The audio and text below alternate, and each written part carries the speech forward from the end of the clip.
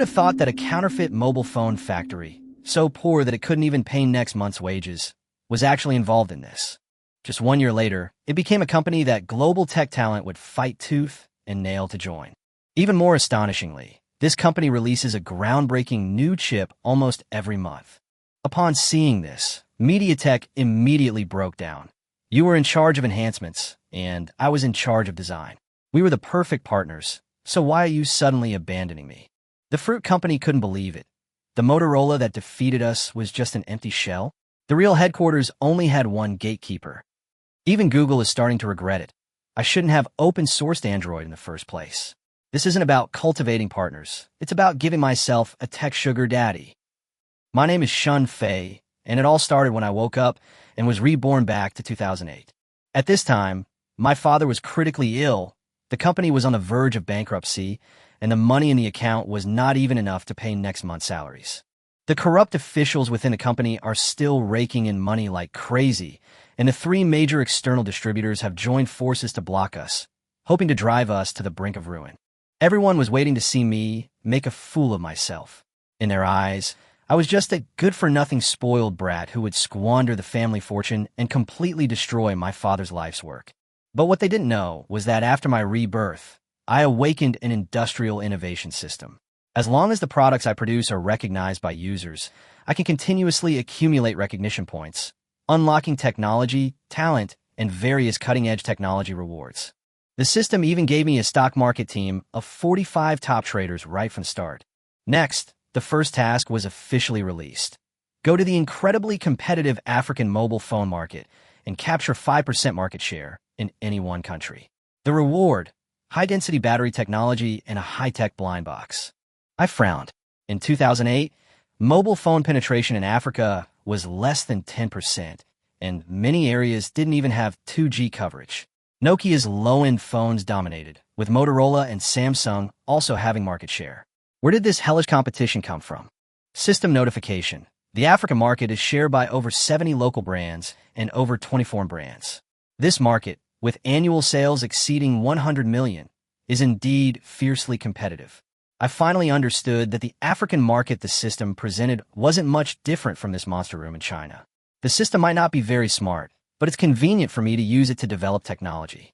Africa's underdeveloped infrastructure makes market expansion difficult, leading major players to neglect in-depth cultivation and simply dump outdated models there, completely disregarding user needs.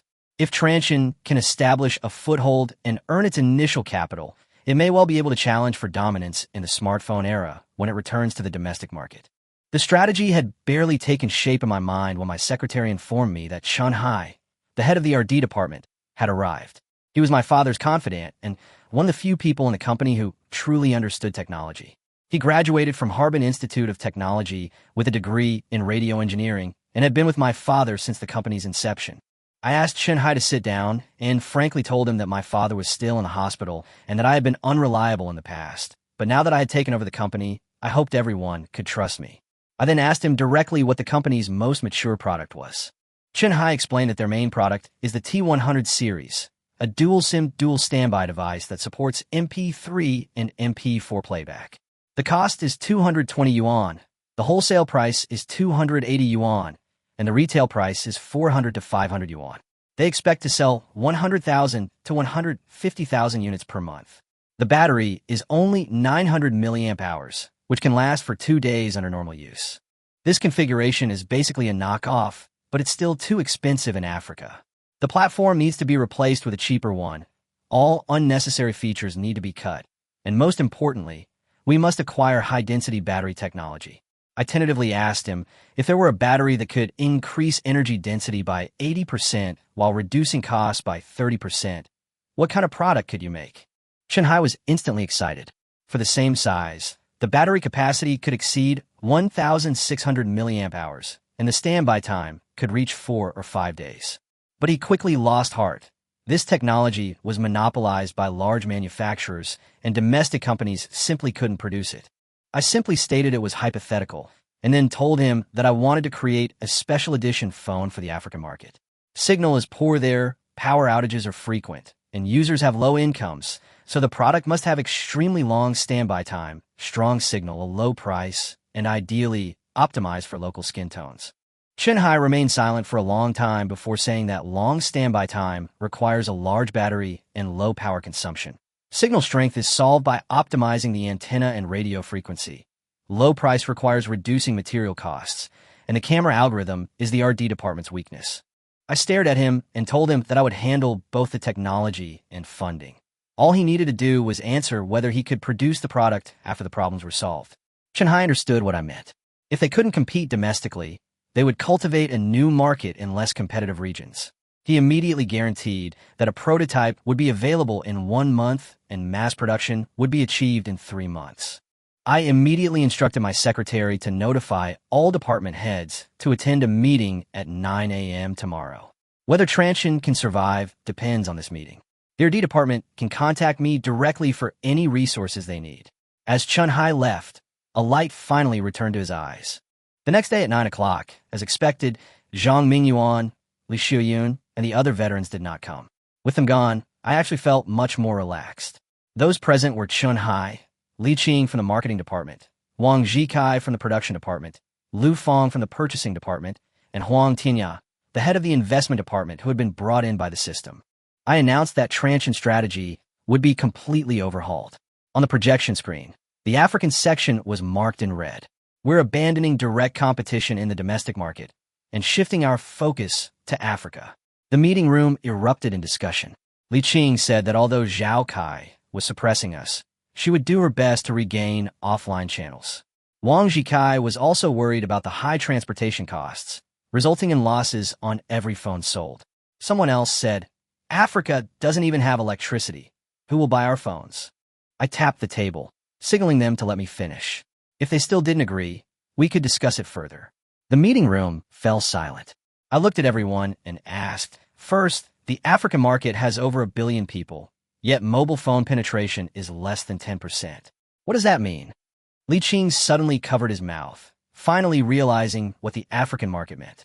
Nokia and Motorola were selling almost entirely old models that had been phased out in Europe, America, and China for many years, with performance even inferior to domestic knockoff phones. I continued, asking them if any international brands had adapted their products for African users. The meeting room fell silent instantly. They couldn't even be bothered to seriously study the Chinese market, let alone a neglected region like Africa. I bluntly stated that they were simply dumping their inventory in Africa. Poor signal and a lack of base stations didn't bother them. Frequent power outages and charging difficulties didn't bother them. And the fact that African users' photos were always completely black didn't bother them either. I walked up to the screen and told everyone that this was Transsion's opportunity. We wouldn't sell outdated products. Instead, we would make a phone truly designed for Africans. It should last at least 5 days on a single charge, ideally 10. It should have enhanced signal strength so that calls could be made even in remote areas.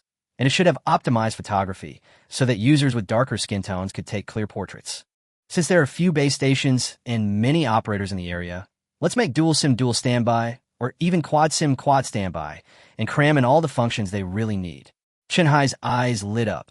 This was a completely new development approach. As long as they grasped these pain points, Transsion could gain a foothold in Africa.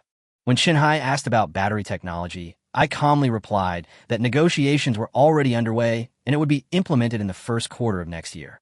Antenna optimization could be handled by former engineers from Huawei, and camera algorithms would be developed in collaboration with university labs. In reality, all of this relies on a robust system, but I needed to first give them hope. Lu Fong then asked if African users could afford it. I gave the answer. The target price was $30 to $50. Wang Jigang was immediately shocked. That price might not even cover the cost. I looked at Chenhai and asked him to calculate the cost based on the lowest-end chip, small screen, and only including calls and text messages. After calculating, he said that with enough volume, it could be reduced to $20, and with MediaTek's rebate, $18 was not impossible. I immediately decided on a strategy. Prepare multiple versions to test the market. The basic version would cost $25 and sell for $30, initially at a loss to open up the market. The standard version, with a camera and music player, would cost around $30 and sell for $50. I told everyone that the fate of Chuanin rested on this battle. Those willing to work for me would be treated well. Those who wanted to leave could leave now with compensation. No one moved in the meeting room. Li Qing was the first to speak up, promising that the marketing department would guarantee the mission's completion. The production department guaranteed delivery, and the purchasing department promised to squeeze as much profit as possible out of MediaTek. I took a deep breath and ordered all departments to act immediately. A week later, after we completed our market research, I wanted to see the complete solution. 3 days later, at Guangzhou Baoan International Airport, a Boeing 737 cargo plane was being loaded. The plane carried Transsion T-100 inventory aircraft, spare parts, and a large number of maintenance tools. I led a 15-person inspection team, including Chen Hai, Li Qing, 7 engineers, 4 translators, and a full 40 professional security personnel. Li Qing said that the Nigerian distributor had agreed to pick me up at the airport. I was dressed casually, wearing sunglasses, and looked like an ordinary business person. But for security reasons, I chartered the entire plane and hired a high-end security team. I couldn't risk my life in Africa. As for this money, Huang Tianyao will naturally handle it.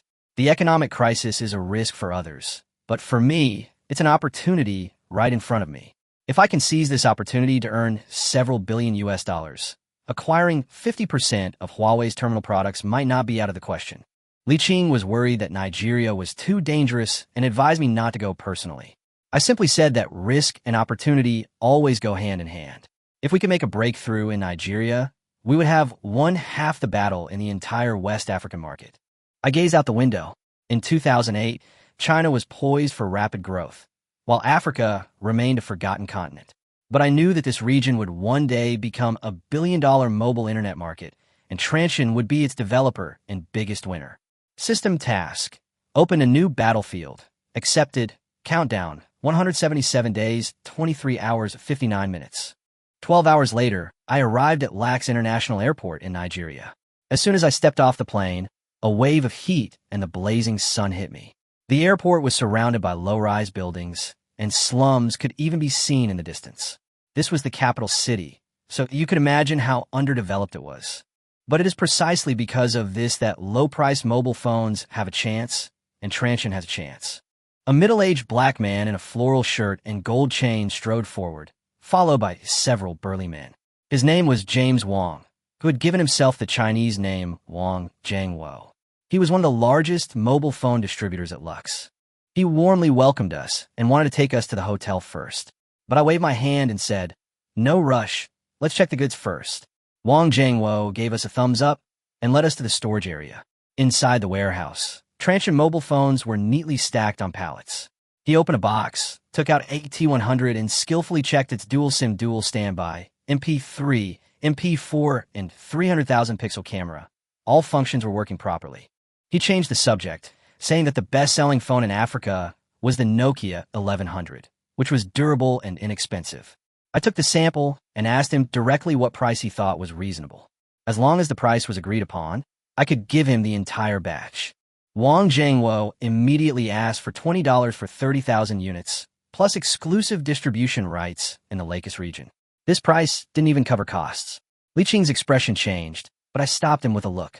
I laughed and told him that $20 wouldn't be enough.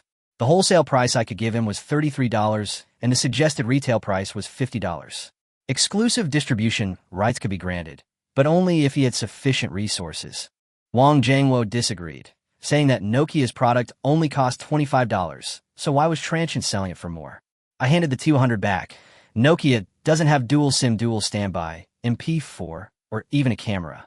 I had an employee stand in the sunlight and take a picture with their phone. The on-screen image wasn't great. The skin tones were remarkably realistic, but it still surprised and delighted them. Compared to Nokia phones that couldn't take pictures, this was more than enough. Wang Jiangwo was finally tempted, but still wanted to lower the price, offering to take 5,000 units for $30 each. I compromised. $32 each, minimum order of 10,000 units. In addition, we will add charging stations to your store. Upon hearing about charging stations, he paused for a moment, then burst into laughter. I told him that power outages are frequent in Africa, and the difficulty of charging is a major obstacle to the widespread adoption of mobile phones. Users can charge their phones for a small fee, which will not only attract customers, but also generate additional revenue. Wang Jiangwo immediately saw the costs involved. The diesel engine, solar panels, and batteries weren't cheap. He pretended to ask who would provide the equipment, even bringing up environmental pollution. Everyone almost burst out laughing, but I calmly replied, Chuanin will provide the equipment. You'll be responsible for the fuel, and you'll take 60% of the profits. He burst into laughter, tried to move closer, but was stopped by security, but didn't mind and agreed on the spot. Ultimately, we signed a draft agreement for $32, 10,000 mobile phones, and charging equipment. On the way back to the hotel, Li Qing couldn't help but worry. The profits were already meager, and they still had to invest in charging stations. The other party's agreements seemed too easy. There might be a problem. Chenhai, however, thought that things going smoothly was a good thing. Looking out at the dilapidated streets, I drew the car curtains. This is just a trial and survey. In Africa, electricity is more valuable than a mobile phone. Charging stations allow us to directly connect with users. I paused and smiled. Wang Jiangwo would never honestly retail at $50. He'd sell it for at least $60. What I wanted was for him to open up the market and establish Transsion as a high-end brand with luxurious features, specifically designed for Africa. The real goal, however, was never about him selling products. We needed to build our own channels and find even greater opportunities in this opportunity-filled African market. The convoy drove through bumpy streets lined with densely packed tin shacks, and many barefoot children chased after the vehicles. Along the roadside, some people held up Nokia phones and looked around. Chenhai told me they were looking for a place to charge them. I looked in that direction and saw a long queue in front of a dilapidated shed, with a sign that read 50 naira per charge. Dozens of phones were plugged into worn-out sockets inside, and a diesel generator hummed. I immediately realized that the charging service could be combined with our official store. The system notified me that by gaining a deeper understanding of local needs, the mission progress would increase by 5%. I immediately stopped the car. The security captain warned me that it was dangerous here, but I only needed 5 minutes to lead the team to the charging shed. I asked a middle-aged man in line how long a single charge would last and whether there were frequent power outages. He accepted the US dollars before replying, "It'll last 3 to 5 days just from making phone calls. As for power outages, you should ask when the power will be back on." I asked him what kind of phone he used, and he pulled out a worn-out Nokia 1100 like a precious treasure. I noted it down, paid, and drove straight to the largest secondhand market in the area. Laxbar Market is like a maze, with narrow alleys piled high, with old clothes, televisions, tires, and mountains of old cell phones. I stopped in front of a stall where the young vendor was taking apart a Motorola.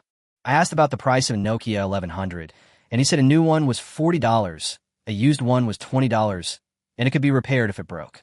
The battery was $5, the charger $2, and the screen $8, and he only accepted US dollars. Seeing the security guards behind me, he immediately tensed up, thinking we were there to collect protection money. I explained that I was from a mobile phone manufacturer and asked how long an old battery could last. He said it all depended on luck. A good one could last a year, while a bad one would be ruined in a few months. I told him I wanted to work with him. He would continue selling phones, and I would be responsible for supplying the goods. The profit margin would definitely be higher than dealing in these secondhand items. If he was worried about the risks, he could come and work as an employee and receive a fixed monthly salary. The young man was clearly tempted, but couldn't believe such a good thing could fall from the sky. I told him to think it over carefully and come to the Lamori Hotel to see me tomorrow. But the goods couldn't be lost, or he would bear the consequences. I'm not here to do charity. After leaving the market, Li Qing worried whether relying on these small vendors could establish distribution channels and how many units he could sell a day. I told him that this person knew all the vendors on the street. As long as he made money, others would naturally follow. We didn't need to secure large distribution channels first. Instead, we built a sales network comprised of countless small stalls. Trust in any market is built on word of mouth.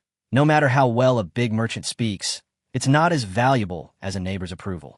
Li Qing was preparing to go back and write the proposal when Wang Jiangwo came knocking again. He had changed his mind, dissatisfied with the revenue sharing for the charging stations, and demanded exclusive distribution rights for the entire Nigeria market.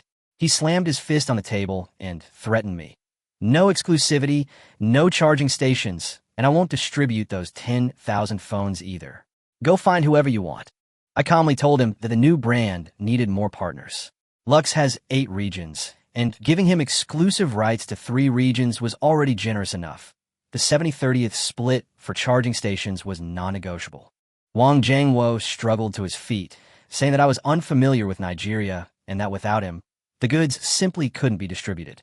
I picked up my teacup, took a slow sip, and asked him with a smile, "Mr. Wang, do you really think you can control everything in Nigeria? Can you really compete with Chinese capital?" Every word I said reached his ears. Wang Jiangwo's expression changed slightly, but he quickly suppressed his nervousness. He clearly didn't believe that a young man like me had the confidence to overturn the table. Wang Jiangwo immediately tried to lower the price, $28 per T100, with the charging station taking 90%. He talked about making money through harmony, but in reality, he wanted to use us as tools to make money for him. The conference room fell silent. Li Qing laughed first. "President Wang, you really have a big appetite. If you divide it like this, we might as well build our own channels. Why should we work for you?" Wang Jiangwo's face turned ashen, but he put on a contemptuous smile. "Do you have money? Transsion is only a fourth-rate manufacturer in China. You think you can turn the world upside down in Nigeria? In this business, you rely on strength, and I am strength." He stepped onto the stool, looking at me smugly. I raised my hand and clapped, interrupting Li Qing. "Why not? A fourth-rate company is still a Chinese company, not just some small-time operation. 7 stall owners in the bar market have already contacted me, willing to act as agents for transmission. Do you think they'd rather continue to have your cut taken, or would they rather take a chance with our support?" Wang Jiangwo fell silent. I threw the agreement in front of him. The T100 would cost $35 to buy, and the T80 would sell for $20. The charging stations would be split 50/50ths. His flagship store could only sell Transsion products, and his 12 branches would have priority in displaying Transsion products. Signed. You're still an important partner of Lax. Business is about expanding the pie, not clinging to a small piece and not letting others touch it. After reading the contract, he couldn't contain his anger any longer. He clenched his fist and slammed it on the ground. "You little brat, this is the first time someone has dared to treat me like a pig to be slaughtered. You'll pay the price." Wang Jiangwo winked at his underlings, wanting to teach us a lesson. But seeing the security guards, none of them dared to move. They were just trying to make a living, not here to die. In the end, Wang Jiangwo could only leave with a curt "wait" before slinking away. Li Qing was a little worried and asked if I had messed things up. I shook my head. He wasn't here to discuss cooperation at all. Human greed knows no bounds. Even if you agree to him today, he'll still raise the price when it comes time to sign the contract. Do you think Chinese companies can be controlled by a few local bullies when they come to Africa? Shanghai, however, thought of battery technology. If energy storage stations could be combined with solar energy, the charging problem could be solved, and it would also prevent the other side from using underhanded tactics. I glanced at the system. The task progress was 22%, far from enough. I told him to resolve the distribution issue first, and then see what the young stall owner's choice was tomorrow. If he was willing to cooperate, we'd make him our agent, and then establish our own security group. The T80 also needs to be launched as soon as possible. Low price is key. Late at night, I stood by my hotel window overlooking Lax. The affluent areas were still brightly lit, while much of the country remained shrouded in darkness. I suddenly realized that what Africa lacks most isn't cell phone signal, but rather reliable charging infrastructure. The system immediately popped up a notification, unlocking a hidden reward, a graphene solar charging panel. Whoever can solve the charging problem will win the market. My task progress jumped to 32%. I immediately drafted the T-Series solution. 10-day ultra-long standby time, quad-SIM quad standby, portrait algorithm adapted for African users, combined with high-density batteries and graphene heat dissipation technology. Shanghai also sent a message, saying that Africa has abundant sunshine, making solar energy the best solution, but the current technology is inefficient and costly. I replied that I would handle the technology, and he only needed to focus on product design. We would prepare for mass production once he returned to China. The next morning, as I was having breakfast in the hotel restaurant, I saw the same vendor from yesterday standing awkwardly outside the door, glancing inside every now and then. I put down my teacup and said to Li Qing, "Go and invite that friend in and prepare another breakfast for him." 5 minutes later, the young vendor was led into the restaurant. He had changed into a clean shirt, but his hands were trembling with nervousness. I asked him to sit down and asked if he had eaten. He said he had, but his eyes kept drifting to the bread and fried eggs on the table. I asked the waiter to bring him more breakfast, indicating that he could eat while we talked. His name was Adebayor, and he was eager to express his opinion as soon as he sat down, saying that he had thought about it all night and was willing to accept the cooperation I had proposed yesterday. He ate very quickly. Clearly, he was really hungry. After he had almost finished eating, I told him that the situation had changed. Adebayor's expression immediately changed. He thought I was going to give up on him and hurriedly said that he could compromise. He had worked in the bar market for 5 years, knew repairs, and knew many people. He absolutely deserved this opportunity. I interrupted him with a smile. Don't misunderstand. This is even better news for you. The company had decided to abandon its partnership with a large local distributor and instead cultivate a local team to build its own sales network. Adebayor's eyes lit up instantly upon hearing this. I told him that if he passed the test, he would become Transsion's first official employee in Nigeria. Initially, we planned to open 20 directly operated stores in LAX. The headquarters would be responsible for site selection, decoration, funding, and training, while he would be in charge of recruitment and daily operations. Li Qing retrieved the employment contract. I reminded Adebayo that this path wouldn't be easy. Our existing distributors had already turned against us. If he accepted the assignment, he'd face their pressure. The security team would protect him temporarily, but next time I came, I hoped he'd have his own security system in place and be able to break through. Adebayo stared at the contract cover and asked in a low voice, "These questions on my test?"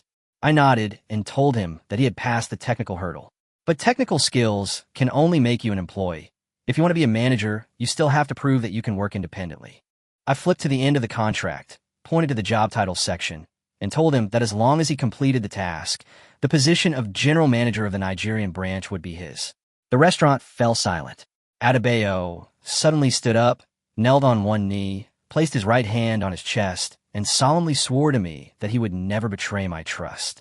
He said he had been selling mobile phones for many years, knew what Nigerians needed, where the largest crowds were, how to deal with the police, and how to avoid gang extortion. He was willing to pass on all this experience to Transsion. I had my bodyguard help him up and offered him a 3-year contract with a base annual salary of $5,000, plus performance-based bonuses. Adebayo barely glanced at the terms before signing. For him, this contract meant a complete turnaround. After signing, he eagerly asked when it would begin. I glanced at the time. Now, go to the bar market at 8 to inventory the stock, then have a meeting at the temporary office at 10 to determine the locations of the first batch of stores. After he left excitedly, Chenhai worried that it was too risky for me to entrust such a heavy responsibility to a vendor I had just met. I finished my last sip of tea and said only one sentence. In Africa, the wisdom of the locals is more valuable than market reports. We don't have time to follow the established procedures. But just as I finished speaking, Li Xiaoyin called. I answered the phone, my face gradually darkening. She said urgently that the 3 major domestic distributors had jointly sent a letter demanding that the rebate be increased from 5% to 42%, or else all Transsion products would be immediately removed from shelves. What's more troublesome is that the media has already arrived at the factory, ready to interview us, and also Mr. Shen. I asked about the warehouse inventory, and she said there were still 300,000 units of the 100 series and 150,000 units of other models. At the normal pace, that's enough to sell for 3 months, but if the distributors really take everything off the shelves, When I received the call from China, I simply said calmly that the inspection team was returning home that afternoon and that I would handle everything when I got back. Zhang Mingyuan and his group dared not touch the African project, so they could only pressure me by threatening my domestic inventory and distribution channels, trying to cut off my escape route. I immediately arranged for Wang to stay in LAX to work with Adebayo on the store rollout. Chun and I returned to China to continue overseeing algorithm optimization and the new phone. It's time to deal with these little bugs back home. 12 hours later, I returned to the Guangzhou headquarters. The conference room was filled with smoke. Zhang Mingyuan, Li Xiaoyin, and several channel representatives were all there, their faces grim. Mr. Wang, the general manager of Jasuda, the largest chain channel in South China, demanded a 42% rebate, saying that the market was bad and that counters and promotions had costs. Anything lower than that would result in losses for them. Li Xiaoyin chimed in, saying that Bird's rebates exceeded 35%, and if they didn't offer discounts, no one would be willing to sell. Chen Hai couldn't help but retort, but Li Xiaoyun said she was acting in the company's best interests. If the inventory kept piling up, the company would be finished. I kept flipping through the distributor's official letter, remaining silent. Li Qing reminded me that with a 42% rebate, the profit per T100 was less than 2 yuan. Not even counting transportation and after-sales service, it was practically a loss. I nodded and looked at everyone. Your terms are beyond Transsion's capabilities. Please find someone else. Mr. Wang's face darkened, and he threatened that the three of us distributors accounted for 80% of Transsion's shipments. He said that if we all took the products off the shelves at the same time, he couldn't afford the consequences. He even flicked his cigarette ash at me. Then take them off the shelves. I closed the document and announced that Transsion would be launching a trade-in program for old phones. Any brand of old phone could be traded in for 8 T100 with a maximum discount of 300 yuan. All Transsion phones come with a 1-year free warranty, even for damage caused by human error. Zhang Mingyuan slammed his fist on the table, yelling that I was crazy, that trade-ins and warranty repairs were bottomless pits, and putting on a show of concern for the company. But Li Qing immediately saw the value of the plan. Feature phones are durable and drop-resistant, so there wouldn't be much damage caused by human error. I stood up and looked at Zhang Mingyuan. We're all seasoned foxes. There's no need for acting. The future market will no longer be about distribution channels, but about the user. Instead of feeding profits to these people, we should directly benefit consumers. I then looked at the distributors. Go ahead and remove them from the shelves. Transsion will open exclusive stores. The customer traffic brought by the trade-in program originally belonged to you, but now you're handing it over to me. Upon hearing this, their alliance immediately crumbled. Mr. Li, who had been silent until now, asked who would bear the cost of disposing of the old phones. I told him that Transsion had disposal channels, we would cover the costs, and we could even subsidize 20% of the promotional expenses. Mr. Li immediately stubbed out his cigarette and agreed to continue the cooperation, asking for only a 5% rebate. Half an hour later, the two distributors signed a contract and left with the optimized trade-in plan, leaving only Mr. Wang slamming the door and leaving. Only the internal staff remained in the conference room. Zhang Mingyuan, his face ashen, said that my stubbornness would bankrupt the company. I looked at him and slowly said, Uncle Zhang, how could you afford your son's sports car worth over 7 million with your income of less than 5 million over the past 3 years? Li Xiaoyun's face changed instantly. Zhang Mingyuan said angrily, You're investigating me? It's not an investigation, it's collecting evidence. I took out the documents. Last March, you approved 2 million yuan for marketing expenses. The recipient was Yangqing Mingyuan Consulting Company, and a legal representative was your wife. I then turned to Li Xiaoyun, and Ms. Li, the price of batteries your company has purchased over the past 3 years has consistently been 15% higher than the market average. The actual controller of the supplier, Shanghai Electronics, is your brother. All the evidence was laid out on the table, and the meeting room fell into an instant silence. I looked at Zhang Mingyuan, whose hands were trembling, and Li Xiaoyun, who was slumped at her seat, and calmly said, You can hand the materials over to the police, or you can pretend you didn't see them. The choice is yours. They clearly hadn't expected that my father would hide me so well. I want to see your resignation letters by tomorrow. I stood up. Considering the years you follow my father, hand over your shares, and this matter will end here. But there's no place for you in Chuanin. After saying that, I left the meeting room. The moment the door closed, I heard Zhang Mingyuan's out-of-control roar and the sound of things being smashed. He had always felt that the telepathic communication should have been his, but now he had nothing left. I stood outside the door and reminded him, Mr. Zhang, you'll have to pay for this at full price if you break things. Then I smiled and went back to my office. Of course, I wasn't that merciful. This was just the beginning. Just as I sat down, the system notification sounded again. The host has successfully stabilized the domestic situation and purged internal corruption. Mission rating, B+. Reward, dark skin tone portrait optimization algorithm. Additional reward, 30 professional investment team operators, proficient in global financial market operations and skilled in crisis arbitrage. My eyes lit up. It was September 2008, and Lehman Brothers was on the verge of bankruptcy. With Huang Tianya around, I could have already profited from this crisis. Now, with a professional team, I was bound to earn even more. I sent the message to Huang Tianya, and he replied with OK and sent me a report. The original 10 million has now become 42 million, a 420% return in less than a week. It seems that we do have a chance to capture Huawei's terminal market. After reading the report, I closed the page and turned my attention back to the audio transmission. The algorithm had arrived. The next step was to turn it into a product. Engineer Chun, notify all image algorithm engineers that there will be a meeting in 1 hour. At the same time, the Lehman Brothers headquarters on Wall Street was brightly lit. The executives, though their expressions were grave, harbored a sense of relief in their eyes. They had already received their paychecks. They didn't care what the consequences of the crisis might be. Unbeknownst to anyone, Transsion, based in China, was already investing with an initial capital of $10 million. Investment Team Operation Log, September 8th, established a short position in Lehman Brothers CDS, notional principal of $5 million, leverage of 20x. $5 million can leverage $100 million. The financial crisis is a disaster for some, but a feast for others. What Huang Tianyao needs to do is to earn enough ammunition for me before the feast ends. Transsion's RD Center consisted of only a few offices. The conference room was packed with people, including Chunhai's hardware team and software engineers poached from other mobile phone manufacturers. They looked exhausted and were skeptical of the revolutionary algorithm I described. I stood in front of the projection screen, rolled up my sleeves, and said, "Enough with the chit-chat. Let's see the results." 2 photos of the same black model appeared on the screen.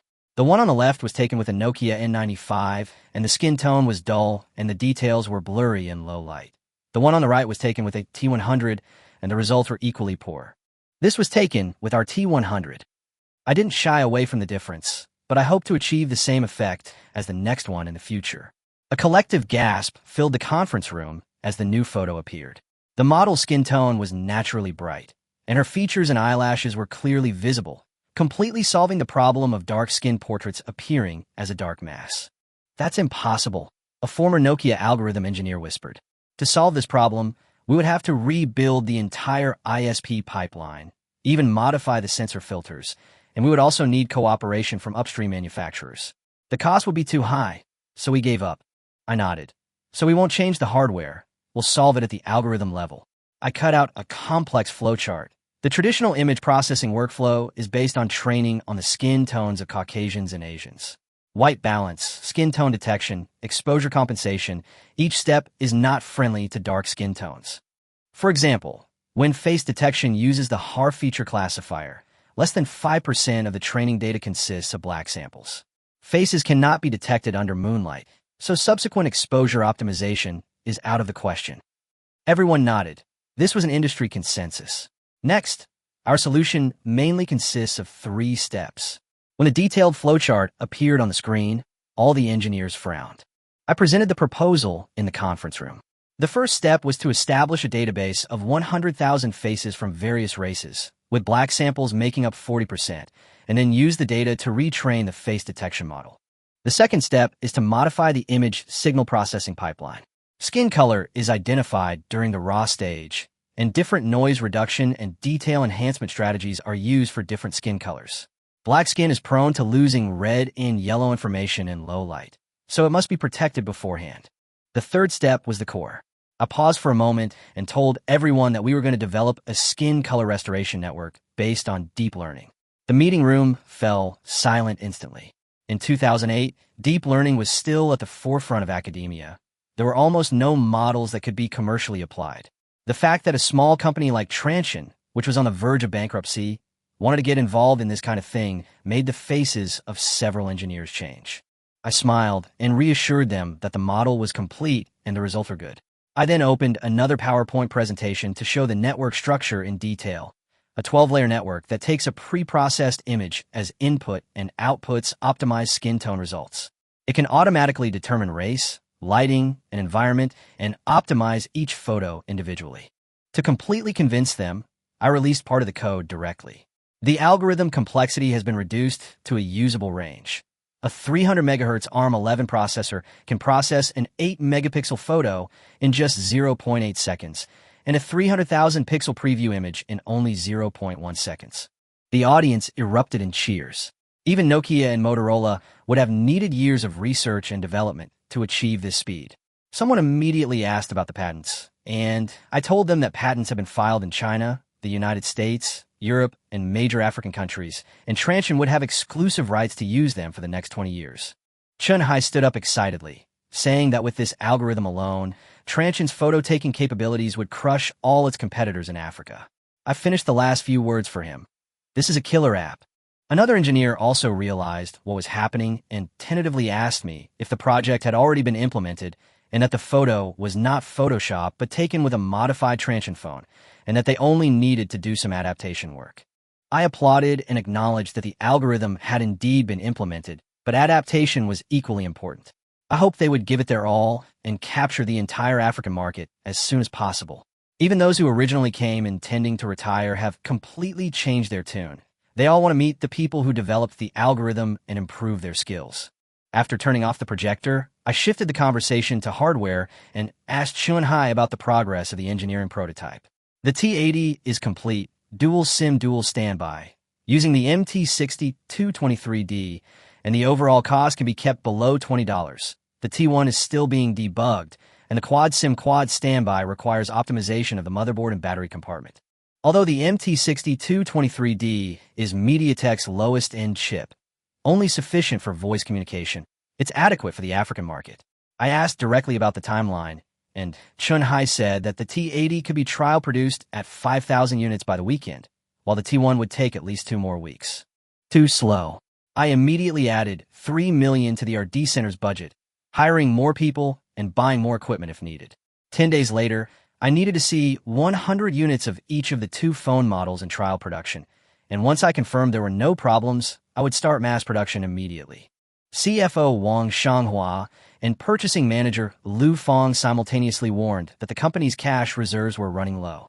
To cut costs, the company had already made large-scale purchases of materials, even ordering 1 million MT60-223D units and paying a deposit. I told them not to worry about funding, as the company would soon receive an additional capital injection. They both breathed a sigh of relief. After the meeting, Chun-Hai caught up with me and asked if the algorithm was really developed by a friend. I looked at him and told him not to delve too deeply into it. I hadn't wasted those years. Transsion now had a technological mode, and the next step was to quickly transform that technology into a product barrier. I patted him on the shoulder. In a month, I said, the first batch of goods will be shipped to Nigeria. Whether we win this battle depends entirely on them.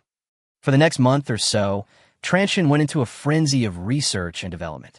The R&D center operated in 24-hour shifts, and the production line worked in 3 shifts, yet all the employees had smiles on their faces. This was because I was generous with pay, paid overtime in full, and even allowed employees to receive their pay before starting work at night without needing to be urged. Everyone was working tirelessly to improve efficiency and accuracy. During this period, Huang Tianya kept bringing good news. On September 15th, Lehman Brothers filed for bankruptcy protection, and my CDS short position, which I had positioned in advance, made a profit of 320%, turning $5 million into $320 million. I then profited 210% by shorting AIG and another 180% from stock index futures when the Dow Jones plunged 777 points in a single day. Despite some minor mistakes, by early October, my principal had grown to $1.8 billion. Most of the funds remained in the United States, with $200 million still deposited into my personal account. The trade-in program in China has also been a huge success. Feature phone users are eager to upgrade, and although the profit margin for trading in old phones for new ones is thin, it has completely boosted sales. 260,000 units were sold in the first month, 3 times out of the same period last year, clearing out most of the inventory, and even the distributors who signed new contracts benefited from the program. Mr. Wang regretted it, and other manufacturers like Bird immediately followed suit, offering even more aggressive subsidies than us, and even copying our advertising slogans. The market was once again caught up in a replacement war, but I didn't increase my investment. Our goal was to clear our inventory, and now that we're almost out of stock, there's no need to fight tooth and nail with them. On October 8th, I had just sat down in my office when Chun-Hai called excitedly. President Chun, it's a success. The first batch of T80 and T1 products have all passed quality inspection, with a yield rate of 92%. I immediately got up. I'll go to the factory right away. Inside factory number 1 in Bowen Industrial Zone, the production line is still running at high speed. Brand new mobile phones are being assembled, tested, and packaged, with the eye-catching Techno logo printed on the back. I picked up the T1. The dark gray matte shell felt very solid, with 4 SIM cards side by side under the back cover and a large 1,600 mAh battery that took up half of the phone. I tried taking photos on the spot. The details on the workers' faces were clear, the skin tone was natural, and there was no overexposure even under incandescent light. Shanghai told me that the mass production version has optimized the LSP firmware, making it faster. The T80 is lighter and thinner, with dual SIM cards and a 1,000 mAh battery. The T80 adds a camera, and its photo quality is enough to surpass Nokia's comparable models. Wang Shanghua, the finance manager, reported the costs. T80 is $19.80, T80A is $20.80, and T1 is $34.70. These costs can be further reduced as the scale increases. Based on African pricing, T80 sells for $30, T80A for $35, and T1 for $100. After deducting transportation, tariffs, and marketing costs, the gross profit margin can still reach 30 to 40%. Currently, we have 30,000 T80 series phones in stock and 10,000 T1 phones in stock. With the production lines running at full capacity, we can produce 40,000 phones per week. I immediately decided to hire more workers and open 2 more production lines. These 3 phones will be a huge hit in Africa, and we must keep up with the inventory. The launch event in Nigeria is scheduled for October 28th. As I walked out of the factory, it was getting dark, and the autumn breeze in Guangzhou was unusually refreshing. I looked at the 4 large characters of Transsion Technology. Just a month ago, this place was lifeless, and workers were worried about losing their jobs. Now, 2 products and 3 mobile phones are ready to go, and the production line that was originally going to be shut down has started to operate in 3 shifts. On October 27th, I arrived in Lax, Nigeria again. Adebayo and his men lined up to greet me. Dressed in a suit, he was no longer the small-time stall owner he once was. "Hello, boss. Welcome to our inspection." On the way, Adebayo reported that all 20 stores have been renovated, store manager training was complete, and 50,000 T100 units have been sold out, generating $2.2 million in revenue. After deducting the investment in recruitment and purchasing stores, there was still $2 million left in the account. Mobile phone dealers in Lux were asking about new stock, wanting to become agents, and also wanted to join us. I have officially appointed Adebayo as Transsion's first employee in Nigeria and set a target for him. Monthly sales of at least 200,000 units. He will host tomorrow's launch event, and I want all of Nigeria to remember Transsion.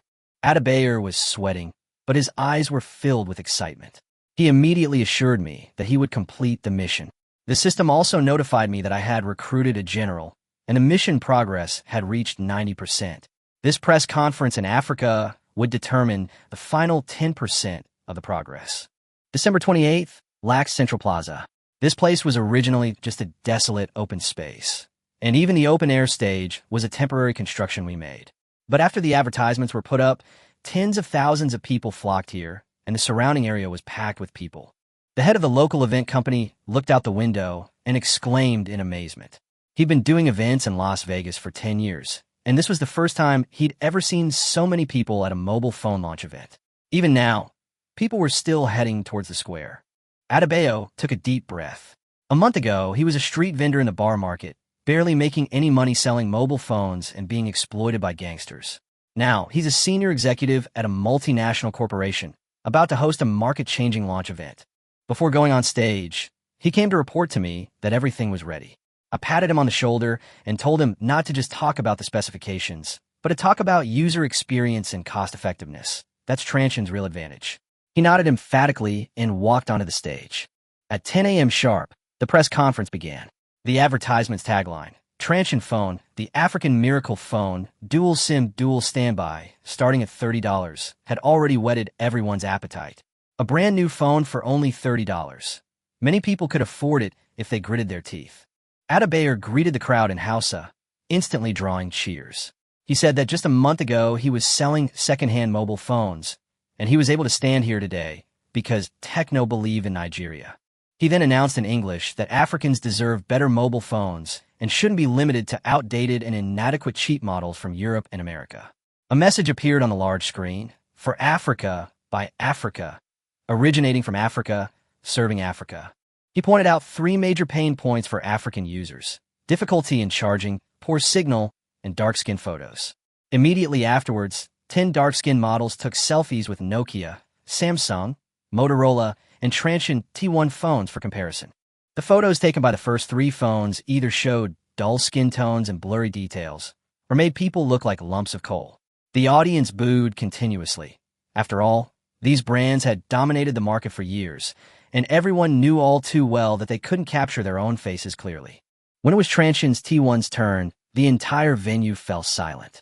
No one believed that a Chinese company could overcome the challenge of photographing dark-skinned individuals, a problem that even large corporations in developed countries couldn't solve. The model smiled, pressed the shutter, and the photo was projected onto the big screen. Everyone was stunned.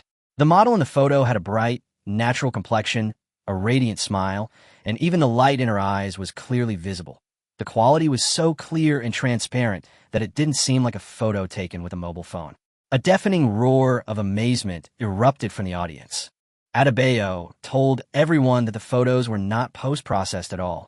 Transsion engineers studied 100,000 photos of Africans and invested heavily in developing a dark skin tone optimization algorithm.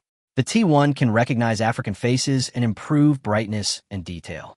Finally, he shouted out the tagline from the advertisement: "The T1 can capture the true beauty of Africans." Applause, whistles, and cheers erupted instantly. Some shouted that Transsion truly understands African users, while others angrily denounced large European companies for only selling junk and insisted on supporting Transsion. But this was just the beginning. I asked Adebayo to continue. Nigeria has insufficient base station coverage, and there are many operators, so people often have to carry several SIM cards when they go out. Changing cards is not only troublesome, but they can also be easily lost if you're not careful. Adebayo removed the back cover of the T1, immediately revealing 4 SIM card slots. He loudly announced that the Techno T1 was the world's first quad-SIM, quad-standby phone, allowing all 4 SIM cards to be on standby simultaneously, with users able to switch directly between them as needed. The audience erupted in excitement. For people who frequently travel across regions for work, this was a revolutionary feature. The excellent camera was just a pleasant surprise. The quad-SIM, quad-standby capability was the real reason they had to buy the T1. He then demonstrated the T1's enhanced antenna. Its signal reception in remote areas is 40% better than that of ordinary mobile phones. After testing in the suburbs of Lax and on a farm in Abuja, the T1 was able to make calls even when other phones had no signal. Someone immediately asked, given the frequent power outages in Nigeria, even a powerful phone is useless without a battery. Adebayo replied with a smile. The T1 is equipped with a 1,600 mAh battery, which can last for a week under normal use and more than 12 hours of continuous talk time. Even if there's no electricity at home, users can charge their phones at Transsion's flagship stores. Each charge costs only 20 cents, with monthly costs not exceeding $1, and includes 10 free charging sessions. As long as there's a Transsion store, there's no need to worry about your phone running out of power. The word "free" flashed across the large screen, igniting a frenzy of excitement throughout the venue. Transsion's every feature precisely addressed the most pressing issues for African users. But after the initial excitement, new concerns arose. With such powerful features like quad SIM cards, quad standby, super long battery life, and excellent camera capabilities, the price is bound to be high. Some guessed it would cost $200, while others boasted about owning a $1,200.96, concluding that this phone was destined only for the wealthy. After the murmurs subsided, Adebayo and others reluctantly remarked that if priced traditionally and sold by Nokia, the phone would be worth at least $800. Hearing this, many people prepared to leave in disappointment. But then he changed the subject, saying that Transsion was different from other companies. "We believe that technology shouldn't just serve the rich. Ordinary people should also be able to afford and use good mobile phones." Everyone stopped in their tracks. The price page slowly appeared, and after the animation obscuring the numbers disappeared, a huge $100 bill came into view. The entire venue, packed with thousands, fell into a deathly silence for several seconds, as if no one could believe their eyes. Adebayo then announced a further $1 discount and 10 free charging sessions, bringing the final price of the T1 to $99, including 20 free charging sessions. Cheers immediately erupted throughout the block. Quad SIM, quad standby, strong signal, long battery life, optimized camera. It's only $99. Even a used Nokia N73 costs more. But I know that $99 is still not cheap for some people. Therefore, Transsion has another option. The larger screen features the thinner and simpler Tecno T80. Dual SIM dual standby, 1000 mAh battery, 3-day battery life. The T80A's camera has also been optimized, and portraits are still clear. The T80 was priced at $30, and the T80A at $35. There was no silence, only an instant burst of cheers. This price was almost lower than many second-hand phones, yet it boasted dual SIM dual standby, optimized photography, and Transsion's quality control and after-sales service. Adesba announced on stage that the T1 and T80 will be available for purchase simultaneously at 20 Lux stores starting at 9 a.m. tomorrow. The first 1,000 customers will receive 20 free charging sessions, and all phones come with a 1-year free warranty. For damage caused by human error, only the cost of parts will be charged. After the press conference ended, the models left the stage, and security personnel carried the demo table onto the stage while keeping a close eye on the display unit. The area wasn't exactly safe, and no one would be surprised if the demo unit suddenly disappeared. The crowd immediately rushed onto the stage, gasps of surprise filling the air. Some people tried taking photos and were amazed by the clarity, which far exceeded their expectations. Some people discovered that all 4 SIM cards could be recognized. Many more people compared the phones repeatedly and thought that the feel was better than Nokia and the price was cheaper. Standing backstage watching this scene, I knew very well that the opportunities in the African market were more direct than those in China. Chun-Hai excitedly said that the press conference was a complete success and Adebayor truly had a marketing talent. His down-to-earth approach was on the right track. I told him, however, that it wasn't over yet. The factory immediately went into full production, and all subsequent products were shipped by sea, needing to be delivered to Nigeria within a month. Lax was just the capital. Our goal was the whole of Nigeria, and even Ghana, Kenya, and Tanzania. Transsion's ambition has never been to be the king of a single country, but the king of Africa. Li Qing immediately accepted the order and began arranging subsequent production capacity and transportation. The press conference was just the beginning. The real expansion had only just begun. That evening, the entire city of Lux was abuzz with talk of Transsion.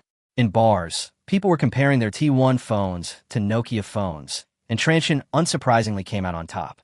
Meanwhile, small vendors in the second-hand market were inquiring about how to become Transsion distributors. Young people in the slums are also calculating how long they'll need to save to buy a T80. For them, it's not just a phone, it's a status symbol that others envy. By 10 p.m., people were already lining up outside the store. The next day, before the store opened, the area outside was already packed with customers. After finishing his work, Adebayo ran up to me excitedly and said, "Boss, we did it."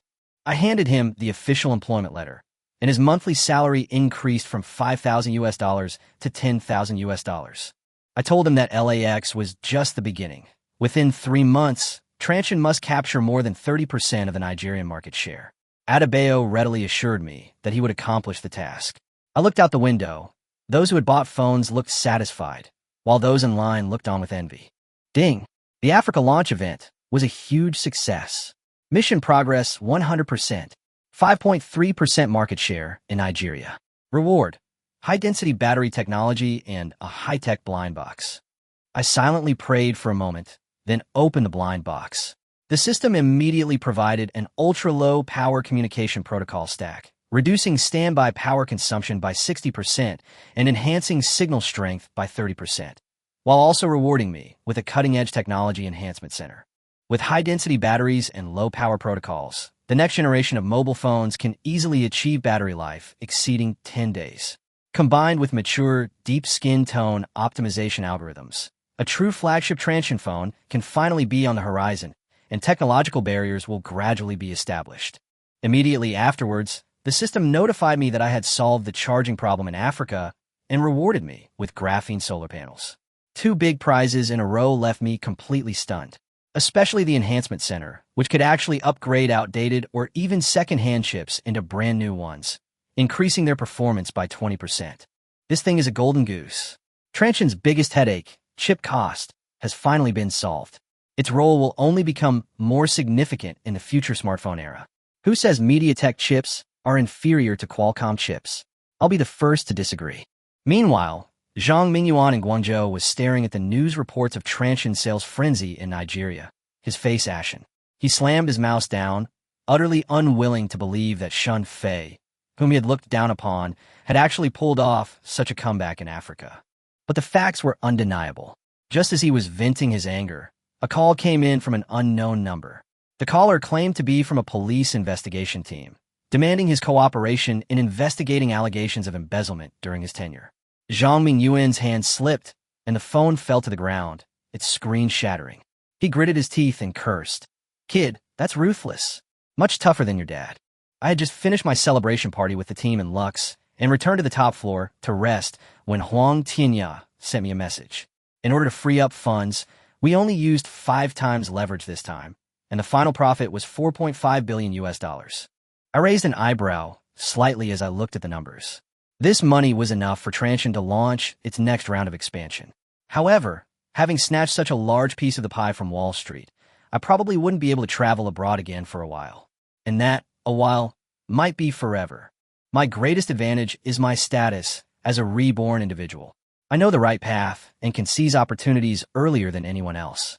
I had Huang Tianya adjust his goals, no longer simply pursuing funds, but taking advantage of the crisis to acquire high-quality assets.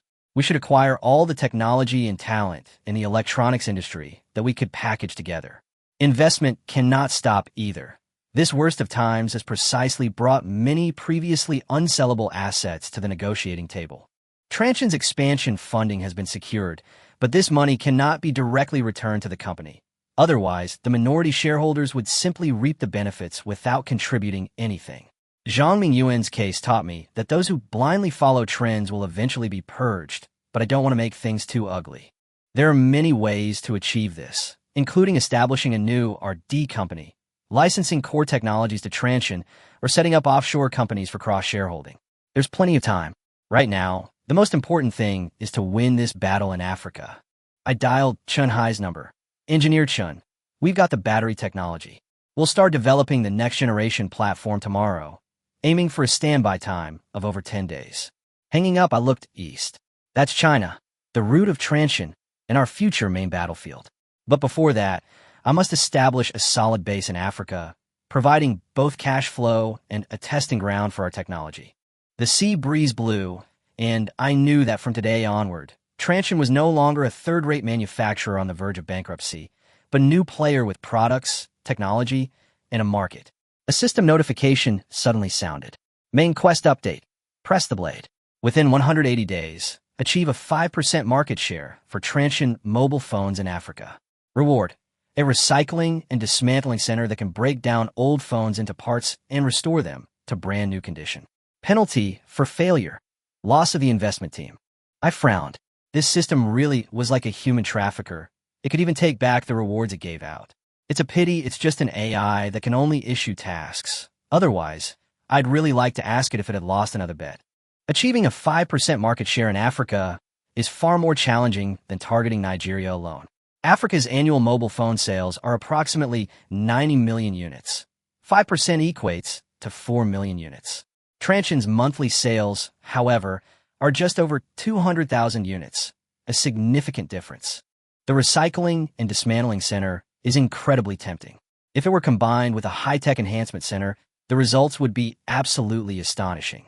I'm reminded of a research report. Every year, over 20 million discarded mobile phones flow into Africa, mostly outdated models from Europe and America, simply refurbished and then flooding the market with low prices. With the T80 alone, I can't control them. The T-Series must continue to lower its prices. The next morning, Adebayo rushed over excitedly to report. The initial launch across 20 stores had sold 120,000 units, with the T80 accounting for 70,000 and the high-end T80 only 30,000. He went straight to the point. "Boss, price is the key. If we had a lower spec model, tripling sales wouldn't be a problem." I'm very satisfied. He's ambitious and knows the rules. People like that are rare in Africa. We've done well in Nigeria, but it's not enough. We need to take over the market there within 3 months and expand our sales network to Ghana, Kenya, Tanzania, and Ethiopia. We don't need stores everywhere, but we must have sales points, and our advertising should be in shopping malls, on residential walls, and even in public buildings. Adebayor said he needed money and people, and I told him directly that all the initial funding would be used for market expansion. Transsion is about to complete its financing, raising 280 million renminbi, of which 100 million will be specifically invested in Africa. Just a month ago, they were on the verge of bankruptcy, but now they have hundreds of millions in expansion funds. Adebayor was completely stunned. I told him that Transsion was entering an era of large-scale globalization, but it would still be under my control. I took out the appointment letter. You are now the general manager of the Nigerian branch. After the financing, you will be promoted to vice president of the Africa region, responsible for sub-Saharan business, with an annual salary of $30,000.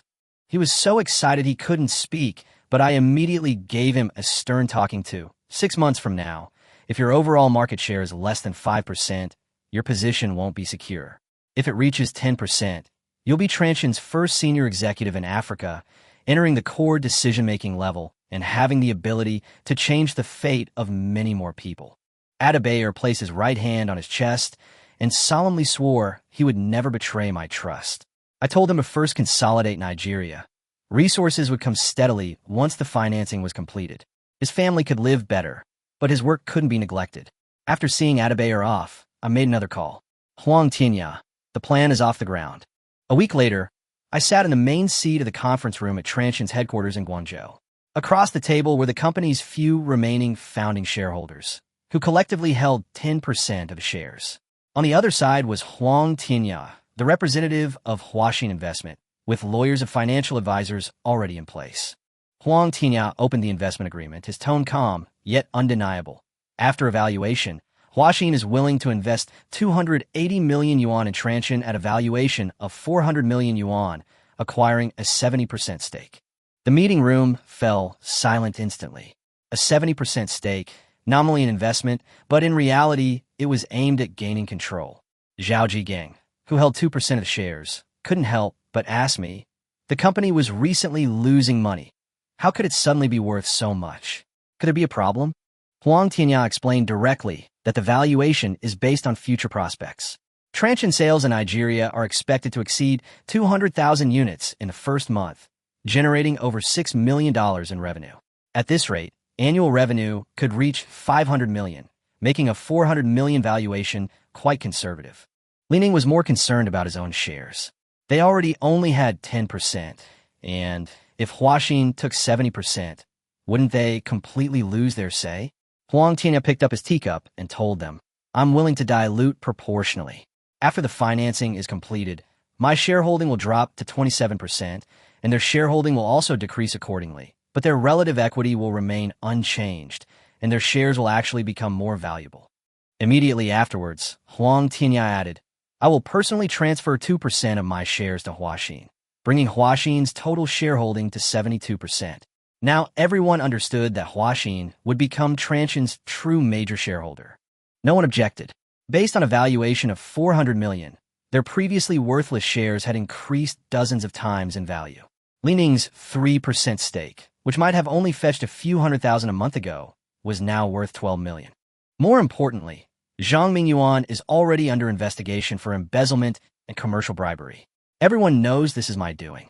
And when Huaxin Investment suddenly came up with 280 million yuan, they couldn't possibly guess that Huaxin is one of my people. Zhao Jigang was the first to raise his hand in agreement. He understood perfectly well that if he continued to follow me, he could at least get a share of the profits. If he stood up to oppose me, he probably wouldn't even keep that little bit of benefit. Li Ning and several others also raised their hands one after another. Unanimously approved. I finally spoke, telling them that Huaxin's involvement would accelerate Transsion's development and make the company more standardized. Of the 280 million yuan, 100 million would be used for expansion in Africa, 50 million for a D of new products, 30 million for building domestic channels, and the remaining 30 million for supplementing working capital. I looked at the longtime shareholders and reminded them that Transsion is going international, and everyone must keep up. Those who can't will be left behind by the times. This isn't anyone's personal fortune. It's a large company that must move forward. Zhao Jigang remained silent for a long time before suddenly saying that he wanted to sell his shares and retire. Everyone else was stunned. The telepathic communication system was about to take off. Keeping the shares meant he could make money effortlessly in the future. But soon they all sighed. They shouldn't have listened to Zhang Mingyuan's instigation, and they certainly shouldn't have only thought about selling the company to cash out when it was in trouble. One wrong step led to another. Subsequently, the others also expressed their willingness to sell, and Li Ning ultimately agreed as well. Huang Tianya was prepared and immediately handed over the share transfer agreement. I'm acquiring their shares at a valuation of 450 million. This is the biggest concession I can make to these elderly people. They didn't hesitate, signed their names, and left the meeting room. At this point, all of Transsion's shares were back in my hands, and I had achieved 100% control of the company. After everyone left, Huang Tianya said with a wry smile that even he felt my performance was a bit unfair. I stood by the window, watching their departing figures, and told him that they had followed my father in starting the business. But when the company faced difficulties, they thought of selling it to make money. Zhang Mingyuan even wanted to sell my father's life's work to a competitor for a mere 200 million. I turned around and reminded Huang Tianya that in the investment market, the worst thing you can do is try to be a saint. Huang Tianya nodded and asked if we should continue to expand our presence in the American market to provide funding for Transsion. I pulled up the strategic map and told him that, in addition to the United States, the financial structure in Africa also needed to be arranged in advance. The situation in Africa is complex, so I wanted him to set up an offshore company in the Cayman Islands and design a multi-tiered holding structure. The money Transsion earns must be able to safely return to our hands. Huang Tianya noted down my request. Suddenly, Li Qing pushed the door open and said that some people in China were already targeting Transsion and public opinion was starting to turn against them. I turned on my computer, and several news articles were all pessimistic about Transsion. They said our sales and profits had collapsed and that going to Africa was a last resort. They also said that the trade-in program was just clearing out inventory and that Transsion might run away at any time. When interviewed, Mr. Su, the general manager of Bird, sarcastically remarked that some companies run away when they encounter difficulties, which doesn't seem like running a business. Even a counterfeit phone vendor in Guangzhou directly predicted that Transsion was about to go bankrupt. I laughed after reading it. Let them laugh. The happier they laugh now, the more their faces will hurt later. Li Qing asked if I needed public relations, but I refused outright. Transsion's main battleground has shifted to Africa. Who will remember these garbage reports 2 years from now? Instead of wasting resources, we should invest in product development and market penetration. Once we sell tens of millions of units annually in Africa, and our technological barriers are so high that they can't understand them, public opinion will naturally shift. Those media outlets only care about generating buzz, and they might even start praising foreign companies for their strong return to China. Just then, Lu Fong, the purchasing manager, called, her voice filled with anxiety. The T1, scheduled for mass production next month, had suddenly been cut off from supply by Desai Battery. Desai said that a major customer had booked all of its production capacity for the next 3 months, and had even paid the penalty for breach of contract in advance. My face darkened. At this point, there are very few domestic companies that can secure Desai's production capacity. Is it Huaxing Investment again, or one of those competitors who don't want to see Transsion recover? I hung up the phone and said coldly, no need to investigate. It's either Huaxing Investment or those mobile phone manufacturers. Transsion was almost dead, but now it's showing signs of a comeback. Of course, they don't want to see us return from overseas. I instructed Huang Tianya to immediately activate the backup plan and acquire a battery factory as soon as possible. Feature phones don't need advanced technology. We just need to restore supply quickly. After Huang Tianya left, I continued with my work. In 2008, smartphones were just starting out, and domestically produced high-end chips were nowhere to be seen. The road ahead was full of thorns, but with me and the system, China would never be the one held back in this lifetime. Right now, the more important thing is Huawei's retail division. In my previous life, it was the financial crisis coupled with external price pressure that forced Huawei to abandon its sale plan and weather the storm on its own. I can't miss this opportunity. Just as I was about to contact my friend, my mother, Zhang Ryue, called. She excitedly told me that my father was able to speak fluently again today, and he asked me where I was. I took a deep breath. Mom, I'll go back to see Dad tomorrow. The next day, at Desai Battery's third factory in Longgang Industrial Zone, Guangzhou, Lu Feng and Li Qing sat across from factory director Wang. Suppressing her anger, Lu Feng asked him, "We've cooperated for 3 years, and Transsion has never defaulted on payments. What does this sudden 3-month supply halt mean?" Factory director Wang looked distressed, explaining that it was the shareholders' decision and he had no say in it. The other party had secured the entire production capacity through the major shareholder, paying in advance for the goods and penalties for breach of contract. He had no choice but to comply. Li Qing stared at him and rattled off a few names. Nokia, Motorola, Coolpad, Bird, all of them together? Factory director Wang's hand trembled, and cigarette ash fell onto the table. The answer was obvious. Lu Feng stood up and said, "Transsion's annual order for Desai are no less than 5 million batteries. I've noted this down." After Lu Feng and Li Qing left, factory director Wang immediately changed his tune, spitting out a sneer. That young master personally spoke up. Transsion is lucky to be alive. Back in the car, Lu Feng was completely panicked. The T1 uses a specially customized 1,600 mAh battery, and there is simply no substitute on the market. If Desai cuts off the supply, next month's production plan will have to be completely halted. The African market is progressing rapidly, but failing to deliver at this crucial moment will cause the newly established momentum to collapse completely, and all previous investments will be lost. Their move is indeed ruthless. They've directly cut off the supply chain, giving Transsion no chance to recover. Just to destroy Transsion, what else do the people behind this want? Meanwhile, good news came from Huang Tianya's side. In less than a day, he had identified 3 qualified battery factories, all located in Guangzhou. One was a Hong Kong-funded company whose owner was preparing to retire. Another was a Taiwanese-funded company that was eager to sell due to a broken capital chain at its headquarters. And the third was a local company, Xining Battery, whose technology was acceptable, but whose management was chaotic, had suffered losses for years, and was burdened with debt. I called Huang Tianya to inquire about the progress, and he said that Xining Battery could take over as soon as possible. The equipment in the factory was purchased 3 years ago and can produce mainstream batteries with a maximum monthly capacity of 2 million units. With proper management, it can continue to expand production. The problems were obvious. Xining owed over 8 million yuan. Its workers hadn't been paid for 3 months, and suppliers were blocking the door every day. I made the decision immediately. We'd take over from them, and the agreement had to be signed today. I can take on the debt, but the price must be driven down to the lowest possible level, and the process must be as fast as possible. I have only 2 requirements.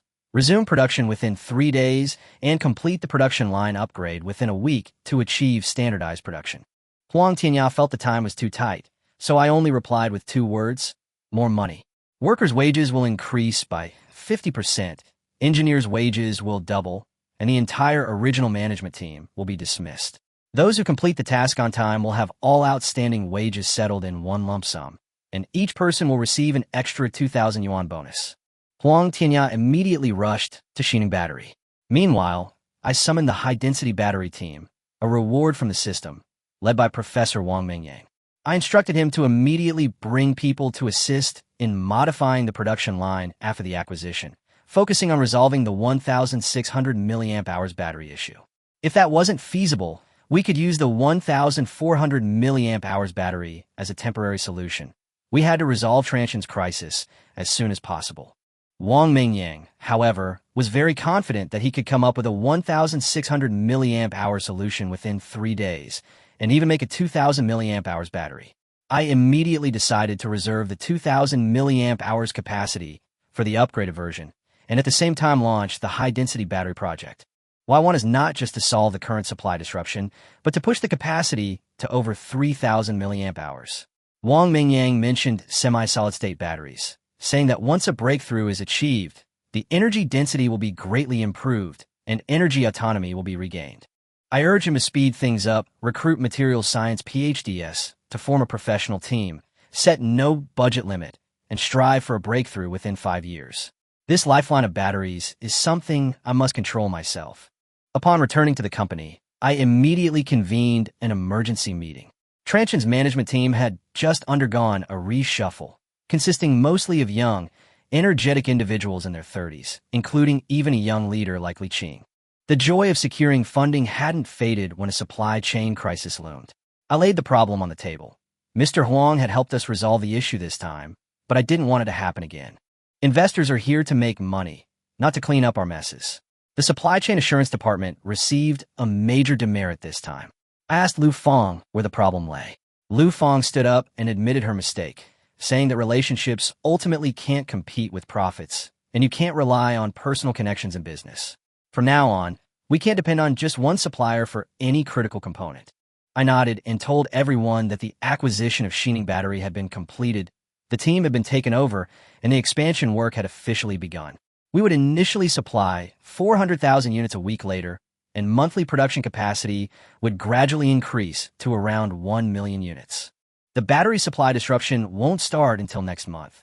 This month's shipments have already been delivered, but inventory may still be tight. Fortunately, we control the African distribution channels, and Transsion is currently only expanding simultaneously in a few countries, so the situation is relatively stable. Then I looked at Engineer Chun and the newly appointed Vice President of Software, Lu Jihong.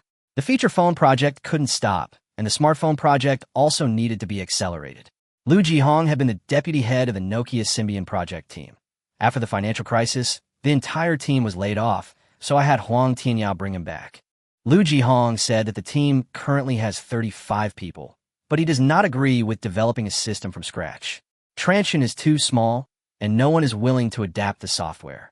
It would be better to deeply customize it based on Android 1.5, focusing on optimizing the smoothness under low memory conditions. Regarding chips, he also raised a challenge. Qualcomm almost monopolizes the smartphone market, making it difficult for new players like Transsion to obtain the latest chips. While MediaTek has solutions, their performance and compatibility are not ideal. But I'm not worried. I have a cutting-edge technology enhancement center that can bring MediaTek chips up to par with Qualcomm. What African users need right now are affordable smartphones, not phones with the most extravagant specs. I told Lu Jihong to use MediaTek solution first. It's low cost and highly integrated, enough to give us a foothold. Once sales pick up, we'll negotiate with Qualcomm. Before the meeting ended, I told everyone that the battery incident was a lesson. If Transsion wants to become a true technology company, it can't entrust its lifeline to others. From batteries to chips, from screens to memory, and most importantly, the operating system, we need to build our own supply chain system step by step. This process will be very expensive and difficult, but only in this way can Transsion survive the next round of competition. After the meeting, I kept Lu Jihong behind. The ecosystem isn't fully developed yet. This is the perfect time for systemic competition. Even if we fail, Transsion won't fail thanks to the African market. In this life, it's Android that should fail. Half an hour later, Lu Jihong solemnly left the meeting room. He wasn't fixated on Android, but rather worried about the failure of Harmony OS.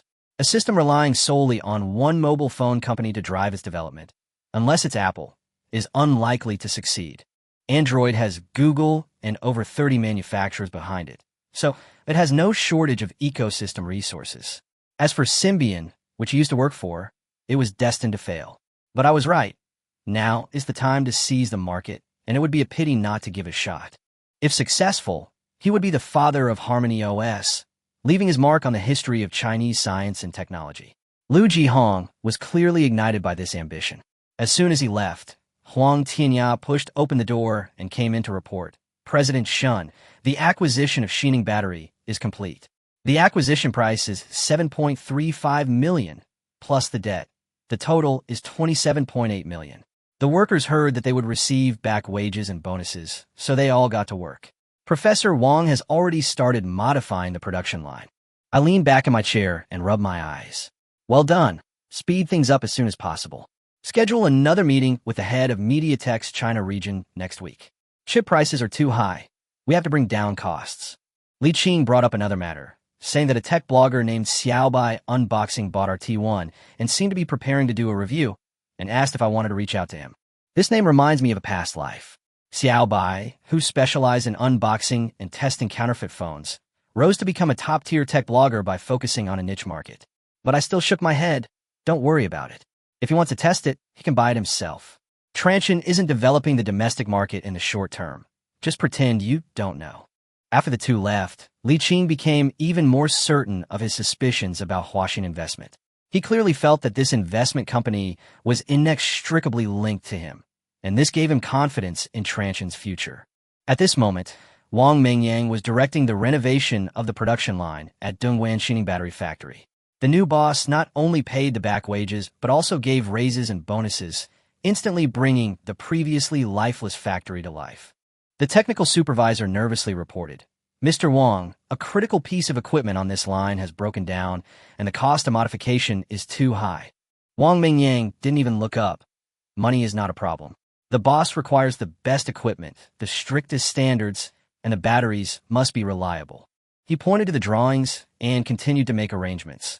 The winding process needed to be changed, the electrode alignment tolerance needed to be controlled within 0.1 millimeters, and the liquid injection temperature also had to meet the standards.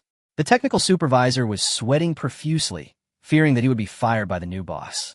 He immediately turned to the workers and called out, "Brothers, give it your all. We can't let down the new boss's bonus. I heard this is just the first one.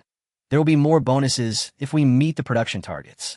The workers were even more motivated, and some immediately pledged to work overtime that night so that production could resume the next day. At 8 p.m., the factory renovations were still ongoing. I messaged Wang Mingyang, telling him to focus on RD and not to stay on the front lines all the time. His health was more important. Wang Mingyang replied, "Don't worry, Mr. Shun. It'll only be busy for 3 days. It's fine." Then he buried himself in his work again. Transsion's most pressing issue right now is resolving the battery supply problem as soon as possible. On the other side, Li Xiangdong, vice president of Bird Mobile, was listening to a report from his subordinates. Desai had cut off Transsion's supply, and Transsion probably wouldn't be able to produce a single phone next month. His subordinates were puzzled. Transsion had already gone to Africa, so why go to such lengths to eliminate them? Li Xiangdong swirled his wine glass and sneered. Shen Guoming's son has some guts. Less competition in Africa is indeed a viable path. But business isn't child's play. A dead Transsion is what puts my mind at ease. His subordinates brought up Huaxin Investment's acquisition of Xining Battery Factory again, expressing concern that there might be unforeseen circumstances. Li Xiangdong skufa. What kind of trouble could a bankrupt battery factory cause? He didn't believe that investment banks would support Transsion in the long run. Even if the battery factory really gets going, so what? The profit margin in the African market is so thin. With Transsion's meager sales, do you think you can support a battery factory and a mobile phone factory? Dream on. He immediately ordered the release of a new Bird phone next month, priced at 499 yuan, focusing on entry-level photography, and, at the same time, to reduce the purchase price of Transsion's two suppliers by another 3 percentage points. After his subordinates left, Li Xiangdong stood by the window, gazing in the direction of the transmission headquarters, and coldly said, "Shun Fei, even your father couldn't defeat me back then. What makes you, a mere brat, think you can?" Meanwhile, I sneezed for no apparent reason. It seems the person behind this is about to make their move again. But thinking of Huaxin Investment, I wasn't too worried. Whatever their schemes, they can't cause any trouble. Tomorrow morning, I have to go to Nanshan Hospital. Having been reborn for so long, busy cleaning up the company, I haven't even visited the old man yet. In the VIP ward of Guangzhou Nanshan Hospital, sunlight streamed through the blinds, falling on the pristine white sheets. My father leaned against the headboard, his face still somewhat pale, but his eyes had regained their usual gentleness. My mother sat beside him, quietly peeling an apple. My dad was worried about the company and asked her if there were any problems since she had been in a coma for so long. My mom told him that not only had the company stabilized, but she had also opened up the African market. Upon hearing Africa, my dad frowned. Transsion's foundation has always been in China, so why the sudden move to Africa? My mom immediately pulled out a report compiled by Li Xinghua and showed a video of a Nigerian press conference. In the video, Adebayo is giving a speech on stage, and the audience is cheering. When the T1 announced its price of $99 for 4 SIM cards and 4 standby capabilities, the entire venue erupted in cheers. My dad stared at the screen and quietly repeated the price. He remarked that I had kept it a secret well, not only preventing the company from collapsing in such a short time, but also finding new growth opportunities. However, Africa is too chaotic with more local bullies than in China, making it extremely difficult to gain a foothold. My mom handed him the sales data again. Sales in Nigeria exceeded 250,000 units in the first month, generating nearly $8 million in revenue. LAX has already opened more than 20 stores, with queues almost every day, and the phones are in short supply. This money wasn't kept in the accounts. Instead, it was reinvested in market expansion. My dad flipped through the financial, product, and market reports, becoming increasingly shocked. Besides expansion, I had actually raised 280 million yuan, valuing the company at 400 million yuan. But this financing seems like a direct handover of controlling stake. My dad suddenly wondered, could this really be the work of the son who used to only know how to go to bars and drive sports cars, and had absolutely no interest in business? Could I have been scammed? My mother sighed and said I'd really grown up. In a month or so since he collapsed, I'd dealt with Zhang Mingyuan and his cronies, stabilized the distributors, and even won a battle in Africa. Mentioning Zhang Mingyuan, my father's face darkened. He was an old friend who'd been with him for many years, and he'd always turned a blind eye to Zhang Mingyuan's minor quirks. But my mother told him that Zhang Mingyuan was suspected of embezzling over 8 million yuan and was under investigation. Seeing my father fall ill, some people even conspired to sell the company. My mother couldn't help but complain that he was too loyal to his brothers. If I hadn't obtained the evidence in time, the company would probably have changed its name long ago. My father remained silent for a long time. He didn't want to believe that the successor he had chosen would betray him. But reason also told him that my mother and I couldn't possibly wrong Zhang Mingyuan. Then my mother said that Zhao Jigang, Li Ning, and others also withdrew when Huaxin Investment entered the market. Huaxin held more than 70% of Transsion's shares, but she suspected that this investment company was actually run by my people. My dad was taken aback at first, then gave a wry smile, saying that I had actually started playing the capital game. My mom told him that I had left him more than 20% of the shares, and that major decisions still required his signature, since Transsion was ultimately his Transsion. My dad's eyes reddened a little, but he asked again, "What counts as a major decision?" My mom smiled and replied, "Of course, it's my decision." My dad smiled too. After he fell ill, he really didn't want to go back and worry about things anymore. With the company in my hands, he could finally relax and enjoy tea and chess. Then, he suddenly brought up my marriage, saying that I was getting on in years and it was time to settle down, and that he should tell me about the marriage he was engaged to. My mother was stunned because I did indeed have a childhood betrothal to the Zhang family's little princess. The two families' grandfathers had agreed that the marriage would continue into their grandchildren. However, after the Zhang family moved to Kyoto, the two families had little contact for over 20 years, and my mother was worried that the other side might not be willing to accept it. My dad, however, said he'd maintained contact with the Zhang family. Earlier this year, Zhang Shiqing even hinted that he might be transferred to Guangnan province this year. Now that I've achieved some success, once the news is confirmed, we could discuss this matter. Just then, the ward door was pushed open. I walked in carrying a fruit basket and a brand new T1 monitor. I saw my dad was awake and leaning against the headboard, and I paused for a moment. "Dad, He beckoned to me. "Xiaofei, come and sit down." I put my things down and sat down by the hospital bed. It had been over a month since I'd last seen my dad. He'd lost a lot of weight, but the energy in his eyes was still there. He looked at me and said that my mom had told him everything about what happened in Africa and that he was doing a good job. Those 4 simple words brought tears to my eyes. I had finally earned his approval. Then, he asked about the situation in China. "I heard some companies are suppressing you, even cutting off your supply chain. Some problems have been resolved." I told my father. Xining Battery had been acquired. The supply chain had returned to normal, and Huaxin Investment would fully support Transsion. My father stared at me and suddenly asked what my relationship with Huaxin was. I said that it was an investor I had found, and we had signed a co-ownership agreement. My father laughed. An investor holding 75% of the shares, yet leaving me with shares and his decision-making power. Such terms only apply if the boss is my own father. The ward fell silent. My mother tried to smooth things over, but I didn't want to hide it anymore and told them directly that I was the boss of Huaxin. Although my mother had suspected it before, she was still shocked by the news and pressed me to reveal where I got so much money. I only said it was money earned from financial investments, without going into details. Then I told my father that Transsion now has capital, technology, and market access. In the coming year, we will expand rapidly in Africa, become the dominant force there, and then return in glory. My father, however, reminded me that Li Xiangdong of Bird was no pushover. He had ousted my father from Bird years ago, and after my father founded Transsion, they had fought over the South China market, losing twice out of 3 battles. Now that my father was ill, Li Xiangdong would certainly not let Transsion off easily.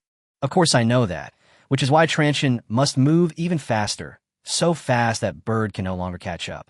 Once we have annual sales of tens of millions in Africa and have built up technological barriers, Li Xiangdong will be helpless.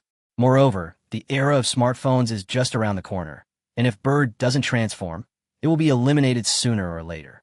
My father asked about my plans. I said that in the short term, we should first stabilize the African market, capture 20% of the market next year, and at the same time launch a smartphone project to build our own operating system in the African market. As for the long-term goal, it is to establish a chip design department and eventually complete the entire industry chain from design to production. My father was stunned.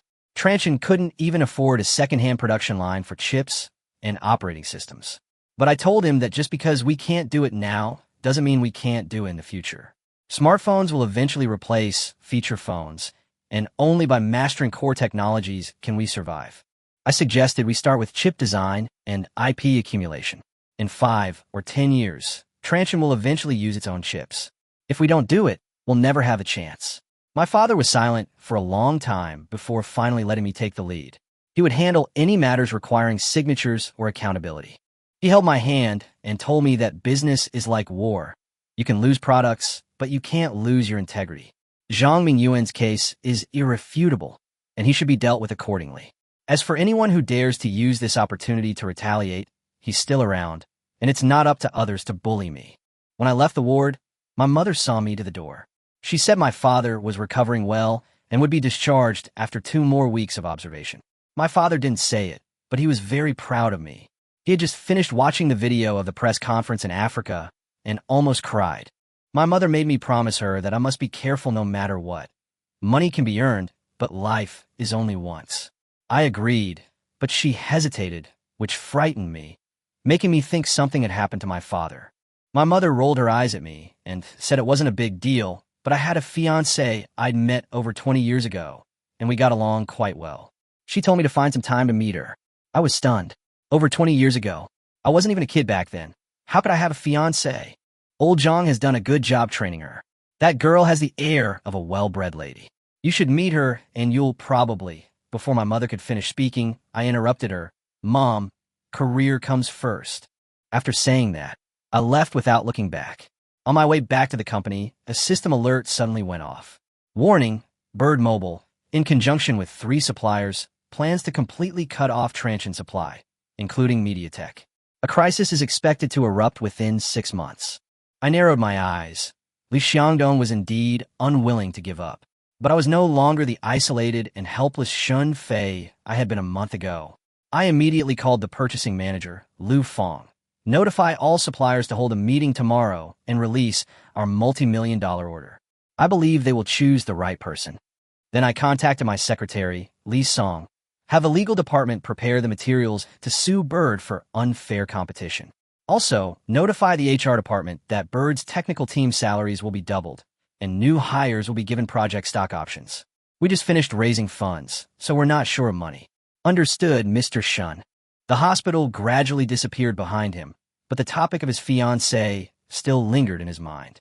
Home was a haven, but the business world was a battlefield. The Shun family had once been powerful, and that so-called obedient daughter's background was probably not simple either. But right now, expanding Transsion's presence in Africa was the most important thing. 2 months later, in Dar es Salaam, Tanzania, at the National Conference Square, the venue, large enough to hold 10,000 people, was packed at 2 p.m. Besides consumers, there were channel representatives from over 20 African countries, and even several communications ministers in attendance.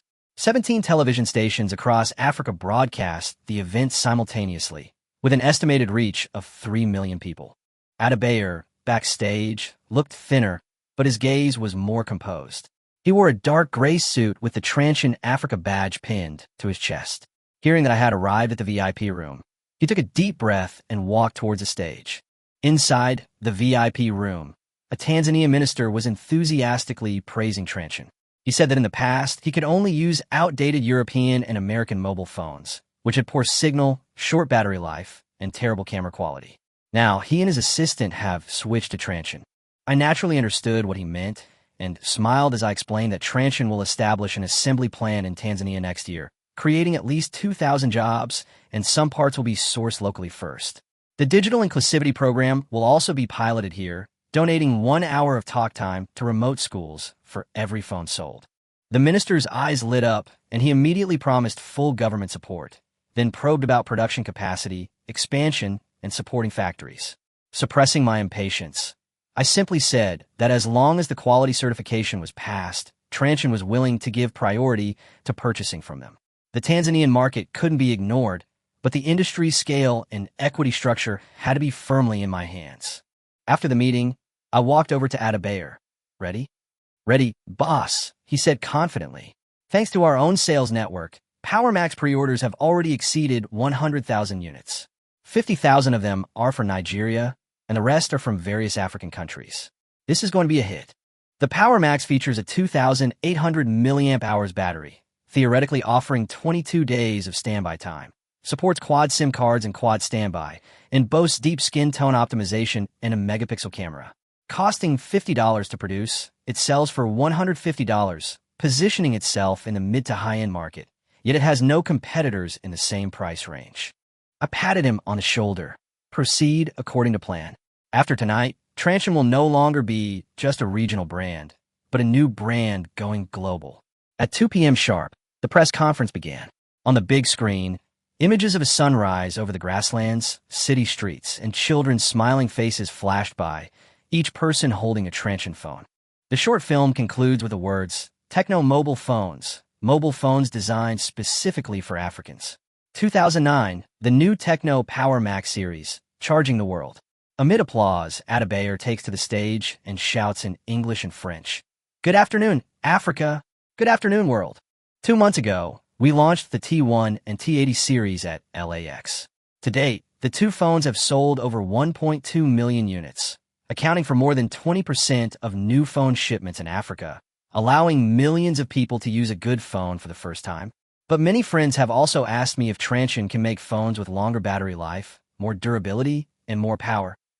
Adebayor paused deliberately, waiting for all eyes to turn to him before pointing to the large screen. Today, Transsion's answer is Techno Power Max.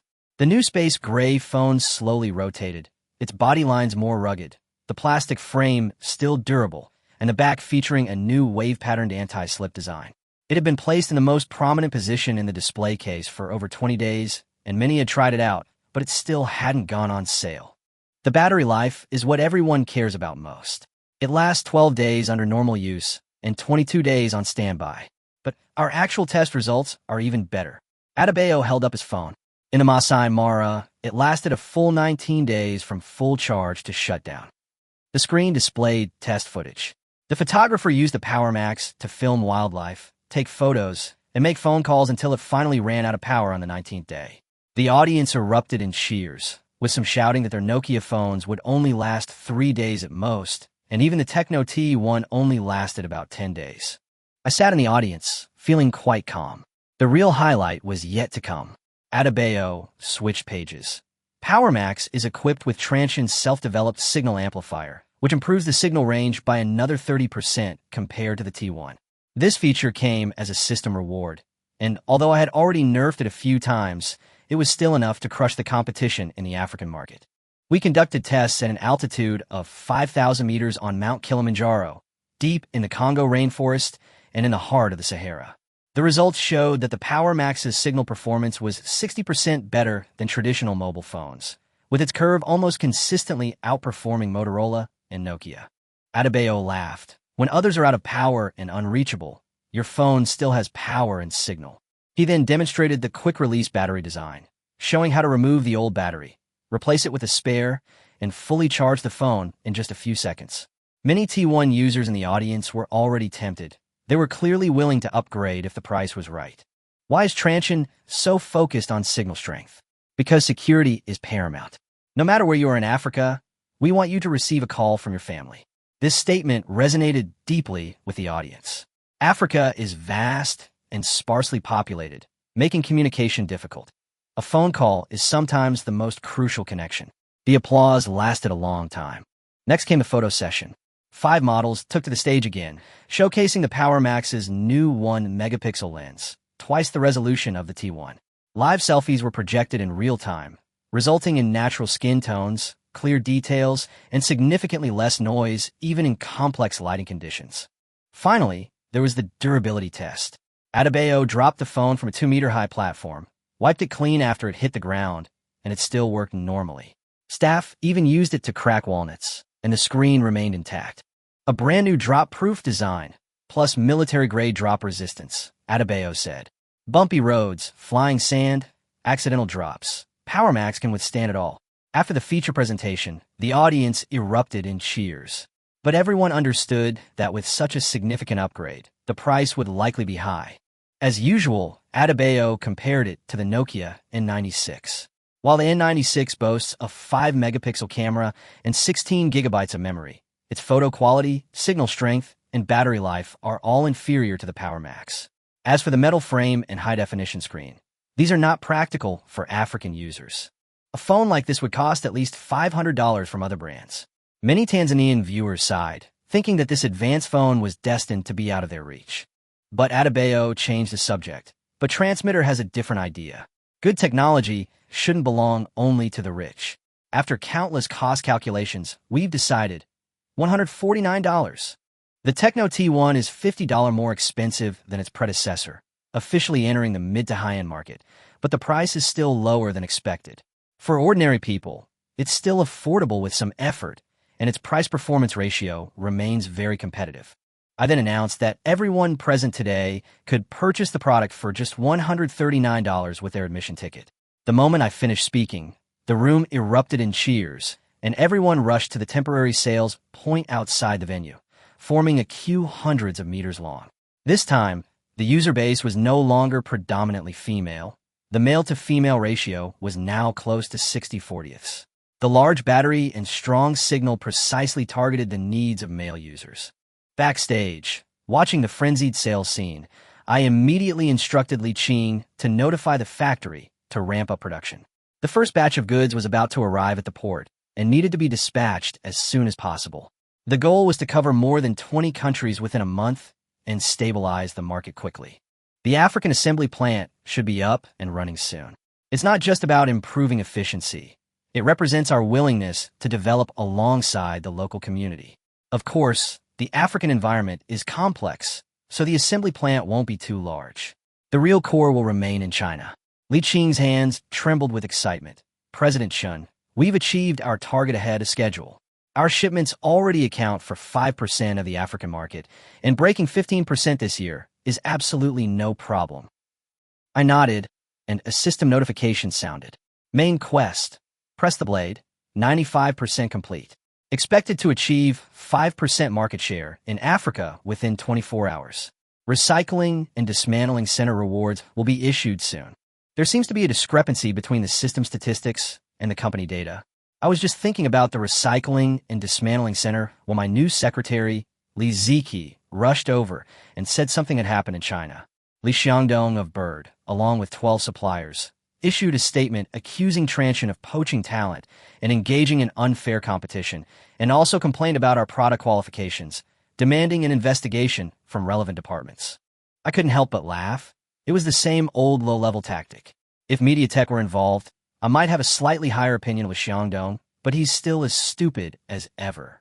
Li Ziki hesitated before telling me that tech blogger Xiaobai had just released a review video of the T1. I asked for her opinion, and she simply handed the laptop to me, telling me to see for myself. I was more disgusted by the bulky laptop in front of me than by the video. Looks like my next product could be a tablet, and I could also test the capabilities of the high-tech enhancement center. The video title was eye-catching. Is the phone hailed as an African miracle phone really worth buying? Tecno T1 review. In the video, the person unboxing it was a young man in his 20s with a clear and energetic voice. He started by saying that the T1's appearance is not much different from ordinary feature phones, even resembling a knockoff. However, it's a Chinese brand and is not currently sold domestically, focusing instead on the African market. His friend brought one back from Nigeria, used it for 2 weeks, and had a pretty good experience. Then, following his old tradition, he unpacked the device and threw all the accessories into the trash. He then focused on demonstrating the Transsion's quad standby feature, even disassembling the phone in front of the camera to remove the noticeably larger battery. Xiaobai stated frankly that the 4 SIM card slots are a unique design by Transsion specifically for the African environment, and a patent has already been applied for. He believes Transsion will definitely continue to delve deeper into this area. However, the comment section went off topic, with some saying that Aquaman is lucky, while others reminded that 4 cards cannot be used simultaneously. When it came to the photo session, Xiaobai brought together white, Asian, and black people and compared them with an iPhone 3G, a Nokia 95, and a T1. When photographing black people, the T1 completely outperformed them, and it also had a slight advantage when photographing Asian people. Xiaobai admits that Transsion's deep skin tone optimization algorithm is impressive. His friends who work in image algorithms even say that this technology is at least 2 years ahead of the industry. But he doesn't understand why, with such capabilities, Transsion doesn't go back to the domestic market and crush the counterfeit phone market. In the latter half, he disassembled the T1 to analyze its cost. The chip was a MediaTek MTK 6225 with mediocre performance but cheap and durable, capable of making calls, sending text messages, and taking basic photos. This also explains why, despite its powerful algorithm, the camera only has 500,000 pixels. He then checked the motherboard and antenna layout and found that Transsion had its own design and did not directly use MediaTek solution. The 1,600 mAh battery was not falsely advertised. The battery life was solid, and the standby time could reach about 10 days. The workmanship was also better than that of domestic counterfeit phones. At the end of the video, Xiaobai said to the camera that in his 3 years of product reviews, he'd seen too many manufacturers boast about cutting-edge technology, only to produce utterly terrible products. Transsion didn't say much, but it truly solved the user's problem, so his rating for the T1 was. In the Tech Blogger's video, the T1 was given an 8.5 out of 10. He said that while domestic manufacturers are competing on specifications, prices, and marketing, Transsion has earned respect in a different market through its products. Memory and operating system are indeed weaknesses, but considering its price and positioning, it's an excellent feature phone. The video had barely surpassed 3,000 views when the comment section became lively. Some were surprised that the rating was higher than that of the iPhone 3G, some questioned the camera quality, and others recognized that Transsion used to make counterfeit phones. Some even asked if it was possible to buy one in China for collection purposes. Li Ziki asked me if we should launch the T1 in China while it's still hot, price under 500 yuan, as it would be very competitive. I immediately shook my head. The T1 is only suitable for Africa. We'll return to the domestic market sooner or later, and when we do, we'll be the #1 domestic brand. But for now, we must lie low, accumulate technology and talent, and first thoroughly understand the African market. Just then, a system notification sounded. Market share in Africa reached 5.03%. Main quest completed. Reward. A recycling and dismantling center capable of breaking down old mobile phones and repairing parts. The moment I received this reward, I knew that those who wanted to cripple Transsion through its supply chain would soon experience what a devastating blow truly was. A new mission then appears. Become the dominant player in Africa, achieving a 20% market share, and you'll be rewarded with 10,000 industry innovation points. These points can be redeemed in the shop for graphene mass production technology, 4G communication patent packages, artificial intelligence algorithms, and flexible OLED screen production lines. Back at headquarters in Guangzhou, I stared at the system interface, my heart pounding. This wasn't just about completing tasks and getting rewards. It was a complete exchange system. With enough points, I could acquire those top-tier technologies from my previous life ahead of time. Based on annual sales of 120 million units in Africa, a 20% market share would be 24 million units. Transsion's current monthly sales are just over 800,000, and annual sales are less than 10 million.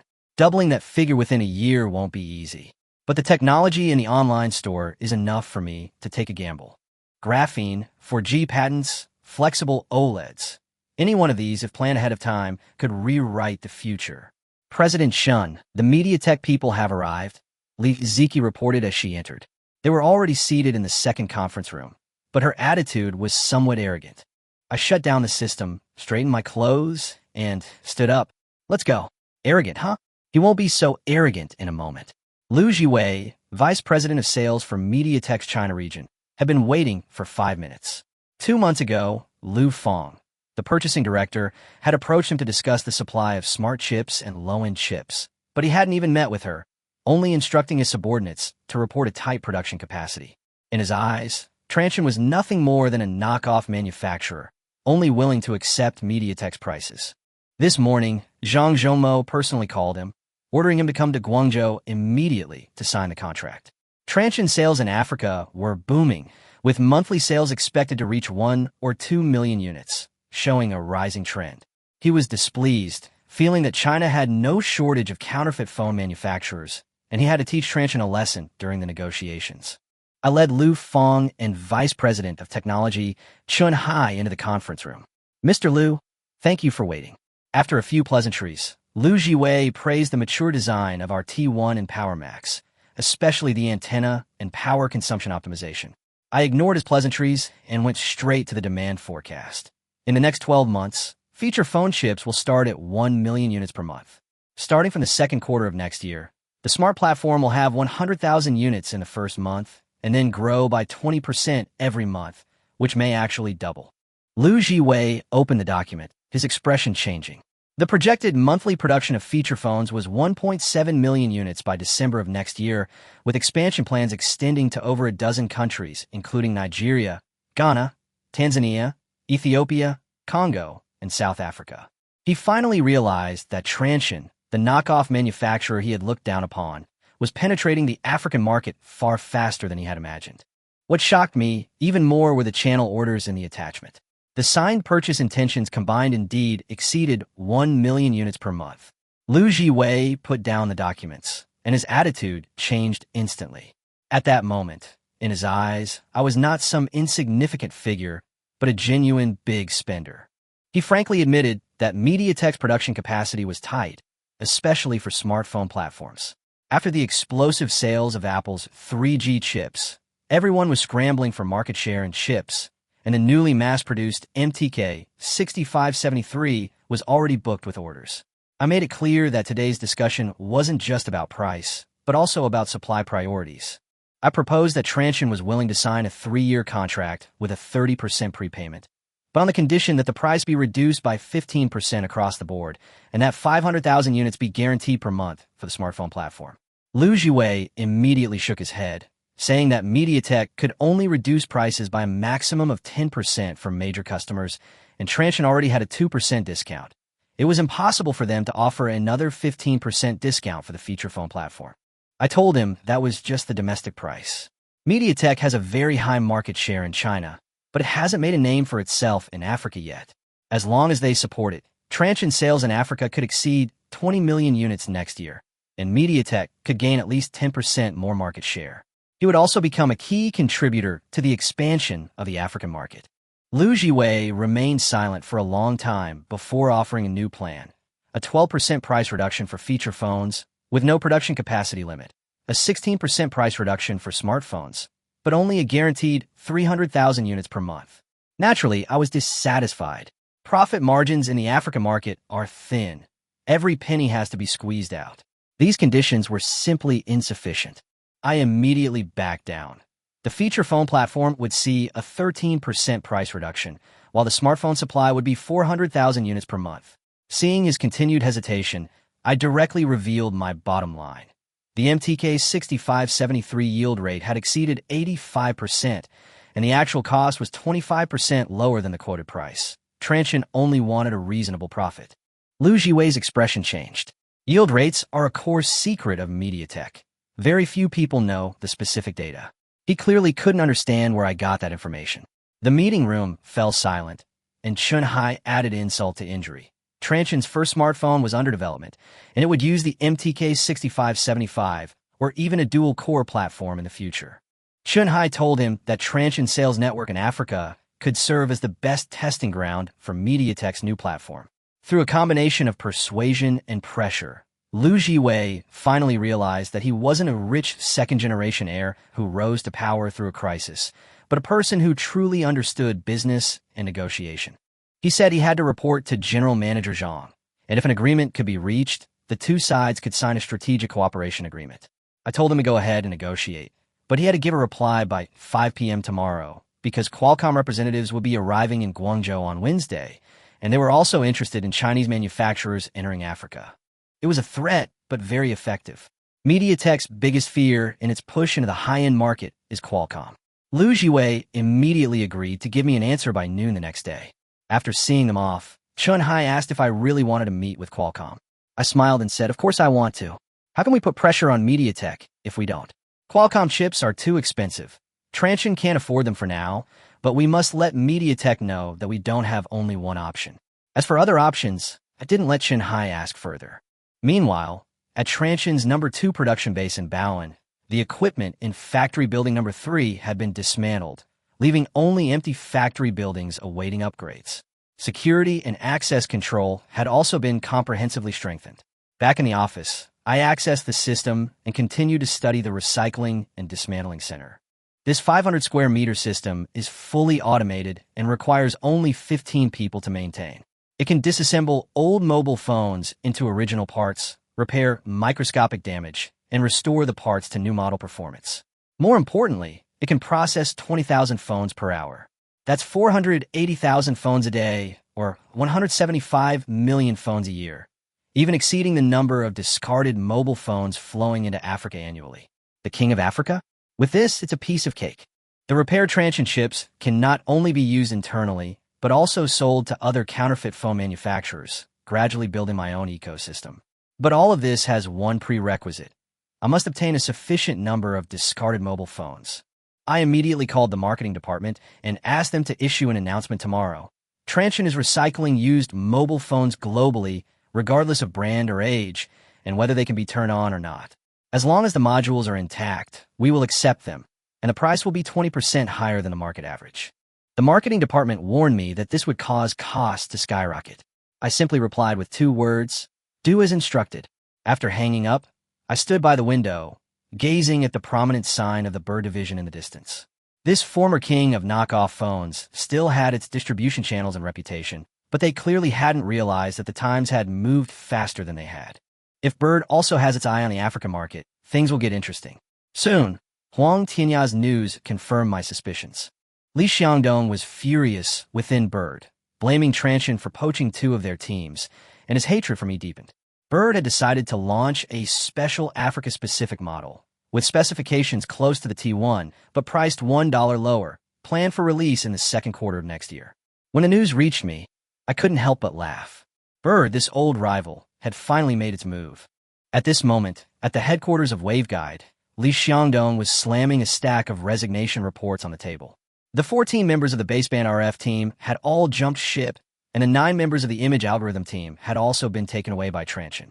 He berated all the managers so much that they dared not raise their heads. Some explained that Transsion offered double salaries and project stock options, which is why Bird is now unable to retain its staff. Li Xiangdong, however, only yelled, just give them more money.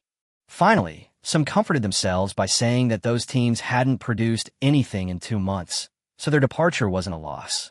They investigated Huaxin Investment, but only found its registration information in the Cayman Islands, with the actual controller unknown. All they knew was that after investing 280 million yuan in Transsion, the company continued to acquire upstream and downstream businesses, demonstrating its considerable financial strength. Unable to find any results, Li Xiangdong turned his attention to African mobile phones. The R&D director immediately reported that the prototype was complete. Dual SIM, dual standby, 1,200 mAh battery, 2 megapixel lens, focusing on photography, with an appearance that would be differentiated from the T1. This phone cost $36 to produce and was priced at $98, $1 less than the T1, while boasting superior specifications. They were confident they could crush Transsion with their low price, even if they temporarily lost money, given Bird's large and powerful company. But they overlooked the most crucial point. Transsion's success in Africa wasn't just due to its hardware addressing user pain points, but also its camera algorithms. High megapixels don't guarantee good photos. Without algorithms, even the most beautiful lens is just for show. Li Xiangdong then asked why they didn't make a quad SIM, quad standby design. The R&D head could only explain that he had already applied for the patent in all aspects, and if Waveguide were to force it, it would only be handing Transsion a handle against them. Regarding the supply chain, they all use established manufacturers, so production capacity is not a problem. It wasn't until the supply chain director mentioned that Transsion was recently recycling large quantities of used mobile phones that Li Xiangdong frowned. He thought for a long time, concluded that I was cutting costs by dismantling old parts, and then laughed. Since Transsion was offering high prices for scrap phones, Bird would increase its trade-in program and send all the more than 1 million old phones that had been stockpiled from the program to Transsion. Someone pointed out that many of those phones couldn't even be turned on. Li Xiangdong, however, exhaling a smoke ring, said, "Didn't I promise that I would accept them as long as the casing was intact?" He concluded that I was trying to cut costs with this little trick, so he let me collect as many as I wanted. Over 1 million discarded phones. I'd take them whether I wanted them or not. The executives in the meeting room exchanged glances, all hesitant, but none dared to voice their objections. At the same time, inside factory number 3 of Transsion's Bao number 2 production base, Wang Shangzhong, wearing a dust-proof suit, stared at the equipment running at full speed, a familiar smile on his face. Workers poured entire boxes of used mobile phones into the inlet, while the other end separated out motherboards, screens, batteries, cameras, and casings. After the removed chips entered the transparent sealed chamber, scratches and oxide layers quickly disappeared, and the contacts became shiny again. The technician arrived with the report. The production line can disassemble 21,500 units per hour, and there are no issues with chip repair. After processing at the enhancement center, the performance of the sampled chips improved by an average of 21.3%, and power consumption decreased by 18.7%. I walked into the factory, and without looking at the production line, I went straight to Wang Shangzhong and asked, "How many can this line process in a day?" The design capacity is 480,000 units per day, but the actual capacity is 500,000. He frowned. However, Huiqiangbai can only collect a maximum of 100,000 used machines per day, so the production line is not running at full capacity at all. I nodded and said, "I'll take care of the supply. As long as the money is right, old phones won't be a problem." No sooner had I finished speaking than Li Xiangdong called. I put on speakerphone, and his condescending tone immediately filled the factory. Bird has collected a lot of old phones through its trade-in program and is worried about where to dispose of them. He said he would sell them to me at a low price, and didn't forget to brag that Bird's market share had increased by 1.5%, all thanks to learning from Transsion's promotion. Everyone in the factory was seething with anger. Wang Shangzhong even looked like he was about to grab a sack and a stick. But I wasn't angry. No matter how bad Li Xiangdong's attitude was, he was still offering money to my door. I asked him what the price was. He immediately quoted 25% above the market price, adding that the remaining amount would be a tip. So I told him directly that the processing cost was too high at that price, and that he should keep it for himself. Li Xiangdong immediately changed his tune, saying that each unit would cost 15 yuan, which was close to the trade-in price. After deducting shipping costs, they wouldn't make much profit. Deal. I agreed readily, but I need to inspect the goods. It doesn't matter if the outer casing is broken, but the motherboard must be intact. I won't accept anything with missing parts. He gave me full assurances and then asked if I could handle more than 1 million used machines and whether I should send them out in batches. Deliver it all to our Bowen warehouse. Cash on delivery. I'll take as many as you have, as long as the price remains the same. After hanging up the phone, Wang Shangzhong reminded me that this batch of goods would cost over 10 million yuan, and the funds in the account might not be enough. I waved my hand, saying that the U.S. stock market had already rebounded, and I'd also cashed out some money on Tianya, so the funds would arrive soon. The truly important thing is that the chips extracted from these million-plus old phones are enough for us to manufacture over 1 million new phones. While the models may not be top of the line, they are functionally similar and can be assembled, reducing costs by at least 60% to 80%. Wang Shangzhong was still unwilling to give up. Li Xiangdong was clearly here to annoy us. I picked up a motherboard that had just been repaired and told him he doesn't know that what he sent wasn't garbage. It was gold. The enhanced chip boasts higher performance and lower power consumption, promising at least a 10% increase in battery life for the next batch of T1 phones, along with a smoother system. Is Bird planning to launch a competing product and then try to pressure us with low prices?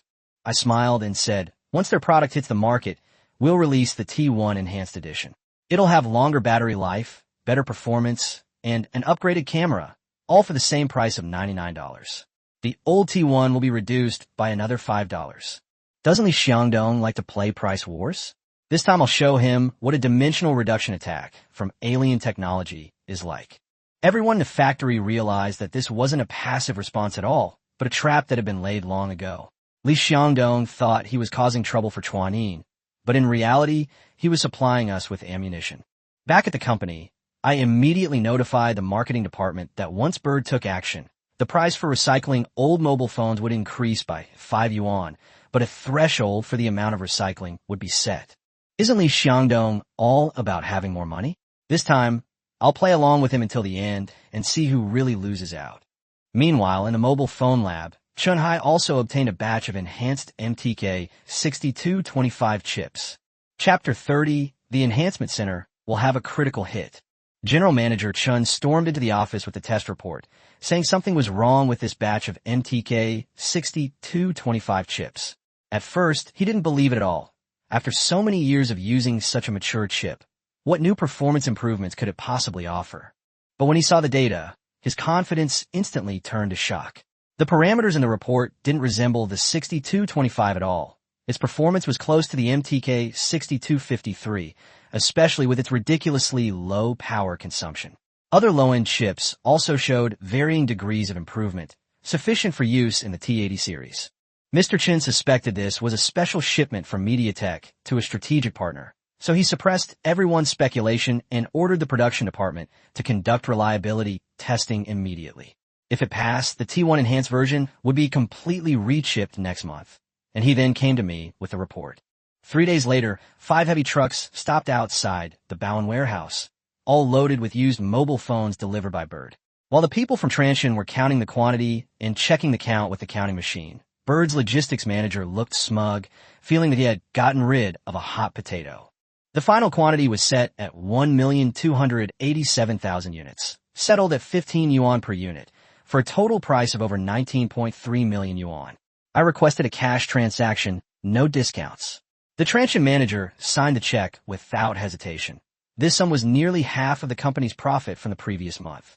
When the news reached Huiqiangbai, all the recyclers were in an uproar. Most of those phones wouldn't even turn on. The chips were worn out, and the labor cost for dismantling them might not even cover the cost of parts. Some guessed that Transsion was going to refurbish phones, while others thought we were doing charity. But regardless of outside speculation, everyone remembered one thing. Transsion's recycling of used mobile phones was a real business and offered the highest prices. Soon, used mobile phones from all over the country began to flow into Bowen. At Bird's headquarters, Li Xiangdong was in high spirits, holding the check. He was convinced that I was swallowing up junk despite being short of funds. He planned to continue buying scrap machines at low prices and then reselling them to Transsion at higher prices, waiting to see how I would handle these million scrap units. The vice president sensed something was wrong and urged him to investigate the purpose of the telepathic communication.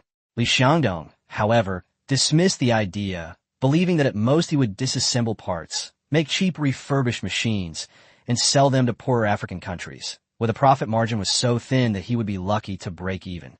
He even planned to replicate my African strategy, selling the special operations aircraft for $98 or even $95 with higher specifications to steal Transsion's market share.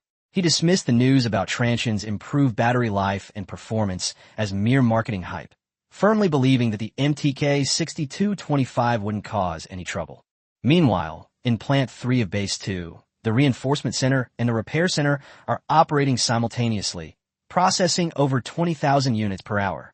All 1.28 million old waveguide units can be processed in 3 days, and the repaired chips can further expand production capacity. Mr. Chun came to me with a new report. The random inspection of 500 chips proved that the performance improvement was no accident. I told him that this was Transsion's enhancement technology, which could upgrade the chips to a certain extent, and from now on it would be called the Transsion Enhanced Edition. What surprised me even more was that 3% of the chips showed stable overclocking. The standard 6225 has a maximum of 104 MHz. The enhanced version reaches 125 MHz, but a batch of them could stably run at 135 MHz, with power consumption only 5% higher than the enhanced version. I immediately realized that the Enhancement Center's capabilities were even greater than the system description suggested. It not only enhanced chips, but also had a chance to trigger critical hits, filtering out specially selected chips with even more terrifying performance. Chapter 31. Prices rise across the board in the used mobile phone market. I asked Chunhai about the yield rate and stability of this batch of enhanced chips. Chunhai said that the yield rate of the enhanced overclock version was 99.7%, and the overall yield rate was 99.6%, which is higher than all previous MediaTek chips. The failure rate in the 72-hour full load test was even lower. I quickly did the math. 1.28 million old phones could yield at least 1.5 million chips, with a repair cost of only 450,000 yuan.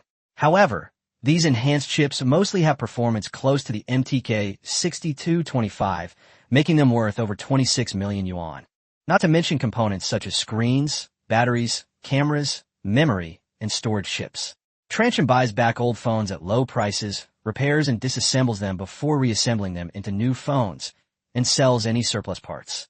This isn't about saving costs. It's about building a complete industrial closed loop. I immediately ordered mass production of the T1 enhanced version next month, using all of our own repaired chips. At the same time, I established a parts trading department to sell the remaining parts to counterfeit manufacturers at 10% below market price, accepting only cash. Chunhai worried that this would create competitors, but I told him it wouldn't. Once those manufacturers use Transsion's low-priced, high-quality parts, they will become dependent on our supply chain. When that dependence is deep enough, the power in the entire low to mid-end market will naturally fall into Transsion's hands. I then instructed the R&D department to design an enhanced gaming version of the T1 based on the chip specifications. Since the chip was overclocked, we added a gaming mode and increased the RAM and storage, so that African users' phones wouldn't just be used for making calls. After Chunhai left, I checked the data from the dismantling center. A total of 2.42 million old machines have been processed, producing 2.75 million repair chips and approximately 17 million other parts, with a comprehensive utilization rate of 96.3%. The mission progress hadn't changed, but Transsion's cost advantage was becoming increasingly terrifying. Bird wants to wage a price war with me? Fine, let's do it. I like to see who gives in first. At this moment, Li Qing sent a message saying that Li Xiangdong had contacted recyclers and raised the price of used mobile phones by 5 yuan. The price in Huiqiangbai had already risen to 28 yuan, which was 4 yuan higher than that of Transsion. He obviously thought I would follow suit and raise the price, so he could stock up on the phones and then sell them to me at a higher price. I replied to Li Qing with a smile that Transsion's stock price had also risen by 3 yuan, but 2 days later, it suspended its public acquisition for a week. Li Qing was somewhat puzzled. If we suspend purchases, what will happen to the recycling channels? I reassured him. The higher the price rises, the harder it will be for recyclers to sell their stock. Once they can't hold on to their inventory, they'll naturally lower the price, and then Chuanin will buy up the goods at an even lower price. As for those shameless recyclers, let them go back to their old ways. Especially Bird. Their old phones can only be disposed of by paying money, otherwise they'll face huge fines. Li Qing instantly understood. I'm shorting the used mobile phone market. Li Xiangdong has money, right? Let him keep buying. When he's stuck with millions of used phones and can't get rid of them, he'll realize those things weren't assets at all. On the surface, it's a battle between Transsion and Bird for scrap mobile phone resources. In reality, I'm digging a deep pit for Li Xiangdong, one that's built with real money. Transsion can turn trash into parts, while Bird only has man-eating garbage in its hands. In Building 8 of the SW compound in Yangsheng, my father, Shen Guoming, and Zhang Shiqing were drinking tea in the small reception room. Zhang Shiqing advised my father to take good care of his health and to hand over the company to the younger generation. My dad said he was very relieved to hand the company over to me, but he didn't expect me to be so cunning. During my hospitalization, I managed to get rid of all the senior executives, including Zhang Mingyuan. Zhang Shiqing, however, said, "A merciful person cannot command an army, nor can a righteous person manage finances. If those people cared about past relationships, they wouldn't have tried to sell the company while my father was ill. I did the right thing. It's time to cut ties."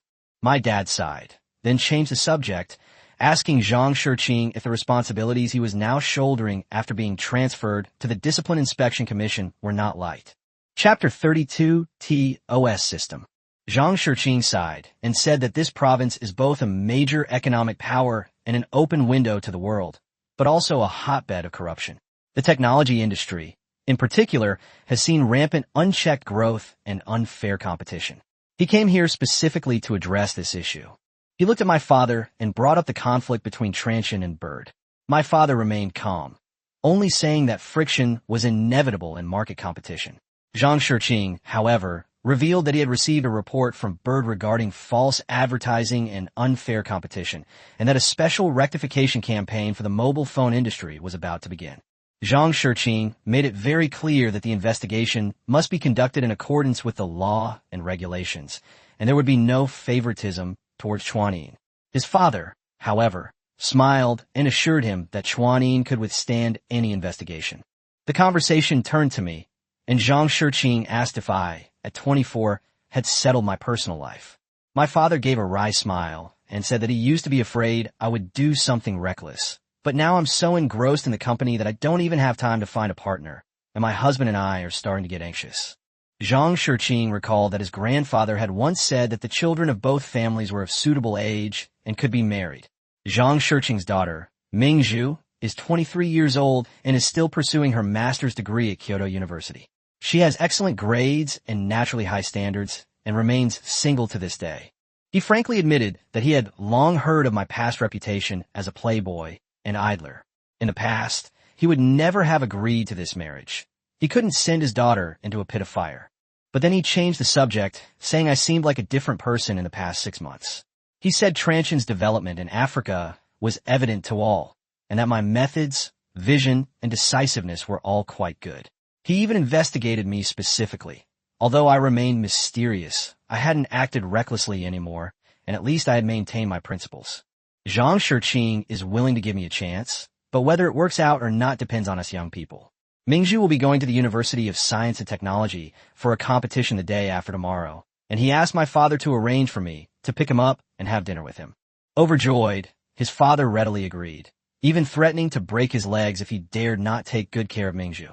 Zhang Shiqing, however, remarked that he had changed so much in the past 6 months, as if he were a completely different person. My father shared the same sentiment, even suspecting that I might have been replaced by a reincarnated person or a time traveler. Zhang Shiqing laughed after hearing this, saying there was no such thing as reincarnation or time travel. It was just that setbacks forced out my potential. In any case, I am now worthy of Mingzhu. The rest is up to fate. My father was in high spirits after he left. My success made him happy, and the fact that our childhood betrothal hadn't been called off made him even happier. He knew better than anyone what Zhang Shiqing's current position meant for my future. Meanwhile, in the conference room at Transsion headquarters, all department heads and the core team of Project Taishan were present. Liu Jihong had expanded the development team to more than 270 people, with the goal of creating a usable domestic operating system within a year. I stood in front of the projection screen, which displayed the logos Taishan and TOS. Looking at the crowd, I announced directly that Project Taishan was officially launched. This project would determine the fate of Transsion for the next decade or so. The Taishan project has 2 core objectives. First, to develop a completely independent intelligent operating system, tentatively named Transsion OS, or TOS for short. Initially, it will be deeply customized based on the Android open source project, and then the core components will be gradually replaced, ultimately achieving independent control from the kernel to the application framework. Second, starting today, we will establish a chip design department for Transsion, initially accumulating experience in peripheral chips such as power management, radio frequency, and audio, and eventually acquiring SoC design capabilities. A commotion arose in a conference room. Operating systems already require huge investments and top talent. Now, adding chip design to the mix makes each aspect a bottomless money pit. While Transsion's development has been rapid, taking the step now, in their view, is still too early. Chapter 33. The system was developed in 1 year, and the chip in 2 years. Looking at the shocked and discussing crowd in the conference room, I directly addressed their concerns. Transsion lacked talent, funding, and the capability to develop systems and chips. But Project Taishan was a long-term plan spanning 5, 10, or even longer. Both operating systems and chips are money-burning projects in the early stages, especially operating systems, where the market is chaotic and highly competitive. But I have to do it because over the past 3 years, Chinese mobile phone manufacturers have spent more than $30 billion purchasing chips from Qualcomm and MediaTek. With the widespread adoption of smartphones, this will become a market worth hundreds of billions or even trillions of dollars. Although Android is open source, GMS is monopolized by Google. Without it, phones simply cannot be sold overseas. Transsion will inevitably have to overcome this hurdle if it wants to establish a foothold in Africa. Cooperation is fine, but we cannot hand over our lifeline to others. We must start from scratch and build our own technological foundation. Some have pointed out that an operating system requires a large ecosystem, and Transsion sales are less than 10 million units, primarily focused on feature phones, making it simply unable to support an ecosystem. But Africa is the perfect starting point. Its internet ecosystem is virtually non-existent. There are no established games or monopolistic social media platforms. Reports show that internet penetration is only 3.4%, and most people are even using a mobile phone for the first time. I plan to invest in local entrepreneurs to develop social, payment, e-commerce, and entertainment platforms suitable for Africa, gradually building an ecosystem around TOS. Once successful in Africa, we will then expand to the domestic and European markets. The head of the Hardware Research Institute then asked about the chips, noting that chip design requires even greater investment, and manufacturing also relies on external suppliers. I told them to start with peripheral chips. Transsion's annual procurement volume will exceed 100 million chips in the future. With such a large demand, there's no reason to depend entirely on others. RF chips need to be optimized for the African market. The technical barriers are relatively low, but the demand is huge. If done well, costs can be significantly reduced. Application processors are a long-term goal. We can't even make the peripheral chips, let alone the core AP. As for manufacturing, although China lags behind, it's not without opportunities to catch up. With advanced planning and a 10-year plan, it's not impossible to catch up. The crowd gradually took it seriously. My plan is ambitious, but it's not just a pipe dream. Subsequently, I announced the Taishan project's budget for this year, 2.5 billion renminbi. Of this, 1.5 billion renminbi will be invested in TUS or D, and 1 billion renminbi will be used to build a chip team and accumulate IP. The fund will be borne by Huaxin Investment and will not be tied up in Transsion's operating capital. The meeting room erupted in cheers once more. This sum of money practically demonstrated that Huaxin Investment was another, and a very powerful one at that. I then announced that Taishan would operate independently, but would collaborate deeply with Transsion. The first version of TOS must be commercially available in Transsion smartphones next year. The chip team will be staffed with experts recruited by Mr. Huang, and the first product must be mass-produced within 2 years. I want to see tangible results. Chen Hai was the first to express his support, stating that the R&D department would give its full support. People from the Software Research Institute, Hardware Research Institute, Marketing Department, and Strategy Department also gradually got up. These were all my core team members. Systems and chips are the 2 cornerstones of the smartphone era. Transsion can't afford to play that game now, but Huaxin Investment can. At this time, the financial crisis was still spreading, and the United States was slow to respond effectively. Many companies began selling assets at low prices. Texas Instruments laid off more than 600 people in October, and after being screened by Huang Tianya, most of them were recruited to Guangzhou with high salaries. Chip development is progressing faster than expected, but it's still far from enough. With continued investment, Transsion will undoubtedly become a rising giant in 5 years, capable of competing with Apple and Samsung. And today, the first step has already been taken. After the meeting, I asked each department head to submit a detailed plan within 3 days and then continue to plan subsequent goals. We also had a win over Huawei's terminal division. Just then, my phone rang. I thought it was a message from Huang Tianya, but when I opened it, I saw a message from my father. Xiaofei, go to the airport to pick someone up on the 5th of next month. Uncle Zhang's daughter, Zhang Mingzhu. Do your best. Chapter 34, Picking Up the Customer. I was stunned for a moment when I saw the message. Zhang Mingzhu, the daughter of Secretary Zhang Shiqing. This can be considered a blind date. Since my rebirth, I've focused almost entirely on my career and haven't given much thought to relationships. But some things are unavoidable. Chuanin wants to develop his business in China, and some relationships do need nurturing. I just hope this Ms. Zhang isn't too difficult to get along with.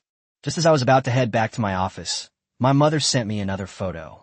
In the photo, Zhang Mingzhu is standing by Weiming Lake at Kyoto University, wearing a beige cardigan and a blue long skirt, holding a book and smiling gently.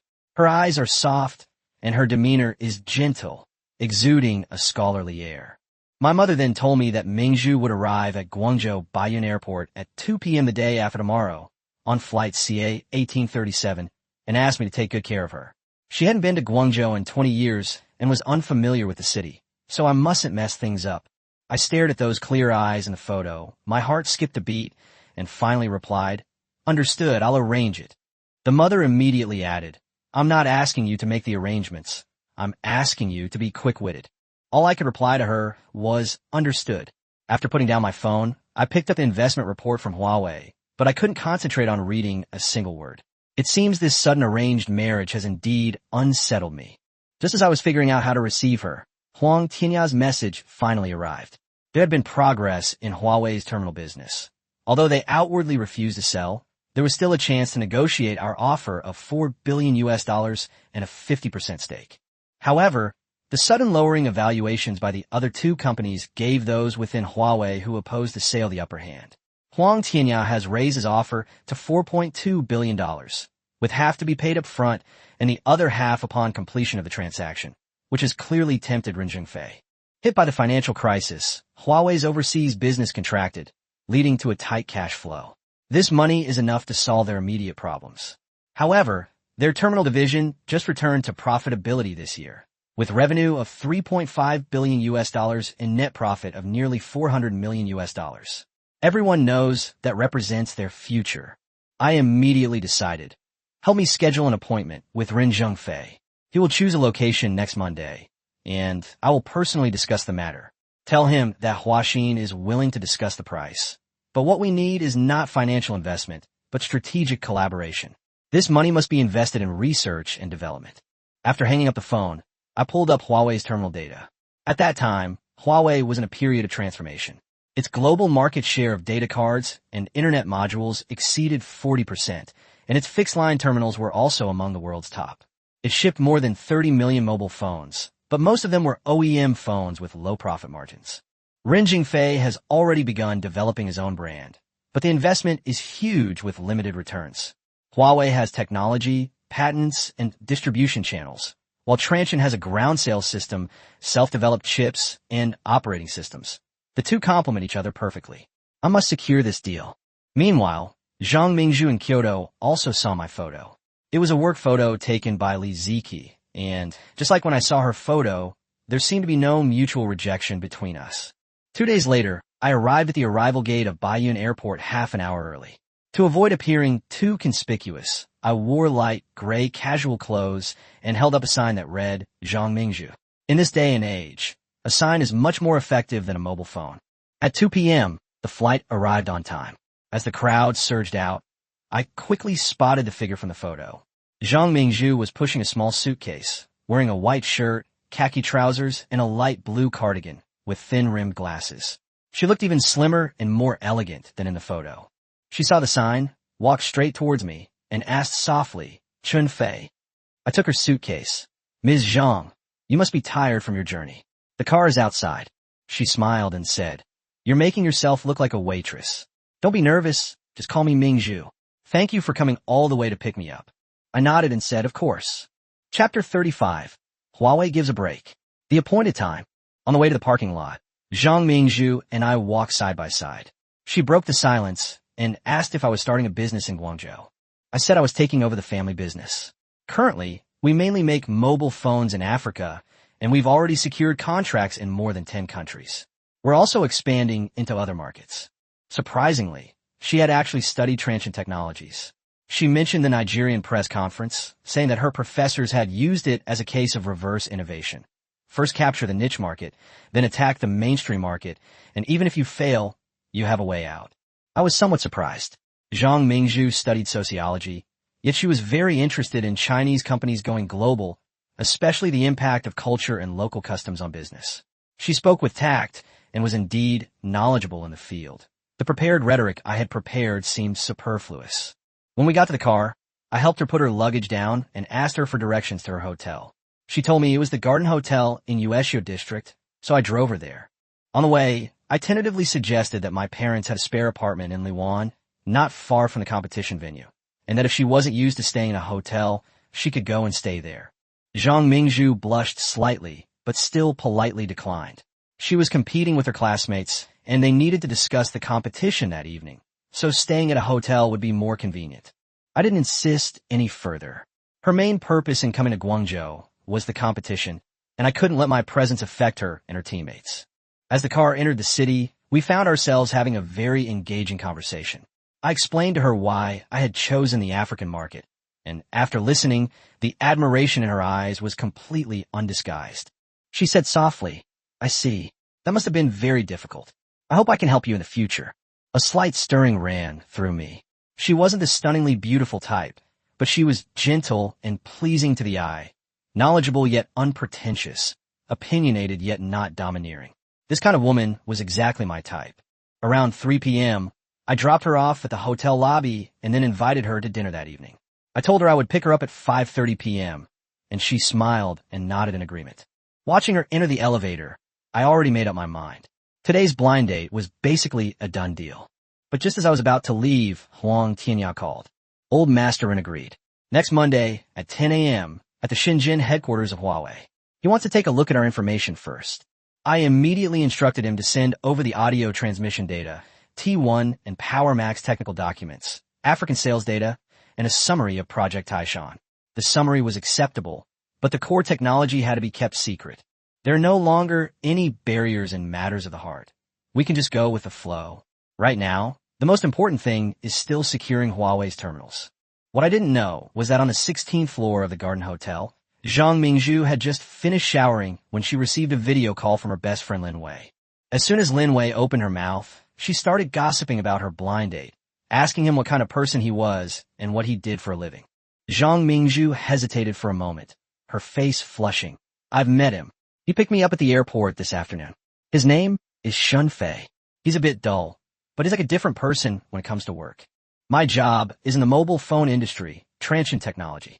Chapter 36 Night Market Visit. When Lin Wei heard that I was from Transsion, she assumed I was selling counterfeit phones in Africa. Zhang Mingzhu, however, explained that I had already secured markets in more than 10 countries and would soon be opening branch offices, and that I was definitely not the kind of person she thought I was. Lin Wei immediately smiled knowingly and asked if she had plans for the evening. Zhang Mingzhu admitted that she was going to take her to a time-honored restaurant and then stroll through the food street. Her best friend told her to wear a champagne-colored dress, and although she said it was just for dinner, she still changed into the dress and put on light makeup after hanging up the video call. At 5:30, I arrived at the hotel lobby on time.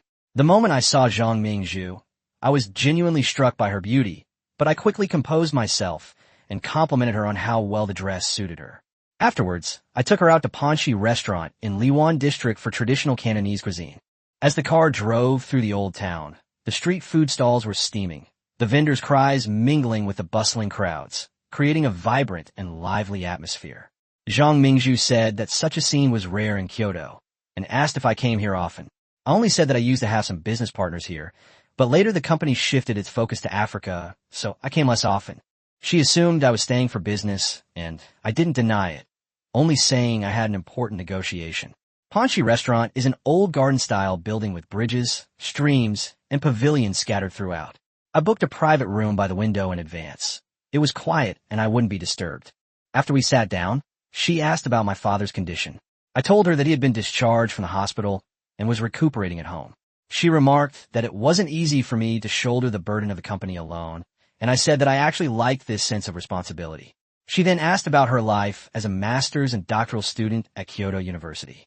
Zhang Mingzhu said that social sciences don't require complex experiments, but writing papers and conducting research isn't easy either. She just enjoys this kind of life.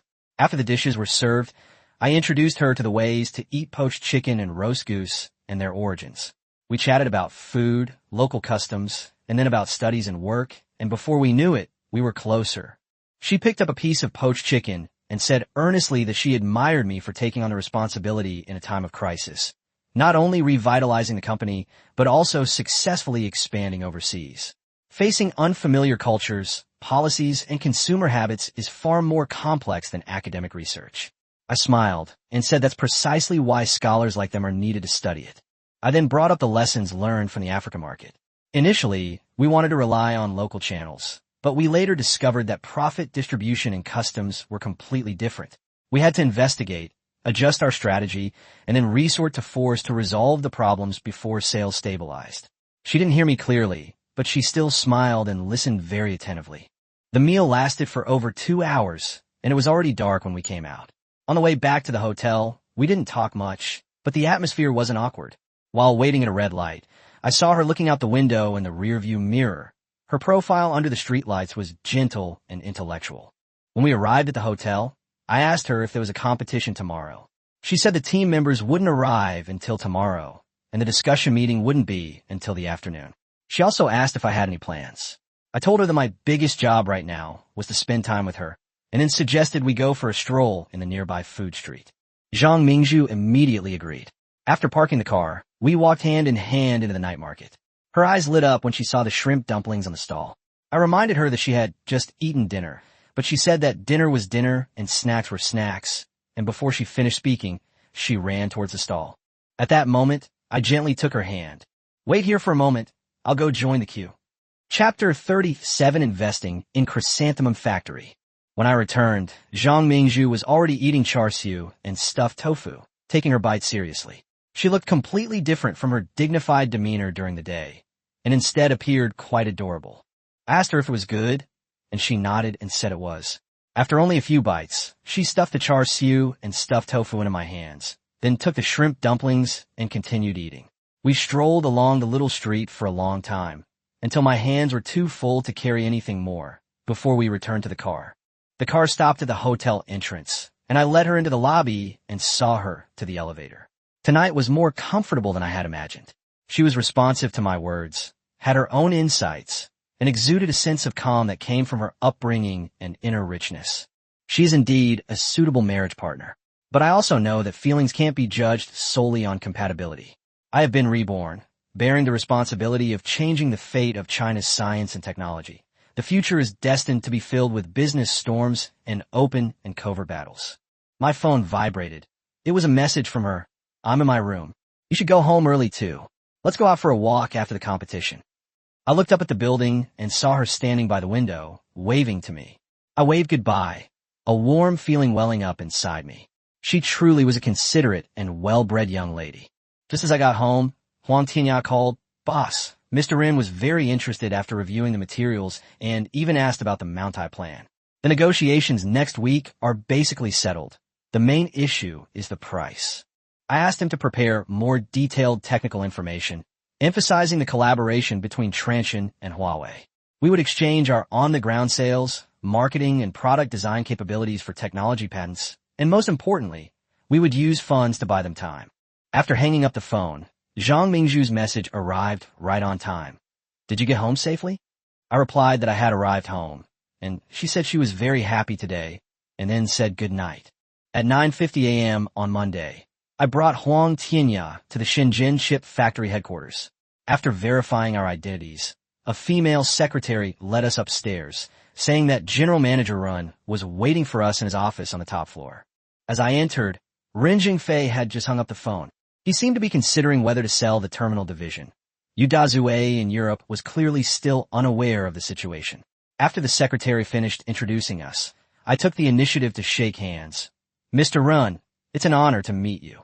Ren Jingfei's hands were strong, and he wore a white shirt and dark trousers, making him look much younger than his actual age.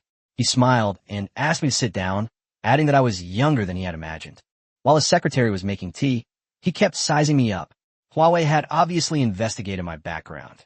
The shares I held in companies like Transsion, Huaxin Investment, and NVIDIA made them feel that I was a mysterious person. I picked up my teacup and asked him directly what he saw in me. Ren Jingfei smiled and said, mysterious. I replied that I had simply made some money by taking advantage of others' crises and relying on luck. Ren Jingfei didn't beat around the bush and asked me directly, Transsion is doing well in Africa, so why do you need to spend more than $2 billion to buy Huawei's terminal shares? I told him that Africa is just a high-quality market, and Transsion's future lies in China and Europe. Huawei has a promising future in China and even globally. This is a complementary investment and one that won't lose money. Ren Jingfei asked me why I was so optimistic about Huawei.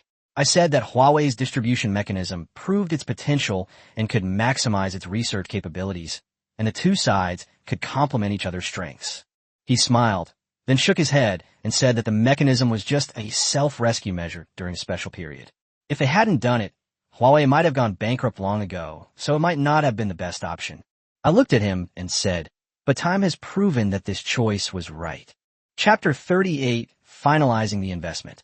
I told Ren Jingfei that Transsion's model could build a great company, but its growth rate was still too slow.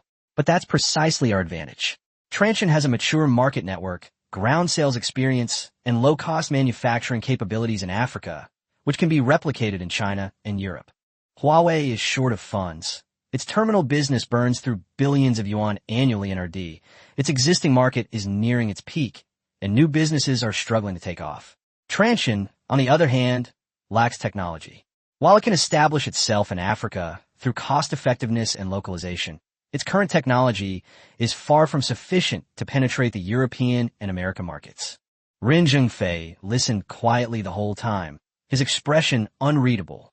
Only after I laid out all the technology and bargaining chips did he ask me if I wanted to use Transsion's money to exchange for Huawei's technology. I put down my teacup and said that this is not just an investment, but a deep partnership. Transsion's investment in Huawei's terminal division is not a financial investment, but a strategic collaboration. We will share our D results.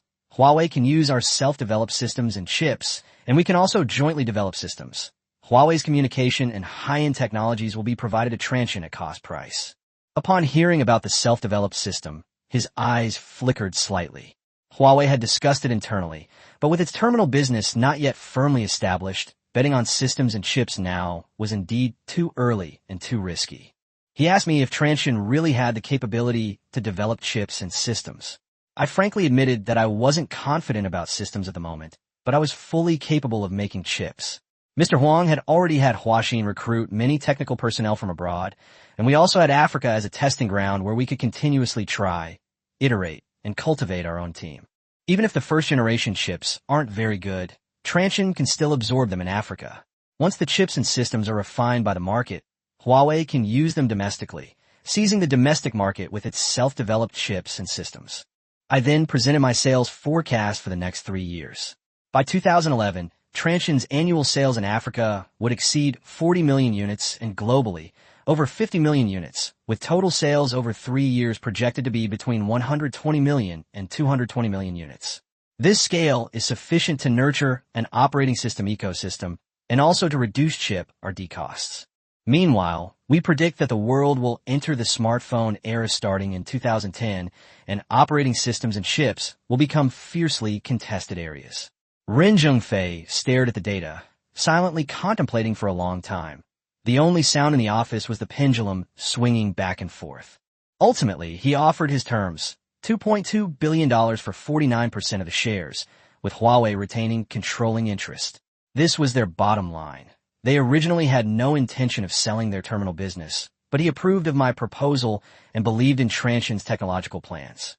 My direct response was that 49% would only qualify for $2 billion. If it were 50%, Transsion would be willing to offer a higher valuation. We need equal say, but we can sign a concerted action agreement to support Huawei's management in major decisions and will not use capital means to seek control. Ren Jingfei was even more puzzled. Transsion refused to back down, yet didn't want control. Why did they insist on 50%? I looked at him and said, only through deep integration can synergy avoid becoming superficial. If minority shareholders don't get access to core technologies, Transsion won't reveal its chips and systems. Only when interests align can both sides work together to change the situation of lagging domestic technology. The second half of the mobile phone industry is about ecosystem competition. Apple has iOS, Samsung has a complete industry chain, and Google is pushing Android. Chinese companies must join forces to break through. Transsion and Huawei joining forces, with Huawei focusing on communications and signal processing, and us handling the system, chips, and architecture, is a true win-win situation. Ren Jingfei didn't answer. He simply walked to the window and lit a cigarette he hadn't touched in a long time. He looked at the technology park and said that the terminal business was a mess, losing money for years, and just when it was about to turn a profit, it encountered the economic crisis. The team was in turmoil. The mobile phones were not competitive, and many people on the board of directors wanted to sell to cut their losses. I took over the conversation, but he didn't want to sell. He knew that consumer electronics were the future and the best medium for communication. Missing out on the mobile phone market would mean missing out on the next decade for Huawei. Ren Zhengfei nodded, then turned and looked at me with a complicated expression. $2.2 billion for a 50% stake. Transsion was going to use several times its own funds to buy a business that was still losing money. I walked to the window and told him I know. But I know even more clearly that if we don't buy now, we might not be able to buy it even for $40 billion 5 years later. The value of Huawei's terminals isn't in the financial statements, but in the minds of its engineers, its communication patents, and the potential future of the Huawei brand. Investing is inherently a gamble, but I believe I can win this round. Chapter 39. Groundbreaking Ceremony for Overseas Factory. Ren Zhengfei and I looked at each other again, a few steps apart, the air seeming to freeze. After a long silence, he slowly sat back in his chair. I need to discuss this matter with the board of directors. I nodded and sat down, reminding him that the funds for Transsion were already prepared and would be available soon. Then I lowered my voice and told him something even more crucial. Motorola might not be able to hold on and might be sold to Google in the next year or two. Ren Zhengfei was visibly stunned. Motorola was still the dominant mobile phone brand, second only to Nokia. He pressed for the source of the information, and I didn't explain, only telling him that there are never truly impenetrable walls in the business world. I looked at him and said, the economic crisis is more serious than expected, and time waits for no one. Transsion is willing to offer $4.2 billion in cash, just to share technology and jointly build a mobile phone ecosystem belonging to China. There won't be another company offering such terms. As the clock on the wall struck 11, Ren Zhengfei finally picked up the internal phone and notified the board of directors to hold an emergency meeting at 2 o'clock in the afternoon. All heads of terminal businesses had to be present, and he invited me to personally present the plan. The afternoon meeting lasted for more than 4 hours. Initially, they were skeptical of Transsion's technology and questioned our ability to come up with the funds. Later, everyone's focus shifted to the same question. Would a country really go to such lengths to target a Chinese technology company in the future? Based on my analysis, everyone eventually accepted this seemingly absurd but potentially risky situation. At 7 p.m., both parties officially reached an agreement. Huaxin would invest $2.2 billion to acquire a 50% stake in Huawei's terminal division. The board of directors has 7 seats, with Huawei holding 4 and Huaxin holding 3. Ren Zhengfei serves as chairman, and I serve as vice chairman. Transsion's Taishan project results are open to Huawei, and Huawei's communication management and technology platform are also open to Transsion. At 9 o'clock in the evening, the final agreement was signed. Ren Zhengfei grasped my hand and patted my shoulder heavily. President Shun, the future of Huawei's terminals is now half in your hands. I gripped the shareholding documents tightly and solemnly replied, Ren, rest assured, Transsion will not let you down. As I left the base, Huang Tianya still couldn't hide his excitement. He was confident in acquiring other companies, but taking over Huawei's terminal business was something even he found unbelievable. I told him, however, that this was just the beginning. Next, the Taishan project accelerated significantly, with the African team immediately commencing construction of their first overseas factory. We also needed to establish a presence in the smartphone gaming platform market early on. PopCap, this promising company, was a must-have acquisition. I sat in the car and looked out the window. Huawei, this future scientific research giant, has now become one of my assets. But right now, the most important thing is to solidify our foothold in Africa and make Waveguide pay the price for its previous actions. Just then, Zhang Mingzhu messaged me, saying she'd won first prize in the competition and asking if I was free the next day. I replied with a smile that I'd pick her up and throw her a celebration party. Both my career and personal life were progressing well, and everything was going according to plan. In Port Louis, Mauritius, on the Indian Ocean coast, the December sea breeze carries a salty, damp scent. On a newly leveled 50-acre construction site, The backdrop for the groundbreaking ceremony of Transsion Technologies' first overseas manufacturing base stands out prominently. Adebayor stood on the stage with the Minister of Industry, the Director of the Investment Promotion Agency, the Embassy Counselor, and dozens of political and business representatives and media reporters seated below. Just over a month ago, Transsion had only more than 30 stores in the area, but now it is about to build its first overseas factory. Mauritius boasts a stable political situation, tax incentives, a more skilled workforce, and a location that allows it to cover the southeastern African market. After the news broke, the local government gave it the green light, and preparations for the groundbreaking ceremony were completed in less than a week. Adebayor announced in English the official launch of the Mauritius manufacturing base. The factory, with a projected investment of $50 million, is scheduled to begin production next June, producing 3 million mobile phones annually and providing 1,500 jobs. Applause erupted instantly. For the local community, this was not just an assembly plant, but also an opportunity for 1,500 families to change their lives without having to leave their hometowns. Chapter 40: The Crisis in Tanzania. At the groundbreaking ceremony, Adebayor stood on the stage and announced that the park would not only be a factory, but would also house an African digital skills training center. Every year going forward, Transsion will train 500 engineers and skilled workers for Mauritius and neighboring countries. We will be responsible for training them in manufacturing mobile phones, disassembling parts, and replacing components. After completing their training, they can either join Transsion's after-sales service system or open their own mobile phone shops. The audience applauded continuously. While building a factory can certainly create jobs, what the local community truly values is our willingness to cultivate technical talent. Adebayor then handed the stage to the Minister of Industry of Mauritius. The minister beamed with joy, clearly not expecting Transsion to choose this newly developed island nation as the location for its first factory in Africa. The minister stated on the spot that Mauritius has always welcomed foreign investment, but there are not many technology companies, and even fewer are willing to train local skilled workers. To support Transsion, the government decided to replace all government equipment with PowerMax, with an initial purchase of 10,000 units. This statement is clever.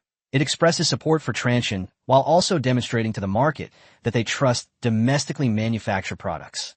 As long as Transsion's sales continue to grow, the factory will naturally expand further. After the ceremony, Adebayor led officials and reporters on a tour of the planning model. The future factory will primarily produce T80 and T1 models, and will also handle some PowerMax production capacity. Once the technology meets the standards, it will also produce higher-end models to supply Mauritius and surrounding markets. Just then, his phone kept vibrating, mostly with congratulations, and some from countries expressing their hope that Transsion would build factories in their countries in the future. But a text message from Tanzanian Investment Minister Mohammed froze his smile. I had warned Adebayor before that he was difficult to deal with. His attitude in the text message was even more impolite, questioning why the factory was located in Mauritius when we had clearly promised to give priority to Tanzania and demanding an explanation. Adebayor left the crowd and immediately made the call back. Tanzania was important to the African market, and he didn't want to offend them easily. But Mohammed didn't give them a chance to explain. He claimed that Tanzania offered them the best land, tax, and approval policies, while we went to Mauritius instead, which was an insult to them, and Transsion had to pay the price. Adebayor, suppressing his anger, told him that the location was a comprehensive decision. The port of Mauritius was better, with convenient access to exports to South Africa, Madagascar, and the Middle East, and a mature electronics industry supporting it, which could save a lot of costs. Mohammed, however, turned hostile and threatened that if we did not provide compensation, Tanzania would impose a 10% special tariff on Transsion products, and would also block store approvals, promotional permits, and on-the-ground promotional activities, and even use the issue of advertising on walls as a pretext to punish us. This is no longer negotiation. It's a blatant threat. Adebayor reminded him that Transsion has over 150 stores in Tanzania, employs more than 1,700 local staff, and pays over $700,000 in taxes monthly. If they were to do this, it wouldn't just affect Transsion, but also local consumers and the job market. But Mohammed simply said, "Then you can try it," and hung up the phone. Adebayor's expression was grave. The possibility of building a factory in Tanzania had initially been 50%, but now it was likely only 20% or even zero. Tanzania does indeed want to develop its technology industry and has offered attractive terms. However, business decisions cannot be based solely on personal relationships. Mauritius's overall conditions are clearly superior and better aligned with my overall strategic plan in Africa. Adebayor quickly reported the situation to me. My reply was simple: try to appease Muhammad, and at the same time, transfer all the money out of the accounts. Leave the rest to the smugglers. Remember, they are not transient employees, and we are not responsible for after-sales service. Adebayo immediately understood. Superficial reassurance, but in reality, we were prepared to abandon Tanzania's official channels. But just as he was about to call back, his assistant rushed over. Vice President, I just received news that Bird mobile phones have been launched in Tanzania. Chapter 41. Waveguide's confident launch, sales.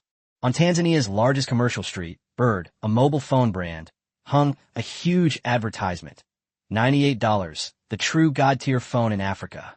The first batch of 50,000 phones filled the store, and Zhou Ming stood at the entrance, watching the flow of people, his face full of confidence. To avoid my stronghold, they chose Tanzania as their entry point. They also took advantage of my conflict with the local authorities and promised Minister Muhammad that if sales reached 500,000 units, they would build a factory there with an investment of no less than $50 million. Assembly lines, casing lines, and battery lines are all negotiable. Muhammad, dissatisfied with Transsion, granted Bird facilitation benefits such as customs clearance, tax-free warehousing, government promotions, and procurement. The waveguide is $1 cheaper than the T1, comes with a free memory card, and has slightly higher specifications. Zhou Ming successfully persuaded distributor Kofi to open 10 stores first, and even planned to secure the Zanzibar agency. They felt that the African distribution channels were worthless, and that Bird would soon be able to crush Transsion. After all, this Africa model was almost a carbon copy of the T1, with an extra 100 mAh battery, a higher resolution lens, and a cost advantage.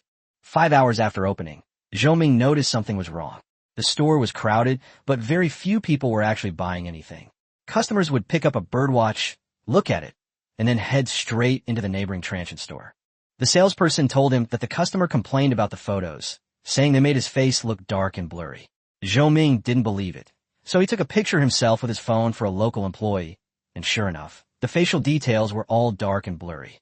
Under the same conditions, the T1 produces brighter and clearer images. What's more troublesome is that the Bird can only have 2 SIM cards, while the Transsion can have 4. The Bird's battery life is 7 days, the T1's is 10 days, and the Power Max's is a whopping 14 days. Zhou Ming immediately bought back the T1 and Power Max for disassembly and comparison. The chips were basically the same, and the Transsion battery was even 100 mAh smaller, but its battery life completely crushed the Bird, and the photo quality was not even in the same league. He finally realized that my phone in Africa wasn't just about getting a different casing. But before he could figure it out, a commotion suddenly erupted across the street, and most of the customers in the Bird store instantly fled. Transsion displayed a banner, temporarily withdrawing from Tanzania, T80 clearance sale at only $28, T80A at $32, T1 at $90. There were also gray market vendors in front, selling T1 Pro for only $99. The same slogan hung on the street: 12-day battery life, upgraded photography. Zhou Ming then realized, I've been waiting for him all along. Even if the approval process is blocked, the goods can still enter the market through informal channels. He hurriedly reported to Li Xiangdong that Bird sales were less than 1/10 of what was expected. Li Xiangdong suppressed his anger and ordered him to immediately lower the price to $80 to seize the market first, and then reduce costs once sales picked up. Looking at the mountain of inventory, Zhou Ming felt uncertain. This battle was far more difficult than they had imagined.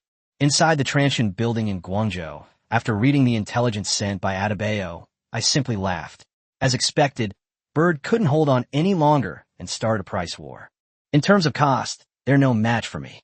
Transsion has recycling and dismantling centers, as well as technological advantages specifically designed for the African market. $80? Then let them see true cost control. I immediately asked Chuanhai about the progress of the second batch of T1 Pro production. Upon learning that it would be discontinued in a day, I instructed him to hand them all over to gray market dealers and ship them to Tanzania.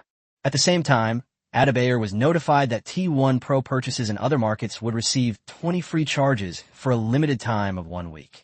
After hanging up the phone, I walked to the world map. More than 20 African countries were already covered with the red dots from the radio transmission system.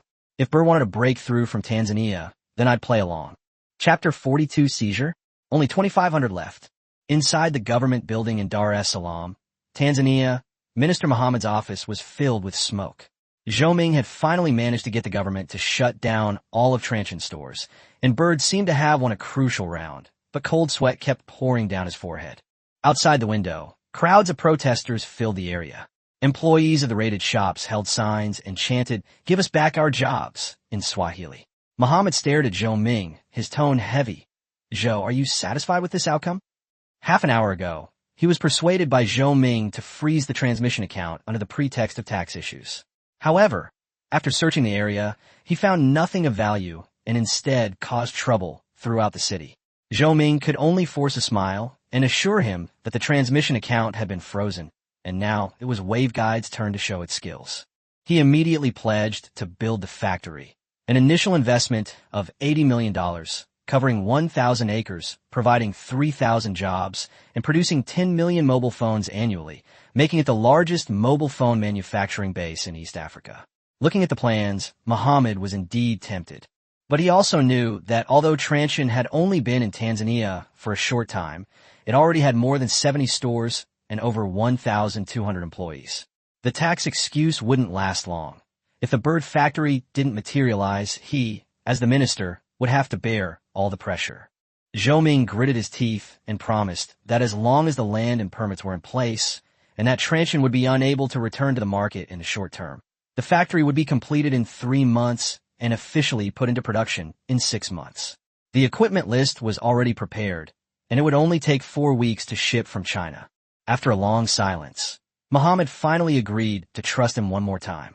Zhou Ming had just breathed a sigh of relief when the other party suddenly proposed signing a betting agreement. If the factory could not start production within a year, Waveguide would pay $20 million to shut up the others. Zhou Ming cursed his greed in his heart, but outwardly agreed without hesitation. Half an hour later, Mohammed looked at the agreement stamped with the official seal of Bird and finally smiled. As for building a factory, Zhou Ming never even considered actually building one. Transsion's current predicament was Bird's future fate. At the same time, at the headquarters of Transsion Holdings in Yangsheng, Huang Tianya, holding a government document that had just been sent back, sneered, suspected of violating foreign exchange control regulations. They dare to use such an excuse. I straightened my clothes, preparing to pick up Zhang Mingzhu, and only asked one question. Has the money been transferred out? Huang Tianya laughed and said that he had transferred the funds through an offshore company 3 days ago. Only $2,500 remained in the frozen account as operating funds. He had originally intended to keep $250. It wasn't much, but it was enough to annoy Zhou Ming. As for the 70 stores, 40 were rented, and the remaining 30, though purchased, had already been mortgaged to local banks, so their seizure wouldn't result in much loss. I continued to inquire about the staff's arrangements, and Huang Tianya immediately reported that everything was proceeding according to plan. All Tanzanian employees are receiving their basic wages to continue their protests, with subsidies available for those who wish to persist. Protests have now erupted in the streets of Dar es Salaam, with Mohammed's political enemies also taking action, and local media beginning to question his decision. I then inquired about the gray market channels. Employees in nearby countries worked during the day and shipped the phones into Tanzania at night. Within a week, they sold 100,000 T1s and 300,000 T80s. The T80 was even $2 more expensive than the official price, while the T1 was priced at $80 with no tax. Huang Tianya said that the employees were working very hard and the profits were guaranteed. I shook my head. This is not appropriate. Fire all of them. Seeing that he was stunned, I added that they should jointly establish a company, with him investing and taking out loans to buy goods, while we would provide spare parts and after-sale service. This is a special plan for a special period. Those who want to participate can become their own bosses, and those who don't can continue as salespeople. Huang Tianya nodded and noted it down. At this moment, Zhang Mingzhu sent a message. I glanced at the time and reminded him to keep a close eye on the situation in Africa. Mohammed won't last long, and neither will Waveguide. Once they completely collapse, I'll let the whole of Africa know that Transsion isn't a lamb to be bullied, and anyone who dares to oppose us will pay the price. Chapter 43, Factory Visit. When I arrived at the gate of Guangzhou University, Zhang Mingzhu came out with a small bag on her back not long after. She was wearing a black and white women's suit, and her long hair was tied in a ponytail. She looked more capable and formal than last time. I took her backpack and asked her about the competition results. She smiled and said that she won first prize. Her team's rural revitalization plan was recognized by the judges. However, there were too many outstanding competitors in the finals, and they couldn't win the grand prize. I teased her on purpose, asking if she had brought up the my father connection. Zhang Mingzhu burst out laughing. Just as we were about to head to the parking lot, someone called out to her from behind. A short-haired girl ran up to me, staring at me from head to toe, and jokingly said that I was even more handsome than the photos.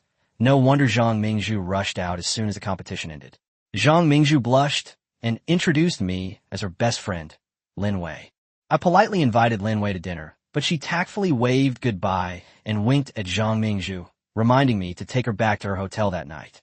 Once in the car, Zhang Mingzhu seemed a little embarrassed, saying that Lin Wei just loved to joke around. I asked her what she wanted to eat, but she suddenly said she wanted to visit my company. She earnestly told me that what others say and what the media reports are not as real as seeing it with your own eyes. Those words struck me deeply. I turned the car around and took her to the production base. On the way, she mentioned the African student team she had encountered in the competition, noting that they all use Transsion mobile phones. I told her that Africa's infrastructure is underdeveloped, so Transsion phones have been specially enhanced with improved signal reception capabilities, allowing them to connect to the internet from farther away. She looked ahead and said softly, "What I'm doing isn't just business. It's changing many people's lives." More than an hour later, we arrived at Transsion's manufacturing base. The new factory area, spanning over 300 acres, had neatly arranged factory buildings. I led her into workshop number 1, where the assembly line was running at high speed and workers in dust-proof suits were skillfully assembling mobile phones. A robotic arm welds the chips, a laser engraves the serial number, and the phone is finally packaged and rolled off the production line. I told her that this is where the T1 Pro is produced, with a daily output of 30,000 units, supplying the entire African market. Zhang Mingzhu looked at the chips on the production line and asked if they were self-developed chips. I shook my head and said that we were currently using MediaTek chips, but self-developed chips were on the way, and that day wouldn't be too far off. She nodded and said she trusted me. I then took her to the R&D center. Behind a glass curtain wall, engineers were testing new feature phones for the African market. Some were conducting drop tests, while others were testing waterproofing. The next generation of high-end feature phones will also include waterproofing. When we reached the area marked Confidential and Project Taishan, I told her that it housed the operating system software team.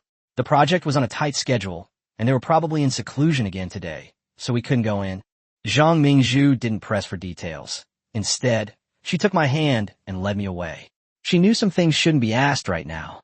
Inside, dozens of engineers were frantically working on a screen full of code, some even pulling their hair out in frustration. As we walked out of the research and development building, Zhang Mingzhu suddenly stopped and whispered that she seemed to understand me. She said she finally understood why I was so busy and where the light in my eyes came from. She turned around and looked at me seriously. "You're not running a company, you're fighting against the whole world." I stood there, stunned, when my phone suddenly vibrated. Li Qing called, saying that Bird's project in Tanzania had completely collapsed, with less than 10 units sold in stores and nearly 400,000 units in inventory. Li Xiangdong had already suspended production of the African model. Before I could even smile, Li Qing followed up with another piece of good news. Chapter 44. Mauritius factory commences production. Mohammed relayed a message through Adbayo, saying that everything before was a misunderstanding and that we had been misled by villains.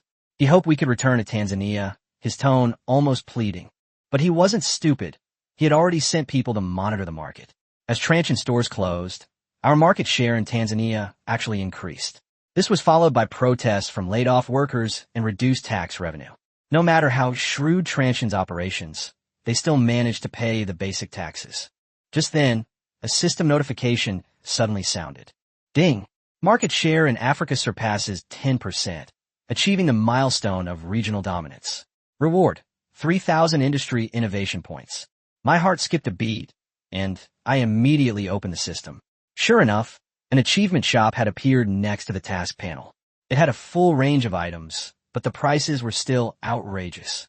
A basic AI algorithm package cost 5,000 points, a solid-state battery cost 7,000 points, a room temperature superconductor cost 20,000 points, and even the cheapest industrial robot control system cost 4,000 points. 3,000 points can't buy anything, so I stared at the AI algorithm package that I thought was worth the price, but I had to put the idea aside for the time being. Zhang Mingzhu noticed my change and asked me softly what was wrong.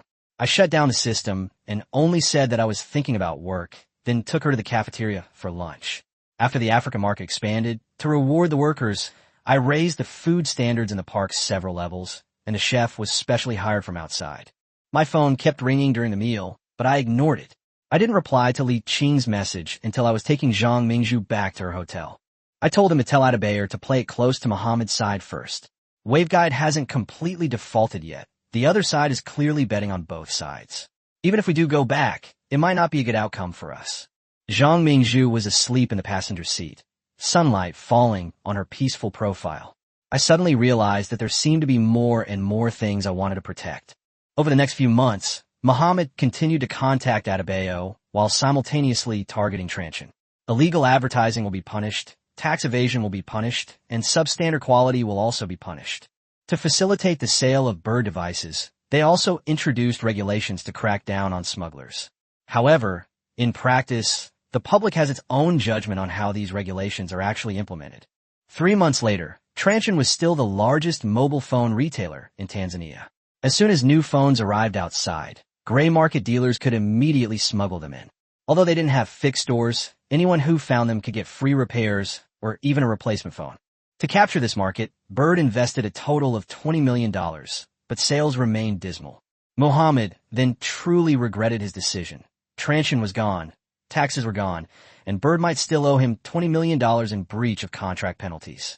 But he was still persistent and continued to hunt down smugglers, clearly trying to recoup his losses from us. Domestic company Bird mistakenly thought it had won.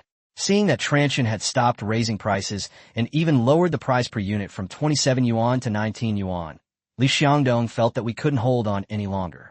Instead of stopping, he prepared to increase the price and wait to fleece Transsion. 3 months later, Transsion's factory in Mauritius, in the Indian Ocean, officially began production. Outside the brand new factory, the silver Techno logo was particularly eye-catching. Chinese and Mauritian flags lined both sides of the road, and a red carpet stretched all the way to factory number 1. At 10 a.m., Mauritian President Jugnauth personally arrived on site with the Minister of Industry, the Minister of Finance, and the Ambassador. Adebayor, dressed in a custom-made suit and wearing a transmission badge, personally greeted the president. Jugnauth exclaimed that just 3 months ago this place was a wasteland, but now it has become a modern factory. This is the speed of China, and also the speed of Transsion. Adebayor's smile was genuine. In just 1 year, he went from nobody who could be bullied by anyone to accompanying a country's president on a factory tour, a transformation that even he himself found miraculous. The president was more concerned with the training center than the production line. He believed it was the future of Mauritius, and Adebayor immediately led a team there. In the robotic welding class, the president stopped at workstation number 1. A young woman in her early 20s skillfully placed the motherboard, pressed the start button, and the robotic arm precisely welded the chip. Adebayor explained that her name is Sophie, and she was the top performer among the first batch of trainees, having already been signed by Transsion. A month ago, she was a hotel waitress, but now she has the skills of a junior technician, and her salary will continue to rise. The Minister of Industry was surprised that Adebayor knew each trainee so well. Adebayor told them that the workers here were ambitious and met the needs of the communication industry, and that it was a two-way street. Jugnauth nodded seriously and immediately instructed the Minister of Industry to do everything in his power to ensure Transsion's safety and to ensure that the factory did not encounter any problems. After the tour, everyone arrived at the ceremony site. A salute was fired, officially launching the production line, and applause instantly filled the venue. Adebayor then headed towards the production area. He had also prepared a special gift for today's opening. Chapter 45, Factory Trial Operation.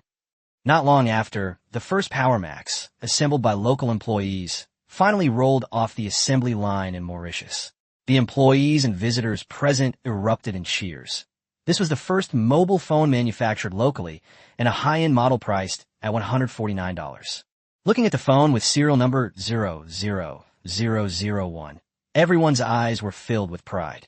PowerMax was no longer just a product of Transsion, but a result of their own hard work. Adebayo solemnly presented the phone to Jugnauth. It is not only a digital product, but also a new starting point for Mauritian manufacturing. In the next 3 years, Transsion will continue to expand its industrial centers and increase employment opportunities. All promises will be fulfilled. Jugnauth took the phone and announced on camera that the Mauritian government had officially switched to Transsion for its official business phones. They wanted to take concrete actions to support companies that were truly willing to establish themselves locally and work diligently. In the following days, the factory production lines accelerated and offline stores were packed with people. Many users who originally planned to buy the T1 were willing to pay extra to switch to the PowerMax because it was a phone made in their own factory.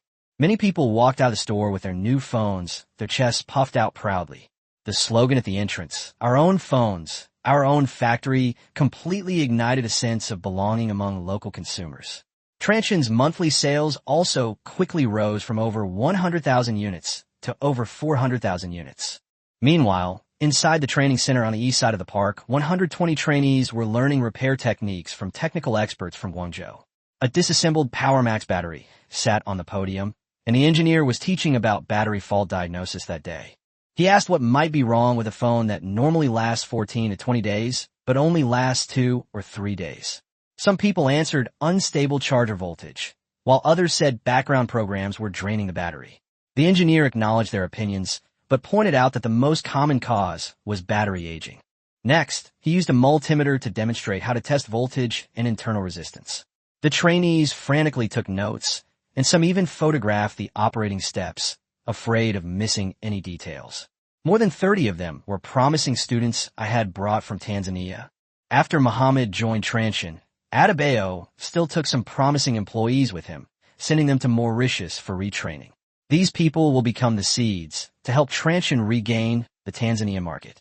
After class, the engineer kept Kamala behind, the first to answer a question. He took out his grade sheet and told Kamala that he had fixed the motherboard short circuit in just 15 minutes last week, the fastest in the class. The training center is free, but it only accepts capable individuals. Those with excellent grades can continue learning, while those who can't keep up must leave at the end of the term. Kamala looked at her grades, and her eyes finally lit up. The engineer asked him if he would like to join Transsion's after-sales team. With a starting salary of $150, accommodation, and continuing training provided, Kamala couldn't believe that he, without any formal education, could get such an opportunity. Transsion doesn't care about academic qualifications, only abilities. The training center is your best qualification. The next day, Kamala passed the personnel assessment and officially signed an employment agreement. After the news spread, all the trainees studied even harder, knowing that Transsion wasn't just making empty promises. May arrived quickly, and I returned to the Shun family's old residence in Guangzhou. The century-old lychee tree in the courtyard was covered with tiny white blossoms. My mother, Zhang Riue, was busy in the kitchen early in the morning, preparing chicken soup, steamed sea bass, seafood, and specially prepared northern dishes, which filled the table. I asked her helplessly why she had to do so much, but she glared at me and said, "This is Mingzhu's first time visiting our home, and it's a formal meeting between the two families. How can we be so careless?" She also complained that I wasn't dressed properly and was afraid that Uncle Zhang would look down on me, so I could only quickly move away. Father Sheng Guoming sat beside her, a thin blanket covering his legs, and simply smiled and said, "Let your mother do her work. She'll be happy." At noon, the doorbell finally rang. I opened the door, and Zhang Shiqing and his wife, along with Zhang Mingzhu, were standing outside. More than 5 months after his transfer, Zhang Shiqing had finally settled his work and brought his mother over. Today was both a family dinner and a welcome-back feast. Zhang Shiqing, dressed in a light gray Zhongshan suit, appeared less dignified and more approachable. Zhang Mingzhu, on the other hand, wore a pale pink dress, her long hair styled up, and held tea leaves and flowers in her hands, smiling gently. I welcomed them into the house and took the tea from Zhang Mingzhu's hand. Zhang Shiqing looked at the courtyard and sighed. There aren't many old houses like this anymore. After entering the house, Zhang Mingzhu handed the flowers to her mother, who held her hand and looked at them with increasing delight. Mingzhu is even prettier than in the photos. Is studying hard? Zhang Mingzhu replied softly. Not at all, Annie. The more I learn now, the better I can help a Fei share the burden in the future. Chapter 46. Breakthrough of the TOS System. Zhang Riyue's words immediately pleased both sets of parents. However, Zhang Shiqing's lips curled slightly, as if he was displeased that his little darling had already let slip after only a few meetings with Chen Fei, and he was even more annoyed by his old friend's smugness. He asked Zhang Mingzhu if she had done any research for Chen Fei Company. Zhang Mingzhu blushed and said that she had only learned about local African culture with her classmates, but Chen Fei Company had given her a lot of valuable first-hand information. Soon it was time for dinner, and the atmosphere at the table became increasingly harmonious. Zhang Shiqing and Shen Guoming chatted about the old days, while Zhang Riyue and Jiang Shihua reminisced about their children's childhood. Zhang Shiqing raised his glass in admiration, remarking that Chen Fei was indeed remarkable. The commotion Transsion had caused in Africa had even caught the attention of ministry. The Foreign Trade Department had even specifically inquired about how this company had managed to expand its market so quietly. Shen Guoming looked smug, but said that Chen Fei was just messing around and got lucky. Zhang Shiqing, however, directly denied this, saying that the telepathic communication wasn't based on luck, but on truly solving local needs and respecting local culture. He acknowledged Chen Fei's methods and told him that Chinese companies going global shouldn't just aim for quick profits, but rather establish a solid foundation and achieve mutual benefits. Of course, they must be firm when necessary, knowing they have others to back them up. I quickly raised my glass, deliberately lowering the rim, to thank Uncle Zhang. Zhang Mingzhu sat quietly beside me eating, occasionally serving food to the elders, which pleased my mother greatly. After dinner, the elders stayed in the living room for tea and specifically asked Zhang Mingzhu and me to go for a walk in the yard. The lychee tree was covered in white blossoms, and she looked up at it, marveling that such a tree was simply unheard of in the north. I told her I'd bring her some lychees when they were ripe, and she smiled and agreed. Then she suddenly snuggled in my arms and whispered, "Thank you for being so thoughtful today." She knew I might not like these kinds of occasions, but she still cooperated so well for her sake. I hugged her tightly and told her that this wasn't just playing along, that I liked it too. The wind blew, petals fell, and I gently removed a petal from her hair. She smiled and called me boyfriend, which surprised and delighted me. I had originally intended to ask her about her summer vacation plans, so I took the opportunity to ask. She mentioned that the college was having a research project in Kenya for a week, starting in early July, and she was planning to sign up. I did the math, and Transsion happened to have a product launching in Kenya at that time, so I originally planned to go with her. But considering Huang Tianya's recent actions, I immediately changed my mind. I asked her if she wanted to go to Kenya, because Transsion mainly operates in Africa. Zhang Mingzhu didn't explain, she just nodded. I immediately advised her not to go for my sake, saying that we had recently made a lot of money from Wall Street, and safety was more important. After she looked up to confirm, she obediently agreed not to go, since the list hadn't been submitted yet. The elders in the room, watching this scene, were finally completely relieved, knowing that the relationship between the two children was settled.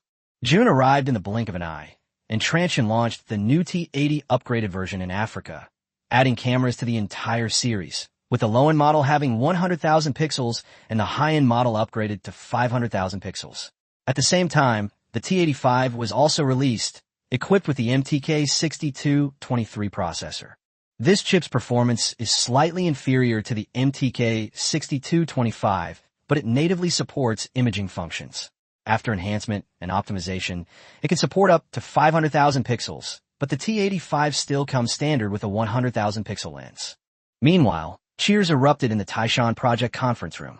Lu Jihong, his eyes bloodshot, but his face beaming with excitement, announced that the first phase of the project had been completed ahead of schedule. I attended this meeting specifically. After more than 6 months of hard work, TOS 1.5 has been officially released. Compared to version 1.03 months ago, which was just a wrapper for open-source Android, this time there's finally been a real breakthrough. The system uses the self-developed Taishan scheduling engine at the bottom layer, which improves the smoothness of multitask by about 20%. It also reserves an interface for compatibility with self-developed chips, and the power consumption is expected to be reduced by another 20% in the future. More importantly, TOS 1.5 already supports 12 languages, including English, French, and Swahili, and will continue to expand in the future. Lu Jihong then released one last major announcement. The system has reserved an upgrade channel in advance. Once TOS 2.0 is complete, all 1.5 users will be able to upgrade seamlessly. Applause erupted in the conference room. I sat at the head of the table, reviewing the data page by page. When Project Taishan was launched before the Lunar New Year, everyone thought Transsion's self-developed system was insane, but now. Chapter 47. Smartphone Prototype Completed. The current T1.5 already surpasses Android 1.5 and 2.0, and is even comparable to the 2.1 they are still developing, with some features being more advanced. I immediately asked Lu Jihong about the progress of system adaptation for different devices. He told me that all of Transsion's feature phones currently on sale, from the T80 to the Power Max, are perfectly compatible. However, feature phone compatibility isn't difficult. The real value of the TOS lies in its smartphone platform. Lu Jihong then reported that T1.5 had been successfully adapted to Chunhai's team's smartphone platform, and the feedback was very positive. Meanwhile, they were conducting joint testing with the Huawei team, and Rin Zhengfei commented that the system was much smoother than their modified Android. With both systems now in the adaptation phase, I finally felt relieved. Huawei's system still needs significant optimization, but that's a matter for the next step. I flipped to the system planning section and directly inquired about the T2.0 schedule. Lu Jihong presented the roadmap. T2.0 will replace 60% of Android's components, including graphics rendering, network protocols, and security framework, and is expected to be completed by September next year. Only then will TOS be a truly independent and controllable operating system. I nodded and said, "If you need money, just go to General Manager Huang to apply." As soon as the report ended and I returned to my office, Chun Hai rushed in excitedly. "President Chun, it's a success. Our first smartphone engineering prototype is out. Smartphones mean the future." I jumped up, 2 pieces of good news in one day. It was exhilarating. "Let's go." Chun Hai and I headed straight for the lab. Through the glass wall, a dozen engineering prototypes were displayed on the table, and engineers were testing them intensively. Chun Hai swiped his card to enter and picked up one of them, handing it to me. The phone features a dark gray, all-metal unibody design with a matte finish on the back, bearing the logos Techno and Smart One. The project codename Smart signifies a complete departure from traditional feature phones. The exterior design was handled by a German team recruited by Mr. Huang, and they certainly demonstrate considerable skill. The phone is 7.9 millimeters at its thinnest point, equipped with a 3000 milliamp hours battery, and weighs 156 grams. The screen is 4.5 inches with a 480 by 320 resolution, supplied by an Eastern manufacturer. Its quality is average, but sufficient for the African market. I took the phone. It was solidly built and comfortable to hold. It wasn't inferior to Samsung or HTC phones of the same era. After lightly pressing the power button, the screen lit up, displaying mountain silhouettes and the Taishan OS artistic font. The boot time ultimately stopped at 35 seconds. This result surprised me. At the same time, Android phones generally take 60 to 80 seconds to boot up, and getting under 40 seconds is considered a miracle.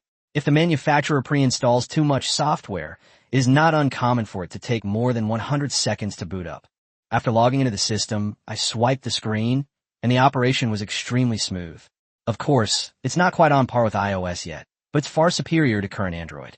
The icons are redesigned rounded rectangles, and it includes basic applications such as pay, offline maps, and weather. The software ecosystem is still too limited, and the gaming sector is practically non-existent. Fortunately, Huang Tianya is already supporting local African companies in developing applications, and PopCap's Plants vs. Zombies has entered late-stage testing. After Huaxin Investments' full acquisition, the game will launch on multiple platforms, including TOS. I also assigned them the task of developing a fruit-cutting game. Once these 2 classic games are released, TOS will be able to officially enter the domestic market. What about the hardware configuration? Chun Hai replied, "The MTK 6573 is an enhanced version, with the main frequency increased from 650 MHz to 750 MHz. The engineering samples are all top of the line, with 512 megabytes of RAM, 16 gigabytes of storage, and support for 32 gigabytes expansion. The camera is 2 megapixels and uses the latest algorithm. I snapped a quick photo of Shanghai. The focus and colors are pretty good. What about the battery life?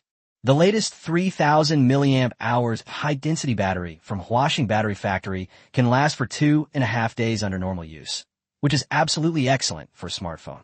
I continued testing. The browser loaded quickly, and video playback was smooth. The enhanced chip seems to have solved MediaTek's video encoding and decoding issues. The Enhancement Center certainly delivers more than just a critical hit. As for the gaming ecosystem, with the investment from Huaxing, it will be completed sooner or later. Right now, the most important thing is the smartphone launch. I suppressed other thoughts and immediately asked, what's the current production capacity like? Chapter 48 plans for the domestic market. Shanghai told me that Transsion smartphones are expected to begin trial production at the end of the month, with an initial batch of 50,000 units. The hardware and assembly costs can be reduced to $120. Including taxes, transportation, and sales, the total cost is about $150. With a price of $249 to $299, the gross profit can be maintained at 40% to 50%. This price would be considered high-end in Africa, but it's much cheaper than high-end Nokia feature phones, as well as Samsung and Apple products that easily cost $400 or $500. Mid to high-end users can afford it, but compared to late June's $1999, it still seems a bit expensive. I asked Shanghai about the progress of the application ecosystem.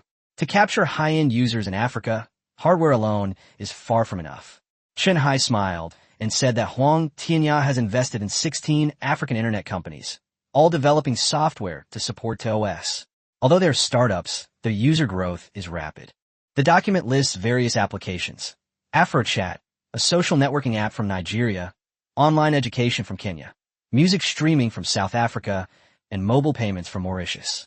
With this foundational ecosystem, this prototype is no longer a toy, but a real smartphone.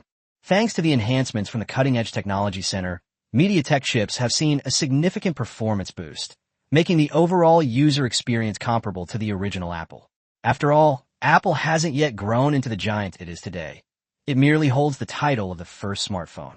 From deciding to develop the technology to producing the prototype, it only took a little over 6 months. Looking at my phone, I immediately decided, officially name it Transsion S1, launch it in Nigeria next month, tentatively priced at $299. We want Africans to know that smartphones are not a luxury, but a tool that everyone can afford. Of course, the final price still needed to be confirmed in a meeting. I asked them to prepare a detailed cost report. As I left the lab, I glanced back. The engineers were still busy. After taking over, the lab staff doubled. The average age dropped from 35 to 30. The team was younger, but the technical skills were just as good. At this moment, Zhang Mingzhu sent me a message saying that she wouldn't be staying at school during the summer vacation and was going to Guangzhou to work for me. I replied to her, "No problem. See you in Guangzhou. I'll give you the latest mobile phone in the world then." I recall a past life where it took Chinese mobile phone manufacturers over a decade to catch up. Lei Jun's 1999 slogan was indeed a guiding principle, and it can serve as a reminder to Huawei to expedite the development of their Honor series. With a cutting-edge technology enhancement center, I'm confident we can compress this process to 5 years, or even 3. The Transsion S1 is just the beginning. There will be more complete smartphones equipped with self-developed chips later. But right now, the most important thing is to firmly grasp the African smartphone market. On July 1st, in the strategic conference room at Transsion headquarters, I gathered Shanghai, Li Qing, Wang Tianya, Adebayo, and others. The projection screen displayed renderings and detailed specifications of the Transsion S1. I said, the S1 will go into mass production next month. The initial market and final pricing must be decided today. Li Qing's first suggestion was to price it at least $299, significantly cheaper than HTC, Apple, and Samsung, while still maintaining a profit margin of over 50% and differentiating it from ordinary feature phones. The finance department also agreed that this price was indeed reasonable after calculations. But Shanghai objected. He said their goal wasn't to grab high-end users, but but to cultivate users, improve the TOS ecosystem, and identify problems with their self-developed chips, which required sales. Liu Jihong agreed, saying that technically the S1 was worth $299 or even $349, but the market couldn't just look at performance. Liu Jihong suggested selling the product in different versions. The basic version should be reduced to $249. The rear camera should be downgraded to 1 megapixel, and the storage capacity should also be reduced accordingly. Then the price should be increased based on the memory capacity, and then there should be a high-end version. Chapter 49, How much should a smartphone cost? During the meeting, the debate raged on about how to cut corners on the high-end and low-end versions of the S1 and how to price it. Some suggested replacing the high-end version with a 5-megapixel camera, starting the low-end version at $299, and selling the high-memory version for over $300. If you cut just one lens, users will definitely all buy the lower-spec version. Some people even want to modify the mid-frame and back cover, but the body is made of plastic, and there's not much room for further reductions. After arguing for a while, I looked at Adebayor. He's been working on the front lines in Africa and knows the local market best. We should listen to his opinion on this kind of thing. Adebayor stood up, bowed deeply to me, and his eyes welled up with tears. He said that without me, he might still be repairing his phone in the bar market. Just then, a system notification sounded. Adebayor's loyalty system activated. Deadpool increased by 1. I immediately checked the loyalty levels of everyone in the conference room. Huang Tianyaz was 100%, and the elderly people like Li Qing and Chunhai, who had been to Africa with me, were mostly above 95%. Liu Jihong and others were also over 90%, and no one present had a lower percentage. After confirming the situation, I shut down the system and interrupted Adebayor. I understand your intentions. Let's get down to business. Adebayor presented the research report. The African branch, located in Nigeria, Kenya, Ghana, and Ethiopia, showcased smartphones to high-end customers and inquired about their price range. Data shows that Nigeria can accept an average of $400, Kenya $362, Ghana $270, and Ethiopia only $195. Liu Fang asked why the gap was so large. Adebayor explained that the core issue was economic level. Nigeria has a larger middle class, and Sony and Nokia had already invested in high-end phones, so consumers knew they were valuable. Ethiopia is different. Many people still use feature phones, have no concept of smartphones, and have low incomes. Even if they find them novel, they may not be able to afford them. But Adebayor also found that as long as users were told that Transsion would also make smartphones, their prices would generally increase by 10% to 20%. Because in their eyes, Transsion is durable, has a good signal, takes clear photos, and has reliable after-sales service. Those high-end customers are already willing to spend more money on Transsion. The meeting room fell silent. Everyone thought of the same word, and I immediately gave the answer: brand loyalty. In less than a year, we have already built brand loyalty in the African market. This is more exciting than any sales figure. Adebayor then suggested a uniform price of $349 for the S1. This price would be very competitive, even low, in Nigeria. It might be a bit expensive in Ghana and Ethiopia, but the brand premium would justify it. The CFO approved of the profit, and everyone felt that compared to Nokia and Apple, $349 was a very reasonable price. Adebayor, however, stated that the goal of the S1 is not to make money immediately, but to seize market share. He believes that once Transsion captures more than 30% of the smartphone market share in Africa, software, application revenue sharing, and accessories will become future profits. Huang Tianya then presented key data. The African smartphone market will grow from hundreds of thousands of units per year to 30 million units. Investing now will translate into tens of millions of units in sales in the future. The CFO quickly calculated the results. With annual sales of 10 million units and a price of $349, the profit would be at least $1.5 billion. Shanghai was even more excited, knowing that costs would continue to decrease as the scale expanded. Once our self-developed chips are mass-produced, the gross profit margin could even exceed 60%. We are not afraid of competitors entering the market. We are only afraid that they will be unprepared and end up like Bird, unable to sell their phones and repeatedly exploited by the local market. Everyone smiled as they contemplated the future plans. I tapped the table, bringing them back to reality. Any objections? No one spoke in the meeting room anymore. Chapter 50. Initial market confirmed. I patted the table. The S1 will be priced at $349 globally. Different versions will be released later based on configurations, with Chun Hai and Li Qing handling the design. Smartphones are Transsion's high-end series. Prices can be lowered in the future, but for now, we must maintain our positioning. Next up is the initial market. Adebayor unhesitatingly recommended Nigeria, not because it's his home country, but because the conditions are indeed the most favorable. Nigeria has a population of 180 million, making it Africa's largest market, with strong economic vitality and high consumer spending power. More importantly, Transsion already has 370 official stores and 200 franchise stores in the area, with an after-sales network covering the entire country. The reputation we've built up through long-term promotion has also given local users high expectations for our new products. Adebayo then presented data on the Power Max. Over the past 6 months, this phone has sold more than 800,000 units in Nigeria, with 40% of the buyers being middle to high-income groups, such as civil servants, business people, and teachers, precisely the users the S1 is targeting. Some suggested holding the launch event in emerging markets, which might better demonstrate the importance placed on the event. Others mentioned Kenya, where internet penetration is higher and smartphone adoption might be more widespread. Adebayo pointed out, however, that Kenya has a population of only 50 million, a limited market size, and is supported by local brands like Safaricom and established operators. While the products may be ordinary, a hasty and large-scale entry could easily lead to unnecessary trouble. Li Qing agreed with this assessment. With local brands already established, geographical factors couldn't be ignored. Markets like Egypt and South Africa were discussed, but ultimately, everyone agreed that Nigeria was the safest launch location. Adebayor proposed a plan. Launch in Nigeria, then move to Kenya and Ghana within a week, and cover the entire African continent within a month, proceeding steadily and surely. I considered it for a moment and immediately agreed.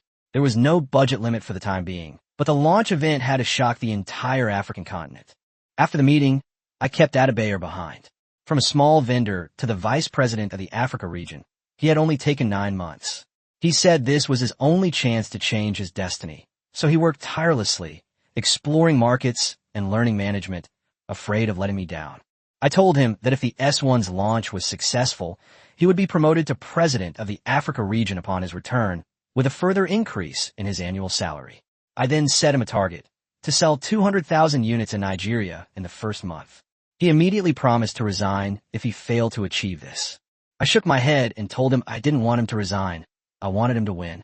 After seeing Adebayo off, I had just returned to my office when Li Qing brought news. The Bird Africa team was making unusual moves, preparing to release a new product ahead of schedule to target us. It was a phone that copied the Power Max, priced at over $100, with a larger battery and supposedly comparable battery life to ours. They wanted to use this product to dethrone Transsion. I laughed.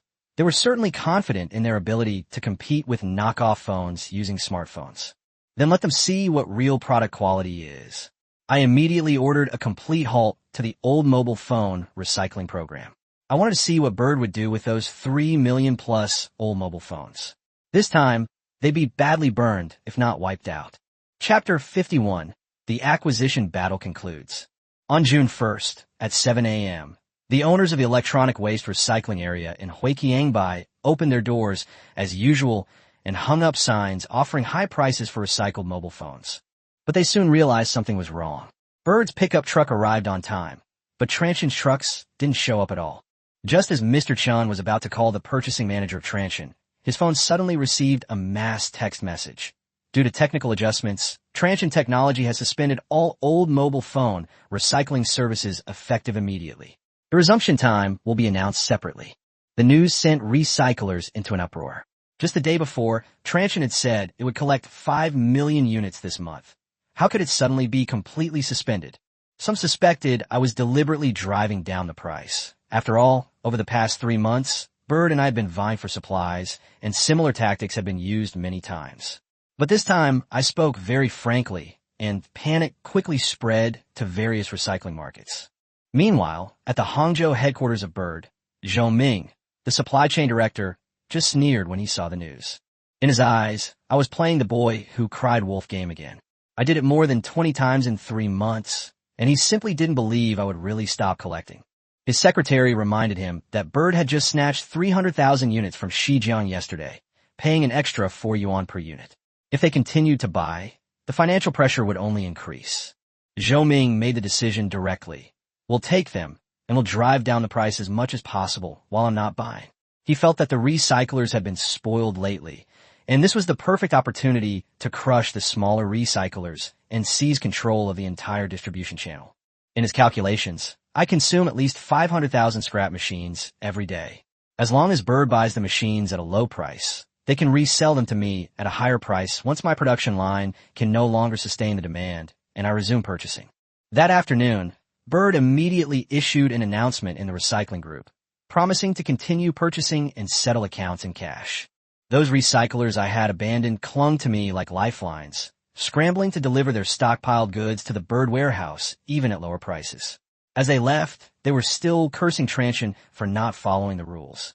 In the first week, Bird received 800,000 units. Looking at the warehouse full of old cell phones, Zhou Ming excitedly reported to Li Xiangdong that they had gotten 70% of the market supply, and that he would have to beg them sooner or later if he found out that the plan had failed. Li Xiangdong, however, was somewhat suspicious and asked me if I hadn't received a single item. Zhou Ming sent people to keep an eye on my original main receiving points, and they didn't see a single Chuaning vehicle. He gave a straightforward assurance, but a sense of unease crept in his heart. But this matter involved his decisions and interests, so he was unwilling to stop and could only continue to persuade Li Xiangdong. I am definitely secretly looking for small markets to buy goods, and they must not let my empty city strategy succeed. So in the second week, Bird received another 1.2 million units. They originally planned to sell the goods to me at a high price at the end of the month, and they hadn't prepared so many warehouses. After the inventory was full, they had to temporarily rent 3 more large warehouses, and their working capital began to tighten rapidly. Zhou Ming went to the finance department to ask for another 30 million yuan in approval, claiming that he could still receive over 1 million units next week, and once they were sold to Transsion, the money would naturally come back. The CFO, seeing only 120 million in working capital left in the account, refused outright. The money needed to be earmarked for the African market and the launch of new products. It couldn't all be tied up in obsolete phones. Zhou Ming was furious, convinced that I couldn't do without this batch of goods, and that if the production line stopped, the losses would be far more than just a few million. The CFO, however, demanded a detailed investigation report from him. Otherwise, if he refused to accept the machines, those 2 million plus defective units would be enough to crush Bird. Zhou Ming stormed out in a rage, slamming the door behind him. Little did he know, the real battle to acquire the company was only just beginning. Chapter 52, Free Purchase. On Monday of the third week, there was still no word from Chuanin. Zhou Ming sent people to investigate and found that our entire convoy was resting. He finally started to panic and even slowed down the delivery speed. Tuesday was the same. The hoarders couldn't sit still anymore and frantically called Bird, even lowering prices they couldn't negotiate before. But Zhou Ming scolded them and still refused to accept the goods. On Wednesday, Zhou Ming sent someone to Guangzhou to inquire, and the news came back. My factory was still operating, but the materials were obviously less. By Thursday, Li Xiangdong finally couldn't hold back and called me personally, calling 3 times before I answered. Mr. Shun, it's been a long time. I heard you've suspended the recycling. Are you having some difficulties? Please don't hesitate to ask if you need any help. He suppressed his anger and spoke with exceptional politeness. I suppressed a laugh. Thank you for your concern, Mr. Li. There are no difficulties. We've simply collected enough. Haven't we been collecting for a few days and then stopping for a few days over the past 3 months? Li Xiangdong was stunned. He had nearly 10 million old mobile phones stockpiled in his warehouse and immediately exclaimed anxiously, "Don't you need 400,000 or 500,000 units a day?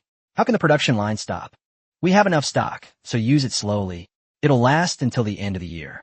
While signing the report, I asked Li Qing to inform the merchants that we really had enough this time, and they wouldn't take it even if it was cheaper.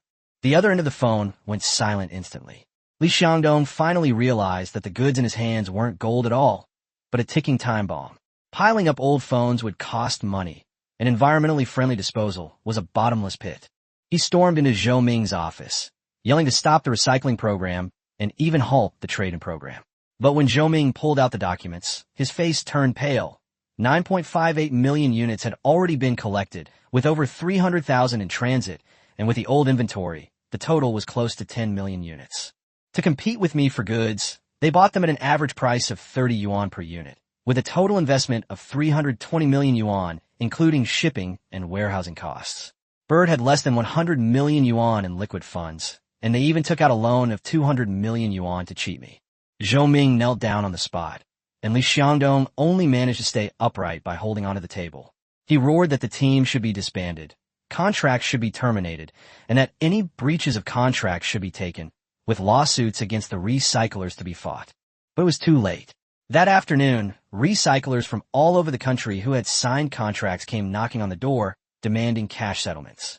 In just 3 days, 120 million yuan was withdrawn from Bird's account, leaving them with no choice but to take out another 200 million yuan in loans to barely stay afloat. This incident severely damaged Bird's business. 3 days later, Li Xiangdong called again. They had searched all their partners, and disposing of tens of millions of old mobile phones would cost at least 180 million yuan at 18 yuan per phone, and no one could absorb the entire inventory. Mr. Shun, I was blind to your true worth before. Could you please accept a little more? The price is negotiable. He finally lowered his head. I calmly said, Mr. Li, as I said, we have enough inventory. Could you help us process some of it? Our warehouse is overflowing. You have the resources and experience. I paused for a few seconds before slowly saying, I can help, but this is extra capacity. Dismantling, sorting, and environmentally friendly processing all incur costs, and we also have to bear the risks of expansion. Name your price. How much do you want for each unit? I laughed. Recycle? Mr. Li, you're confused. Now you're begging me. I don't need this production capacity at all. You should be the one giving me money. Chapter 53. 150 million plus a free factory. As soon as I quoted the price, Li Xiangdong gritted his teeth and agreed. Okay, Mr. Shun, name your price. I knew the difficulties faced by Waveguide, so I directly offered the industry average price, 15 yuan per unit, and I only accepted usable parts, while they would handle the waste themselves. Li Xiangdong slammed his fist on the table in anger. 10 million units would cost 150 million yuan, and 15 yuan per unit was clearly the industry's top price. But I told him that Transsion wasn't short of stock for the time being, and if the phones were stockpiled for too long, the batteries would leak, and the environmental fines would be even more serious. He immediately recalled the news of the Guangzhou electronic waste plant being fined 30 million yuan, and finally managed to squeeze out a sentence. 15 yuan it is, but you must take it all at once. I readily agreed, but then added a condition. Sell me the Bird's Yangcheng processing plant and production line for 1 yuan as a processing fee discount. Li Xiangdong nearly dropped his phone. Although the factory's production capacity wasn't large, it was a new factory designed for 3 million units, and transferring it for 1 yuan was practically ripping him off. I chuckled and reminded him that Bird's 200 million yuan loan was secured by their African business. If the banks found out that their so-called Africa market was just an empty shell, the consequences would be more than just losing money. Li Xiangdong slumped completely in his chair. He finally understood that from the moment the telepathic communication was paused and retrieved, this was all a trap I'd set for him. He closed his eyes and said with a bitter smile, I agree. I agree to all the conditions.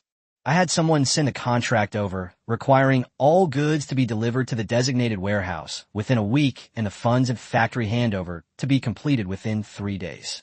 If it's delayed by 1 day, the processing fee will increase by 1 yuan per unit. After hanging up the phone, Li Xiangdong sat for a long time before ordering his African team to push the long battery life phone to the entire continent at all costs, even if it meant selling it at a loss. He wanted to repay Transsion for the humiliation, but this was Bird's last stand. Back at the headquarters in Guangzhou, Wang Shangzhong and I discussed this deal. The phones were all recent models. The chips were mostly still usable, and even the older ones, after being heavily damaged, were sufficient for sale in the African market. Based on a chip price of 0.5 yuan, the cost of 10 million units would only be 5 million yuan, and the processing fee alone would generate a net profit of 145 million yuan, not to mention the subsequent profit from selling the phones. I told Wang Shangzhong that it was time to launch supply chain trading companies for screens, batteries, cameras, and chips.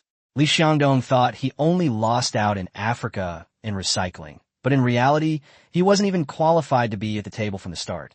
I told him to inform Wang Jing to secure the major client, Bird, as soon as possible. Not long after, Wang Mingyang's battery project also achieved a breakthrough. I walked into the laboratory, where more than 20 researchers were cheering around the equipment. The test data was already available. The second-generation battery has a voltage of 3.7 V, a capacity of 4,200 milliamp-hours, and an energy density of 145 Wh/kg.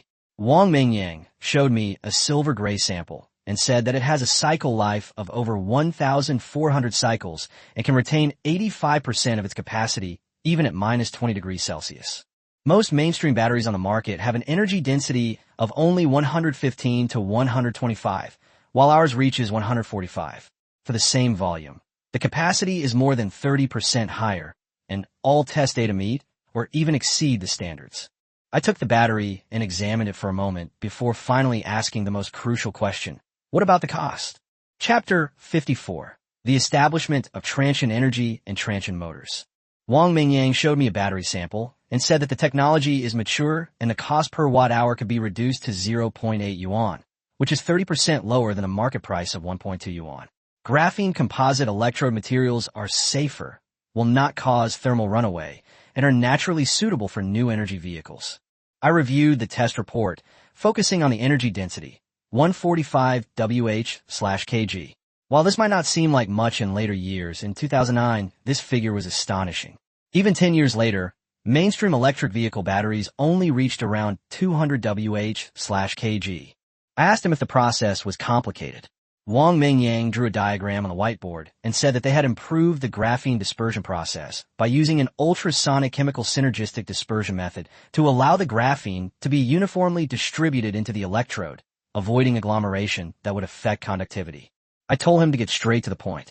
He then revealed that the real key was the addition of silicon and a special additive.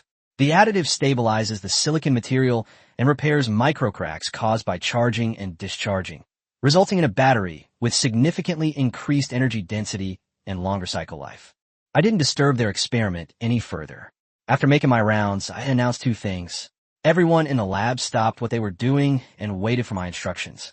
The high-density project team will receive a bonus of 5 million yuan, and Professor Wang Mingyang will receive an additional 2 million yuan, distributed according to their contributions.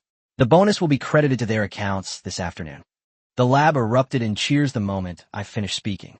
The young researchers hugged each other and cheered, some even jumping up and down in excitement.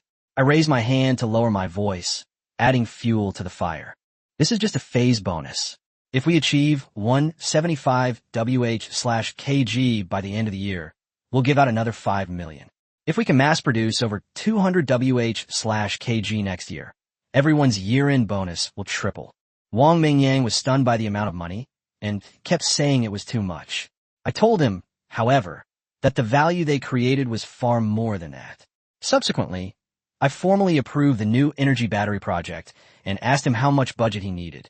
He said the initial R&D would cost about 20 million, and building the production line would cost nearly 100 million. I directly approved 200 million to establish Transient Energy as a separate entity, with him as the chief executive officer. The team was built in-house. They could list whoever they wanted to recruit, and I would personally negotiate with them. Wang Mingyang's voice trembled as he asked me if I wasn't afraid of failure. I patted him on the shoulder and said, at worst, 200 million yuan will just go down the drain. But if we succeed, once we make a battery with a 1,000-kilometer range that won't break down in winter, Transient will be more than just a mobile phone company. By then, if he's willing, we can even establish our own new energy brand. If we lack resources, we can contact Huang Tianya. If Huang Tianya can't solve it, we can come directly to me. When it really comes down to it, I naturally have a solution. On the way back, Li Ziki asked me if investing 200 million yuan in car batteries was too risky. I told her that this year is the first year of new energy vehicles, with policies being introduced one after another, and the market has already begun to take off. Those people only want to make quick money by taking advantage of the policies, but we have battery technology giving us a natural advantage. This 200 million is not an ordinary investment. It's a ticket to $1 trillion market. We might not even lose money relying solely on subsidies. I told Li Ziqi to take this opportunity to establish Transsion Motors, and to have Huang Tinya investigate traditional car companies that had gone bankrupt or were poorly managed, while also applying for new energy vehicle manufacturing licenses. She immediately agreed. Back in the office, I saw a message from Zhang Mingzhu saying she was going back to Guangzhou the day after tomorrow after meeting up with her girlfriends. I replied, "Okay, I'll pick you up." On July 1st, the landscape of the SEG electronics market in Huiqiangbei, Shenzhen, had quietly changed. On the surface, chip trading remained brisk, with mobile phone manufacturers and buyers from all over the country sourcing chips here, and even major mobile phone manufacturers coming to purchase MediaTek chips. At an inconspicuous stall, Zhao Zhijing, the purchasing manager of Bird, carefully examined the MTK 6225 chip.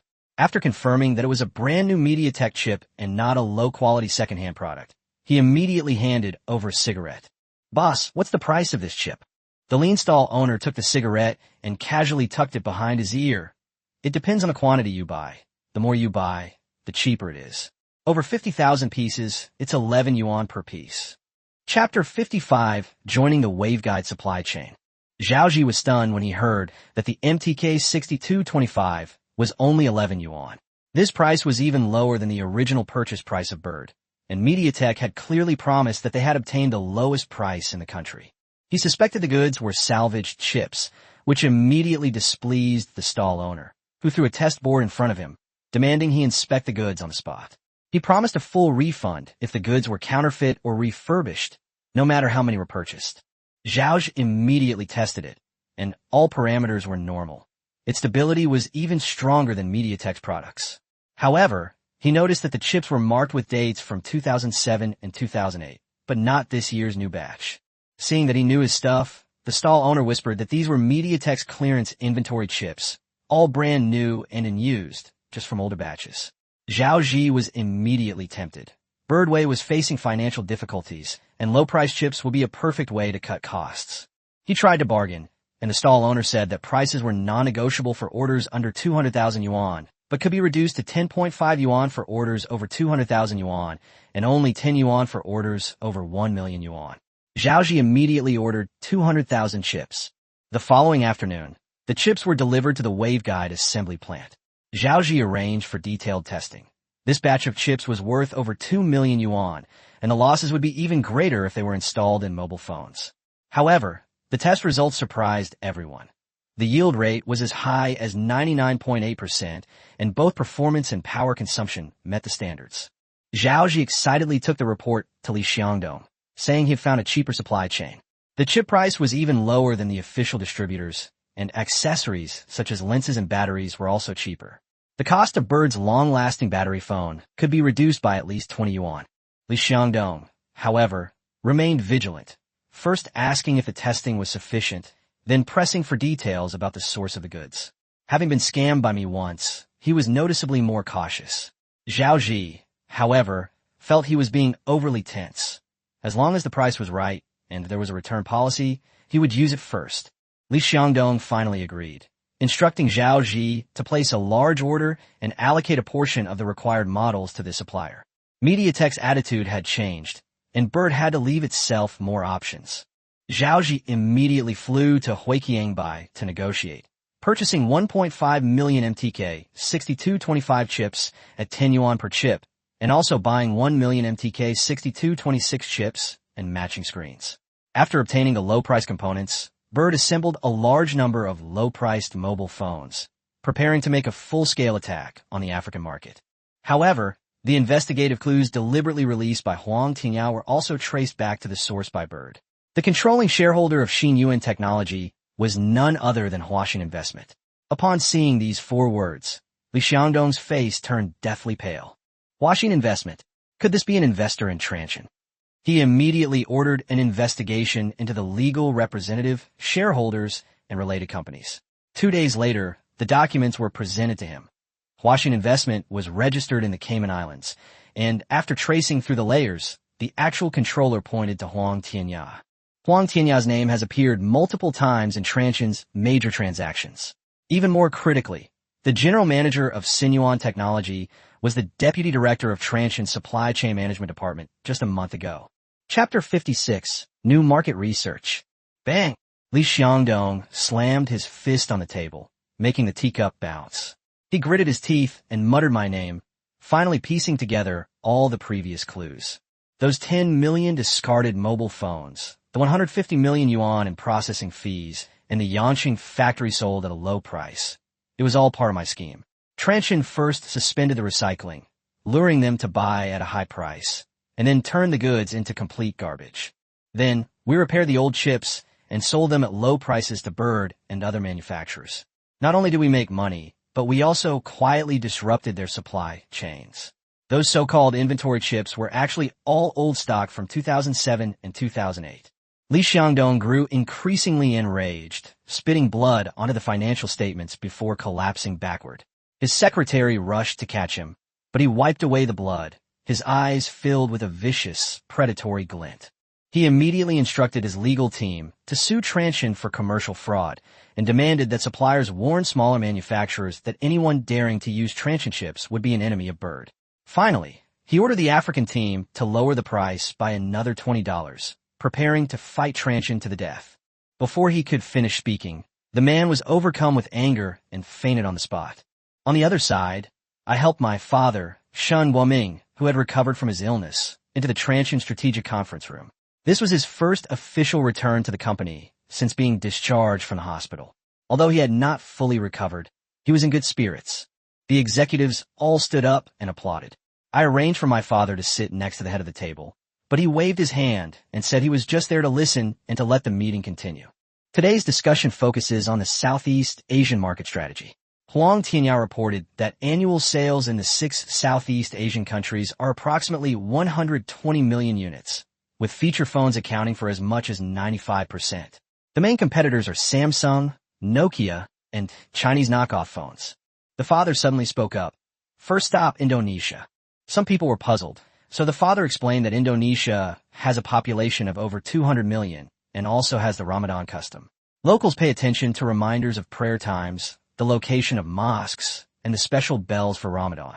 These localized details are precisely the opportunities for communication. I immediately led the applause. Transsion was able to establish itself in Africa because of localization. Entering Southeast Asia, they can't simply replicate their domestic approach. I looked at the newly appointed publicity director, Li Qing, immediately assemble an Indonesian investigation team and produce a plan within 3 months. Li Qing stood up and accepted the order. His father added that there are many Chinese people in Southeast Asia, and the phone could be equipped with Indonesian and Mandarin switching, or even a trilingual or quadlingual system. The cost wouldn't be high, but it would demonstrate sincerity to the user. After discussion, we finally decided that Indonesia would be Transsion's first stop in Southeast Asia, and the first product will be a localized version of PowerMax. After the meeting, I helped my father walk around the park. Compared to when I first took over last year, Transsion has changed dramatically. Laboratories and headquarters buildings are under construction. I remarked with emotion that my father had taught everyone a lesson as soon as he returned. But my father held my hand and said that I had accomplished what he had wanted to do but dare not do, and that he was completely at ease in trusting the transmission of his voice to me. I jokingly asked him if he was going on another trip with my mother and wouldn't be home. My father laughed and scolded me, saying he was willing to stay as a strategic advisor and would oversee the details of Southeast Asia for me. My heart warmed, but then my phone suddenly vibrated. Huang Tianyao sent a message saying that Li Xiangdong had been hospitalized after vomiting blood, and that Bird was preparing to sue Sinuan Technology. I scoffed. Trying to sue me for selling refurbished chips? Do you really think this high-tech dismantling center is just for show? I replied to Huang Tianyao, telling him to go ahead and sue. All of Sinuan Technology's transactions are legal and compliant. The chip quality meets standards, and the markings on the screen indicate they are stock chips. As for the price reduction, Chapter 57 Undeterred Overseas Channels. I glanced at my dad and continued replying to Huang Tianyao.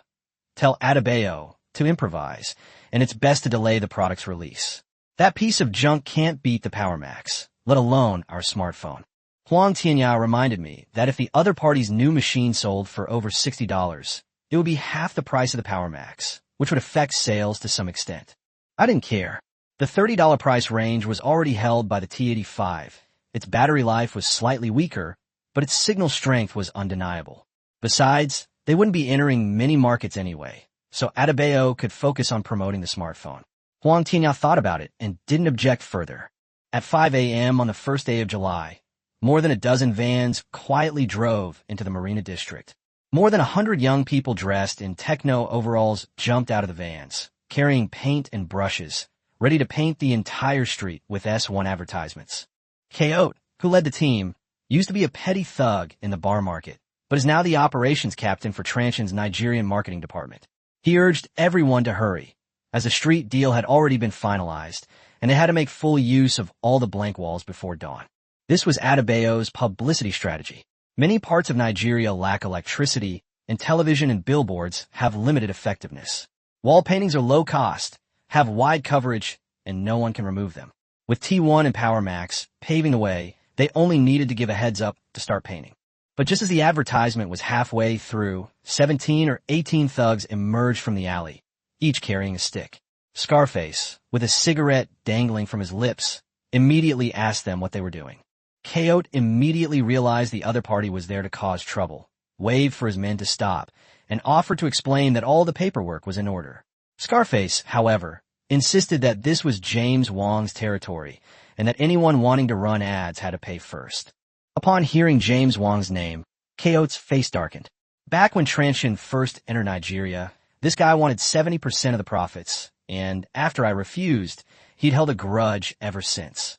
The directly operated stores were stealing their business, and they'd come to sabotage every time they did promotions. Coyote asked what would happen if they didn't pay. Scarface brandished his spike club and threatened them to drink the paint or he'd take $5,000 as attendance pay. Coyote shook his head and asked the players if they remembered Adebayo's training. The team responded in unison. "We operate legally. Let's discuss it first. If anyone causes trouble, we'll fight until they submit. If they're James Wong's men, we'll spare their lives. Let's do it." The communicators immediately grabbed their batons, and those near Coyote also drew their clubs. These communicators were veterans, trained fighters, and street fighters who were given priority in recruitment, and they received professional combat training every week. Thugs might be able to bully ordinary people, but they were no match for this group. A few minutes later, all 18 men were lying on the ground groaning in pain. Scarface was bruised and battered, had lost 3 teeth, and was speaking with a lisp. Coyote squatted down in front of him and slapped his face with his baton. "Go back and tell James Wong that Transsion now has hundreds of directly operated stores, and there are more than 5,000 propaganda teams like ours. If he still wants to collect protection money, he should ask these 5,000 people if they agree first." He then warned the other party that Transsion was a legitimate company that paid substantial taxes annually. James Wong Rual, however, intended to continue his shady dealings. They would see it through to the end, regardless of whether it was an illegal or illegal world. Scarface trembled with fear. He was new and had no idea the animosity between the two sides ran so deep. Coyote stood up and started calculating again. They had been delayed for 20 minutes, and the wall cleaning fee and compensation for emotional distress totaled 100,000 naira. It would be delivered to the Transsion store in the Marina district tomorrow, and an additional 100,000 for each day later. After saying that, he told his men to keep working and finish painting before dawn. The team members picked up their tools again, as if nothing had happened, leaving the group of thugs lying on the ground groaning in pain. Chapter 58, Offline Early Access. At 9 a.m., the walls of almost all the major shopping districts in Las Vegas were covered with orange advertisements, with Techno S1 standing out prominently. Some advertisements advertised a larger screen, while others emphasized a smarter experience. The giant phone outline simply read, "August 1st, see the unseen." Passers-by quickly gathered around, speculating whether Transsion was about to launch a new phone. Some compared it to feature phones and found that the phone in the advertisement was much larger than the Power Max, even smaller than a regular smartphone. Adebayo's previous smartphone survey was also recalled. In front of the store with high foot traffic, we also set up an experience booth where several S1 engineering models were locked to the table with anti-theft chains, and security personnel were stationed nearby. Customers could touch and experience them freely, but they couldn't take them away. This tangible promotion quickly ignited their curiosity. At 10 a.m., in the financial district of Victoria Island, a bank executive walked into the Transsion store again. He had intended to meet with Adebayor through the store manager to persuade him to deposit his funds in their bank. But as soon as he entered, his attention was completely drawn to the S1 on the table. The salesperson told him that this was Transsion's first smartphone, with a 4.5-inch screen, a 2-megapixel camera, and touch operation. He tried swiping the screen and took a picture out the window. The smoothness and image quality amazed him. He couldn't help but ask, is this really made by Transsion and not by Samsung or Apple? In his view, smartphones are a technology that only major international manufacturers can master, so it was hard to believe that Transsion would suddenly produce such a product. The salesperson proudly told him that the S1 was 100% manufactured by Transsion and retained the Deep Skin Beauty 2.0 feature. The man immediately took a selfie and was even more shocked when he saw the photo. He looked much better than usual in the picture. The salesperson explained that headquarters had upgraded the database from 100,000 images to millions and optimized the algorithm. The man was immediately interested. His BlackBerry was suitable for business, but the screen was too small, the camera was too poor, and the signal was unstable. The Power Max didn't meet his needs either. He immediately inquired about the price and release date. The salesperson told him that it would officially go on sale after the launch event on August 1st, and that a $100 deposit now would be worth $120 after the launch, with the first 1,000 customers also receiving a free original protective case. The man filled out the form and swiped his card on the spot, completely forgetting about the work he originally intended to do. That day, similar scenes played out repeatedly at more than 20 Lux stores. By evening, the number of reservations had exceeded 3,000, and reservation fees had reached $300,000. Adebayor immediately relayed the data back to headquarters. I was reviewing the press conference plan at the time, and Li Qing, after seeing the figures, remarked on how wealthy Nigeria was. I told him, however, that it wasn't wealth, but rather a thirst for it. African users have been neglected for too long, forced to buy expensive, outdated phones from Europe and America. Now, finally, a company is willing to design products for them and produce smartphones that rival international brands. This sense of recognition will naturally translate into purchasing power. I instructed Adebayo to release a new feature for every 1,000 new registered users, maintaining the buzz until the launch event. Simultaneously, we contacted various television stations to persuade them to broadcast our launch event. Then I saw a photo sent by Zhang Mingzhu. She was holding a brand new Transsion S1, smiling sweetly. I looked at it for a long time and finally saved the photo and changed it to my phone wallpaper. Meanwhile, Bird was also ramping up its advertising, preparing for a showdown with Transsion on August 1st. Although Zhou Ming had heard a lot of rumors, he remained convinced that Transsion was just an assembly plant, and even if they made a smartphone, their first product wouldn't be that great. In the end, price would be the deciding factor. August 1st arrived quickly at the Laszlo National Stadium. This time, the press conference was finally held outside the open-air plaza. At 4 p.m., the 60,000-seat stadium was packed. Orange techno flags formed waves, and cheers rose higher and higher.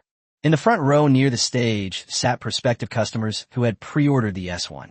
Backstage, Adebayor was adjusting his tie one last time. His custom-made suit was impeccably tailored, and he wore a Transsion Africa diamond badge that I had airlifted to his chest. Only 3 exist worldwide.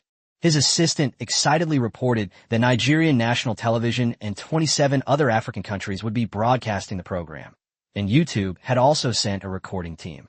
Adebayo took a deep breath, and Li Qing and Li Ziki walked to his side, telling him not to be nervous. He had prepared for 3 whole months, and after clenching his fist, he finally said to his assistant, "Begin." Chapter 59. The launch of the first smartphone. At 5 p.m. sharp, the stadium lights suddenly went out, and the cheers of 60,000 people erupted instantly. Everyone knew that Transsion's press conference had officially begun. Someone shouted, "A phone made specifically for Africans," and soon the entire stadium echoed the sentiment. A spotlight shone on the center of the stage, and Adebayor slowly rose from the platform. Wearing a headset, he waved to the crowd. "Good evening, Nigerian family and African family." 60,000 people responded in unison, the sound almost lifting the stadium. I stood backstage, watching him quickly energize the audience. Adebayor spoke of himself a year ago, when he was just a vendor in the bar market, repairing old mobile phones discarded by Europe and America and reselling them to people who couldn't afford new ones. Those old cell phones had poor signal, short battery life, and blurry photos, but people had no other choice. Western tech companies have never paid attention to Africa. They felt it wasn't worth developing products specifically for the region, and that Africans could only use cheap goods. Then, Adebayo recounted the first time I approached him. I told him I want to make a phone truly designed for Africans. He thought I was naive because everyone assumed that customization meant higher prices, which Africans simply couldn't afford. My answer was simple. Africans deserve better, and customization doesn't necessarily mean higher prices. As soon as I finished speaking, applause erupted throughout the room. Someone shouted excitedly, as if telling them telepathically that they deserved better products. Adebayo then asked about the needs I had initially inquired about from him. He said that the signal must be good because many people who have left their hometowns to work in Las Vegas need to contact their families far away. The battery life must be long enough because power outages are frequent here, and the photos must be clear because everyone wants to capture their children's smiling faces. The scene fell silent, and many people had tears in their eyes. Most of them came from small towns across Nigeria, carrying the hopes of their entire families. For them, a mobile phone was not just a tool, but the most important connection between them and their loved ones. Adebayo then mentioned the Transsion T1. With quad SIM cards, quad standby, ultra-long battery life, and free charging, it was priced at only $99, making it affordable for everyone. The later released Power Max offered even better battery life and camera capabilities, but it remained a budget option. Let me see the Transsion phones in your hands. As his voice fell, countless phones were raised high, twinkling like stars amidst cheers. Then, he raised his voice. Today, we bring the smartphone era to Africa. The large screen lit up with the word smartphone. Although S1 advertisements had already covered Nigeria, many people still didn't understand smartphones. Adebayo explained that while Europeans and Americans already used new products that could connect to the internet, had no physical buttons, and could watch videos, those products weren't suitable for Africa. Their signals are unstable, and they easily lose contact in remote areas, plus they're expensive. But today, Transsion has also brought a brand new smartphone. The audience erupted in deafening cheers once again, all eyes fixed on the stage. Adebayo looked at the guests in the front row. How many of you have used a smartphone? Only a handful of people raised their hands. Staff immediately handed them microphones and asked about their experience. It's too expensive, at least $700. The battery only lasts half a day. It's nowhere near as good as Power Max. The camera is no good either, and the network keeps dropping. Several guests complained one after another, with almost identical answers. Adebayo told everyone with a smile that these weren't actors, but real problems they encountered. Those phones were never designed for Africa. They didn't care about the poor network, frequent power outages, or the dark skin of Africans. He walked back to the center of the stage, his gaze sweeping across the entire audience, his voice unwavering. But from today onwards, everything will change. Chapter 60, Beauty Algorithm 2.0. I watched as Adebayo walked to the side of the stage, where staff pushed in a display stand covered with a black cloth. Although a few people in Nigeria had already seen the phone, he solemnly lifted the cloth in front of an audience from all over the world. The Transsion S1, in space gray, was unveiled. Adebayo posed the most basic question. What is a smartphone? How does it differ from feature phone? The large screen simultaneously displayed comparison images, eliciting gasps of astonishment from the audience. The absence of familiar buttons, coupled with the strikingly prominent camera lens, completely overturned their preconceived notions of what a phone should be. The biggest difference is the interaction method. Adebayo picked up the S1, swiped his finger across the screen, and the phone lit up instantly.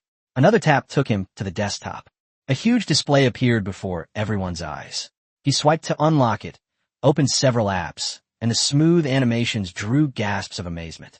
Who knew phones could be used like this? This was real technology. Of course, we'll let them use it, but the best leaks have to be harvested first. Adebayo continued.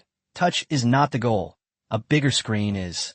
The S1's 5-inch screen has a display area 4 times that of a typical feature phone, directly surpassing Transsion's current largest, the Power Max. He opened the web page, and the text on the screen was clearly visible. It can read news, learn knowledge, and watch movies. It's a portable handheld computer. The words handheld computer immediately caused a stir among the crowd. Computers are rarer and more expensive here than mobile phones. You might not be able to find one in several villages. Adebayor clearly knew what they were worried about.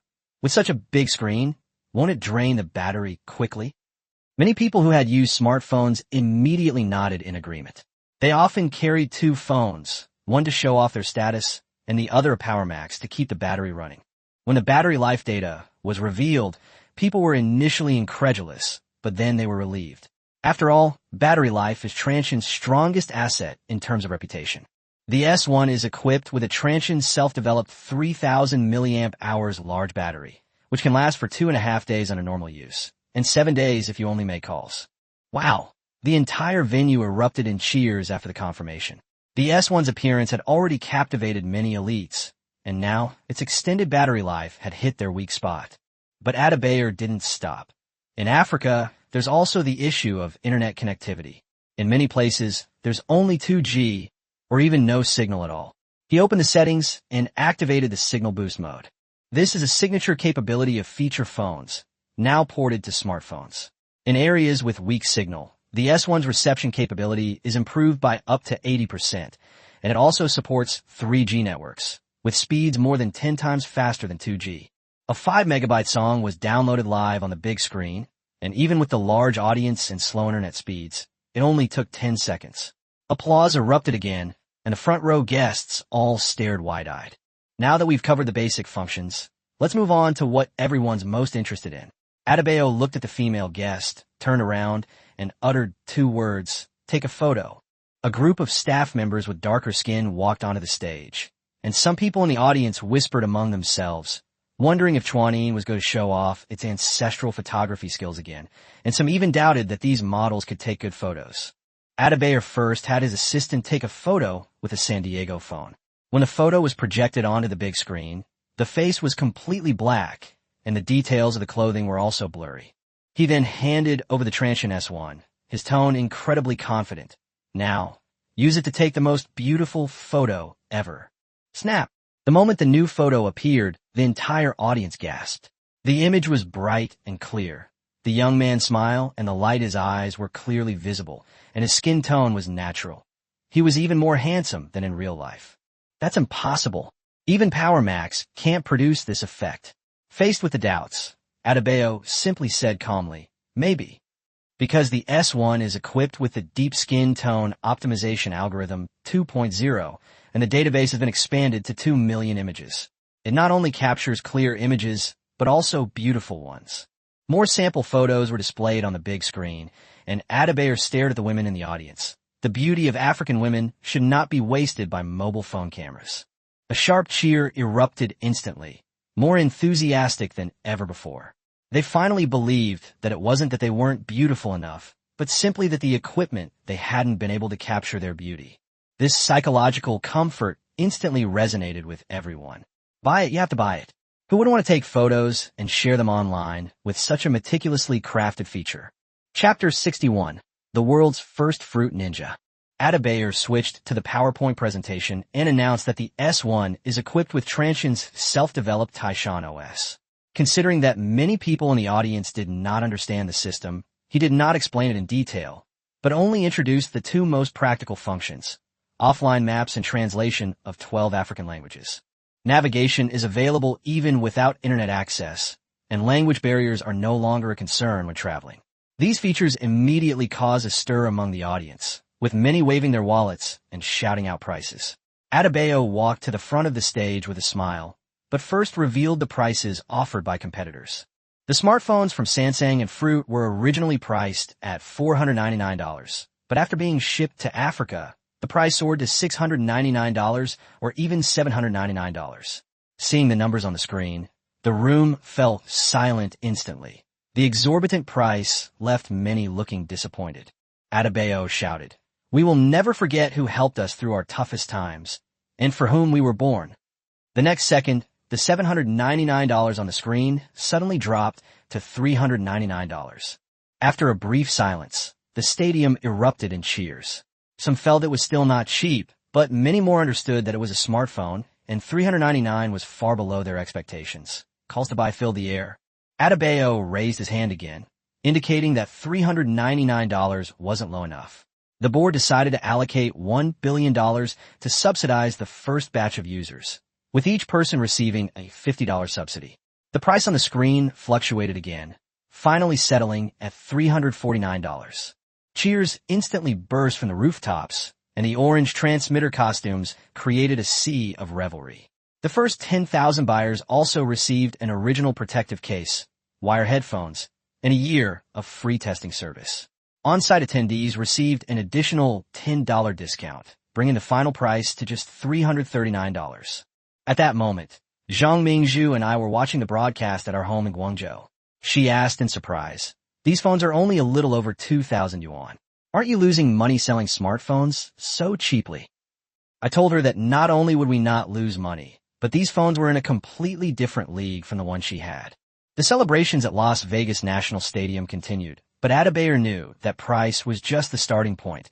What truly retained users was the experience. He pulled out the S1 again and asked everyone, besides making calls, taking photos, and browsing the internet, what else can it do? The room gradually quieted down, and all eyes fell on his hands. Then, he lit up the screen, and a brand new app appeared, Fruit Ninja. The PPT behind him also changed to the eye-catching word games. Transsion's old phones also had games, but they were all simple button-based gameplay. As the image was projected onto a large screen, against a backdrop of blue sky and white clouds, watermelons, bananas, strawberries, and oranges rose up one after another, interspersed with dangerous bombs.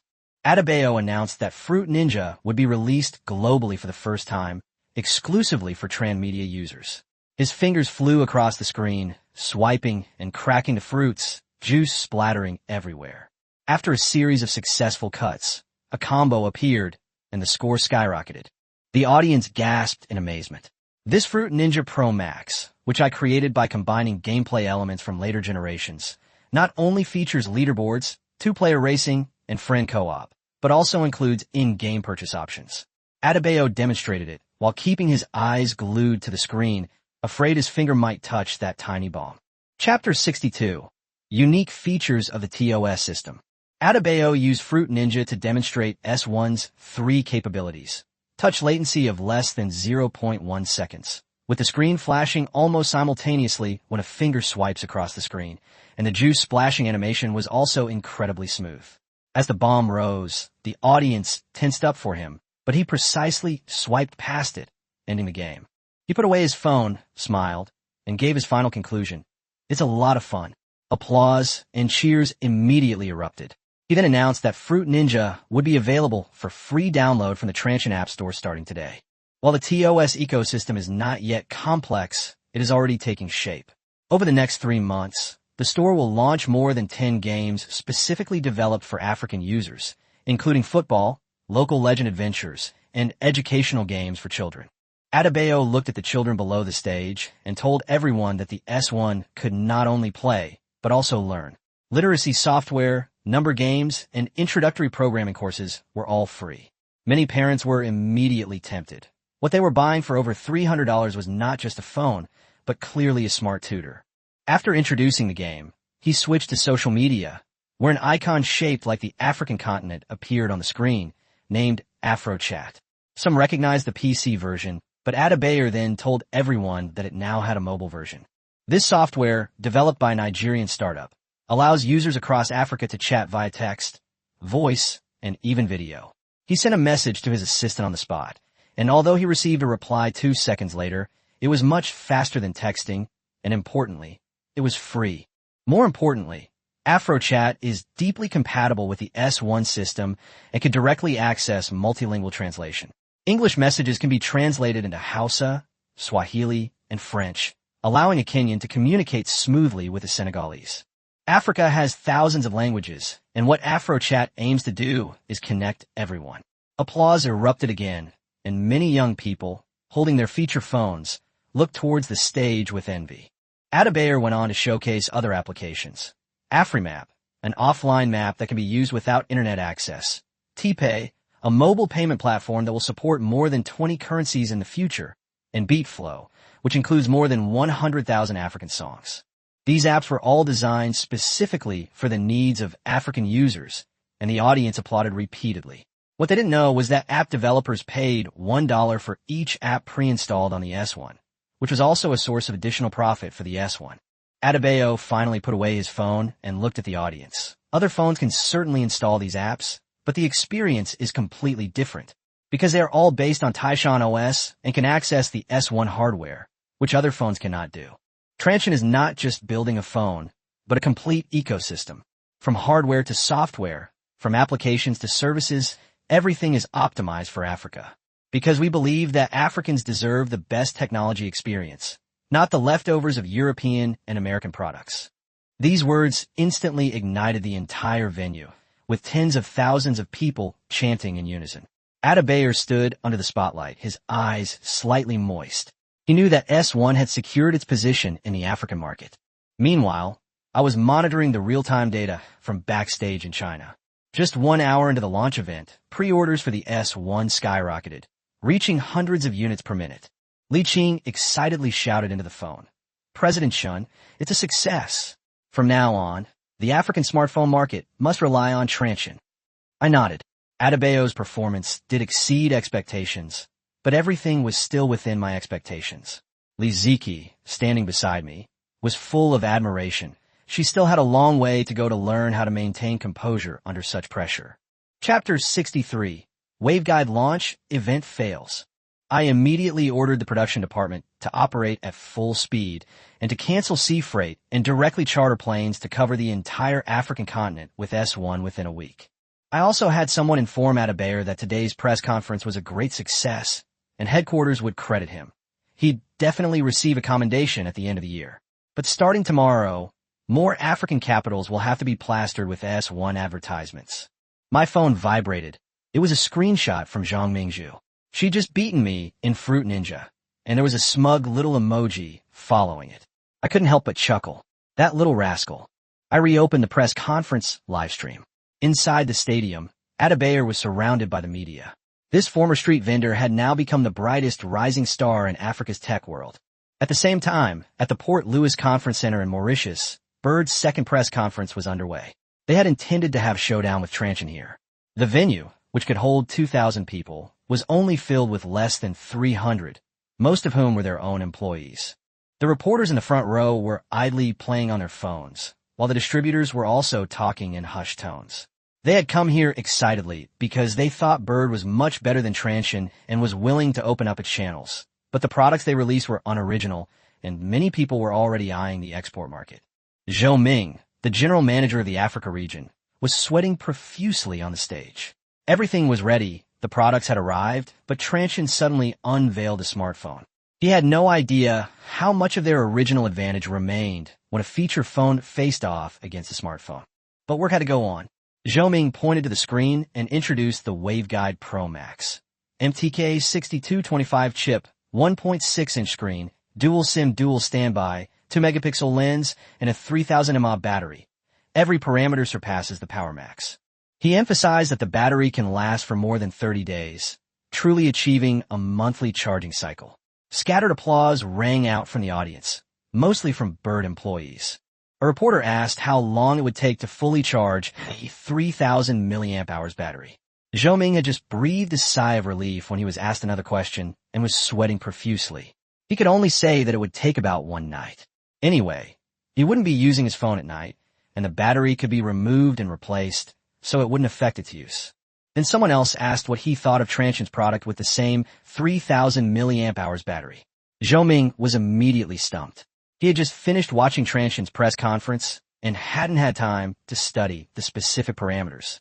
He could only vaguely say that his own product had a longer battery life. He bluntly compared it to the Power Max, pointing out that Transsion sells it for $149 when its cost is less than $50, and that selling it to African users at 3 times the price is shameful. He then announced the price of the Bird Pro Max, $79. This price finally energized the audience, and flashes went off one after another. However, a distributor immediately pressed on, asking if the 2-megapixel lens could surpass the Power Max's image quality. Research and development costs cannot be judged solely by hardware costs. After hesitating for a while, Zhou Ming could only raise his voice and say, "Our batteries are bigger and have a longer battery life than theirs." The distributor was silent for a moment, then told him directly that the price was indeed good and that arriving earlier might have made them a legend. But right now, everyone was most concerned about taking pictures. After speaking, the largest distributor in Mauritius turned and left. He was in a hurry to go back and rectify his store, hoping to pass the Transsion franchisee review.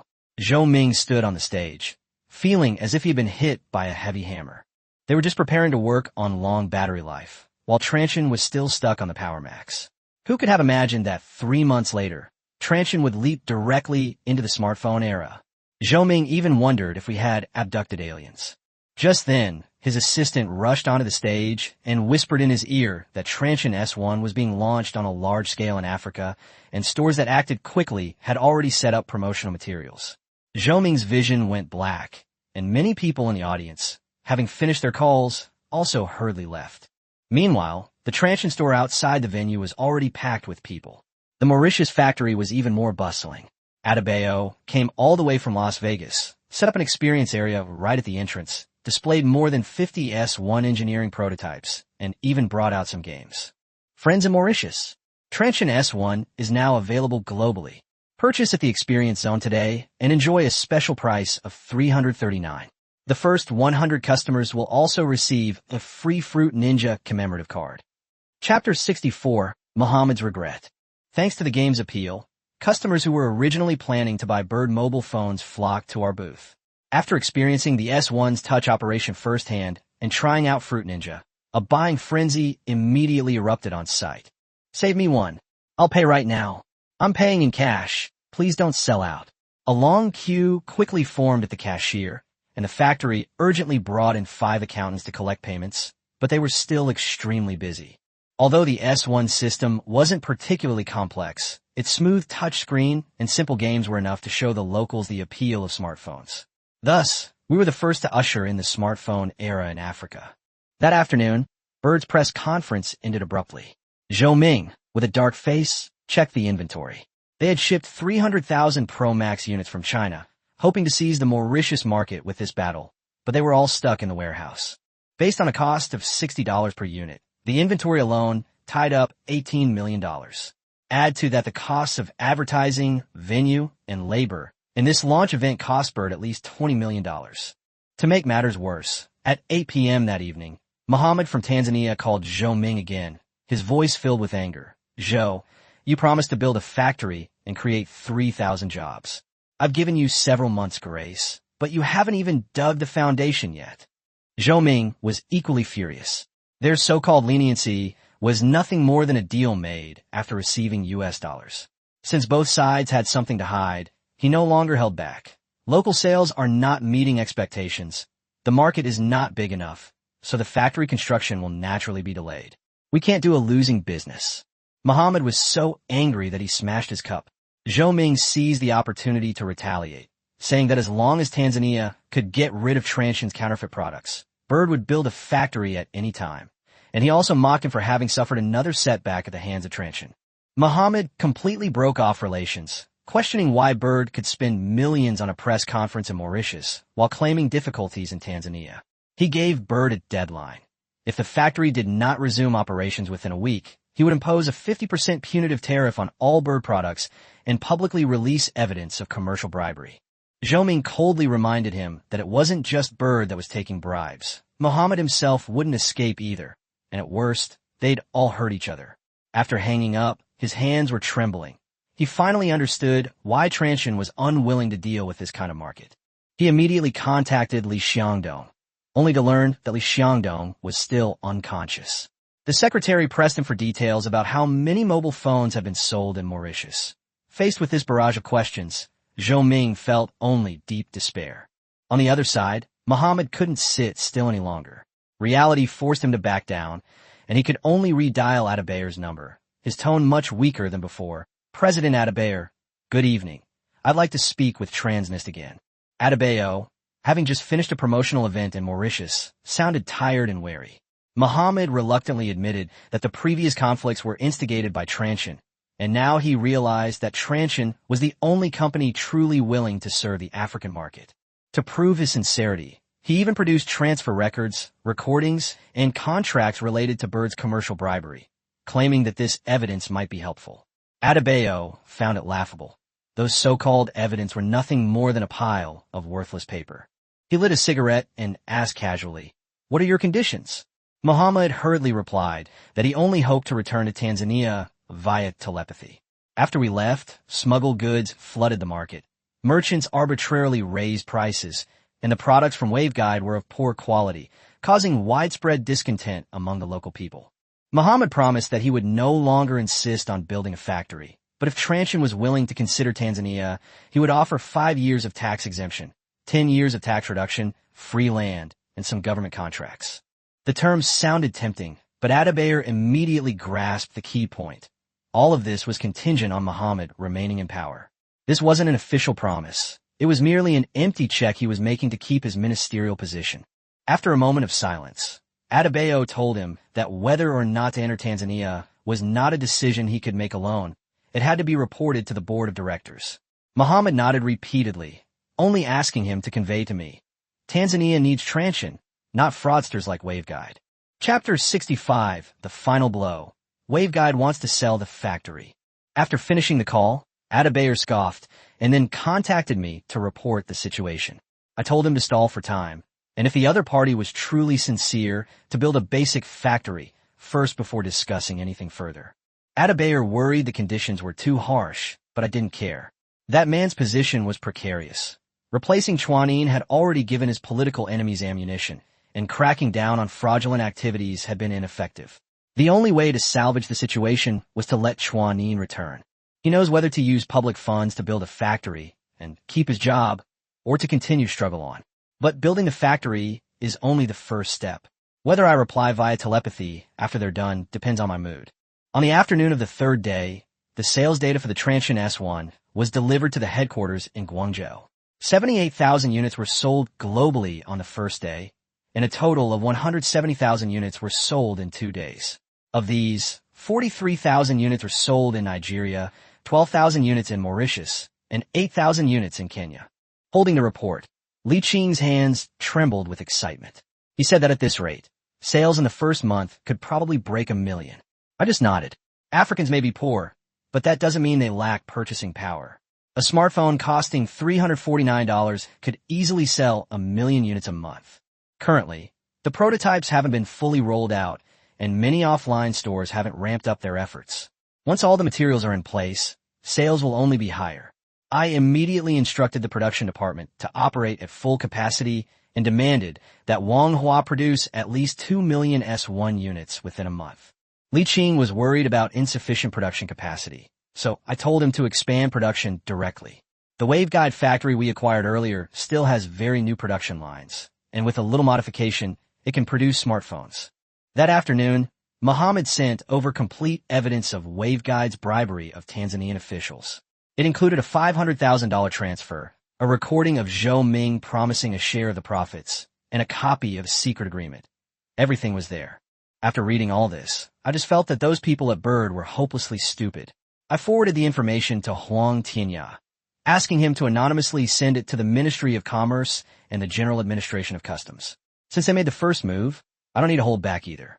The era of smartphones has arrived. The grudges of the feature phone era should come to a complete end. Now that Li Xiangdong is lying down, let him rest well. 3 days later, the Anti-Monopoly Bureau of the Ministry of Commerce formally launched an investigation into Bird's unfair competition and overseas commercial bribery. The General Administration of Customs also suspended customs clearance inspections for Bird's export goods. What was truly fatal was the 30% plunge in Bird's stock price, instantly wiping out over 1 billion yuan in market value. In a hospital, Li Xiangdong had just woken up when he was surrounded by executives, hearing news of the company being investigated, the stock price crash, and the delisting warning. All of Zhou Ming's dirty deeds have been exposed, and the company has been losing money year after year. If it can't turn things around, Bird might really be delisted from the stock, but he didn't know that those who truly abandoned him weren't just me, but also these senior executives in front of him. Before the incident, everyone was scrambling to finalize the plan. After the scandal broke, they were all eager to shift the blame. Li Xiangdong vomited blood and fell into a coma again, and the doctor immediately issued a critical condition notice. The executives exchanged bewildered glances. With Li Xiangdong gone, someone had to step in. They quickly turned their attention to Transsion. If Bird was to be sold, Transsion would undoubtedly be the most suitable buyer. Meanwhile, Adabayer is still dealing with Tanzania, but the gray market version of Transsion S1 has already entered the local market, priced at $399, which is $50 more expensive than the international version. Some people took selfies with the S1 and played Fruit Ninja for a while, clearly enjoying it. Yet they questioned the merchant about the exorbitant price increase. Onlookers also demanded to buy it at the original price of $349, even foregoing the free gifts. The smuggler stubbornly refused to budge on the price of $399. Seeing the crowd getting agitated, he sighed, sat down on a rock, lit a cigarette, and said that the goods were transported from another country. The transportation costs were high, and he had to evade the police and thugs, and could lose everything at any time. He said that even with a $50 markup, he still couldn't make as much money elsewhere. If people really want to protest, they should go find Muhammad. Originally, they could sell their goods normally, and everyone could enjoy the telepathic service. But now, everything has changed. Chapter 66, The Mate Series. Faced with the controversy surrounding the price increase of the Transsion S1, I can only sigh on behalf of both consumers and manufacturers. Those people are enjoying the benefits, yet they're shifting all the blame onto us, making everyone else pay the price. Many highly educated individuals in the area were furious, accepting the consequences of their actions even after paying $399 for the Transsion S1. They also decided to continue their protests, insisting that Muhammad pay for this. Meanwhile, the RD building at Huawei's headquarters was brightly lit. The mobile phone lab was still conducting final tests, and Yu Chengdong stared intently at the engineering prototype on the stage, his eyes full of anticipation. A few months ago, he was in charge of other business in Europe. I specifically asked him to take over the mobile phone project, and Mr. Rin agreed without hesitation. I know he's capable. Huawei's mobile phone business needs someone like him to turn things around. The engineers excitedly rushed in to report that the final test had passed. In the past, Huawei could only manufacture OEM phones for carriers, producing a lot of products but with pitifully low profits. Now, with investment from Huaxin, their first smartphone has finally been successfully launched. Liu picked up the demo unit. It had a metal body with a 5-inch IPS screen, a frosted finish on the back, and the Huawei logo and the word Mate printed on it. It was somewhat similar to the Transsion S1, but more refined with narrower bezels and better buttons and grip. 2 months ago, I suggested that our first smartphone be named Mate, but Liu wasn't too keen on it. He thought the name was too ordinary and lacked a sense of technology, and he wanted to wait until the product was more mature before choosing a name. But several names he suggested later were rejected by both Mr. Ren and me. It wasn't that I held a grudge, but Mate was indeed more suitable. In the end, Mr. Ren made the final decision. Let's call it Mate. Now, looking at the finished product, Liu has to admit that the name matches the phone perfectly. The next day, Mr. Ren and I sat at the coffee table, where 3 Mate prototypes were laid out. Old Yu stood beside us, looking as nervous as a student waiting for his teacher to grade his homework. Mr. Ren picked up the phone and weighed it in his hand, first praising its good appearance and noting that it was lighter than he had imagined. Mr. Yu immediately explained that the all-metal body used aerospace-grade aluminum, which significantly reduced the weight. The screen was still supplied by the Oriental factory, but the color calibration was more accurate. I pressed the power button, and Taishan OS booted up smoothly, with the Huawei logo appearing on the screen. It's equipped with the MTK 6573 chip I provided, which is more powerful than the reference design. With its large memory, its running speed even surpasses that of the Transsion S1. In terms of heat dissipation, they added copper plates inside the casing, making it less prone to frequency throttling even after prolonged use. When Mr. N asked about the battery, Mr. Yu immediately perked up, pointing out that this was precisely Mate's biggest selling point. Most smartphones today only have batteries around 1,000 milliamp hours, and battery life almost collapses when a large screen is turned on. The Mate, however, packs a 3,000 milliamp hours high-density battery and is even lighter than the Transsion S1 engineering prototype, making it a game-changer in both the domestic and European markets. The only problem is the slow charging speed. Even with a modified charger, it still takes 5 hours to fully charge. I told them not to worry, as Transsion is developing Type-C fast charging, and their self-developed fast charging chip will soon be in mass production.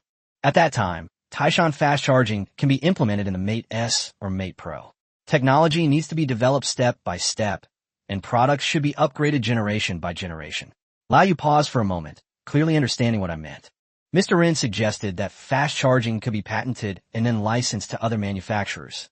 He continued testing photography, internet browsing, video recording, and gaming, and eventually became particularly interested in Plants vs. Zombies.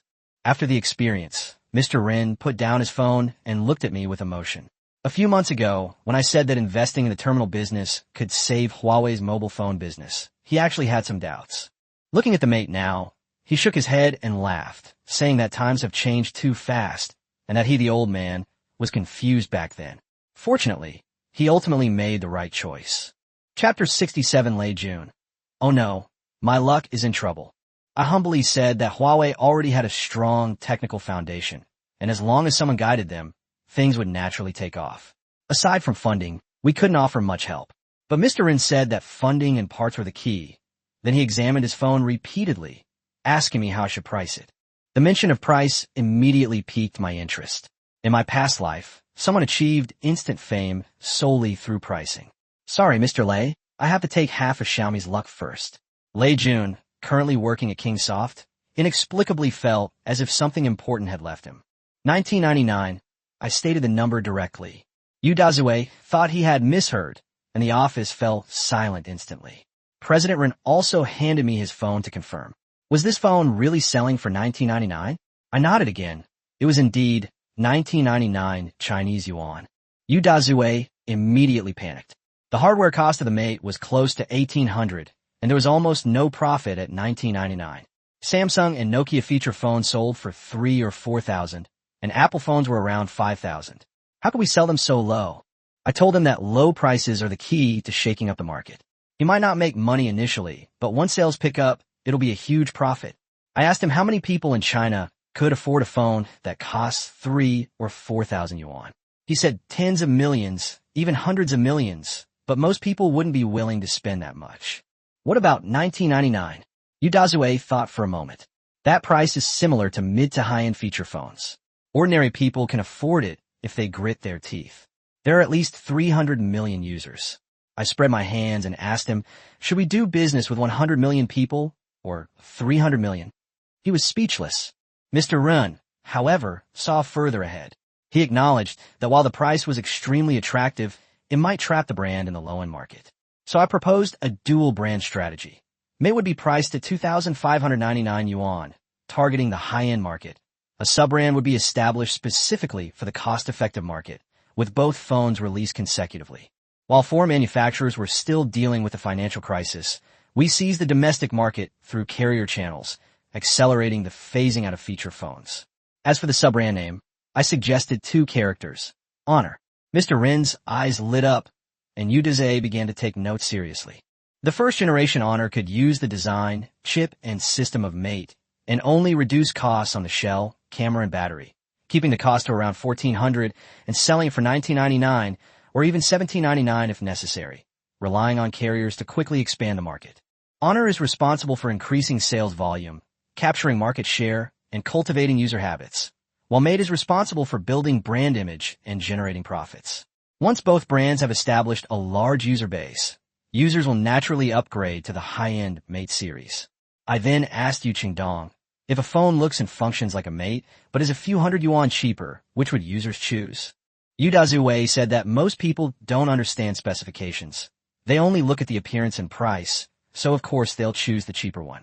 I nodded in agreement, summarizing that Honor quickly gained volume with a 19.99 yuan price tag, while Mate aimed for a breakthrough at higher price points.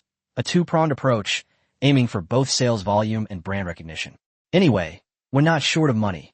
We can experiment. After much deliberation, Mr. Rin finally agreed. However, Honor carries a strong sense of competition and must operate independently. I agreed, stating that whether it's placed under Huawei's terminal division or a joint venture is irrelevant.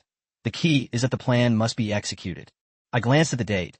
Honor could release it a little later, which would be perfect for debuting the Taishan fast-charging technology and building a reputation based on this exclusive selling point. Yu Dazue was already excited. Fast charging will be in mass production soon. When will the first Honor phone be released? I'll have the project team quickly cut some features. Chapter 68, Zhang Shiqing's Investigation. I told Yu Dazuwei that the mate would be released next month, while the honor would be released a month later.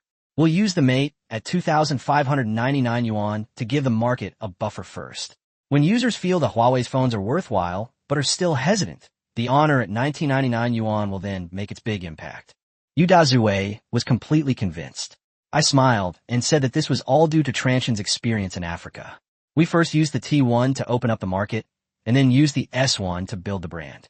We had to let users know us first before they could truly recognize us. Ren Jingfei remained silent for a long time, then stood up and paced a few steps. He reminisced about his youth when he was still in the military, a time when even telephone exchanges had to be imported and everyone dreamed of having their own communication technology. He originally thought that Huawei could only break into the mobile phone market by throwing money at it. He didn't expect Transsion to be already developing operating systems, chips, and expanding into the global market.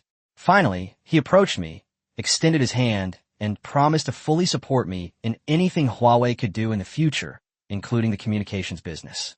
It was already dark when I left Huawei. Huang Tianya asked me when Transsion smartphones will be available in China. I said we'd talk about it when their self-developed chips come out next year. Then I thought about how China Unicom was going to introduce Apple's 3G in October, and then there would be Honor phones priced at 1,999 yuan on the market. It would definitely be quite a scene. The mobile phone market is bound to change drastically, and the price of $19.99 will directly shatter the pricing system of feature phone manufacturers. Huang Tianya mentioned Bird, and as I looked out the window at the receding buildings, I just smiled. By the time Honor is released, Bird will probably already be in bankruptcy liquidation. A week later, Transsion's headquarters in Guangzhou had prepared a welcoming ceremony in advance. At 9 o'clock in the morning, Zhang Shiqing arrived with representatives from the National Development and Reform Commission, the Science and Technology Department, and the Commerce Department. I went up to greet him, and he patted me on the shoulder, saying that Transsion's achievements in Africa were worthy of being written into textbooks. After exchanging pleasantries, I showed them around the R&D center and took out a rugged phone from the showroom. This product was designed specifically for the rainy season in Africa and construction sites. It's dust-proof, waterproof, and drop-proof, equipped with a 4,500 mAh battery, and priced at $299. Zhang Shiqing thought it was more expensive than a smartphone. I told him that rugged phones have low sales volume and high costs, and are even unavailable in many places. $299 is already a bargain price. For those who truly need it, it's absolutely worth it. The leader from the Science and Technology Department, who had initially wanted to question it, was glad he hadn't said anything after hearing my explanation. Afterwards, I took them to the Taishan Project Laboratory. Liu Jihong demonstrated the split-screen function of Taishan 2.0, which allows two interfaces to run simultaneously on one phone. Although the screen was too small and could only be used as a technical reserve for the time being, Zhang Shiqing examined it very carefully. He stared at me and asked solemnly, "Xiaofei, how much independent intellectual property rights does this system have?" This is very important. I explained directly that the kernel is currently based on open source development, but the application framework, drivers, and core applications are all self-developed and will be gradually replaced with the self-developed kernel in the next 2 years. Regarding patents, we have already applied for 245, 240 of which are invention patents. Zhang Shiqing simply said, "Okay," then told me to wait for news and that he would take me to meet someone next month who would greatly help with the system's promotion.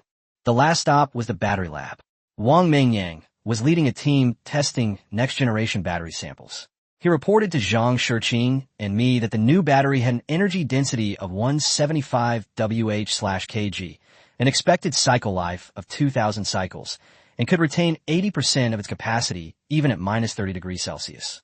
The mass production process is not much different from the previous generation, and the cost has only increased slightly, but it can still be achieved at about 0.9 yuan per Wh.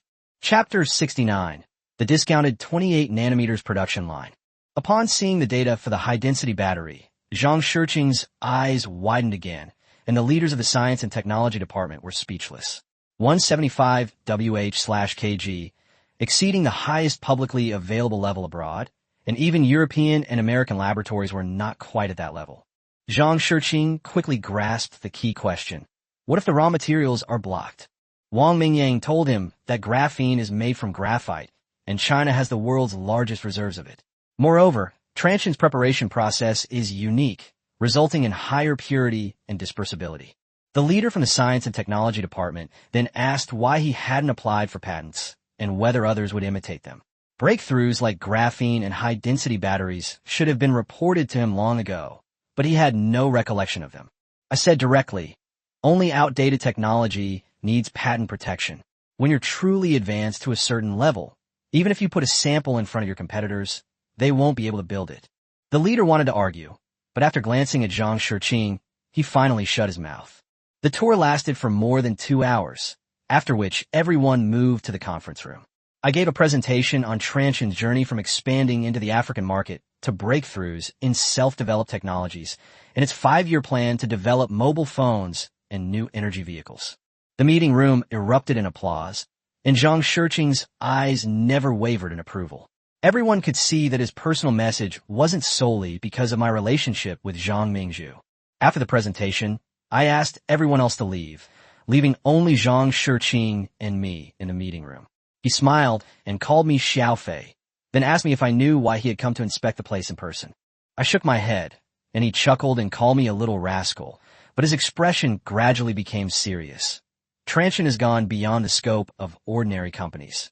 What you're doing in Africa is of great significance. Those technologies do not only belong to the company, but also help the country fill its gaps. I immediately understood that he was referring to the TOS system. Only with its own operating system and chip manufacturing lines can China truly have the confidence to challenge the technology circles of Europe and the United States. Zhang Shiqing walked to the window, looked at the manufacturing park, and said, China needs more companies like Transsion. We can't stay in low-end manufacturing forever.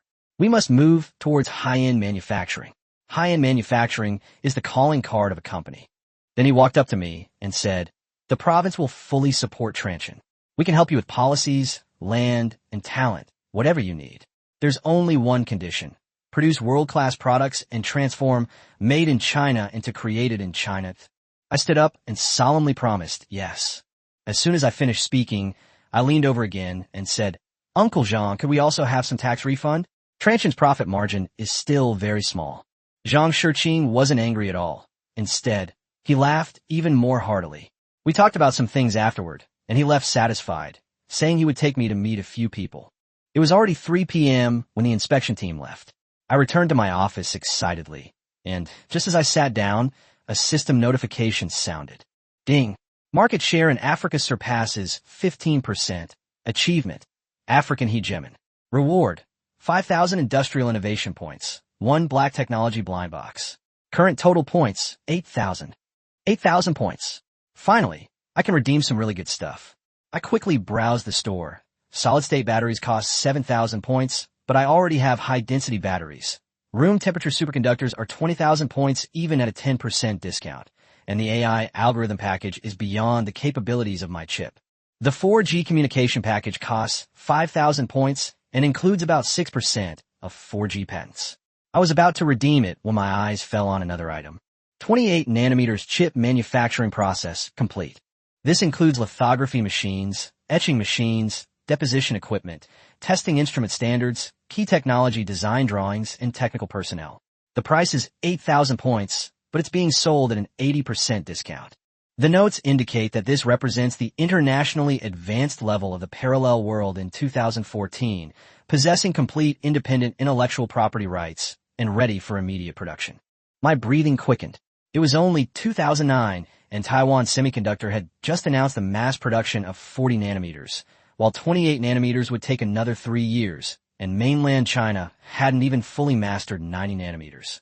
Once Transsion masters 28 nanometers technology, it won't just be designing chips, but controlling the entire industry chain. Chips are the cornerstone of the electronics industry, and advanced production lines are like a golden goose, capable of both internal use and contract manufacturing for domestic companies. Exchange. Redeem successful. 28 nanometers chip manufacturing technology and equipment have been stored in system space. Bonus. Quad-core processor design solution. Communication baseband design solution. I immediately entered the system space, which was indeed filled with equipment, as well as those big guys that I was most familiar with. It's safe now. The road to chip dominance has begun. Chapter 70. Communication Patent Acquired. To ensure technical safety, I quickly reviewed the information provided by the system. 28 nanometers HKMG process specifications, immersion lithography machine optical design, atomic layer deposition equipment technical solution, and chip yield testing and optimization. Each document was ridiculously detailed, clearly the result of something the system copied from some parallel universe. I reckon another unlucky soul's tech path will be wiped out, but that doesn't matter. I'm the one who benefits. With this information, Transsion was fully capable of building China's first 28 nanometers production line in 2009 and possibly even the world's first. This would not only enable them to be self-sufficient in mobile phone chips, but also drive the development of upstream and downstream industries. But when I calmed down, I realized that having just one set of equipment wasn't enough. To avoid being held back by others, we had to develop our own lithography machines. But this industry is money-intensive, technology-intensive, and talent-intensive. From research and development to sales, it might take several years and hundreds of billions of dollars to produce a single lithography machine. Washing investment only made tens of billions during the financial crisis. It's clearly not worthwhile to pour all of that money into Guam technology. I squinted, suddenly thinking of my future father-in-law who had just passed away. Looks like I need to find a sucker. If the higher-ups were willing to support it, and companies like Huawei were brought in, things would be much easier. Just then, Huang Tianya called, his tone unusually serious. Mr. Shun, the preparatory group for the National Integrated Circuit Investment Fund, has contacted us. They would like to invite Transsion to participate in setting investment targets, to be completed before October and launched before 2010. I was stunned for a moment. In my previous life, this fund only started its strategic planning in 2014, but now it's so many years ahead of schedule. It's mostly due to Transsion's technological breakthroughs, coupled with Huang Tianya's activities in the United States, that the higher-ups started paying attention to semiconductors earlier than expected. Whatever the reason, this is fantastic news. I immediately said, let's schedule a time, the sooner the better. After hanging up the phone, I stood in front of the world map, my finger tracing a path from Guangzhou across Southeast Asia and Africa, finally landing on Europe and America. In my previous life, China's chip supply was restricted, Huawei was sanctioned, and countless other companies were at the mercy of others. In this life, the script should be rewritten. 28 nanometers is just the beginning. There's 14 nanometers, 7 nanometers, and 5 nanometers to come. I was about to continue working when I suddenly remembered there was a high-tech blind box in the system, so I immediately opened it. A dazzling light flashed, and the system notification sounded again. Ding! Congratulations, host, you have received a gold reward. A 4G communication patent package, representing approximately 8% of valid 4G patents and approximately 12% of core patents. I froze on the spot. Having so many 4G patents is enough to support a top-tier telecommunications company. This human trafficking system is certainly extravagant in its pursuit of technology. September arrived quickly. In a Transsion semiconductor laboratory in Guangzhou, Li Jiahui led a group of domestic and international engineers around the testing equipment. Those researchers from the United States and Europe had long since adapted to life in China. During the economic crisis, they were laid off and came to Guangzhou with anxieties about high salaries and paychecks. But once they arrived, they discovered that the conditions and food here far exceeded their expectations, and that the old way of life was not real living at all. In the center of the device sits a chip the size of a fingernail.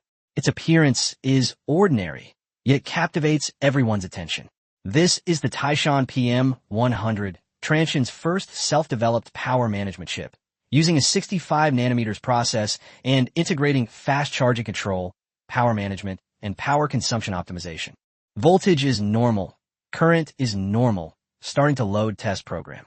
The progress bar on the screen slowly jumped 10%, 30%, 50%, until it reached 100%. The blonde engineer in charge could no longer contain his excitement. Test passed. The test report was printed out immediately, and the engineer next to him excitedly read it aloud. All functions are normal. Efficiency is 98.7%, 1.7 percentage points higher than the design target. We succeeded. The lab erupted in cheers, and Shanghai and Liu Jihong shook hands excitedly. I stood at the back of the crowd, looking at the tiny chip feeling remarkably calm. As long as we were willing to invest the money, we'd eventually get our hands on that chip, and there was hope for a single-core chip by the end of the year. President Shun, it's a success. Li Jiahui ran over, holding the chip. Successful tape out on the first try, with a yield rate of 97%. It's simply a miracle. I took the chip and looked at it under the light. I couldn't see the intricacies with the naked eye, but I knew that the dense array of transistors and the perfect design inside were what enabled this amazing yield rate. How are preparations for mass production going? Taiko Electronics has agreed to manufacture the chips, and we have sufficient 65 nanometers capacity with a minimum monthly supply of 100,000 wafers. The initial cost per wafer is about 8 new Taiwan dollars and 50 cents, but there are no substitute for fast-charging chips, so our cost is definitely lower than others. Chapter 71. The Taishan 900 Design Plan. A sucker comes knocking. I instructed Chun Hai to inform Huawei that Taishan PM100 should be prioritized for supplying Honor phones at 12 yuan per chip, while other manufacturers could also purchase it at 15 yuan per chip. Chun Hai didn't understand. It's 12 yuan a piece, and we only make 3.5 yuan profit. I told him, Honor terminals are at least considered our own, so we have to give up the profits we should. Other manufacturers can also lower prices due to their large volume, and even offer free access to the Type-C fast charging protocol. Our goal isn't to make a quick buck, but to achieve high volume sales with low profit margins. Once all mobile phone manufacturers are using our chips and protocols, they'll naturally be tied to our strategy, and then we'll reap the rewards of scale and profits. Everyone immediately understood. This was the same strategy Qualcomm used.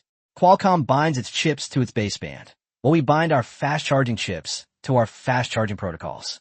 The PM100 was just an appetizer. The real focus was the Taishan 900. I presented the design proposal for the Taishan 900. This is Transsion's first integrated chip, which integrates a 3G communication baseband, adopts a quad-core A9 architecture, and integrates a Mali 400 GPU, with a process target of 28 nanometers. Li Jiahui's eyes widened. An American engineer who had left Qualcomm couldn't help but object. Quad-core processors plus a communication baseband are already difficult enough, and 28 nanometers is a process that's at least 4 or 5 years away. It's simply not feasible to mass-produce it now. Li Jiahui also advised me that while 28 nanometers would certainly improve performance, even if the team completed the design within 2 years, it wouldn't be possible to produce it without a production line. I told them directly that I would handle the issues outside of the design. They only needed to complete the Taishan 900 and, at the same time, make a dual-core Taishan 600 using the same integration approach. Then, I handed Li Jiahui a USB drive containing design data. Li Jiahui eagerly opened the document, flipping through page after page, but his hands trembled more and more violently. It was no simple technical document. It was an astonishingly complete chip design scheme. He looked up at me, his voice changing. This solution is at least 5 years ahead of the international level and 10 years ahead of the domestic level. Although it is based on the ARM reference architecture, the power consumption control is amazing. I remained calm and simply said that this was the result of the Taishan team's work, a deep optimization based on the ARM reference architecture. Li Jiahui immediately understood and didn't ask any further questions. With this plan in hand, he confidently assured that the chip design would be completed by the end of the year. Once the production line is in place, next year's new mobile phones will be able to use Transsion's own Taishan chip. He was well aware that once the Taishan 900 was launched, its performance would inevitably surpass Qualcomm's. Transsion would then possess both self-developed chips and a self-developed system, potentially even surpassing Apple, and would undoubtedly become an instant hit upon returning to China. Just as I was about to continue making arrangements, Huang Tianyao rushed over and said that academician Wu from the Chinese Academy of Sciences had arrived and wanted to learn more about the semiconductor fund's ideas. He was going to return to Kyoto tonight to report. I told him to invite the people to the meeting room first, and then I patted Li Jiahui on the shoulder. I believe that Transsion will definitely be able to use its own chips next year, and the Taishan team's bonuses will be substantial. Upon hearing about the bonus, the foreign engineers' first thought was that they could eat more Chinese food. I smiled and agreed, explaining that their needs would be taken seriously here. They could tell the logistics department what they wanted to eat, and we could even hire a chef. The group of engineering students immediately became highly motivated and pledged to complete the task. Meanwhile, academician Wu was already waiting in the conference room. His real purpose this time was to promote the semiconductor fund that Transsion was preparing to launch. Upon seeing me, academician Wu politely said that he had disturbed me. I greeted him with a smile and said, "It's no trouble at all. I've been waiting for you, sir." Academician Wu shuddered. My attitude was too enthusiastic. He felt like a sucker being targeted by someone. Chapter 72, Semiconductor Fund Research and Development of Lithography Machines. Sure enough, as soon as I sat down and started to speak, academician Wu seemed to regret drinking my tea.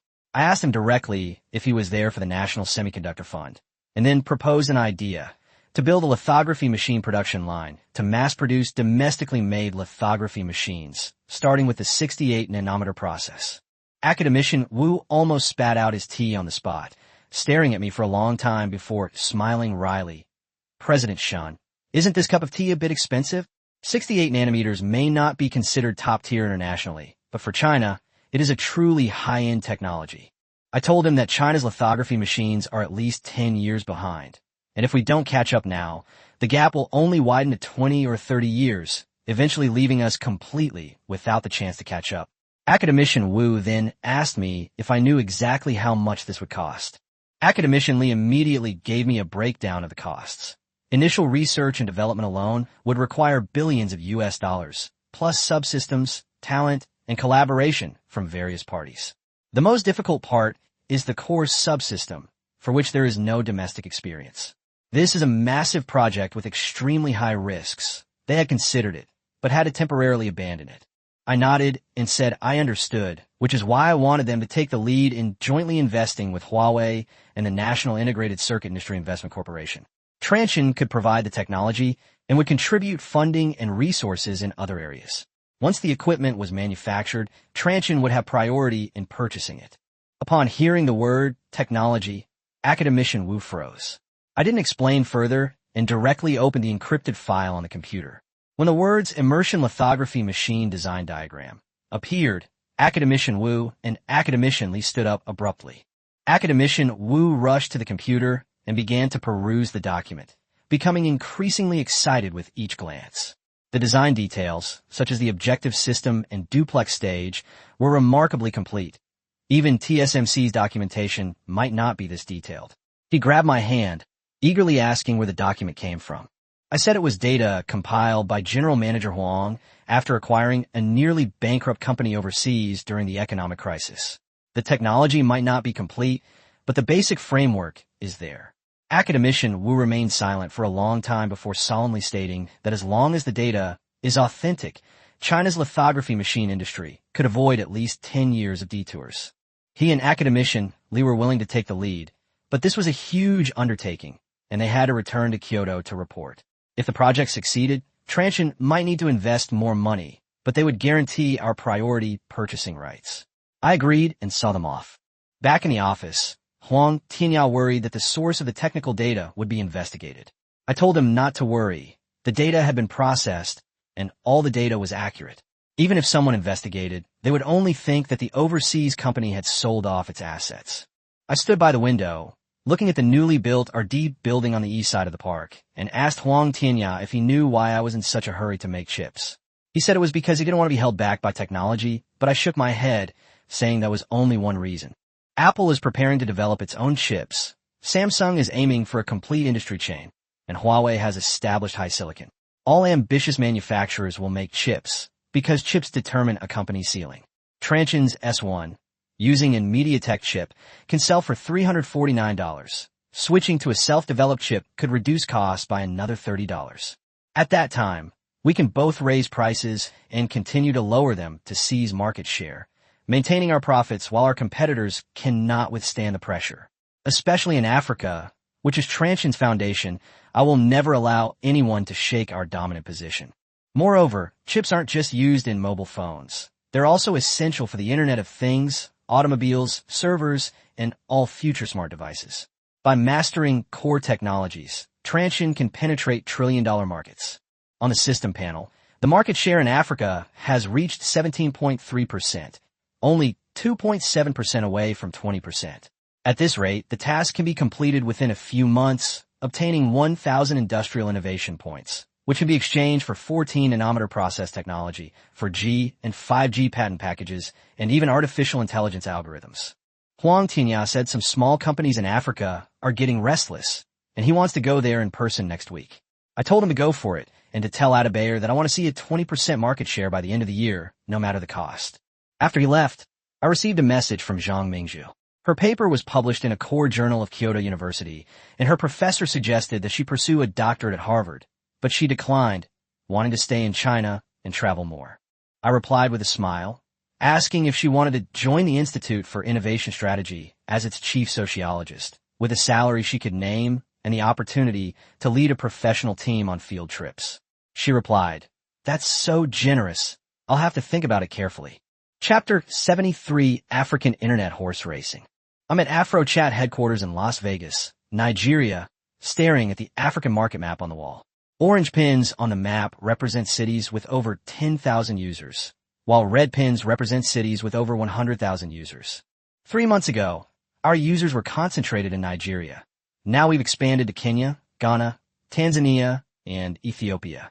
The secretary rushed and excitedly, saying that AfroChat had surpassed 5 million registered users. But I'm not happy at all. Africa has 1.2 billion people, and 5 million is just the beginning. What's more, during the last round of financing, I saw the list on Huang Tianya's desk. More than 30 internet companies received seed funding at the same time. Social media, payments, e-commerce, gaming, music, every sector is packed with people. The African market simply can't support so many companies. In 6 months, at most 2 will remain in each sector, and in a year, perhaps only one winner will survive. This is an investment. It's like raising a venomous insect. Capital pours money into nurturing dozens of companies. Then we fight each other to the death, and the survivors become the dominant force in the African internet. AfroChat is just one of those venomous insects. The secretary continued the report. In the past week, we added 700,000 new users, bringing our daily active users to 2.2 million. In Nigeria, we hold a 38% market share, surpassing other social media apps' African versions. I asked directly about the competitors. The secretary's expression immediately changed. Connect had just secured $5 million in series of funding and was aggressively subsidizing Kenya, offering 100 megabytes of free data upon registration. They already had over 4 million users. The difference between 4 million and 5 million isn't significant. As long as they keep burning money, they'll catch up quickly. Connect's founder is a Silicon Valley native and understands rapid expansion better than I do. After much deliberation, I decided to contact Huang Tianya. I told him I wanted to increase my investment. To survive, a cash-burning war had to begin. In a video conference, Huang Tianya first congratulated me on reaching 5 million users, but I directly proposed my conditions. $10 million, 20% of my shares, and a post-funding valuation of $50 million. He didn't answer immediately, but asked me why. So I presented the data. 5 million registered users, 2,200,000 daily active users, and users spending an average of 87 minutes per day, even surpassing Facebook's performance in Africa. More importantly, 20% of our users use Transsion phones and Taishan OS, meaning our applications and system are deeply integrated.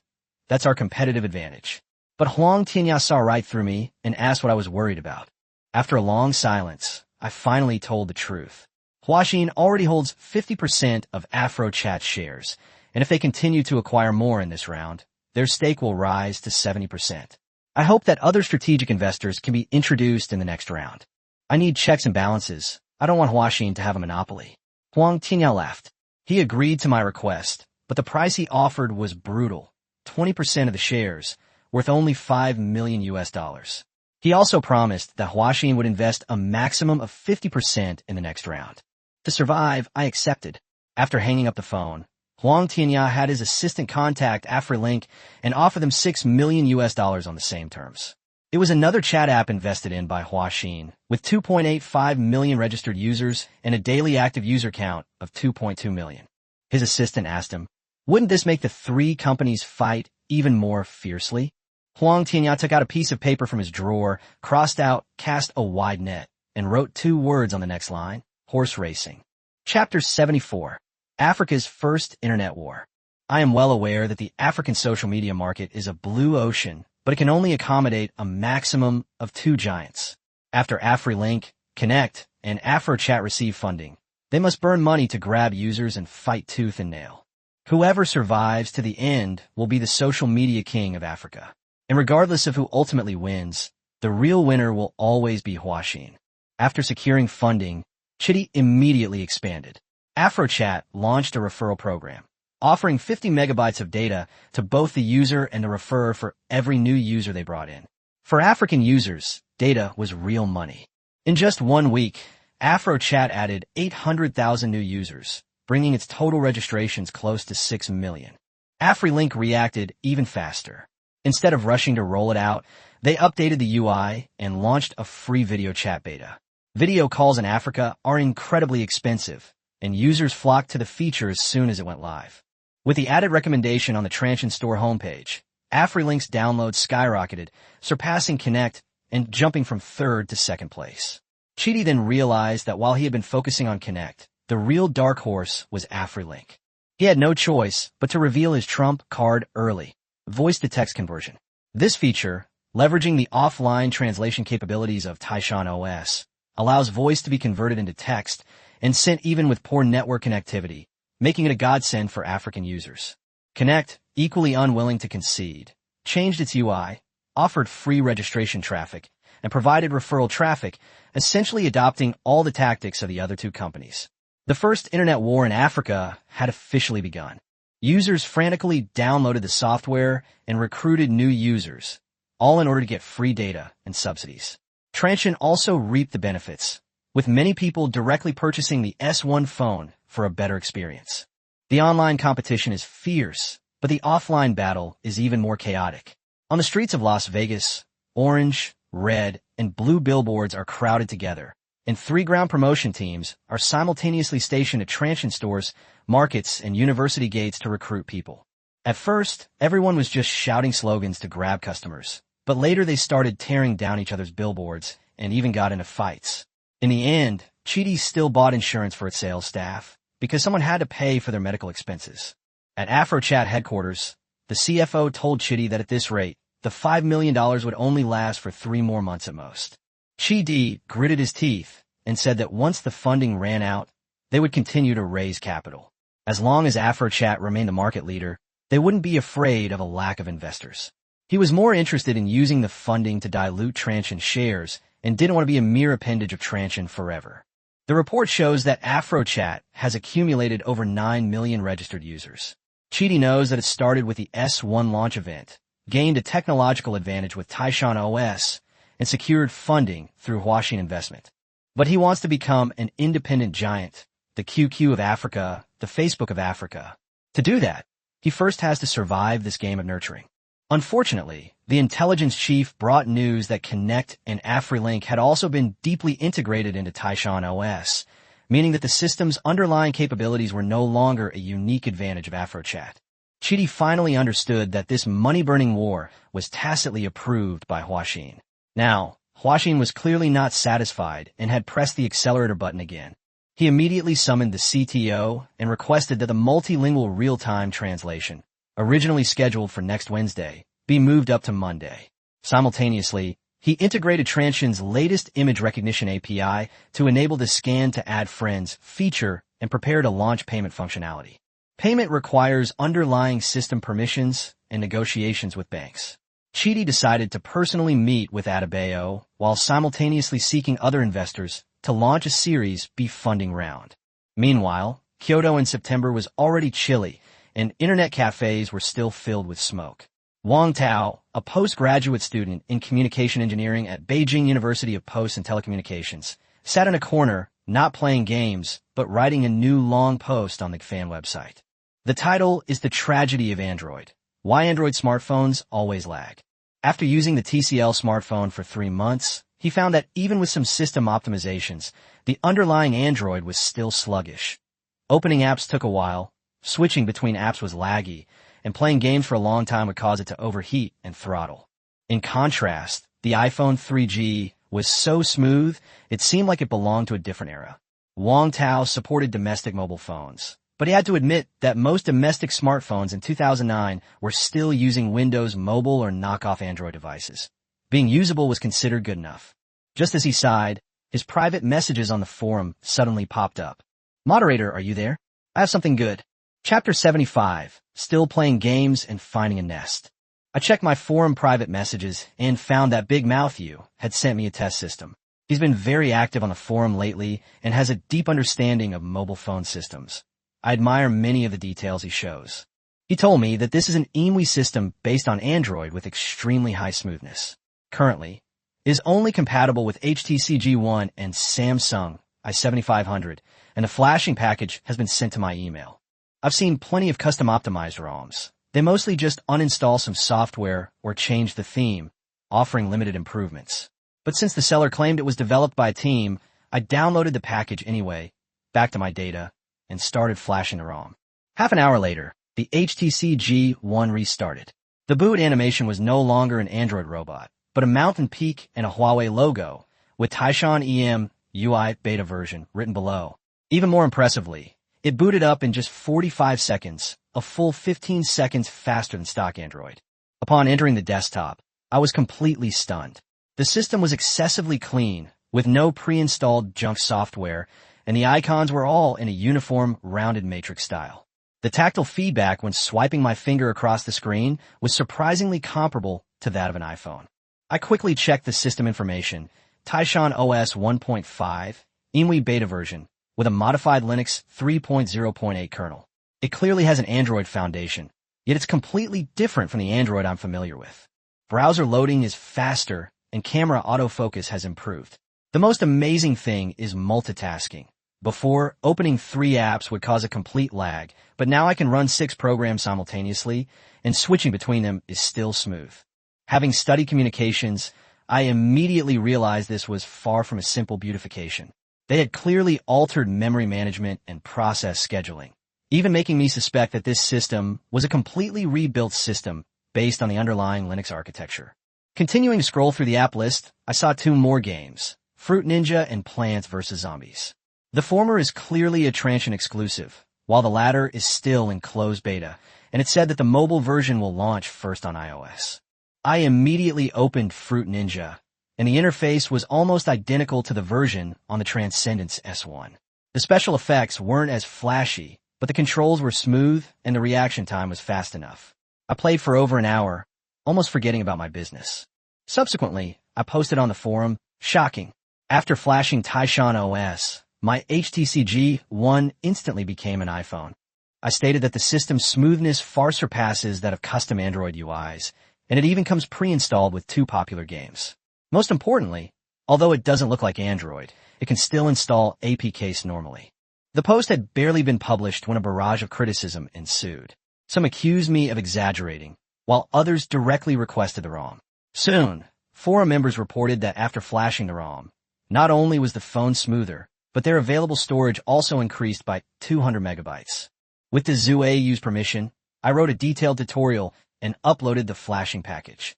Overnight, Taishan OS began to circulate wildly on major digital forums. The next day, my post had already received over 3,000 replies. More and more people are flashing the system. Some say the Samsung i7500 feels like it's been reborn. Some marvel at how the same hardware can offer 2 different experiences, and others are starting to speculate about who developed the system. Before long, the download count for Taishan EMUI beta exceeded 20,000 and was still rising rapidly. Various comparative tests followed, and Taishan OS almost completely outperformed HTC and Samsung stock Android systems. Then someone leaked the information. The system was developed by Transsion. The comment section exploded instantly, with many people still holding the impression that Transsion was a knockoff manufacturer. However, some people calmly reminded them that Transsion is no longer the Transsion it once was. Last year, perhaps no one took it seriously, but now it is the dominant force in Africa and is clearly playing a much bigger game. Chapter 76, The Truly Impressive Big Mouth. After Taishan OS completely ignited digital forums, Huawei's official Weibo account for terminals followed up with a teaser. On September 15th at the Kyoto National Convention Center, a brand new intelligent experience will be unveiled, and the Huawei Mate series will officially arrive. The accompanying image only showed a silhouette of a phone, but the words Taishan OS were clearly visible. Once officially confirmed, the entire forum exploded. Everyone knew that this system was finally going to be used on Huawei phones. Even more shocking is the revelation that Transsion's largest shareholder, Huaxin Investment, also holds a 50% stake in Huawei's consumer electronics division. Huawei was previously valued at a staggering $4 billion, and Huaxin Investment's willingness to invest such a large sum during the financial crisis has sparked countless speculations. Wang Tao watched the forum's frenzy and couldn't stop smiling. Yu Qingdong had just sent him a private message, thanking him for his review and promotion, and frankly stating that the EMUI beta version of Taishan OS was jointly developed by Huawei and Transsion, and that the Mate series will be the first to launch in China. Yu Qingdong also invited Wang Tao to visit Huawei after the press conference, and said he could consider joining the company after graduation. Wang Tao was so excited that his hands trembled. He knew all too well what it meant that the head of Huawei's terminal business was personally recruiting him. He immediately replied that he would definitely be there on September 15th and hoped to contribute to the development of domestic mobile phones in the future. In the following days, Huawei continued to promote the Mate 1, and its channel team began discussing cooperation with carriers. As long as the Mate 1 is placed in the store and a generous rebate is offered, promotion can be rolled out quickly. Soon, many operator stores had already put up promotional slogans. Mate 1, one step ahead. This major move also made Lei Jun, who was still working at Kingsoft, sense the opportunity, and he quietly began to plan his own scheme. On September 15th, at the Kyoto National Convention Center, the 5,000-seat venue was packed. The media area nearly erupted in a frenzy over camera positions, while tech enthusiasts craned their necks, eager to see how Yu Qingdong, the CEO, would introduce the Mate 1 and Taishan OS. Zhang Mingzhu and I sat in the first row of the guest area, with Ren Zhengfei and several senior executives next to us. Zhang Mingzhu asked me softly if I was nervous. She now knew that the small business I mentioned was actually a multi-billion-dollar operation. I ruffled her hair and said with a smile, "We've done everything we could. Now it's up to President Yu to put on a show. However, I believe we will succeed." Ren Zhengfei looked at us, a meaningful smile on his face. The lights dimmed, and a promotional video played on the large screen. From telephone switches and PHS phones to feature phones, the image finally froze on a line of text. Born to Change, Huawei's Mate series. Applause erupted as Yu Qingdong walked onto the stage. He was wearing a dark gray suit and holding a small box. At this moment, he wasn't yet as sharp and assertive as he would later become, but the imposing aura in his eyes was already undeniable. Good evening, everyone. I am Yu Qingdong. Today, I am going to introduce a product that may change the landscape of smartphones in China. He opened his mouth in his familiar, outspoken style, receiving little applause but plenty of criticism. Unfazed, Yu Qingdong directly asked the audience what the most unsatisfactory aspect of smartphones was. Immediately, people in the audience complained about lag, poor battery life, and bad camera performance. Yu Qingdong nodded. These are all pain points of smartphones, and today, Mate will solve them all at once. He opened the box and took out the Mate 1. It had a dark gray metal body, a 5-inch screen, a narrow bezel design, a frosted back, and the Huawei and Mate logos printed in the center. Once the image was projected onto the large screen, longtime users immediately cheered. After showing the phone, Yu Qingdong placed it on the display case. First, let's fix the lag. He pointed to the PPT and officially announced, Mate 1 runs Taishan OS, which is an operating system independently developed by our strategic partner Transsion Technology. The entire room fell silent. No one had expected Huawei to admit so directly that Taishan OS was a self-developed system by Transsion. Clearly, both sides were going to get serious about their operating systems. Immediately afterwards, the system interface was displayed on the large screen. Yu Qingdong continuously swiped through pages, open applications, and switch tasks, the entire process flowing smoothly without a single lag. Chapter 77, The Modified Universal Charger.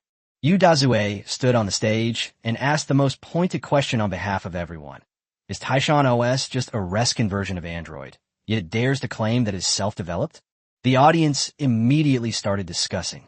He smiled and denied it, saying that Taishan OS was indeed developed based on the open-source AOSP and had some connection with Android, but it only started from the same basic framework.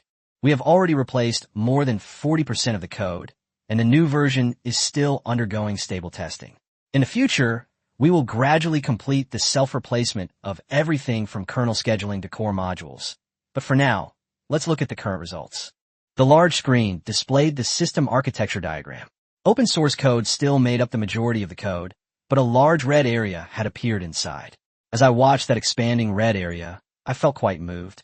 Udazue then went on to talk about memory management. Native Android uses the LRU algorithm, which easily causes lag when there are many background applications. Our intelligent preloading predicts which programs will be opened in advance and allocates resources based on user habits. Many viewers were confused by the technical jargon, but everyone understood the key point. The phone wouldn't lag. I turned to Mr. Run and asked him how well he had chosen this general.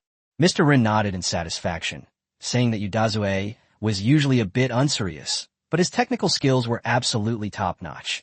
He hadn't expected him to deliver such a professional presentation at the press conference. However, was handing over Huawei's terminals to him a bit premature?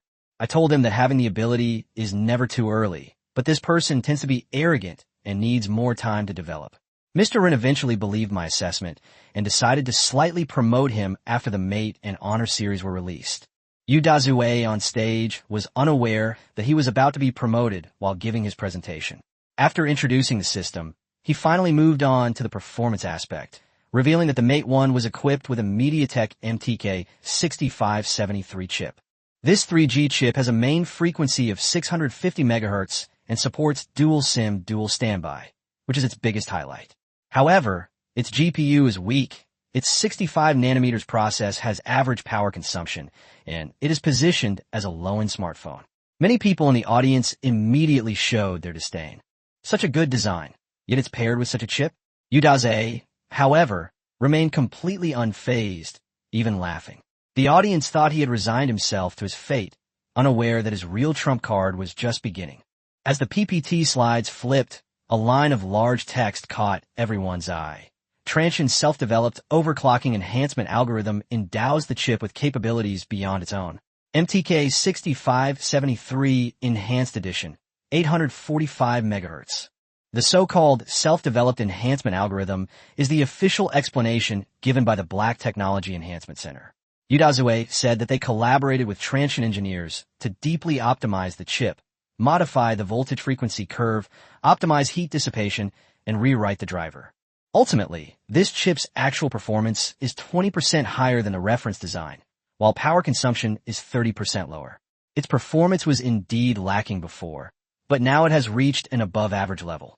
The entire audience was stunned. Even the MediaTek regional manager in the guest seats looked on in disbelief. The MTK 6573 was clearly nearing its limit. How did Transsion manage to do that? But he quickly realized that this might not be a bad thing for MediaTek. Transsion had pushed low-end chips to higher price points, and if MediaTek could acquire this technology, it might truly have a chance in the high-end market. Udazue didn't stop there, immediately throwing out the battery life card. The Mate 1 is equipped with a self-developed high-density graphene battery with a capacity of up to 3,000 mAh. A typical battery has an energy density of about 120 Wh/kg, while our first-generation high-density battery reaches 145 Wh/kg, packing more energy into the same volume. Test videos show that it lasts 2 days on a single charge under normal use, and even under heavy use, it can last a full day. In today's smartphone era, this is almost a miracle. But with such a large battery, won't charging be too slow? A regular charger might not even fully charge it overnight, so a larger capacity would be meaningless. At this moment, Udazue took out an exquisite universal charger. It was much prettier than the ordinary ones on the market, with a real-time power display and especially modified interface, which immediately aroused the interest of everyone present. The Mate 1 supports quick-release battery. Simply open the back cover to replace the battery with a spare, instantly restoring it to full power. With the Mate's exclusive universal charger, a 3,000 mAh battery can be fully charged in just 3 hours. No one believed him, so Udazue demonstrated on the spot. With a gentle pry, the back cover popped up automatically, making battery removal much easier than with traditional smartphones. The battery level on the universal charger kept increasing, charging 2 batteries in just 5 minutes. The speed and real-time display capabilities completely impressed the audience. Daze loudly asked everyone if it was fast enough, and the audience responded in unison, fast. Applause immediately erupted. He said that this is the power of technology. Our batteries also support third-party universal chargers, but they're not as convenient and are slower, taking about 7 hours to fully charge. However, the accessories aren't expensive, and there are even discounts when you buy a Mate phone. The applause lasted for several seconds, and the battery anxiety message on the screen was crossed out with a big X. But a new problem has emerged, taking photos. The large screen displays the Mate 1's camera configuration, 5 megapixels on the rear and 1 megapixel on the front. Yu Dazue said that with the widespread adoption of smartphones, users want more than just the ability to take photos. They want them to be fast, beautiful, and meaningful. Perhaps today's Mate 1 will provide a satisfactory answer. Chapter 78. Offline operators make their move. During the video presentation, Yu Dazue directly referenced Transsion's approach in Africa, taking photos on-site and comparing them with mulberry leaves and fruits to demonstrate the beauty algorithm of the Mate series. Although this algorithm shows obvious signs of being rushed, it is still much better than those manufacturers that directly output their products. It doesn't go as far as the audio transmission. It just adds a light layer of makeup to the face, and the effect is just right. Yu Dazue pointed to the staff on stage and said that they didn't wear makeup before going on stage, and after algorithm processing, every shot they took was a great photo. Finally, he shouted, "In the field of photography, we are far ahead." Before the audience could react, I had already started clapping. Mate's beauty algorithm truly deserves that title. Rin Zhengfei was also clapping, but his brows furrowed slightly, clearly remembering what I'd said. Give this guy a break, and he'll really dare to open a business. Discussions quickly arose from the audience. Everyone felt the portrait effect was natural and much better than the Sansang, and their expectation for this phone grew higher and higher. Yu Dazue then introduced the screen, which is the same 5-inch screen as Transsion, with a resolution of 480 by 320, and the supplier is also from Dongfeng Factory. With a metal frame, metal back cover, and high-density battery, the whole device weighs 146 grams, but feels more comfortable to hold than the Transsion S1. After the presentation finished, the PPT suddenly turned red, with only a huge question mark in the center. The room fell silent instantly, everyone waiting for the crucial number. Yu Dazue laughed and said, "The Samsung is priced at $39.99, the HTC at $34.99, and the iPhone 3G at $49.99. But Huawei always remembers who it's making phones for, so the price is set right from the start." The screen immediately displayed gold numbers, 256 megabytes plus 8 gigabytes, 2,599 yuan, 512 megabytes plus 16 gigabytes, 2,999 yuan.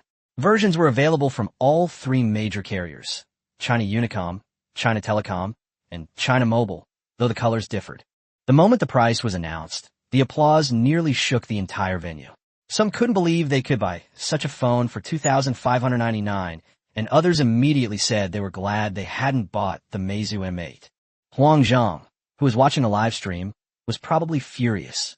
Even though the M8 had dropped to $1999, it didn't have much of a fighting chance against the Mate 1. Not to mention that Huawei also had the offline channels of carriers behind it. Watching the audience wave their arms and cheer wildly, I was reminded of the Lax launch event 3 months ago. Just as impressive, just as wild, only this time it happened in China. Good products will ultimately be welcomed by the market. After calming down, Yu Dazue took out the redesigned universal charger and announced its official price of 149 yuan. The audience immediately booed, since universal chargers on the market could be bought for 10 or even several tens of yuan. Yu Dazue remained calm and immediately launched a counteroffer. He offered a 50 yuan coupon with every Mate 1 purchase, making the universal charger available for only 99 yuan. The first 10,000 customers would also receive a free protective case and official headphones, and attendees at the event could enjoy a special price of 2,399 yuan. The small discount instantly turned the tide. Then Yu Dazue announced that users could go to offline flagship stores and the business halls of the 3 major operators to purchase and sign up for a contract plan, and take the Mate 1 home for as low as 99 yuan. After the press conference, the audience left in an orderly manner, with 80% of them heading directly to the sales points outside the venue. Long queues quickly formed at the 20 sales points, and staff hurriedly set up cordon lines. Back in the background, Ren Zhengfei was monitoring real-time sales data. With the three major telecom operators launching sales simultaneously and relying on prior advertising and press conference clips, many stores quickly announced critically low inventory levels and requested immediate restocking. Looking at the constantly fluctuating data, I said softly, "Mr. Ren, the first generation of Mate is a sure thing." Ren Zhengfei remained silent for a long time until the number of stores requesting restock exceeded 100 before slowly nodding. "President Shun, thank you. Without Transsion's technology, Mate could not have achieved this price, this experience, and even more so, this result." Chapter 79. Little White's Unboxing and Second Review. Home. I smiled modestly and said that Huawei's Mate series has achieved its current success mainly due to Huawei's brand and distribution channels. We couldn't have done it on our own.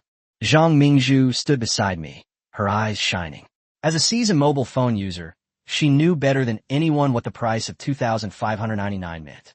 From today onwards, Chinese smartphones have entered a new era.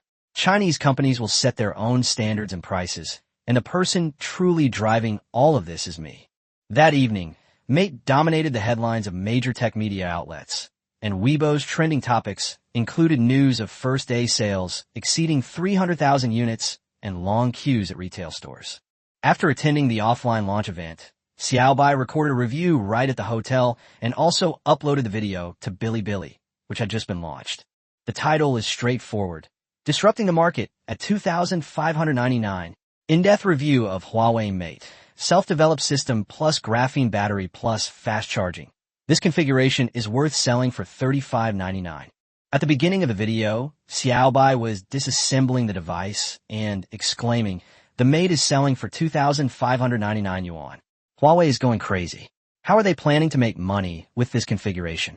After inspecting the internal structure, he confirmed that the graphene battery, Taishan OS, and universal charging interface had all been redesigned, resulting in an excellent overall experience. He even called it the Chinese version of the Apple mobile phone. Regarding the system that everyone is most concerned about, he specifically checked the information. Huawei joined the Android Alliance last year, but Transsion did not. Taishan OS is very likely to be self-developed, and we will have to continue to observe its future development. Once the formal evaluation began, Xiaobai maintained his familiar style, but instead of throwing the accessories in the trash, he jokingly said, "I'm talking about you," through voice transmission.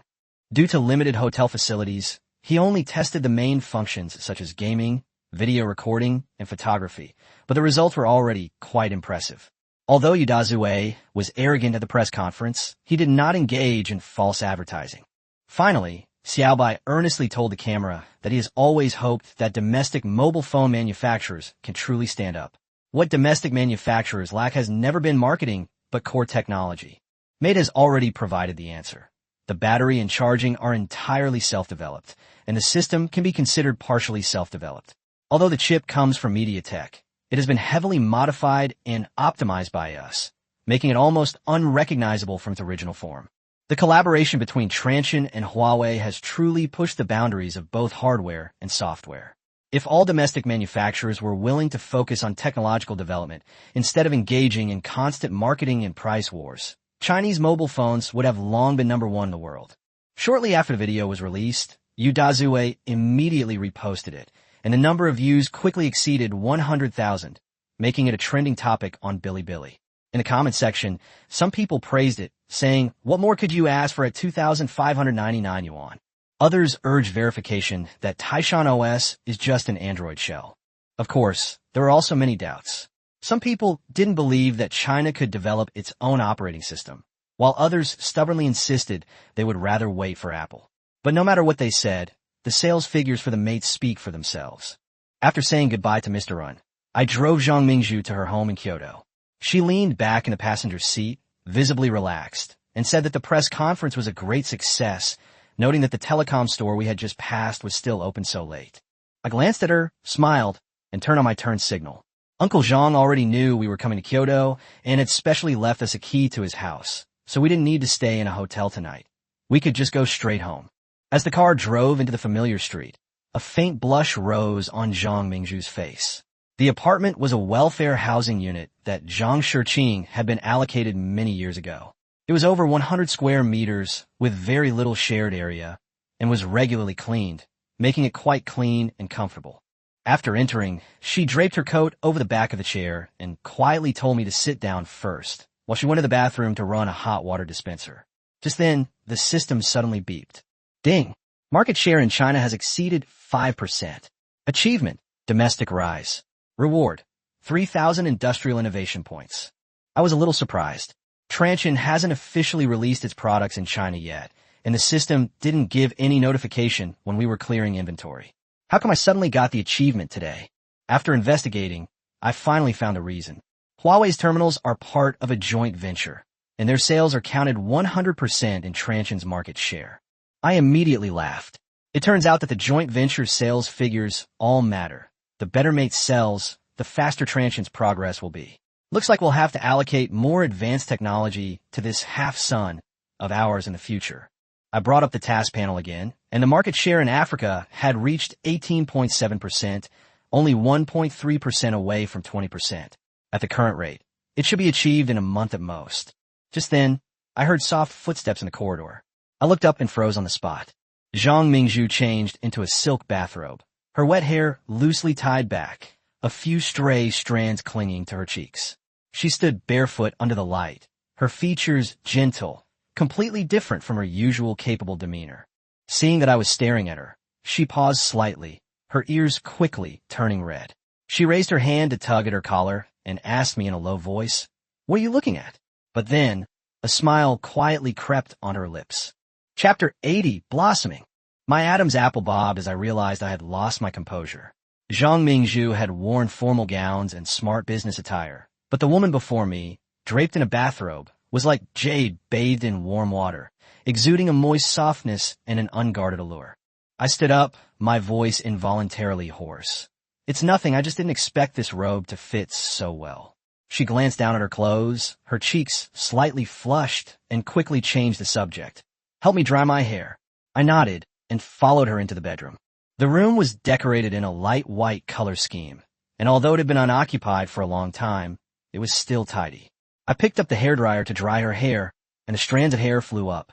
The scent of shampoo mixed with her faint body fragrance, making my heart even more unsettled. After a long while, she said softly that the guest room hadn't been used for a long time and the bedding might be damp, so she asked me to sleep in her bedroom that night.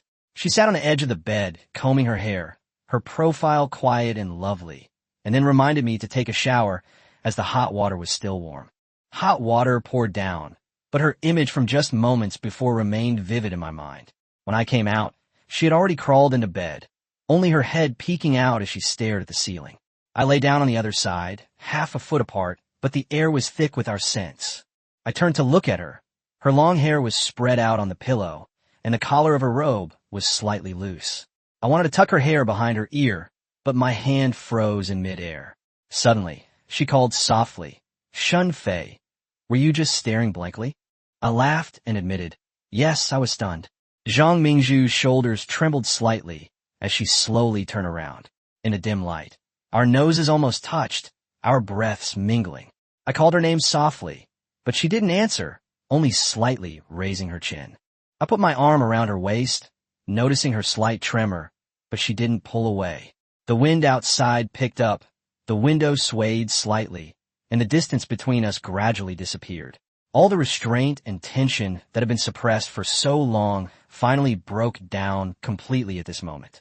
The next morning, I rudely hung up the phone as soon as I opened my eyes, but it vibrated again a few seconds later. Seeing that Zhang Mingzhu was still fast asleep, I suppressed my anger and answered the call. Yu Dazue's excited voice immediately came through. "Mr. Shun, Mate's sales have surpassed 500,000 units. It's still because of insufficient inventory. Everyone in various regions is urging for more stock. I just told them to quickly coordinate production capacity and that the launch of Honor would be even more impressive," before hanging up again. Yu Daze stared blankly at the phone, while Zhao Ming chuckled beside him. "You'd better pray that Mate sells 10 million units and Honor sells over 20 million. Have you forgotten who President Shun went back with yesterday?" Yu Dazue's expression immediately changed, He certainly didn't want to be transferred to Europe on a business trip. The once bustling headquarters of Bird in Hangzhou now bears a court seal on its main gate, and the parking lot is piled with official vehicles like scrap metal. In his office on the 17th floor, Li Xiangdong sits in a wheelchair, much thinner than he was 3 months ago, his hands covered with needle marks. Last week he collapsed and vomited blood. The doctor advised him to rest, but he insisted on coming to the company for one last look. Because today, Bird is being sold. His secretary asked if he would attend the liquidation meeting, and I heard Li Xiangdong slowly shake his head. Let them handle it. The only valuable things the company has now are its patents and distribution channels. How much do they sell it for? Chapter 81 Acquisition of Bird. Li Xiangdong out of the game. Transsion offered 150 million yuan to acquire the Bird brand, our patent portfolio, and more than 300 offline stores nationwide. The assistant's voice trailed off. The offer was indeed a bit low, since it didn't include the corresponding loan. In addition, to ensure that we do not have an excessive impact on society, they are willing to accept 70% of our employees, which is about 1,000 people. 150 million. Shen Fei, what a cruel heart he has. That's a whopping 150 million yuan. Even the bank loans aren't enough to repay it. This little bit of money has taken away the hard work we've put in over several years. Li Xiangdong was instantly overcome with grief. He had at least paid 200 million yuan when he was preparing to acquire Transsion. Now it's worth 150 million yuan just for Shenyang Aircraft Corporation. Such a small amount of money, with over 1,000 employees. Is he giving alms or humiliating them? The assistant dared not accept the offer. After all, he would not allow this old madman to humiliate his new boss. Although the results are not yet in, he believes that with his efforts over this period of time, he will definitely be able to join Transsion Holdings, let alone be a secretary. How about becoming a middle-level manager? Even grassroots levels are acceptable. The office door was pushed open, and 2 people in uniform walked in. Mr. Li Xiangdong, we are from the Hangzhou Municipal Procuratorate. The young man in the lead showed his identification. We request that you come in for investigation in accordance with the law, as you are suspected of multiple crimes, including commercial bribery, embezzlement, and misappropriation of funds. This is an arrest warrant. Please cooperate with our operation. Li Xiangdong did not resist when the handcuffs were put on. He looked at the cold metal in his hand and suddenly remembered the scene of his first argument with Shen Guohua. At that time, the two were still arguing about switching to feature phones. Although the PHS, personal handy phone system, was very popular, its technological content was far inferior to that of feature phones. Unsurprisingly, as a radical, he won. He also demonstrated the competence expected of someone in power, purging Shen Guohua's entire faction. Meanwhile, the company's other shareholders also believed that those people were too conservative and that he was more suitable to lead the company to greater heights. But now, he witnessed the glory of waveguide and also personally pushed it into the abyss. Let's go, the prosecutor said. The wheelchair was pushed out of the office and down the corridor. The office building was now in a mess. All the offices were empty and documents were scattered all over the floor. The valuable work equipment, such as computers, had long been moved out, leaving only scattered tables and chairs. As Li Xiangdong passed by the R&D department, he suddenly said, "Stop for a moment. Let me take one last look." He looked at the largest laboratory, which, just a few months ago, was filled with engineers debugging the waveguide Max phone. Now, only a few old testing devices and other ordinary functions remain in the laboratory. Those engineers, Chuanin has poached them all, Li Xiangdong asked with heartache. We'll take them all, the assistant replied. Transsion has established an East China R&D center in Hangzhou, but apart from Engineer Wang and Engineer Zhang, most of these people haven't joined. The secretary glanced at it and spat in disgust. They deserved it. They all signed contracts and even asked for pay cuts in order to join Transsion, but they were all sent to the African R&D center. Li Xiangdong closed his eyes. Serves you right.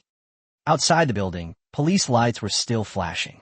But the reporters, who were already prepared, immediately pointed their cameras at Li Xiangdong after he was pushed over. Mr. Li, Bird has gone bankrupt. What do you have to say about that? What do you think are the reasons for losing to Transsion in the African market? There are rumors that you engaged in commercial bribery in order to open up the African market. Li Xiangdong looked up at the cameras and suddenly laughed. He had originally wanted to hysterically berate Shen Fei, but the words stuck in his throat. I lost, but I didn't lose to Shunfei, nor to Transient Technology, but to the times. He looked once again at the 4 large characters waveguide technology on the wall. 5 years ago, we won against foreign brands through price wars. 3 years ago, we won against domestic competitors through distribution channels. But now, he glanced at the handcuffs on his hand again. Times are changing too fast. The smartphone era came suddenly. Now it's about technology, innovation, and ecosystem. We don't have any of these things. We've been so focused on grabbing market share that we've neglected research and development. The reporter quickly pulled out his notebook and wrote down all of these words. Shenyang Aircraft Corporation, SAC, did the right thing, Li Xiangdong continued. Building our own system, our own battery factory, and creating a complete industrial chain. It's slow, but it's the only way. If all manufacturers were like Transsion, the mobile phone market would look completely different in 10 years. I hope that when I leave, I'll see a different industry. He looked at the prosecutor with a hint of relief. Let's go. The police officer standing nearby didn't say much. He'd seen far too many people like him. Simply put, he didn't know he was wrong. He just knew he was about to go inside. The police car closed its doors and drove away from the Bird headquarters. At the same time, at the headquarters of Transsion in Yangqing, Shun Fei and Shun Guoming sat on the large screen in the conference room, watching the real-time data. Within a week of its release, the Mate has already sold over 1.2 million units. The Transsion S1 is also a huge success in Africa, with cumulative shipments reaching 2 million units. To date, Transsion's monthly sales worldwide have stabilized at around 3 million units. Dad, the acquisition of Bird has been completed. Shun Fei placed a document in front of his father. 150 million yuan, and we've secured the brand, patents, and distribution channels. Of course, the most important office building is also ours. The core team has also joined, and some of the more capable members have joined our team after the restructuring. The rest have been reassigned to the African market. Shun Guoming stared at the familiar Bird logo, remaining silent for a long time. After all, that was a place where he used to work and where he once harbored dreams of using his abilities. In the end, all I can say is that his abilities were not enough. But starting today, the brand is back in his hands, which also means it will be Shell from now on. You seem a little sad, Shun Fei asked softly. What's there to be sad about? Shun Guoming immediately suppressed his disappointment and shook his head. The business world is like a battlefield, and victory and defeat are common occurrences in war. Li Xiangdong's loss was not due to a lack of ability, but to a lack of foresight. He thought feature phones could be made for another 5 years, but he didn't expect smartphones to arrive so quickly. Of course, his biggest failure was due to his stubbornness. He was too eager to prove that kicking out our lineage back then was the right choice, and he wanted to strangle us as much as possible. But in the end, we lost because of you. Then he looked at the engineer's assignment list again. It's a good thing that waveguide technology and talent can continue to be used in transmission. Even Africa would be better than this shell lying there. Shun Fei nodded. He does have a good eye. He bought all those stores, which saved me a lot of trouble. I plan to renovate some areas, turning one part into a Transsion exclusive store and the other parts into an after-sales service center in a better location. Bird previously had a deep distribution network in 3rd and 4th tier cities, which perfectly filled our gap. Chapter 82 MediaTek visits again. Not going to after-sales service is the right choice, Shen Guoming said, giving a thumbs up in approval. Distribution channels are the flesh and blood, while technology is the bones. Transsion has captured a lot of market share overseas, and now that its backbone is strong, it's time to expand into the offline market. Now that real estate is on sale, you should buy some key properties in advance and prepare well. You're not short of money anyway. Shen Fei nodded silently. He looked at his son, his eyes filled with complex emotions. He had considered pursuing a technical career, but his 2 self-developed mobile phones were completely uncompetitive against MediaTek's turnkey solutions. Because it ultimately failed completely, Xiaofei, you did a better job than me. I also wanted to work in technology back then, but the conditions didn't allow it. Ultimately, the only option after the experiment was to give up, which means you still have the ability. In such a short time, we've already gained some solid experience. It's all thanks to the good foundation you laid, Dad, Shun Fei said. Shen Guoming patted him on the shoulder and said, if I had laid a good foundation, that incident wouldn't have happened. This is purely due to your personal ability. Keep up the good work. I hope to see the day when Transsion becomes a global brand. Just as Shen Guohua was reminiscing, his phone vibrated. Huang Tianya was calling again. Mr. Shen, people from MediaTek have come to visit and said they want to discuss chip cooperation. They must have realized that the chips we gave Huawei were different from the reference designs, and that enhancement program might be. Before Huang Tianya could finish speaking, Shen Fei's lips curled up slightly. He guessed that MediaTek had seen such a significant performance improvement in their product and was very interested in the technology, believing it to be an opportunity for them to rise again. So, he put down his phone and said to Shen Guohua, who was standing next to him, people from MediaTek have come to visit and said they want to talk about chip cooperation. Presumably, they became suspicious after seeing his performance and after testing him. Then what will you do? To tell you the truth, Shen Fei waved his hand and smiled nonchalantly. But Shen Guohua sensed a hint of cunning in his expression. Anyway, we've already announced it at the press conference. We have indeed optimized the chip. Furthermore, our self-developed chip is about to be successfully completed. At that point, let them do whatever they want. If we cooperate well, we'll continue. If not, then we'll call it quits. Shen Guohua ignored MediaTek. He immediately realized the key point and quickly grabbed Shen Fei, saying, self-developed chips? We're confident now. Our fast-charging chip, Taishan PM100, has entered the tape-out stage. The design of Taishan 900 has been completed and is currently undergoing minor optimization. It is expected to adopt advanced technology and be ready for mass production next year. By then, Transsion phones will be entirely self-developed, from the operating system to the chip. If MediaTek is sensible, they might still have a place to make a living. Otherwise, they'll become our subsidiary. Upon hearing this goal, Shen Guomin paused for a moment, then burst into laughter. I laughed heartily and felt very proud. Good, good, good, he said 3 times. This is the kind of son Shen Guoming should have. This is the attitude that a successor of Chinese science and technology should have. It's time to tell the international supply chain that times have changed. On the other side, in the telepathic conference room, the air was filled with the scent of sandalwood, which Shen Fei had specially ordered lit, saying it would help people think calmly. But Lin Wenxiong, the vice president of MediaTek, sitting opposite him, couldn't calm down at all. Starting in May, he realized something was wrong.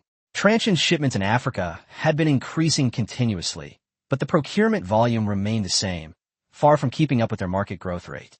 He's been investigating this matter, but it's not particularly important. Because the preliminary results were a bit outrageous, the entire industry was spreading rumors that Transsion was buying up large quantities of used mobile phones and then using second-hand chips to scam people in Africa. But he always felt something was off. Later, a large number of stockpiled chips appeared on the market, once again disrupting MediaTek's plans, and most of these chips were destined for the same company. That's right, it's Transsion. This made him take it a little more seriously.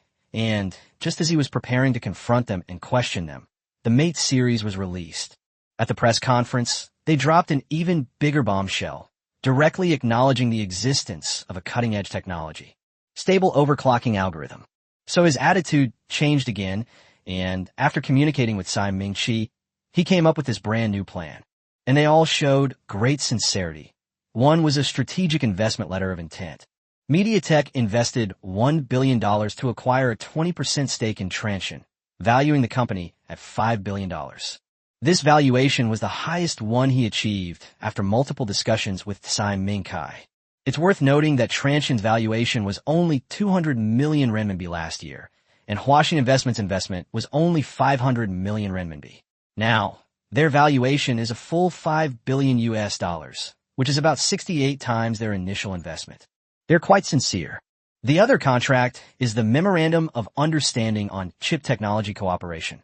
Transsion licenses MediaTek to use its chip performance enhancement technology, and MediaTek is willing to pay a licensing fee of 50 cents per chip or a 15% share of its net profit from sales. The contracts were all very generous, but Shen Fei did not sign any of them. Mr. Shen, the valuation is $5 billion US dollars. During this financial crisis, this price is already astronomical, and we can guarantee that the fund will be available immediately once you sign the contract. Lin Wenxiong was extremely eager, as this was a condition he had negotiated. The other party could secure $1 billion US dollars with just a simple signature. Shunfei should be well aware of how sincere this investment is. Last year, when they invested in Huawei, a 50% stake only cost them $2 billion. Currently, the value of a transmitted message is higher than that of the other party. And the crucial point is that there's practically no technological foundation for transmitting messages.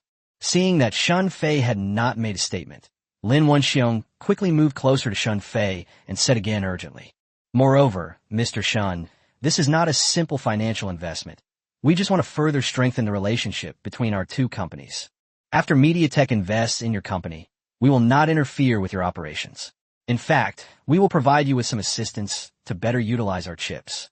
Once you sign this, it signifies that Transsion will become our super priority customer.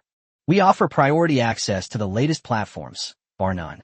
Our prices are 20% lower than the market average, and our communication patents can be cross-licensed or even offered for free." Sinsang did not meet any of these conditions. Shunfei remained silent, as did the others in the meeting room. MediaTek's proposal is indeed sincere, but compared to Mr. Huang, who is a human money-printing machine on the other side, he still has a lot of practice to do. Seeing that no one in the entire company had spoken up, Lin Wenxiong grew increasingly anxious, and increasingly. Finally, Shunfei picked up the teacup on the table and gently blew on the tea foam. "Mr. Lin, thank you for your consideration, MediaTek." He put down his teacup and directly refused the other party.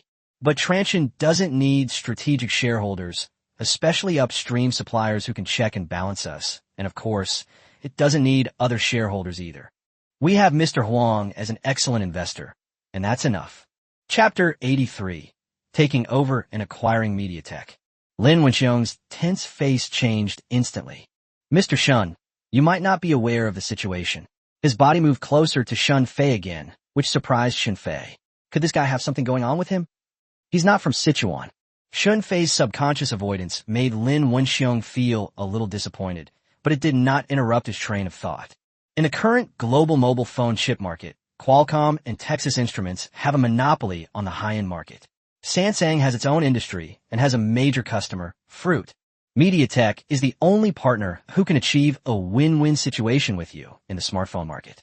The MediaTek MTK 6573 chip proves that our collaboration can absolutely succeed. If we collaborate. Mr. Lin, before he could finish his grand plan, Shunfei interrupted him. "If I said we were willing to acquire MediaTek for $2 billion, would you agree? This is also a high premium, which allows for better cooperation." MediaTek achieved an astonishing market share of over 90% in China thanks to its turnkey solutions, but the profits were not that high, and it only saved MediaTek. Adding to the impact of the financial crisis, they were only worth $1.7 billion at that time. $2 billion is indeed a very high premium. Of course. Lin Wenxiong looked at Shunfei with a puzzled expression. He wanted to laugh and accept the joke, but seeing that Shunfei didn't seem to be joking, he immediately changed his mind. This is not the same thing, and your company probably doesn't have that much cash either. We have it. We can double it. Huang Tianya, who hadn't spoken since the beginning of the meeting, delivered a devastating blow to Lin Wenxiong the moment he opened his mouth. The $1 billion in the previous plan was raised through begging and pleading with various shareholders, and the result was, this guy really doesn't value money, and Lin Wenxiong didn't know how to start the conversation. While he was silent, Shunfei took a chip out of the drawer and placed it on the table. This is the MediaTek MTK 6573 used in the Mate series. Compared to the reference chip, it has improved performance by about 20%. Mr. Lin should be very clear about what this technology means. Lin Wenxiong was well aware of this, and he also knew that this chip was not so simple and could definitely not be solved by a simple algorithm. Their reference chip has a gate oxide layer thickness of 2.1 nanometers, which is the standard data for Taikun Electronics' 40 nanometers process. However, the MTK chip on the Mate was 0.3 nanometers thinner, which improved its switching speed by 18% and reduced leakage current by 22%. At the same time, it also solved their traditional problems in GPU decoding algorithms. This is definitely not something that overclocking software can achieve. The other party must have a more advanced production line. Although I don't know how they did it, the facts speak for themselves. Mr. Shun, I have a question for you. Why are your company's chips slightly different from our reference design chips? We have our own post-processing technology. As someone in the industry, Mr. Lin, you probably don't really believe that an overclocking algorithm can improve such strong performance, right? This is an improvement of about 2 generations. If we're talking about incremental upgrades, even 3 generations would suffice. The meeting room immediately fell silent, and Lin Wenxiong's forehead gradually began to bead with sweat. No wonder Transsion had the confidence to refuse a billion-dollar investment so easily. They really know their stuff. As long as they have this golden goose, Chuanin can make as much money as he wants. If you want to save yourself the trouble, just buy their chips and resell them to make money. Chipco, where do you think our chips come from? President Shin. Lin Wenxiong sat down again and took the initiative to talk about the new plan, appearing very magnanimous. MediaTek is willing to purchase the license for this post-processing technology. You name the price. Shun Fei smiled and said, "Didn't President Lin just say that it might involve acquisition or equity investment?" Lin Wenxiong looked embarrassed. As a professional, he immediately shifted the blame to the board of directors, since they weren't there and didn't know the specific plan. That's the board's decision. I personally prefer technical cooperation. Shun Fei's smile faded, and he even readjusted his posture. Authorization is possible. Mr. Shun, don't refuse so quickly. We can agree to your conditions. Lin Wenxiong answered subconsciously, but his assistant nudged him. What? You're willing to agree? Of course, but there's a condition. President Shun, please tell me. I can agree to 100 conditions, let alone just one. Those around him chuckled again. 100 conditions? It would be good enough if they agreed to even one of these conditions. Seeing the barely suppressed smiles around him, Lin Wenxiong realized something was amiss, but since he had already spoken, he had to listen to the rest. All the chips that require cooperation must be sent to Transsion's factory. We only process the chips. We don't look at the design or ask about the manufacturing process. But the chips must be sent here, enhanced by us, and then sent back. After speaking, Shun Fei picked up the 2 documents on the table and continued reading them, occasionally nodding to indicate that they were both quite good and sincere. But Lin Wenxiong, who was standing to the side, had already lost his temper. That's impossible. He was getting anxious. The chips are our most important asset. How can we send them to the 3rd factory? What if the technology is leaked prematurely? Then there's no point in discussing it. Shun Fei stood up. President Li, please see the guest out. Mr. Shun, we can sign the strictest confidentiality agreement, and Transsion can send engineers to our packaging plant to handle the process under our supervision. We can also offer the highest rental fees for the relevant equipment. But Shun Fei did not stop. When he reached the door, he said again, the technology is ours, the process is ours, and it must be on our turf. This is the bottom line, etc. But Shun Fei ignored him and left the office. Lin Wenxiong tried to get up, but was stopped by the other representatives who were communicating telepathically. Over the next 2 hours, he proposed various solutions.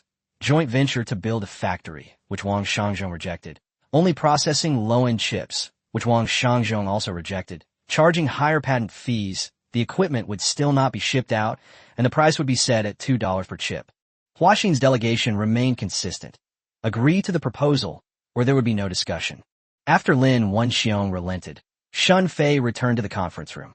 As soon as he entered, the other party said with a wry smile, President Shun, you're trying to strangle us. If we agree, all chips will have to go through audio transmission processing from now on, and that audio transmission could block us at any time. Mr. Lin, you're overthinking it. Shun Fei maintained his usual insincere smile. Transsion makes mobile phones, not chips. We have no interest in SIM cards. We just want to protect our core technologies. And it's simply about securing a stable supply chain. Moreover, this is also a good thing for MediaTek. With our enhanced technology, your chip performance will crush Qualcomm's, and the price will be even cheaper. At that time, Samsung, HTC, LG will all be scrambling to place orders. MediaTek's market share could increase by at least 20%. And if your technology improves someday, can you cancel it at any time? Lin Wenxiong remained silent. Can I cancel any time? That's a 20% performance boost. Once you use it, can you really go back to normal? However, he also knew that if MediaTek's chip performance improved by 30%, it would be the absolute hegemon in the market, and Qualcomm, Samsung, Nvidia, Texas Instruments would all have to kneel down. Lin Wenxiong is now facing a very difficult choice. Chapter 84, Taishan BB1, successfully developed. Agreeing to these conditions could easily make you a dominant player, but the cost of sending chips to your competitors, now customers, factories. They had all the latest secrets firmly in their grasp, and the other party didn't seem to be as friendly as they appeared. Shun Fei. It's nothing, I just wanted to have another subsidiary. I need to discuss this issue with President Kai and the other members of the board directors, Lin Wenxiong finally said hesitantly. Please go ahead. Shun Fei glanced at his watch. However, Mr. Lin, I have a meeting at 3 p.m. If you can't give me an answer by 2 p.m., then this cooperation is... I'll call right now. Lin Wenxiong took out his phone, and the call lasted for more than half an hour. During that time, Lin Wenxiong left the meeting room 3 times, and each time he returned, his expression was more and more unpleasant. The last time he returned, he slumped into a chair, as if under immense pressure. President Shun, he said with a sense of relief. The board of directors has agreed, but we also have 2 conditions. The first batch will only produce 5 million tablets, and the licensing fee must be reduced to 10% of the profit. Shun Fei first nodded, then shook his head directly. 5 million pieces is fine, but the licensing fee is 20%, not a penny less. And it's 20% of the selling price, not profit. Mr. Shun, 20% is too high. Our gross profit margin is only 35%. If we give you 20%, we'll only have 15% left. In comparison, we're just employees, working for both you and Tycoon Electric, and in the end, we're the only ones who suffer. Then you can sell it for a higher price. Shun Fei had no intention of backing down, and had even thought of a way out for them. A 30% performance improvement, the level of 2 generations of toothpaste that bursts when squeezed, and a 30% price increase. Isn't that unreasonable? In the end, your profits have actually increased. Lin Wenxiong opened his mouth, but found he couldn't refute it. For the entire industry, performance improvement was synonymous with price increase. Moreover, they can modify the silkscreen printing on these enhanced chips to launch a higher-end series, at which point it will be much more than just 20%. After all, there will always be some consumers who are willing to pay a high price for high performance. After finalizing the contract, Lin Wenxiong breathed a sigh of relief and happily signed his name on the revised agreement. MediaTek and Huaxin Strategic Cooperation Agreement. MediaTek will deliver 5 million MediaTek MTK 6573 chips to Transsion's factory in Guangzhou within a week. Transsion will provide chip enhancement services, guaranteeing an average performance improvement of 20%, with a service fee of 20% of the chip sales price. Settlement will be made monthly. The agreement is for a 3-year term, with no exclusivity, and the party has the right of first refusal to renew upon expiration. Although Lin Wenxiong wanted to make the contract longer, Shun Fei said they would discuss it later. After signing, the 2 shook hands again, and Lin Wenxiong complained once more, President Shun, this is the first time I've signed an agreement like this since I joined MediaTek. Even mature chips still need to be sent to other factories for processing. President Lin, times have changed. In the past, chip manufacturers defined mobile phone performance, but from now on, Transsion will define chip performance. Although the statement was made with great confidence, Lin Wenxiong could not refute it, since it was already considered that Shun Fei was giving him face.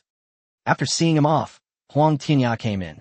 Mr. Shun, isn't it too much for us to cut 20% of the selling price at once? Will MediaTek hold up orders and retaliate in kind? They had no choice.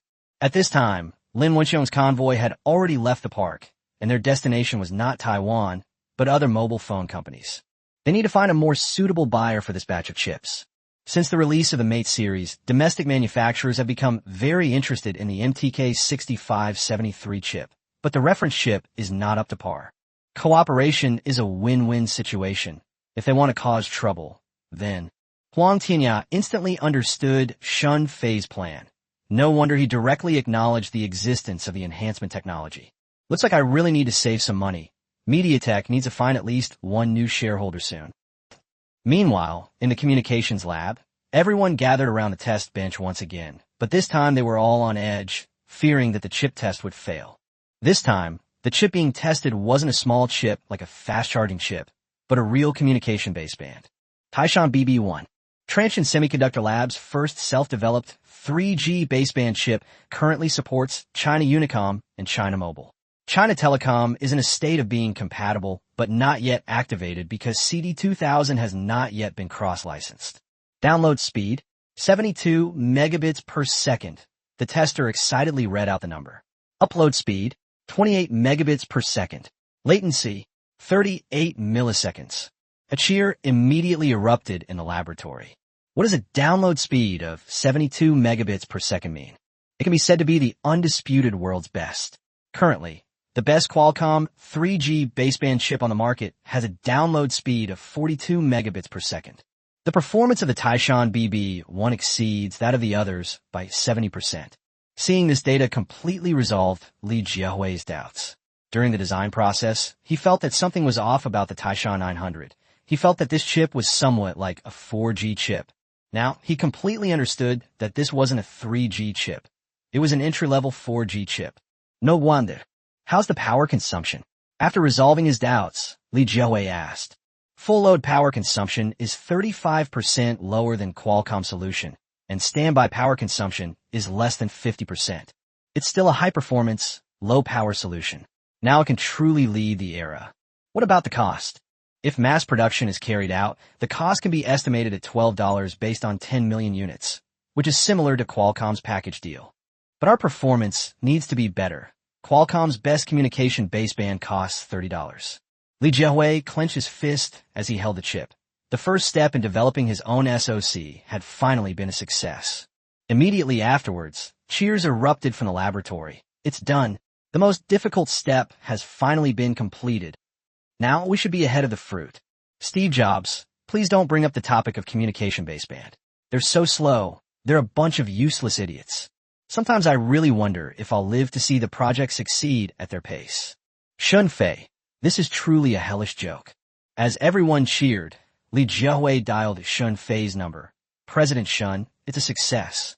The Taishan BB1 chip has passed testing successfully, outperforming Qualcomm in performance, consuming less power and costing less for the same performance. Furthermore, its upload speed is close to that of 4G chips. On the other end of the phone, Shun Fei was having tea with Ren Zhengfei at the headquarters of the electronics factory. Of course, his main purpose this time was to discuss the layout of lithography machines, not to show off. When Shun Fei answered the phone, he deliberately turned on the speakerphone, so Ren Zhengfei heard everything he said. Ren Zhengfei's hand trembled slightly, and the tea spilled out. Mr. Ren, our baseband chip is finished. Its performance is significantly better than Qualcomm's, and the cost is basically the same.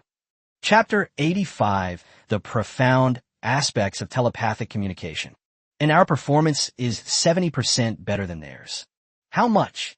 He thought he had misheard. That's right. He must not have woken up properly today. How could Transsion have developed its own communication baseband so quickly, and it's even 70% better than Qualcomm's?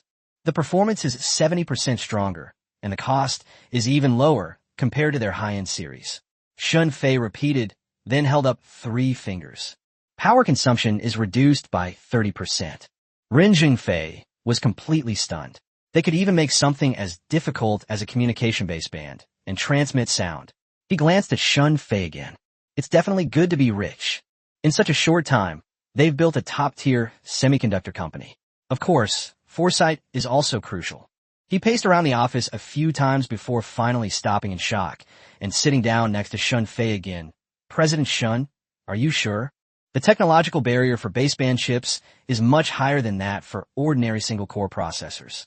Globally, only a handful of companies, including Intel, MediaTek, and Qualcomm, can manufacture 3G baseband chips. Even if Mr. Ren doesn't believe me, he should believe Professor Li. You just heard what he said. I have no reason to lie to you. Shun Fei took out his phone and handed the test data that Li Jiahui had just sent to Ren Zhengfei. After picking up the glasses, Ren Zhengfei looked at them carefully. His eyes filled with disbelief, and his hands trembled more and more violently. This architecture, he muttered to himself as he swiped his phone screen.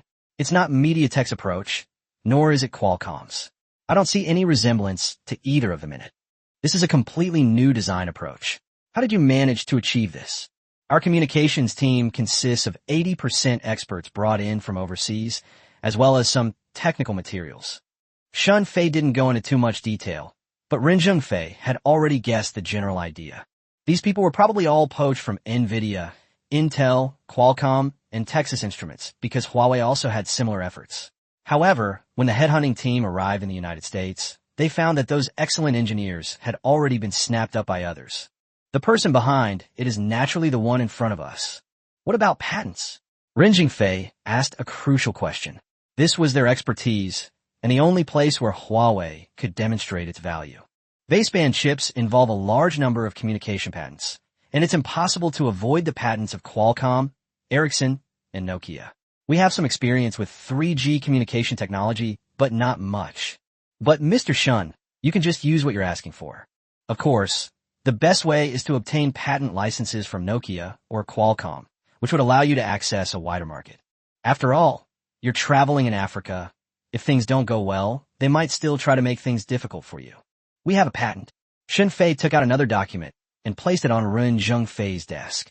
Transsion currently holds more than 1,000 communication patents, including more than 60 core 3G patents and more than 20 SEPs, quasi-essential patents.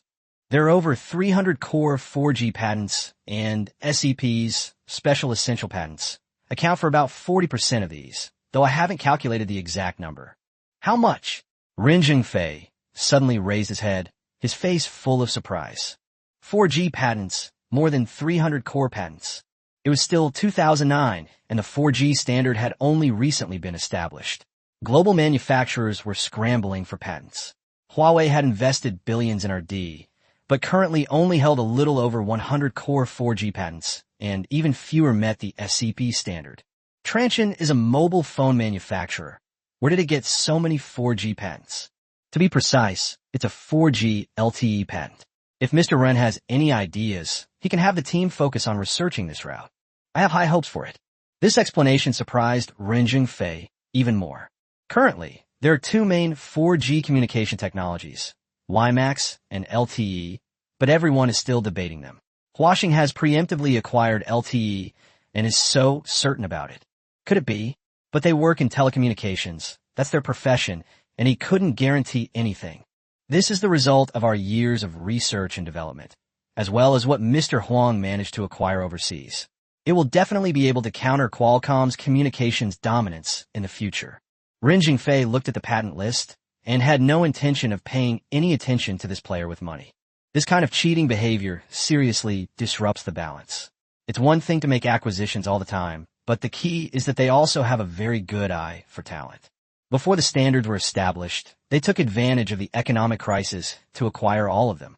If the LTE standard is truly established, no matter how much money is spent, it will be a surefire way to make money. Of course, this is on the premise that LTE becomes the standard. Not. But it seems that Shun Fei didn't make a bad bet. Or should he go all in too?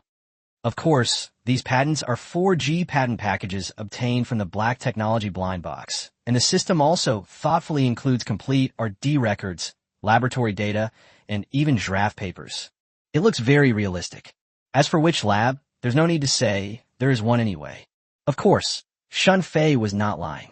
A small portion of these patents were indeed purchased by Huang Tianyao from overseas, ahead of Apple and Qualcomm. Currently, Transsion holds approximately 3% of the world's 3G patents and 9.5% of its 4G patents. A true hidden telecommunications giant. Ren Zhengfei looked at the data on the list, but didn't want to say anything. The principles on the list covered many core technologies of 4G. OFDMA address access, MIMO multi-antenna, carrier aggregation, all IP core network. These are all top priorities, and many of the patents have very advanced ideas, even involving some key 5G technologies. If these patents are genuine and LTE becomes mainstream, then Transsion's influence in the 4G era will be no less than that of any telecommunications giant. President Shun, Ren Zhengfei, put down the documents in his hand in surprise, and then said solemnly, "With these patents, you probably wouldn't even look at our paltry sums. However, that's our stance. I'll say it again. Use it as long as you can use it." This is quite a show of sincerity. Although Huawei, as a leading global communications equipment manufacturer, has not made many moves in the 3G era, it still has a patent pool. Offering it for free is tantamount to giving half of the market to Transsion. Mr. Run, thank you very much. Shun Fei agreed. Don't refuse then. Rin Zhengfei waved his hand. With its self-developed baseband and 4G patent, Transsion's mobile SoC will definitely be much faster in the future. When you're doing business abroad, you must be wary of those patent trolls. This is a history of blood and tears we've witnessed. Therefore, Mr. Shun must begin planning as soon as possible, using every means possible to complete patent cross-licensing with Nokia and Qualcomm. Shun Fei didn't say anything. He just nodded silently. He has plans in this regard, and he's doing it all by getting the other party to agree to cross-patent agreements, but it's still in the planning stage. Suddenly, Rin Zhengfei spoke up. Start with SEP's standard essential patents, and seize on Nokia's FRAND breach of contract. This approach has the highest success rate, but it requires advanced planning. I'll have my team discuss it later and see where we can find some opportunities to create problems for them. Thank you for the reminder, Mr. Ren. That's exactly what we were thinking. The two shook hands again, and the old fox and the little fox laughed together. Nokia has been served on the dinner table. Chapter 86: Qualcomm's Importance. Fruit enters China. News of Transsion's breakthrough in chip technology quickly spread throughout the industry, initially through rumors. Transsion has developed a 3G baseband chip that outperforms Qualcomm. Then there were media reports such as breakthrough in domestic chips. Transsion connects the entire mobile phone industry chain. However, due to the previous Hanshin incident, most smart bystanders still thought this was just a marketing tactic by the manufacturer and did not take the news seriously. On the contrary, Qualcomm's Overseas Communications Department reported the news to President Paul Jacobs immediately. President, a manufacturer in China, claims to have developed a communication baseband chip that is 70% more powerful than ours, while also reducing power consumption by 30%. Paul Jacobs did not stop working when he heard the news. Instead, he smiled dismissively. Have you found out which of our baseband chips it was modified from?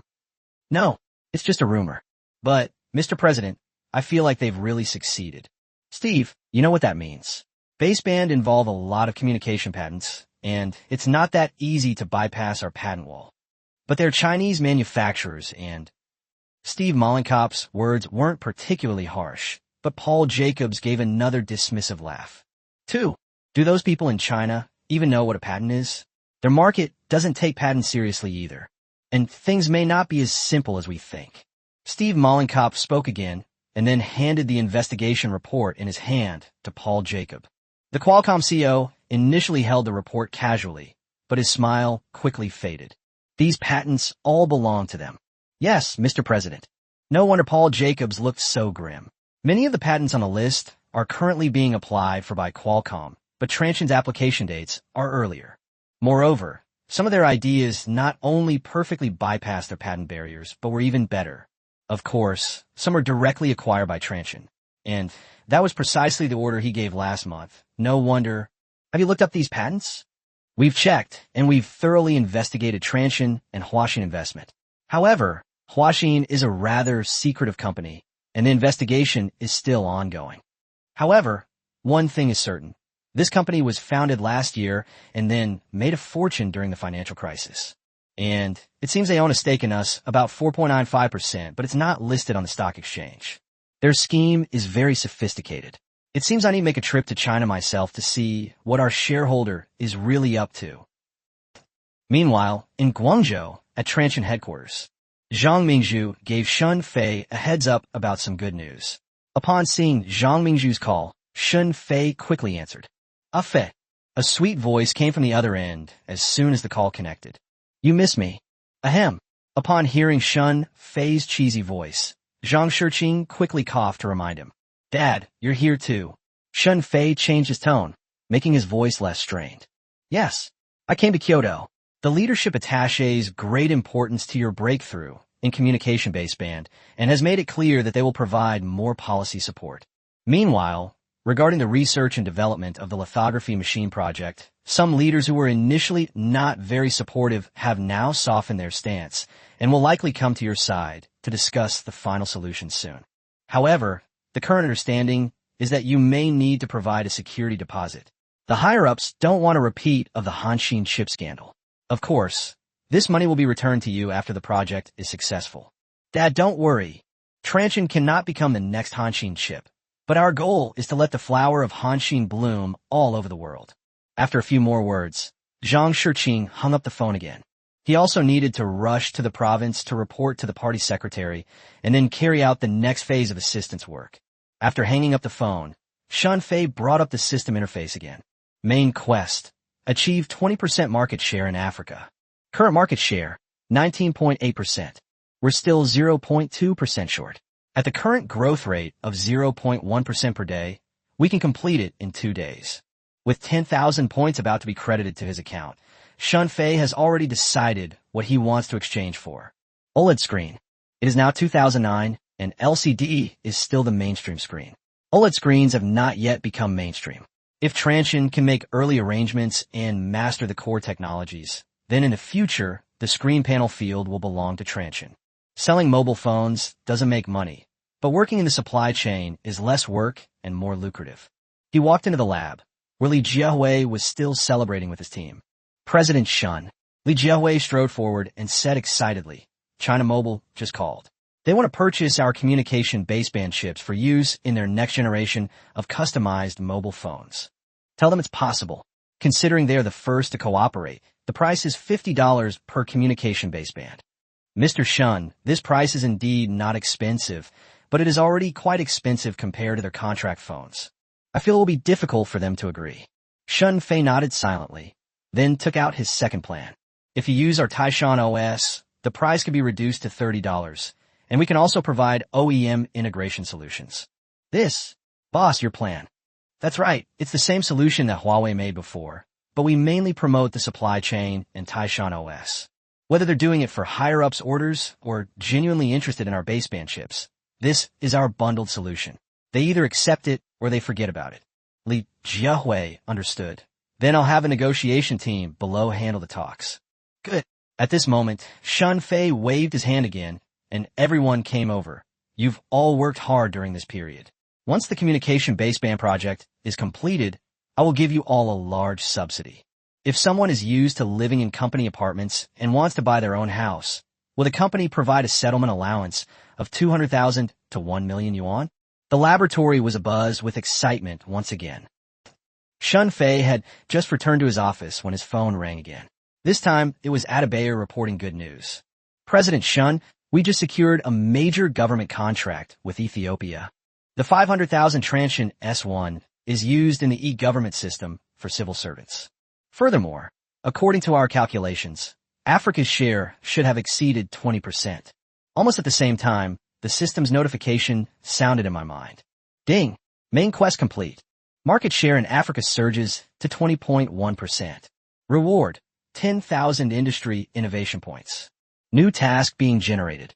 Having earned 10,000 mission points, Shun Fei quickly opened his system space to see if there were any special offers. But at the same time, the head of China Unicom also happily signed the mutually compromising contract. Starting today, the telecommunications market. China Unicom is the absolute leader. Chapter 87. The Wolf is Coming. Fruit enters China. After browsing through the system store, Shun Fei sighed helplessly. As expected, the special offer links didn't always appear after refreshing. Exchange. OLED screen production line. The original 13,000 points of industrial innovation points instantly dropped back to 7,000. Shun Fei casually packaged a basic AI algorithm package, and those 10,000 points were gone before he could even enjoy them.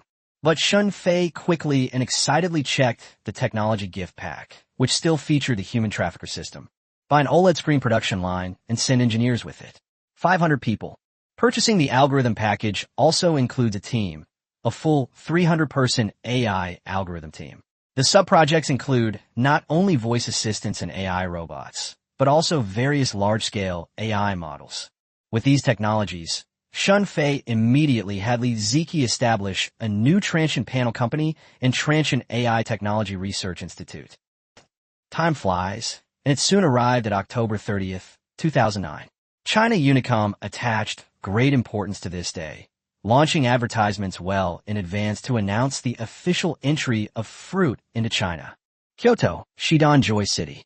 At 6 a.m., before dawn, a long queue had already formed in front of Fruit China's first flagship store. Hundreds of Apple fans, bundled up in down jackets, lined up in a long queue. Of course, the smarter ones brought their own folding chairs. This is Apple, the first manufacturer to develop smartphones. Their smartphones are definitely better than those of imitators like Huawei's Mate, Meizu, and HTC. As for their experience with the counterfeit goods, those are all counterfeit products, not properly adapted, so it's normal that a user experience isn't as good as the Mate. From today onwards, Apple smartphones will definitely crush these imitators. With such anticipation, their faces were filled with excitement and expectation. 2 more hours until I can buy a Chinese version iPhone. I took leave specifically to come here. I have to be among the first to grab a spot. I heard the price is pretty good. This contract phone is a great deal. You can get the phone just by prepaying the phone bill. As their discussion progressed, the crowd began to stir, and media reporters weaved through the crowd to conduct interviews. This scene was also captured by cameras from the BBC, CNN, and Reuters. They already had the article title in mind. Fruit officially enters China. Fans are enthusiastic and have lined up early. The store opened at 8 o'clock in the morning. The first customers rushed into the store, heading straight for the fruit display. Behind the sleek glass case, the Fruit 3GS stood quietly. It was breathtakingly beautiful, and many faces beamed with admiration for the technology. I want a black 32 gigabytes version. 2 white 16G units, please. Can I get a contract phone here? The salesperson was sweating profusely from the work. Fortunately, China Unicom headquarters sent a group of employees to handle contract phone projects. But even so, a long queue still formed in front of the cashier. The sound of POS machines swiping cards came one after another. This scene also showed the store manager's great joy. The fruit entered the Chinese market and immediately received the support of a large number of fans. Sales are sure to be explosive. It really happened. Huh, why doesn't this phone have Wi-Fi? A young girl asked the salesperson, holding a newly unpacked phone. Dear, the Chinese version does not support Wi-Fi for the time being, but our China Unicom 3G network is also very fast, and the experience will even be better. The salesperson explained with a forced smile. Then I want to return it. The girl put the phone back on the counter. It can't connect to Wi-Fi. How am I supposed to use it at home? Seeing her like this, the sales assistant didn't bother to explain and simply replied firmly, "It's written on the counter. Once sold, no returns allowed." Furthermore, this isn't the fruit company's policy. It's our domestic policy that prohibits it. Before the girl could speak again, the person next to her urged, "Are you going to buy it or not? If not, hurry up and leave." He's obviously just putting on airs. He has no real strength and is just deliberately picking a fight. At 10 a.m. sharp, the store manager looked at the real-time sales data, but his expression wasn't actually that pleasant. After driving for more than 2 hours, sales were only a little over 300 units, even though he had prepared more than 2,000 units for this launch. This number far exceeded headquarters predictions. According to the predictions of China Unicom headquarters, the 3 flagship stores in Kyoto should have sold over 5,000 units on the first day of sales, but the performance metrics are quite poor, and worse, the return rate is as high as 8%, mostly due to lack of Wi-Fi or other issues. This batch of products definitely has some quality problems. Meanwhile, some discussions have also begun to emerge on some digital forums. For example, a post on Baidu Tieba just got over 99 replies in the comment section. Hashtag Fruit enters China. Is it a crushing victory or a huge disaster? Hashtag I was really looking forward to Apple smartphones, thinking they would be better than gray market imports, but they turn out to be no different from gray market imports. Yes, especially that Chinese input method. It's so hard to use, it's practically anti-human. Why do so many apps on Apple Stop cost money, especially Plants vs. Zombies? Huawei Next Door offers free downloads, but here it costs $2.99. This map isn't even on Baidu Maps. The charger interface is incompatible with my MP3 player. It's garbage. The people upstairs might be complaining about the features, but you're just stirring up trouble. Didn't the charging port for the Mate series also get a redesign? Why are you only attacking Apple? In response to the online public opinion, China Unicom immediately convened an internal meeting in its headquarters conference room. The large screen at the back of the conference room displayed the message, "Find a cause." Below are some very poor first-day sales figures. This morning, the total sales volume of the Fruit 3G series was only 1,800 units. Kyoto sold over 800 units, Shanghai over 600 units, and Guangzhou over 400 units. These sales figures only represent the pilot cities. The rest of the country combined has over 5,000 pre-orders. Even combined, the initial sales didn't break 10,000 units, which is a classic case of being well received but not selling well. Mr. Wang, this data... The marketing director's voice sounded a little weak. He had confidently assured the internal meeting that the initial sale price with a contract would definitely be comparable to the Mate series. China Telecom and China Mobile will definitely regret it then. Because of his survey data, the two big bosses signed a huge contract worth 5 million yuan, but now the sales figures for the first week are probably less than 20,000 units. Although this product is quite good, most consumers will subconsciously compare it with the Mate series as soon as they get their hands on it. The result is definitely that the system experience on Apple devices is slightly better, but the difference is not as big as imagined. Many people will subconsciously give up when they consider the price difference. At this moment, Wang Jianzhou, chairman of China Unicom, was sitting in the chief's seat, not wanting to say anything, but he was a little flustered inside. It seems he's lost his official position. An order of 5 million units, with a purchase price of 3,000 yuan per unit. The total amount is 15 billion yuan. This is the largest single purchase in the history of China Unicom, and also the biggest gamble. But we've only just begun, and we're already seeing signs of losing. At that point, not only will he lose his official position, but he might also lose his job. Chapter 88: The Pitfall of China Unicom. Why? Wang Jinzhou's voice was hoarse from roaring, but he had to keep his job, so he shifted all the blame onto his subordinates. Fruit is selling like hotcakes all over the world, so why isn't it doing well in the Chinese market?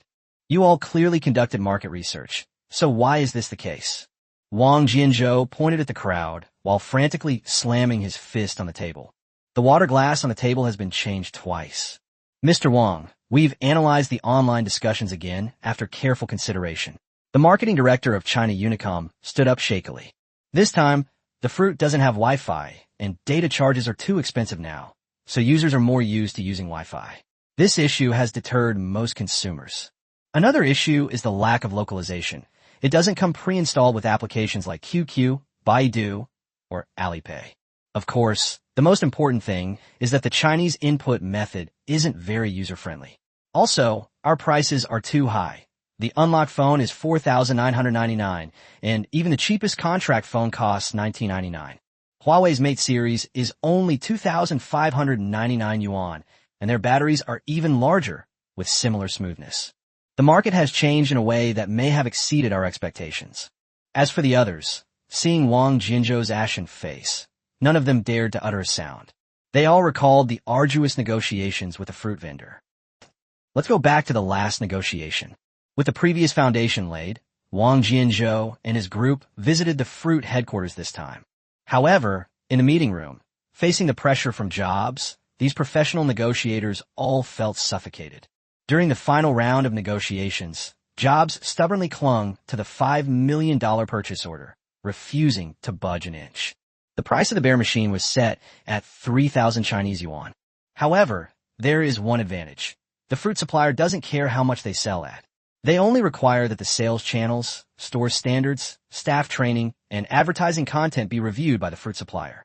The other requirements were manageable, but the sales volume was overwhelming. At that time, Lu Jun, the vice president of China Unicom, gritted his teeth and said, "Mr. Jobs, 5 million is too much. The total sales volume of smartphones in China this year is only so small. It's hard for us to handle 5 million. That's your problem. I believe selling 5 million units of fruit in China is not a problem at all." Jobs directly rejected his attempt to pull him away. When fruit enters any market, it must be number one. If China Unicom can't do it, we can try China Mobile or China Telecom. I believe they will agree, because they're also very interested in our products. Jobs had plenty of confidence. After all, Apple only sold 12 million smartphones last year, but this year, at only halfway through the year, sales have already reached 20 million. After careful consideration, Lu Jun finally agreed to the condition. Okay, 5 million it is, we'll take it. However, the revenue sharing ratio of 20% is unprecedented in the international market, and even more impossible in China. That fruit set a precedent. Jobs slammed his hand on the table and jumped up. My time is precious, and I don't have time to argue with you here. I'll give you 3 minutes to consider. Either accept the terms or end the negotiations. Despite the pressure from Jobs, Lu Jun persevered and did not immediately agree to the condition. After the meeting, Lu Jun once again encountered his arch-rival, Wang Jie, the vice president of the telecommunications company. He initially thought the other party was there to mock her, but fortunately, she suddenly had a change of heart, patted him on the shoulder, and said, "Those conditions are too outrageous, so we won't compete with you. I wish you all the best in winning this battle." Upon learning this news, Lu Jun immediately went all out, contacting Jobs again and demanding a new round of negotiations. After China Telecom withdrew, Jobs was indeed less confident than before. In the end, China Unicom and Jobs compromised and signed a rather harsh agreement. A minimum purchase of 5 million units, with a total value of 15 billion yuan. Fruity has given up revenue sharing from data traffic, keeping the price of the unlocked device at 3,000 yuan. The sales rights belong to China Unicom. However, the definition of sales is that Apple decides how to sell. China Unicom is responsible for execution and initial funding. And after the policy is relaxed, Apple has the right to take back ownership of these offline flagship stores. Secondly, due to restrictions imposed by China's Wi-Fi policies, a Wi-Fi version cannot be sold. Advertisements must use materials provided by headquarters and cannot be modified without authorization. China Unicom will bear full responsibility for any losses caused by its unauthorized modifications. After signing the agreement, Lu Jun returned to the hotel and didn't sleep a wink all night. He knew it was a huge gamble. If they win, China Unicom will dominate China Telecom and China Mobile in the 3G era by leveraging its exclusive rights to the iPhone. The biggest advantage is that he might be transferred to China Mobile or China Telecom as the top executive. But they lost. Several important meetings were held within China Unicom to prepare for this negotiation, and this decision was ultimately made. "Mr. Wang, what do we do now?" The marketing director's voice brought Wang Jianzhou and Lu Jun back to reality. His voice was a little weak. The top leader and the second in command were both looking at the data curves on the screen, unsure of what to say to each other. At that moment, both of them had the same thought. Could it be that China Unicom is about to parachute in a new leader? No, that's impossible. After thinking for a moment, Wang Jianzhou suddenly asked, "How are the sales of Huawei's Mate series going? Has the pace slowed down?" Latest data, 2.7 million. And because of the fruit, their sales have not only not slowed down, but have actually doubled. Sales through our channels alone increased by 1.2 times. Daily sales reached 32,000 units. 32,000 units. If this continues, that's 900,000 units a month, and that's just from China Unicom's single channel. "Mr. Wang, there's more bad news. Huawei has recently been negotiating with us about a new product called Honor Play 1. The price they've given us for distribution channels starts at $16.39, with an expected selling price of $19.99. The profit per unit is $260. The marketing director's voice trailed off. They knew all too well the explosive consequences that would occur if Huawei's retailers lower the price to $19.99. 3 million? It could be achieved in a month at most. Wang Jianzhou felt a pang of heartache instantly. He quickly picked up the water glass beside him, swallowed a mouthful of nitroglycerin, and closed his eyes again. He recalled that a few weeks ago, Yidazue had asked to meet with him, saying that Huawei wanted to cooperate deeply with China Unicom again and resume the previous customized contract phone business. However, this time, Huawei will take the lion's share of the profits.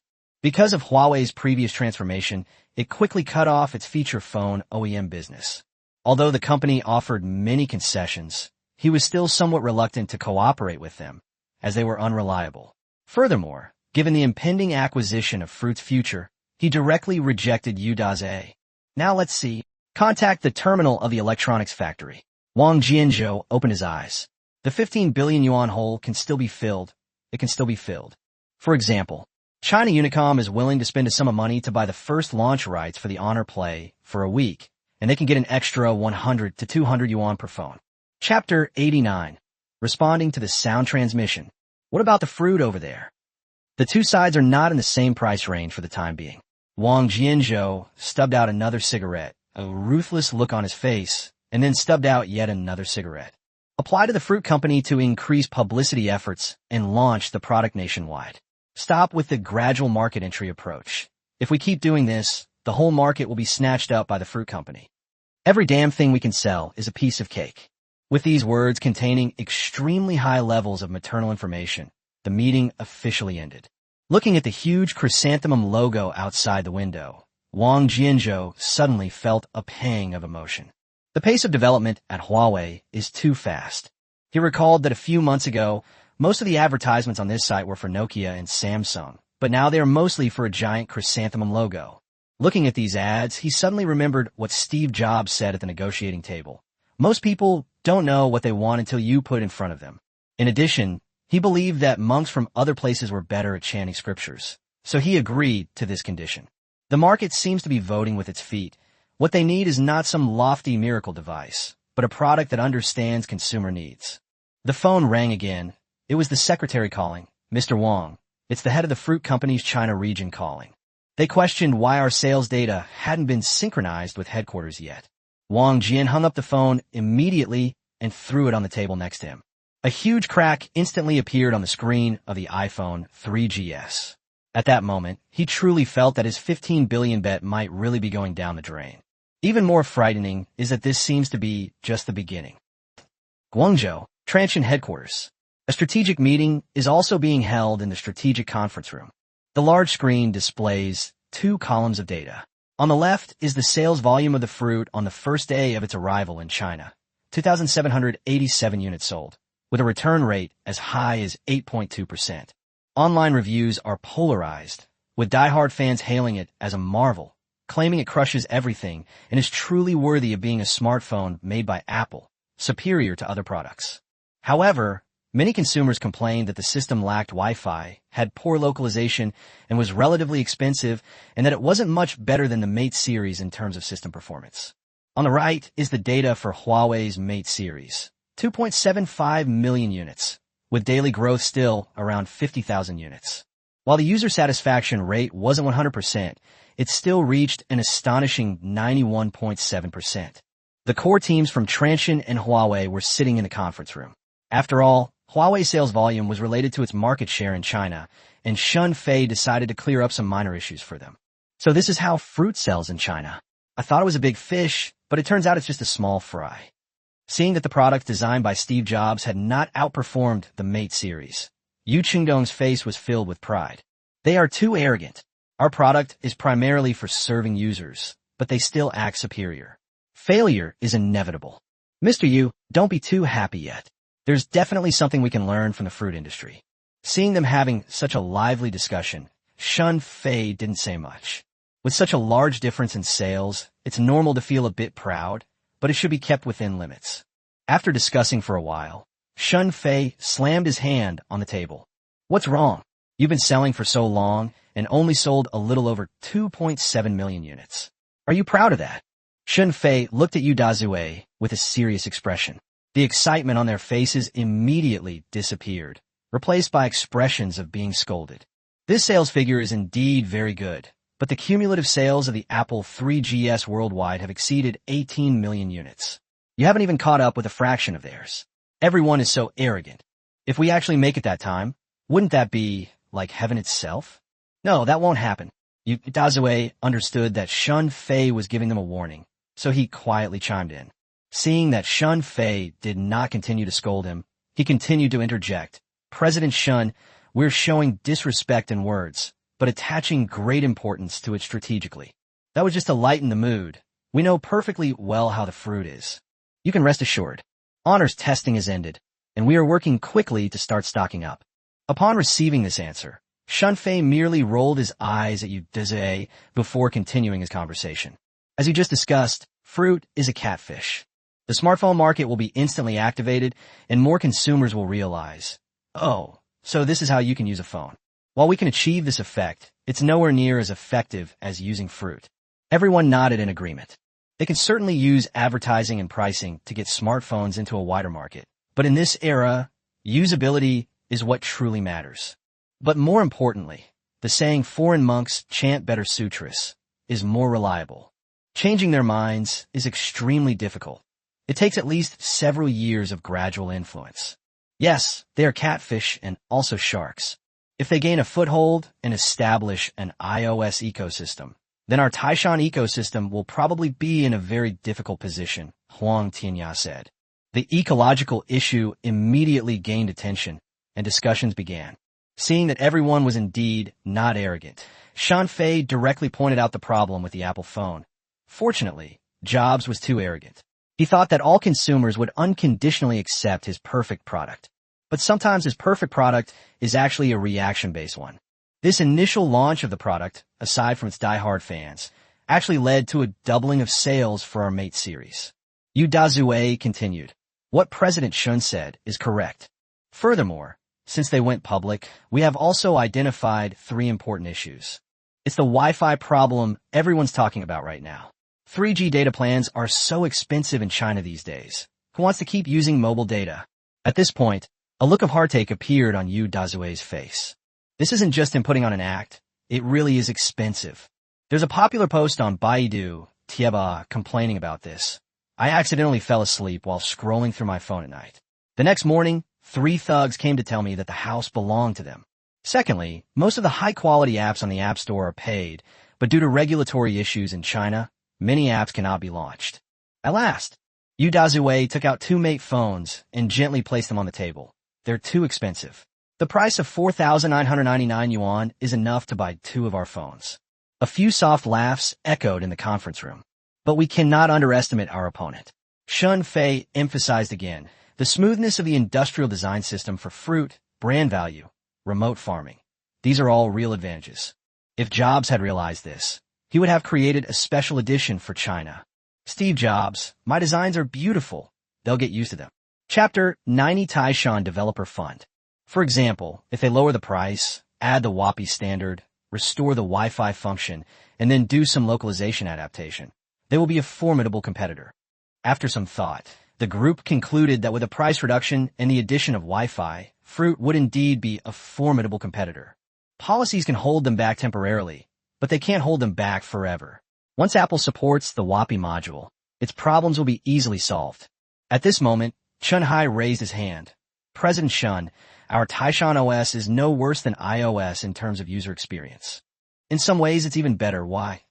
The main issue is that there's still a certain gap in ecology, and we are not outsiders. Shun Fei pointed to the large screen, where a bunch of data had already appeared. Thanks to Apple's full-fledged promotion, iOS now has 100,000 apps, while Taishan OS currently only has a few hundred native apps. While it is compatible with Android apps, there will be some differences in user experience. Native apps cannot be discontinued. That's why I'm worried. We're a few years behind Android and iOS, and we're a step behind in terms of ecosystem development. Shun Fei turned to Lu Jihong. Mr. Lu, how is the Taishan OS App Store progressing? It's already online, and there are currently 1,200 apps, Lu Jihong reported.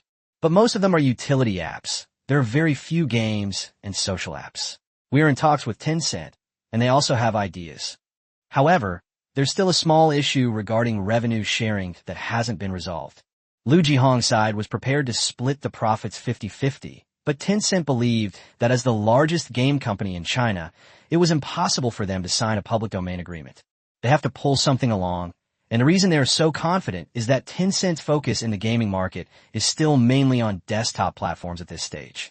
The cash cows are all PC games like Dungeon Fighter Online, Crossfire, and QQ Dance. Tencent believes that the smartphone market at this time is just beginning to emerge, and there are no major products yet. Therefore, they are not particularly reliant on Transsion or Huawei's distribution channels. They will not change their strategy in this regard for at least the next 5 years. Stop arguing with the penguins. Just have Mr. Huang go over there. Shun Fei shook his head. We need to actively cultivate the ecosystem, Mr. Huang. Huang Tinya quickly turned his head to look in Shun Fei's direction, waiting for instructions here. At the same time, he understood Shun Fei's meaning. If he couldn't handle it, he would acquire it. We will allocate 1 billion yuan from Huaxin Investment to establish the Taishan Developer Fund. That's right. What Shin Fei brought out was the same set that the factory used in later generations. There's nothing that money can't solve, but that used to be about incentives. Now it's all about real-time competition. After all, the subsidies for iOS and Android are not as generous now, so it will definitely attract some users. Subsidies will be given to developers who develop applications based on Taishan OS. Reward will be given when user downloads reach a certain level. We don't seek exclusivity, but they must be native apps, and we aim to have over 10,000 apps within a year. Clear. Huang Tianya didn't say anything, but took out his phone and started issuing targets. It's only 1 billion yuan.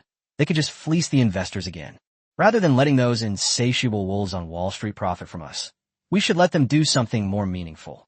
After all, the lady has already paid the money. The lush green chives. Thank you. What's the difference between you and them? After briefly resolving the system issue, Shun Fei turned to Yu Dazue and asked, President Yu, what stage has Glory's progress reached?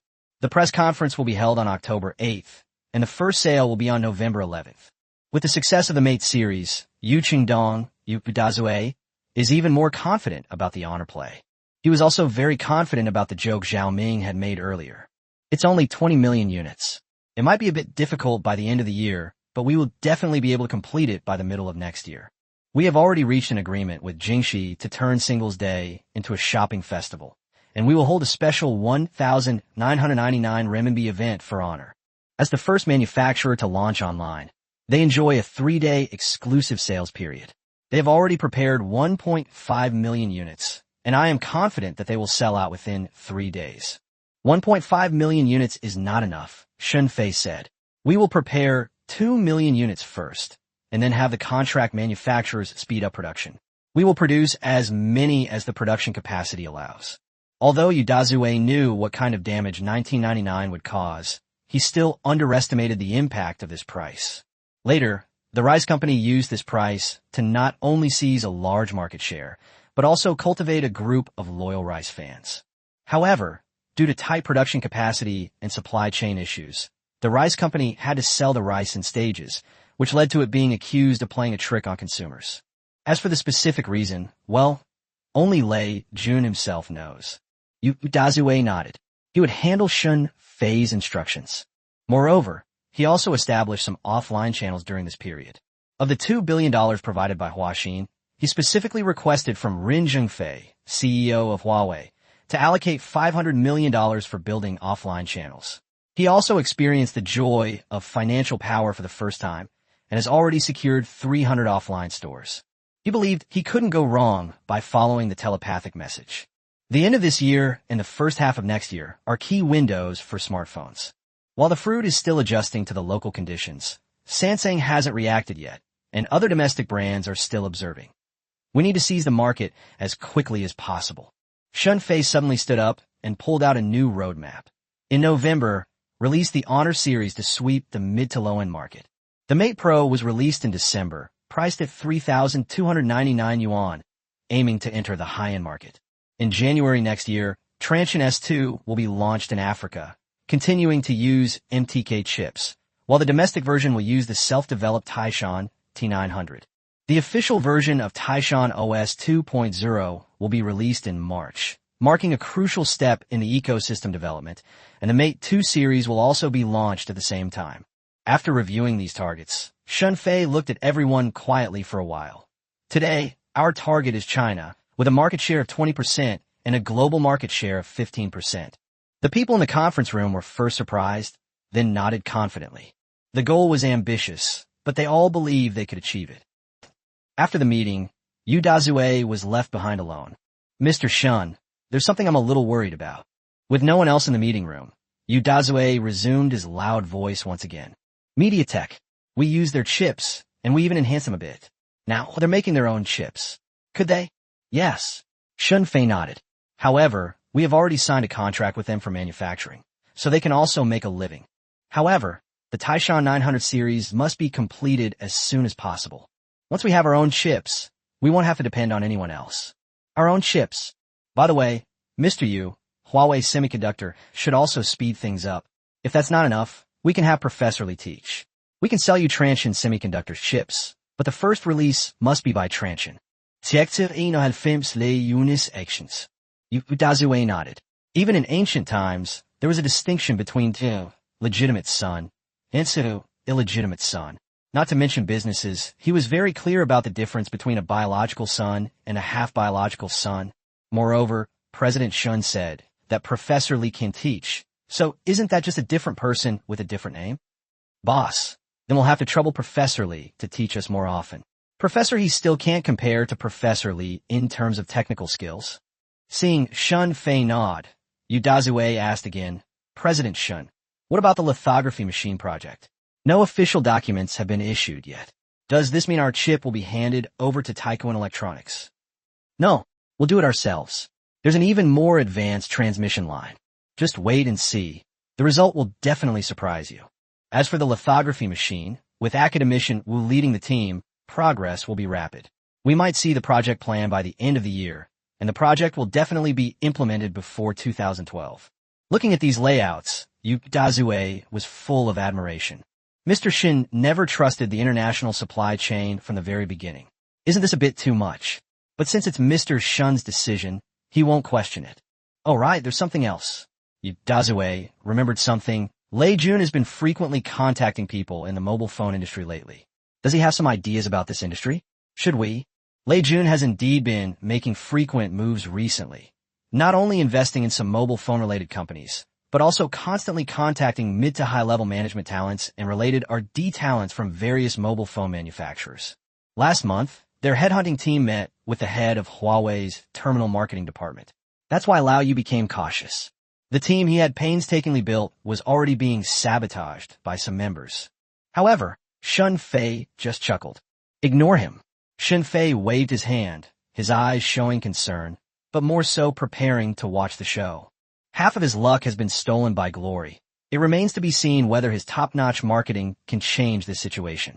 Lei Jun comes from a software background, so he will definitely follow the internet model when making mobile phones. Our company, which is asset-heavy and R&D-intensive, does not conflict with them, and their supply chain costs are definitely higher than ours.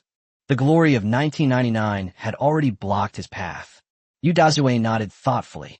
When he reported to President Rin yesterday, Rin Jingfei had the same opinion. It seems it's true. I wonder what Lei Jun will think when he sees Honor's 1999. It must be quite a sight. After Yu Dazue left, Shun Fei began to plan and strategize once again. MIUI, based on the Taishan OS, might be a good direction for cooperation. We could explore that possibility. But then, my phone suddenly vibrated. Zhang Mingzhu sent me a message. My supervisor said my paper can be published. The title is Technological Democracy and Industrial Upgrading, a case study of Transsion technology. But I feel this topic is too academic. I want to write it in a more accessible way so that more people can see what you're doing. Goo. Shun Fei held his phone, his hands resting on the keyboard, and finally typed out a line. We can be bolder and tell the world that Chinese companies not only imitate, but also innovate and lead. After sending a few messages, he recalled the previous mockery of Chinese manufacturing. Copycat, cheap, no core technology. It really doesn't sound good. But these names will become history. The introduction of fruit to China has indeed suffered a Waterloo. Meanwhile, in Kyoto, at the Ingu building in Zhongwankan, Lei Jun sat at his desk, which was piled with smartphones, but he was holding a Huawei Mate smartphone in his hand, his fingers swiping back and forth on the 5-inch screen. Compared to other models, this phone is very smooth. Whether it's multitasking, taking photos, or the beauty function, every feature is excellent. Yu Dazue said this is a self-developed system made by Transsion. He handed his phone to Lin Bin across the table. Give it a try. Lin Bin, CTO of Kingsoft, is Lei Jun's longtime partner. The two are very familiar with each other. While they might not be able to guess what the other is thinking, they can guess about 80% of what the other is thinking. Just like now, he knows Lei Jun wants to make mobile phones, and he happens to have the same idea in mind. If the two of them join forces, they can definitely make a name for themselves. After playing with the Mate for a while, his confidence instantly diminished. I feel like what they're saying is true. This definitely can't be a simple optimization. He put down his phone. Memory management, process scheduling, even graphics rendering in this version. Yes, it's changed since its release. The person who created this system is definitely a world-class genius. So Transsion isn't just selling phones in Africa. Lei Jun felt a blow to his shoulders as he sat in his chair, reflecting on his journey from graduation to becoming the vice president of Kingsoft and now an angel investor. For the first time, he felt that there were people in this world who were even more like the chosen ones than he was. Transsion's development since Shanfei took over has been too smooth, and with all those investments. Of all the projects he's invested in, only about 10% have been successful. But Huaxin investment is like a gift from God, with almost 100% success, and all of them are top-tier companies in the world. Could it be that the chosen one of destiny is not him? Old Lei, I have a feeling they're still holding back a big surprise. Definitely. And it seems a special meeting was held in Kyoto last month, supposedly related to telepathy. At this moment, the office walls were covered with dense writing. Smartphone market analysis. Fruit. High-end, exclusive, and offers a great experience. It seems to be struggling to adapt to the domestic market. Samsung and HTC. Mid to high-end Android phones with established brand recognition, but average performance. Huawei Mate. Mid-range, Taishan OS, but not very powerful, definitely a dark horse. Other domestic brands. Counterfeit phones and feature phones are destined to be eliminated by the market. The market changes so fast. Lei Jun exclaimed, pointing to the whiteboard. Who can argue with that? When you first chatted with me half a year ago, who could have imagined that Mate would become such a dark horse? Lin Bin said with emotion. At this point, he also hesitated a bit, wondering whether to continue as Kingsoft CTO or to go all out against Lei Jun. He hesitated for a moment. But this also shows that the era of smartphones has arrived. But smartphones are not just hardware. They're a combination of hardware, software, and ecosystem. And even if all that is done, the price still needs to be right. Lin Bin nodded and finally asked the question he had hesitated for so long. Then, shall we still make mobile phones? Let's do it. Lei Jun remained very certain. But not now and not like they do it. They're big companies that can afford to lose money. We're a startup, so we have to cut corners on everything. He stood up and wrote the word on the whiteboard. Internet model. The traditional way of operating a mobile phone business is research and development, production, sales, and making money. But our internet strategy is users, experience, reputation, ecosystem, and making money. The goal is also to make fans believe that it's not profitable. Chapter 92, an unhappy investment. But this is not deceiving consumers. Our phones may not make a profit or even be sold at a loss, but we can still make money through the system, applications, services, etc. Lin Bin, Lei Jun's longtime partner, immediately understood what Lei Jun meant. Just like Tencent, QQ is free, but games make money. Yes. Rebus nodded. So I plan to take it in 2 steps. The first step is to invest in an existing mobile phone company to quickly enter the market. The second step is to build your own team and make truly internet-enabled mobile phones. After all, Lei Jun had never worked in the mobile phone industry, so he wasn't entirely clear on how complex the market was or how quickly it changed. So he had already chosen a lucky one in his mind. Who to invest in?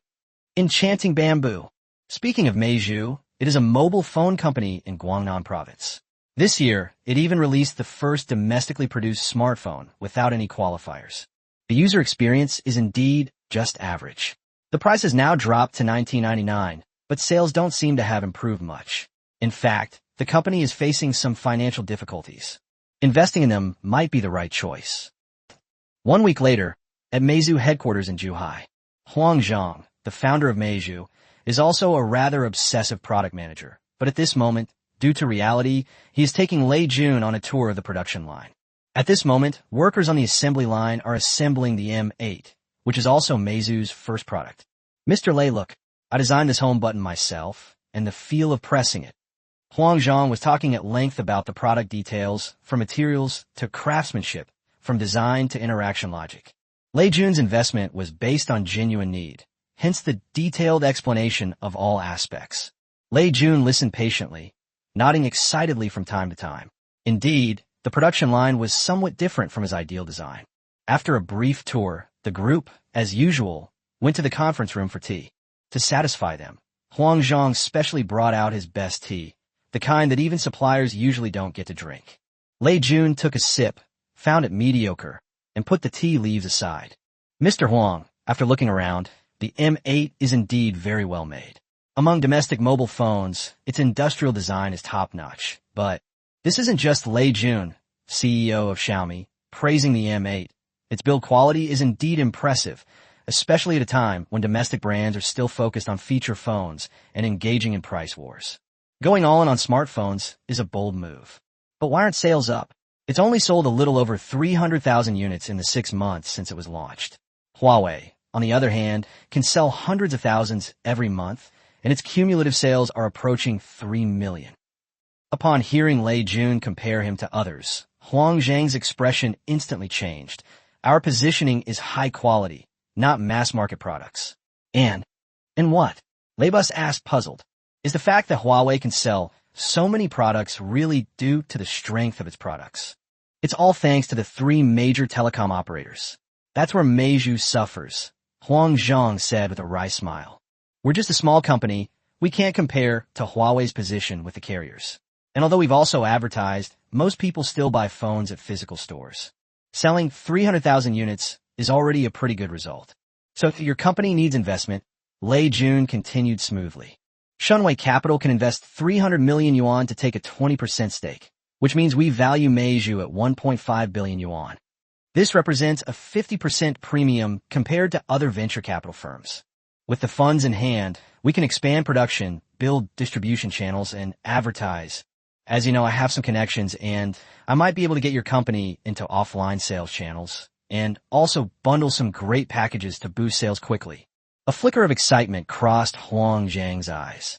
The Meizu M8 had generated approximately 500 million yuan in sales in the 5 months since its launch, and the total sales for the year were projected to be around 800 million yuan, with actual profits only reaching tens of millions. This valuation is indeed quite high. Furthermore, Lei Jun promised to enter the offline operator market. With his connections, he might actually be able to. Really? Mr. Lei, are you serious? Our Meizu M8 can be sold to offline operators. I would do my best. Use all your connections, but there are conditions. Lei Busey looked him in the eyes, and sure enough, the other party hesitated after hearing the conditions. I want to be involved in product definition. No, to be precise, I want to lead the development of the next generation of products. The meeting room fell silent immediately, and Huang Zhang's smile gradually vanished, replaced by a cold and aloof demeanor in an instant. Mr. Lei, you may not know Meizu, he said. I've always been the one who makes the decisions regarding Meizu's products. From MP3 players to the M8, I've determined every single detail. This is the soul of Meizu, and the key reason why so many coal miners choose us. Huang Zhang is very confident. After all, he really understands design, and many consumers choose his products because of his design. From MP3 players to today's smartphones. Understand. Lei Jun gave him a forced smile. He said nice things, but all he wanted was to keep a firm grip on the company's control. They just don't want others to take control of the company. If things go this way, then Meishing wouldn't be the best choice. But since they were already here, Lei Jun decided to try and persuade them anyway. But times have changed. Smartphones are not MP3 players. It needs software, an ecosystem, and an internet mindset. Mr. Huang, I admit that your ability to create Meizu shows you're a genius in hardware, but in terms of software and ecosystem. He hadn't finished speaking, but his meaning was clear. Huang Zhang's face darkened. He was indeed from a humble background. He dropped out of high school, even after being expelled, but he came to Shenzhen at 16 to make a living, and now he has founded a technology company valued at 1 billion renminbi. He's in no way inferior to those so-called academic geniuses. In fact, those people respectfully call him General Manager Huang. But now, Lei Jun, he then curled the corners of his mouth into a disdainful smile, gently skimmed off the tea foam with the lid, and said, what Mr. Lei means is that I don't understand software. It's not that I don't understand. It's just that my energy is limited. Lei Jun tried to put it tactfully. I can bring my team in, specializing in software and system optimization, while you focus on hardware design. We'll work together to make Meizu a bigger and better company. No need. Huang Zhang stood up. Meizu is my child, and I know how to raise it. I appreciate Mr. Lei's kindness, but as for the investment, let's forget about it. Chapter 93 Lei. My last startup, let's call it Rice. The attitude of seeing the guests off was quite obvious. As Lin Bin left Meizu, he sighed in the car. Huang Zhang is too stubborn. Because he was in charge of design, I was in charge of software, and you were in charge of marketing? Such a good opportunity. As expected, Lei Busey remained calm, even with a slight smile. I never expected to close the deal on the first try. This time it was more about learning, and then what should we do?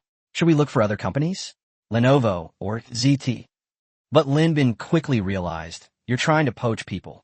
After saying this, Lin Bin clapped his hands in sudden realization. No wonder.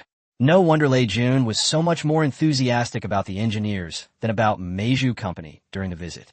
As for the camphor tree, its status drops another notch. That's right. Let's not look anymore. Lei Jun's eyes held a knowing smile. Let's activate Plan B and do it ourselves. Upon returning to Kyoto, Lei Jun immediately met with a headhunting firm. I want to recruit these people. Lei Jun handed over a list. Before reading it, the headhunter was confidently assuring everyone that there would be absolutely no problem. But after reading it, his eyes widened immediately. Zhou Guangping, chief engineer of Motorola Kyoto, R&D Center. Liu De, head of the Department of Industrial Design, Kyoto University of Technology. Hong Feng, senior product manager, Google China.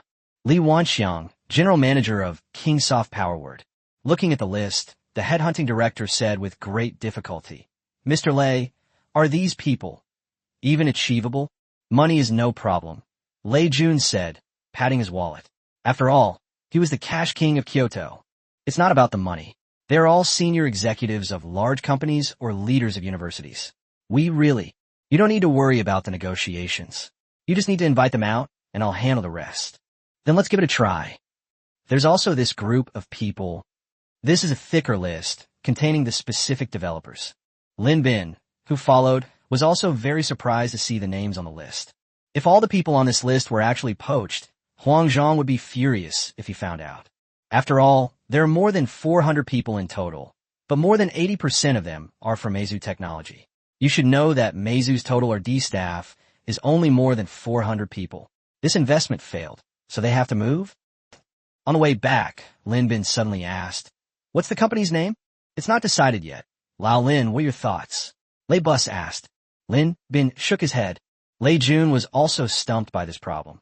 He was so focused on building a strong team that he neglected the company's name. This is also very important. It should not only have the style of a tech company, but also a sense of approachability that makes people feel that it is reliable at first glance. Achieving uniformity is still quite difficult. Suddenly, he spoke up. How about we call it Rice Technology? Rice plus rifles. We're going to use the internet's methods to disrupt the traditional mobile phone industry. Over the next 2 weeks, the headhunting team began their work. Lei Jun personally took charge, meeting with 5 people a day from morning till night. He chatted with people in cafes, tea houses, and even university offices, telling them about his plans and the blueprint for internet-enabled mobile phones. And as a result, some people were persuaded. Zhou Guangping worked at Motorola for 15 years, but he felt that the glass ceiling in foreign companies was very obvious. People like him were clearly not valued and had far fewer opportunities for promotion. He decided to take a gamble. Liu De has a strong passion for industrial design. He thinks that domestically produced smartphones are too ugly and wants to make truly beautiful products. Hong Feng saw the potential of Android when he worked at Google, but he also felt that Google did not pay enough attention to the Chinese market. He planned to leave his job and join a new company, but he felt that the rice company was a bit unreliable, so he decided to wait and see. Li Wanxiang was a former subordinate of Lei Jun, who joined the company without pay after sending a message. After all, Lei Jun still owned shares in Kingsoft, so even if the company failed, he would simply be reinstated.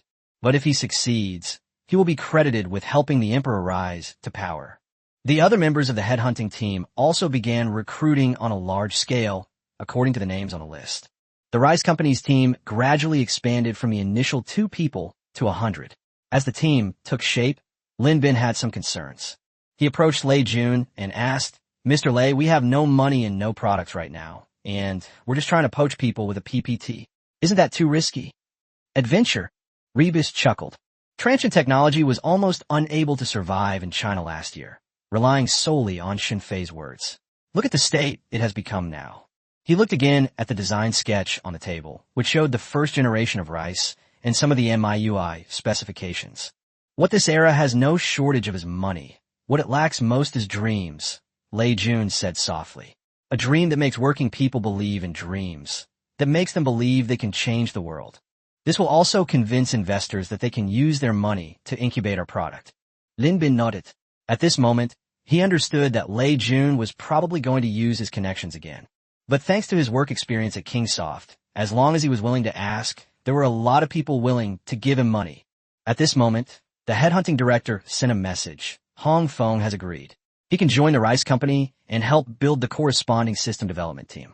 But he wanted to speak with Lei Jun personally to determine the investment level and technical roadmap for the system, saying he greatly admired Lei Jun as a tech guru. Lei Jun immediately replied, "Schedule for tomorrow.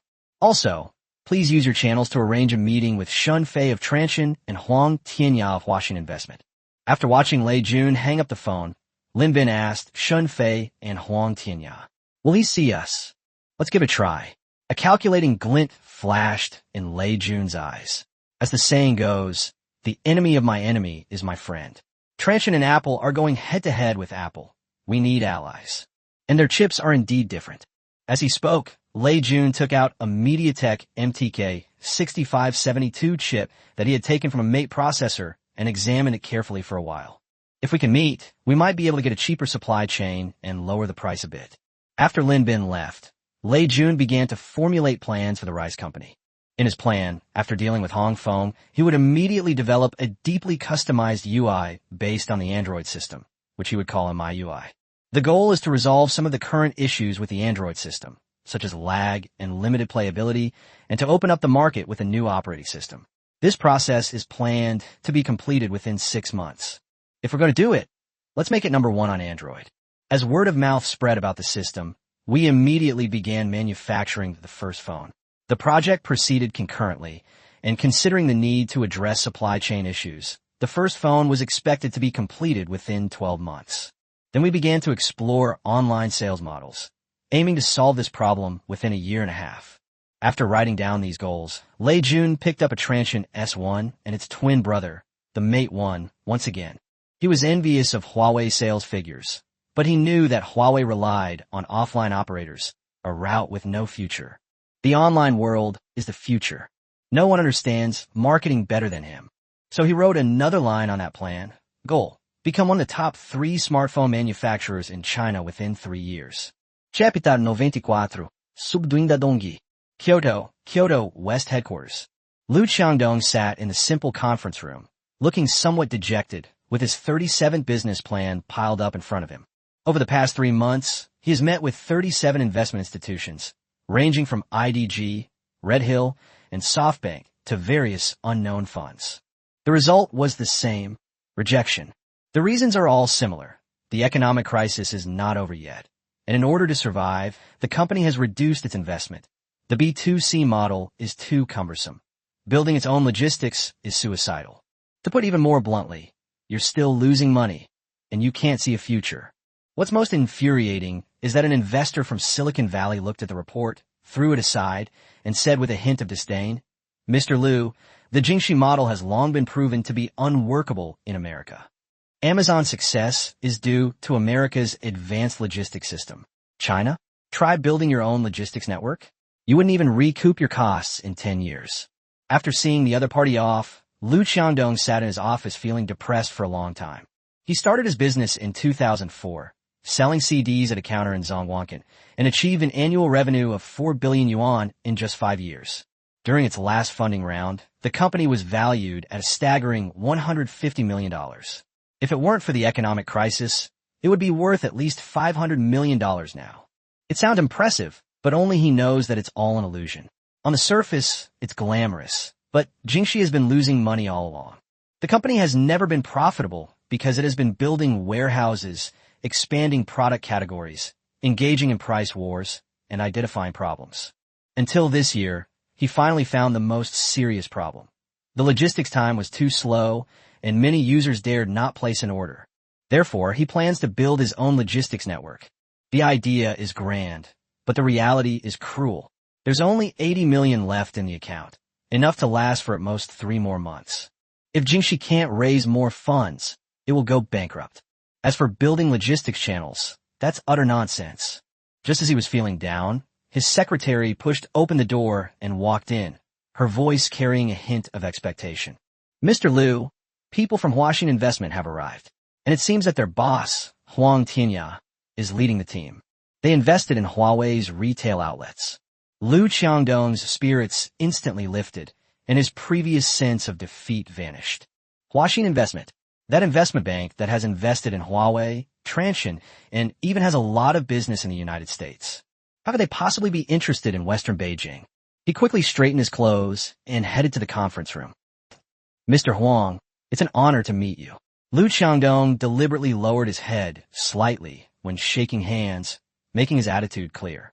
We have been looking forward to cooperating with Huaxin Investment and were originally planning to visit them, but we didn't expect Mr. Huang to come ahead of time.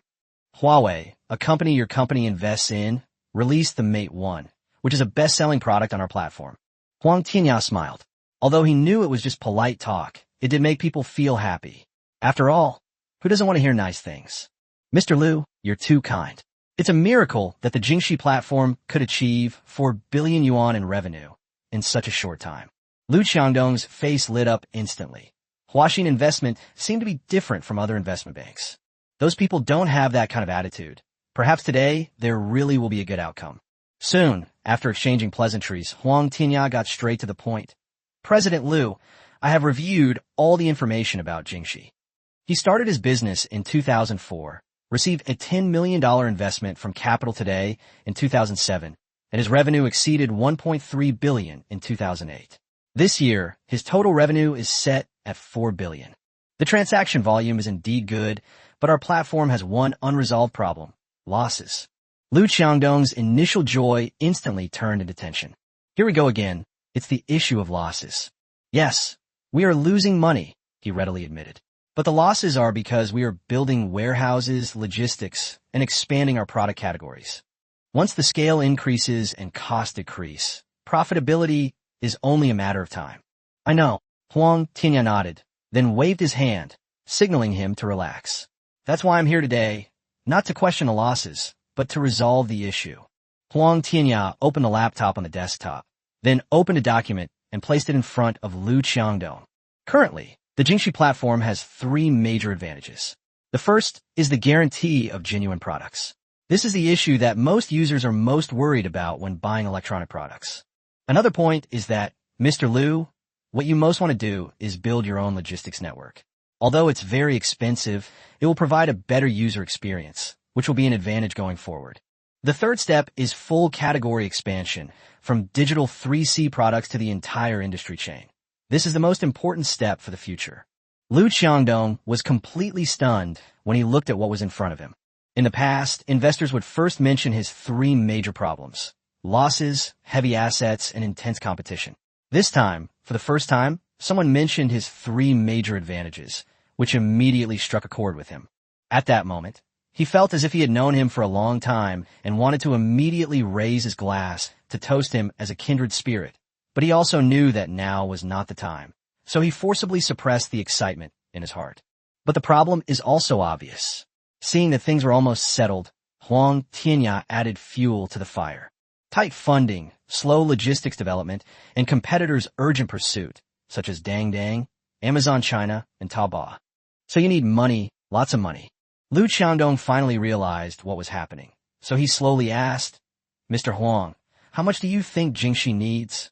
He wanted to know how much money this kind older brother was willing to invest, since a small amount of money couldn't solve the core problems of the Jingxi platform at all. At least 200 million US dollars. Huang Tianya held up 2 fingers, very casually, as if it wasn't 200 million US dollars, but as simple as an ordinary person taking $2 out of their pocket. Huang Tianya, I'm not that poor. 100 million yuan will be used to build 5 major logistics centers. Another 50 million yuan will be used for technology upgrades, and another 50 million yuan will be used for market promotion. Looking at the detailed plan, Lu Qiangdong was so surprised that he didn't know what to say. This design is even more detailed than his, and it even has the core nodes planned out. As long as he follows the instructions, he will achieve great results in a short period of time. 200 million US dollars. It's no wonder he was so surprised. He had only planned to raise a few hundred million and then forcefully launch a logistics channel. He never expected that.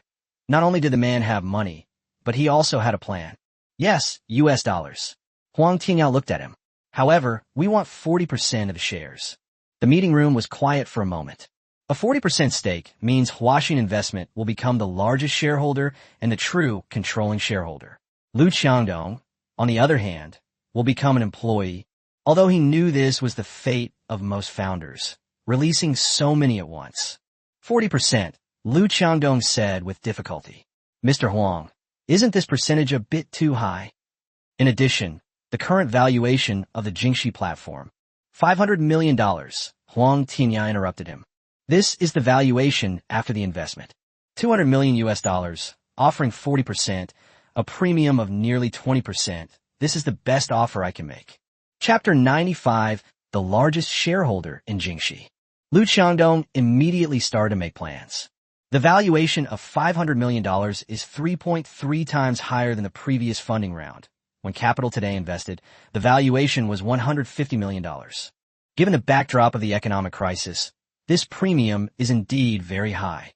But a 40% stake means that Huaxin will become the largest shareholder of the Jingxi platform.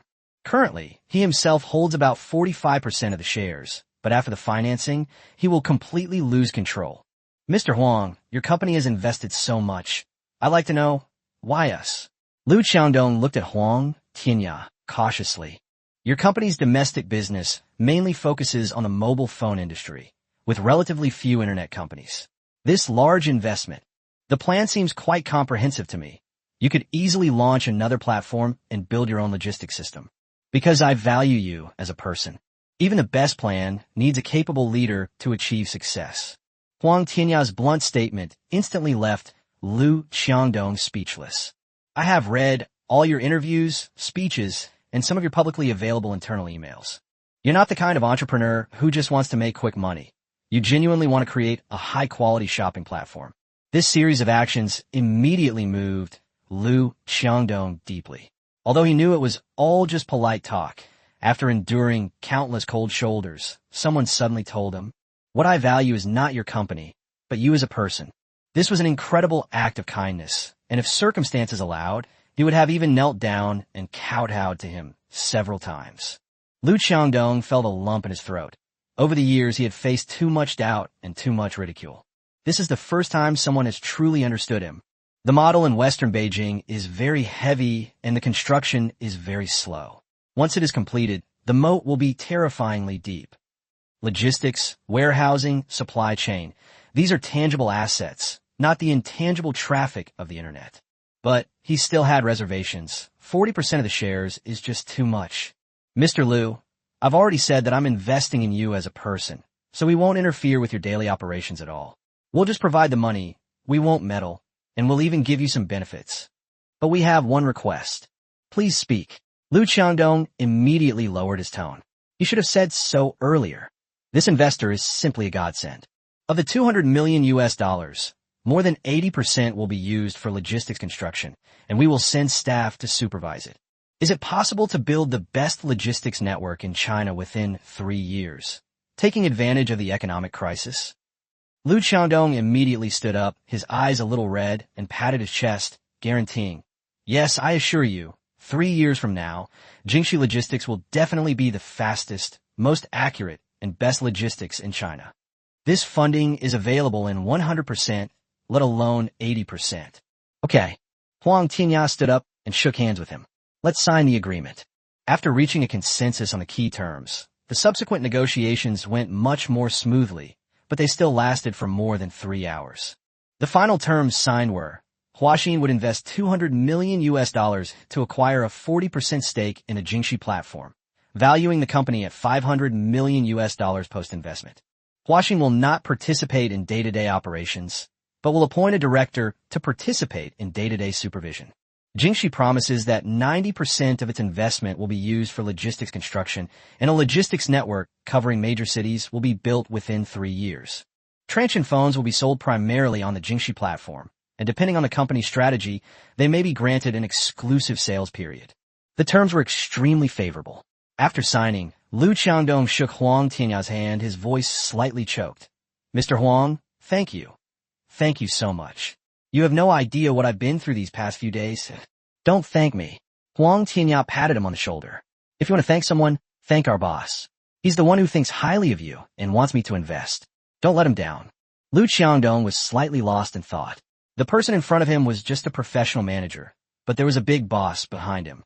It was really something. How could someone with no one behind them possibly manage such a large operation? After all, Huaxin Investment has a portfolio full of high-quality assets. The news spread quickly. Huaxin Investment invests 1.4 billion yuan in Jingxi, valuing the company at 3.5 billion yuan. The largest single financing deal during the economic crisis. Who is Huaxin Investment? Jingxi Logistics officially established on the Jingxi platform. These reports completely blew up public opinion. This is insane. A valuation of 3.5 billion, and Jingxi is still losing money. How can it be worth so much? Does capital come from thin air? I don't understand. I completely don't understand this operation. There really are crazy people who dare to help Liu Qiangdong build his own logistics network. Just wait and see if they lose everything. Even the investment community was in an uproar. Shen Nampan from Hongshan called Liu Qiangdong directly to ask about some details of the cooperation, but Liu Qiangdong gave vague answers and brushed it off. Seeing this, Shen Nampan stopped pretending. President Liu, how confident are you about this move of building your own logistics network? 100%, because logistics is the infrastructure for the next 10 years. If we don't do it now, we won't be able to do it later. These words completely moved Shen Nampan. Since someone was willing to invest, he decided to take the gamble. I wonder if Mr. Liu is still short of funds? Let's take a gamble based on a valuation of 100 million US dollars. I'm sorry, Mr. Shen. We have enough funds for the short term. Hongshan can join us next time. After saying that, Liu Qiangdong hung up the phone immediately. Cool. This is the 5th call today. Hongshan, i.e. all the capital firms he had previously sought meetings with have proactively called back. The price was also proactively increased from the previous $300 million to $500 million. Everyone wanted to get on board, but it was too late. The next time I wanted to get on board would be 3 years later. After putting his phone on silent, the first thing Liu Qiangdong did was to accelerate the construction of logistics. 5 logistics centers in Kyoto, Shanghai, Guangzhou, Chengdu, and Wuhan are under construction simultaneously, employing advanced automated sorting equipment and expanding warehouse space. The large-scale recruitment of delivery personnel began, marking the start of a new era of e-commerce. Guangzhou, Transsion headquarters. Shen Fei looked at the logistics construction report of the Jingxi platform and nodded in satisfaction. Mr. Shen, I'm still a little worried, Huang Tianya said honestly. Will 200 million US dollars be enough to burn through Jingxi for 3 years?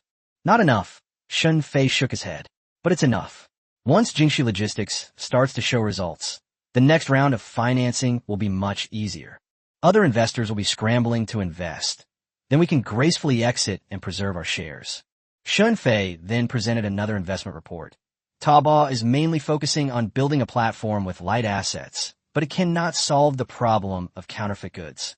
The products on the Jingxi platform are verified and guaranteed, which is its absolute core competitiveness. In the coming years, with the upgrading of consumption, users will increasingly value genuine products and user experience. The road west of Beijing is the right one. Why not let other funds invest? The risk is still a bit too high. Chapter 96 Dry DUV Lithography Machine Project officially launched. Because of the timing, now is the most difficult time, but also the cheapest time. Once we get through this period, let alone a $500 million valuation, we wouldn't even be able to get 40% for $5 billion. Shen Fei recalled once again the development of the Jingxi platform in his previous life. 2009 and 2010 were indeed the most difficult years. After the successful construction of its own logistics, it enjoyed many years of peak performance. Although it has begun to decline due to competition from other channels, its valuation is still more than 10 times higher than it is now. This investment was well worth it. Once their logistics system is established, it will also benefit Transsion. As shareholders, our phones will be able to go from the factory to the user in as little as 24 hours. This is an experience that no partner can provide. Huang Tianya understood. In terms of pure financial investment, this business could indeed not compare to his ventures in the United States, but in terms of strategy, that's equally important. Oh, right, Mr. Shen. Huang Tianya suddenly remembered something. Lei Bus wants to meet with you to discuss cooperation. Lei Jun. Shen Fei smiled, just as he had expected. Give him a reply. We are currently preparing for the launch of the Honor Play 1 and cannot spare the time at the moment. We will talk again after November 11th. Huang Tian nodded, because Shun Fei did indeed value the honor play one quite a bit, and he thought that was the reason. What he didn't know was that Shun Fei simply wanted to see how Yu Dazue would react when he read out 1999 in Lei Jun's press conference style. Shun Fei's phone rang again. Huang Tianyao was about to get up and leave, but Shun Fei saw that it was academician Wu calling, so he waved for him to stop. Kyoto, Office of the National Integrated Circuit Industry Investment Fund. When academician Wu pushed open the door, the conference room was already full of people. In addition to the fund's management team, there were also experts and representatives from Shanghai Microelectronics, the Chinese Academy of Sciences, Changchun Institute of Optics, Fine Mechanics and Physics, and Huaxin International. Their faces were filled with anticipation and worry. After all, this is a lithography machine. Mr. Wu, you've arrived. Zhang Xn, the fund's chairman, rose to greet him. What did they say over the intercom? Academician Wu sat down, took a sip of tea, and slowly said, Shun Fei agreed. A commotion immediately broke out in the conference room. They really agreed. They're willing to pay that deposit. Did he set any conditions? Will you provide all the technical data? Academician Wu raised his hand to signal for quiet. Shun Fei, this young man, has a very broad vision, so broad that we can't even imagine it. He said that the country should have the main control over the project, but Transsion should act as a technical advisor and give some shares in the project. Secondly, once the 65 nanometers lithography machine is manufactured, Transsion will prioritize purchasing it at cost price. This 1 billion deposit can be used directly for purchases.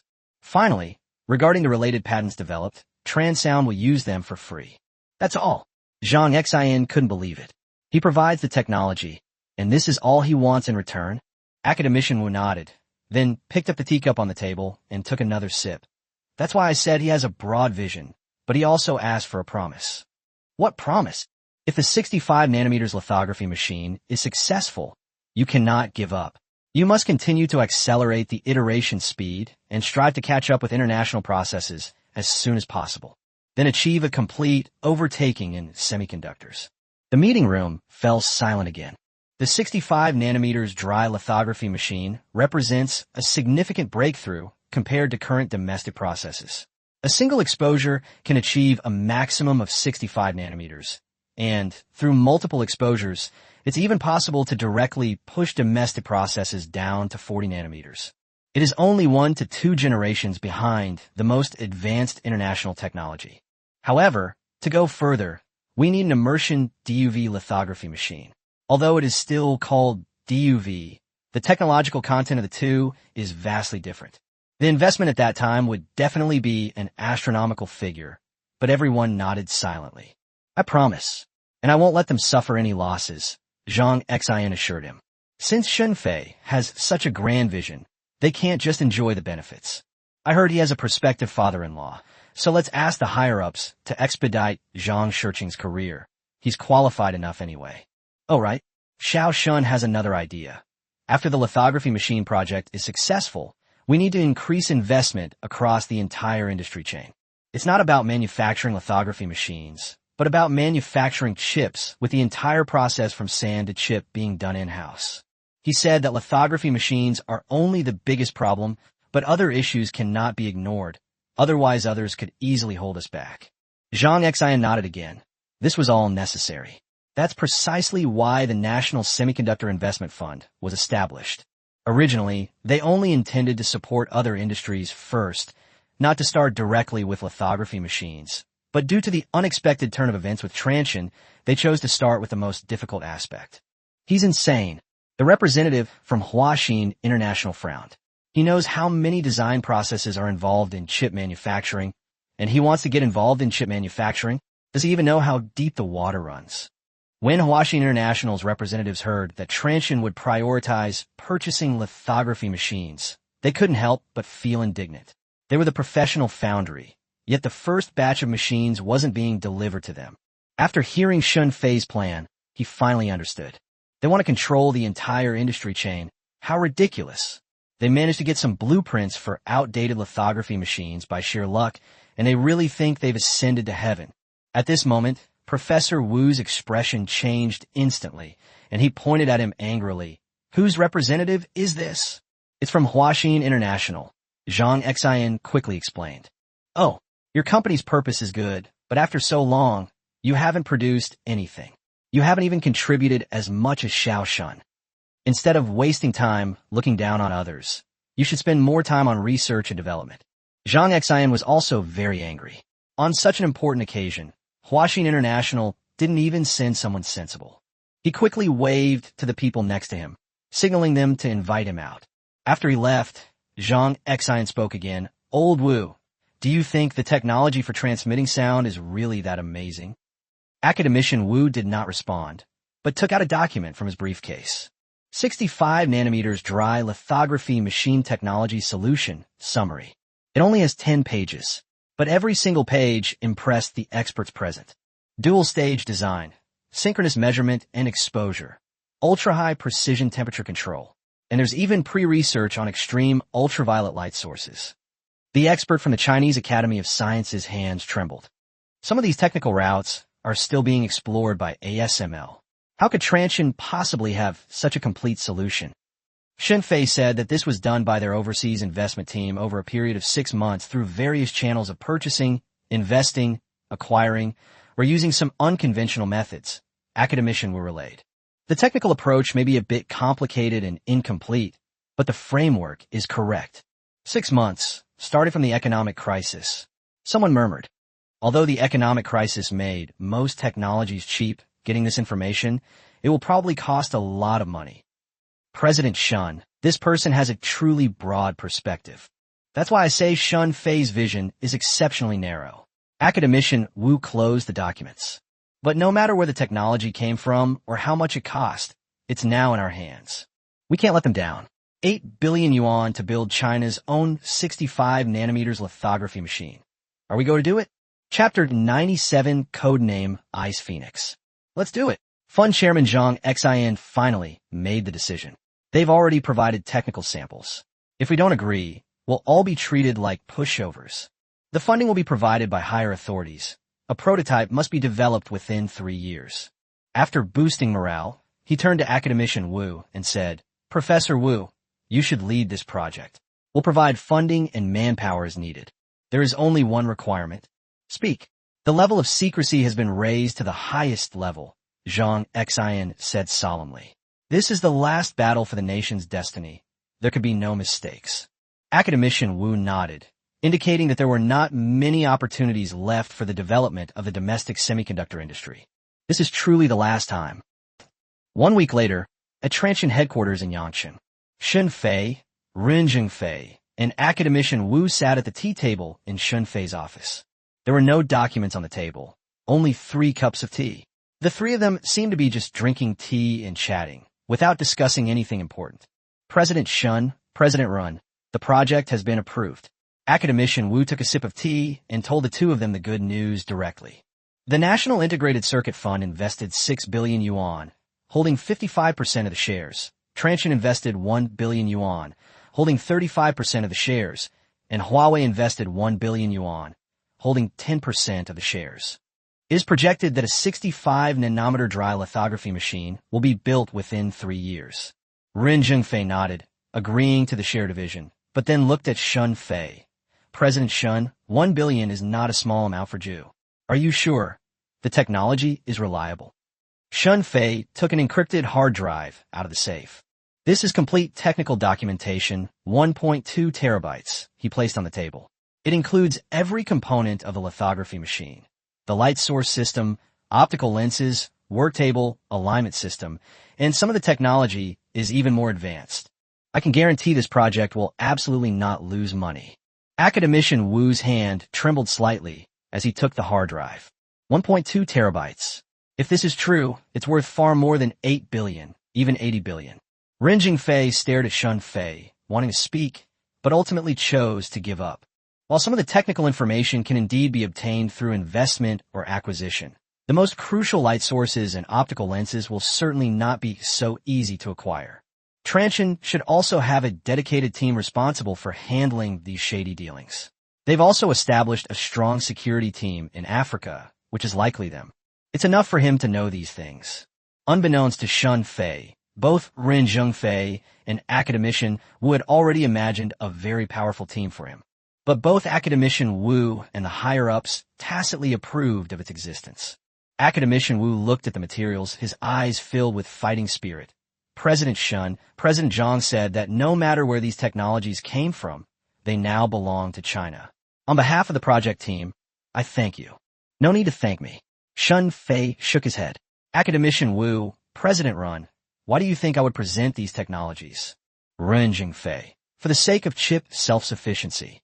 Academician Wu, for the sake of national scientific and technological progress. Shun Fei was slightly taken aback. This seemed to be somewhat different from what he had in mind. However, seeing how formal the two of them were, he suppressed his thoughts. After all, he couldn't very well say, I'm just looking for a sucker to take advantage of me. So he coughed slightly.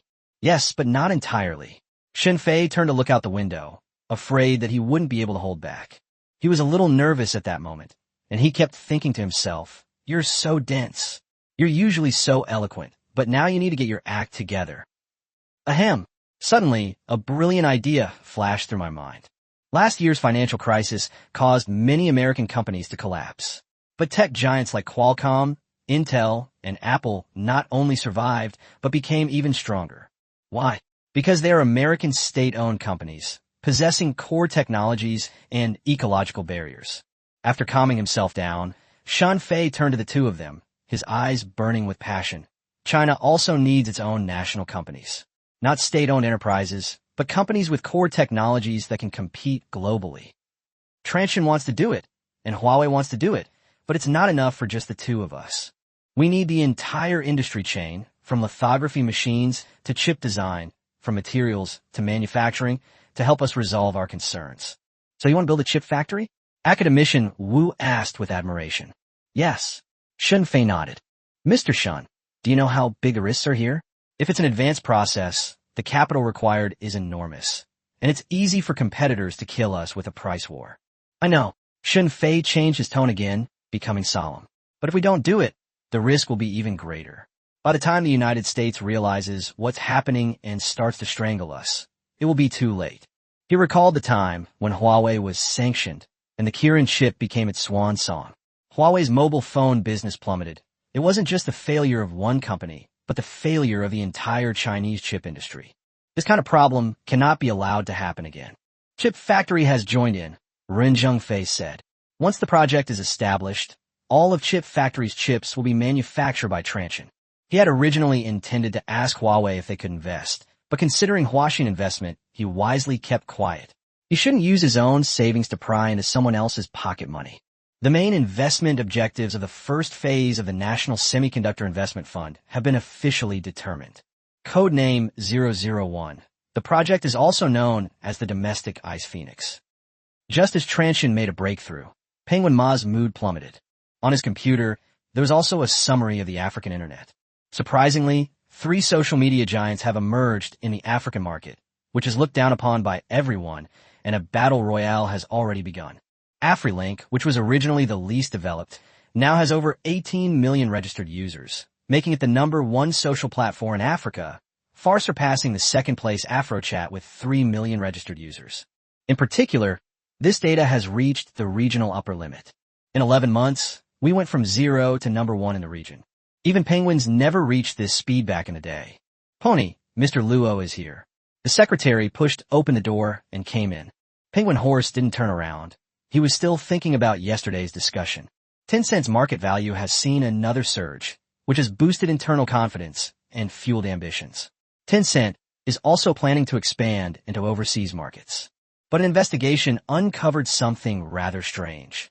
So at last night's meeting, some people advocated launching an international version of QQ immediately to penetrate the African market with capital.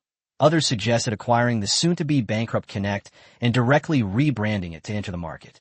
However, some people insist on giving up on entering the African market, believing that it is not necessary to enter the African market for the sake of a small number of users.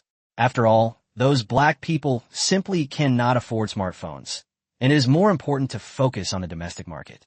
But he saw another layer of risk. AfriLink does more than just chat. 2 months ago, it launched a payment channel, which, in addition to topping up phone credit, also integrated with Transsion's Game Center, allowing users to directly purchase paid items in games like Fruit Ninja and Plants vs. Zombies. Meanwhile, a month ago, they explored new avenues to develop multi-person voice chat and added a local lifestyle channel.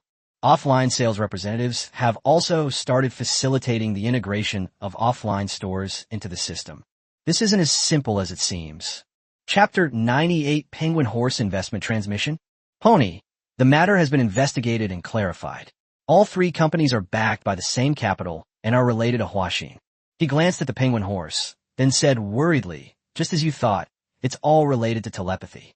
Luo Shuhan, a graduate of Curtin University in Australia. He joined Tencent in 2004 as CFO and has always been known for his competence. Last year, he was given important responsibilities by Penguin Ma, serving as the Deputy Chief Financial Officer. And this year he officially began to take charge of financial work. The important task of investigating the capital relationships of those companies naturally fell into his hands. Real. I'm sure this survey result is correct. They've supported more than just this one company in Africa. There are also other companies, large and small, covering multiple businesses including mainstream e-commerce platforms, instant messaging, and games. Penguin Horse took the report, and his expression quickly turned serious. He saw through the layout above. An ecosystem based on Transsion's hardware coverage, capital market support, and internet-based entry point has quietly taken shape. Even more astonishing is that in the social media sphere, those companies are using almost identical methods to the paths they once followed. It's blatant plagiarism. African, how can you call it plagiarism when it's something for entrepreneurs? Didn't Tencent copy anything? Luo, what's your opinion on this matter? Penguin Horse pointed to the analysis report. Faced with this question, Luo Shuhan began to think about it seriously. The domestic internet is still developing rapidly, but like the mobile phone market, it is now in a critical period of transformation. During this critical period of transition from desktop to mobile, software vendors will ultimately have to rely on hardware vendors. Transsion has an advantage in this regard, especially since they are developing their own operating system. Once they gain significant reliance from higher-ups, the consequences will be, Mr. Ma, I suggest we cooperate to block their escape route. On the surface, those companies might be unable to enter the domestic market.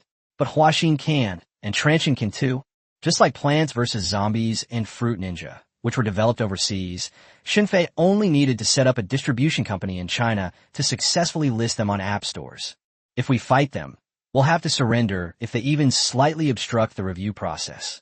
This isn't even a lose-lose situation. Ultimately, we're the ones who suffer. Penguin Horse didn't say anything, but he nodded silently. He understood these principles. Then please arrange a meeting with President Shun for me.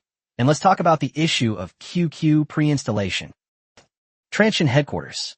Upon receiving the message, the secretary immediately went to Shun Fei's office. It wasn't that she was in a hurry, but rather that the appointment was for the afternoon of November 7th, which was today. Penguin Ma himself said that he is currently on his way and hopes to provide an update as soon as possible. There was no condescending attitude. Instead, he came across as very approachable. Mr. Shun, Penguin Ma said he'll be visiting later to discuss some collaborations. When will you arrive? Li Ziki checked the time and said, about half an hour.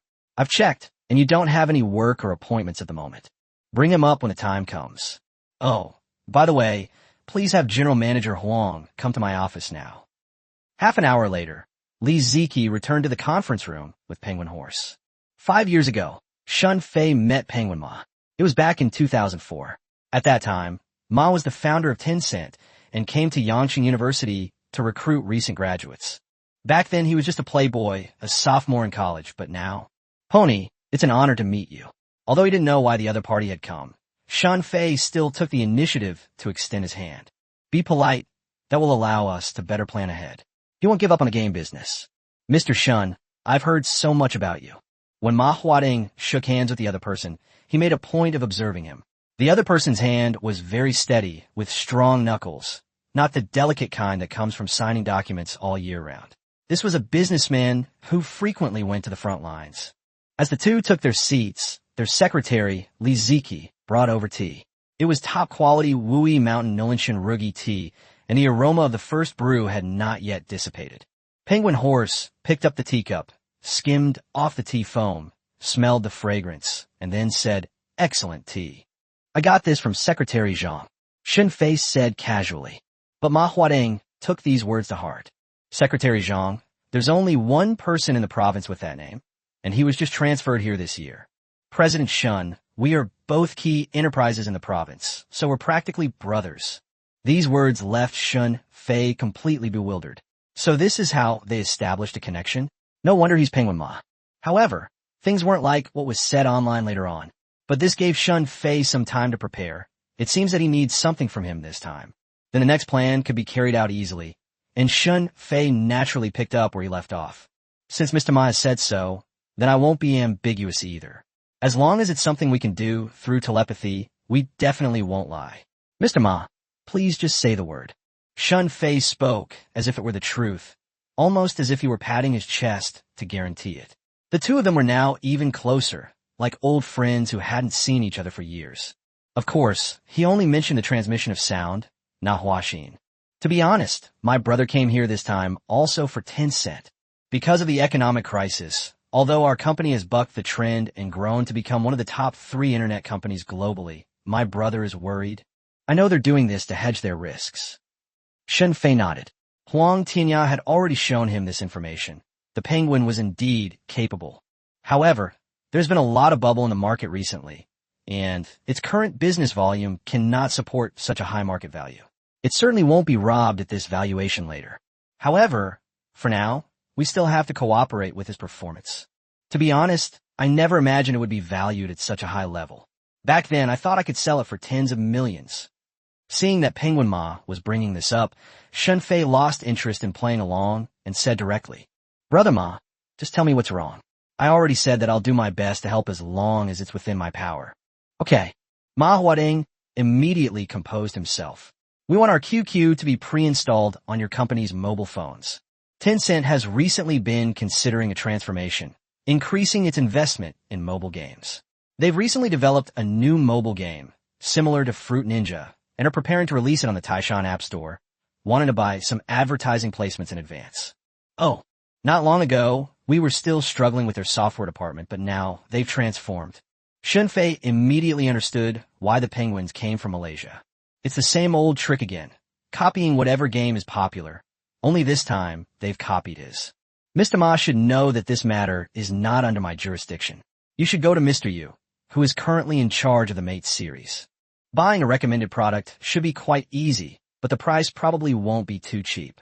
As you know, Taishan OS has already surpassed 3 million users in China. This number isn't small either." Seeing that Shun Fei understood that he had plagiarized, Penguin Ma quickly put on a high hat. "I came here, of course, because President Shun's words should be more effective, and I came here not just for pre-installing the application, but also for other things." "What is it?" Shun Fei replied. "We want to invest in Transsion." Chapter 99, Drawing a Line with $300 million. The meeting room was silent for a few seconds.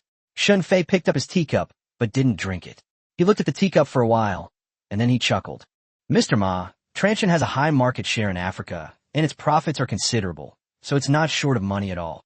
Moreover, you may not be able to afford that valuation. I know what Mr. Shan is saying." Penguin Ma spoke slowly, each word as if he had thought it through. "Only companies that are not short of money are worth investing in. And how do you know I can't afford to pay?" He put down his teacup and looked directly at Shun Fei for the first time. "That makes sense, though. Transsion is just a shell company anyway. All the research institutions, despite being called Transsion, are actually affiliated with Huaxin Investment. If the price is right, he could invest if he wanted." But before Shun Fei could finish his thought, Penguin Ma spoke up. "And I am not here today to deliver a message." Shun Fei looked up at him, somewhat surprised. What was he up to? However, Tencent did indeed develop mobile phones in later generations, and they were gaming phones that focused on esports. Yes, a gaming phone, but for current mobile games, it seems unnecessary. However, we could have PopCap Games develop Honor of Kings ahead of time. Shun Fei won't leave this cash cow game to Tencent for nothing. Now that they have their own game company, they should aim to take the biggest slice of the pie. Seeing that Shun Fei showed no interest, Penguin Ma stopped pretending and directly stated its purpose. "We want to exchange guards with your company. Social interaction is Penguin's domain." Penguin Ma said this with great confidence. There have been challengers in the past, but they have all been defeated by Penguin. Over the past 10 years, some people entered the market through gaming, some through e-commerce, and some through search, but they all eventually withdrew. It's not a matter of ability, it's a matter of genes. He made a gesture, loosely clenching his fist with all 5 fingers, indicating that Tencent dominates the instant messaging market in China. But the boundaries are blurring.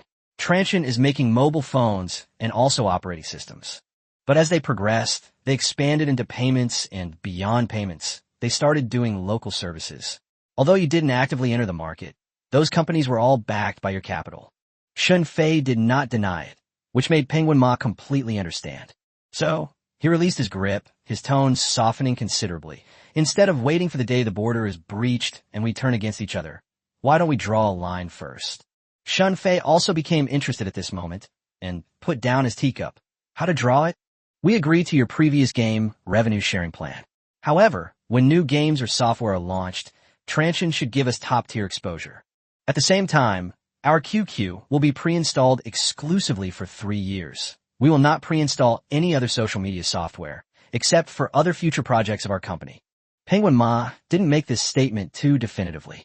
QQ's functions have become increasingly complex, but the number of users hasn't increased. In fact, user online time has somewhat declined. Some within the company also suggested starting from scratch, creating another social networking app to compete with QQ, and having an internal competition among developers. However, considering stability, the idea was rejected by the project team. At this moment, Penguin Horse's assistant handed over another document. Tencent has made a strategic investment in Huaying Games, investing $300 million for a 33% stake, valuing the company at $1 billion post-investment. Huaying Games will also be responsible for all of Transsion's software business, including the import of games such as Fruit Ninja, Plants vs. Zombies, and others. Penguin appoints directors who are not involved in day-to-day operations. Shun Fei opened the document. The first page contained the valuation terms. He even gave him face and smiled. The second page contained a performance-based agreement, requiring the game to generate 2 billion Chinese yuan in revenue within 3 years. His expression immediately turned serious. The third page wasn't as outrageous as the revenue-sharing agreement on the second page, but it contained a handwritten supplementary clause, the handwriting of which looked like 10 cents. Huaxin-affiliated social software is prohibited from entering the Chinese market. Shun Fei was completely amused. This is the bottom line. Penguin Horse didn't seem to think there was anything wrong with what he said. Africa, Southeast Asia, Latin America, even Europe, do whatever you want. In China, we'll use QQ. Shun Fei stared at the line of text and remained silent for a long time. Challengers to social media platforms are indeed emerging one after another. For example, MeTalk, founded by Lei Jun, was shut down by Lei Jun after WeChat users surpassed 100 million in 2012. Lai Wang transformed in 2014. And in 2019, Toilet MT, Duoshan, and Chatbao emerged, a veritable three-way battle against Lubu. All three failed within 3 months. No one can beat Tencent in the social networking arena. They have even captured half of the gaming market with their 2 powerful tools, QQ and WeChat. It's fair to say that no one has beaten Tencent in social networking and gaming. It's not that the products are inferior. It's that once the network effect is established, the cost of user migration becomes prohibitively high. But WeChat hasn't been released yet, so there's still a chance. Seeing this outrageous document, Shun Fei was considering whether to have Huaying Games directly link WeChat to them, and those 2 games. No, there should be 3. A while ago, Huang Tianya went to Finland and acquired a hapless company called Rovio Entertainment. The unlucky guy isn't complaining about them, but rather that this company is genuinely unlucky. They had previously developed 51 games, but all of them received lukewarm responses and had almost no users. Moreover, the company had almost run out of funds when developing this game. So when faced with Huang Tianya's offer to acquire it for $5 million, the founder readily agreed. And I was very happy to choose to go on a trip, while also wishing Huang Tianya, "Thank you for the money. I hope I can take away the company's bad luck." But what he didn't know was the upheaval this game, codenamed 52 and named Angry Birds, would unleash. Just then, Penguin Ma thought Shun Fei was seriously considering it. "How about it, President Shun? For an agency, we're giving an evaluation of $2 billion US, which is 12 billion Chinese yuan. Is that enough? You know, even if we copied 2 copies or bought distribution rights from the US and South Korea, it wouldn't cost this much. Mr. Ma is joking. You should know that this price is not for the distribution rights of those 2 games. Only 300 million US dollars? You want to buy my participation? Shun Fei slammed the file shut and threw it in front of him. Mr. Ma, that's a rather stingy price. Is this all the generosity the world's 3rd largest internet company has? Penguin Horse showed no sign of anger, and even straightened the documents that Shun Fei threw at it. At this moment, as the head of the world's 3rd largest internet company, Penguin Ma has plenty of confidence. You can name your price. Every product has value, let alone a promise. Chapter 100 Huaxin invests in Tencent. Shun Fei didn't speak. After staring at the Penguin Horse for a while, he opened his mouth again and spoke. I can stay out of the social networking market, but Mr. Ma has to agree to this proposal. I'm all ears. Seeing that Shun Fei finally relented, Penguin Ma finally breathed a sigh of relief. Forget about investing. Let's just acquire it at a valuation of $3 billion. And, at the same time, Transsion will invest $1 billion in cash in Tencent. Considering that Mr. Ma probably can't come up with that much cash, well, we'll accept a share swap. Giving us 20% of the shares in total is fine. This would be considered a deep collaboration for us. We'll handle the hardware, and you'll handle the software. By combining our hardware and software, we can provide users with a better experience. This plan also saves me from worrying about Huayin games. Shun Fei looked at Penguin Horse with an expression that said, "You've hit the jackpot." It wasn't that he thought Penguin Horse was a sucker. It was genuinely true. Huayin Games is worth that price. But Penguin Horse pointed at Shun Fei, then at himself. He wanted to take a sip of tea to suppress his anger, but Shun Fei's plan was so outrageous that he spat it out before he could even swallow. The secretary next to him quickly helped him wipe it off. Mr. Shun, let's not talk about how much that shell is worth. Do you know how much Tencent's market value is right now? I haven't looked into it much, but as you said, it's already the world's 3rd largest internet company, so it should be quite valuable now, right? Around 250 billion Hong Kong dollars. A 5% stake is worth at least 1.5 billion US dollars. This is just the market price. To acquire that many, you need to pay at least $1.7 billion. At this point, Penguin Horse's anger subsided considerably. $1 billion? You can't buy it. You basically offer half price. I know, Shun Fei said directly, without pretending to be confused, but some things can't be bought at market price. He pushed the teacup on the table forward a step, bringing it just a step away from Penguin Horse's teacup. Mr. Ma, aren't you worried that I'll throw that $1 billion US dollars into the social media market? Since you know that the capital of those 3 companies is mine, it means we've already verified the market's development. There are no penguins there, but there are other international social media platforms. Those companies I invested less than $100 million in, and now they're 10 times that amount. He suddenly looked up and leaned closer to Penguin Horse, delivering another blow. But Transsion's domestic users have already exceeded 3 million. After Honor's release, that number will reach at least 7 million or even 10 million. Many of these users are experiencing internet connectivity for the first time, registering an account for the first time, or using a smartphone for the first time. They're not part of QQ's user base. Penguin Horse didn't respond, which was his biggest worry and the reason he most wanted to stop it. If you agree now, it's a 20% stake to buy my participation. Shun Fei's words were soft, yet they put immense pressure on Penguin Horse across from him. Doesn't this seem like a great deal? He placed his hand on the terms and conditions. In exchange for 20% of the shares, you will get my promise. At the same time, the traffic entry point of the microphone will be open to all applications in the Tencent ecosystem. At that time, our 1 + 1 will be greater than 2, and we can completely stifle those new challengers. He looked at Penguin Horse. Instead of protecting ourselves, we should buy an ally with whom we share common interests and work together to eliminate other challengers. Mr. Ma, this is business. Penguin Horse remained silent for a long time. He recalled that in 2005, Microsoft had offered $800 million to acquire Penguin. Penguin didn't sell the horse not because the price was too low, but because he knew what he held in his hands.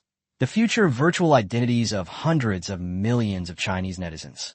Of course, the main reason is that the higher-ups won't let him sell it. Fortunately, thanks to his persistence, Tencent's market value exceeded 200 billion Hong Kong dollars this year. This is not the upper limit, but a new starting point. But now Shenyang Aircraft Corporation has cut that valuation by more than half. And they immediately asked for 20%. But another reality is facing him. The mobile internet landscape is being reshuffled, and mobile phone manufacturers are rapidly becoming new traffic gateways. Fruit has its own Apple Store, Google has its own Google Play, Transsion has its own Taishan Mall. Hardware manufacturers are becoming distribution channels. Meanwhile, distribution channels are starting to drive changes in content. $1 billion, 20% stake. Penguin Ma repeated these figures. In his view, Huayin Games and those 3 games might be very profitable, but their lifespan wouldn't be that long. It's not worth $3 billion at all. Mr. Shun, you're betting that the Penguin will always be in the center of the table. No. Shun Fei shook his head. I'm betting that I will always stand in the center of the table, and that you, Mr. Ma, will make the right choice. For the first time during this round of negotiations, Shun Fei showed a genuine smile. Just like you rejected Microsoft a few years ago. Penguin Horse suddenly smiled too. $3 billion, he said, 20% of the shares, plus homepage placement on all Transsion's product lines, a 50% discount on pre-installed software, and a 30% discount on Huawei software for 3 years. As for Huayin Games, that's just a shell company. Forget about it. I and the shareholders can't explain why they've invested $3 billion, and we can't persuade them otherwise. $1.8 billion, the international operation rights for Angry Birds are handed over to you, and other games will be promoted immediately. President Shun, I have already given up a lot of benefits. If the profit is too small, I will not be able to persuade those shareholders to give up this 20% of the shares. At least $2.5 billion. Angry Birds isn't that cheap, and it's a whole series. After some back and forth, the two parties finally settled on a budget of $2.3 billion, with Huayin Games remaining under Huaxin Investment's control. However, Tencent will have priority in licensing subsequent games developed by PopCap. The operating rights for the upcoming Angry Birds game will go directly to Tencent, with a specific revenue-sharing ratio determined by the market. The signing ceremony was finally scheduled for a week later. Although it is unknown how Penguin Horse persuaded the other shareholders, Huaxin Investment did indeed acquire a 20% stake.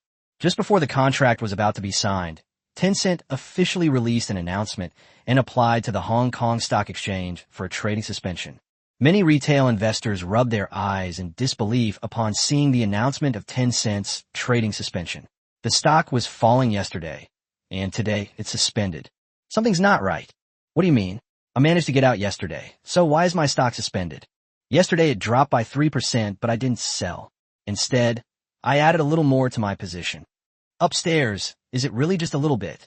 Let's find a prime location before the sales open, or we might not have time later. A major shareholder has entered the market. Many beginners don't understand what this is all about. Shouldn't the stock price hit the daily limit up if the major shareholder enters the market? How could this be? Until someone reminded them to check the suspension announcement. They soon saw the announcement on Tencent's official website and the Hong Kong Stock Exchange's official website, but they were quickly stunned. Tencent Penguin Technology Group Company, Limited. Announcement regarding suspension of trading due to major strategic investment and shareholding change. After seeing the contents, they couldn't laugh anymore. Chapter 101 Family Banquet. The company and all its members guarantee the truthfulness, accuracy, and completeness of the information disclosed, and that there are no false records, misleading statements, or material omissions. Penguin Technology Group Corporation, hereinafter referred to as Penguin. Counterparty, Huaxin Investment Company, Ltd. Transaction method. Huaxin Investment will subscribe for newly issued shares and acquire a portion of the equity of the company through a combination of cash investment, strategic resource injection, and high-quality IP licensing and operation rights, thereby acquiring a total of 20% of the company's shares. Transaction considération composition. Cash investment, $2.3 billion. Strategic support, providing the company with long-term, full platform traffic support and preferential treatment in ecosystem resources. High-quality IP injection. The exclusive operating rights of the casual game Angry Birds in China will be injected into the company's system, and the company's game platform will exclusively distribute, operate, and commercialize it.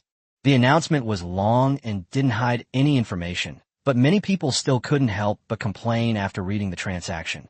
What the heck is this Huaxin investment?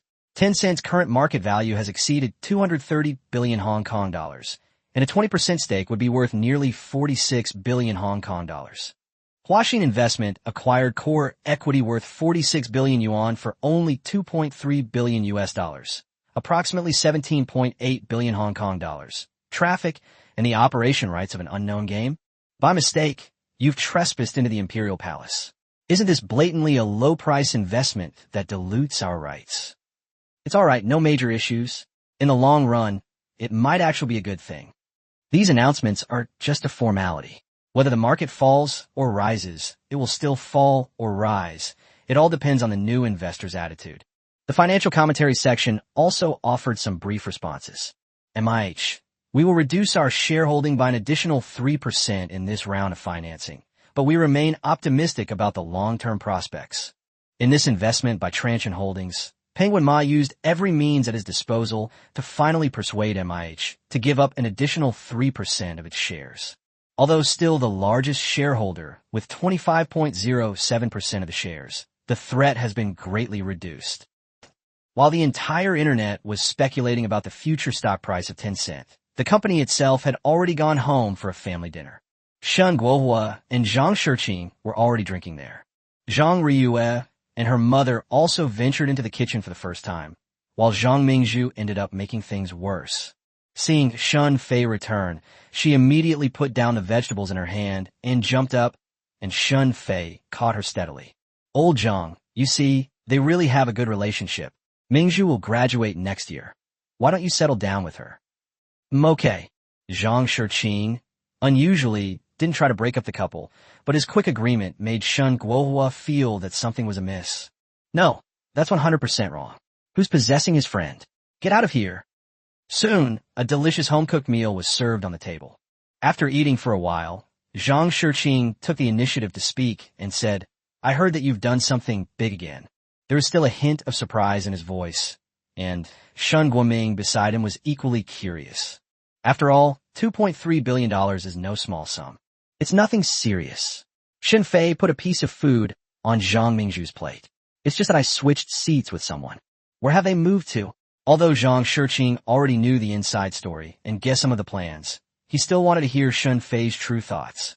Shun Fei didn't look up and continued to add some food to Zhang Mingzhu's plate. We'll skip the social networking for now. It's more cost-effective for us to become shareholders directly. Aren't you resentful? This was the question Shun Guohua asked. Since his son took over, things had mostly gone smoothly, but now, I never intended to get involved in the internet industry in China. Although it's lucrative, it's nowhere near as profitable as our hardware business. Good hardware is more profitable and more likely to gain favor from higher authorities, especially in the technology sector. Right, Dad? However, when Shen Fei said this, he looked at Zhang Shiqing. These words instantly made the old man a little alert. Wait, that couldn't be him. And now, it seemed his little darling was truly gone. If we just focus on making good mobile phones, we can easily control these hardware manufacturers in 5 years. After all, by then, mobile phone manufacturers will become the largest traffic distribution channel. At that time, it won't be us begging Tencent to pre-install it. It will be Tencent begging us to renew the contract. As long as you know it, that's fine, Zhang Shiqing said. About an hour later, dinner was almost over, and Zhang Riyue had already started arranging where she would sleep that night. It was already 10 o'clock, and there was no need to go home. Anyway, there was enough room here. Sister Zhang, you can sleep in the guest room. Xiao Fei, you can make room for yourself in the study. I'll sleep with Shan Fei, Zhang Mingzhu suddenly said, her voice not loud, but it immediately silenced the entire living room. Zhang Riyue opened her mouth, looked up, and then quickly closed it again. Shen Guoming glanced at his son, then at his future daughter-in-law, his expression subtly shifting. He lowered his head, saying nothing, but a slight smile played on his lips.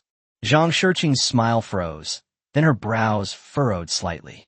Zhang's mother was first surprised, then smiled faintly, her gaze shifting back and forth between her daughter and Shun Fei. Zhang Mingzhu met her father's gaze without flinching or blushing, and simply leaned against Shun Fei. When did this happen? Zhang Shiqing's voice came from behind. Just as Zhang Mingzhu was about to speak, Shun Fei gently pulled her back. Dad, about the last time. The Huawei Mate series launch event. Shun Fei didn't offer any further explanation. Some things are simply done. Zhang Shiqing felt a sudden pang of heartache. It all came back to that time. Then he quickly clutched his chest. It was he who had suggested it. Since they were already in Jindu, they shouldn't have stayed in a hotel. They should have let Shun Fei stay at their home. He shouldn't have been so considerate of that brat, and look what happened. Seeing this, Zhang Shiqing waved his hand, which was considered tacit approval. At almost the same time, at the Penguin Building in Nanshan District, Shenzhen, Penguin Horse did not leave work on time. He stood in front of the office whiteboard, on which remained the sketches he had drawn during the negotiations that day. Mobile phone manufacturers, app stores, mobile apps, and payment tools are all connected to form a complex network. Today he used a different color and drew an even bigger circle outside the one for the phone manufacturer. The assistant gently knocked on the door. "Mr. Ma, is it time to leave work?" Penguin Horse didn't look up, but simply asked, "Tell me, why do they want 20%? The assistant paused for a moment, then said, 20% is a lot. It can influence decision-making. No, what they want isn't decision-making. They're probably just grabbing land. Early on the morning of November 8th, Udazue posted another new teaser on his personal Weibo account, with a very confident tone. At the time, I said at the press conference that the Mate was a product that would change the Chinese mobile phone market. Many people didn't believe it then, but now we have done it. 3 months after its launch, cumulative sales reached 4 million units, and sales have not slowed down. They're still growing rapidly. But that's not enough. We are about to release a phone that everyone can afford, completely setting the tone. Chapter 1, O2 Glory Play Online Livestream. Isn't enough for a smartphone to sell for $2,599? Is the big mouth going to drive the price down again? Please release it soon. We must support it. Fun fact, the cheapest smartphone right now is the Meizu M8, and it even has a better screen. Upstairs, let's put the Windows system aside for now. Udazue is bragging again. He thinks everyone can afford a smartphone. Does he really think everyone has the same income as him? Could it be that the Mate 1 sold too well through the carriers, making him arrogant? The phrase, everyone can afford it, immediately flooded Udazue's Weibo comment section with various sarcastic and mocking comments. But he didn't reply. Sometimes, these sarcastic remarks can generate even more buzz. Let the bullets fly for a while. At the same time, Lei Jun in Kyoto felt a pang of heartache once again. However, Hong Feng had already secured the deal and hadn't been snatched away. He's currently leading the development of the MIUI system. Mr. Lei, I just saw a Weibo post. One of our competitors is actually going to release a smartphone that everyone can afford. Lin Bin said quickly, a slight smile playing on his lips. He felt that the other party's marketing tactic was extremely clumsy. Affordable for everyone. Do you know the true value of that phrase? But Lei Jun looked at him very seriously. I suspect there's something fishy going on here. Keep a close eye on this. Okay. Lin Bin was a little stunned when he said this, but seeing Lei Bus's serious expression, he nodded seriously. Observing and waiting a little longer is definitely the right thing to do. The time quickly came to November 10th at the Kyoto National Convention Center. The Honor Play 1 launch event was originally planned to be held in Guangzhou, but due to the excellent conditions offered by China Unicom, it was eventually moved to the Kyoto National Convention Center. At the press conference, China Unicom staff were urgently debugging the live broadcast equipment.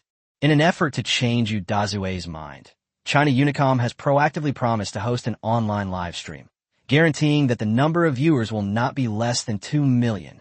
To achieve this goal, a dedicated fiber optic line was laid, and a professional team was assigned to directly transmit camera signals to the control room. Upon entering the hardware encoder, technicians adjusted the bit rate and resolution on site. The compressed image quality is then streamed to the website server.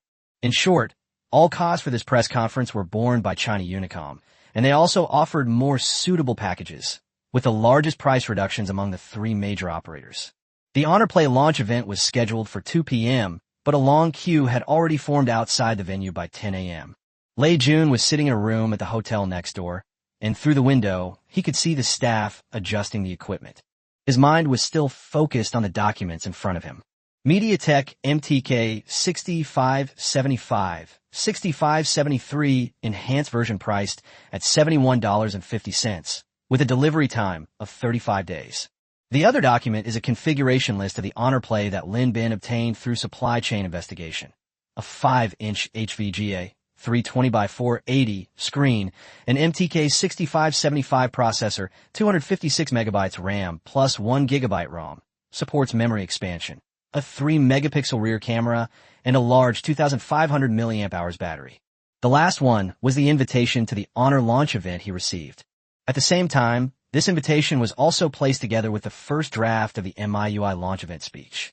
The title reads, Solving User Pain Points and Creating the Smoothest Android Experience.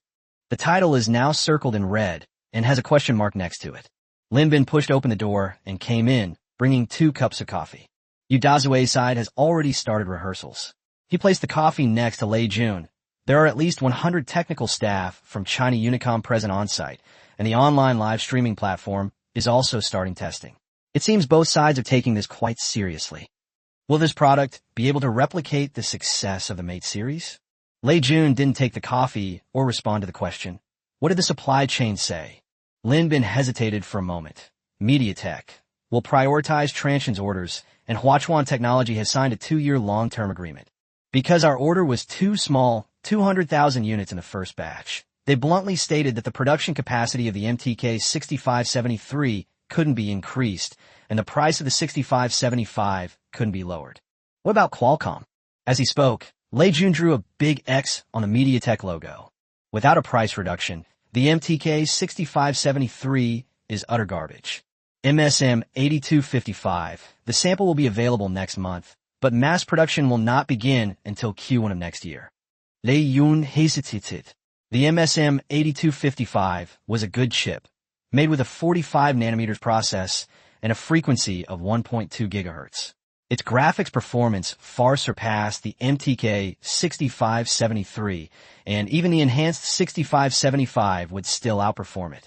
The problem is that it's still in Qualcomm's labs, while mass-produced HonorPlay units are already piling up in 7 warehouses in western Beijing.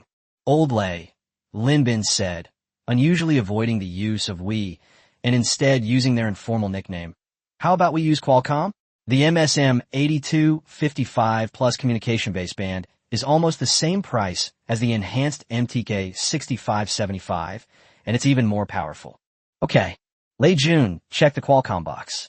But if we use this chip, we'll have to make some adjustments to the other components, otherwise selling it for $19.99 will easily result in a loss. Losing a little money at the beginning is acceptable, since other manufacturers are unlikely to sell new machines for $19.99. Lin Bin picked up his coffee, took a sip, and then contacted other suppliers. Lei Jun didn't think about it any further. $19.99 was not an easy price to achieve, not counting the price of Meiju's inventory. Putting that matter aside for a moment, it continued working online with the MIUI team to fix minor system bugs. In an effort to circumvent iOS's patents, Android's shitty tendencies have already begun to emerge. 2 p.m., National Convention Center. Yu Dazue stood behind the curtain, holding a cue card in his hands slightly sweaty. This is not right. He has hosted hundreds of press conferences, from 3G base stations to distributed base stations, from technical forums with 4,000 or 5,000 people to operator bidding with 200 or 300 people, and he has never been nervous. But today, he was nervous. It's not because of the phone. He could talk about these hardware and technical issues for 3 hours straight, even with his eyes closed. It was because of something Shun Fei said to him on the phone yesterday. President Yu, if you follow the plan I gave you, the results will be very good. Remember, you're not talking about a product this time, but an era. If you succeed, everyone who mentions this price point will think of Honor. He took a deep breath and heard the countdown music in the arena gradually come to an end, and the curtain was drawn back. Good afternoon, everyone. Yu Daze didn't bring any cue cards. He just stood in the center of the stage with a huge LED screen behind him, which was currently displaying the classic chrysanthemum logo of Huawei. The product we're launching today is the Honor Play. He said it with a laugh, then paused for a few seconds. 3 months ago, Huawei's Mate 1 was released, selling hundreds of thousands of units on its first day, and its cumulative sales have now exceeded 4 million units. Chapter 103 Lei Jun, who stole my words. The large screen switched to a poster of the Mate 1, with a line of large text below, number 1 domestic brand in the $2,500-$3,500 price range. After a brief demonstration, Dazue noticed the guest's seats below the stage and looked at Rin Zhengfei with a boastful expression, saying, "Actually, this adjective is incorrect. In the domestic mobile phone market, this sales figure is number one without any definition. Since its launch in mid-September, it has sold more than 4 million units in 2 months, averaging more than 2 million units per month, making it the undisputed number one. Perhaps our PR team members are a bit low-key, so we added a qualifier. Don't do that next time. You should promote what needs to be promoted." At this point, he glanced at Ren Zhengfei again before quickly getting to the point. "This is an excellent result. So outstanding that when we established the Honor Project team, some team members asked me, 'Mr. Yu, the Mate 1 was already a success. Why are we making Honor?'" He took a step forward, then changed his tone. "Because I saw a user's comment in the Weibo comment section." The large screen switched to a screenshot of a comment. The ID was hidden. Only the text was displayed. "The phone is great, but it's too expensive. It took me 3 months of working to save enough money." The large screen also displayed the national minimum wage table, 600 to 700 yuan, and the factory wage table, 1,200 to 2,000 yuan. As for the salaries of other units, they were not listed on the PPT. Only the average salary was shown. The scene fell silent for a moment as the heavy background music played. This sentence instantly made me reflect. A smartphone costing 2,500 is indeed very cheap, but there are still many people who cannot afford it. That night, I called President Run. Yu Dazue's voice twitched slightly, and his speech was much slower than usual. I said, "Mr. Ren, can we make a mobile phone that recent college graduates, young people working in the city, and students who have just graduated from county towns can afford to use?" He paused for a moment, letting his emotions ferment. After hearing my suggestion, Mr. Rin was silent for a long time before asking, "Can the cost be controlled?" "We're not like before. We have to be responsible to Huaxin investment now. They're spending so much money. They're not expecting us to do charity." A new batch of comments began scrolling on the big screen. These were all real messages scraped from various comment sections. 2,000 plus is still a bit expensive. Could you offer one under 1,500? The smart era is just around the corner, and I want to buy one for my parents, but they think it's too expensive. Students have limited budgets. It's too expensive. We can't afford it. Yu Dazue didn't look back at the screen. After the presentation, the PPT changed again, showing the three giants meeting. The above also revealed relevant introductions. Huang Tianya, head of Huaxin Investment, Rin Zhengfei, founder of Huawei, and Yu Dazue. Yu Dazue also recounted the story of this meeting once again. "During this meeting, I told them that the costs were out of control. If we were to cram all the features of the Mate into a 2,000 renminbi casing, we would lose 200 renminbi per unit. But this price will make smartphones more affordable for more people, allowing them to experience the joys of technology." Upon hearing this, Mr. Huang only asked me one question. "If we lower the price to below 2,000, how much will we lose?" My answer at the time was, "If we sell 100,000 units, we'll lose 20 million. If we sell 1 million units, we'll lose 200 million. Mr. Rin said, "What about 10 million units?" Yu Dazue's voice suddenly softened. "I say, Mr. Rin, we've never sold 10 million mobile phones before. Don't set such a high goal. I dare not calculate it." On the big screen, the previously quiet image suddenly turned into a video. Huang Tianya threw the report on the table. "It's just a few billion, right? Huaxin Investment, Mr. Run, are you in?" Since General Manager Huang is so magnanimous, why should we at Huawei be so pretentious? Shengdong, hurry up and start mass production as soon as possible and launch the product within 2 months.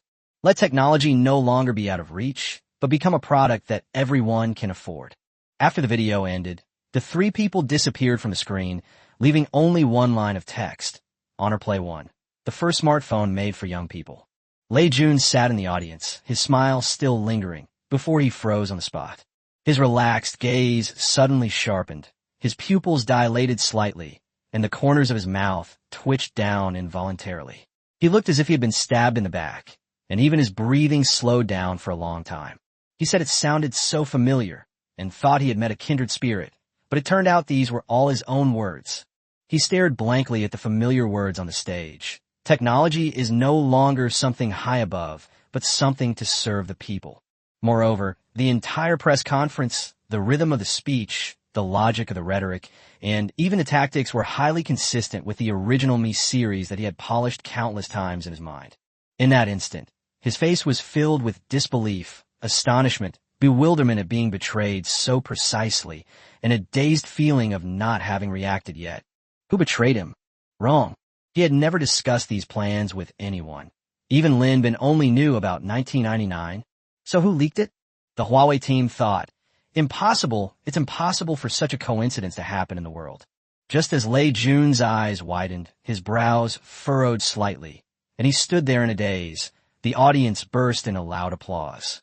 Some viewers who were watching the live stream were immediately moved by the story and started inviting their friends to watch together. In a dormitory at Kyoto University, a student who uses an iPhone hesitated slightly upon seeing the message, but still called over a friend. Hey, Lao Lu, haven't you always wanted to buy a smartphone? Take a look at this. Smartphones cost at least several thousand yuan. How can I afford one? This price doesn't seem too expensive. Of course, its experience might not be as good as our fruit, but the price is quite attractive. As many people started inviting their friends to watch the live stream, the press conference moved directly into the introduction of Play 1. First, let's look at the technical parameters that Yu Dazue is most familiar with. He didn't say much. He simply displayed the parameters on the big screen and let the audience watch. Screen, 5-inch HVGA, full view IPS, 16 million colors. Processor, MediaTek MTK 6573. Battery, 2,500 mAh. Fast charging chip, Taishan PM100, the world's first mobile phone to support fast charging. Upon seeing these parameters, many people in the audience immediately widened their eyes, and some even took out their own Mate 1 to compare the parameters with those shown above. Same screen, backstab, uncomfortable.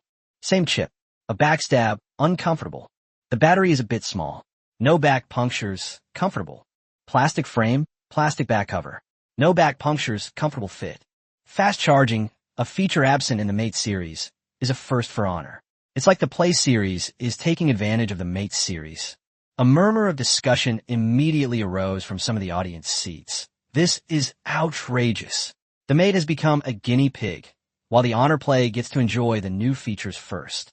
Your backstab is terrible. Big Brother swordsmanship is awful. Could it be that the Honor Play 1 is positioned even higher than the Mate? It was clearly our product that was downgraded. Chapter 104, Please Don't Let It Be, 1999. As they discussed this, the comparison image reappeared on the large screen. On the left is a flagship phone from a certain brand priced at 4,999 yuan, and on the right is the Honor Play. First, let's take a look at the comparison chart of the screens. This is an international competitor. Everyone says their company pioneered the smartphone era, so let's do a proper comparison. First of all, we both use HVGV screens, which means the resolution is 320 x 480 pixels, but our screen size is 1.5 inches larger than theirs, so the display area is a bit larger. This way, the screen will be bigger when playing games like Fruit Ninja and Plants vs. Zombies. Honor Play 1, wishing everyone godlike performance in games. There are also some scattered laughs from the audience. Some users who used both phones nodded silently in agreement. The Huawei Mate 1 was indeed better than the iPhone for gaming. The iPhone small screen was just too hard on the eyes. As for the processor, we have an enhanced version of the 6573 with an 845 MHz clock speed. However, ever since MediaTek learned that we had the corresponding technology, they've been eager to collaborate. But they're quite cunning. They were named the Enhanced Chip MTK 6575. He paused deliberately at this point. The old model number 6573 and its parameters were originally displayed on the big screen. Then, as if by magic, the number 3 was erased and replaced with 5. The relevant parameters were also changed, and an encyclopedia entry was even created specifically for them. MTK 6575. This chip is an upgraded version of the 6573, with the clock speed increased from 650 MHz to 845 MHz, resulting in a 30% performance improvement. It also optimizes a series of other issues. For example, the decoding issue represents a generational upgrade, resolving a long-standing problem for MediaTek. Then the price of this chip was also increased from the original $40 to $72, making it a true flagship chip. But rest assured, we've calculated the material costs using the original price. So buying this phone is a great deal. For the first time, a real commotion erupted from the audience. Some tech bloggers quickly grabbed their cameras and started taking pictures. Lei Jun, who had just recovered, suffered another huge blow. Huawei's purchase price was half that of them. Luckily, they didn't have this chip otherwise. However, this also means that Transsion's supply chain integration capabilities have enabled them to force chip manufacturers to agree to their outrageous proposals. He recalled that in 2003, when Kingsoft was developing WPS Office 2005, Xiao Bojun went to Microsoft to discuss an Office compatibility agreement, but they didn't even let him into the meeting room and simply sent him away as a product manager. Now, MediaTek, an upstream supplier in the mobile phone industry, has become a junior partner of Huawei. The chip is an old topic, and Udazue only mentioned it briefly before glossing over it. This chip, used at this price point, is absolutely far ahead of its competitors. Soon it was time to charge. Regarding charging, I explained it to everyone at our last Mate launch event. Current chargers are generally 5W, but they don't run at full power.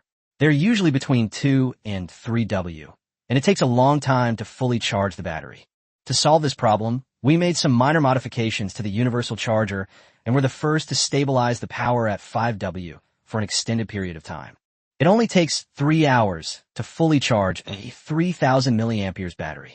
But this time we brought an even more advanced 10W fast charging technology, reducing charging time to under an hour. Udazue picked up a charging adapter, then slightly opened his mouth as if to say something, but ultimately closed it. After all, Ren Jingfei specifically emphasized to him after the last press conference, Huawei's terminals are still in the development stage, so don't use so many catchphrases, as this can easily mislead consumers. Although Udazue was very restrained, Xiaobai in the audience still understood these words through lip reading, far ahead. He smiled knowingly. He had video material again. A new comparison animation appeared on the big screen, with Mate on the left and Honor on the right. A true warrior is one who tramples his own big brother underfoot. In the animation, Honor's charging speed was like a rocket, with the charging number changing every minute, sometimes 1, sometimes 2. In the end, it only took 58 minutes to reach 100%. The Mate 1 next door, which used a modified universal charger, only charged to 34%. This huge difference left many people in the audience speechless. 58 minutes. Udazue repeated the number. From now on, you won't need to plug in your charger before bed anymore. You'll have enough time to rush to work in the morning while washing up and eating breakfast. The press conference was once again ignited, this time with an even more enthusiastic atmosphere. Some people started whistling, while others began clapping. At the press conference, Wang Jianzhou, the head of China Unicom, glanced at the reactions behind him and nodded in satisfaction. Fortunately, he made the right choice. If this is successful, even if we don't fill the huge hole in the fruit business, at least we'll keep our position. Udazue didn't try to control the atmosphere, allowing all these emotions to be released freely. He waited for the applause to last for more than 10 seconds before continuing. Battery life. With a 2,500 milliamp hours battery and the excellent power consumption of the MTK 6573, it provides 9.2 hours of continuous video playback, 11 hours of 3G talk time, and 240 hours of standby time, approximately 10 days. He paused briefly, then continued. I know what you want to ask. 2,500 milliamp hours is 500 milliamp hours less than the Mate's. Is that enough? A complex test curve appeared on the large screen. Enough, because our international competitors are only using 1,200 milliamp hours batteries. Ours is still a super large battery. Moreover, we still used a detachable design. Spare batteries can be purchased at a very discounted price if you buy during the initial launch period. At this point, he looked up at the audience again. Product development is not about piling on specifications. It's about making the smartest trade-offs within a limited budget. Another round of loud applause erupted from the audience. The system is definitely Taishan OS version 1.6, which mainly fixes some bugs, removes some code, and further enhances smoothness. However, since he wasn't a pureblood, Udazue still glossed over it. After introducing these important features, the press conference came to its final stage. Udazue on stage, after explaining these important features, also clearly told consumers about some of the features that have been cut. For example, the plastic frame and back cover, the high-density battery on the Mate being downgraded to a regular liquid lithium-ion battery, and NFC being removed. Lei Jun sat in the audience, his fingertips unconsciously clenching his palms. The hardware of the Honor Play 1 almost surpasses that of the original Mi, which he had been designing for a long time. Only the screen and processor are inferior, but they are about the same. At the same time, this product is a strong competitor to the Mate 1. It even beat them to the punch by featuring 10W fast charging as its initial selling point. Every parameter struck him like a hammer blow. The product's high cost-performance ratio was enough to shake the entire market and instantly put his plans in an extremely passive position. The pressure was mounting like a tidal wave, and he could foresee the uproar that would erupt once the price was announced. After explaining the components that had been cut, Yu Dazue paused briefly. Lei Jun's heart inexplicably raced, his Adam's apple bobbed slightly, and his eyes churned with an extremely complex mix of emotions. There was resentment, solemnity, and frustration at being completely outmaneuvered, and even more so, a faint sense of relief that he himself dared not admit. He stared intently at the stage, his mind filled with only one thought, to scream wildly. Please don't let it be 1999. Absolutely not. Chapter 105, Bleeding Connection. Now, the most important part. Yu Dazue walked onto the stage. There was no PowerPoint presentation and no teleprompter. How much does this phone cost? A string of numbers appeared on the big screen, starting from $29.99 and decreasing by 100 every second. $24.99, $22.99, $2,199. People in the hall started chanting, $19.99, $19.99. Yu Dazue didn't stop. $19.99, $18.99, $1,799. The noise grew louder and louder, and even the media in the front row joined in the bidding.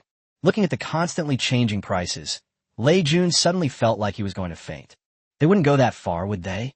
They wouldn't really sell phones at a loss, would they? Yu Dazue suddenly raised his hand. The entire room fell silent. On the big screen, the numbers stopped at the beginning of one, and the next three were question marks. This price, Yu Dazue's voice was a little low.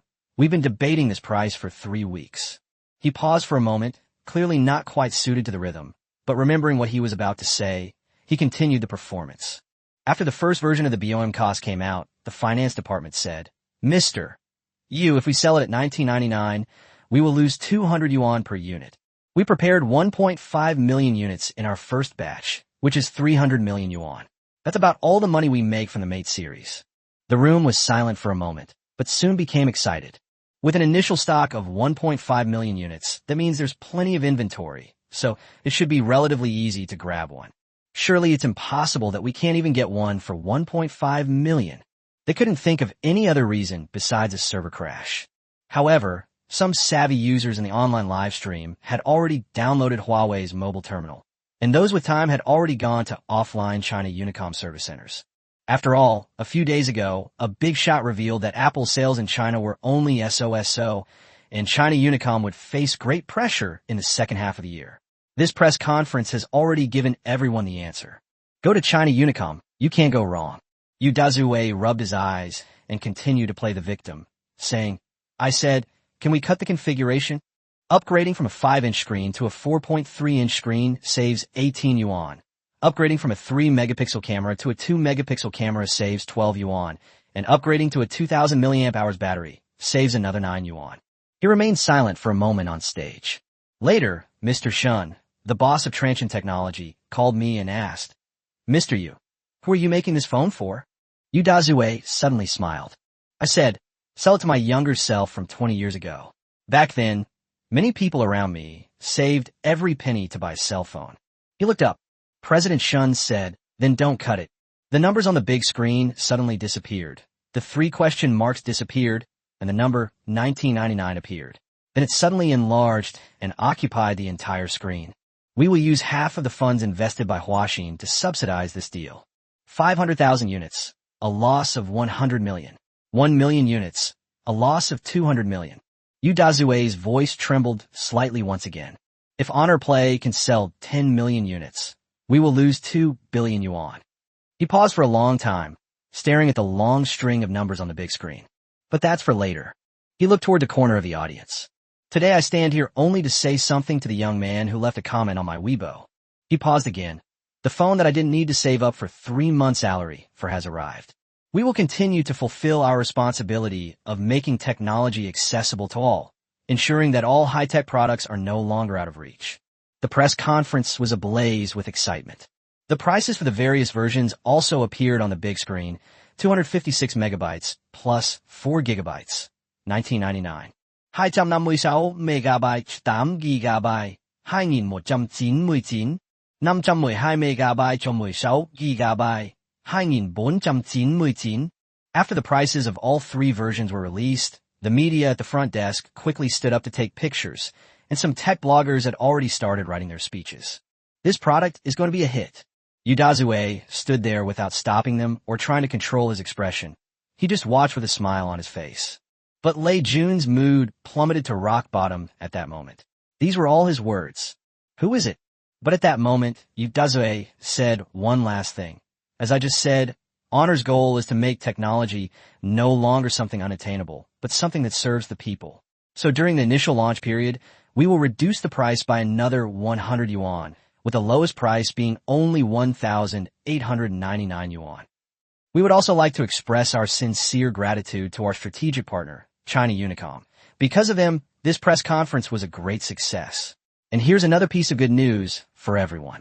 After several rounds of negotiations between our two parties, we successfully negotiated a lower 3G tariff. Let's welcome Mr. Wang Jinzhou, chairman of China Unicom Group, with applause as he announces more benefits for everyone. In the online live broadcast room, some people immediately showed expectant eyes when they saw the chairman of China Unicom take the stage. There's more surprise to come. The previously open Chrysanthemum factory store will also be temporarily closed. Amid applause, Wang Jinzhou walked up quickly with a smile. After hugging Yudazue, he decisively spoke. Thank you, Mr. Yu, for this opportunity. Time is precious. I know everyone wants to get the new machine as soon as possible, and I also know that everyone doesn't like to listen to our nonsense. So let's just go all out with the perks, shall we? The audience below the stage immediately shouted, "Bravo!" The applause grew even louder. Everyone knows that 3G networks have just been launched and the fees are still quite expensive. There's a joke online that if you stream videos all night, the house will be yours the next day. Let me clarify here that I don't know about other companies. However, from this day forward, we at China Unicom declare that this is a rumor. Huh. Yudazue laughed in a comical manner, then clapped his hands. President Wang, hurry up and give everyone some perks. Amidst the expectant gazes of the crowd, several discounted packages appeared on the large screen. China Unicom Glory Card, price, 66 yuan. Package includes 800 megabytes of data, 150 minutes of talk time, 20 video calls, and 240 text messages. Purchase an Honor phone and receive a subsidy of 300 yuan. China Unicom Supercard, price 99 yuan. Package includes 1,300 megabytes of data, 200 minutes of talk time, 50 minutes of video calls, and 240 text messages. Purchase an Honor phone and receive an additional subsidy of 600 yuan. China Unicom Supreme Card, price 159 yuan. Package includes 3G data plus 300 minutes of calls plus 50 minutes of video calls plus 300 text messages. An additional subsidy of 1,000 yuan will be provided when purchasing the device. Below the package details, there's a smaller line of text. All packages require a 3-year contract to qualify for the corresponding benefits and phone purchase subsidies. Only applicable to Honor and Mate series phones. When these packages were announced, many people online showed puzzled expressions. If it weren't for the chairman of China Unicom standing on top of these packages, they would have thought it was just some random person messing around. These days, even a data card costs 80 yuan for 1 gigabyte of data, and a regular phone card is even more expensive. Now, Chairman Wang, this price is even more reasonable than when we first negotiated. Yudazue said in surprise. This is all thanks to President Yu.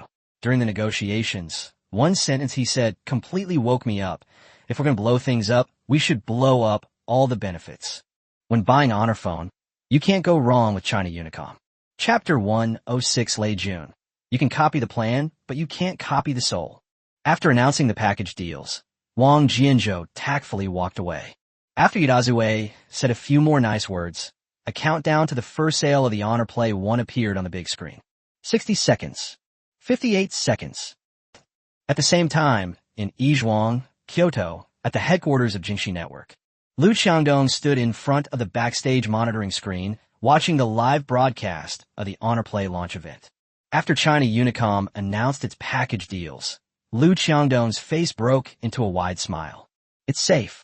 His joy was short-lived. He soon became worried about whether the company's servers could handle the load. Of course, this was related to another authorization letter he had in his possession. Leveraging their investment relationship with Huaxin, when selling Huawei's Mate 1 and Honor Play 1, they can also bundle 3 major packages, with China Unicom settling corresponding subsidies monthly. However, there was one issue. China Unicom required delivery personnel in Western Beijing to activate their devices on-site and undergo real-name authentication. But these were minor issues, and Liu Qiangdong readily agreed at the time. As Liu Qiangdong couldn't help but chuckle, the operations director beside him whispered a report. Mr. Liu, our platform's reservations have exceeded 1.2 million. We've conducted 3 rounds of server stress tests, and we should be able to handle the maximum concurrency. Liu Qiangdong didn't speak, but nodded silently. In the period since receiving the investment, he has already established the logistics process. Due to time constraints, he could only temporarily rent some warehouses, and new warehouses are under construction. Honor's debut is also a test for them, a test of the success of this model. The first batch of goods is still too small. When will the new goods arrive? Liu Qiangdong asked, looking at the reservation report. The second batch of goods, 400,000, has already been stored in warehouse number 7, and the third batch is expected to arrive in Pudong next week. He picked up the phone and called the person in charge of warehousing and distribution. Tell the guys, don't rest after we're done. I'm treating everyone to a late-night snack and giving out bonuses. 500 yuan each. At 4 p.m., the Honor Play 1 officially went on sale. Long queues had already formed at the offline China Unicom service centers. The Jingxi platform also saw its first wave of traffic. In just 15 minutes, the number of visits to the Honor Play 1 exceeded 2 million, and the number of orders exceeded 100,000. The back-end monitoring system also issued its first warning, noting that the product details page was occasionally starting to fail to load. Liu Qiangdong immediately ordered the closure of traffic entry points for some event pages, prioritizing the Honor Play 1. Backstage at the press conference, Wang Jianzhou and Ren Jingfei were sitting there drinking tea, while Yu Dazue was directing work nearby. Mr. Run, the sales of the Honor Play 1 have already surpassed the first-day sales of the Mate series, the sales director said with a smile. Wang Jianzhou put down his teacup, raised his head, and seemed about to speak, but then closed his mouth again. This scene was also witnessed by Yu Dazue. So he walked over with a smile. Mr. Wang, congratulations. This time, China Unicom consumed the largest amount of data traffic. Wang Jianzhou's worried face immediately broke into a smile. According to data sent from Jingxi and data we access from China Unicom's backend, 60% of orders currently use China Unicom's contract purchase option, and most of them are premium packages. Congratulations. Ren Jingfei raised his teacup and said simply, this is going to explode. At 4:35, the cumulative sales of Honor Play 1 exceeded 600,000 units. Huawei's terminal. The first sale of Honor Play 1 was a huge success, with orders far exceeding expectations. Within half an hour, orders exceeded 600,000, and our stock is currently running low. Mr. Yu has instructed the OEM factory to place additional orders. We will not engage in any artificial scarcity marketing tactics, so please feel free to purchase. Once the inventory is sold out, we will officially launch the pre-sale platform. We guarantee delivery within 15 days. For each day of delay, we will compensate the user with 50 renminbi, maximum 300 renminbi. Customer first. This official Weibo post, released immediately, once again disrupted the Rice Company's plans. The red numbers on the screen were painful to the eyes. Borrowing his 1999 plan, Honor Play 1 sold 600,000 units in half an hour. He shut down the computer abruptly, pressing his fingers too hard and leaving shallow marks on the screen, causing a surge of pent-up frustration in his chest. At this moment, Lei Jun felt as if someone had snatched away his most treasured possession. This is not simply a case of competing products selling well. It's because he meticulously crafted a cost-effective 1999 flagship product strategy devised online launch plans, and fan engagement strategies, only to have others follow the same pace and achieve even better results. The crucial point is that he hasn't told anyone yet. A surge of immense frustration made him slam his fist on the table in anger. What's wrong? Lin Bin quickly pushed open the office door and walked in. Lei Jun turned around, his eyes filled with resentment and frustration. This was originally our path. 1999. Online debut. Breaking into the market with configuration and price. Every step was something I had thought about and written about. All that was left was to implement the plan. Now, they've taken it. Lin Bin remained silent for a moment, feeling that Lei Jun had lost his mind because of this press conference. He hadn't told anyone about it today, so how could it be plagiarism? That's just him overthinking it. But the issue of stance made him pull up a chair and sit down. I understand. But getting angry won't help. We need to speed things up. We need to think about what to do next with the rice. By the way, Lao Lei, Lin Bin glanced at him. It said that Transsion will also be launched in China next year, and the pressure will be even greater then. The first generation of Dami, a Chinese Android operating system, must be launched as soon as possible. After all, once Taishan OS is truly developed, our Android system will be stuck with us. After he finished speaking, he raised his finger again. A smoother system with more independent intellectual property rights will definitely be favored and vigorously promoted by the authorities. Lei Jun stared at the prototype that had just been designed, his agitation slowly subsiding and turning into a calm ruthlessness. Don't worry, I have a new plan. No matter how they obtained the plan, they copied our form, but they couldn't copy our soul. Cost-effectiveness is just a weapon. Fans of the Real Foundation. Since they stole 1999, let's redefine it. Seeing that Lei Jun had rekindled his fighting spirit, Lin Bin breathed a long sigh of relief. In the evening, the unboxing and testing video of Xiao Bai was uploaded again. He may not have the most fans in the tech section, but he's the most outspoken and has the sharpest tongue. Friends, welcome to Xiao Bai's unboxing. Today is another humorous and fun review. I am Wian Xiao Bai. This episode is entirely self-funded, so please enjoy it without worry. In front of the camera, Honor Play 1 has just been taken out of its plastic packaging. The rustling sound of the plastic protective film being torn off is particularly clear in the microphone. The difference this time was that those parts weren't thrown in the trash. Ouyang Xiao Bai. Don't worry. How could we possibly give up a family heirloom? First, let's look at the appearance. The front features the same 5-inch screen as the Mate series. While the screen resolution isn't top of the line, the size is sure to delight large screen enthusiasts. The gap between the forehead and chin is slightly larger than that of the Mate, but this phone is only $18.99 during its initial sale, and China Unicom also offers a very suitable package. Don't get hung up on the price and those details. He turned his phone over. The back cover and frame are the areas where the Honor Pro was most severely cut compared to the Mate. The Honor Pro uses polycarbonate, which is what people commonly refer to as plastic. Its advantage is that it is lightweight, weighing only 135 grams. The downside is that it doesn't feel as premium as the metal frame of the Mate.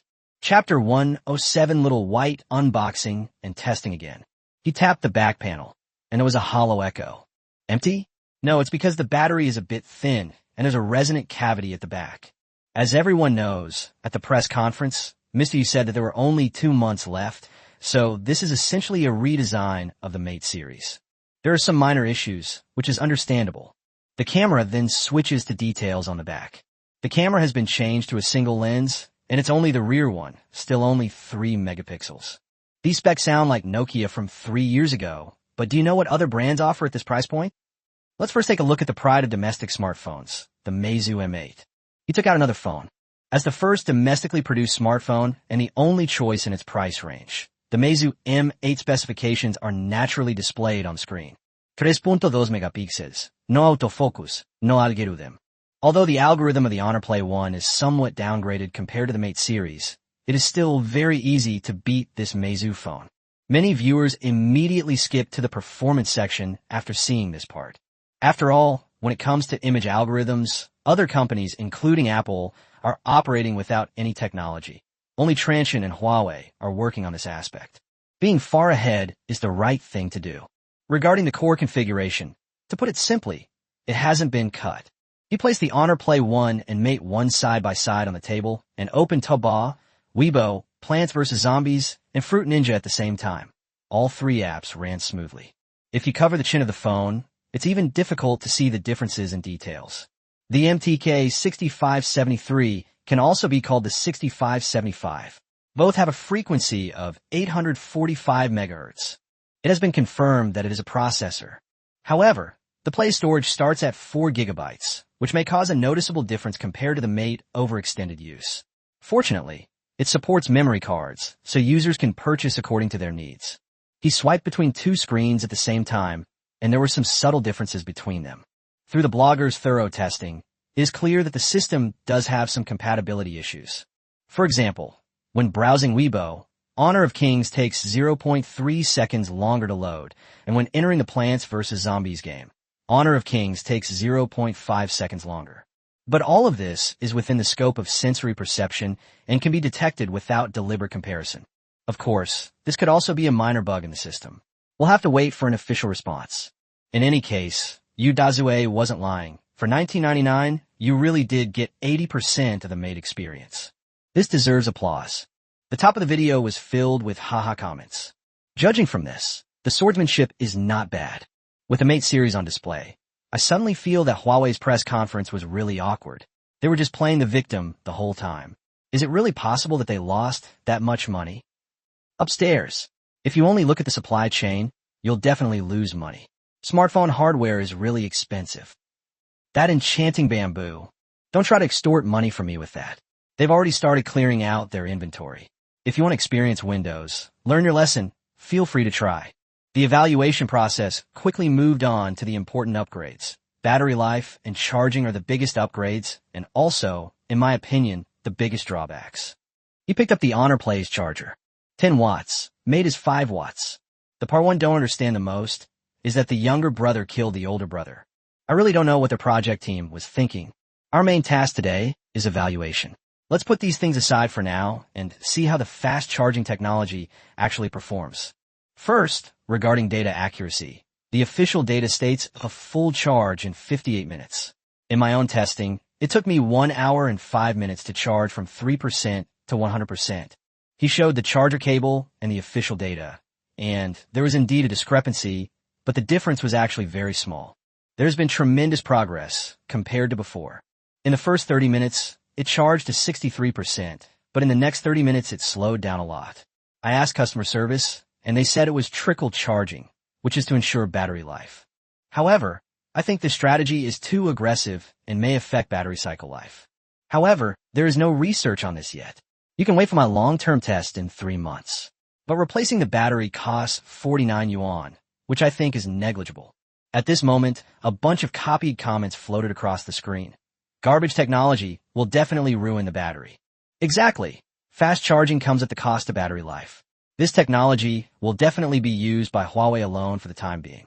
Forget about the cost of batteries. It just increases costs. If it were really good, the Mate series wouldn't have used it. So why would it be the Honor Play's turn? The battery life would definitely be halved in half after 6 months. Don't worry, Apple wouldn't use this kind of garbage technology. All I can say is that this phone is a complete clown. The launch event was full of attempts to gain attention and play the victim, but it was really just about selling nostalgia. But Xiaobai paused for a moment while unpacking.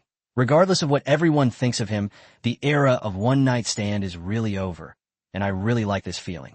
He picked up another main device, a flagship model from an international brand, which, in addition to its small battery, also featured a non-removable design. That's inhumane. This phone takes more than 4 hours to charge. I've been using it for a long time and have been forced to develop a habit of plugging it in before going to bed and unplugging it in the morning. If you forget about it one day, it becomes unreachable the next day. Since the Mate was released, it has gradually fallen out of favor. He held up the Honor Play again. This phone can be charged 40 or 50 times in the time it takes to wash up and eat breakfast in the morning. If it's still not charged enough, you can just replace the battery. If you were in that situation, which would you choose? Another multiple choice question appeared on the screen. Honor Play, Huawei Mate, Apple 3GS. Of course, the shortcomings still need to be mentioned. A series of configurations are displayed again at the top of the video. The screen is not fully laminated. When the screen is off, There's a noticeable color difference between the glass and the display layer. Turning the screen on does not affect the visual experience, but the aesthetics of the screen-off state do not exist. GPS only supports the US GPS system, not the Russian GLONASS system. Positioning is fine in cities, but in mountainous areas or densely populated areas with tall buildings, satellite acquisition will be slower. In the last 10 seconds or so of the video, he placed the Honor plane next to that international flagship phone. With this international competitor opening up the smartphone market and ushering in the first year, there are more and more choices available. We need to remember the trailblazers, but please be careful not to mythologize them. It also has significant drawbacks, especially the Chinese version, which doesn't even support Wi-Fi due to hardware limitations, resulting in a mediocre user experience. The domestic Honor brand only costs 1,999 yuan, and the experience is similar. I believe many people simply need a phone that can browse the internet, chat, take photos, and has sufficient battery life. So an Honor phone is enough. There's no need to spend money on something that's unpleasant. He once again performed his classic move, throwing his phone into the trash can, but this time the object was an apple.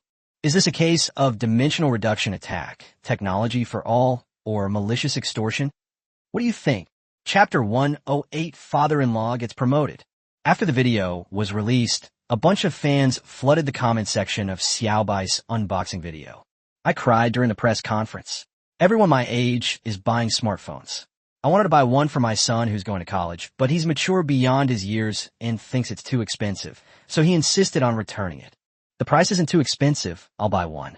Naturally, a bunch of comments appear below these posts, suggesting things like electronic waste or why not add more and get a better option. But unfortunately, that ant had already chosen a white Honor Play 1. This blogger is clearly paid to post this. As someone in the industry, do you really believe that phones made by other companies can compare to Apple's? That's ridiculous. I unfollowed. Although I know that work is work and life is life, this kind of comparison is really disgusting. Haha, some people are getting impatient. They really think a phone priced at 3,000 is something special. I'm a Mate user, so I don't feel offended. I got this for 1,999 yuan, which means that when I upgrade my phone next year, I can get a better one for 3,000 yuan. Haha, I bought it in Jingxi, and it's already being delivered. It's so fast. The person upstairs is confused. Go offline. Just as these comments were arguing, a verified blue account suddenly appeared in the comments section. Thanks for the review. Yu Dazue. One comment further fueled the surge in popularity. Guangzhou, Transsion headquarters. Li Qing handed over a data report. The first day sales figures for Honor Play are in. 250,000 units were sold in Jingxi, and 300,000 units were sold through the Jiyuan official store and offline self-operated channels. The rest were all sold by telecom operators, especially China Unicom, which directly sold 650,000 units, excluding Jingxi data. Shen Fei hummed an agreement, and Li Qing continued his report. The schedule for Penguin's Fruit Ninja is out, and Huayin Games' technical team has already started interface integration. Shen Fei opened the sorting table, and the first row read, Transsion S2, Q1 2010. Penguin Fruit Ninja, the icon on the homepage's first screen. He glanced at it and closed the document. When it comes to cutting fruit, you have to follow the proper way. There's no future in copying. When the topic of counterfeit goods came up, he suddenly remembered an acquaintance. What about Lei Jun's side? Li Qing was a little surprised, but she didn't forget about the job. The rice company has been officially registered. Moreover, it completed its first round of financing immediately upon registration, led by Morningside Venture Capital, with a valuation of $250 million. Lin Bin is currently in charge of the supply chain and is in contact with Qualcomm to discuss the first release rights for the MSM 8255. By the way, Lei Jun posted a Weibo post the day before yesterday saying that cost effectiveness is not about low price, but about giving more for the same price. Although glory wasn't mentioned, Shen Fei didn't comment, but instead laughed. As expected of Lei Jun, even though the marketing plan had already been snatched up, he could still come up with such an idea. Sure enough, the success of Arise was not only due to its cost effectiveness, but also to Lei Jun's persuasive skills. With the 4 major domestic smartphone brands now in place, the smartphone market is about to get interesting. Guangzhou, Yueshou District Provincial Government Compound. This wasn't Shen Fei's first time here. This time, there was no obstruction, and he walked right in. Zhang Shiqing's office is located on the east side of Building 3, with a view of the Liurong Temple Flower Pagoda from the window. You come at the right time. Zhang Shiqing didn't get up, pointed to the chair opposite him, but couldn't stop smiling. I just finished a meeting. Shun Fei sat down and noticed that the documents on his father-in-law's desk were significantly twice as thick as last time. A corner of the official document at the top was visible, and he could vaguely make out the words appointment and removal of cadres. Those are the lower-level positions. This time, the standing committee specifically reserved a few deputy bureau chief positions for me, but the higher-ups are indeed planning to move me out of my position. Zhang Shiqing's eyes were also filled with excitement. Shun Fei was also taken aback. Dad, your demotion is already a promotion. It's not time yet, is it? Special cases are handled specially. Zhang Shiqing nodded, answering Shun Fei's question. Some people said I did a good job in Kyoto, and that I dealt with these problems in a few months after the order was issued. But Zhang Shiqing looked at Shun Fei seriously again, his eyes filled with gratitude. I think the biggest reason is because of you. Shun Fei remained silent. Zhang Shiqing looked at his son-in-law, and to be honest, he couldn't see through him. He possessed the sharpness of someone in their 20s, but also a cunning beyond his years.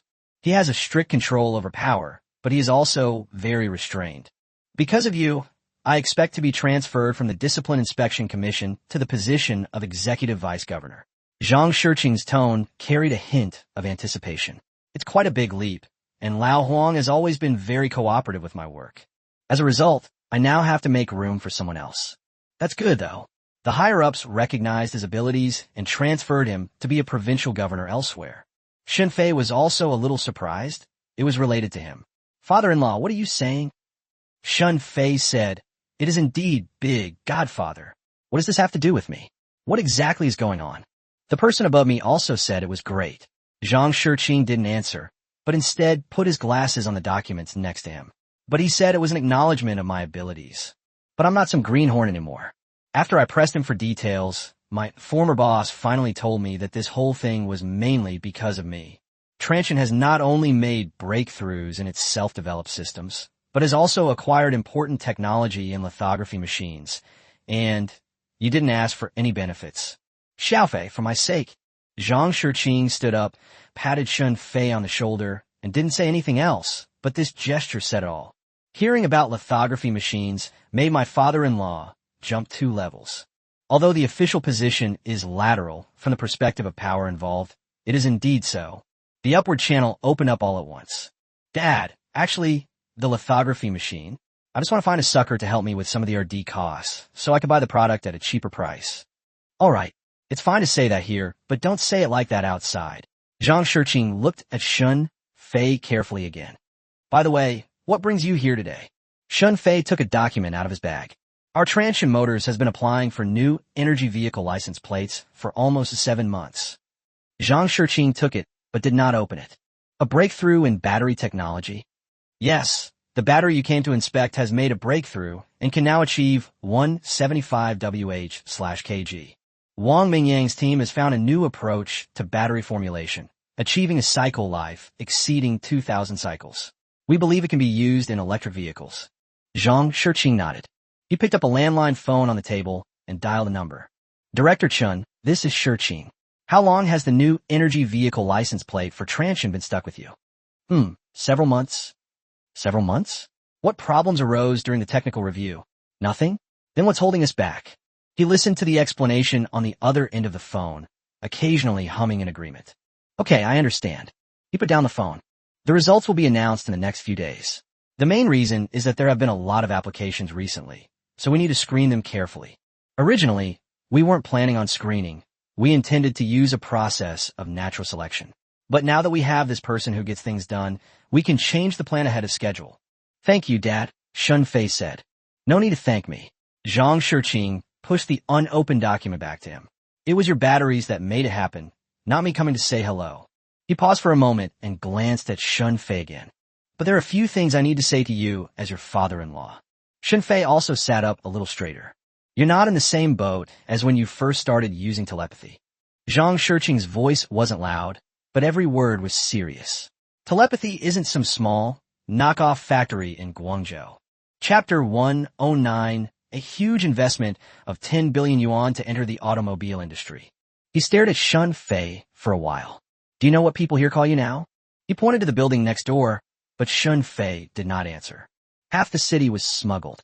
Zhang Shiqing said these words without any praise or criticism. It was first rumored in Guangzhou's tech circles that you invested in Huawei at the beginning of the year, and then acquired shares in the Jingxi platform and Tencent in the second half of the year. Some people say that the assets controlled by Transsion Holdings are almost equivalent to the market value of half of Guangzhou's old city.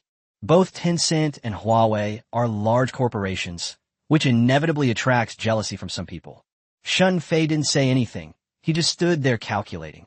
As he calculated, he realized that those people had quite a good eye. That's absolutely right. After 6 months of development, Huawei's mobile terminals have firmly established themselves as the #1 smartphone brand in China, and reaching a valuation of $6 billion should not be a problem. 50% is $3 billion. Penguin, although its stock price has been falling since the resumption of trading, a 20% stake is still worth over $6 billion. If Jingxi can establish a solid logistics foundation, it will become another enterprise worth hundreds of billions of yuan. Seeing Shun Fei pondering, Zhang Shiqing didn't say much. Anyway, he earned his money through his own abilities, and everything was based on evidence. Even if some people wanted to take action, it wouldn't be so easy. Your money was earned legitimately, but I'm telling you this title is dangerous, he warned. Your grandfather was the workshop director in the machinery factory and later became the deputy director. There were 800 people in the factory, and no one called him director. They all called him Old Shun. The year he retired, the factory gave him a plaque inscribed with the words, "Great virtue carries all things." He looked at Shun Fei. What kind of plaque do you hope people will present to you 30 years from now? Let's quiet down in the office for a bit. Shun Fei finally understood how the plaque in his house came to be. He didn't particularly care what kind of plaque he received. He wasn't involved in politics, and other people can say whatever they want, so his explanations were unnecessary. He didn't explain further. I've got it, he said. Zhang Shiqing nodded. Do a good job in the new energy sector. His voice softened. The top leadership has already noticed you. Your future is bright. Don't get involved in those subsidy fraud schemes. Don't sacrifice safety to meet deadlines. Don't worry, Dad. Don't think that having a technological advantage means you can slow down. The government's plans for new energy are beyond your imagination. Shun Fei smiled slightly. He probably knew more about the confidence the higher-ups had in new energy than Zhang Shiqing, a high-ranking official. But his explanations still warmed his heart. Finally, Zhang Shiqing glanced at him and said, "Then go." Shun Fei got up, walked to the door, and then paused. Dad, Transsion's first vehicle is planned to have a range of over 600 kilometers. Zhang Shiqing looked up. This is not a theoretical value, but an actual test result, and it's not 3 to 5 years from now, it's next year. He looked at his father-in-law. We won't slow down. Okay, since you have this confidence, you can be a little proud. Don't worry about those messy things, as long as you succeed. That's their jealousy. Most people only care about the result, not the process. Remember, beware of backstabbers. Shun Fei nodded. He understood all of this. However, my father-in-law's intentions were good. Becoming famous at a young age. The worst thing is to become too arrogant and give others a handle to use against you. Buying a company for just $1 is rare, but it's not unheard of. Even a giant like Huawei almost did it once. November 20th, 10 a.m. Huaxin Investment and Transsion Holdings jointly issued a new announcement. Huaxin Investment will invest 10 billion renminbi in the Transsion Auto project, holding a 70% stake. Transsion Motors was officially established. Headquartered in Yueshio District, Guangzhou, it plans to launch its first intelligent electric vehicle within 3 years and simultaneously establish a manufacturing plant with an annual production capacity of over 500,000 intelligent vehicles. At 10:30 a.m., Transsion Motors officially released a recruitment poster. We are looking for outstanding automotive engineers. Those who pass the final assessment will receive a 30% salary increase. And there is no upper limit to the increase for those with exceptional abilities, with the highest increase reaching 3 times the original salary. Work location, Guangzhou. Join us, and let's build a world-leading electric car together. After this news was released, the internet exploded. Hashtag another 10 billion yuan investment in Huaxin in 2009 hashtag. Hashtag new energy hotspot hashtag. Hashtag what are the secrets behind new energy vehicles that drive so many industry leaders to strive for them? Hashtag holy crap, billions in cash. This isn't car manufacturing, it's practically hacking accounts. The boss is so rich, why doesn't he just buy our company? I really don't want to go to this lousy class anymore. The competition in the new energy vehicle market is about to intensify. What kind of company is Huaxin? The one upstairs is a financial firm. They're super rich. Thanks to the attention garnered by the massive investment, Transsion Motors quickly surpassed 300,000 followers. We've also received many private messages from automotive engineers, mostly inquiring about salaries. Of course, there are also some trolls attacking the idea that it's a case of capital speculation, followed by the claim that they'll use connections to fraudulently obtain huge subsidies. Transsion Motors, screenshot, registered capital of 10 billion yuan, fully paid up. All content on this Weibo post is genuine and absolutely not fabricated. Talented individuals are welcome to inquire. Our recruitment team will definitely not let you down. Shortly after the Weibo post, a small group of engineers at BYD Automotive Research Institute immediately received 99+ messages. Has anyone seen the job posting from Transsion? I saw it, triple the salary. And with a registered capital of tens of billions, they're really not short of money. It's fake, right? Transsion has already been forced to move overseas just to generate PR buzz. I asked a classmate who works in the Yangqing municipal government, and it's true. Huaxin has invested 10 billion yuan, which is already in place, and the vehicle manufacturing license has also been approved. Damn it, where's my resume? It's all in the new energy field. I have to switch jobs. Half an hour later, the news of Huaxin's 10 billion yuan investment had given the entire automotive industry new hope. Even some people working in joint venture car factories were filled with great confidence. Audio transmission must be added. Whether they're genuinely building cars or just pretending, triple pay is hard to refuse. BYD headquarters, Human Resources Department.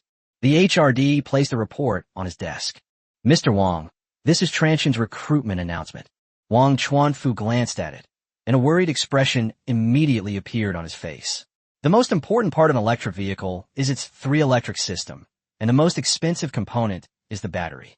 This is also what BYD is most proud of. Their iron batteries are marketed as safe, low-cost, and long cycle life, but their energy density is really just average, resulting in a slight weight overrun. 175 Wh/kg, he said. Do they really have it?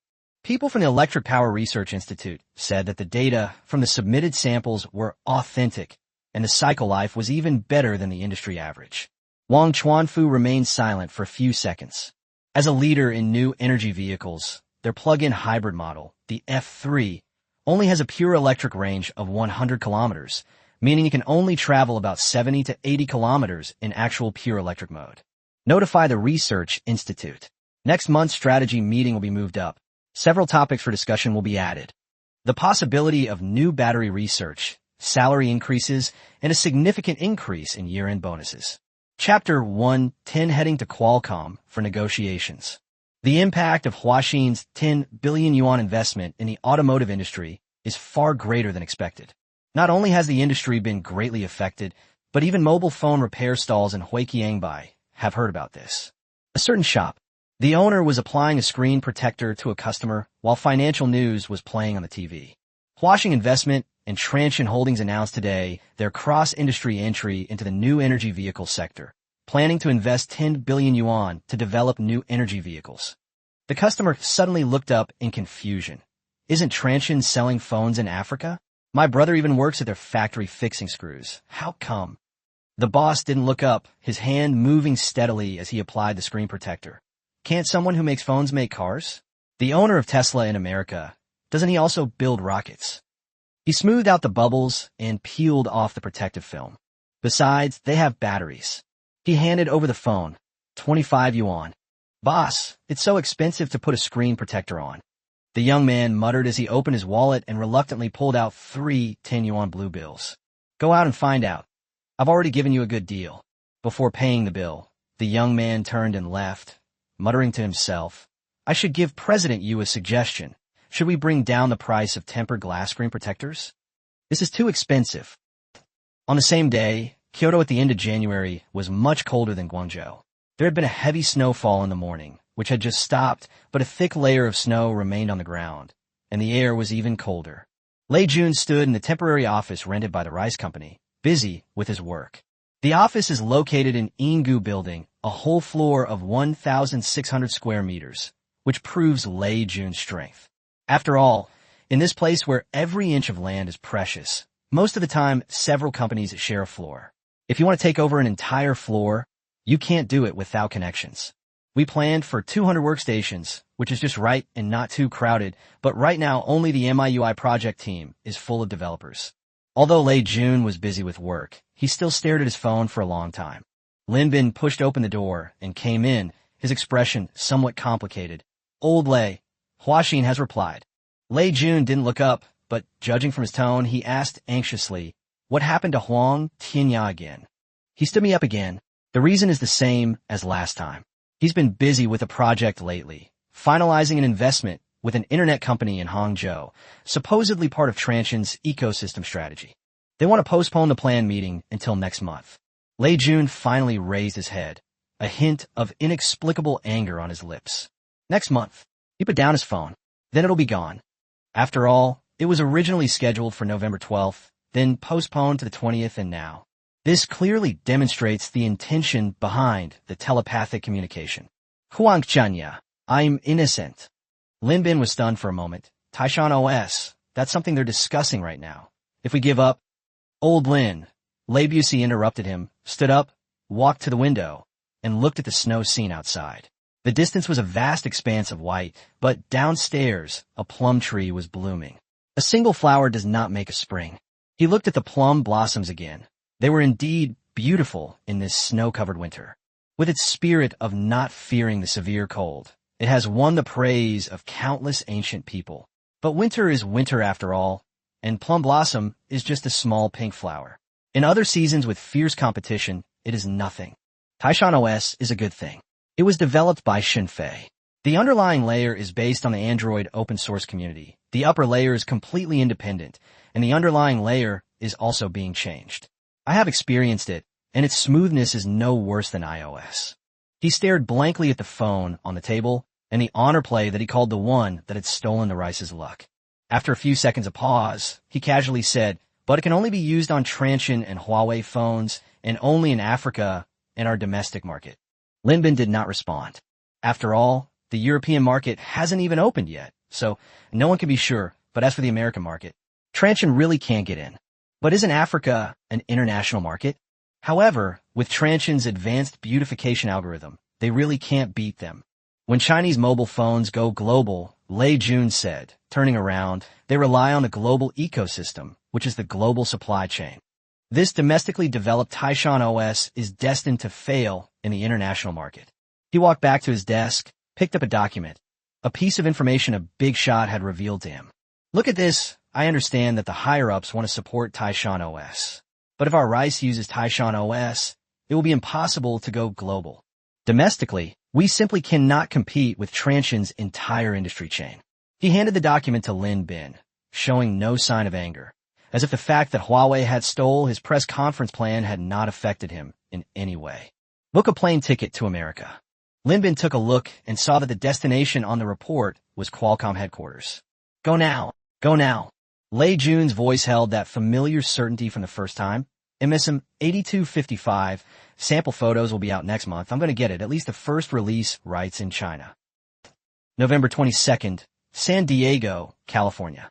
Qualcomm's headquarters building isn't as tall as some of the new office buildings in Guangzhou, but it covers a large area. The white buildings gleam in the sunlight, and the landscaping is excellent. Lei Jun arrived at the meeting room 20 minutes early. This is a habit he has developed over the years. When meeting important people, he would rather arrive early than late, so as not to give others a bad first impression. But to his surprise, Wang Xiang, president of Qualcomm China, was already waiting at the conference room door. With Huawei's 2 smartphones achieving cumulative sales of over 10 million units in less than 6 months, Qualcomm has also taken notice of the Chinese market and specifically invited him to come and report on his work. Let's see if we can move the plan forward. When Lei Jun shook hands with the other party, he made a point of observing him. The other party was very enthusiastic, but also had a sense of propriety that is unique to people who have climbed up in multinational giants. It gives you respect, and it lets you know who's the bigger player at the table. The conference room wasn't large, but it had an excellent view, offering a glimpse of the distant scenery. There were no pleasantries at this meeting. We went straight to the point. MSM 8255. Wang Xiang turned on the projector. The first page showed the chip's architecture. Mr. Lei should have already looked into it before he came. It's a 45 nanometers process, 1.2 gigahertz frequency, single-core architecture, and an Adreno 205 GPU. Actual performance is more than 40% higher than MT6575. To be honest, we also have a dual-core version, which will have even better performance. The dual-core version hasn't been released yet due to power consumption issues, and it might even be canceled altogether. Lei Jun looked at the number and felt very satisfied.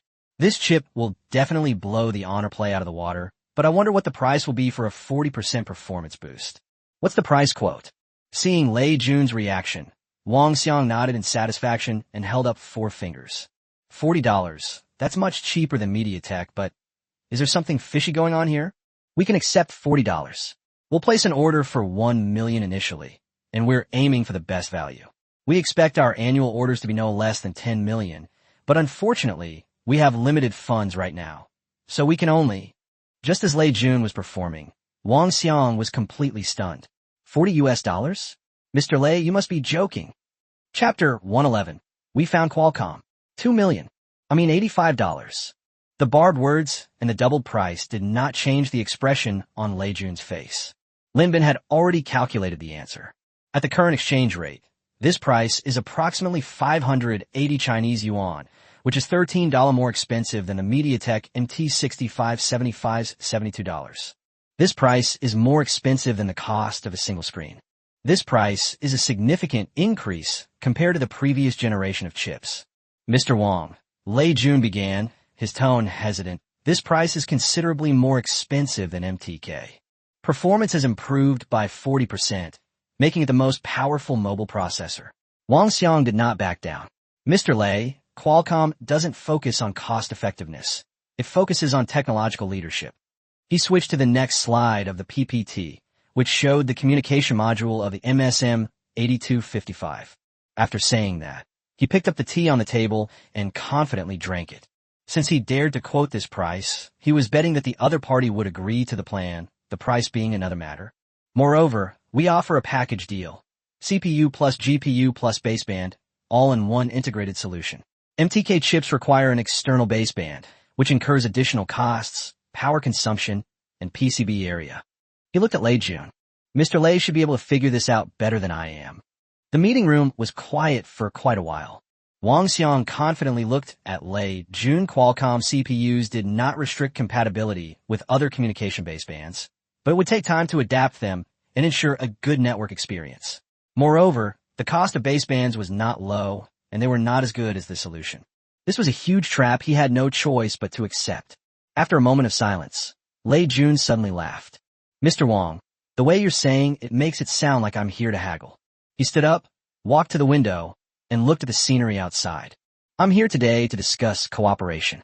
He turned around. 1 million units, the first of its kind in China. That's a pretty big order. Wang Xiang's expression twitched slightly. If he wasn't here to haggle, what else could he be here for? Cooperation? What a joke.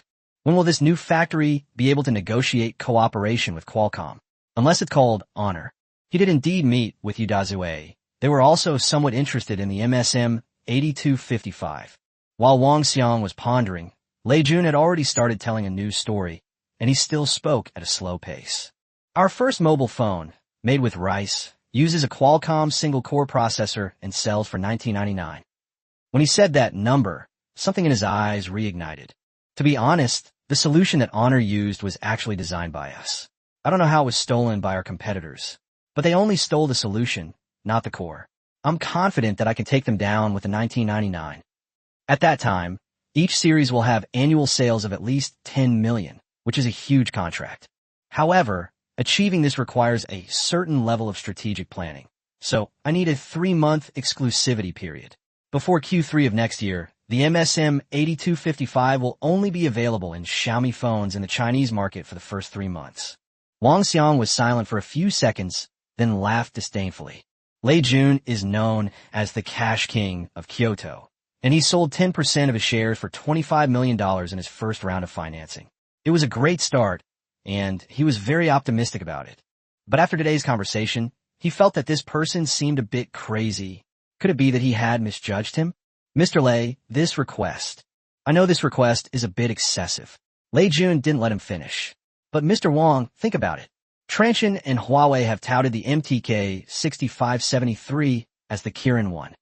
Most people only know that their optimization is very good, but they forget the chip manufacturer's own design capabilities. It also made MediaTek a bit arrogant, because the chip that had its price increased was no longer in demand. The real big customers buy the MTK 6573 and then modify it themselves. They also have their own chip design departments, and they might kick them out at any time. Now, everyone laughs at Mr. Zhang from MediaTek. He paused briefly, giving the other party time to think it over. Should Qualcomm become a subsidiary, or find a better partner to open up a broader market? Wang Xiang chuckled dismissively again. If the rice company doesn't choose it, then nobody cares? Seeing the other party hesitate, Rebus spoke again with his magical mouth. We each get what we need. The negotiations lasted 3 hours, and the final terms of the agreement are as follows. The exclusive domestic launch rights for MSM 8255 have been granted to Dami Company prior to Q3 2010. The chip is priced at $55 per unit, package deal, with an initial order of $2 million. Qualcomm provides a complete set of reference designs and technical support.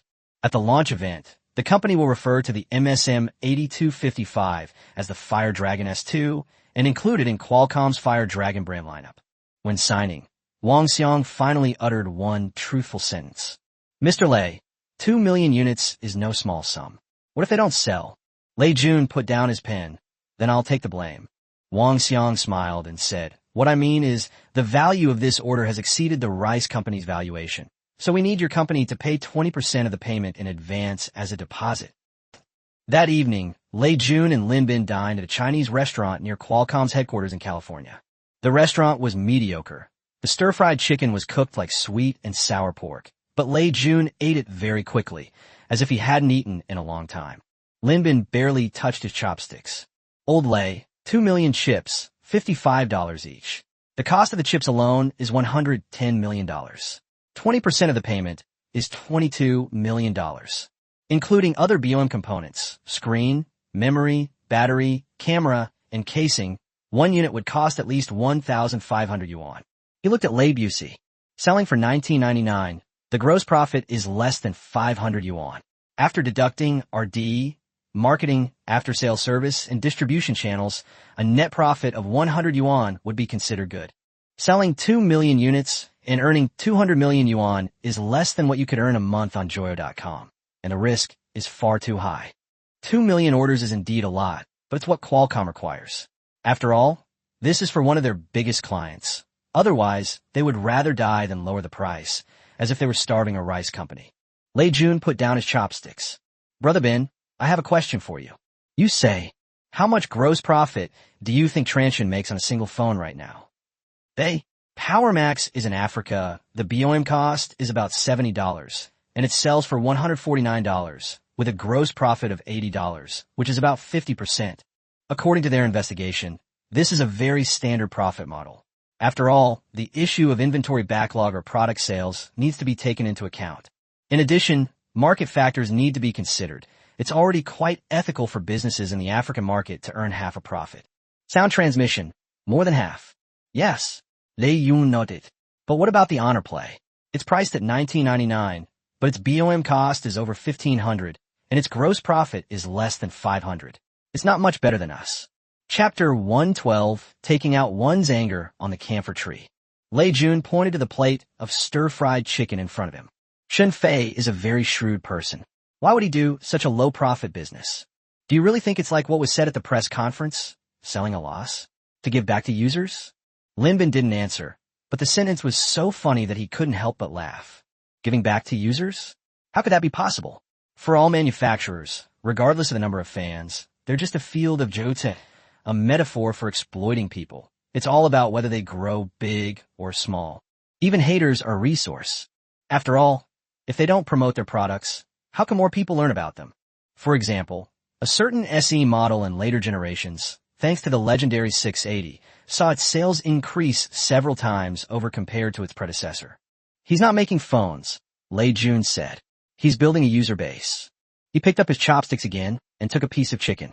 One honor play user represents one activation, one hope, and the possibility of buying other Transsion products. The life cycle of this user cannot be measured by a few $100s in gross profit. The most important thing is the ecosystem. The most important thing is the user base. He finished chewing the piece of chicken. We should do this too. On the way back to the hotel, Lei Jun suddenly pulled the car over to the side of the road. What's wrong? Lin Bin asked. Lei Jun didn't answer, got out of the car, and went into a convenience store. He came out 5 minutes later, holding a Nokia E71. This is the best-selling phone right now. He held it up for Lin Bin to see. Full keyboard, Symbian system, 1 week standby time, a favorite among business people. He paused for a moment. Nokia's global market share has reached 36%, which is the highest in history. He casually tossed his phone onto the car seat. But a crisis is already on its way. Looking at the bustling flow of customers in the convenience store, Lin Bin suddenly understood what Lei Jun was talking about. When the fruit was launched in 2007, Nokia executives said, "This thing is not durable and has no battery life, so it is destined to have no market." When Android was released in 2008, Nokia executives said, "Open source systems are insecure and enterprise users will not use them." In October of this year, when Nokia's market share reached a new peak, everyone was saying, Nokia was right. They are the eternal kings of the mobile phone industry. Brother Bin, Lei Jun's voice came from the side. 36% is destined to be Nokia's peak, and from here on there it will only be a downward slope. Lin Bin also stared at the phone, somewhat dazed. It seemed to be right. We don't want to be the peak of rice. We want to be the one climbing uphill. Shunfei, I understand, it's always uphill. Upon returning to China, the first thing Lei Jun did was not to adjust to the time difference, but to call Huang Zhang. If you're angry, you have to get your revenge. The phone rang for a long time before it was finally answered. The person on the other end was clearly also angry, and after the call ended, they just stood there waiting. It's no wonder Huang Zhang is in this situation. With the headhunting team's actions, Meiju's or D-Lab is now almost completely gone.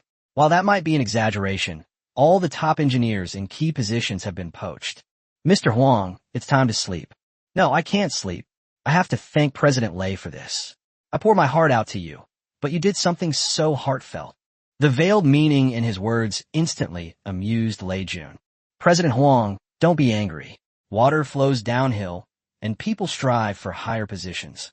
Everyone has a family to support. This time when I went to America, I received support from Qualcomm. Lei Jun briefly recounted his trip to America and finally asked, Mr. Huang, would you be interested in joining our rice company? I'll give you a portion of the equity. My marketing skills combined with your design expertise, and together we can create a Chinese version of a fruit company. Roll. After Huang Zhang finished speaking, he hung up the phone. Lei Jun looked at the words call ended on his phone screen and suddenly smiled. See, he said to the air, Huang Zhang is still too petty. Huang Zhang, you son of a bitch. At the same time in Guangzhou, Shun Fei had just finished a day of meetings and walked out of his office when Zhang Mingzhu was already waiting for him. So late, Shun Fei was somewhat surprised. It's on my way.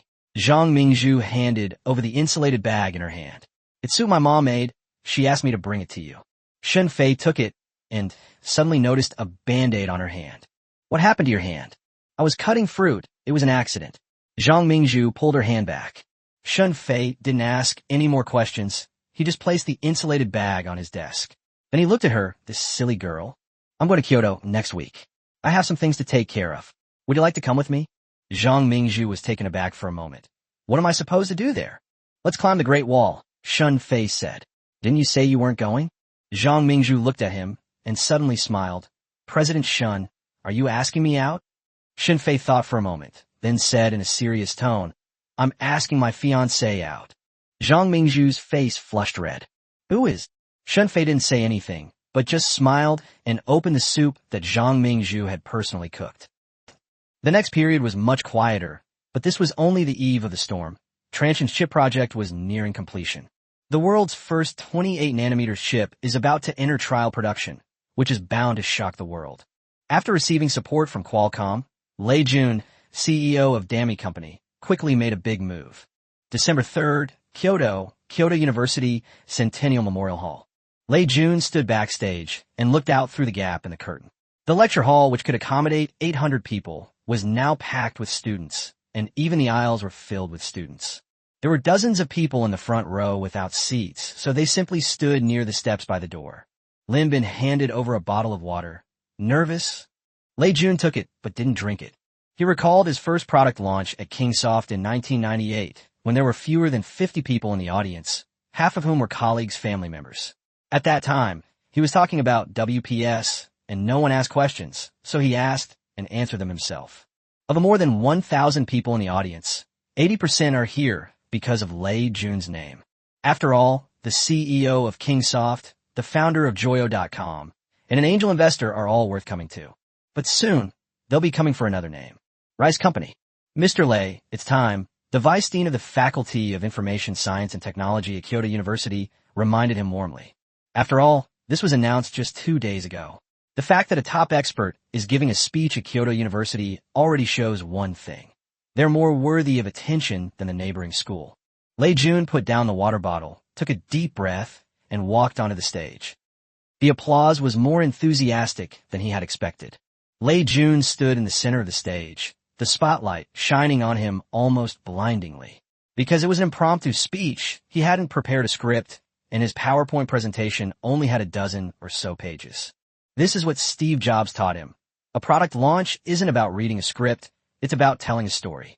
Good afternoon, everyone. The audience erupted in enthusiastic applause again. He paused for a moment, waiting for the applause to completely subside. My name is Lei Jun. Those who chose to come to this speech should have heard of me. I'm the CEO of Kingsoft, an angel investor, and some people even call me the Cash King. However, that's all in the past. Now, I've chosen to start my first business and founded a rice company. So today I want to talk to you about how to make mobile phones using an internet-centric mindset. Chapter 113, Speech at Kyoto University, Introducing the Concept of Rice Noodles. The first slide of the PPT appeared on the big screen with only one line of text. Mobile phones are the next gateway to the internet. In 2007, the fruit was launched. After watching the press conference at Kingsoft, I told Mr. Chiu that my computer was about to crash. There was laughter from the audience. The idea that smartphones will replace computers is a ridiculous joke. That little brick-like device, while convenient, is too limited in functionality. Even if you give it 30 years, it won't replace a computer. After all, it is iterating, and so is the computer. Later we found out it wasn't dead. Lei Jun laughed, but the phone came back to life. He switched to the PowerPoint presentation. Last year, when the Android system was officially released, I took a liking to dozens of mobile internet projects while I was doing angel investing. This also made me notice a phenomenon. When the topic of investing came up, many students in the audience became interested. After all, it was something far removed from their lives, and they felt very lucky to have an expert willing to share his insights. Their faces were filled with anticipation. Lei Jun didn't keep them in suspense for long. After looking at it for a while, he directly told them the answer. All successful projects rely on mobile games on mobile phones. Social networking is on mobile phones, and e-commerce is also moving towards mobile. The entire internet industry is rapidly converging on mobile devices. He looked at the students below the stage. But the phones themselves are still Nokia, Motorola, and Samsung. They don't understand the internet. The logos of Nokia, Motorola, and Samsung appeared on the big screen and then slowly turned gray. They sell phones as hardware. They make a profit on every phone they sell. He took a step forward, getting closer to the podium. But what is the internet? People in the audience started chiming in. Free data users. Lei Jun smiled. Yes, those are the key points. He switched to the PowerPoint presentation, and a simple formula appeared. Hardware profit 0. Internet services infinity. If there were a phone where the hardware didn't make money, or even lost money, but it had the best games, the best apps, the best social networking, and the most convenient lifestyle, would you buy it? Someone in the audience shouted, yes. Someone else shouted, how much? Hearing this, Lin Wei, sitting in the audience, suddenly felt a sense of familiarity. It was as if someone had often said the same thing to her. She pulled out the Mate Internal Edition that Zhang Mingzhu had given her yesterday and bragged about it for quite a while. Although the phone's appearance remains unchanged, the battery capacity has been increased to 3,700 milliamp hours, and fast charging has reached 18W, further enhancing the user experience. As soon as she got to it, she tossed her old mate phone to her dad. She looked at her phone, listened to Lei Jun say a few more words, and then confirmed it again and again. It was a road. Watching her best friend diligently taking notes and learning from her experience, she silently shook her head. Silly girl, don't bother remembering. Isn't this exactly what your Shinfei did? You've been nagging me about it so many times, and now you've forgotten. This guy's just a second in command. Instead of wasting your time memorizing all this stuff, you should talk to your man. That would be a much better way to help him. Zhang Mingzhu looked at the information written in her notebook, then revealed a clear yet look in her eyes and said in a human-like manner, it seems to be the same. This guy isn't as sincere as Shinfei. As for why two people from the social sciences were able to appear in the School of Science and Technology, they managed to snag front-row tickets that many students in the School of Science and Technology had not been able to obtain. Of course, I would do everything I could to be a father. Lei Jun didn't answer on the stage. After the room quieted down, he slowly said, we plan to price this phone at $19.99. Although Honor has released products priced at $19.99, this number was first mentioned publicly by Lei Jun, the founder of Dami Company, on December 3, 2009, at the Kyoto University Memorial Auditorium. Upon hearing this number, the initial excitement of the 1,000 people in the audience instantly diminished. Although Lei Jun is their idol, Xiaomi really can't compete at this price. After all, Honor has already set a good example, and no matter how fast imitators start, they can't catch up with the original. Lei Jun looked at the students below the stage, his attitude unchanged. I know that our competitor recently released a product with a similar price, but their configuration is not as good as ours. The $19.99 from Dami Company offers a 1.2 GHz Dragon processor, 1 GB of RAM, a 4-inch 720p screen, and an 8-megapixel camera.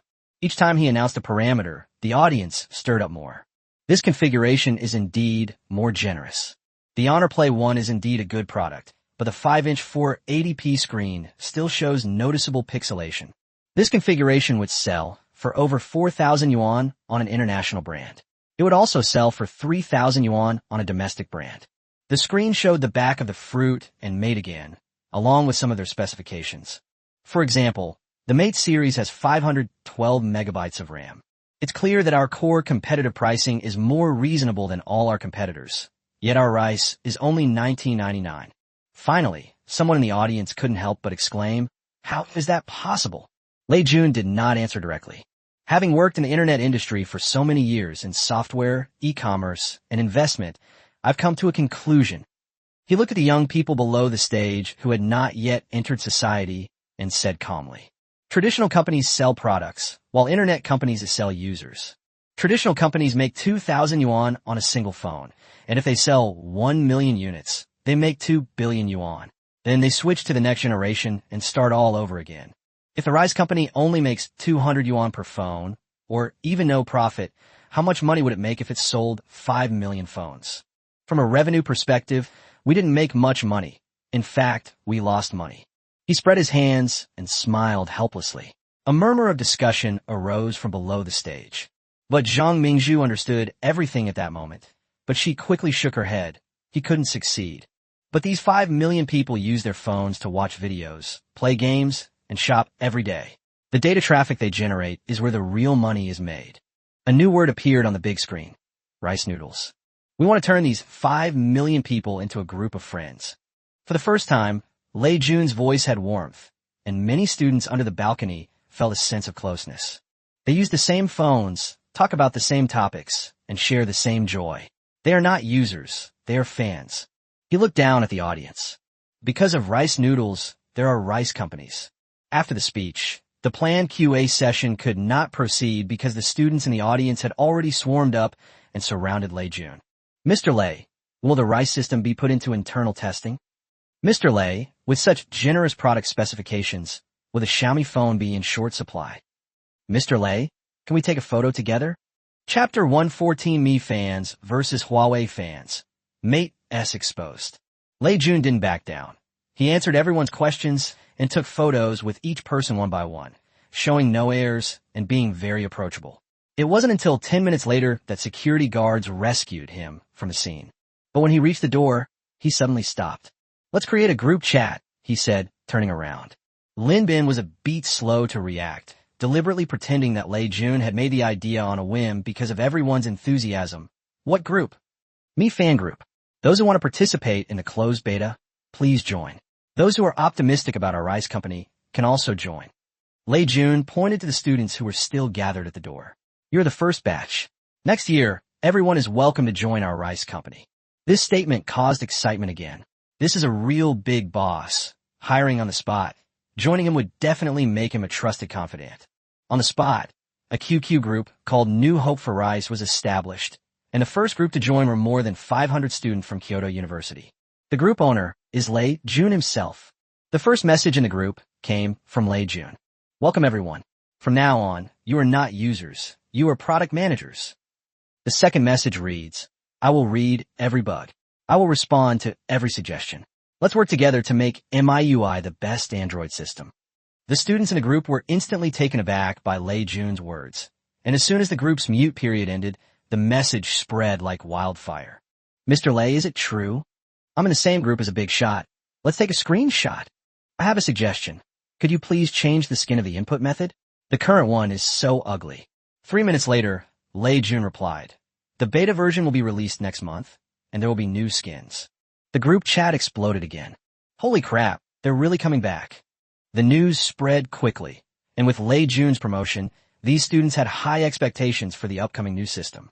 Lin Bin was lurking in the group chat, looking at the screen full of messages, when he suddenly understood what Lei Jun meant by spark. There were 532 people. Now there are 532. But if everyone recruits 10 people, that's 5,000 people. If everyone recruits 100 people, that's 50,000 people. This isn't a user, it's a missionary. The next day, in Shenzhen, Yu Dazue sat in the office of Huawei's terminal, scrolling through Weibo. Unsurprisingly, news of Lei Jun's speech became a trending topic. The screenshot trending on social media is a photo of Lei Jun giving a speech at Kyoto University. His quote about 1999 has been shared tens of thousands of times. In the comment section, someone is doing the math. A 1.2 gigahertz processor, 1 gigabyte of RAM, and a 4-inch 720p screen for 1,999 yuan. Can Lei Jun afford to lose money on this? Even if you can't afford to lose money, you still have to lose it. That's called internet thinking. Huawei's Honor Play is also 1999. You two should have a fight. Honor can't beat Rice. After reading it, Yu Dazue put down his phone. He finally understood what Shun Fei meant by saying that 1999 would usher in a golden age. And now, so very soon, an imitator has appeared. This marketing tactic is quite effective. Looking at Kyoto University's official Weibo account and the online buzz. After thinking for a moment, Yu Dazue decided to give a brief reply. The Honor Play has achieved cumulative sales of over 2.4 million units in just half a month since its launch. Thank you to all our fans for your support. At $19.99, our product may not be the best, but it represents our commitment to making technology accessible to everyone. We will continue down this path, and next year we will have even more and better products. He deliberately added the hashtag pollen hashtag to this Weibo post. Within seconds of the Weibo post being published, the first comment in the comment section immediately understood. Lazy Sheep's assistant. Is Mr. Yu tagging Lei Jun? Pollen versus rice noodles. Which to choose? The pollen comes from the chrysanthemum factory, and the rice noodles come from rice. I'm a consumer, and I'll buy whichever has the best value for money. It's all about the fans. Yu Dazue saw this comment, smiled, and then gave a thumbs up. That's how it should be. But the gaming community is probably not going to be so peaceful from now on. To be honest, Honor's 10W fast charging has already blown away Xiaomi. No, it blows away all smartphones, including Honor's parent company, the Mate series. At Yu Dazue, does the Mate series have a fast charging version? Less than 2 minutes later, Yu Dazue replied, the fast charging version of the Mate series is in preparation, with a larger battery and faster charging speed. Stay tuned. The leak of the new phone immediately shifted the focus of fans' conversation. This response also dispelled some rumors. These are idiotic rumors. Fast charging damages batteries. Flagship phones are not user-friendly, and honor is a guinea pig. Yu Dazue checked Weibo and then called Shun Fei. Mr. Shun, have you checked Weibo? I've seen it. A hint of admiration could still be heard in Shun Fei's voice. Lei Jun is a remarkable person. What should we do? Yu Dazue asked, afraid that Shun Fei might misunderstand. He added, should we try to suppress him? I feel that his marketing skills are quite strong. It is indeed strong, but we don't need to worry about it for now, Shun Fei said. Let him burn his fire, we'll do ours. Self-development and comprador trade are never the same path. They may be very successful in the short term, but in the long run, we have a greater advantage. I understand, Mr. Shun. However, isn't 2.4 million units a bit too high a figure? Yu Dazue spoke with a hint of modesty, but you couldn't tell from his tone at all. On the other end of the phone, Shun Fei chuckled. President Yu, are you looking for a scolding or showing off? Okay, the Honor Project team will triple your annual salary. We'll use your year-end bonus to pay it. President Shun, I was wrong. Yu Dazue said, his mouth still full of laughter. I don't care about year-end bonuses. After all, he defended his status as a formidable player this year. Last year, the mobile phone business unit bought so many mobile phones, but the revenue was not as high as it has been in the last few months, which was considered a joke in the industry. Now, in just a few months, the two mobile phone units have sold more than 6 million units together. Finally, Shun Fei added, besides, this is for the supply chain. It tells MediaTek and Dongfeng Factory that our resources can support them. As for your year-end bonus, that depends on how well your Mate S performs. At 10 p.m., Shun Fei returned home. Zhang Mingzhu was curled up on the sofa reading a book when she saw him come back and quickly hugged him. During their passionate romance, Zhang Mingzhu was still very clingy. She would fly to Guangzhou almost every weekend to spend the weekend with him. Shun Fei carried her to the sofa where they had been sitting and picked up the book she was reading. It was a history of Western philosophy, and he turned to the chapter on Kant. Prepare for the exam. Zhang Mingzhu closed the book, then hugged him tightly, lying close in her arms. I'll graduate next year. My dad originally wanted me to become a teacher at Kyoto University. But now, she didn't finish speaking, and Shun Fei looked at her. But now, Zhang Mingzhu's face flushed slightly. And now he wants us to get married next year. The living room fell silent for a moment. Then Shun Fei suddenly laughed. Our dad's afraid I'll run away. Chapter 1:15 Submarine Optical Cable Connection. Zhang Mingzhu glared at him. Can't you be serious for once? Shun Fei's smile faded, and she looked at him seriously. So what do you think? Zhang Mingzhu lowered her head, her fingers unconsciously tracing patterns on the book out of shyness. Her voice was so soft it seemed to dissipate in the wind, carrying a hint of timidity and softness. Her ears turned red as soon as she got close. I'll listen to you. Shun Fei didn't hesitate at all. Next year when you graduate, let's have a family meal together again. Zhang Mingzhu looked up and asked excitedly, and then, Shun Fei pinched her cheek and said in the same tone, I'll do whatever you say. Zhang Mingzhu's face immediately lit up with a smile, and then she quietly lay down in his arms. After a long while, she pouted again and started complaining about Lei Jun. By the way, Lei Jun gave a speech at our school yesterday. I was thinking that since we're both making mobile phones, he might have some different ideas that could be helpful to you. I discovered that his thinking was the same as Huawei's. However, his idea was indeed quite good. He proposed using an internet-centric approach to manufacturing mobile phones. But if he imitates like this, what if he actually makes a fortune? Seeing Zhang Mingzhu's somewhat worried expression, Shun Fei put the book in her hand on the table.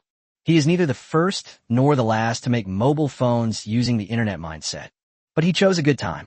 Shun Fei looked at Zhang Mingzhu intently for a while, and then said in as simple a language as possible. The 3G replacement wave has just begun, and the penetration rate of smartphones is less than 20%. Nokia was still selling Symbian, and Android hadn't yet established a monopoly. Now was the perfect time to enter the market. Looking at Zhang Mingzhu, who was constantly taking notes, he smiled again and gently stroked her hair. But getting in is one thing, surviving is another. Do you think he won't survive? Zhang Mingzhu asked, looking up. Shun Fei thought for a moment. Although he launched Honor ahead of time, and even used Lei Jun's, CEO of Xiaomi, marketing strategy, the marketing genius is still the marketing genius. Like this time, he managed to break through a situation that was bound to be lost. Abel. What? Zhang Mingzhu scratched her head, feeling that these questions were beyond her comprehension. This is also a major reason why Zhang Shiqing didn't want her to pursue a career in government, but instead wanted her to go to academia. She was too naive and couldn't outmaneuver those people. Because he really understands the internet, Shun Fei said. Of course, he can't compare to me, but he understands it better than you does. Our company has shares in Huawei, but it's not all of it. He thought for a moment, but understanding the internet doesn't mean understanding mobile phones. Mobile phones are hardware. They involve a supply chain, production capacity, quality control, and after-sales service. He can't avoid any of these pitfalls. Shin Fei wasn't actually mocking Lei Jun when he said this. These are all problems that will inevitably be faced once mobile phones are launched. In its previous life, the Rice Company's early products often had hardware problems, but its unique 1999 Halo. This awakened a level of adaptability in their fans comparable to Apple fans, while also causing them to overlook some hardware issues. For example, overheating, freezing, restarting, or the back cover becoming loose or making unusual noises. So you didn't take him seriously, but instead wanted him to be the backdrop for glory. Yes and no. Shun Fei laughed. We defeated many opponents. When we lost, we taught them a lesson. Seeing that Zhang Mingzhu was about to ask more questions, he suddenly stopped her. Honey, it's late. We should rest. Seeing the look in Shun Fei's eyes, Zhang Mingzhu instantly collapsed into his arms. And what followed was naturally. On the other side, in Africa, Adebayo is attending the inauguration ceremony of the East African Submarine Optical Cable System. This fiber optic cable, connecting Kenya, Tanzania, Mozambique, and South Africa, is 14,000 kilometers long and has a design capacity of 1.28 Tbps, cutting internet access costs on the east coast of Africa by 70%. The impact on West Africa has been slightly slower, but the chain reaction has already begun. International wholesale bandwidth prices have fallen from $500 per megabit to below $150 in the past 3 months. African internet companies have been waiting for this day for a long time. Chidi even stood on the beach of Victoria Island, holding his phone up to the sea, and shouted wildly. Lowering the price is definitely AfroChat's lifeline. Although AfriLink is very strong, they're not bad either, and there's still a chance. He also reached a secret agreement with the founder of AfriLink. First, eliminate the third in command, and then, after securing market share and establishing its own position, it took the opportunity to break free from the control of Huaxin Investment through cooperation with MH. Why should these African internet companies, local companies that control the information of tens of millions of Africans, be controlled by foreign capital? MH was very satisfied with them. After all, with the popularization of the internet in Africa, the scale of the internet market in Africa, with a population of over 1 billion, is destined to be no less than that of China, and the investment returns may create a second Tencent. So he decided to play the villain. Huaxin Investment has a large amount of capital, but their South African media group is no small fry either. Most importantly, they have connections. That's what it means to be successful in the underworld. Shun Fei, if you have something to say, go talk to my security team. They thought that very few people knew about it, and that the secrecy was very high, but little did they know that this information had already been placed on Huang Tianya's desk. There was another proposal on the table. AfriLink would exchange its shares for Penguin shares. As for backup plans, as long as the dominant force in Africa remains, they can't turn the tide. At the same time, with the opening of this fiber optic cable, AfriLink also launched a new offensive, going live with video calls overnight. After all, while cooperation is important, market share remains the key factor determining added value. Under Huang Tianya's instructions, Adebayo also cooperated by writing an update and promotion. Moreover, they used an official account to post an official message on AfriLink. Now, all you need is Wi-Fi to see your loved ones. Of course, it's through a transceiver phone. This feature added 200,000 new users within 24 hours of its launch and surpassed 2 million users within 72 hours. A week later, when AfriLink sent the data, Adebayo thought he had misread it. Registered users had surged by 5 million in a single week. AfriLink's total user base has surpassed 35 million, which has fueled founder Set's growing ambitions. When this news spread, it reignited interest in the African internet community. As various internet companies sprang up like mushrooms after rain, AfroChat urgently convened a high-level meeting. The CTO, sweating profusely, reported, "Their video calls use WebRTC technology, which doesn't require any additional plugins and can run directly in a browser." AfroChat founder Chidi slammed his fist on the table. "Why don't we have that?" No one answered. AfroChat did launch a video calling feature, but it was ultimately abandoned temporarily due to cost issues, technical problems, and other reasons. AfriLink must have reached a deeper cooperation agreement with Transsion, someone whispered. Before the engineer could finish speaking, Chidi's face darkened. These good-for-nothings are making excuses for their laziness again. Chapter 1:16 Nasper's layout. Mr. Chi and Transsion is pre-installing software on AfriLink, so users can use it as soon as they turn on their devices. We need to get users to download it from the store. The pre-install price is also very low, reportedly less than $1 per phone. Chidi panicked completely. He knew what this meant. Pre-installation meant a traffic entry point, and a traffic entry point meant a winner-takes-all scenario. AfroChat is being squeezed out of the table, just like Connect. On the other side, in South Africa, Cape Town, headquarters of Naspers, South African media group. There were 7 people sitting in the conference room. The youngest one, in his early 40s, was the investment manager of MIH, a South African newspaper subsidiary, named Van Dyke. 8 years ago, he spent a total of $32 million to acquire 46% of Penguin's shares, which solidified his position in the company. The projector showed AfriLink, AfroChat, and another local software, MTN. When we invested in MTN, Vundit began, they said that Africa would have 500 million mobile phone users within 5 years, and they could capture half of that. Now this curve tells us something else. The data on the big screen at this moment showed that MTN had only 8 million registered users, less than half of Connect, the worst performing company in the Huaxin group. The main reason for the low number of registered users is that the features and gameplay are outdated, especially considering that they are major shareholders and have received substantial advertising funding. But now they have to give up, as Transsion S1, now the largest internet gateway in the Africa market, has physically blocked them. This is not actually MTN's fault. Transsion mainly promotes the Taishan system and the companies they have invested in. Their biggest problem right now isn't technical, but search. A video also started playing on the screen, and the user searched for an MTN, but AfriLink appeared instead. Van Dyke gave a soft, tacitly agreeing to abandon the company and use the funds on more promising ventures. Mobile phone companies are eating up the market share of operators, Van Dyke said. And this Chinese company called Transsion has eaten up the biggest piece of the pie. He looked at everyone and said seriously, "We need to go to Guangzhou. You need to finalize a plan as soon as possible. If necessary, we can invest in Transsion Holdings. Our primary objective remains control of these companies."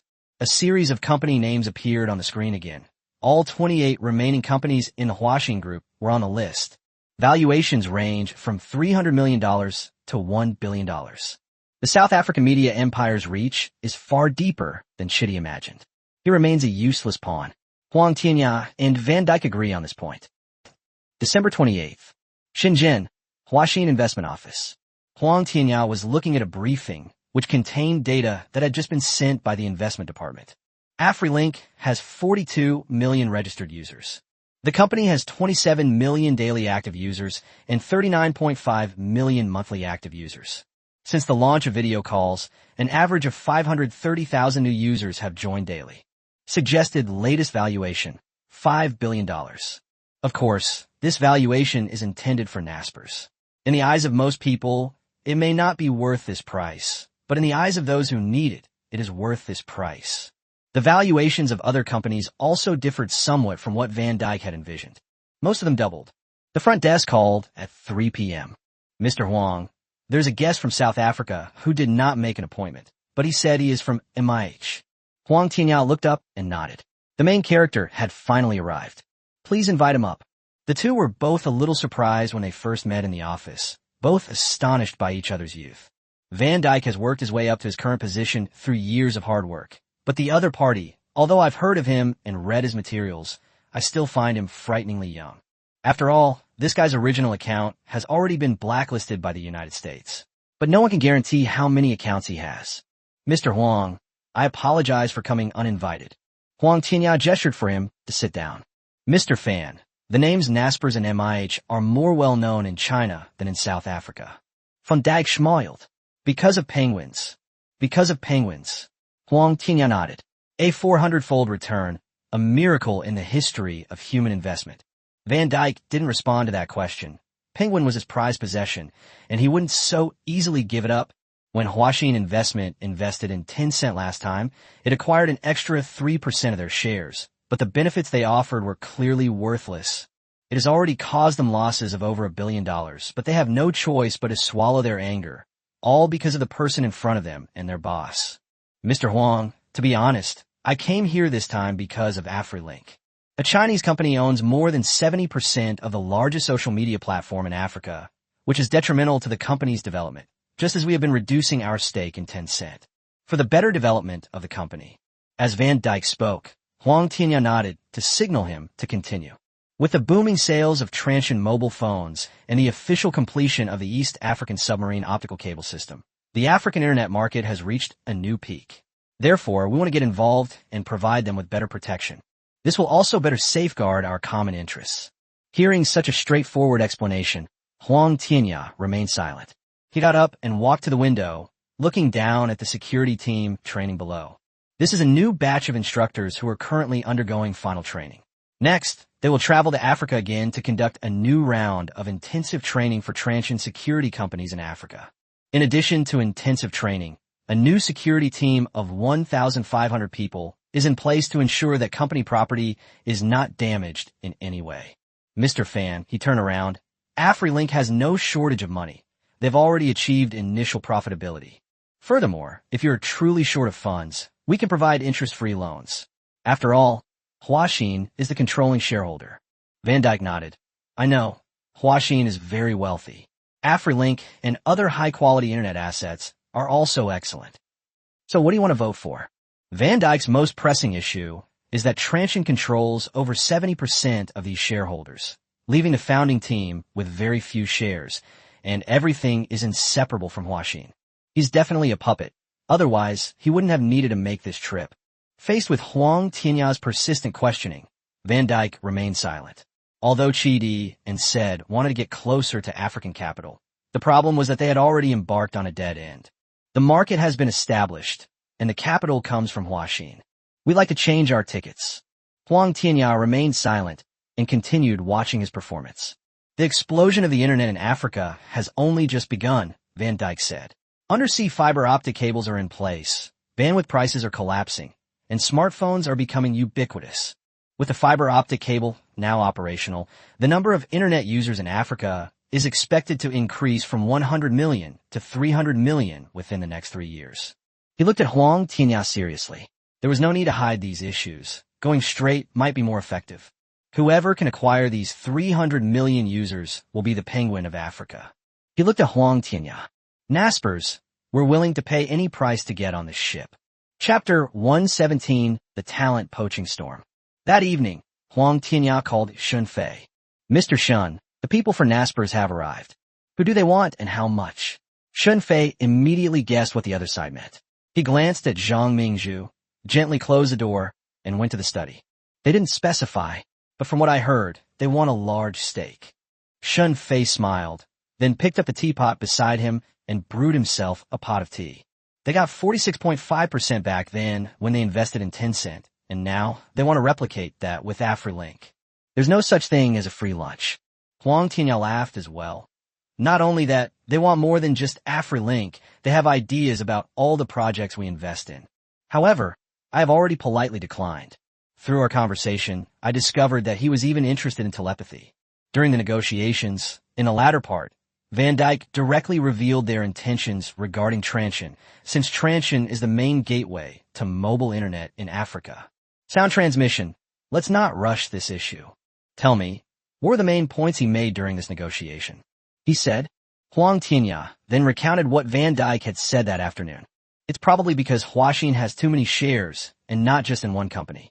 The majority of the golden profits from Africa's internet development have gone to Huaxin Capital, which is detrimental to the region's development. Once it grows to a certain size, other forces will intervene. Rather than making things too ugly later, it's better to get Naspers on board now. They can offer some help and shut some people up. Their idea is quite good. The meat we eat is all earned through real fighting, and in all my years of life, I've never spat out a single bite of meat I've eaten, Shun Fei said mockingly. So he said we could exchange resources. There was a subtle excitement in Huang Tianya's voice. After all, it wasn't him who suggested it, but the other party who took the initiative. He asked me if Huaxin was interested in acquiring more of Tencent shares. Shun Fei remained silent for a long time on the other end of the phone. Then he laughed. Huang Tianya, he said, when did you start fooling the people of Naspers with that mouth of yours? Huang Tianya on the other end of the phone couldn't help but say, it's not a lie. He smelled it himself. Mr. Shun, the card we're dealt is bigger than we thought.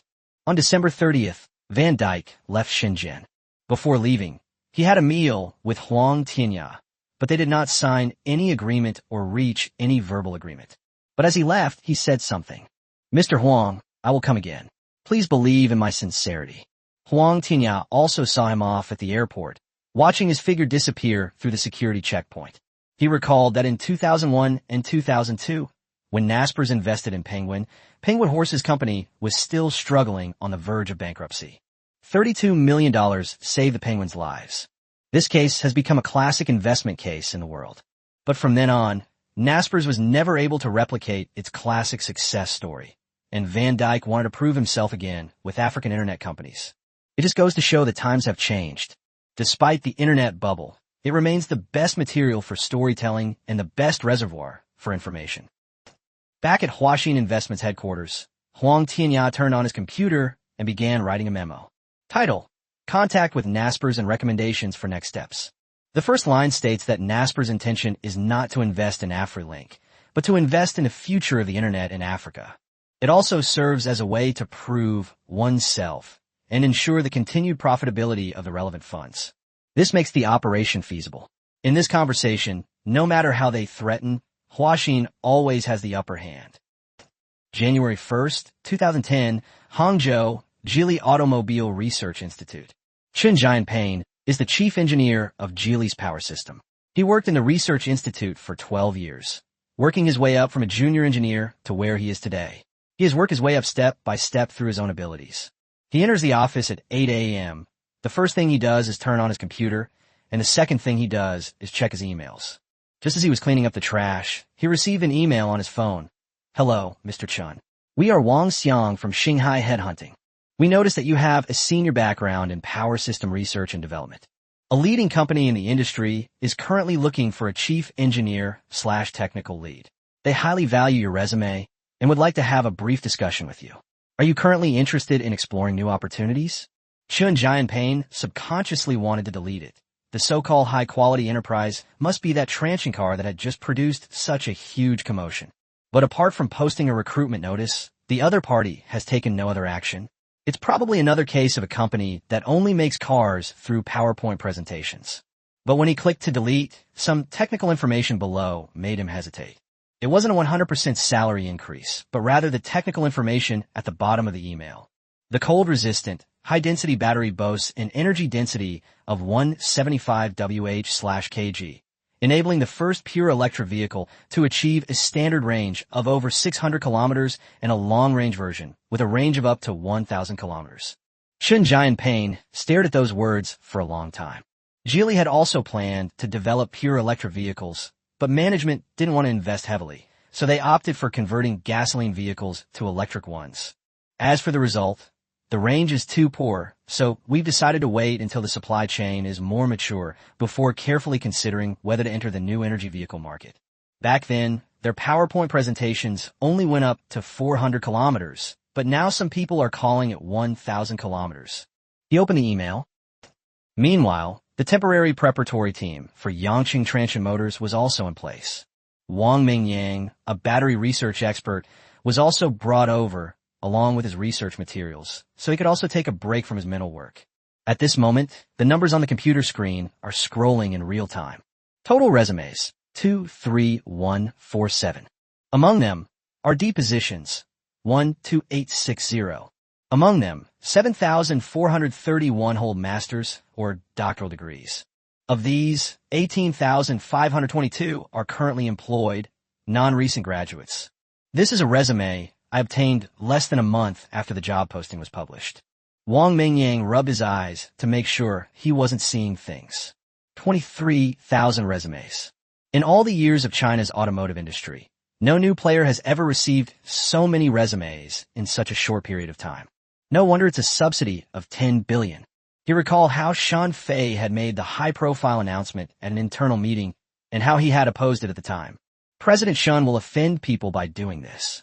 Shan Fei was looking at the battery test report at the time and didn't even look up. Whom did you offend? Traditional automakers, Geely, Chirue, and other new energy companies are all potential customers of ours in the future. If they offer a 10 billion yuan subsidy and then poach some of their people, how will we handle things afterwards?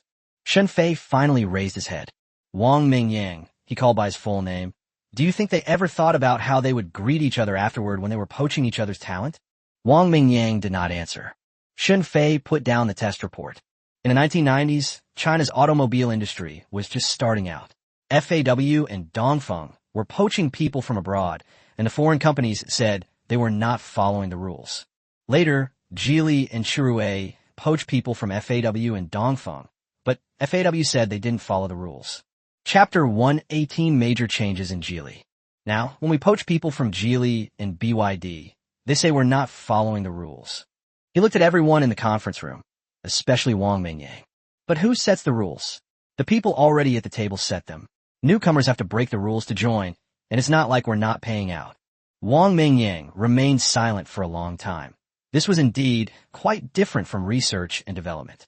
Finally, he said, I understand. You don't understand. Shan Fei shook his head. Triple salary is not the goal. It's a means to an end. So our goal is the 10 billion yuan subsidy, coupled with triple salaries, lets everyone who wants to move know that Transsion can afford it. And at the same time, lets users believe that although we are a new team, our engineers are very reliable. We are trustworthy. January 2nd, Geely Research Institute. Chen Jianping took half a day off and went to a coffee shop in Binjiang District, Hangzhou, with the printed job posting. He was contacted by an HR representative from Transsion Motors, a young woman surnamed Zhou, whose voice sounded very young. Mr. Chen, thank you for taking the time. Chen Jianping sat down and pushed the menu Zhou and handed him aside. Is 1,000 kilometers true? Zhou did not answer, but took a document out of her bag and stepped back in front of Chen Jianping. These technical personnel don't need empty promises. Solid technical skills are the best way to impress them. This is the power battery test report for Transsion vehicles. When Chen Jianping first saw the number on the page, his pupils contracted slightly. Sure enough, it was the same as the report brought by the headhunter yesterday. He works in power transmission, so he knows what that number means. The current industry average is 90-120 Wh/kg. While BYD is rumored to have a blade battery, it hasn't been released yet. Dongguan New Energy, the predecessor of Ningguang, is said to be researching power batteries, but crossing over into a new industry isn't so easy. These companies are all just PowerPoint presentations. 175 Wh/kg, leading the industry by at least 2 years. Is this the test data? It's an official report issued by the Northern Automotive Quality Supervision and Inspection Testing Institute, Tianjin. Zhou pointed to the seal in the lower right corner of the report. You can verify the number and phone number. Chen Jianping did not ask any further questions. He closed the report and looked up. What if I did something in the past? The deputy chief engineer of the powertrain at Transsion Motors has a 6-month probationary period. His salary is not affected by the probationary period. Chen Jianping hesitated for a moment, but quickly understood. Of course, they'd invested billions. How could they not poach some more capable people from abroad? What about the salary? When Zhou said the number, Chen Jianping thought he had misheard. This is annual salary? Annual salary, Zhou nodded. If the project milestones are met, there are also stock options. Project stock options. Chen Jianping didn't concern himself with the stock options. His salary alone was 3.7 times what he earned at Geely. Once outside, I realized it wasn't the industry that was experiencing rain, but rather, the main reason is that this salary is enough to pay off the mortgage so that my parents don't have to worry anymore. And it can also give my child a better future. I need to think about it, he said to the other person. Zhou didn't urge her, but simply handed over a business card. Engineer Chen, please feel free to contact me anytime. Chen Jianping returned to the research institute at 3 p.m. He sensed something was off as soon as he entered the office. People were talking in hushed tones in the hallway. They stopped when they saw him, seemed about to speak, but then fell silent. He was also a little curious. Just as he entered the office and was about to ask someone, the deputy chief engineer from the next office peeked over and said in a low voice, "Old Chun, something's happened." "What's up?" 12 people. Engineer Lee held up 2 fingers. They all resigned. Chun Jianping was taken aback. Those 12. When Engineer Lee announced their names, Chun Jianping's expression changed. They were all core members of the research institute. Zhang, the engineer in the power system. Liu, the engineer in the chassis. And Wang, the engineer in the electronic control system. There were also a few young people he had mentored who could be considered his apprentices. When did this happen? This morning. In the dean's office, they were submitted together. "Let me tell you, you really came at the wrong time. You missed a good show. Our dean has gone mad. He's still yelling in his office right now." Chun Jianping remained silent. He had been silent all morning. He sat down at his desk. The computer was still on, and the recruitment email displayed on the screen was sent via audio. Just then, Engineer Lee leaned over again. "You received it too?" Chun Jianping nodded. Engineer Lee lowered his voice again. "I heard they poached him through a telepathic communication channel. 3 times the salary, more than double." At this point, Li Gong suddenly stopped talking, then turned his head to look at the door behind him, and after confirming that it was closed, he leaned his head towards Chun Jianping. "You tell me, should we also?" Chun Jianping remained silent, sitting in his chair and looking out the window at the gray and white buildings of the Research Institute. In 12 years, he has gone from a recent master's graduate to the chief engineer here, and his salary has increased from 1,500 to 12,000. The project evolved from an improved version of the Xiaoli into a true derivative platform. It could be said that he dedicated his youth to Geely, but now someone is offering him 3.7 times the price to leave. He found himself unable to say, "I don't want to." At 5 p.m., the door to the director of the Research Institute was knocked on. The dean's surname is Wang. He was born in the early 1960s and is an old-timer from FAW. Naturally, he also has a bit of an old-fashioned air about him. They thought salary and such were unimportant. What mattered was contributing to the company. But at this moment, looking at the stack of resignation letters on the table, his face turned ashen. 12, he said. 12 core members, all of them resigned within a day. As for the others, I won't say more. What are you good for? Sitting opposite him was the HR director, who was sweating profusely. He had tried to retain these people, offering promises and raises, using all sorts of methods. But unfortunately, Chuanin was just too rich. Salary increases, household registration issues, housing subsidies. In short, all his methods of eliminating worries were useless in the face of a mountain of cash. Dean Wang, I've checked. They were all poached by Transsion Motors, and most of them had their salaries tripled. They were directly poached. Dean Wang didn't say anything more. He stood up, walked to the window, and saw the rows of test vehicles parked in the Research Institute. Geely has been manufacturing cars for many years. The HR director didn't answer, knowing he was asking himself. It's been 13 years since 1997. From the facelift Xiaoli to the free cruiser, and from the facelift free cruiser to the Vision, every step has been the result of the hard work and dedication of these engineers. Geely's development is also in no bad shape. Last year, its revenue was 14 billion yuan. The only recent cut was in benefits to acquire Volvo, but the company's operations remain stable. If the acquisition is successful, Geely will enter a period of rapid development, and at that time, in terms of stock options, salaries, etc., it will be able to compete with Transsion. These people have no idea how to dedicate themselves to the company, and he will never forget them. It's truly ungrateful of him to leave now. Chapter 119, Photovoltaic Electric Vehicle. He turned around and pointed at the HR director, saying, now that the telepathy has arrived, they'll poach all the employees with triple salaries. People you've raised for 13 years, and they want to take them away after only 3 months? What? The HR director didn't know what to say. Given their wealth and the competitive salary, he actually wanted to leave, but Transsion only wanted technical positions and didn't want support staff like them. Dean Wang picked up the resignation letters and flipped through them one by one. Zhang Yang joined the company in 2001 and participated in 7 projects. Liu Bangdi joined the company in 2003 and was a key figure in Geely's first self-developed chassis. Wang Junjie joined the company in 2006 and was a master's student he personally recruited and mentored for 4 years. He put down his resignation letter. Signed with the legal department, he said, "Take a look at the non-compete clause in the contract." The HR director nodded, then hesitated. "Dean Wong, non-compete agreements are limited to a maximum of 6 months to 2 years and require compensation." I know, Dean Wong interrupted him, "but I want Chuanin to know that poaching people comes at a price. Using a small non-compete agreement to keep them in check is a worthwhile investment. I'll go and request permission from the president right away. Even if it means halting the Volvo project, we must teach them a lesson. These young people have absolutely no respect for their seniors." Geely president, "When it comes to Volvo, we don't need to worry about anything else." That evening, news of the mass resignations at Geely Research Institute spread throughout the automotive industry. Someone posted a message in the group. Is Transsion trying to uproot Geely? It's not just Geely. 7 or 8 people left BYD as well. And there's also some activity at Chery. The most unfortunate ones are the European car companies. Transsion's headhunting team at least restrained itself in China, but abroad it really went all out. They're offering all sorts of huge incentives, and sometimes they poach entire teams. I hear Volkswagen and BMW are furious. Triple pay, who can afford that? The group chat quieted down briefly. The last message came from another anonymous account. If you can't handle it, then don't.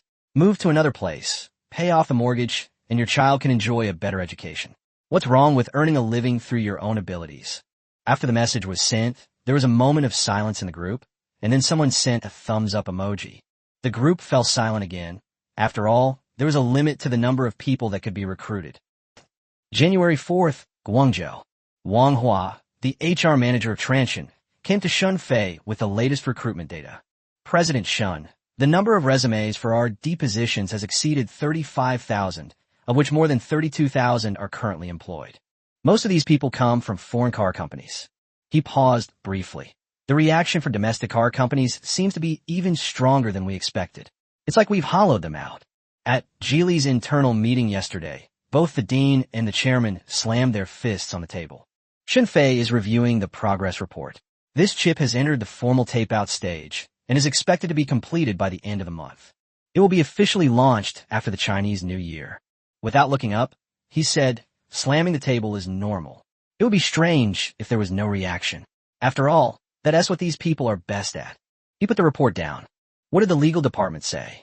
Is there a non-compete clause? If checked. Most of the contracts of people poached from China don't have explicit non-compete clauses. Even if they do, they only require 6 months of compensation. Our money is enough to cover that. However, things might be a bit more complicated for foreign car companies, but Mr. Huang is working on resolving that, so we could be considered small shareholders after all. Shun Fei nodded. Then let's continue. On the other hand, Huang Tianya, as a shareholder, also made his first appearance in Munich to discuss terminating the non-compete agreement with them.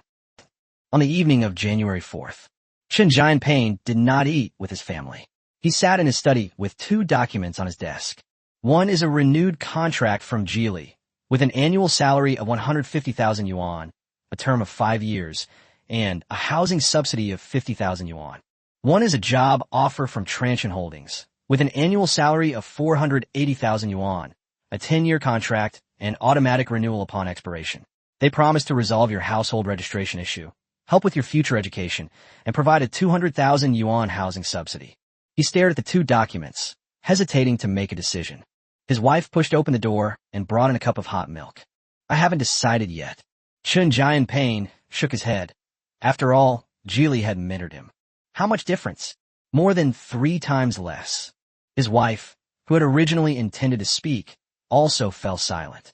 Dad's illness cost over 50,000 yuan this year, and our son's tutoring classes will cost another 10,000 yuan next year. We still have 300,000 yuan left to pay on the mortgage. She didn't say anything more. Chen Jianping picked up a glass of hot milk, but didn't drink it. If I leave, people will say I'm greedy for money. His wife sat down opposite him. Who are the others? Wang Jianping did not answer. Is it Dean Wang or the person who talked about you in the group? These people, the wife said, did they bring you food when you were sick? Did they pick up the kids when you were working overtime? Did they give you a single penny when Dad was in the hospital? Chen Jianping fell silent. His wife's words were indeed a bit cold, but they were also true. People who gossip will definitely not help him. Although Dean Wong had shown concern, it was mostly empty promises. While he did promise at this meeting that he would be appointed as the deputy dean of the research institute, Chun Jianping lowered his head. Much later, he picked up a pen and signed his name on the brand new job offer. The next day, Chun Jianping submitted his resignation. Dean Wong did not approve it, saying he needed to think about it again, but promised that he would definitely be promoted to vice dean within the year and that Geely would never mistreat any meritorious person. On the other side, at the headquarters of Ingli New Energy in Baoding, Huang Tianya stood in the showroom, looking at the silver-gray car in front of him. This is Ingli's newly released world's first photovoltaic new energy vehicle. The roof is covered with a layer of dark blue photovoltaic panels, which gleams slightly under the showroom lights. This car can save up to 6% on electricity. The sales staff immediately surrounded us. The cost of a solar roof is between 10,000 and 20,000 yuan, and it can provide 5 to 10 kilometers of range per day, depending on the intensity of sunlight. Huang Tianya remained silent. Ingli's design was somewhat impractical, but then he remembered something else. Last year, President Shun sent over a photovoltaic team. That team's achievement, a graphene solar panel, has a conversion rate of 28.7%, which is more than 10% higher than Ingli's monocrystalline silicon solar panels. If you cover the entire area, running 50 kilometers a day is no problem at all. Sir, the sales assistant said, seeing how engrossed he was, would you like to test drive the actual car? No need. I'll see for myself. He walked around the car, memorizing every detail. Back at the hotel, Huang Tianya immediately called Shun Fei. President Shun, I found a new approach. Chapter 120 Digging a Hole, Visiting Ingli. What's the approach? Ingli's solar roof. Huang Tianya's voice was filled with barely suppressed excitement. He wanted to integrate the plan and launch Transsion's first product. And of course, he also planned to take advantage of the still angry domestic car companies. They've only dug up a few people, and they're already making such a fuss. BMW poached 2 teams, but when he arrived, he was still treated like a VIP and spent a little money to buy some aerodynamic licenses. Their solution was rather flawed, but the idea itself is feasible and would be very viable if combined with our graphene solar panels. Shinfei held the phone and thought about it carefully. Currently, monocrystalline silicon typically achieves only around 14 to 16% purity. Even if a car is parked in a sunny spot, that small area is barely enough to generate electricity. It's the same as buying a rich old man. You should test it properly and study the feasibility of this plan again. What about Ingli here? Making contact, Shun Fei said, prioritizing learning, not buying anything. Huang Tianya smiled. I understand. On January 6th, Huang Tianya visited Ingli again. He was received by Ingli's technical vice president, surnamed Zheng, who was in his early 50s and spoke with a slight Hebei accent. Mr. Huang, I heard you were here a couple of days ago, so I wanted to meet you. Mr. Zheng shook hands firmly. Transsion Motors' reputation is quite high in the industry these days. Huang Tianya knew what he was talking about. It wasn't about how strong Transsion's automotive technology was, but rather about the methods of poaching talent. For example, offering 3 times the salary to poach talent. Mr. Zheng is too kind. We are just starting out, and we should learn from the industry veterans. General Manager Zheng waved his hand and led him into the conference room. They are just car suppliers. The poaching of employees by car companies has nothing to do with them. They only want to serve their major clients well. Whoever gives them milk and meat is their elder brother. After Huang Tianya took his seat, the technical parameters of Ingli Solar's car roof were displayed on the projector.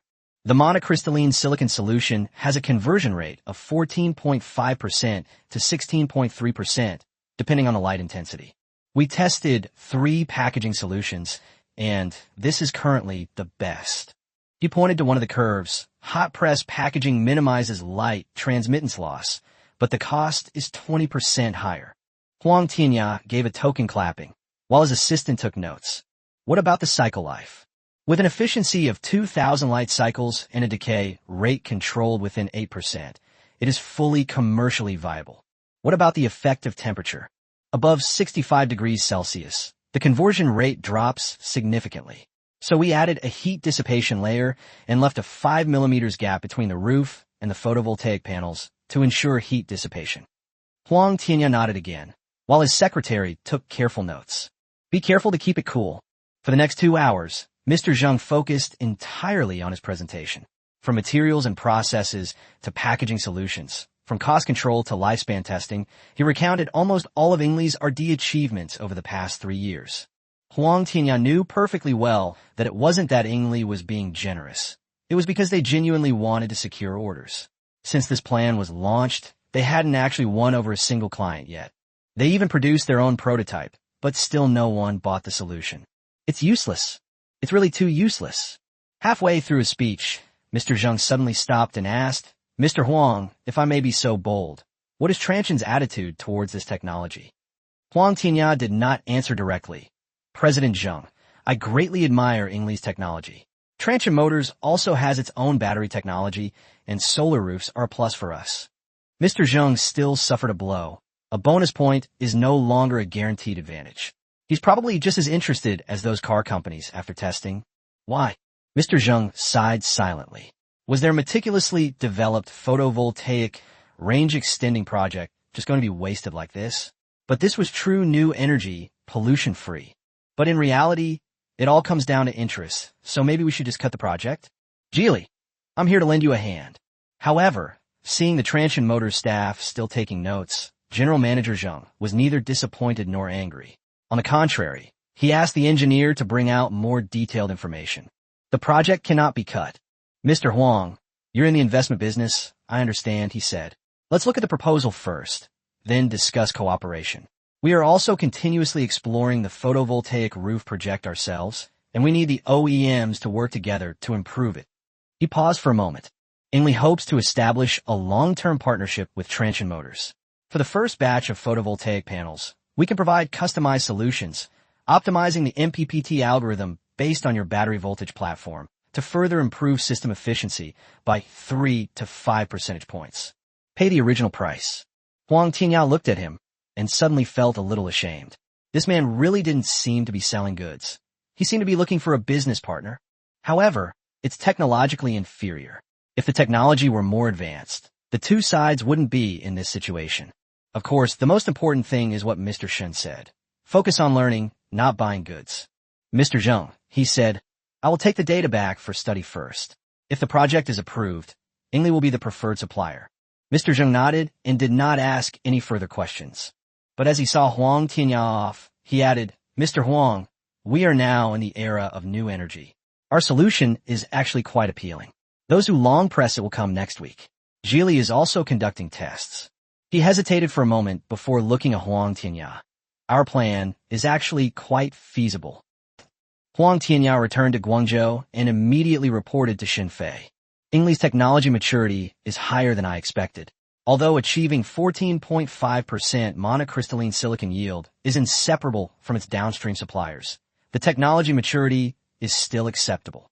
The current base price is 15,000 yuan, and we are willing to cooperate with customization. After hearing the price, Xinfei ignored it and casually asked, "What about Geely?" "We've looked into it, but it's still under study and nothing's been decided yet." "So, who do you think will ultimately choose Ingle?" Huang Tianya paused for a moment before saying, "This solution is fine for a concept car demonstration, but it's definitely not suitable for mass production.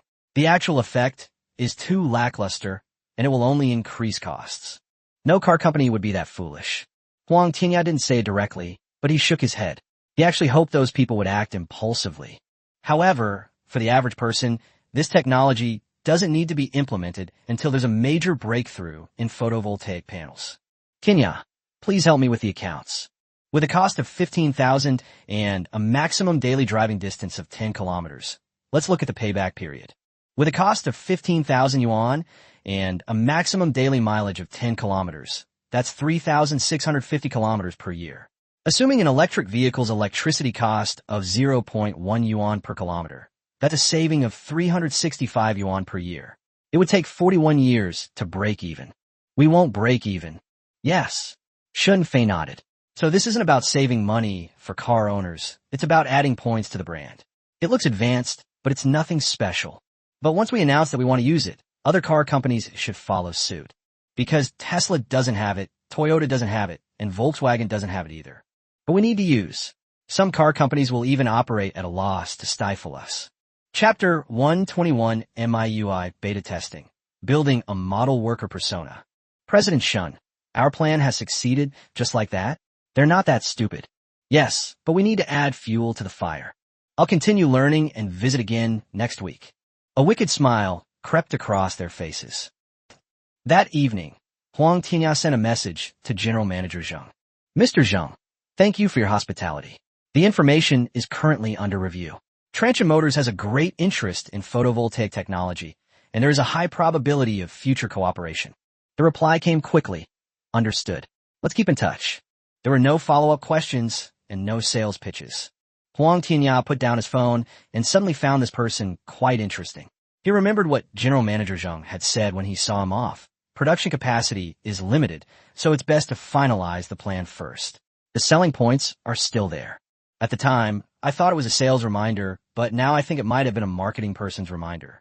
Unfortunately, Transsion only had ideas about this technological direction and had no interest in their solutions.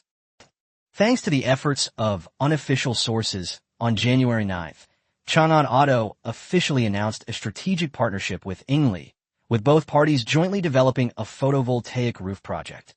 Chang'an Auto's official Weibo account also highlighted Ingli's technology. Ingli is an important partner of our company, and many of their ideas are at the forefront of the times. Yes, just like this photovoltaic power generation is truly clean and pollution-free. The next generation of new energy vehicles will integrate photovoltaic power generation systems, which are expected to increase range by 5 to 10%, saving users a significant amount of money, while also contributing to global climate change mitigation efforts. At the same time, rumors circulated within Geely that a photovoltaic roof project team has been established and is negotiating with 3 photovoltaic manufacturers. Geely is preparing to develop its own. Upon seeing these messages, Shun Fei simply smiled faintly. The fish had indeed taken the bait. The key to extending the range of photovoltaic power still lies in the photovoltaic panels themselves. Being stubborn won't help, but we can't give up just because they passed the tests. We need to add fuel to the fire. On the other side, in Kyoto, at the Jinya building, the rice company held an internal review meeting. Lei Jun stared at the numbers on the screen, a hint of excitement in his eyes. The spark had been activated. We need to go back 2 days to January 13th when MIUI was officially released as the first beta version. Thanks to the promotion by the Fireseed Group, the number of downloads has exceeded 2,521 in the past 2 days, with 2,321 installations and activations completed. Among them, 53 bug reports were submitted. Lin Bing stood to the side, seemingly saying nothing. Old Lei, how about we post something on the forum to promote it, like Huawei did? Lei Jun shook his head. No. Lin Bin was stunned for a moment. More than 2,000 users are enough. Lei Jun looked up. The effect of their promotion is different from our promotion. If we were to say there's a new system available for download, that would be great too. Then we get called advertising posts, our posts are deleted, and our accounts are banned, which will damage our reputation. He looked at Lin Bin. Old Lin, this group of people wasn't pushed in, they were recruited, and more isn't necessarily better. He pointed to the 53 user IDs on the screen that had submitted bug reports. These 53 people are the ones who are truly interested in the system. They will try out each function one by one, clicking each button one by one, and if they find a bug, they will write it down and send it to me. He laughed as he looked at the bug reports. These 53 people are more valuable than 5,000 onlookers. That evening, Lei Jun once again launched his marketing campaign. He logged into the MIUI forum with his own account and replied to each of the 53 bug reports one by one. User Me2005 reported, the input method switch key is too small, and I often press the wrong one. Lei Yun replied, received. Next week's release will enlarge the toggle button and add vibration feedback. User Android enthusiast, the desktop scrolling is occasionally laggy. It seems to be when loading icons. Lei Yun replied, received. We are optimizing the icon caching mechanism, and it will be improved in the next version. User Beijing Drifter Fish, could you add a night mode feature? It's too bright when browsing forums at night. Lei Jun, good idea. It's already in the 2.0 feature development process. Lei Jun read them very carefully and replied to every single one. It's 1 a.m. and I'm still working. Lin Bin pushed the door open and came in. Seeing that he was still in front of the computer, he probably hadn't realized what was happening. Building a persona doesn't have to be this hard. He said jokingly, "Old Lei, it's 1 o'clock. My wife just called me. If you don't come home to greet me soon, she'll kick you out of the house." Lei Jun didn't turn around. 5 more to go. Linbin walked over and looked at the densely packed posts on his screen. He had been about to speak, but suddenly he didn't know what to say. How much can you expect to get back like this? He pointed to the IDs on the screen. When these people downloaded them away, no one told them it was good stuff. Apart from the students in the group, most of them found the forums themselves, downloaded it themselves, flashed the firmware themselves, and tested it themselves. They trust me, and I must live up to that trust. Linbin nodded when he saw the surveillance camera next to him and sat down to start working together. To break through in today's cutthroat mobile phone market, we still need to work hard. The two worked together until 4 a.m., recording the last bug report. At this moment, another message appeared on the screen, a private message from Me2001. "Mr. Lei, you really replied to every single one of them." Seeing that it had worked, Lei Jun replied with a single word, "Damn, I thought it was a smaller account." Seeing the shocking reply, Lei Jun laughed. "It's not late. Go to sleep early." "Mr. Lei, you should go to bed early too." Lei Jun locked his phone, placed it on the table, and began planning their future together with Linbin. Lei Jun's exemplary role once again played a crucial role, and 2 days later, the number of applications for the internal testing group began to explode. On January 17th, the number of applications in a single day exceeded 5,000. On January 18th, the number of applications in a single day exceeded 10,000. There are new messages in the group every day, every suggestion is discussed by other users, and every time a bug is discovered, someone will tag Lei Jun. Rex simply glanced at the messages and didn't reply personally anymore. After all, there were too many people to reply to. There were still many staff members from Rex's account replying there. But he will review it, discuss in meetings, and have the engineers optimize it in the next version. January 18th, afternoon. Me2001 posted a new thread. "Mr. Lei has actually changed the input method I suggested." The accompanying image is a screenshot of the new MIUI input method, where the switch button is noticeably larger. An update announcement was also included, stating that 78 bugs were fixed in one go. The comments section below the post instantly became lively. "Holy crap, is this for real?" I mentioned the night mode a few days ago, and Lei Jun said at the time that it will be planned for version 2.0, and it is now in the development stage. What an amazing company. They really respect the wishes of consumers. Chapter 122 Follow-up. Van Dyke's actions. At Lei Busi Lei, could you please add a call firewall? 3 minutes later, Lei Jun replied, "This feature is not currently available in the Android version. We need to evaluate it and discuss the development difficulty. We will do our best to meet the rice noodle demand. Please feel free to contact me with any suggestions." With Lei Jun personally joining in, the comment section became even more lively, with the number of replies quickly reaching 10,000. That very evening, the number of applications for the MIUI beta version increased by 20,000. However, some Honor Play users flash back to Taishan OS after experiencing it. While MIUI is fun and its smoothness has been greatly improved, the lag is still too noticeable after experiencing Taishan OS. However, this did not affect the continued popularity of MIUI. On January 21st, Lei Jun spoke in the group once again. Lei Jun, thanks to everyone for promoting it. As of today, MIUI downloads have exceeded 100,000. 100,000 testers equal 100,000 product managers. MIUI doesn't belong to Xiaomi. It belongs to us. What are your thoughts on Xiaomi's first phone? Let's discuss. Prize for a comment. Dami Mobile Founders version. Many people quickly started rummaging through the prizes. The Founders Edition phone is no different in appearance from the regular version, but it has larger memory and storage capacity, and also includes Lei Jun's autograph. Other products include Xiaomi earphones, Xiaomi customized power banks, universal chargers, and other small items. The group chat exploded with excitement once again. The screen must be good. Don't use domestic brands like Dongfeng. The Honor Play is good in every way, but this screen is really terrible. Mr. Lei, when will the public beta be released? Hey upstairs, are you asking when the first generation of rice will be released? Could you please pay more attention to the appearance? The Mate series is quite good. Lei Jun didn't speak. He put down his phone and said to Linbin next to him, "Mr. Lin, you can start finalizing the supply chain for Demi." Linbin was slightly taken aback. So fast? The system hasn't even started yet. Sit down. Don't be in such a hurry. Mobile phone development takes time. We're just preparing in advance.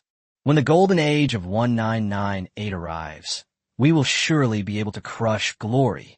Aiku, these are all my words. Meanwhile, at the headquarters of Transsion in Yangshan, at the weekly meeting of the Taishan OS project team, someone showed a screenshot of MIUI on the projector. Their suggestion for a night mode is excellent, Lu Jihong said, pointing to the screenshots. Should we make one too? There are no technical problems. It can be done. Our team will handle it. Soon, the three development teams took on the more feasible solutions from MIUI. For example, SMS messages can be automatically distinguished between notifications, verification codes, and regular SMS messages. Long SMS optimization automatically splits and merges messages, resolving issues with the native Android long SMS experience. MIUI also imitates some of the operations of Taishan OS, such as canceling the app drawer, while the native Android has a two-level drawer by default. When Taishan OS was being optimized, Lu Jihong canceled it directly. After assigning tasks, someone suggested, the MIUI community has some more innovative solutions. Should we follow up on those as well?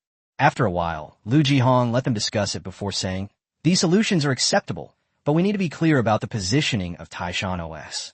Rafon's is now mainly targeting the youth market, or more precisely, digital enthusiasts. Most of them are people who like to flash ROMs, and some people are looking for ways to fix their devices. Our customer base is more diverse, including young people in their 20s and middle-aged people in their 30s and 40s. What they need is a convenient, smooth, and user-friendly system. So what we need to do is either outperform MIUI in terms of features or stability. However, after seeing the user distribution map of Honor Play and the phone models that your company has sent out for MIUI internal testing and adaptation, he hesitated for a moment. These small features don't present any major technical challenges, so it's worth developing them and testing them on the Honor Play to prevent all our phone users from eventually becoming MIUI users. After the meeting, Shunfei received a summary from the Taishan S project team. It includes a report on the development process of Mount Tai 2.0, as well as a summary of experiences with peers such as Demi. Taishan 2.0 has completed its packaging and is currently undergoing testing. There are no issues with Honor hardware compatibility. The number of MIUI beta users has exceeded 100,000, and the actual number of users should be around 80,000. The community is extremely active and is being closely monitored. After reading the report, Shunfei put his arm around Zhang Mingzhu and asked, "Wife, what's your opinion on this?" Lei Jun is cultivating users. Will these people become loyal fans of rice, or even become their moat? A hint of pride appeared on Zhang Mingzhu's face again. She hadn't studied for nothing. Great. What about our telepathic moat? Faced with a problem that was twice as difficult, Zhang Mingzhu asked with a hint of uncertainty. The African market? Yes and no. Our real moat is the entire industry chain, which is an extremely difficult layout to complete, but once we achieve it, we will definitely be the greatest technology company in the world. This is a layout that no other company has completed to date. Shunfei suddenly recalled that when he first took over the company, he went to Nigeria to investigate the market with a clear purpose. At that time, he was also very humble and not so ambitious. He initially wanted to dominate the entire African market and provide Africans with better mobile phones, but now his ambitions have changed. He wants to take it all. Zhang Mingzhu didn't make a fuss. She just looked at him quietly, a knowing smile in her eyes, and said softly, "Amazing." Those three simple words brought a smile to Shunfei's face, because she didn't think she couldn't do it, but was full of anticipation. On the other side, at the Lux Oriental Hotel. This is the best hotel in Nigeria, located on the coast of I Island, where you can see the waves of the Gulf of Guinea just by opening the window. Van Dyke booked the penthouse suite, where the living room was furnished with red wine and roast meat flown in from South Africa. Adebayo arrived on time.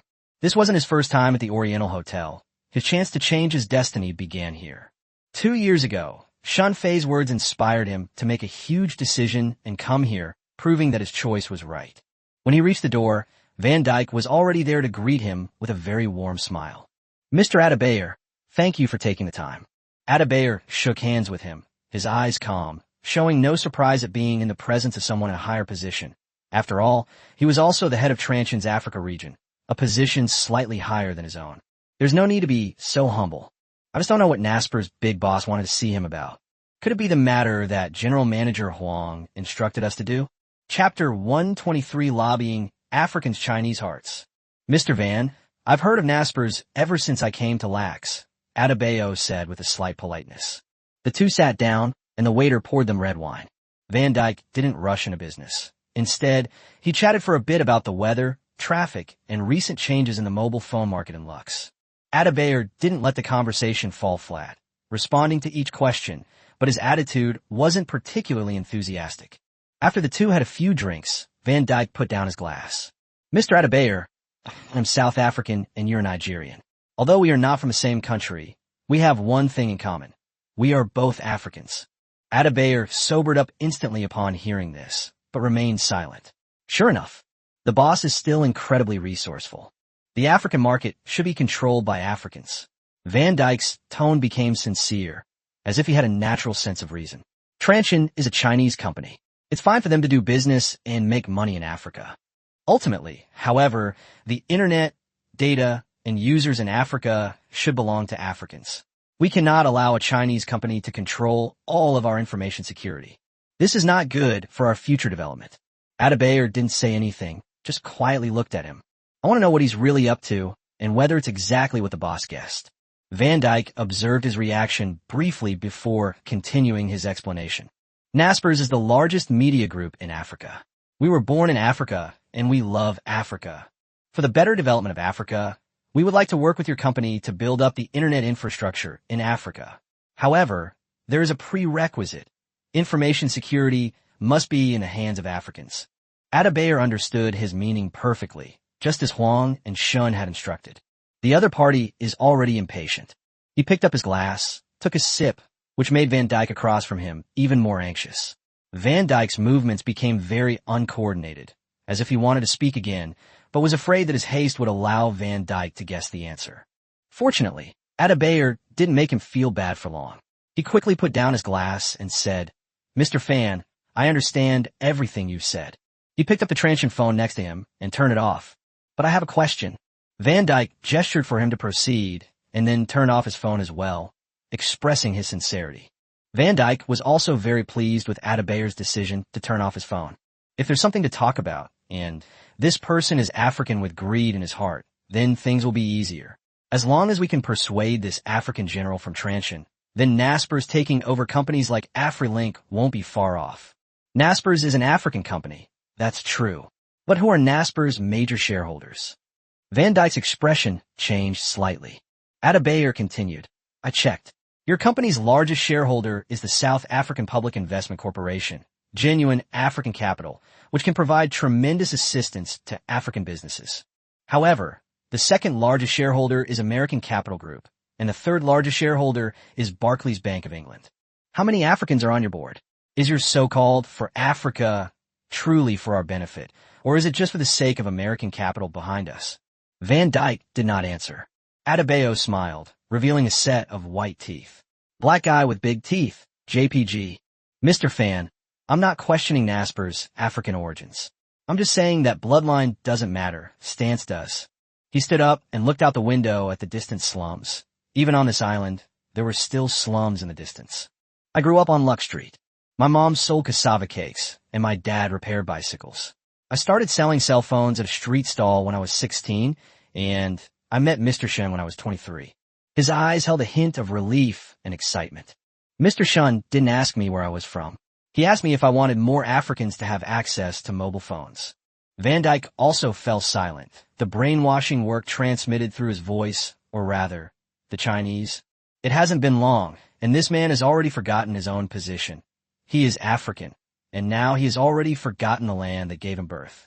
I am now the president of Transsion Africa, overseeing 27 countries.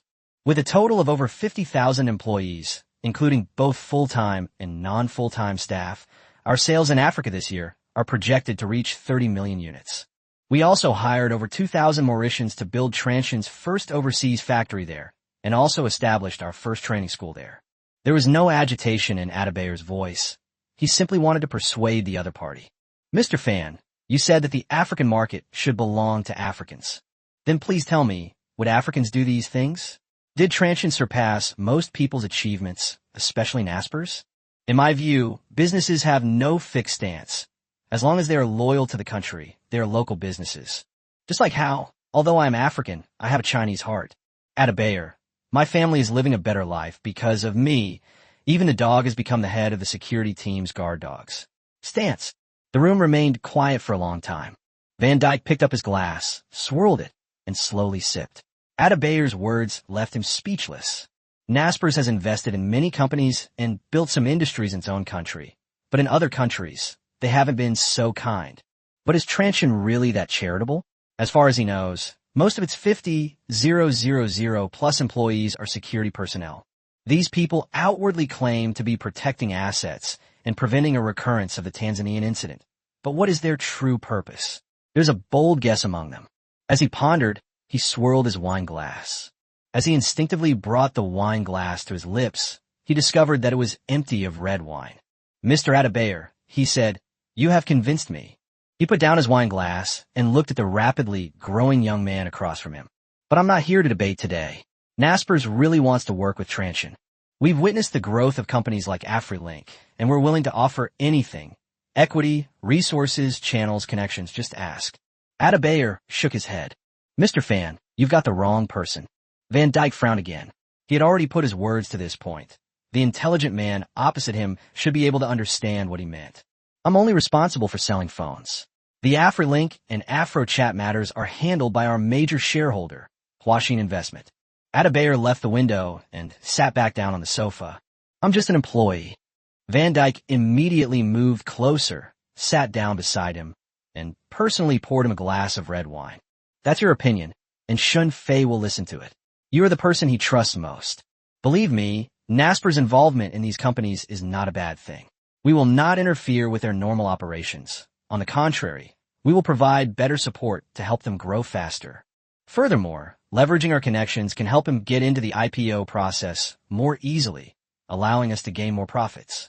Chapter 124 Major Infrastructure Projects, a New Opportunity. Adebayor immediately turned around. Mr. Fan, you just mentioned the issue of stance, saying that we are all Africans. But I want to tell you, I also have my own stance. He glared at Van Dyke for a moment, then said, word by word, one must also have one's own stance in one's position. I'm a senior executive at Transsion, and President Shun has been very kind to me. I can't let the company down. Besides, I have a Chinese heart, and I'm not kidding. Without President Shun, I wouldn't have everything I have today. One must never forget one's roots. He spoke the last few words in broken Mandarin. Although it was funny, it made Van Dyke feel a little uncomfortable. Corporate executives or professional managers don't just work for whoever pays them. Transsion, the opportunity to invest in these high-quality assets seems to be more difficult than imagined. After Adebayor left, Van Dyke stood by the window for a long time. He recalled that 10 years ago, when he made the decision to invest in Tencent, the entire industry was pessimistic, believing that they had not found a profitable model, and that continuing to burn money would only result in losses, and that they would go bankrupt once they ran out of new funds. But later, Tencent became the king of the Chinese internet. They used to be the ones invading China with capital, but now it's China invading them with capital. Besides capital, culture also came in, and that's even more terrifying. Van Dyke suddenly realized that the opponent he was facing this time was not so simple. Transsion was not training employees in Africa, but believers. The next day, Van Dyke flew back to Cape Town. He immediately began writing a progress report. The equity structure of companies like AfriLink is very clear, with Huaxin Investment holding 70% of the shares and management holding 30%. Huaxin Technology is the actual controller, but it does not interfere with the company's decision-making, making it a truly high-quality asset. These businesses are deeply intertwined with Transsion mobile phones, and any investment requires the approval of the actual controller, Shun Fei himself. The project summary was quite long, and in the last line, Van Dyke suggested, consider reducing your holdings in some Penguin shares in exchange for an opportunity to enter the market.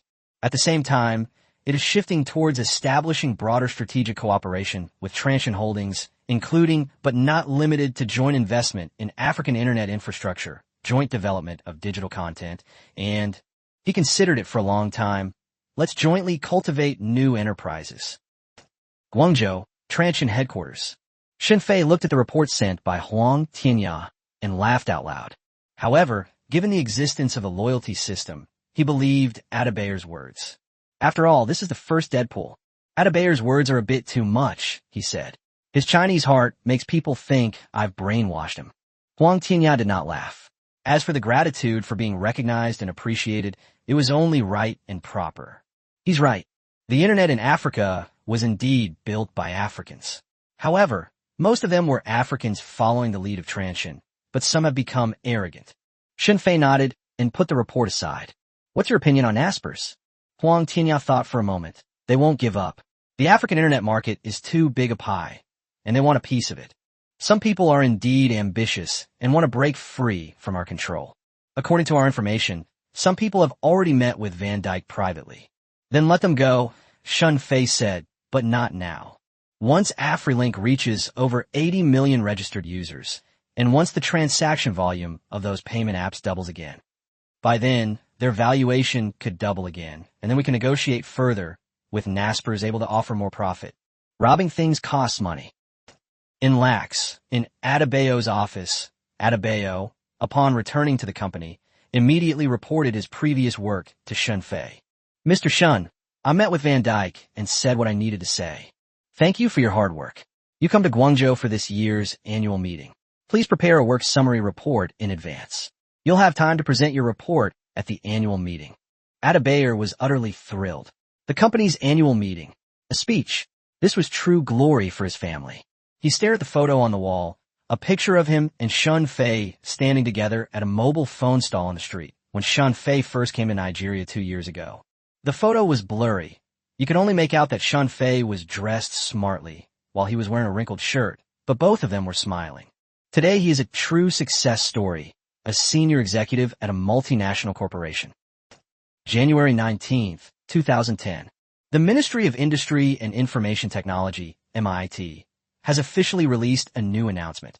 In order to accelerate the development of my country's mobile communications industry, the MIT has officially launched a direct investment of 280 billion yuan in 3G to build 3G communication facilities.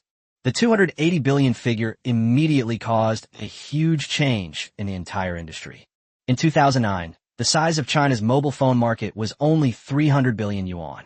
This means that the government will invest the equivalent of a whole year's worth of mobile phone market revenue into 3G to promote faster market development. Almost immediately, the three major telecom operators simultaneously announced reductions in 3G tariff packages, with an average reduction of 30%. China Mobile's TD-SCDMA tariff has been reduced to as low as 18 yuan per month. This news immediately topped the trending search lists on major websites. Hashtag China Mobile 3G tariff only 18 yuan hashtag. Number 2, 80 billion yuan infrastructure project hashtag. 3G for only 18 yuan? Really? Transsion, Huawei, ZTE, are your new smartphones ready? The replacement cycle is coming, and manufacturers need to be sensible. But this plan is still not as good as China Unicom's. Will they release a Honor Youth Edition? I want a longer call, mainly because I need more data. Wang Jianzhou. No one could take my position. Guangzhou, Transsion headquarters conference room. Shenfei sat in the main seat, with a video of the Ministry of Industry and Information Technology's press conference playing on the projector in front of him. In the video, the leaders from the Ministry of Industry and Information Technology continued reading the document. But Shenfei had already turned his gaze back to the dozen or so people present. Did you hear that? No one spoke, but a hint of excitement shone in everyone's eyes. The beneficiaries of large-scale infrastructure projects will definitely be equipment manufacturers like Huawei and ZTE, while terminal manufacturers will also benefit. With 280 billion yuan invested, 3G tariffs will be reduced by 30%. Shenfei walked to the whiteboard and wrote down 2 numbers. In 2009, smartphone sales reached 32 million units. 2010 forecast. He turned around. Who can guess? Huang Tianya said 60 million. Yu Dazue wasn't there, but the people from Huawei's terminal were present. A vice president then spoke up, saying, double it up a little more, 70 million. Shenfei shook his head again, then picked up a pen and wrote a number after the question mark. 100 million. Someone in the conference room gasped softly. Last year it was 32 million. This year it's 100 million. That's more than 3 times the growth? Someone couldn't help but ask, Mr. Shun, this growth rate. Shun Fei interrupted him. When Apple launched its smartphones in 2007, global smartphone sales reached 120 million units, 160 million in 2008, and 200 million in 2009. The Chinese market accounts for just over 10% of the global market, but its growth rate is faster. This year, the growth rate in the Chinese market has tripled. Chapter 125 Supply Chain Negotiation. The Dragon-Slaying Saber. With 280 billion yuan invested, 3G tariffs will drop from tens of yuan per month to around 20 yuan. How many more people do you think will be able to afford it? This estimate of 100 million is conservative. No one is arguing. Xin Fei looked at the people present.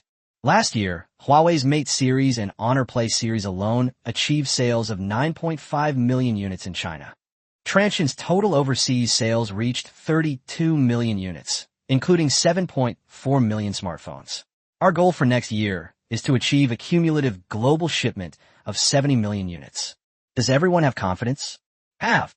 Although the target quantity is large, 2009 is just a year of preparation, and 2010 is the year to reap the rewards. Achieving the sales volume is absolutely no problem. After a brief discussion, Shun Fei began assigning tasks. Finalizing next year's procurement plan is the last task before the end of the year. Lu Feng, you're under a lot of pressure. If you do a good job, your bonuses at the annual meeting will be substantial. Lu Feng stood up, revealing a sharp look in her eyes. After learning her lesson about batteries, she immediately changed her approach. She started cutting corners on every component, earning her a new nickname in the industry, Lu the One Cut. According to the sales plan you set out for us, boss, the total procurement cost for mobile phone components this year will be around 15 billion. The screen and camera account for about 40%. Xin Fei looked at him and said, what you need to do is cut this 40% cost down by another 10%. Lu Feng replied without hesitation, I understand. How to cut it is the question. Lu Feng walked to the projector and pulled up a form. Last year, our sporadic purchases added up to orders worth tens of millions of yuan. Although prices were lowered later, the overall prices were just at the industry average, and there was no special treatment. This year is different. The target of 70 million smartphones means we need to purchase at least 100 million cameras and 70 million screens. We can design our own chips, but production capacity or the number of models won't increase in the short term, so we still need to purchase a large quantity. The current price has already prompted suppliers to proactively lower their prices. Xin Fei nodded. So what's your first stop? Neon Sony. After we finish talking, we'll go to Sharp to kill some grass and snatch some rabbits. January 20th, Tokyo, Sony headquarters. With the help of Sony staff, Lu Feng arrived at Sony headquarters 20 minutes ahead of schedule. Through the car window, you can see the huge logo on the technology building and the enthusiastic reception staff at the entrance. After all, we had already communicated beforehand, and this year's procurement target is based on a total sales volume of 70 million units. Although Transsion prefers to work with partners they know well, everything still depends on the price. After all, Lu Feng has changed suppliers before. After getting off the bus, she was greeted by the same Japanese section chief from last year, surnamed Tanaka, in his 40s, with a slightly swaggering chin, but this time he didn't seem arrogant at all. Mr. Lu, we meet again. Hideaki Tanaka extended his hand gently, as if afraid of offending this important client. Lu Feng shook hands with him, feeling a little surprised. This wasn't her first time at Sony. Last year, she came 3 times to purchase camera modules, initially pleading for supplies with a submissive demeanor, even denied entry to the meeting room, before eventually negotiating prices in the meeting room. However, this time the initiative was different. They had no chance whatsoever and could only agree to her request. Section Chief Tanaka, thank you for your help this time. Tanaka led her to a conference room that was larger and more luxurious than the last one. The coffee on the table has been replaced with freshly ground coffee. The level of importance attached to it has clearly increased. Mr. Lu, please wait a moment. Today's negotiations are not my responsibility. Mr. Kumagai, Senior Vice President of Sony Group and Head of Core Components Development, is personally discussing these matters with you. This includes, but is not limited to, price, delivery time, product specifications. Everything is negotiable. You are Sony's most important customer today. Lu Feng nodded. Changing the person was just right. She didn't really like this one either. A snobbish guy. In less than 5 minutes, Osamu Kumagai arrived at the conference room. I've kept you waiting, Mr. Liu. I will definitely apologize to you later. When the other party extended a handshake, Lu Feng did not get up. Instead, she took a document out of her bag and handed it over. Transsion 2010 Camera Procurement Plan. Kumagai Osamu took it, turned to the first page, and his expression changed from politeness to surprise, which quickly turned into regret. He shouldn't have gone to receive Lei Jun first because of personal relationships. Now he's completely lost the initiative. 5 megapixels, 15 megapixels, 8 megapixels, 25 megapixels, 2 megapixels, 40 megapixels, 1 megapixel, 60 megapixels. There are also 30,500,000 pixel lenses underneath. A total of 170 million units. So many. Kumagai Osamu's eyes were filled with shock. This huge order was enough to make them their biggest customer this year. Without realizing it, his voice rose considerably. Lu Feng nodded. 170 million units, with a total value of approximately $400 million. Kumagai Osamu forced a smile. So many sensors would normally cost at least $650 million, which is about 4 billion Chinese yuan. And this hasn't even started yet. 1/3 was cut off directly. Liu Yidao truly lived up to his reputation. Kumagai Osamu closed the file, then opened it again and looked at it once more. He looked up, his attitude clearly changed. We must not get too close to the rice company. We cannot afford to lose sight of the bigger picture for the sake of small gains. He took the coffee cup that a staff member had handed him and placed it in front of Lu Feng. Ms. Liu, please have some. Formal negotiations began at 2 p.m. and continued until 7 p.m. Osamu Kumagai initially tried to maintain Sony's dignity. Mr. Liu, Sony's camera modules are the best in the world. Our prices have always been stable. $12 for a 5 megapixel lens module and $22 for an 8 megapixel module. This is within the normal range for the industry. Lu Feng didn't say anything and took out another document from her bag. This is a quotation that Samsung gave to a client in China last year. Kumagai Osamu took it and glanced at it, his expression changing slightly. We cannot comment on the price of Samsung. All I can say is that you get what you pay for. Cheaper options will ultimately suffer in terms of compatibility. Then I'll take another one. Lu Feng took out another document. This is OmniVision's quotation to Huawei. 5 megapixels for $6.50, and that's not even the super large customer price. Kumagai Osamu fell silent. But Lu Feng's prices were truly outrageous. She cut the price of a 5 megapixel lens to $4.50 and an 8 megapixel lens to $8. More than halved. This price is very close to their cost line. Mr. Kumagai, Lu Feng said without any urgency, Sony's technology is indeed good, but good technology comes with a good price. Last year we bought your 5 megapixel lenses for $13 each, which was 8.3% more expensive than the average price. But I accepted it because our volume was small at the time and we weren't in a position to negotiate the price. She leaned back. This year is different. 170 million units. Yes, that's a massive order for any other company. Can Sony handle it? Chapter 126 Supply Chain Triumphs. Hideki Kumagai hesitated for a few seconds. Sony's production capacity is indeed. I know Sony's production capacity is tight. Apple and HTC are both waiting in line. Seeing that he was about to use the same old excuse, Lu Feng interrupted him directly. But will Apple and Sony give you a 5-year contract? Will they promise to only increase their purchase volume every year? Your company's offer shows absolutely no sincerity in the face of Hao. After saying that, she placed the price list that Hao had given to the chrysanthemum factory in front of him. She stared at Kumagai Hyde and said, transmission is possible, and I can guarantee an increase of about 30% every year. This will significantly increase your company's market share. After talking for another 3 hours, Kumagai Hyde gradually lowered his bottom line. The 2 megapixel camera is priced at $5, the 5 megapixel camera at $8, and the 8 megapixel camera at $13. The 1 megapixel camera costs $1 each, while the 500,000 megapixel camera is practically free, priced at 50 cents each. Lu Feng shook her head again. Slash it again. 5 megapixels is $5. 8 megapixels is $8. Kumagai hides, eyes widened. Lu-san, Sony will lose money at this price. We can't explain this to the board of directors. No. Lu Fong took another document out of her bag. This is our BOM cost analysis. There may be some error, but not much. When Kumagai Hyde saw the document, he froze. It's not that the data above is outrageous, but rather that they are actually quite similar. Lu Fong pointed to one of the pages of the document.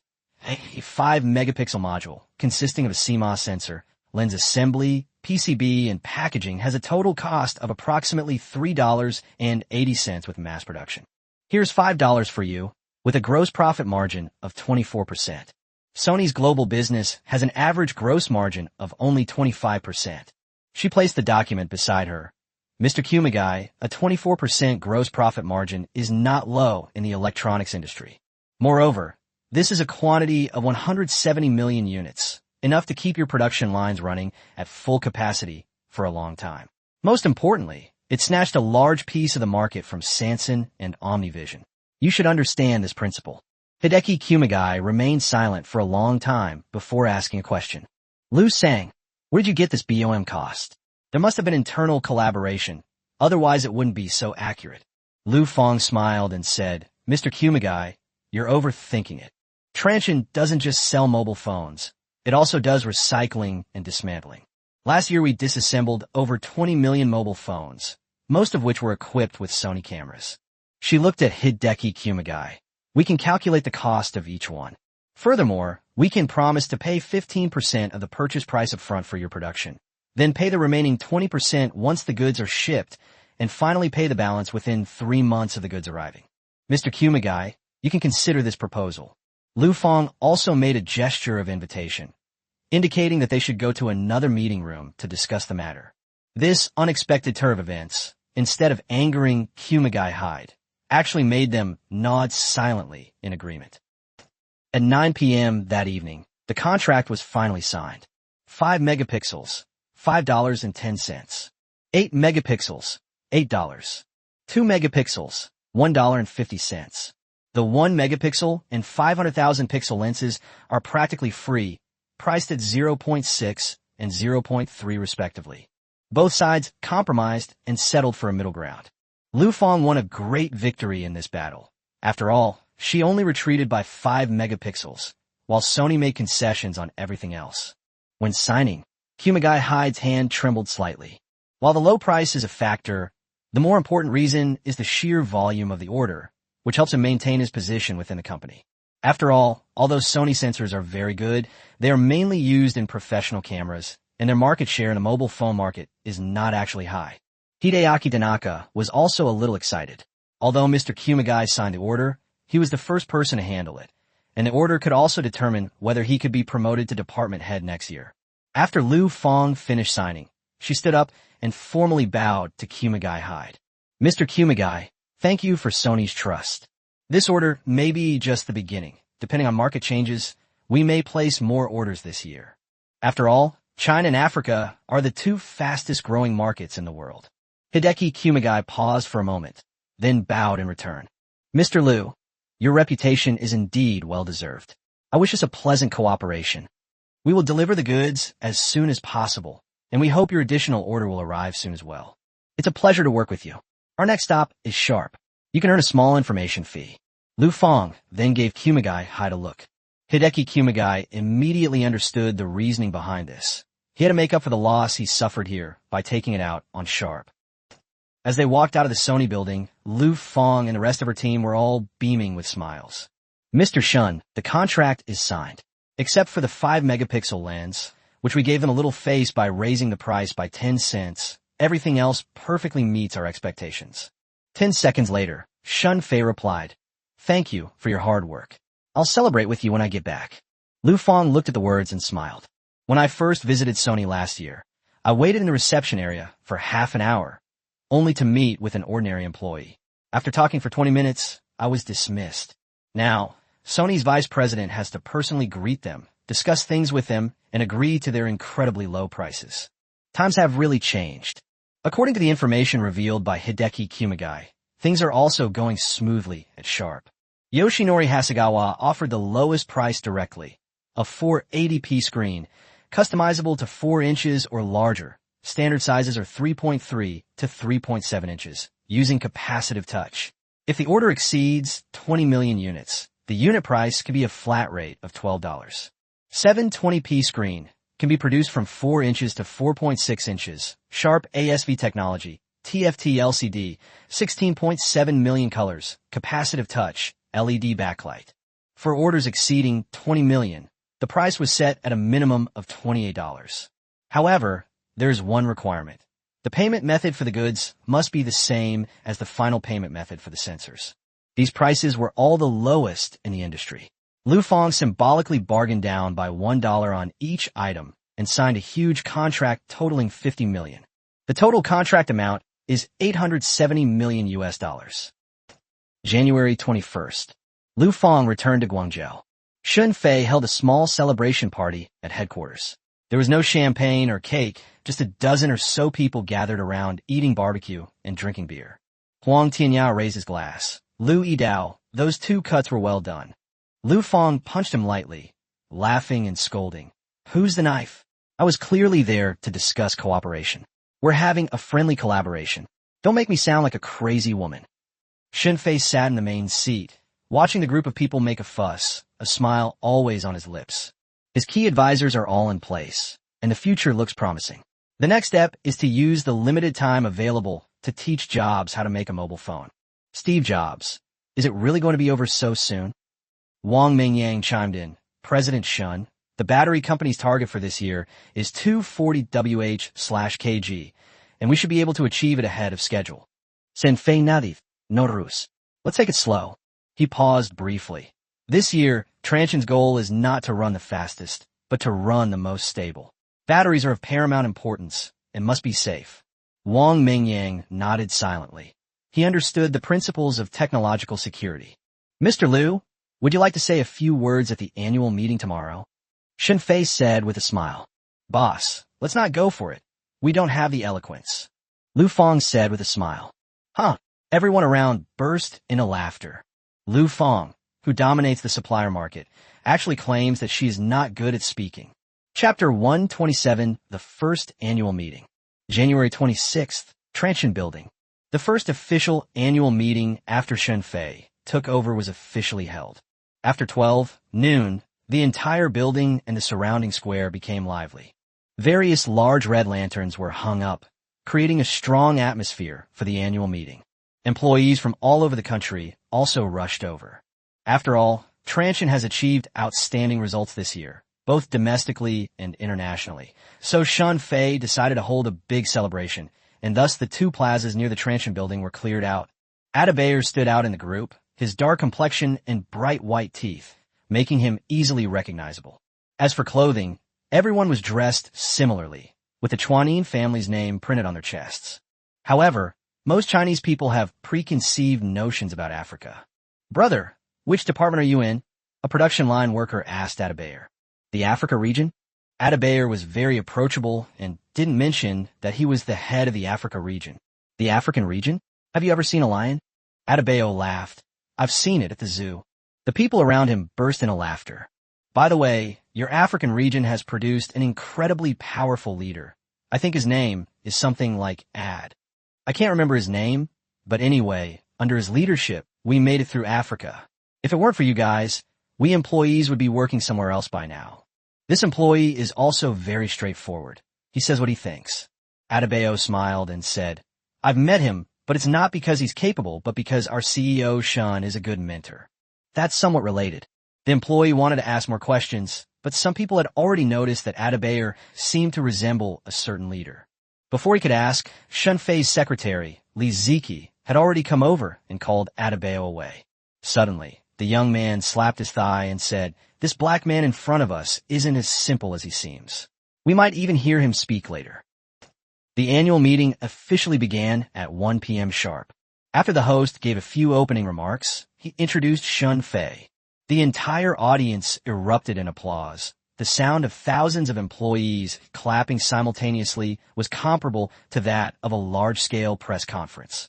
Shun Fei was wearing the same red t-shirt as everyone else, without any extra embellishment. Ties are fine for regular press conferences, but not necessary for annual parties. He stood on the stage without a script or a PowerPoint presentation, speaking extemporaneously. Good afternoon, fellow members of the Transsion family. I won't be giving a PowerPoint presentation talking about KPIs or discussing next year's goals at this year's annual meeting. He paused briefly, then looked at all the employees, raised his hand, and said, I only have 3 sentences to say. My first words are, thank you all for your hard work. Applause erupted from the audience again, even more enthusiastic than before. Shunfei raised his hand to suppress the applause, waiting for it to subside. Secondly, I won't go into detail about this year's performance. All the due bonuses have been paid out. The third sentence. Before the applause could even begin, he suddenly smiled and said, Now, let's hand out the bonuses. The crowd below the stage erupted in cheers. Fortunately, this is a plaza. Otherwise, it's uncertain whether the building could have been supported. The first team to take the stage was the Transsion S1 project team. More than 50 people stood in a row, each with an excited expression on their face. Shunfei personally handed a huge checkboard to Chenhai, the project manager, on which was written, Transsion S1 project prize money, 5 million. Chenhai took the checkboard and said into the microphone, Thank you to the company and President Shen. Our goal for S2 next year is 25 million. Next up is the T1 project team, 2 million. T80 project team, 500,000. The engineers from the S1 project team, including Chenhai, did not go on stage to receive the awards. The awards were mainly given to the engineers who maintained the projects but did not participate in other projects. The Recycling and Dismantling Center project team received a bonus of 8 million yuan. The Chip Enhancement project team will receive a prize of 10 million. Every team that went on stage was greeted with cheers, and even those who hadn't won anything were still cheered for. It wasn't until Wang Mingyang brought the battery team onto the stage that Shun Fei took the microphone and said a few more words. The battery team accomplished several major things last year, not only solving our battery production problems, but also developing our own high-density batteries. At the same time, we increased the energy density from the industry average of 120 Wh/kg to 175 Wh/kg, leading the industry by 2 years. How much is this achievement worth? Let's all discuss it. He handed the microphone to the audience, and the employees below the stage began to shout excitedly. 5 million. 8 million. 10 million. Shunfei, I'll do as you say. After finishing speaking, Shunfei picked up a blank checkboard and wrote the number on it, 10 million. Wang Mingyang was a little excited when she received the checkboard. He turned around and looked at his brothers behind him. They had spent countless sleepless nights in the lab working on someone they had argued with countless times, and now their faces were filled with excitement. A boss who can just give out money whenever they want. That's really something. We must work until we die. Wang Mingyang spoke only one sentence into the microphone. Brothers, are you confident we can reach 240 next year? It's a must. The thousands of people in the audience all stood up at the same time, and the applause lasted for a full 2 minutes. Next are some other benefits, such as rewards for the production department, human resources department, etc. Some departments that were really reluctant to give awards also provided a month's salary as a minimum guarantee. The rewards for Huaxin investment were set by Huang Tinya himself, with each person receiving at least 1 million yuan. Shunfei approved them after just one glance. Top-tier traders don't need to be stingy. After the prize money was distributed, Shunfei returned to the stage. The money we just distributed was from last year. Now let's talk about next year's benefits. He looked down at the audience, where a line of text appeared on the big screen. The main thing is that everyone has access to comprehensive support and protection. Parents' health checkup subsidy, 2,000 yuan per person per year. Child education subsidy, 3,000 yuan per person per year. Interest-free home purchase loan, up to 200,000 yuan, with a term of 5 years. The entire venue fell silent for a moment, then erupted in an even more enthusiastic response than before. Adabayer sat in the crowd with slightly moist eyes. He thought of his mother, the woman who used to sell cassava cakes on the streets of Lax. 2 years ago, she would never have imagined that she would come to China for a checkup. All of this is because of telepathy. After the benefits announcement, the annual meeting moved on to the next segment. Lottery. On the stage, a large screen began to scroll, displaying 1,000 employee numbers. The first winner was a girl who screamed and ran onto the stage to draw a Transsion S2 mobile phone, MTK version. The whole audience burst into laughter and ran down the aisle, sharing in the joyful moment. The second, the third, more and more people took the stage. Then comes the grand prize. The first round of the grand prize is the right to use a Volkswagen Magotan or other vehicles for 1 year. Although it is called the right of use, this is just a decision made by Shunfei in order to control the impact. As for the right to use the writing, as for ownership, after all, it's a big company like this, and it's normal to forget things occasionally. At this moment, many people in the audience were also quietly hoping that they would be lucky enough to win one of the 10 cars. The screen quickly froze, displaying the employee number AF712. Adebayor paused for a moment, then looked down at his employee ID, AF712. He stood up, and all eyes turned to him. Africa Regional President Adebayor, the host called out, "Come up to the stage to receive your award." As you can see, our lottery is very fair. Everyone, from frontline employees to regional presidents, has a chance.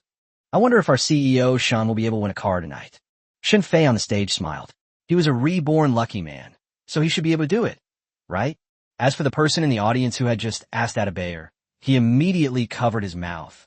It turns out, this was truly a case of the flood washing away the Dragon King's temple. He didn't say anything wrong, did he? Chapter 128, The Restless Leijun. Amid applause, Adebayo walked onto the stage, and Shunfei personally handed him the prize ticket representing the car keys. "What kind of car do you like?" Adebayor thought for a moment. "BMW?" Shunfei laughed. "Then let's go with a BMW." To make the annual meeting more lively, the company selected several cars priced between 200,000 and 300,000 yuan, mainly Volkswagen, BMW, Mercedes-Benz, all joint venture cars. As for domestically produced, we will award Transsion cars as a reward next year. Adebayor took the car keys, and the crowd erupted in cheers again. He then said into the microphone, "I've always felt very lucky. From meeting Mr. Shun while I was selling things at a stall in Africa, which changed my life against all odds, to winning the first car in the lottery today. Seeing this, many people might think I was very lucky, but luck is my foundation, and studying is also very important."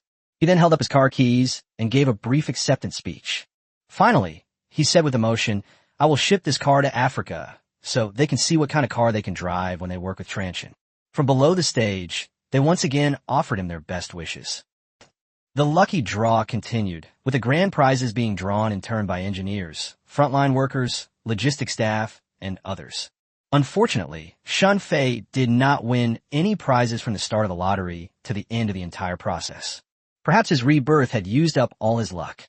During the subsequent year-end summary, Lu Feng, Adebayo, Wang Mingyang, and others were very tactful.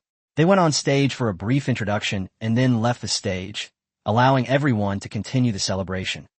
After the speech, the annual meeting was declared over, and we will now move on to the next segment. Food segment. This gathering was quite extravagant. Professional chefs had already set up an open-air banquet in the small square next door. Adebayo and other executives then went with Shunfei to the small private room next door. Adebayor is doing very well in the Africa market now. You are definitely going to be a key player this year. Chenhai raised his glass and then downed it in one gulp. The main reason is that the mobile phones made by General Manager Chun are more in line with the market demand in our area. I don't feel that much pressure selling them. It was all done with President Shun. Chunhai said with a smile. Let's all work hard together next year. Come on. The next morning, the video of Transsion's annual meeting was uploaded online, and in less than a day, it had been viewed more than 5 million times. The comment section was filled with envy, skepticism, and mostly sour grapes. A 10 million yuan bonus? That's just bragging, isn't it? Didn't Transsion go bankrupt? How come they're making so much money? Are you a caveman upstairs?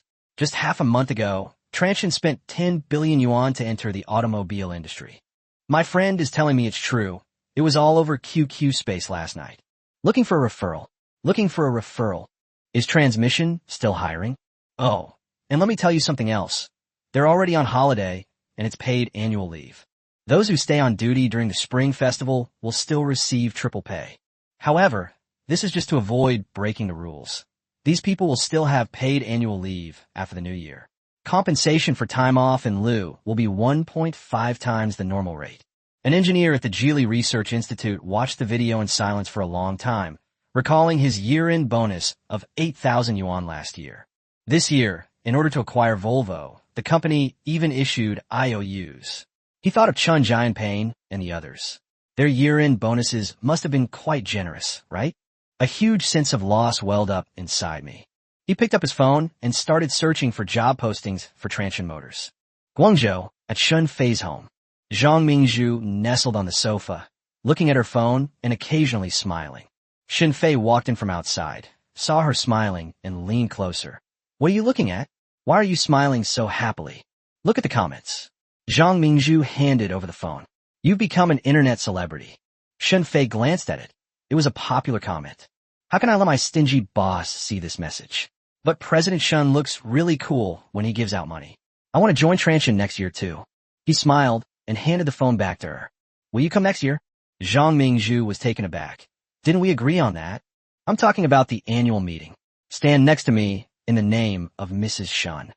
Zhang Mingzhu smiled, jumped onto his chest again, and whispered in his ear, love me. Hashtag Transsion annual meeting hashtag. Hashtag millions in project bonuses hashtag. Li Qing's publicity department also took this opportunity to begin preparations for the launch of Transsion S2 next year. As for the big boss, his enjoyable annual leave has officially begun. Taking advantage of this opportunity, the rice company in Kyoto directly launched the public beta of MIUI.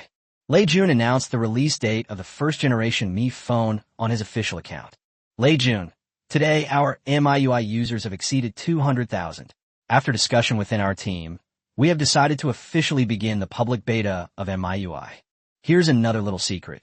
The first-generation Mi phone is progressing very quickly and will be officially released on March 1st after the Lunar New Year. See you there, fellow Mi fans. Holy crap! Are Chuanin and Dammy timing this perfectly? Chuanin just topped the charts, and then CEO Lei suddenly appears.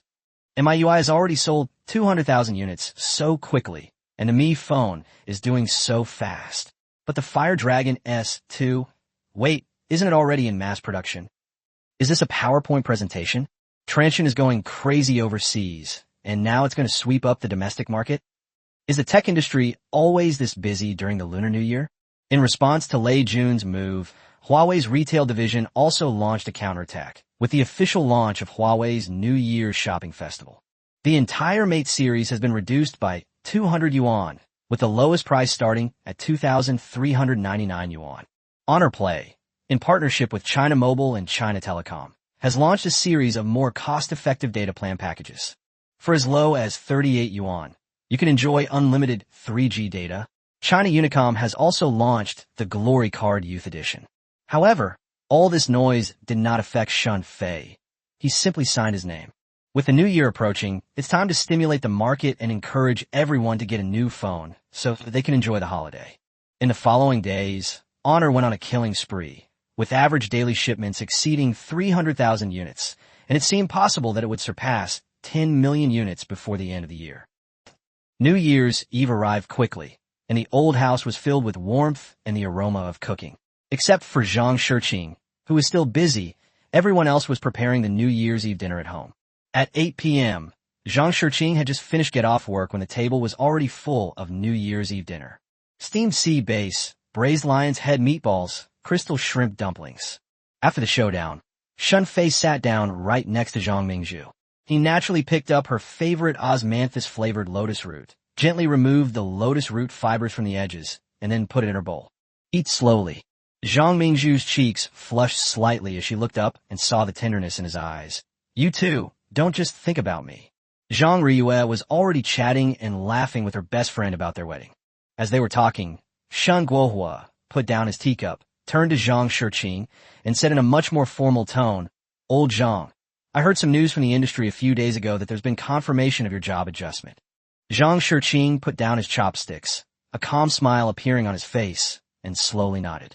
I already had the news, my boss told me in advance, but there's still some suspense. Some people have suggested compensating Xiaofei in other ways. It was finally finalized a couple of days ago, and the official appointment will be issued after the new year. He will be promoted to executive vice governor. We owe this all to Xiaofei. Chapter 129 Highs Promotion Plan. Shen Guohua's eyes lit up instantly, and he slapped the table, saying repeatedly, "Good, good, excellent. Taking this step will completely open up the path to advancement, and the future will be limitless. Oljong, don't say Xiaofei made you who you are. The higher you go, the safer Xiaofei becomes." Everyone raised their glasses again to celebrate Zhang Shiqing's victory. On the 5th day of the Lunar New Year, the festive atmosphere had not yet dissipated. The streets were still filled with the sounds of people visiting relatives and exchanging New Year's greetings, as well as crowds gathered around mahjong tables, where one exciting battle after another was underway. The Rise Company's premises are already bustling with activity. Lei Jun hurriedly hung up the phone he had just received, not even bothering to smoke the cigarette between his fingers. His eyes were fixed on the promotional plan that had just been delivered. This is the first public appearance of the damn phone, so there can't be any problems. He was very dissatisfied with this plan. He didn't know what his subordinates were thinking. The most important MSM 8255 chip was not emphasized in the design. They certainly talked a lot about sentimentality, but since Mi fans are all tech enthusiasts, they didn't even mention the most powerful flagship chip. Change it. This plan is unacceptable. Lei Jun stubbed out his cigarette in the ashtray, full of cigarette butts, his voice carrying a hint of ruthlessness. The core issue is just one thing. Promote our MSM 8255 thoroughly. A full-fledged 1.25 GHz clock speed, a Qualcomm flagship chip. This is the key point. The MSM 8255 is designed to operate between 1.2 and 1.4 GHz and is frequency tunable. After careful consideration, the Dammy team decided to go all out with Born for Fever and slightly increase the frequency to avoid being crushed by Transsion's flagship phones. After all, Qualcomm has stated that Transsion and Huawei are both testing this chip. Xiaomi's technology can't compete with Transsion's, so they can only slightly sacrifice power consumption for performance. Hopefully, the difference won't be too significant in the end. One of the planning team members whispered a reminder. "Mr. Lei, should we mention the system, the screen, or something? Our configuration is much stronger than the Honor plays, and their advertising is just spreading the word evenly." What a load of crap. Lei Jun clapped his hands and slammed the parameter sheet in his hand onto the table. This is our first round of advertising. We must make sure consumers remember the biggest selling point. The MSM 825 is the biggest selling point. What kind of domestic phones are on the market now? They all use MediaTek MTK 6573 chips. Even with Transsion overclocking, the CPU only reaches around 800. Running a simple game like Fruit Ninja can be incredibly laggy, and finding your contacts takes forever. By the time they open the web page, our users have already finished reading the first Weibo post. Our performance is more than double theirs. That's a classic case of overwhelming superiority. Lei Jun got more and more excited as he talked, and then took the proposal and started modifying it himself. Right like this. The first generation flagship of the Rice is equipped with the Qualcomm MSM 8255 flagship chip, with a full-blooded main frequency of 1.25 GHz, a true performance king, and the first to enter the 1G mark. 1.25 GHz flagship, true performance, born for enthusiasts. Sitting next to him, Lin Bin couldn't help but laugh out loud. Old Lei, if we say this out loud, aren't we afraid that users will really say our phones overheat? What's there to be afraid of? Lei Jun said matter-of-factly. If a flagship phone doesn't run hot, is it even a flagship phone? It's just a feature phone for the elderly. Our phone isn't particularly hot, just a little warm, so users don't need to buy hand warmers. Upon hearing this, everyone in the room perked up. Everyone knows that Lei Jun went to Qualcomm's headquarters in the United States specifically for this chip, discussed it for 2 days, and finally secured the first launch rights in China. They certainly couldn't let Lei's hard work go to waste. As for heat, it will definitely get a little hot, but it will never be too hot to touch, so it is still usable. After the discussion, Lei Jun once again used his connections, and the entire internet was filled with news about the first-generation Xiaomi phone. First, the official Weibo account of Mi Fans released a formal reservation announcement. The annual Mi Fan Festival is officially open. The first-generation Xiaomi phone globally debuted the MSM 8255 processor, proving that flagship phones should use flagship chips. Image. The first-generation Mi phone redefines cost-effectiveness, born for enthusiasts, and a new MIUI version is coming soon. The accompanying image shows Qualcomm beating MediaTek, with the caption, "Qualcomm surpasses MediaTek in decoding, performance, and power consumption." The comparison makes the MTK 6573 seem utterly worthless. In a short period of time, the official Weibo post about Rice made it onto 3 different trending topics. Hashtag born for fever hashtag. Hashtag technology equality hashtag. Hashtag flagship phones at low prices are also available hashtag. The annual leave isn't over yet, and the Rice is already being advertised. It'll be here in a few days, but are Qualcomm chips really that powerful? Qualcomm is the flagship. MediaTek is still too inferior. Think about MIUI. It's not that the chip performance is too strong, but that the optimization by Xiaomi is good. You're right, upstairs. I'm really looking forward to it. Will the price be even lower than the Honor Play? It's unlikely. Xiaomi's supply chain integration capabilities are definitely not as good as Huawei's. But if they sell this configuration for $19.99, it's still better than Honor. The Honor phone is at best a mid-range phone. The user experience is decent, but the screen is ultimately too blurry. That's true. Online discussions about Rice continue to increase, and many people are really looking forward to this new machine. Even a novice unboxing couldn't escape that it's actually pretty good phenomenon. As a professional, he didn't blindly follow the trend. Instead, he did some research. The information he found was that the MSM 825 had only started tape-out and had not yet entered mass production. It would take at least 3 more months before it could be launched on the market. That Rice company is doing a PowerPoint presentation. In Guangzhou, Shunfei also received a call from Udazue. President Shun, the Rice business has started to move. Qualcomm's chips are indeed much stronger than the MediaTek chips we use. Should we buy a batch and do some minor processing? I don't think Lei Jun will be so low-key at this press conference. Udazue has a clear understanding of the future plans for the company. While the Mate S is ready, the Mate 2 series should also be on the agenda. Most importantly, he is no match for Lei Jun in terms of publicity. Xiaomi only had a PPT presentation without even a glimpse of the product, yet it still generated millions of pre-orders. He's a worthy opponent, but they were still too young, so Udazue decided to let them experience the harshness of society as soon as possible. Mr. Yu, the Taishan 900 has also entered the final testing phase. The supply time for you should be similar to the price of the MSM 8255. We can wait until Taishan chip goes public before negotiating, which will also put more pressure on us. After all, having our own chips is our greatest source of confidence. Udazue immediately laughed. It turned out that President Shun had prepared for this all along. It seems the emperor wasn't in a hurry after all. Mr. Shun, I understand. Then we'll begin preparations for the launch of the Mate S. I have great confidence that this revamped product will recreate the glory of the standard version. After saying that, Udazue hung up the phone, saying that the listing work was nothing special. The slightly updated Mate S will not have a launch event. It will be directly listed on the Huawei app gallery, with a price difference compared to the Mate 1. The most complex promotional work involves negotiating new package deals and promotional strategies among the 3 suppliers. Chapter 130 Lei Jun, who comes up with new tricks. Time quickly came to March 1st. Kyoto, 798 Art District. Half an hour before the press conference, a long queue had already formed at the entrance. The people in the queue were of various types, but mainly students. Of course, there were also digital enthusiasts who flew in from other places. Someone in the crowd held up a sign that read, "Mr. Lei, I've been waiting for this day for a long time." When Lei Jun saw the sign backstage, his eyes welled up slightly. It wasn't because he was moved by the fans' sentiments, but because his plan had finally succeeded.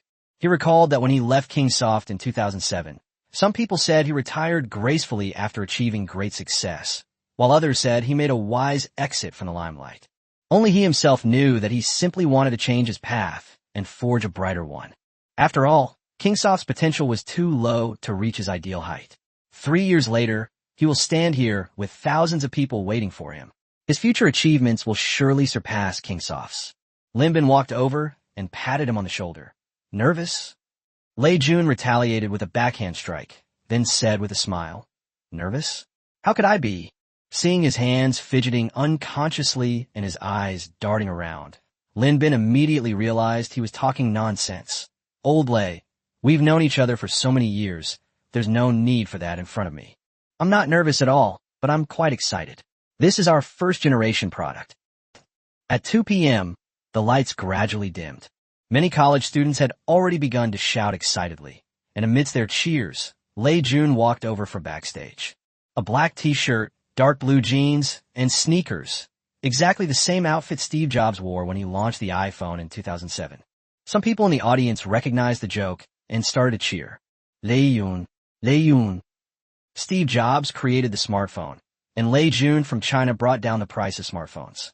It's not about low price and low configuration, but high price and low configuration, kicking the price of high-quality smartphones back to 1999, setting an example for other companies.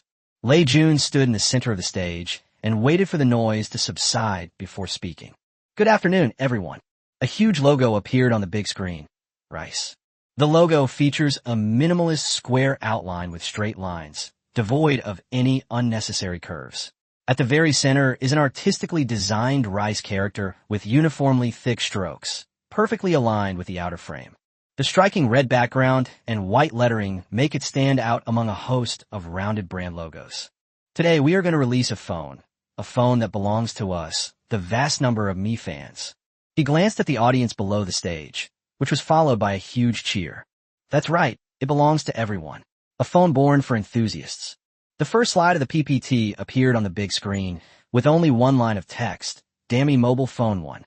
The applause from the audience rang out for what seemed like the umpteenth time. Since we're enthusiasts, let's skip the nonsense and look at the processor first. A description of a chip appeared on the large screen.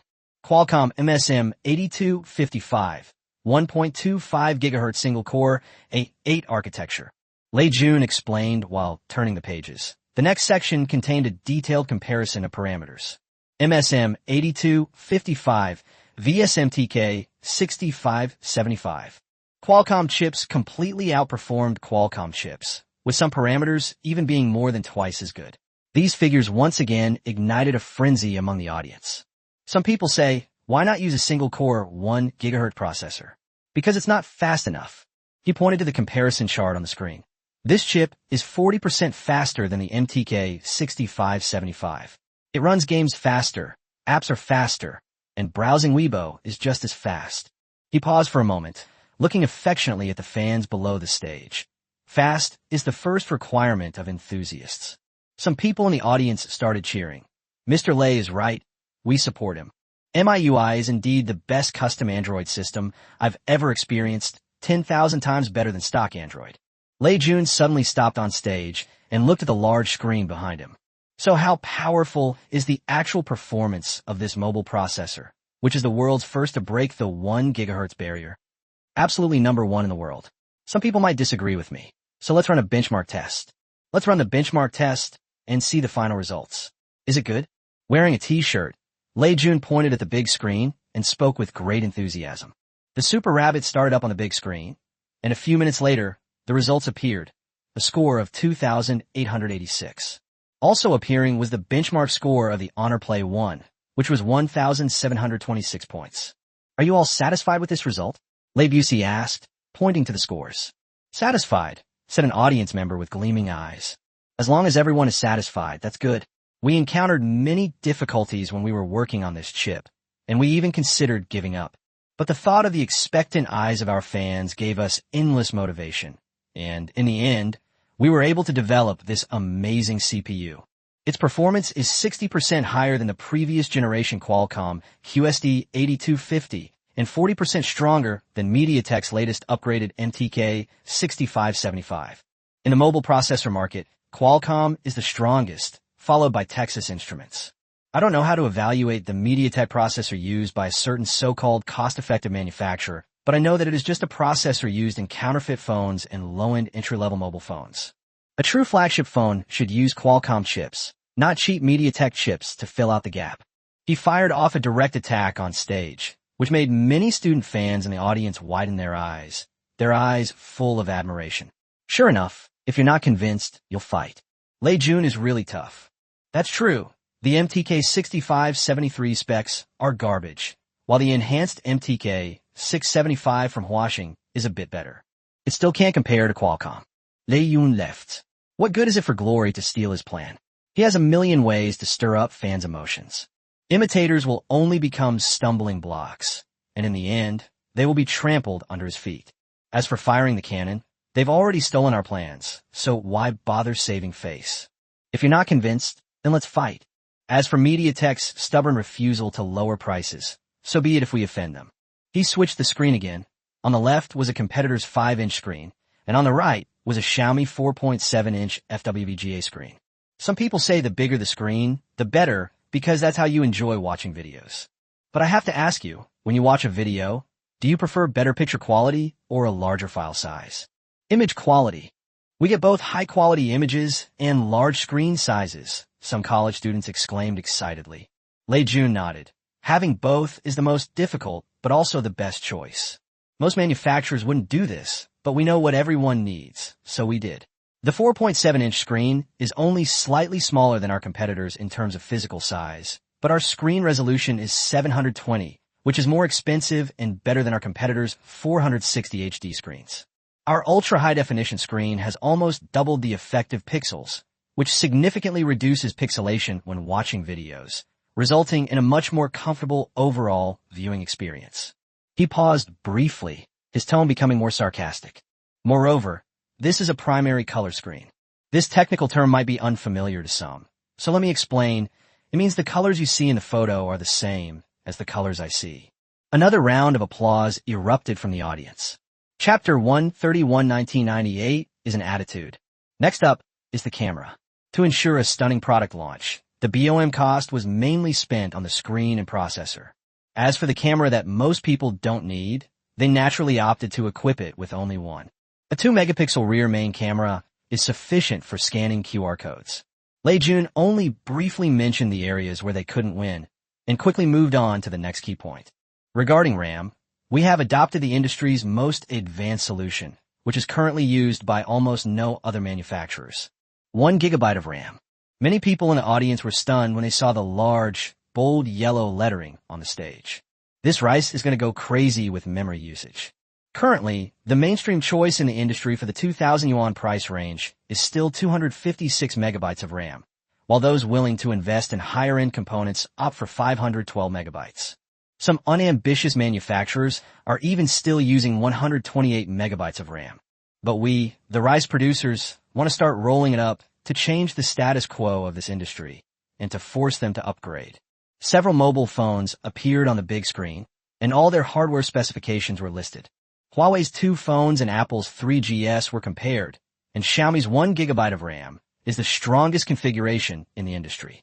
Fruit still uses only 256 megabytes of memory.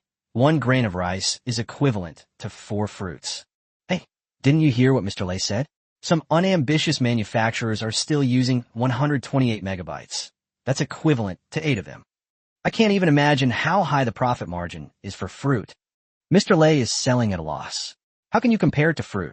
It seems that Honor's profits are not small either.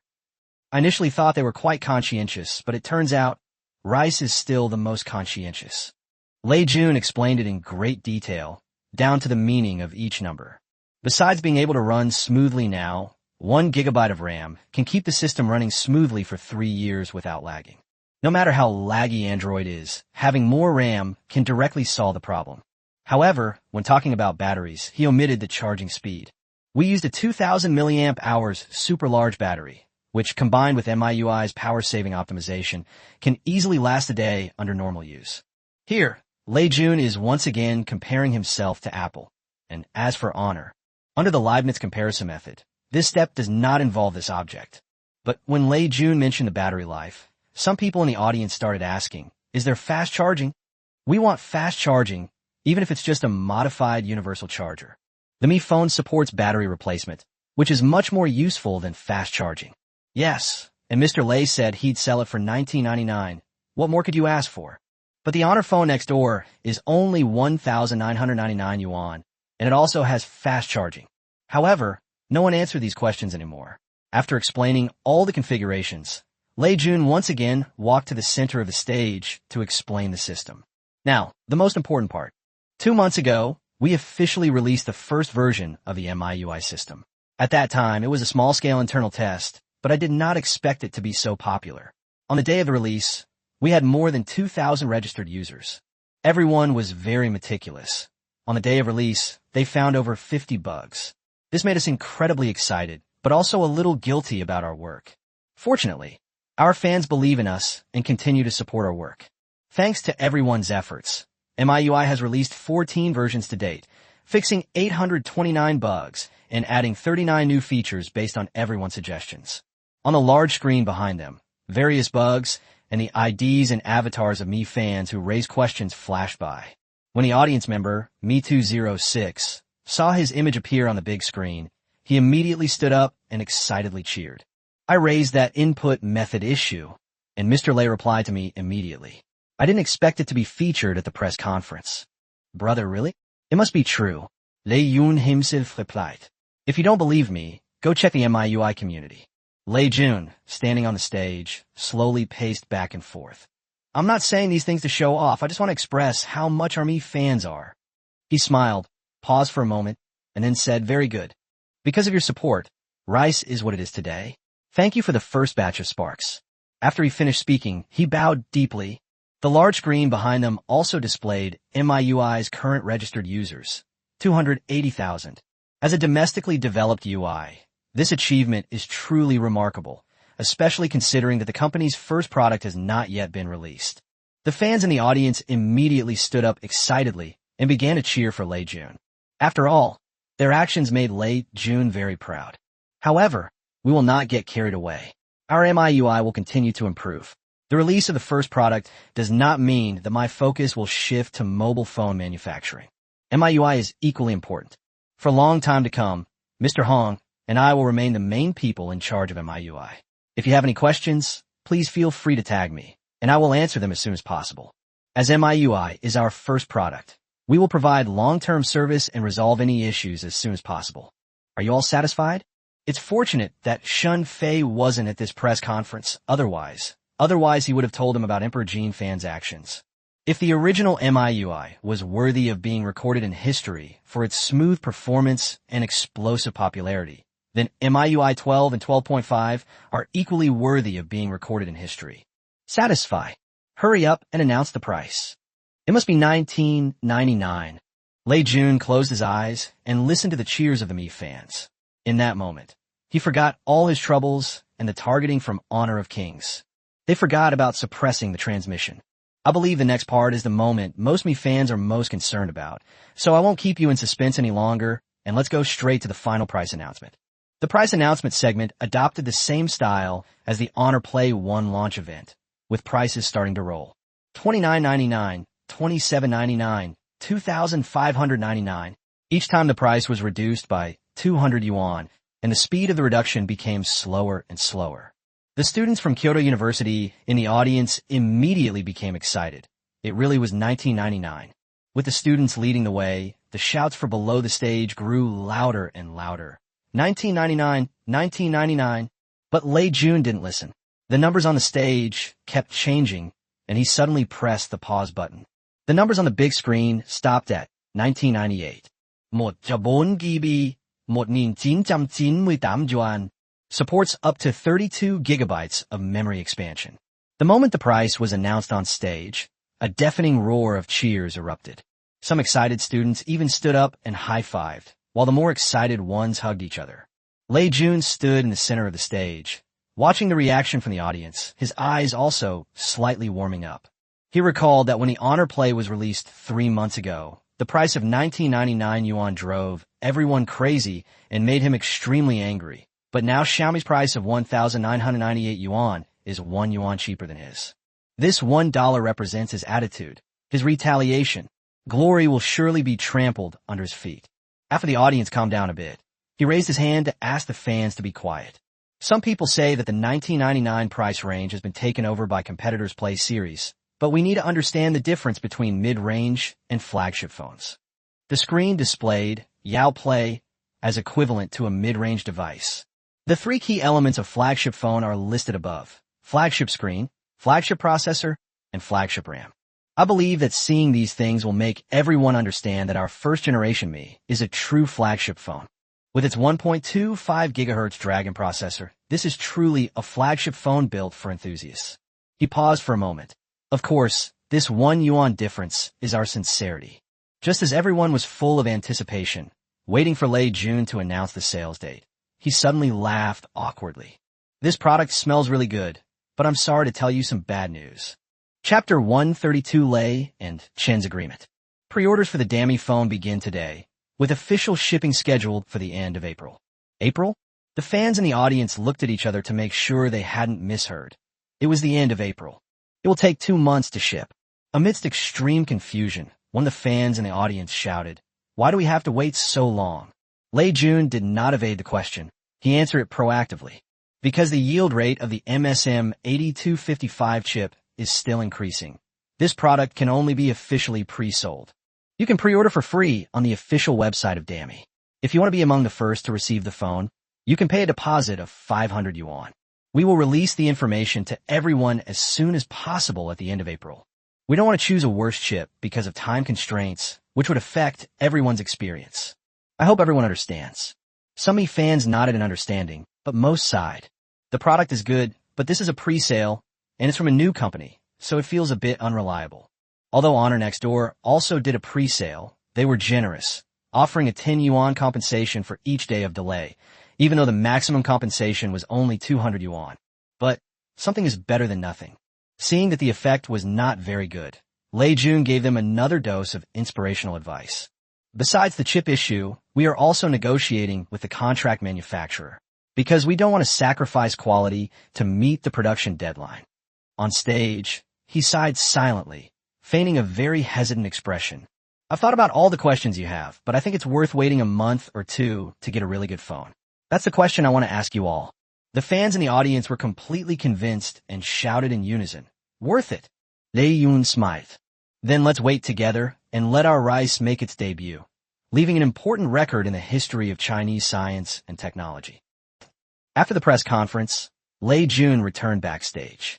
Lin Bin was already waiting, a smile he couldn't help but wear on his face. "Old Lei, thank you for your hard work.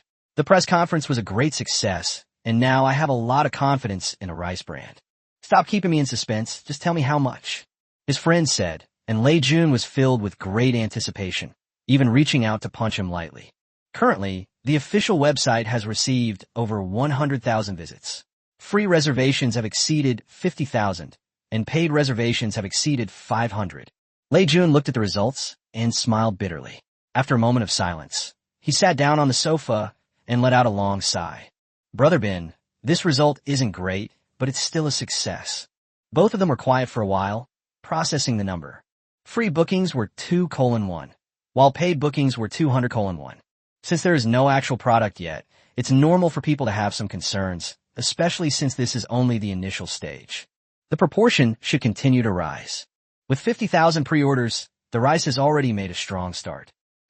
3 minutes later, the official website of Dami, a brand of rice, issued the first pre-sale announcement for the first generation of Dami.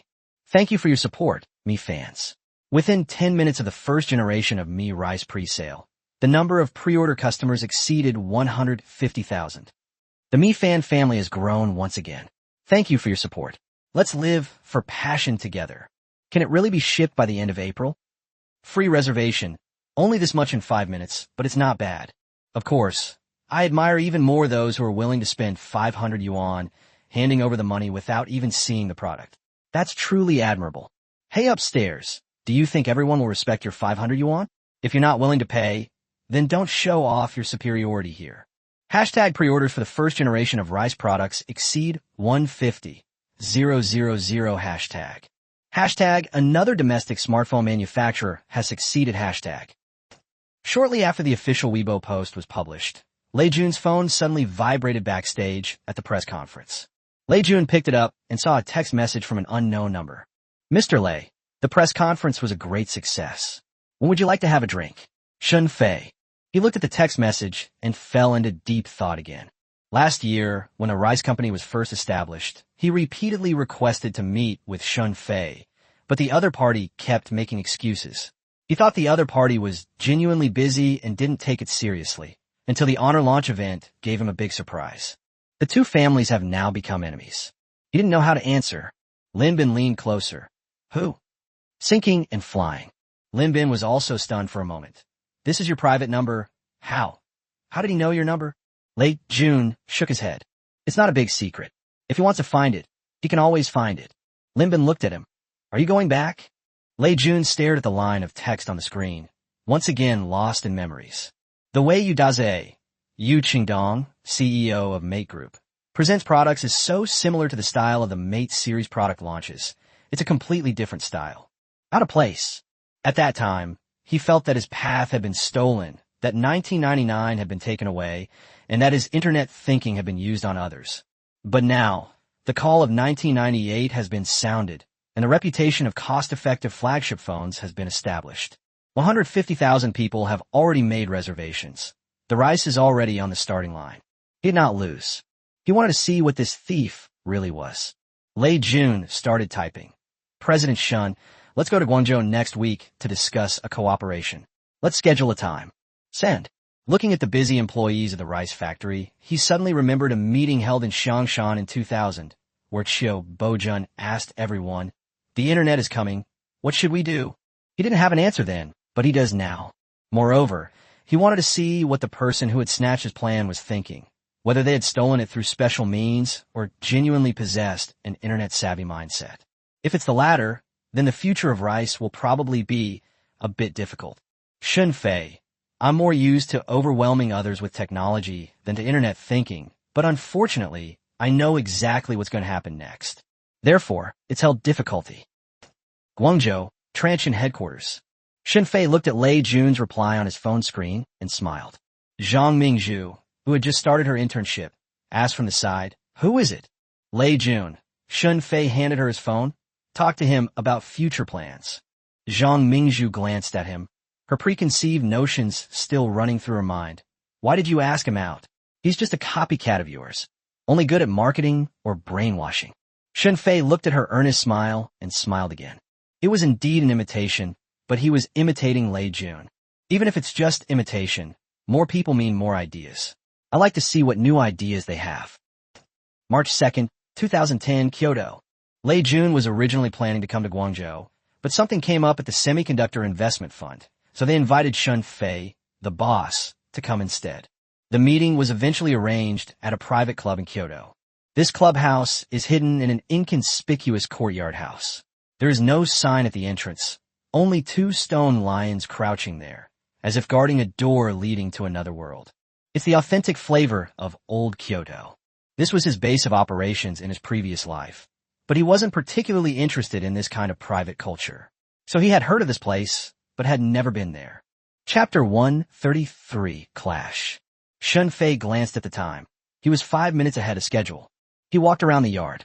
That old locust tree, its branches are still bare this season, but you can tell how old it is. It's at least 70 or 80 years old. After he looked around, the waiter led him into a private room. The room was small, with an 8 immortal table for table chairs and a calligraphy scroll hanging on the wall. It's rare to be confused. The signature is Zheng Banxiao, but Shun Fei knows it's a fake. A genuine piece wouldn't be hung in such a place. He just sat down when the door was pushed open. Lei Jun stood at the door, dressed casually. He paused for a moment upon seeing Shun Fei, not even letting go of the doorknob. He probably hadn't expected Shun Fei to arrive before him. President Shun, Mr. Lei. The two old foxes shook hands with just the right amount of force, like two dragon dance masters testing each other's inner strength. However, the probing has already begun from here. The dishes were ordered in advance. They were Huaiyang cuisine, light and not greasy. The waiter set out the dishes and then left, leaving the two of them alone. Shun Fei picked up a piece of stir-fried shrimp with his chopsticks and chewed it slowly. Lei Jun didn't touch his chopsticks, but picked up his teacup, took a sip, and then quietly watched him. Seeing Shun Fei slowly chewing his food, he finally couldn't help but ask, Mr. Shun, what did you want to talk about when you asked me out? You can't possibly be here just to freeload a meal, can you? He then burst into laughter. Shun Fei put down his chopsticks, ignoring his joke. I heard you've been busy with supply chain matters lately. However, The first generation Mi phone sold quite well. Lei Jun nodded. Busy? How can you not be busy when you're starting a business? The press conference just ended, and the pre-sale data is pretty good. It's worth the effort. The number of reservations has now reached 500,000, Shun Fei said. To achieve this in just one day, I dare say that no other domestic mobile phone brand besides Honor can do it. Lei Jun's eyebrows twitched. The praise was genuine. President Shun is very well informed. Shun Fei smiled and said, We're all in the mobile phone business. What else should we be watching if not our competitors? Lei Jun thought quietly for a few seconds, then suddenly laughed. President Shun, the way you're saying this makes it sound like we're rivals. Shun Fei looked at him. Isn't that right? The atmosphere subtly shifted. Lei Jun didn't answer directly, but picked up his chopsticks and took a piece of braised pork. Mr. Shun, do you know what I was thinking before I started making mobile phones? Shun Fei remained silent, waiting for him to continue his performance. I've been wondering, with such a large mobile phone market in China, why are Nokia, Samsung, and Motorola the only players? Why can domestic mobile phone manufacturers only produce low-end and knockoff products? In the end, domestically produced mobile phones can only work for the supply chain. As for international brands, they can make a lot of money by using our cheap labor and supply chain, simply by putting their own name on a label. I really don't understand, and I have many questions in my mind. He put the braised pork in his mouth and chewed it slowly. Later I realized that it wasn't that I couldn't make it, but that I didn't dare to price it. I didn't dare to set a high price, I didn't dare to invest in research and development, and I didn't dare to treat the product like a work of art, like fruit. He looked at Shun Fei and continued to weave the story. Shun Fei watched him quietly and listened to his story. That's just right. However, Lei Jun was right. He didn't dare to set high prices because he was afraid of being stuck with unsold goods. Low prices would naturally result in lower profits, leaving no money for research and development. This is also the biggest problem with rice later on. As for the fruit-themed artworks, just treat them as a joke. So, I want to make a phone that costs 2,000 yuan, but has the same specs as international flagship phones that cost over 4,000 yuan. I want to let Chinese consumers know that domestically made phones can also be of good quality and affordable. Shun Fei took a sip of tea and then nodded affirmatively. That's a great idea. But this idea, Rebus's voice deepened slightly, was first done by you. The private room was silent for a few seconds. Shun Fei did not argue. He picked up the teapot and poured himself another cup. Mr. Lei, you mean the honor play? Lei Jun didn't answer, but his eyes said it all. That's the expression most likely to appear when a childhood friend snatches away your favorite toy. There was resentment, anger, and a hint of regret. Regret for acting too slowly. Shun Fei picked up his teacup and took another sip.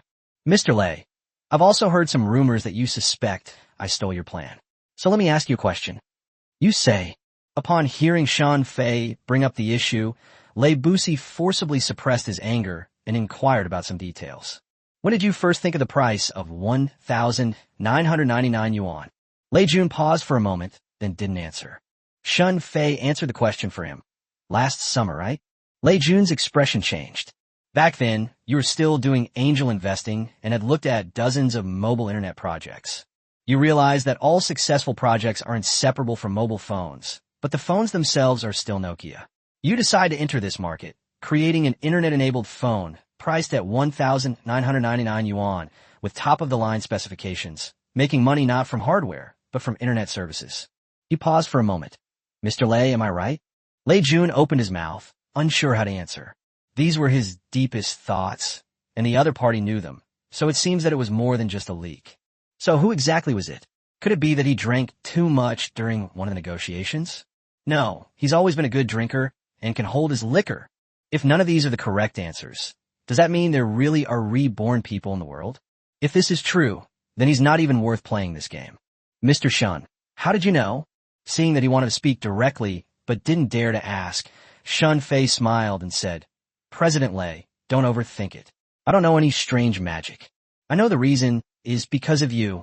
You posted a message on Weibo last August. Smartphones should be cheaper. In a November interview, you said that the mobile phone of the future will be the gateway to the internet. This is all public information. Many people can see it. As for 1999, that was indeed a coincidence. And, of course, it was also related to our Transsion S1.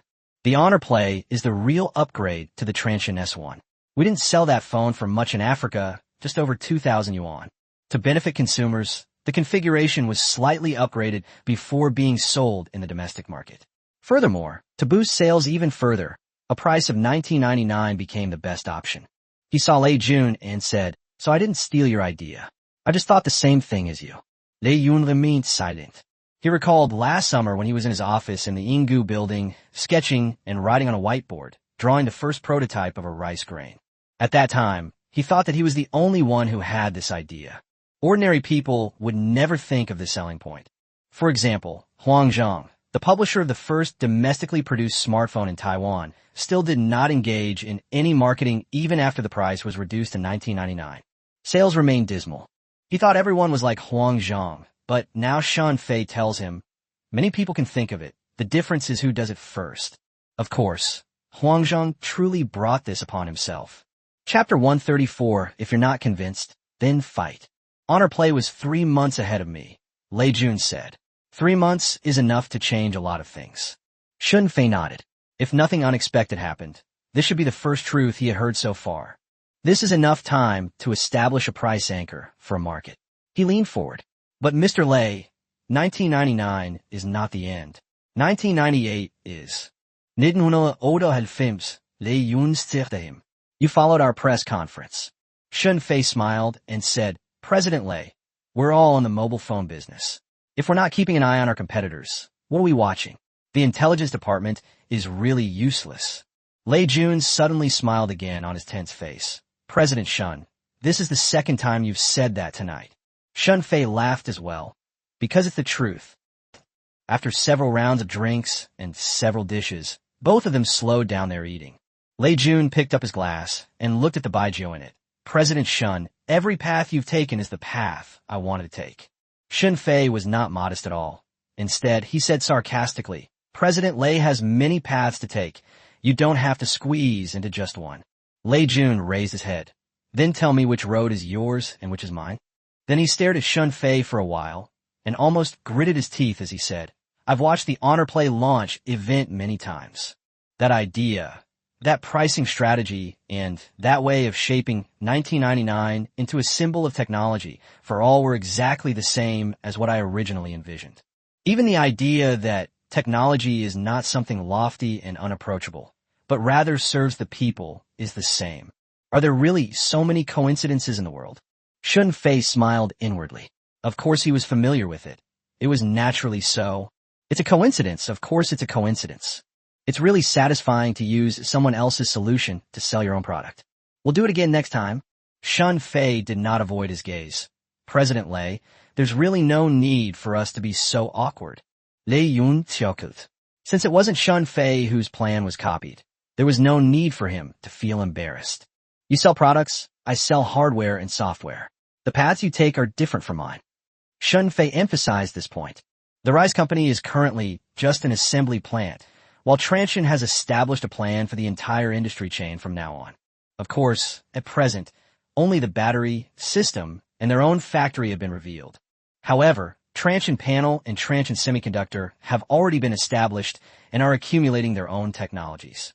They could stab the international supply chain in the back at any time. However, Lei Jun clearly overthought things when he heard that the road was different. His operation was low cost, not an assembly. His anger flared up even more. Shun Fei smiled again. The plan had succeeded. It's a pity that the emotion value system didn't follow him in his rebirth. Otherwise, he could have listened to the most beautiful music in the world. Transsion's core business has always been overseas. Currently, it's Africa, and next it will be Southeast Asia and Latin America. Domestically, that's just a testing ground for us. So, Mr. Lei, don't worry. Lei Yun's lips twisted slightly. He felt like cursing. So, flash charging and chip enhancement technology were all experimental technologies, and they would only give them to Africans after they were successful. He found the words somewhat familiar. After all, they had previously mentioned in a telepathic message that Africa was the testing ground, and that they had never given up on things back home. Is it really an experimental field? Yes. Shun Fei nodded without the slightest embarrassment. The Honor Play is sold for 1,999 renminbi in China, not to fight against anyone, but to verify a model. They don't make money from hardware. They make money from internet services. This model is currently working in Africa. We have nurtured several companies worth tens of billions of yuan, and all the companies we have invested in have exceeded hundreds of millions of yuan.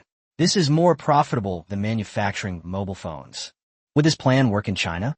We'd like to give it a try. He looked at Lei Jun sincerely and said, "The result of the trial is a rice company.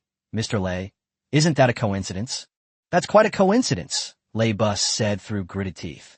This is what Shun Fei said after having another drink when he was a little tipsy and a bit drunk. "Mr. Lei, our next step is to enter the Indian market, which is a huge market comparable to the domestic market. The domestic market is so small." "India?" Looking at Shun Fei's drunken state, Lei Busi said with some disbelief.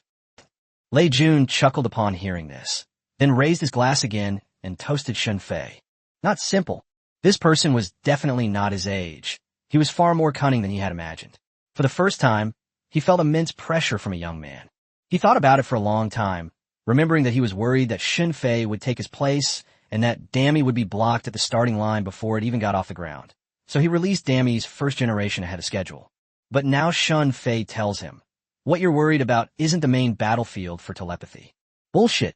He's not some 3-year-old who can be fooled by Shun Fei's few words. The feud over the stolen plan cannot be resolved so easily. However, on the surface, Lei Jun still pretended to understand. "So, where's your main battlefield?" Shun Fei wiped his mouth and pointed out the window. "Africa. There are over 1 billion people there, but the smartphone penetration rate is less than 10%. There are no Nokia, no Apple, no Samsung distribution channels there. It's a blue ocean market. I'm very optimistic about the market development there, Mr. Lei. Don't think I'm just trying to fool you. Look, our factory has already moved there. Furthermore, they've established a research and development center in Nigeria, where over 300 people currently work. The remnants of Bird. They didn't even tell us that joining Transsion meant going to work in Africa." He withdrew his hand, looked at Lei Jun sincerely, and said, "Mr. Lei, you make 19.99 in China, and I make $100 in Africa. We can't fight. If you really want to compete, you can lead your team to the African market, and we can give it a shot. Go to Africa and become the second wave guide." Lei Jun isn't that stupid. Lei Jun, with an expression that suggested he'd let bygones be bygones, sighed and hesitated before saying, "But we'll always run into each other eventually." Shun Fei laughed. "In that case, let's just run into them and see what happens." The two raised their glasses together again. "Cheers!" The glasses clinked together, making a crisp sound. In that instant, they both saw what the other was looking into, a wariness of their opponent and a prediction of the future. It's also a consensus. After this cup, they will be true rivals. Even though they're nominally on different tracks, they will soon start fighting. Stepping out of the courtyard, the night wind in Kyoto was very cold. Lei Jun stood at the door, watching Shun Fei leave. Lin Bin walked up from behind and handed him a coat. "How'd the chat go?" Lei Jun took the clothes, but didn't wear them. He admitted it. Lin Bin was taken aback. "Admit what?" In an instant, he looked at Lei Busi in surprise. How is this possible? How could someone as cunning as him possibly succeed? "I saw that black Audi at the entrance of the alley." Of course he wouldn't admit it, but I could tell from his tone. The 1999 plan for honor play is exactly what I originally thought. Moreover, he is extremely cunning and will definitely target us again. Lin Bin fell silent, but he really didn't understand why the telepathic message was targeting them when there was no communication between the two families. Shun Fei. "No, we just borrowed a plan." "So what do we do now?" "With our funds, we definitely can't compete with Transsion, Huawei, and the Huaxin investment behind them. What can we do? If we're not happy, we'll just have to fight." He walked straight to his car, and before he reached it, looking at Lin Bin, who was still standing there in a daze, he spoke again. "Brother Bin, there are many people in this world who can come up with the same idea. Whoever makes it first will be the winner." He opened the car door.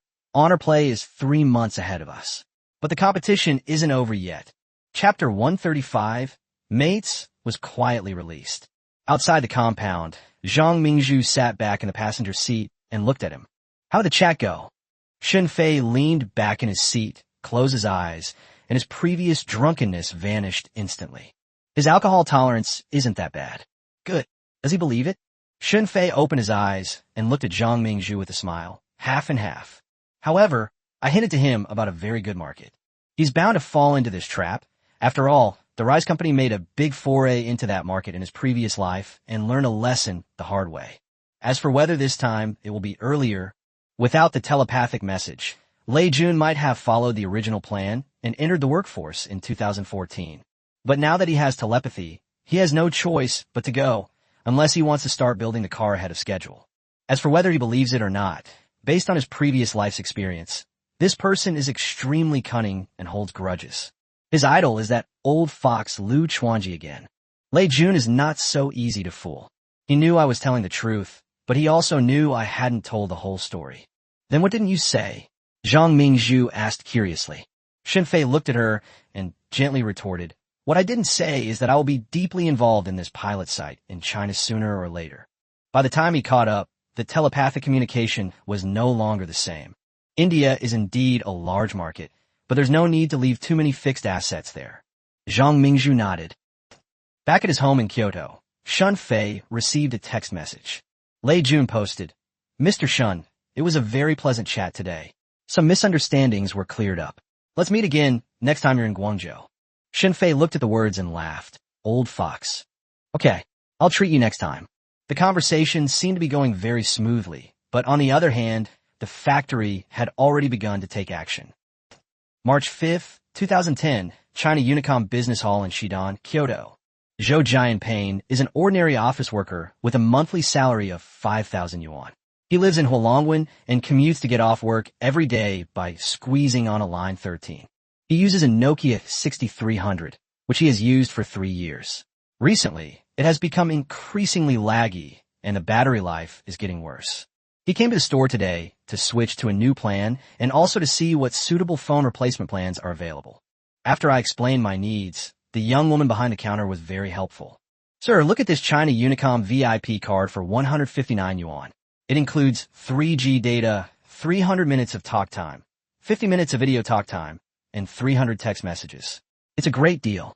This plan would cost at least 300 yuan from China Mobile, so it's definitely the best option for your needs. Zhou Jianping nodded, but there was still a hint of hesitation in his eyes.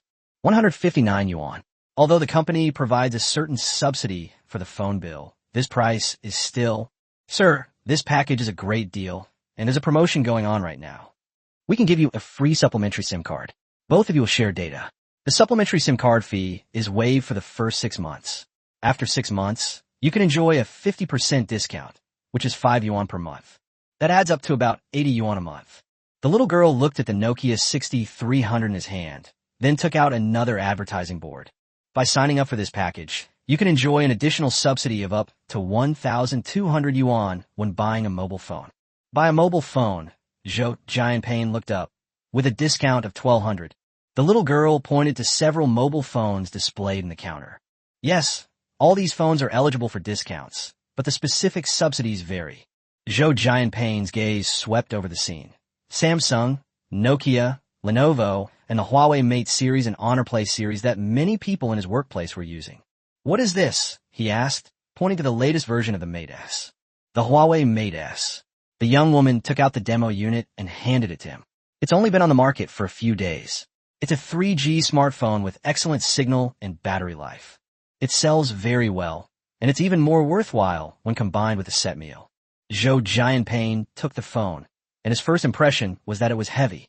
His Nokia weighed only 90-odd grams, while this one must weigh at least 130 or 140 grams. But the screen is large, and the colors are very accurate when it's lit up, so watching videos will definitely be a great experience. He was captivated by the phone. The smartphone experience was indeed better than the feature phone. How much is this?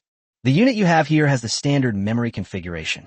The original price was 2,999, but with the promotional subsidy of 1,000 yuan, the actual price is 1,999 yuan. The 512 megabytes plus 16 gigabytes large memory version is subsidized by 1,200 yuan. The original price is 3,299 yuan, but the subsidized price is 2,099 yuan. The girl looked at the price list. The version with more memory is a better deal. For the 100 yuan difference, I recommend buying the version with more memory. Zhou Jianping was taken aback. 1999. He recalled that the Honor Play, which was very popular online a while ago, was also priced at 1,999 yuan. Many people around him bought it, but that one had a plastic shell, while this one had a metal shell. Compared to the Honor Play, which is better? The little girl smiled. Sir, Honor Play is Honor Play, and Huawei Mate S is Mate S. Although they are both produced by the same company, the Mate S is Huawei's high-end series, a level above Honor. She pointed to the parameter table next to her. As you can see, this one has a 3,700 milliamp hours battery, which is 700 milliamp hours more than the Mate 1 and 1,200 milliamp hours more than the Honor Play. Moreover, this is a high-density battery, which has a longer lifespan than the ordinary battery in the Honor Play. The higher price is not for nothing. Simply put, the Mate is slightly better, and the Mate S is slightly better.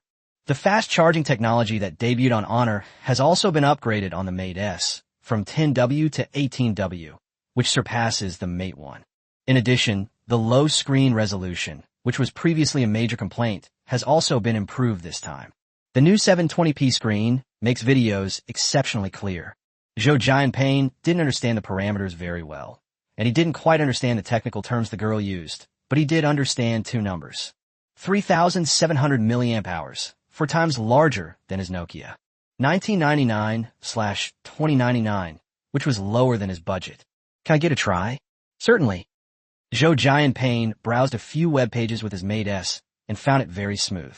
When he saw the Nokia 6300 again, his eyes were filled with disdain. He opened his camera and took a picture, which was clearly visible on screen. How's this shot? 8 megapixels, the best in the industry. Sir, I think you're already married. Huawei's beauty algorithm is pretty good. We all like using it. You can try it when you get home. There will be a surprise. Zhou Jianping nodded. Not because of the beauty algorithm, but because his Nokia only had a 2-megapixel camera, and the photos he took were often blurry and unbearable to look at. Okay, let's go with this one. We'll get the package deal together, and then we'll get a supplementary card. The young girl smiled as she took his ID card and began the formalities. Zhou Jianping sat to the side waiting, when suddenly he remembered something. By the way, this phone just came out? I didn't see any ads for it. The young woman didn't even look up, continuing to process the business at hand. Their Honor Play and Mate 1 are selling very well, with many people buying them, and production capacity is currently quite tight. So we didn't advertise, but the products are good. Zhou Jianping nodded, thinking, if it can sell well without advertising, then it must be really good.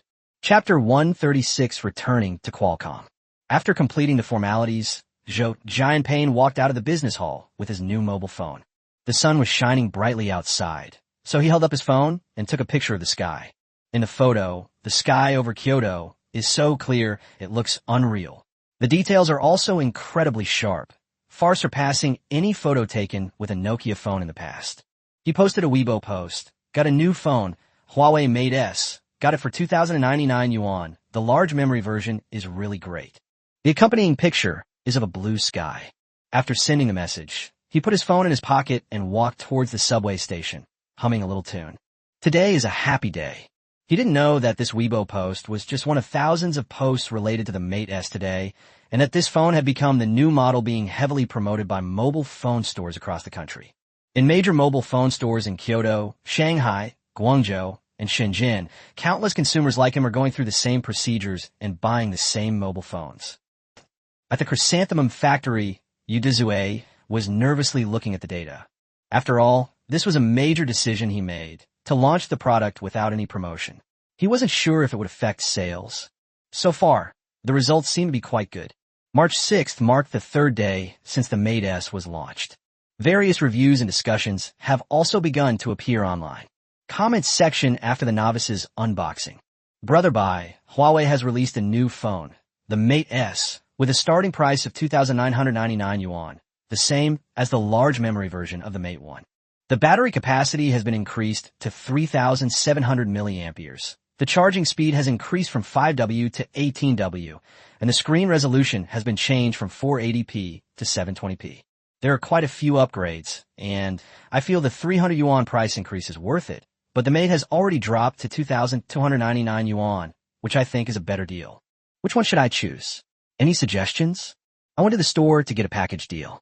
I originally wanted to buy the Honor Play, but the salesperson recommended the Mate S, saying that for just a few hundred yuan more, the experience would be much better.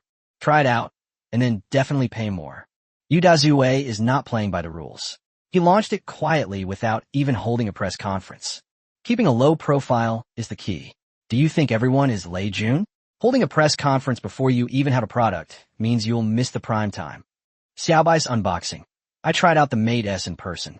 It's a half-generation upgrade, but it addresses all the pain points. If you're in a hurry to change your phone, you can go for it. The 159 package is too expensive. I don't recommend buying it. Get a package that costs around 60 or 70 yuan, and you should be able to get it for around 2,500 yuan. If that doesn't work, try to negotiate with the salesperson. China Unicom is the best choice for a package. Some inside stories are hard to say, but China Unicom desperately needs to perform, and their success rate is indeed higher. Thank you, brother. Bye. Kyoto, Jinya Building. Lei Jun frowned more and more as he looked at the latest report. The new Mate S. 3700 mAh battery. 18 fast charging. 720 screen. The price was $2,999, but after the subsidy, it started at $1,999. China Mobile shamelessly pushed it down to $999. It's true that having resources means you can do whatever you want. Yukdazue. Wouldn't it be foolish not to use resources? The arrival of the Mate S slightly turned the original me into a clown. Ultimately, the 18W fast charging alone was enough to end the competition. Even if they could replace the battery, have a better processor, and more RAM. But it's useless because the Mate has all of these features except for the processor and memory. They also have subsidies from carriers for purchasing the phone. And what's even more frightening is that Huawei directly put this phone on the shelves. There must be something better behind them. Could it be that Huawei has also obtained Qualcomm's MSM 8255 chip? Not good. His act of spite seems to have given you Dazue an opportunity, since the launch of the Rice has already begun, and Qualcomm certainly won't let this opportunity pass. Old Lin, have you seen this Mate S? Lin Bin nodded. I've looked at it. Its battery is bigger than ours, it charges faster than ours, and its screen is the same as ours, but the chip is still MediaTek MTK 6573. A typical package costs around 2,500, while those costing over 100 are around 2,000. We don't need to be so nervous. Lei Jun stood up and paced back and forth in his office. This matter is probably not that simple. What did they go on? March 4th. There was no press conference, no pre-launch hype, and it was directly launched in the stores and the Juju online store. The negotiations should have started earlier, but the secrecy was really well done. Lei Jun stood up and walked to the window. He remembered the meal he had with Shun Fei a couple of days ago. At the time, he said that Transsion's main battlefield was in Africa and that China was just a testing ground. But that testing ground was growing taller and taller crops. Sure enough, not a single word he utters is true. How can a person be __? Shun Fei, I'm being very sincere. This is Huawei, not transmitter. Wait, are there any other details? He recalled Shun Fei's words. Various important pieces of information flashed through his mind. He wouldn't operate domestically, but mainly focus on overseas markets. India was a market similar to China's. He specifically emphasized India, mentioning it several times. Is he really going to enter this market? After thinking for a long time, he decided to put this matter aside for now and deal with the immediate crisis first. Old Lei, Lin Bin walked over. Our battery is only 2,000 milliamp hours and doesn't have fast charging yet. People online have already started asking why our Rice doesn't have fast charging. Lei Jun did not turn around. They don't have the final say on fast charging. The design patent has already been registered by Huaxin Investment, and they've also acquired the technology for flash charging and fast charging. If they want to implement fast charging, they can only obtain authorization from Huaxin. But he doesn't want to back down now. Qualcomm should be able to resolve this. Will the Qualcomm chips be delivered? Lin Bin hesitated for a moment, then sighed. The original plan was mid-April, but I just received a call yesterday, so now it might be maybe mid-May. May. Lei Jun turned around and looked at Lin Bin with an anxious expression. Too slow. He looked at Lin Bin and said, I'm going to America. On March 8th, Lei Jun went directly to Qualcomm headquarters. This time, he did not make an appointment in advance and went straight to Qualcomm headquarters. Wang Xiang was somewhat surprised when he met him. Mr. Lei, what brings you here so suddenly? Without any pleasantries, Lei Jun asked directly, Mr. Wang, could the delivery of the MSM 8255 be expedited? Expediting order? The humility on Wang Xiang's face vanished instantly. When he looked up at Reese, his eyes were cold and distant, his lips were tightly pursed, and he couldn't even be bothered to maintain the slightest polite smile. That expression clearly said, "The deal is done. Who you are doesn't matter." His previous humility vanished without a trace, leaving only an air of self-righteousness, condescension, and impatience, as if the person he was before was not him at all. "Mr. Lei, production capacity is already fully booked. Fruit, Sansheng, and HTC are all waiting." Leibus looked at him. "I know." He stared intently at Wang Xiang, trying to detect a hint of nervousness in him. But Wang Xiang remained aloof and superior. "But the rice is also waiting, and we are very anxious. Mr. Lei, you've run into trouble." Lei Jun didn't hide anything. Huawei has released a new phone with a 3,700 milliamp hours battery. The battery isn't particularly important. The most important thing is that they have fast charging, which Qualcomm solution doesn't. Chapter 137 New Business comes knocking. If the rice doesn't hit the market until May, the market will have been completely taken over by others. Fast charging is the future, and it's very important. Wang Xiang considered it for a while, then shook his head. "Mr. Lei, I understand your pressure, but production capacity really can't be increased. As for the fast charging chip, that's up to the design department. I can't make any decisions about that." "Mr. Wang, fast charging is really important. Could Qualcomm develop its own fast charging protocol based on micro USB? Could some parts of the MSM 8255 be adjusted?" Lei Jun interrupted him. "Give us 100,000 units first. Let us ship them slowly. We'll make up the rest later." Wang Xiang looked at him and suddenly smiled. "Mr. Lei, your negotiation style is the same as last time." Lei Jun didn't laugh. "Mr. Wang, will you help or not?" Lei Jun's tone became serious. Wang Xiang was silent for a few seconds.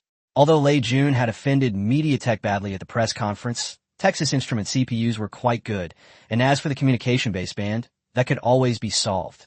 "I'll ask for you. As for the fast charging chip issue, I will also bring it up for you and have them work on it."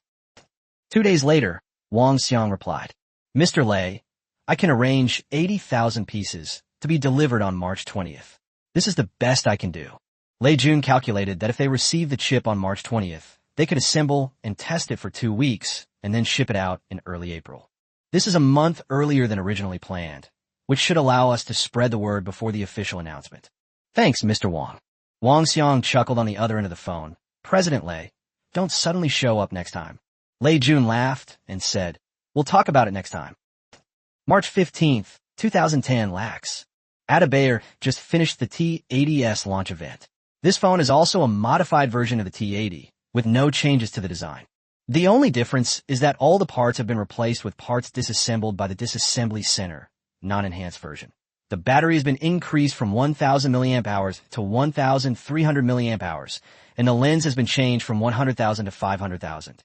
The price has also increased further, from $35 to $50. However, this phone is still the cheapest brand new feature phone. Apart from its own T80, there is no other. Just as he was about to rest, he received news that AfriLink had surpassed 80 million registered users and AfroChat had surpassed 60 million registered users. Upon seeing this number, he immediately took action, and the company's next plan could begin. This number is indeed astonishing. When AfriLink first launched last year, it only had a few hundred users. At that time, they didn't even have a proper office location and could only work in a dilapidated warehouse. In just over a year, the number of registered users has exceeded 80 million. On average, 1 in every 15 Africans is using AfriLink, which is almost equal to the total number of internet users in Africa.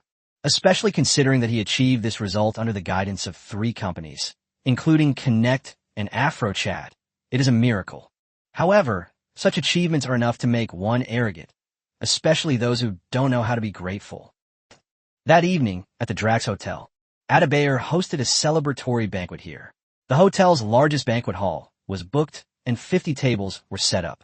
It wasn't just people from Transsion and AfriLink who came. All the internet companies that Huaxin Investment had invested in came here to exchange experiences and discuss potential collaborations. In addition to these entrepreneurs, the chairman of Nigeria's Communications Commission, the governor of Lac State, and representatives from internet-related departments also attended. Ada Bayer stood at the door to greet us. wearing a custom-made African floral shirt and beaming from ear to ear. Mr. Adebayo, the governor, shook his hand and patted him on the shoulder. "You are the pride of Nigeria?" Adebayo smiled modestly, but he had heard these words far too often. For the sake of the development of the telepathic communication, he still cooperated and said, "Mr. Governor, this is thanks to the entire team. And today, we're having a celebration for AfriLink, congratulating them on surpassing 80 million registered users." The governor nodded repeatedly. AfriLink is equally impressive. I will praise him later. However, without Mr. Adebayo's help and Transsion's vigorous promotion, they could not have achieved this. The governor spoke with great excitement and enthusiasm. Oramide, a vice president at AfriLink, stood next to Adebayo, his fingertips unconsciously clenching, his knuckles turning slightly white. He had to maintain a polite smile, his lips twitching stiffly, but his eyes gradually grew cold. Every word of praise for investors in Transsion Technologies feels like a fine needle gently pricking my heart.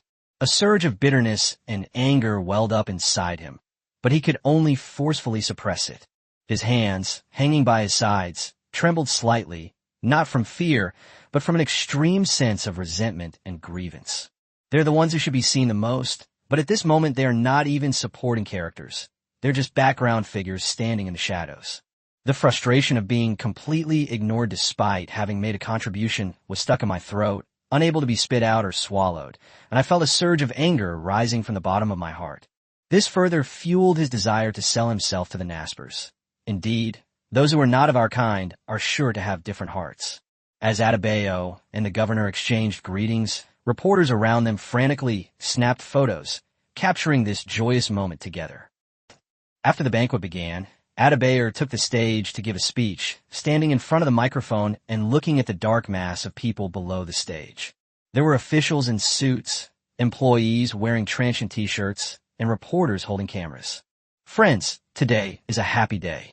He began in Baruba, and the entire room fell silent. AfriLink, Nigeria's most representative internet company, officially surpassed 80 million registered users today, just one step away from the 100 million mark. I believe that day will come soon. After showering him with praise, Adebayo didn't forget the important matter.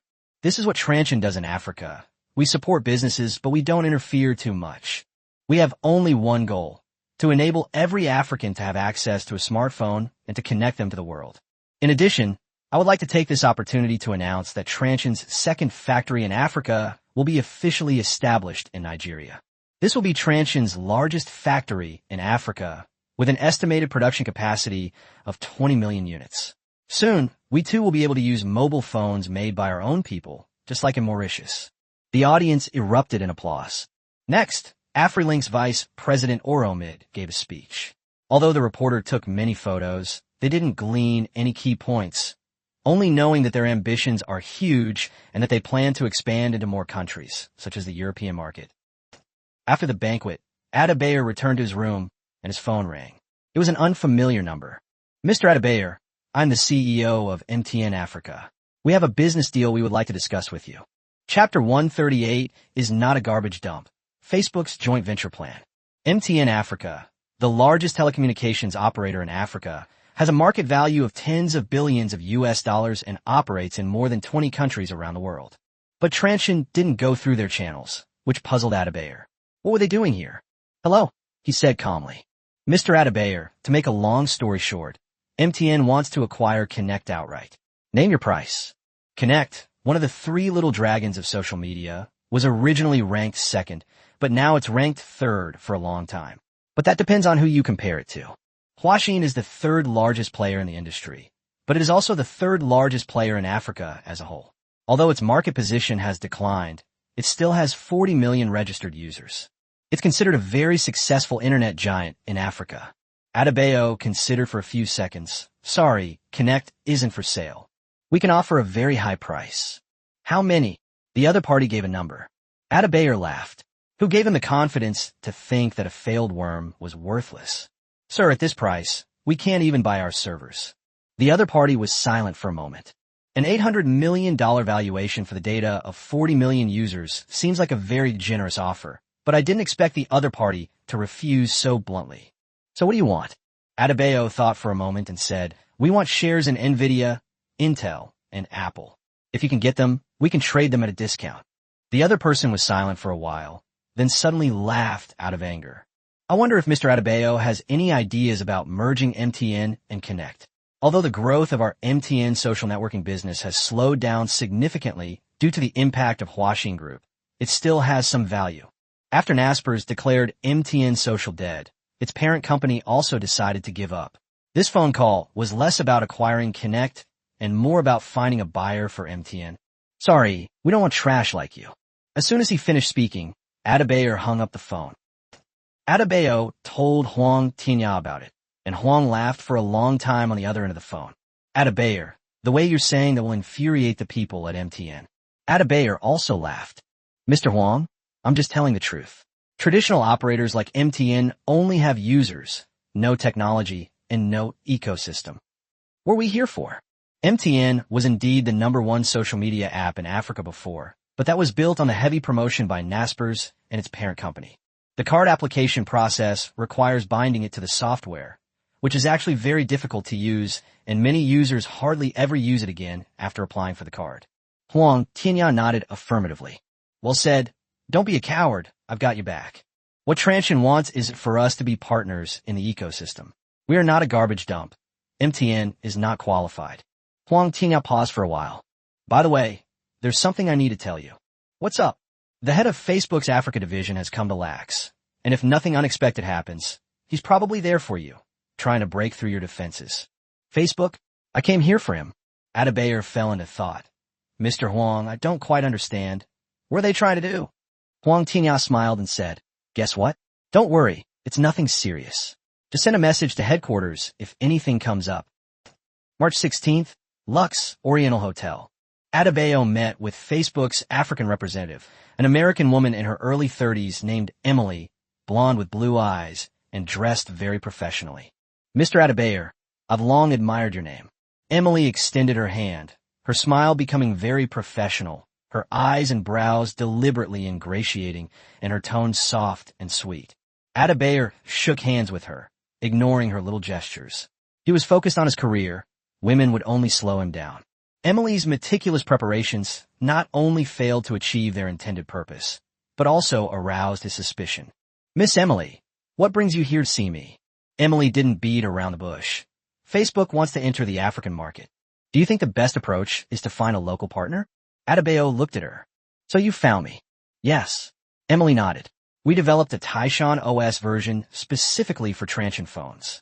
Currently, your company's smartphone shipments are approaching 10 million, which is a huge gold mine. Facebook hopes to collaborate with you to develop the African market. By aligning ourselves with you, we have the highest success rate and the lowest cost. They're here to buy advertising again. He really knows how to make decisions on this, and can even offer a discount. How can we cooperate? This is a preliminary plan. Facebook can provide the technology and content, while Transsion Mall can provide users and distribution channels. Both parties share advertising revenue and jointly develop the market."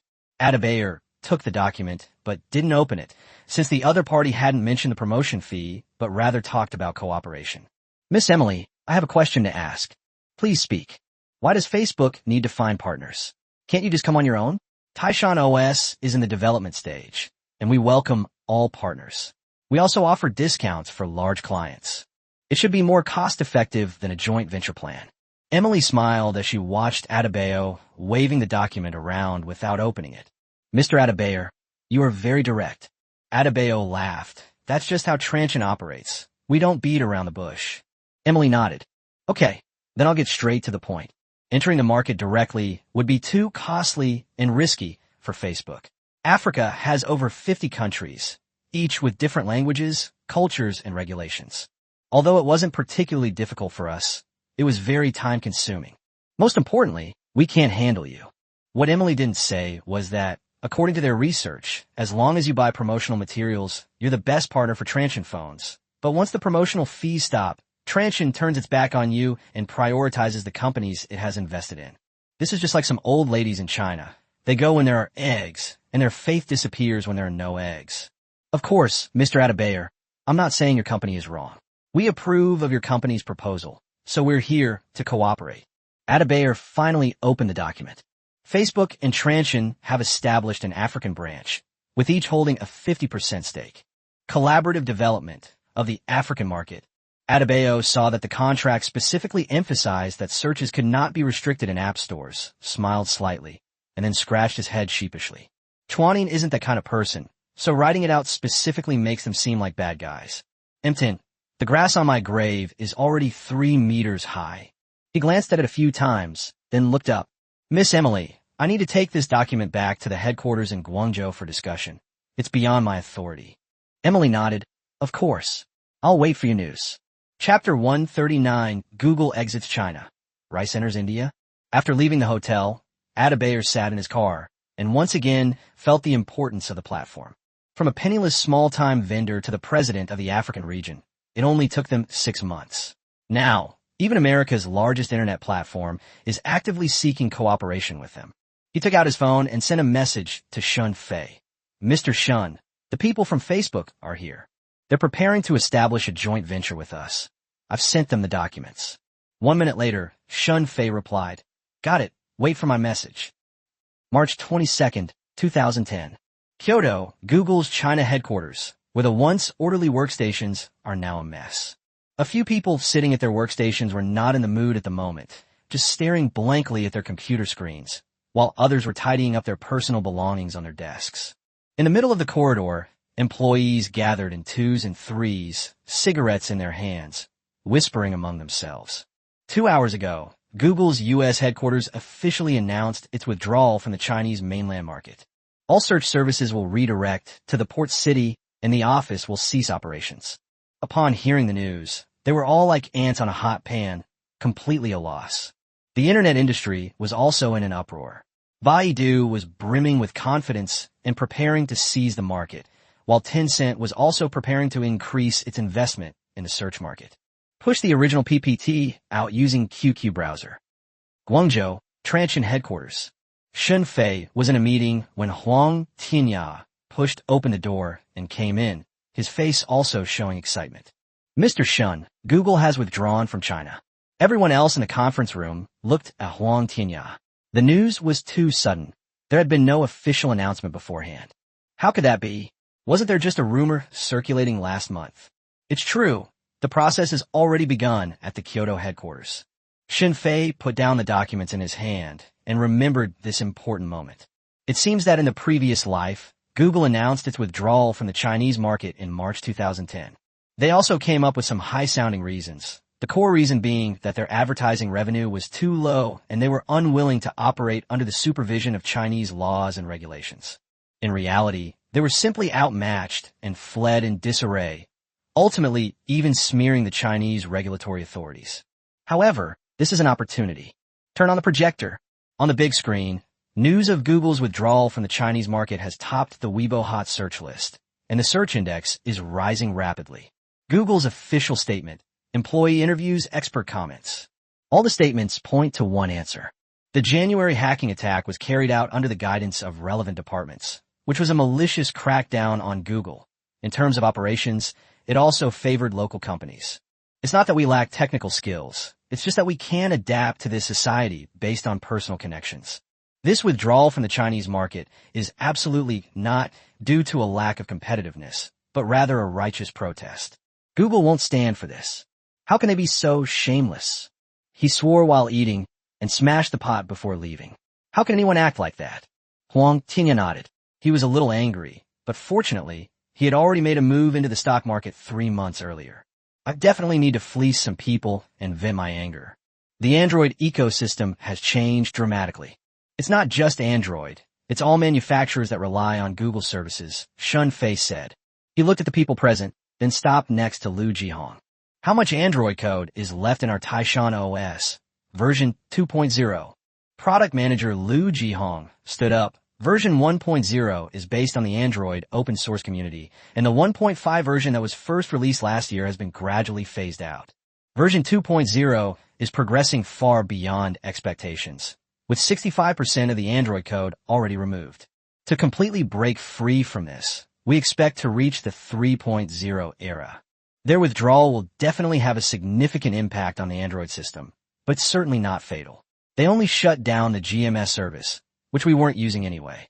Since the underlying code can't be disabled, the impact on us is almost zero. However, other Android phone manufacturers might be affected. Shun Fei nodded.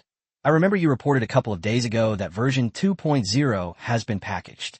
Adaptation work is currently underway. Lu Jihong, I have faith in your skills.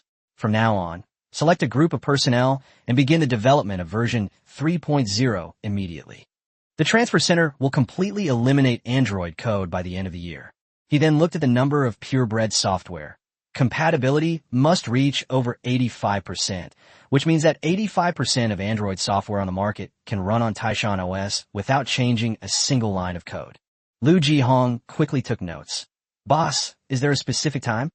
The beta version will be released in December, and the public beta will begin in January. Lu Jihong gasped. Time was still a bit tight. I did a quick calculation, and it's already March, with only 9 months left until the end of the year. This time frame is needed to complete development, testing, and adaptation. President Shun, the progress. Shun Fei looked at him. Can't you do it? Lu Jihong gritted his teeth, thinking of the group of people Yu Dazue had sent a while ago, and made some calculations. Pretty much. If we can hire more people, the progress will be more guaranteed. Go find General Manager Huang after the meeting and give him your talent gaps. He will help you resolve all your concerns. But I have one requirement. You must complete it on time. Are you confident? Have. Shun Fei nodded, then looked at Li Jiahui. Professor Li, how's the chip project going? Li Jiahui stood up. The Taishan BB1 is already in use on the Mate series, but its frequency is limited. So far, the results seem to be very good. The Taishan 900 has been tested for some time now, and as the first dual-core chip, it has no major problems. It's not that there are 100% no problems, but these problems are minor and can be controlled through software. President Shun, there's no need to elaborate on the performance. It's absolutely number one in the world. Shun Fei smiled. Okay. Google's departure is both a crisis and an opportunity. People used to use Android because there were no other system options available. Now that Google has left, and not so gracefully at that, and we have an alternative, we can't afford to miss out on this market share. At the same time, at the Jinya building in Kyoto, a meeting was also taking place in the conference room downstairs, and the atmosphere was much more tense than over there. Google's gone. What are we going to do? Someone asked. He recalled the launch event for the Xiaomi Mi 1. He finally managed to get 80,000 chips from Qualcomm, ready to make a big splash. But then the system part of the system became a mess. It's like when it rains, it pours. Is he really not suited to making mobile phones? Or is it really as Shun Fei said? Let's try our luck in the Indian market. It's unlikely that Shun Fei will enter that market anytime soon. The more he emphasizes it, the less likely it is. Want to give it a try? Hong Feng, how independent is MIUI? Lin Bin asked first, looking at Lei Jun, who was deep in thought. Chapter 140. Rice makes its move. UI is UI, OS is OS. Mr. Lin, MIUI is based on the Android open source community, and its core functions do not rely on Google services. However, the App Store, Maps, and email still use Google's services for now. There will be an impact, but it is manageable. Lei Jun decided that after the first generation of Rice was launched in China, he would make a youth version and try it in the Indian market to see if he could capture some market share. Hong Feng looked at the two men and said, if Google cuts off supplies, we need to find alternatives in China. I use Baidu for searching and NetEase for email. We'll develop our own app store. We'll get all these features ready before the Rice is launched. After making his decision, Lei Jun started arranging the work. Hong Feng nodded. Okay, but it'll take time. Regarding app stores, we need to establish review standards to prevent unhealthy apps from entering our store and to prevent competitors from using dirty tricks. How long will it take? 2 to 3 months. Lei Jun started calculating in his mind again. Another 3 months. The initial sales period for popular products is only 3 months, after which the sales volume is increased by a small amount. Unless there is a significant price reduction, sales can only take off again. This amount of time is enough for the market to go through several cycles. But he had no other choice. Then let's do it. You and I will each lead a group. Starting today, MIUI will fully strengthen its independence. We'll do what we can ourselves, and for what we can't, we'll find domestic partners. He looked at everyone and said, This Google incident has taught us a lesson. We can't entrust our lifeline to others. Qualcomm, haha, really? March 23rd, Guangzhou, Transsion headquarters. There were more than 20 core engineers sitting in the conference room, half from Transsion and half from Huawei. Each person had a computer in front of them, with a code repository projected on the screen. We reconstructed part of the OS 2 architecture, but we will completely reconstruct OS 3, product manager Liu Jihong explained. Isn't the entire system a partial reconstruction? The core idea is to be compatible with applications, but not dependent on them. He pointed to the architecture diagram on the screen. On the application side, we plan to temporarily create a compatibility layer, mapping the Android API to Taishan's own services. Most Android apps should be able to run without modification. The Huawei engineer nodded. This is API mapping, which is faster and better than stock Android, very close to stock Android, and possibly even better. You might see a joke then.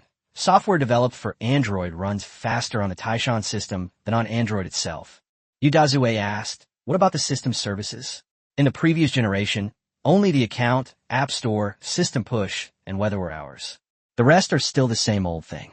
The new version is entirely self-developed, with the addition of maps, payment, notes, information, all self-developed. These are minor issues. Our next step is to fully convert this system to a self-developed solution.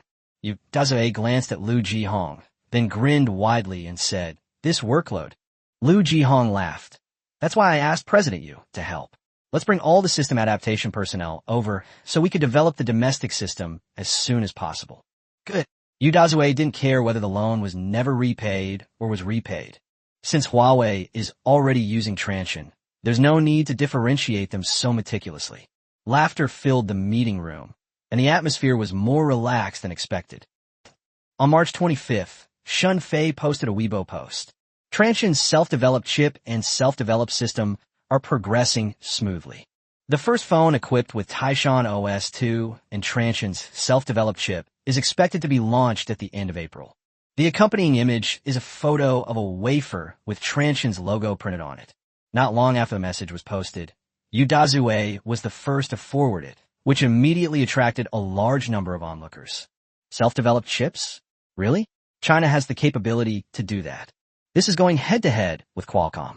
I wonder if it can beat the MSM 8255 on the rice. Xiao buys unboxing. Mr. Shun, could you give me a ticket since I've tested so many Transsion phones? Shun Fei. Welcome. Shun Fei's fate made the comment section even more lively. A self-developed flavor system. No wonder it's compatible with Android. Take a look at Mate. Its ecosystem is not bad. Starting from scratch to achieve compatibility is the best approach. Of course, the majority of comments were skeptical.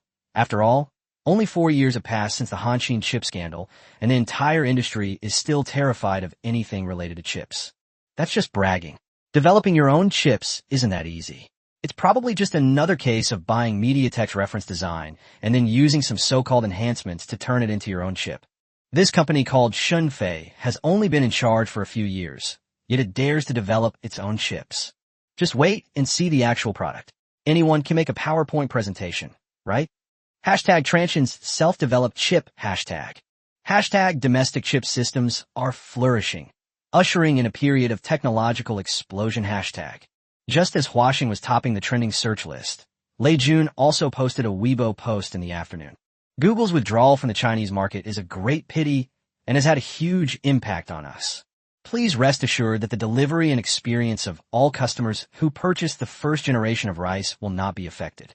MIUI has always maintained its independence, and no matter how the external environment changes, MIUI will always provide users with the best experience.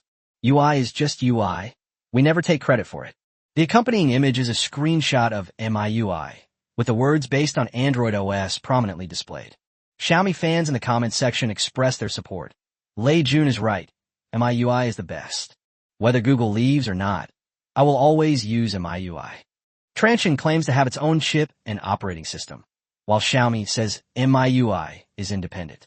Are Chinese mobile phone manufacturers about to collectively rebel? Rebellion? This is clearly self-strengthening, isn't it? Google's departure has forced the development of domestic operating systems and customized Android UIs. It's a good thing. Stock Android is just so incredibly user-unfriendly. Both Weibo posts were widely retweeted, and self-media outlets began writing comparative articles. Transsion versus Xiaomi. Who will lead the future of Chinese-made mobile phones? The grand strategy of chip plus system transmission. MIUI's path to independence, and Rice's competitive advantage. Besides these relatively normal comparison articles, Lei Jun's Weibo posts have also been overinterpreted. Flash001, a flashing blogger with 150,000 followers, likes to stir up some drama. This time he set his sights on Rice and audio transmission. I'm sure this will gain him a lot of followers. Flashing001. With Google withdrawing from the Chinese market, the internet industry is busy grabbing market share, and everyone in the mobile phone market is also on edge. Various companies have begun to express their opinions, but their statements differ. Some say that self-developed systems do not need to rely on Google. Some people say that since it's open source, it won't have any impact. The attitude of comforting the customer immediately is commendable. But they're all based on the same thing, so it's worth pondering why some people are touting self-developed solutions while others are talking about serious adaptation. The answer is obvious. Who is genuinely researching characters and deceiving clients, and who is diligently studying and providing excellent service? This news immediately went viral and trended on social media. Hashtag transmission of characters hashtag. Is it true that anyone can become a blogger these days? They haven't done any research, yet they're just spreading rumors without any real research. Don't pay attention to these idiots upstairs. They can't see the modified code of the audio transmission. They can only see that it's based on open source Android. Their parents have all flown away. Flash001. Then tell me, is it based on Android? Has the Android code been completely cleared? In Kyoto, at the Rice Company, Lei Jun couldn't help but laugh at the unexpected surprise. He had been worried that the first generation of Rice might be launched too late. Now, that fire burned well. Chapter 141 Weibo Feud. Guangzhou, Shun Fei's home. Zhang Mingzhu scrolled through Weibo, occasionally letting out a smile. Shun Fei came out of the bathroom and saw her smiling. He asked, "What did you see? What new TV dramas have come out lately?" Shun Fei subconsciously thought she had seen some good TV series. Zhang Mingzhu shook her head and handed over the phone. "It's not a TV series, but you're famous again. Quite a few people in the comments are calling you Director Shun." Shun Fei took it and glanced at it. It was a popular comment in his comment section. "President Shun, if you really make the chip, I'll call you Shun Semiconductor from now on." The number of likes just hit 2,500. He smiled and handed the phone back to Zhang Mingzhu. These people are much better at naming things than those old hands. The name, Shun Bandao, sounds much better than Shun Banshan. Zhang Mingzhu glared at him. "You're really not modest." Shun Fei sat down next to her and gently pulled her into his arms. "It's not that I'm not humble. It's that I don't have time to be humble. After all, we didn't make any big promises. Those are all lab products that will be mass-produced soon. They can still question or be surprised this time, but they won't even have time to be surprised later." "That's true." Zhang Mingzhu lay in his arms. Then her eyelids became hazy, and then, as Shun Fei gently lowered his head. "All right, wait a minute." Shun Fei ignored her and still lowered his head to kiss her. Half a minute later, Shun Fei looked up at her with a smile. "What's wrong, madam?" "I've seen some people online starting to create negative publicity, saying that your Taishan is also Android, and there's no difference between it and MIUI. If this continues, their reputation will suffer. Madam is so clever." After saying that, Shun Fei patted her head again. "Don't treat me like a child. I'm not that stupid." After Zhang Mingzhu finished speaking, she let out a cold snort, which made her seem even more adorable. "Understood. Don't worry, I was prepared. I personally got into a verbal battle with Lei Jun, which was giving him too much credit. Someone else did that. We should." Zhang Mingzhu nodded thoughtfully, closed her eyes, and looked even more dazed. Shun Fei didn't care about anything else, and simply picked her up and carried her to the bedroom. Strive to graduate with dual certificates. On March 27, 2010, Sina Weibo had just surpassed 50 million users, becoming one of the largest social media platforms in China. For countless people, the first thing they do when they open their eyes each day is to check Weibo. Today, a major battle is unfolding on Weibo. The trigger was a Me fan named Me2007, who posted a Weibo message. No matter how well the Honor Play sells, it still uses MediaTek chips, so it's ultimately not a high-end product. The Mi 1 features a Qualcomm single-core processor with a clock speed of 1.25 GHz and 1 GB of RAM, making it a true flagship device. The price is even higher at $19.98. Which one offers better value and is more reasonable? The accompanying image showed a comparison of the specifications of the two models. Shortly after the Weibo post was published, the comments section inevitably erupted into a heated debate. What's wrong with MediaTek? I'm using it and it works great, and it doesn't even get hot to the touch. Qualcomm is indeed stronger than MediaTek, but what about the first generation of Xiaomi phones? They haven't even shipped yet. If you're so capable, why don't you bring some to sell? Lei Jun, someone stole my lines again. I'm gonna get revenge. You dare to brag about a PPT phone? The Honor Play has been on the market for half a year, while the first generation of the Mi is still available for pre-order. It's obvious which one is more reliable. Xiaomi fans were naturally unhappy, since Xiaomi delayed the release in order to acquire better hardware and create a true flagship phone, not to compromise casually. This was all for their own good. Never settling for less is the foundation of rice. Thus, the Mi family army officially began its counterattack. Because of this incident, the two largest rogue groups on the internet were officially established. Pre-sales are due to supply, falling short of demand. Understand? Exactly, not the entire mobile phone market is like that one company, using only those junk parts. Anyone who knows a little about digital products will buy rice, but nobody would even want an Honor phone if it were thrown in the trash. Once the first batch of rice ships, you'll know what a true flagship is and what true ruthlessness is. A war has officially broken out between the two fan groups on Me2007's Weibo post.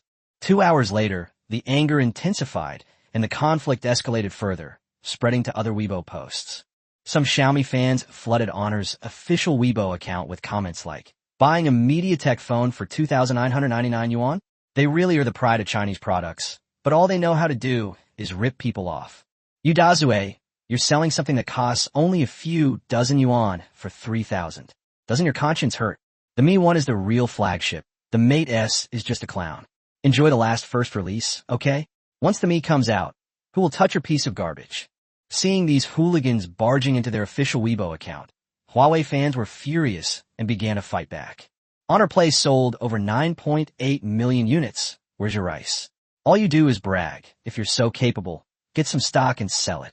The choice of more than 9 million users is not as good as your 50,000 or so pre-order users. You guys know the most about digital products, so why haven't sales picked up yet? Lei Jun's marketing is indeed brainwashing. The first generation of rice, through a single press conference, managed to get more than 50,000 people to pay a deposit of 500 yuan without any actual product. The number of free reservations has exceeded 1.5 million, which shows they are indeed capable. This is also what Shan Fei admires most. Unfortunately, our philosophies are quite different. Perhaps Lei Jun could actually become a top product manager at Transsion. Udaza didn't notice at first. He was looking at a test report when he came across these Weibo posts. He casually flipped through them and thought, it's just kids fighting, let them be. After all, generating buzz would benefit both Transsion and Huawei. The Honor Play is already nearing the end of its life cycle, but maybe it can experience a second spring thanks to this online feud. But the next day, the fighting intensified. The topics rice noodles and flour powder both made it to the top of the trending search list. A poll was launched on the official Weibo account of Honor Play. Honor Play 1, currently priced at $1849, or Xiaomi's first generation, $1998. Which would you choose? By the afternoon of that day, the number of voters had exceeded 200,000. Honor Play leads with an excellent score of 82%. Mi fans, however, expressed doubts about this result. After all, they forwarded the message to multiple group chats, calling on Mi fans to vote, but the result was only 18%. It's all a cover-up. It must be a cover-up. Damn it. These sons of bitches, they've been manipulating sales, figures, and votes. Is there not a single honest person in this company? This is a company that defies the odds. This is what they call a tech company. I wonder how many subsidies they've swindled. I suggest a thorough investigation. Many fans were surprised to find themselves questioning the results of their votes. It's a classic case of blaming the road for someone's own shortcomings. The counterattack begins again. Haha. Those who say it's fake, go check how many units the Honor Play and Mate series have sold in total. Even if 1/10 of them were willing to play along, it would still take 1 million votes. With over 200,000 votes, would they really need to resort to vote rigging? The online arguments finally pushed Udazue to his breaking point. He picked up his phone and began to fight back. Chapter 142, if you can't win an argument, you complain. 5 minutes later, Udazue posted a Weibo message.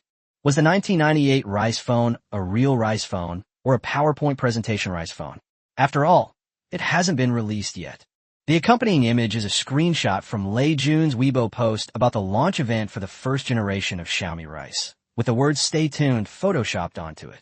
Udazue's statement instantly caused an uproar in the originally lively comment section. President, you couldn't stand by and watch, so he personally got involved. Haha, Mr. Yu is so mean, a PPT presentation with a Rice phone? That's brilliant. Fans, let's go. Seeing that they had someone to back them up, the fans were full of energy, and what was originally just a dozen or so groups where they argued with each other became much more enthusiastic. After all, these people, along with some casual observers, are enough to keep those spec-obsessed individuals entertained. But now it has spread directly to 80 groups, and the number of people has doubled.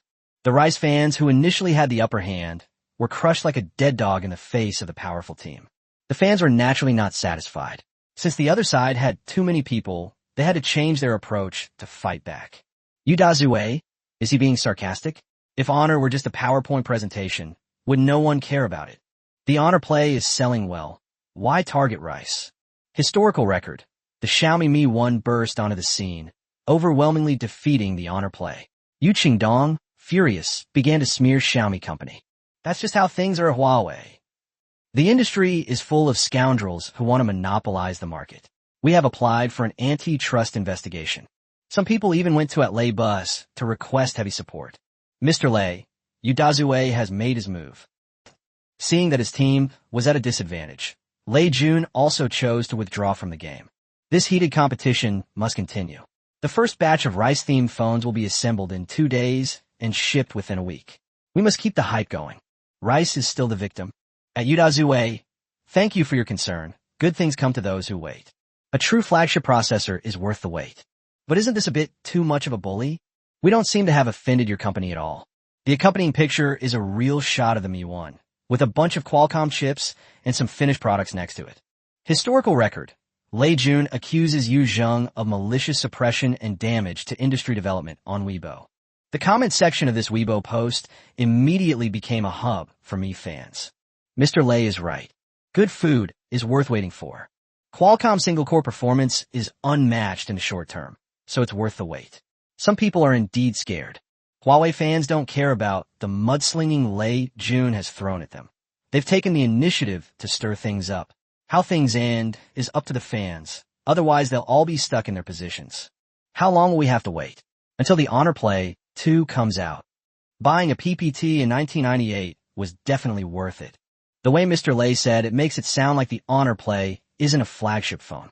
The one upstairs isn't really, but judging from the timing, it does qualify. Slander? When your fans were screaming, why didn't you say anything? Udazue laughed when he saw Lei Jun's reply. This made him the victim. He didn't want to deal with this guy trying to ride the wave of popularity anymore, so he put his phone aside and prepared to start working. But then the head of the marketing department walked in. Upon entering, seeing Udazue signing documents there, he quickly handed over his phone. Mr. Yu, please continue. Don't get caught up in proving yourself. Just argue with him. Your Weibo post was great. It increased our popularity by 40%, and shipments of the Honor Play and Mate S both increased significantly. After saying that, he held up 2 fingers, which represented about 200,000. The dispute between the two companies involved pre-orders for Rice, so most of the traffic went to Honor. Discussions about the Honor Play on social media platforms like Weibo and Baidu Tieba surged by 60%. Discussions about the Mate S also increased significantly, and a portion of these naturally translated into increased shipments. Su Linfeng stood there with a smile on his face, looking at Udazue. Udazue instantly understood. This meant he was being told to continue. Considering the resurgence of the Honor Play, let's continue. So he picked up his phone and continued working. Flagship processor? A single-core 1.25 GHz processor dares to call itself a flagship? The Taishan 900 processor with dual cores and a maximum clock speed of 1.45 GHz. That's what a flagship processor looks like. Huawei's Mate 2, coming in May. Lei Jun looked at the bomb he had just thrown and was speechless. It was like playing cards. He had just thrown a small, worthless card, and the other side threw a royal flush. How can anyone play like that? He wanted to give up arguing, but then he saw the expectant fans in the comment section. He finally forced himself to say, the Qualcomm 8255 is still the most powerful chip currently available. Furthermore, high frequency doesn't necessarily mean anything. You also need to consider the tuning and benchmark scores. That's definitely not the strongest chip. Benchmarking? Let's talk about that when the mass-produced machines come out.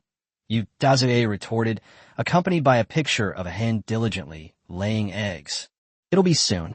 We just had a batch of chips from Qualcomm, and the Rise Pioneer project is about to launch. Stay tuned. Lei Yunnya. How many units can the Pioneer project buy? 1,000? 2,000? 20,000? The two went back and forth, and the comment section completely spiraled out of control, with netizens splitting into two camps and arguing fiercely. Some passers-by placed another order for the honor play. I support Lei Jun because he brought down the price of flagship phones. Hey upstairs, don't steal other people's hats, okay? The MTK 6573 was last year's flagship chip. The honor play is the real contributor to its success. I support Mr. Lei. He is composed and dignified. Keep going. I just want to know who wins in the end. Many people followed both sides closely to get the latest developments. Yu Dazue's personal Weibo account and Huawei's terminal Weibo account also surpassed the 3 million and 2 million marks respectively thanks to this incident. As the argument escalated, the rice noodles found themselves at a disadvantage. They hadn't expected that Yu Dazue, that scoundrel, would be so powerful. Yu Dazue, what's so special about this? Back in the day, we could spray out a multitude of people in Europe and hold our own. Just as the Me fans group chat fell silent, someone suddenly thought, if we can't beat Yu Dazue, can't we ask his boss to punish him? After all, Yu Dazue is just a product manager. He's not the founder, so changing our approach won't work. So someone asked, at Shenfei Qinzhong, what do you think? With the full force of Me fans, this comment was pushed to the top, and more people started tagging Shenfei. President Shun, come out and say something. Is this how Huawei and Transsion manage their internal affairs? Openly acting like thugs on the internet. Yu Dazue and Lei Jun are fighting. Shouldn't the leaders do something about it? Mr. Shun, are you just watching a show? Guangzhou, Transsion headquarters. Shenfei sat in his office, leisurely drinking tea, while his own black slave, Zhang Mingzhu, was helping him review reports, selecting the more important matters, and then having him sign them. While he was looking at Zhang Mingzhu, his phone kept vibrating. Zhang Mingzhu stretched and walked over with a resentful expression. She pointed to the documents. These are the important ones. You can take a look at them later and sign them. By the way, what happened to your phone? A fight broke out on Weibo. I guess the Me fans couldn't beat Lei Jun, that troll, so they had to ask me to come and mediate. Zhang Mingzhu glanced at him, her eyes also showing shock. You can't win an argument with Yu Dazue. Although the two of them hadn't met many times, Zhang Mingzhu's impression of Yu Dazue was that he was the kind of product manager who got things done. Surely not. And isn't it a bit strange to go and complain to him? What? You don't believe me? Chapter 143, The African Gold Rush in the Investment World. Zhang Mingzhu was completely stunned and didn't come to her senses for a long time. In her memory, Yu Dazue was not that kind of person. She picked up her phone, looked at it for a while, and then a look of admiration appeared on her face. Mr. Yu's mouth is really... I see. Shenfei took the phone, thought for a moment, and responded to the curiosity of many netizens. 1 minute later, Shenfei V, the Weibo account verified as the president of Transsion Technology, updated. In the end, it was just a simple 5 words. You guys argue, I'll watch. As soon as this Weibo post was published, Huawei fans received another batch of supplies. Mr. Shun is so funny. You guys argue, I'll watch. This is truly the best quote of the year. President Shun is really just watching the show. Someone approached Mr. Shun, intending to act as a referee and in the game. But the person in question said he was just watching the drama unfold. They're definitely watching the show. President Shun, I'll just look and not say anything. Many Me fans also asked questions in the comment section of Shenfei's Weibo post. President Shun, aren't you going to try to persuade them? This isn't good for the brand image. President Shun, Whose side are you really on? Let me give you some advice. Help both sides save face. This isn't good for the brand. Who doesn't argue in business? However, Shunfei did not respond to these messages. He simply watched the drama unfold quietly. By the way, Honor's sales in China have increased again. It has indeed experienced a second spring, and I guess there will be another big gift package soon. Kyoto, Jinya Building. Reps paused for a moment when he saw Shunfei's Weibo post, then laughed. Linbin leaned closer. What's wrong? Shunfei has left the game, but it's not of much use. The most urgent task now is to quickly manufacture the first batch of rice-based mobile phones and launch them to the market. Quench your thirst. But if we do it this way, our MIUI. Linbin wasn't concerned about the quantity. He was focused on MIUI, having just finished a meeting. First, push the app store to the top, then manually review the first batch of apps, and then gradually add more. Good. After Linbin left, Lei Jun put down his phone and continued to ponder Shunfei's words. It seems like they're deliberately not taking sides, trying not to offend either. But both sides need to figure out what he's really thinking. For example, he is currently trying to figure out what Shunfei meant in his words. Shenzhen, Huawei terminals. Yu Dazue burst into laughter when he saw Shunfei's Weibo post. President Shun is too good at this. The secretary next him asked, Mr. Yu, shall we continue? Yu Dazue glanced at the latest trend chart that had been delivered to him. Honor's reputation was starting to spread, and sales had doubled compared to the previous week. He thought for a moment, let's stop. If we keep fighting, it'll just become a farce. He put down his phone and looked at the daily sales figure of 300,000 units. Everything that needed to be said has been said, and everything that was due has been taken. That evening, the phrase, you guys argue, I'll watch, topped the Weibo trending list.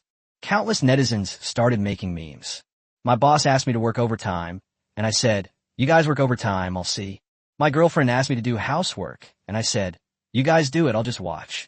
When the teacher asked me to answer a question, I said, you answer, I'll watch. The comment section was filled with laughter, and Lei Jun didn't make any further moves. This Weibo battle ended with a comment from Shunfei, but both Demi and Huawei knew that the real war had not yet begun. April 2nd, 2010, New York. Huang Tianya sat in Manhattan Cafe. A copy of Wall Street is better in front of him. Front page headline, Africa, the next frontier for tech giants. Subtitle, with 100 million users on one side and 800 million potential users on the other, this continent is issuing a call. He smiled and continued reading. The article extensively describes the African internet market, from submarine fiber optic cables to the widespread adoption of smartphones, and from mobile payments to social media. One section specifically mentions AfriLink. An African social platform called AfriLink had 85 million registered users before its launch and is expected to exceed 100 million within 2 months. This company was founded by talents from Silicon Valley who returned to their home country and have extensive internet experience, but the entire operations team is composed of local Africans. Analysts believe that AfriLink has become Africa's first tech unicorn, with a short-term valuation of up to $10 billion and the potential to reach $100 billion in the long term. Huang Tianya closed a newspaper, picked up his coffee, and took a sip. He orchestrated all of this. 3 weeks ago, he instructed his staff to contact several American financial media outlets and asked them to send reporters to Africa. They also provided some detailed data, which the reporters then used to write this report. The story of Africa is now taking hold in American capital circles. Many investment institutions were surprised to discover that they had overlooked Africa as a huge treasure trove. In addition to social media platforms such as AfriLink and AfroChat, they also have their own payment platform TPay, music software Beatflow, offline group buying, and other businesses. An African fever immediately swept across the United States. To put it simply, if any investment bank doesn't announce its African investment plans immediately, it will be condemned by retail investors. If they believe that this investment bank's vision is outdated, they will immediately transfer their funds to other investment banks. The phone rang, and Van Dyke's name flashed on the screen. Huang Tianya smiled. He had been waiting for this call for a long time. Good morning, Mr. Fan. Mr. Huang, Van Dyke's voice came from across the ocean. You are in America. Huang Tianya smiled. I have something to take care of. Mr. Fan is very well informed. I saw the Wall Street report. Van Dyke pushed. Mr. Huang, you win. I'd like to talk more about AfriLink, AfriMap, Beatflow, and T-Pay. Huang Tianya did not refuse. Sure, Wen. I'm flying to New York immediately for negotiations tomorrow. I'll be waiting for you in New York. April 3rd, Waldorf Astoria Hotel, New York. Van Dyke arrived a few minutes early. He sat in his suite, looking out at the Manhattan skyline, but his mind was on something else entirely. Nasper's handling of Penguin shares will likely dilute them to yet another low point, since everything Huang Tianya did was for the sake of Penguin. However, with Tencent's IPO and Huaxing's previous investment, their shareholding had been diluted from 46.5% to 25%, which was something he regretted but had no choice but to agree to. But now, the Penguins have already reached their peak, and compared to the new opportunities emerging in Africa, if he misses out, he might regret it for another 20 years. The door opened, and Huang Tianya walked in. Mr. Fan, I'm sorry to have kept you waiting. Chapter 14400 Billion Compensation. Van Dyke quickly stood up and shook hands with him, but his eyes kept darting to the people behind Huang Tianya. There were quite a few people, and some even had bulging pockets, which must have contained the truth. Mr. Huang, the scenery in New York is quite nice. Huh? Huang Tianya smiled and sat down opposite him. Van Dyke's inner eagerness, but forced enthusiasm, made him realize that things were going well. Mr. Fan, let's get straight to the point. To be honest, time is quite tight. Several investment banks have scheduled appointments with me today. Huang Tianya rolled up his sleeves, glanced at his watch, and his entourage immediately whispered in his ear. Van Dyke became even more nervous, and, without beating around the bush, said directly, Naspers want to acquire 20% equity stakes in AfriLink, T-Pay, and Beatflow. Huang Tianya looked at him and thought to himself that he had pretty good taste. T-Pay, as the only online payment company of Huaxing Group in Africa, currently has only 22 million registered users. But thanks to the resources behind it, the only payment channel for Transsion Game Center in Africa, its monthly turnover can reach $1 to $1.5 billion. Revenue mainly comes from transaction fees, with a guaranteed monthly profit of at least $20 million and an annual profit of $300 million. Currently, payment companies command high premiums. Based on this data alone, Huang Tianya values him at $9 billion. If it weren't for his exorbitant demands, and if this were simply the level of a payment company, Sequoia Capital and IDG would have already accepted this valuation. Ready to board the bus. The worst performer among them is Beatflow, with 45 million registered users, but it's still operating at a loss. The premium is slightly low, but the ruthless old Huang doesn't care about losses or gains. If you buy, you have to pay his price, $2 billion, no bargaining. What is your valuation? Looking at the casual Huang Tianya and the Huaxing team constantly communicating there, Van Dyke realized that this was his last chance. He immediately quoted the highest price, holding up a few fingers. AfriLink is valued at $7 billion, and T-Pay is valued at $6 billion. Huang Tianya remained expressionless, only nodding. That means you'll have to pay a total of $2.6 billion. Van Dyke nodded. Cash or other resources are fine. Including Mr. Huang, we can discuss the shares of Tencent that you most desire. Just when he thought the situation was settled, Huang Tianya closed the valuation report that Van Dyke had handed him and threw it back onto the table. T-Pay is not for sale. Van Dyke's eyes widened immediately. This was not the script he had imagined. He even offered to exchange it for Penguin shares, which are assets with huge potential and are much more valuable than paper dollars. Shouldn't he have agreed immediately? But now, how come? How come it's not quite the same as I imagined? Mr. Huang, there is nothing in the world that cannot be sold. It's just that the value hasn't been realized yet. I wonder what your valuation of AfriLink is? $7 billion is just our asking price. Is there room for negotiation? Van Dyke quickly composed himself, his face plastered with a forced smile. Huang Tianya was silent for a few seconds. Then he smiled. Mr. Fan, if this valuation was perfectly reasonable last month, do you know what the Wall Street Journal is saying now? AfriLink's valuation can be seen in the tens of billions now. In the future, it could be hundreds of billions. Huang Tianya glanced at the team behind him, then turned back to look at them. Isn't 70 a bit low for you? Van Dyke was not intimidated. Mr. Huang, media reports are media reports, and actual valuations are actual valuations. $7 billion, exchangeable for Penguin stock, is a very attractive price. What Van Dyke didn't mention were those unscrupulous media outlets that would write anything for sensationalism, especially in America, a country full of freedom. With enough money, even a worthless company can boast about being worth billions. Huang Tianyan nodded, and the other members behind him whispered something in his ear. All right, it's just a matter of time. I won't beat around the bush anymore. Here's a sincere price. Take it or leave it. Van Dyke saw an excited expression on his face. Huaxin can give up 30% of its AfriLink equity, TPay can give up 20%, and BeatFlow can give up 20% of its equity. Van Dyke's breathing quickened instantly. 30%. If AfriLink's founding team still holds 20% and Huaxin directly relinquishes 30%, it means that Huaxin will only hold 50% and they will completely lose controlling stake. At the same time, the three parties will temporarily reach a delicate balance. The condition is... Van Dyke became wary. Naspers still holds 25% of Tencent shares. Your company wants to exchange 18% of its shares for 30% of AfriLink, 20% of TPay, and 20% of BeatFlow. Van Dyke was stunned. I knew Huang Tianyan was ruthless, but I never imagined they would be this ruthless. After all, the report Huang Tianyan handed over showed that Tencent's current valuation was $37 billion, and 18% of that was about $6.66 billion.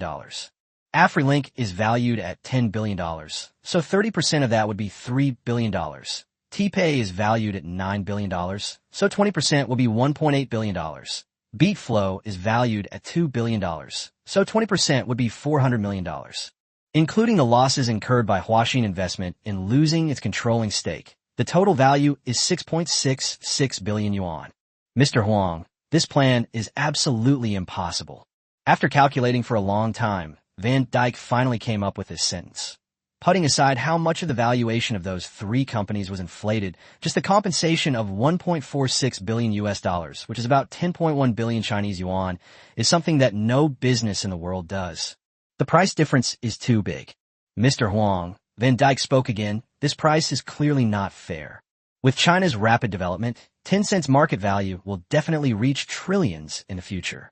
I agree to this condition. It will be recorded in history. They will be laughed at by all investors of future generations forever. Although Van Dyke had a smile on his face, he was clearly not that happy. After all, everyone is shrewd. If you're treated like a fool, even if the other party has something they want, they won't be so willing to give it up. Huang Tianyan just watched him go crazy. There was only one plan. If he agreed, they would continue negotiating. If not, they would move on to the next company. He will agree to whoever offers the highest valuation. That wasn't meant to intimidate him. There really was a date. He has already announced to the public that of the 35 surviving companies, he will retain only 35% of the equity and sell the rest. If you have the capability, you can directly acquire 45% of the shares. With a little maneuvering, you can achieve controlling ownership. After the other party complained for a long time, he looked at Van Dyke and said, Mr. Van Dyke, you keep saying that Tencent's valuation is trillions, and AfriLink can do the same. So what you need to calculate is not the current price, but the future price. I believe you have that ability, and we have that ability too. Believe me, AfriLink will definitely create a new wealth legend. Chapter 145, The Great American Sweep, Free Purchase. Van Dyke remained silent. A company's valuation depends on its business strength, but it also depends on the capital strength behind it, and the latter is even more important. Just like this time, AfriLink's valuation of up to $2 billion US was inflated to $10 billion by Huaxin, and they had no choice but to grit their teeth and agree. Mr. Fan, believe me, if AfriLink can reach a valuation of $50 billion US in 3 years, your 30% will be $15 billion, Huang Tianyan continued. And what about Tencent? How much can it achieve in 3 years? He smiled. Of course, Tencent stock will rise. But Mr. Fan, they are currently one of the world's top 3 internet companies. Although they have many businesses, they don't have many truly original products. There's a huge bubble. Who knows, maybe one day. As he spoke, Huang Tianyan made an explosion gesture in his ear. Penguins haven't been affected by the financial crisis, but that's because they're based in China. Once the crisis subsides, what will happen to the penguins? Van Dyke fell silent again, knowing that Naspers had effectively lost ground in the negotiations. He had no way to retaliate. Huang Tianyan added, moreover, As long as you have the strength, you can take over more shares. Huaxin will only retain 35%.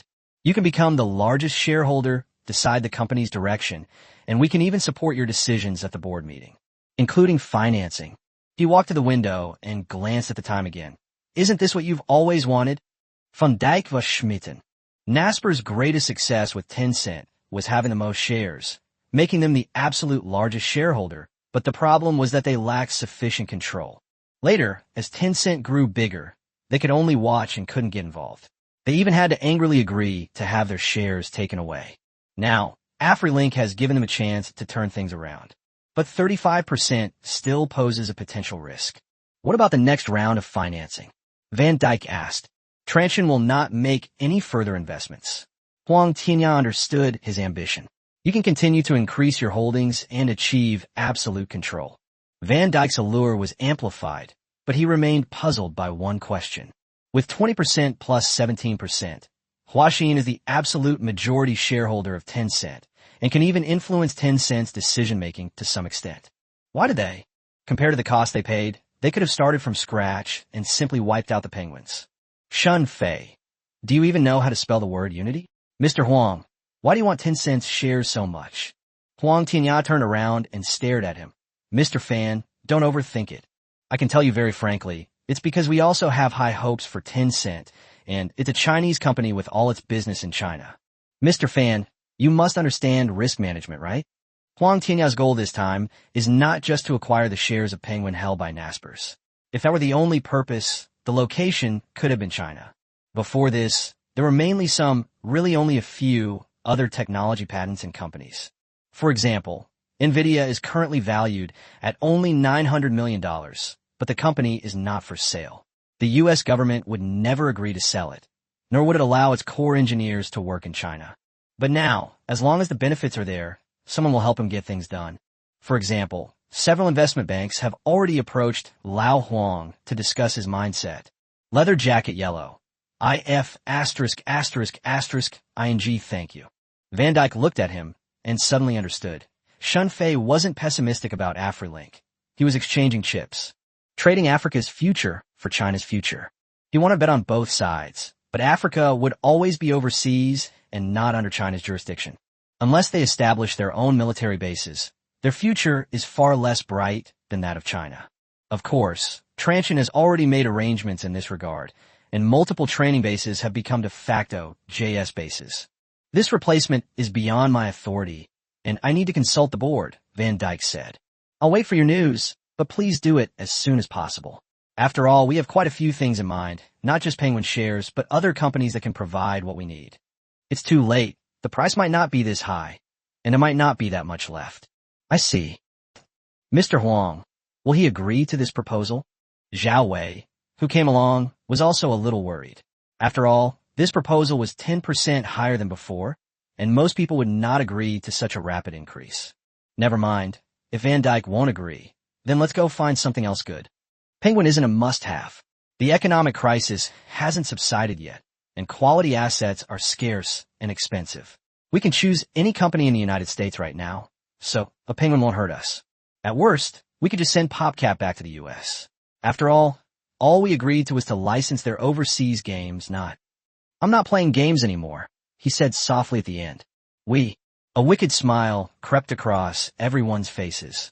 Have Mepis and Motorola given their approval yet? MEP, formerly a semiconductor company, is not for sale in the United States and has its own CPU architecture and design team. The company is currently in a deep slump with a valuation of approximately $300 to $500 million. Its cash flow has dried up, and it is seeking a sale or technology licensing. Huang Tianya had his eye on his CPU architecture and design team. Domestic chipmaker Lungsun also wants to buy at rock-bottom prices, but involves cutting-edge technology. It was rejected by the United States. This is because they lack connections. Huang Tianya promised IDG 7% of AfriLink shares, worth $700 million, but they didn't care how they acquired it or how much they spent. Huaxin just needs to handle the handover. As for Motorola Mobility, due to the economic crisis, its mobile phone business suffered huge losses and it is currently seeking a sale. However, everyone in the market is struggling to survive and no one is interested. Xinfei was interested in their CDMA/3G patents and baseband team.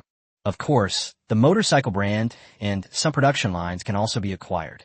After all, this is a ticket to global communication patents, which can enrich Transsion's patent portfolio. Of course, he doesn't just take any trash. He only wants quality assets, and those loss-making businesses have to be kicked out in advance. Other companies that were targeted by Huawei, such as Nortel Networks and 3Com, were rejected for acquisition by North America. Spansion Semiconductor and Freescale in the United States were previously established to supplement their teams and patents in mobile phone baseband, automotive chips, and radio frequency. There are approximately 30 companies of varying sizes. In order to get these people back to work in their hometowns, Xinfei specifically asked Zhang Shiqing to seize a piece of land. The site was originally intended to be a new office base for a state-owned enterprise, but it has now been taken over by Transsion Holdings. The price was only 1 yuan. Of course, this wasn't a case of collusion between officials and businessmen.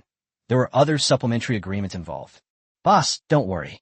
We've given enough money, and most of it is already in operation. Motorola is the fastest. They're currently in the process of handing over the equipment to our shell company, and some equipment has already begun shipping. At this moment, at an airport in the United States, several planes are taking off for Guangzhou and Shenzhen. Huang Tianyao nodded in satisfaction. Normally, even if the money was right, it would be impossible to acquire these companies. It was only because of the economic crisis that some people suffered heavy losses that they had no chance. Meanwhile, things were going smoothly for Naspers as well, and a day later, Van Dyke reappeared at the Waldorf Hotel. This time he brought with him authorization from the board of directors. Make a deal. Je hebt er 146 van Dijk's underhanded tactics. Huang Tianyao reached out his hand. It's a pleasure to work with you. 2 hands clasped together. That clasp is worth billions of dollars. This handshake changed the future of many companies. AfriLink's status as a flagship product has thus been lost, affecting search, recommendation, hardware integration, and other related functions. Everything has been cut. To restore it, you have to spend money. Guangzhou, Transsion headquarters. When Xinfei received Huang Tianyao's message, he was looking at the screen test report. The first OLED screen from Huaxing Panel Factory was being tested in a laboratory. There was another summary report on the table. The Taishan 900 chip fabrication was successful and testing is currently underway. He glanced at it, smiled, and put down the documents in his hand. Zhang Mingzhu asked from the side, "What's wrong? Why are you so happy? Who's at bad luck again? What kind of person do you take your husband for? Do you think I'm that kind of person?" Isn't that so? Zhang Mingzhu took the report, read it, and was stunned. You sold AfriLink. It's not selling. Xinfei shook his head. It's exchanging. He took the report again. 18% of Tencent shares in exchange for 30% of AfriLink, 20% of TPay, and 20% of BeatFlow. They felt they had gained something. He gave Zhang Mingzhu a moment to process it. I also feel like I made a profit. Zhang Mingzhu looked at him and suddenly understood his plan. Different regions and different national conditions mean that one can be a major shareholder temporarily. But once a company truly gains regional influence, the real major shareholder, especially foreign capital, will gradually withdraw from the center of power. Whether it's choosing to retire gracefully or cashing out at a high point, it's a wise choice. Otherwise, the state apparatus is, in the end, just the state apparatus. I support your choice. Shenzhen, Penguin Building. Penguin Ma stood in the office, phone in hand. His expression changed. On the other end of the phone, Van Dyke's voice carried a faint hint of amusement. Pony, I have some news for you. I don't know if it's bad news or good news for you. Your biggest nightmare, and the checks and balances you most wanted to escape, are gone. We've sold another 18% of the Penguin shares held by Naspers, making us a minority shareholder. Penguin Horse wasn't happy. Instead, its pupils contracted slightly. Sold? Who did you sell it to? Someone you know? Van Dyke deliberately left his sentence unfinished, giving Penguin Horse time to think. Sure enough, Penguin Ma on the other end of the phone began to ponder. The current stock price of Penguin has been rising continuously, making it a very attractive company. It's normal to be targeted. Many people want to get on board. He knows quite a few. But who is it this time? The people he knows. Huaxing Investment. Penguin Horse's eyes widened again, clearly not believing the news. After all, Huaxing just acquired a 20% stake, and if this is true, their shareholding will reach 38%. How is that possible? Even if you have money, you shouldn't waste it like that. What do those penguins have that makes them so concerned? Suddenly he laughed and asked Van Dyke, Mr. Van Dyke, what do you mean by this? They're trying to sow discord between our two families and incite infighting. Van Dyke laughed too. Pony, don't get me wrong. I absolutely didn't mean that. Moreover, this is just a normal business decision. I'm still very optimistic about the development of Tencent, but I am more optimistic about the African internet, which needs funding. If Huaxin is willing to make an offer, we'll sell. He paused, then added, moreover, Huaxin's price is 15% higher than the market price. We have no reason to refuse such a good seller. Van Dyke's heart was bleeding as he said those words. 15%? It's more than 40%. It's just that he's the one who made the concession. We still have 7% of the shares left. To give Penguin Ma more time to think, Van Dyke's voice returned to calm. Huaxi now owns 38% of Penguin's shares, making it the largest shareholder. Penguin Ma closed his eyes, recalling 2001 when Naspers invested in Penguin, thinking he had found a long-term partner. That money saved the Penguin's life. 9 years later, Naspers made over 100 times its initial investment and then sold the shares to a domestic investor. Moreover, it's a form of capital capable of devouring people. Mr. Fan, Penguin Horse opened his eyes. I've got this deal in mind. Van Dyke paused for a second. Pony, I know this is wrong, but please don't overthink it. President Shun didn't mean anything by it. He just has high hopes for your future. We've only reached a temporary agreement. To complete the share transfer, it still needs to go to the board of directors. The decision-making power remains with you. He hung up immediately after finishing the call. Penguin Horse stood by the window looking at the buildings in the high-tech zone, falling into Van Dyke's trap. 38%. He knew all too well what that number meant. Huaxin Investment, Xinfei's capital operation platform, has now become Tencent's largest shareholder. Behind him is Zhang Shiqing, who has just been transferred to the position of executive vice governor. The fact that he was transferred from the Discipline Inspection Commission to the Executive Committee suggests that he possesses considerable influence. Could this be a coincidence? He had spoken with Xinfei a few times before the Lunar New Year, and Xinfei said that the industry had no interest in social networking, and the game market was also not being considered. Those games were just something I made incidentally to gain access to the domestic mobile phone market. He initially thought Angry Birds was just a piece of trash, but it unexpectedly became a huge hit, generating over 150 million renminbi in revenue in China alone each month. But 3 games, all 3 became wildly popular. Is this really just a coincidence? Penguin Horse walked to his desk, picked up his phone. He needed to make a call, but then put it down again. Directly questioning them will likely result in nothing more than evasive excuses, and might even raise suspicion, potentially leading to unpleasant situations at the upcoming shareholders meeting. But he had to face this problem eventually, and he finally picked up his phone. The phone was answered as soon as it rang. Mr. Ma, what a rare guest. Our Transsion mobile phone, the domestic version, will be launched soon. Remember to help us promote it then. There was a hint of excitement in Shun Fei's voice, but it was all excitement about Transsion phones, as if he didn't know that Huaxin had become Tencent's largest shareholder. Mr. Shun, Manhwa didn't reply. I just received a call from Van Dyke. Shun Fei responded with an, oh. That matter. I know we changed some things. Manhwa breathed a sigh of relief. Things didn't seem as bad as he had imagined. Mr. Shun, what do you want to do with the 38% stake? On the other end of the phone, Shun Fei laughed. Mr. Ma, don't overthink it. Penguin Horse remained silent. His silence signified his resistance, indicating his disagreement with the deal. I had Huang Tianyao make this deal, not to seize control of you. Shun Fei's voice was sincere, and one could feel his heartfelt sincerity. We don't have the energy for that kind of communication. If we really have that idea, we can definitely do it now. Before he could finish speaking, Penguin Ma coldly said, with 38% of shares, you're saying you don't have the ability to seize control. Chapter 147, 38%, Tencent's largest shareholder. On the other end of the phone, Shun Fei put the phone down and let the Penguin Horse roar for a while. 2 minutes later, Mr. Ma, I'll say it again, please don't overthink it. 38% of the shares. How can I not have some concerns? Shun Fei didn't say anything more and threw his phone aside again. It seemed that the news had really shocked him. 3 minutes later, Mr. Ma, Shun Fei paused for a moment. Our goal is the same as Nasper's. It's a financial investment. At most, you can send one person to the board of directors, but the real decision-making power remains with you. Have you ever heard of a dual-class share structure? Penguin Horse was stunned. He didn't. Tencent does not have dual-class shares or different voting rights. Logically, whoever holds more shares has more say, but Tencent operates differently. Major shareholders voluntarily waive interference in operations, and the founding team firmly controls the board seats. It's like a house. You pay for it, but the property certificate, keys, residence, renovations, and rentals are all managed by others.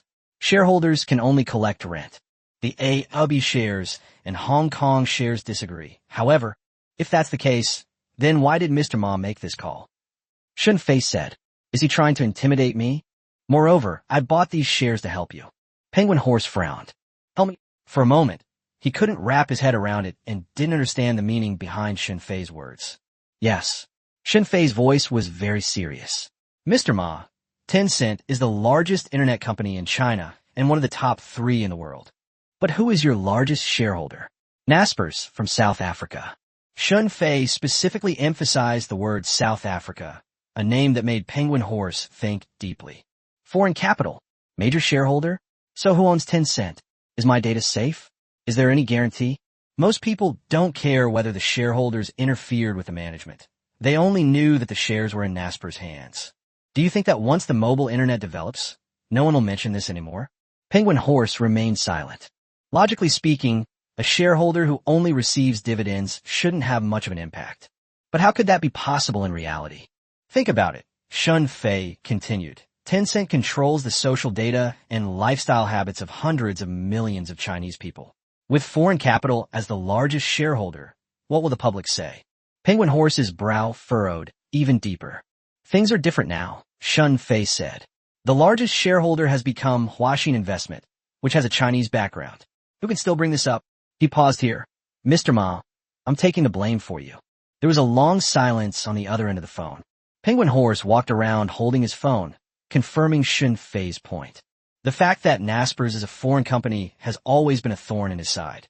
Although South Africa and China have a good relationship, Naspers has never interfered with the company's decisions. But in the public discourse, foreign capital is foreign capital. If someone uses this as a pretext to make a fuss, Penguin will be in a very passive position. But now that thorn has been removed, and Transsion has become the largest shareholder. Chinese investment. President Shun, Penguin Horse's voice softened.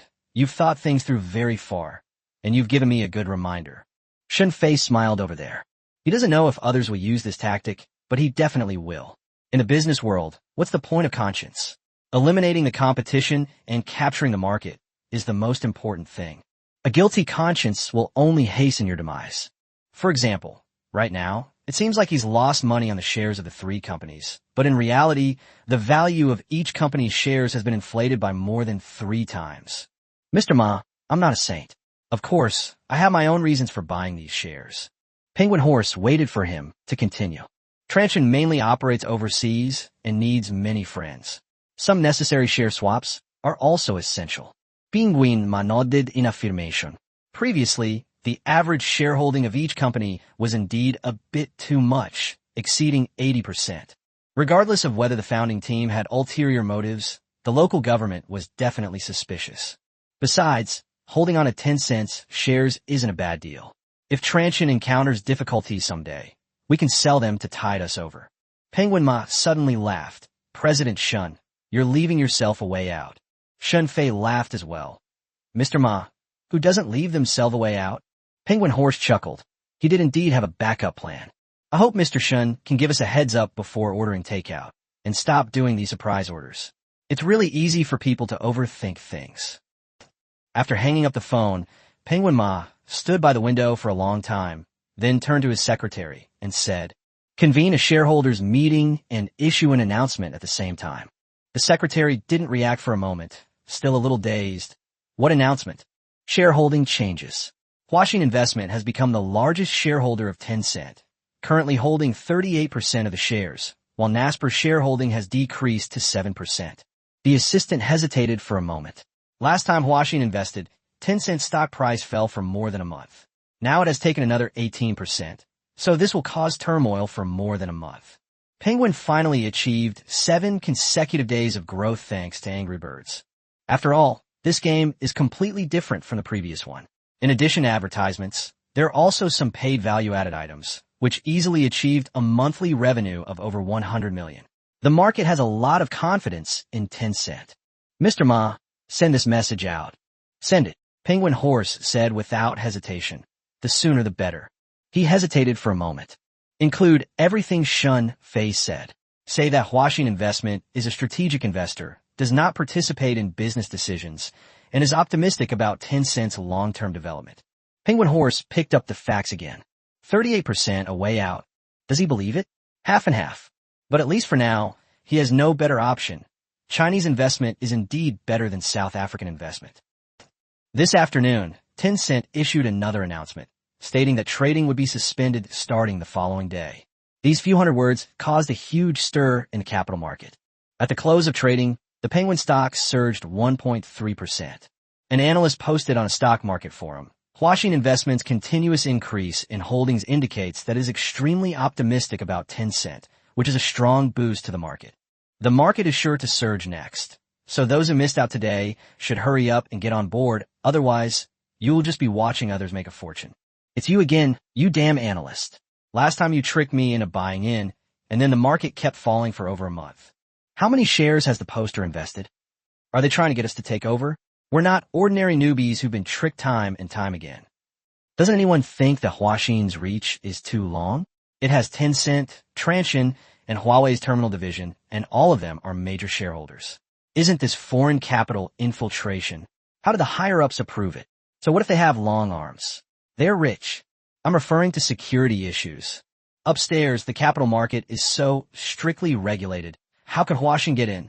Do you really think it's a foreign company? Stop arguing about that. 38% of the shares. What if they want to control Tencent? If there's internal strife, our stock will become worthless. The announcement states that they will not participate in the operation. Besides, Penguin Horse and Huang Tinya have a good relationship. Someone even photographed them having dinner together a while ago. Eating is eating, and money is money. Chapter 148 Huaxin under scrutiny. Guangzhou, Transsion headquarters. Huang Tianya was scrolling through the news when he looked up at Xinfei. The results are pretty good. The stock price has gone up. Hopefully, it will rise again after the market resumes trading. Xinfei was looking at the acquisition documents he was discussing without even looking up. As expected, the acquisition team has now replaced Motorola with other assets. The acquisition team is entering the second phase, with the patent team integrating patents and other valuable assets. As for the Motorola brand, Xinfei currently has 2 ideas. First, they wanted to use Motorola as a shell to enter the American and European markets. Second, they wanted to find a new parent company for him. Why not make money off this opportunity? But he hadn't figured out exactly how to handle it. Vote, sell to Lenovo, or keep it as a shell company. Mr. Shun, aren't you afraid that Tencent will overthink things? After seeing the results of this American $0 purchase campaign, Xinfei finally raised his head. He's probably overthinking it. He'll figure it out after a while. Zhang Mingzhu, who was standing next to her, tilted her head and asked, "What have you figured out?" Xinfei signed the document and put it aside. "Think it through. With me in front of him, there will be far less trouble in the future." Zhang Mingzhu nodded thoughtfully. Sitting opposite them, Huang Tianya clicked his tongue as he looked at the two of them. The stench of love. Tencent has carried the label of being the largest foreign shareholder for 9 years. Nobody mentions it because Naspers keeps a low profile, but if someone tries to cause trouble one day, this is a ready-made target. For example, with just this one issue, I wouldn't say their stock price would have, but it would definitely drop for a week straight. Huang Tianya grinned mischievously. Zhang Mingzhu nodded again. Huang Tianya's skills were indeed capable. "So, what are we after?" Xinfei laughed. "Let him owe me a favor. Penguin Ma is a man of great loyalty. What he owes me today, he will repay in the future." The provincial government compound. Zhang Shiqing also saw the news. He put down the report and remained silent for a moment. This is a good thing. As China's most famous internet company, Tencent should keep as many shares as possible in the country. He picked up the phone and called Xinfei. "I saw the news." In the office, Xinfei made a vague gesture. and Zhang Mingzhu and Huang Tinya also stopped. Dad, you're interested in this too? Zhang Shiqing didn't answer. How much did it cost this time? 18%. It didn't cost any money. It was obtained through a share swap from 3 companies. After listening to Shun Fei's detailed explanation, Zhang Shiqing nodded. He was a shrewd and decisive man. Shun Fei, he called him by his full name, his tone now carrying a hint of admiration for the first time. You are playing a grand game. Zhang Shiqing made no attempt to hide his true feelings, nor did he try to act like a know-it-all just because he was a junior. He has the ability to take things on and let them go. If it were him, he would be able to completely control a company that he has already acquired. He couldn't possibly unleash it all in an instant. Shun Fei did not deny it. Dad, the mobile internet era has arrived. The future is the data era. Whoever controls the data will have the right to speak. But this can easily lead to overthinking. We are now offering a free purchase program, exchanging future profits for current technology. What if one day their local government suddenly gives us a free purchase? I don't know where to go to cry then. They dare. Zhang Shiqing's tone also carried a hint of anger. Buying a company for free and robbing it. Does this even respect international trade rules? Do they even care about them? Shun Fei offered a few words of praise, then suddenly changed the subject. Dad, how is that impossible? You've been doing this for so many years. Haven't you ever encountered something like this before? Zhang Shiqing was speechless.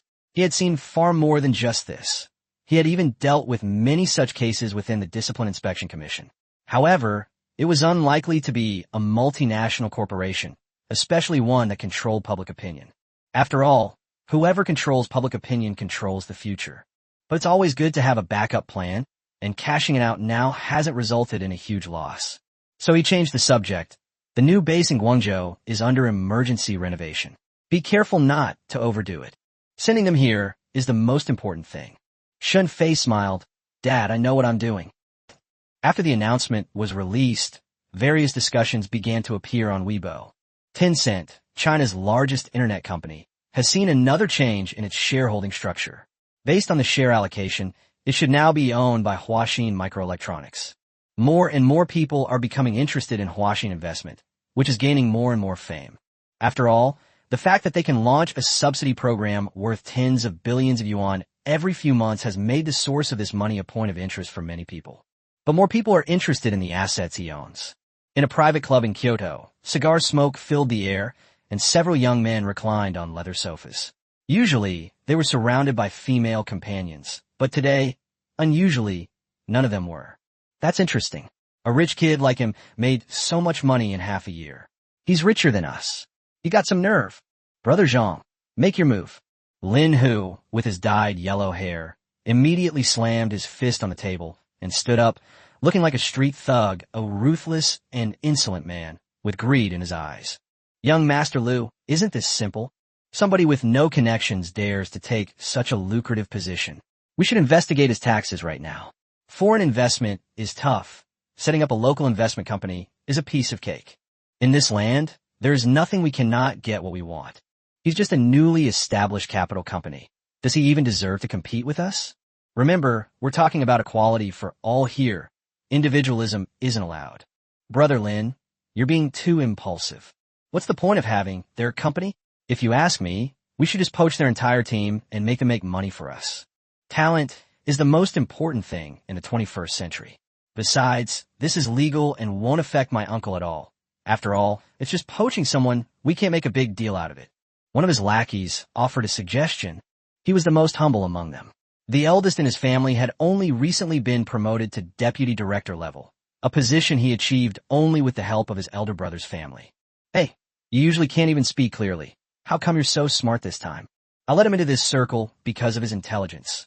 But this time the idea is indeed more reliable than the previous ones. Lu Mingyuan, sitting in the main seat, was somewhat out of place with this kind of person. He gave off the impression of a refined gentleman, but in reality, he was not a good person. During his school years alone, he caused countless abortions and was even indirectly involved in several deaths. What's the rush? Your behavior is too unseemly and will give others something to criticize. Everyone nodded quickly. Uncle Lu was indeed at a crucial moment.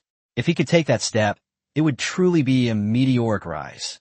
Just when everyone thought the matter was about to be over, Lu Mingyuan raised his head, his expression carrying a hint of intimidation. That person is quite capable and has a powerful background. He's skilled, strategic, and not a complete fool. Let's avoid any fighting for now. Tomorrow, send someone to make polite contact and have a proper talk. Tell him that either he should be sensible and we can all get rich together, or he shouldn't blame us for breaking the rules. Zhang Hao quickly chimed in. Young Master Lu is brilliant. He's trying to be polite first, then resort to force. If he's sensible, everything will be fine. If he's not, we have plenty of ways to deal with him. Lin Hu grinned maliciously and patted his chest. Young Master Lu, don't worry. If we can't reach an agreement, I'll take matters into my own hands. I want to see if his skills are better or our connections are better.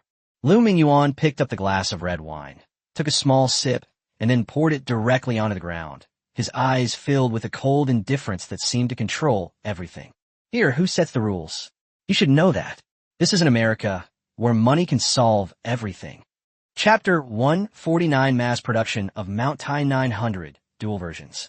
Just as the glass shattered, Shun Fei, far away in Guangzhou, suddenly sneezed. Is someone missing him again? Who is it? He looked in the direction of Kyoto, wondering if Lei Busey had come up with some bad trick again. But let him do as he pleases. He has plenty of technology for transmitting audio. April 4th, 2010, Tranche and Chip RD Building. Li Jiahui stood in front of the testing platform, his palms sweating profusely. He is the chief engineer of the chip department. He has worked in the semiconductor industry for more than 20 years and has witnessed the tape-out of countless chips and countless tests. After joining Transsion, he also developed fast-charging chips and communication baseband chips. But I've never felt this nervous before. Today is the final test of the Taishan 900. If there are no problems, then we can declare that the bugs in this chip have been fixed and the project is officially a success. Their efforts over the past few days have paid off, and they will now work with the mobile phone department to make the final adjustments. Not long after, the final result came out. Li Jiahui stared at the data on the instrument, motionless, and the people next to him dared not speak. After a long while, he excitedly turned around and strode out. Shun Fei was waiting for the final result in the conference room next door, while Li Jiahui stood at the door, holding a wafer in his hand. President Shun. Li Jiahui's voice carried the good news of a breakthrough in the project. Shun Fei immediately understood. It's done. Bai Yongxiang nodded. It's done. Some issues have passed the test. He walked over and placed the wafer in front of Shun Fei. Taishan 900, 28 nanometers, dual-core Cortex, A9, design clock speed of 1.45 gigahertz. Actual test results show that it can run at 1.6 gigahertz on good quality processors. Everyone's face lit up with surprise. The latest Cortex, A9 architecture, with a clock speed of up to 1.45 gigahertz, easily crushed the so-called strongest chip in someone's mouth into dust on the roadside. Everyone looked on with anticipation as to how much performance it would ultimately surpass that of the MSM 8255. Chen Hai stared intently at Li Jiahui, wanting to know the answer. The performance of normal batches is 170% higher than that of the Qualcomm MSM 8255, and the performance of high-quality batches is 190% higher. The people in the conference room swallowed hard in surprise, then burst into cheers. Up 170%, more than doubled, even nearly tripled. Shun Fei did not cheer. He picked up the wafer and looked at it under the light. A thin sheet of silicon gleams with colorful light under the lamp. The densely packed lines on it are hundreds of millions of transistors. These are technologies that China once longed for, but could not obtain, but now we have them all. The Zero Yuan purchase team is also working to solve some of the production problems related to bottleneck materials. A comprehensive chip industry chain plan is just around the corner. He looked at it for a long time, and then said, "This is our atomic bomb." That evening, the chip team held a celebration party at a small restaurant near the Tranchen base. There was no champagne or cakes suitable for promotion, only a few tables pushed together, seating about 100 people. The table was set with kebabs, crayfish beer. This kind of atmosphere is more authentic. This was requested by the foreign engineers on the team. What do those Michelin 3-star restaurants know about fine dining? The real culinary delights are all hidden in these alleyways. Of course, to ensure the atmosphere and safety, the entire venue was booked out. In order to get the boss to pay the bill, Shun Fei was forced to sit in the main seat by the crowd, with Li Jiahui sitting next to him. Professor Li, Shunfei raised his glass. This glass is for you. Li Jiahui quickly stood up and waved his hand. I only played a leading role. The reason we were able to make such a breakthrough so quickly is because of our team. Shunfei shook his head. You all sit down first. Shunfei picked up his glass and downed it in one gulp, and everyone immediately applauded. Boss, you have a good capacity for alcohol. Under everyone's gaze, Shunfei poured himself another full glass, raised it again, and looked at everyone. This toast is to everyone, to you all for enabling China to have its own mobile phone chips. Everyone quickly stood up and raised their glasses, and Shunfei drank it down again. More than 20 years ago, China even had to import chips for television sets. More than 10 years ago, Huawei and ZTE started making communication chips. But today, we have mobile phone processors that belong to China itself. After downing 2 glasses, Shunfei felt slightly tipsy, but this added a unique charm to his personality. Few people have walked this road, but you have walked it, and we are destined to remember you in history. The world's first dual-core chip, the world's first chip using 28-nanometer technology. The audience erupted in applause. After a few rounds of drinks, someone suddenly brought it up. What if we further enhance this chip and increase its performance by another 30%? It's already 170% now, and it's being strengthened. It's at least 3 years ahead of Qualcomm, and that's based on the fact that they've pulled out all their inventory of technology. That's what a white engineer said confidently. He comes from Qualcomm and is very familiar with its technical processes. Although he has some technical expertise, it is far inferior to that of the Taishan 900. Li Jiahui glanced at Shunfei. His eyes also filled with anticipation. Give it a try. Okay, we'll use the enhanced version, and the standard version will be used for the high-end African series and Huawei phones. The enhanced version can be supplied to Huawei a little later. Shanghai, who followed, immediately gave the project plan. Shunfei looked at Li Jiahui. Professor Li, the enhanced version of the project proposal. The crowd applauded again. The enhanced version was easy to solve. They sent the chip to the enhancement center, and the Taishan 901 came out directly. The allure of overcoming this challenge lies in immediate action. On the spot, someone pulled out a computer and immediately began simulating data. In less than 20 minutes, the simulation results for Taishan 901 were available. The enhanced Taishan 900 is expected to improve single-core performance by 30%, dual-core performance by 25%, and overall performance by 3.5 times that of MSM. Power consumption has also decreased somewhat.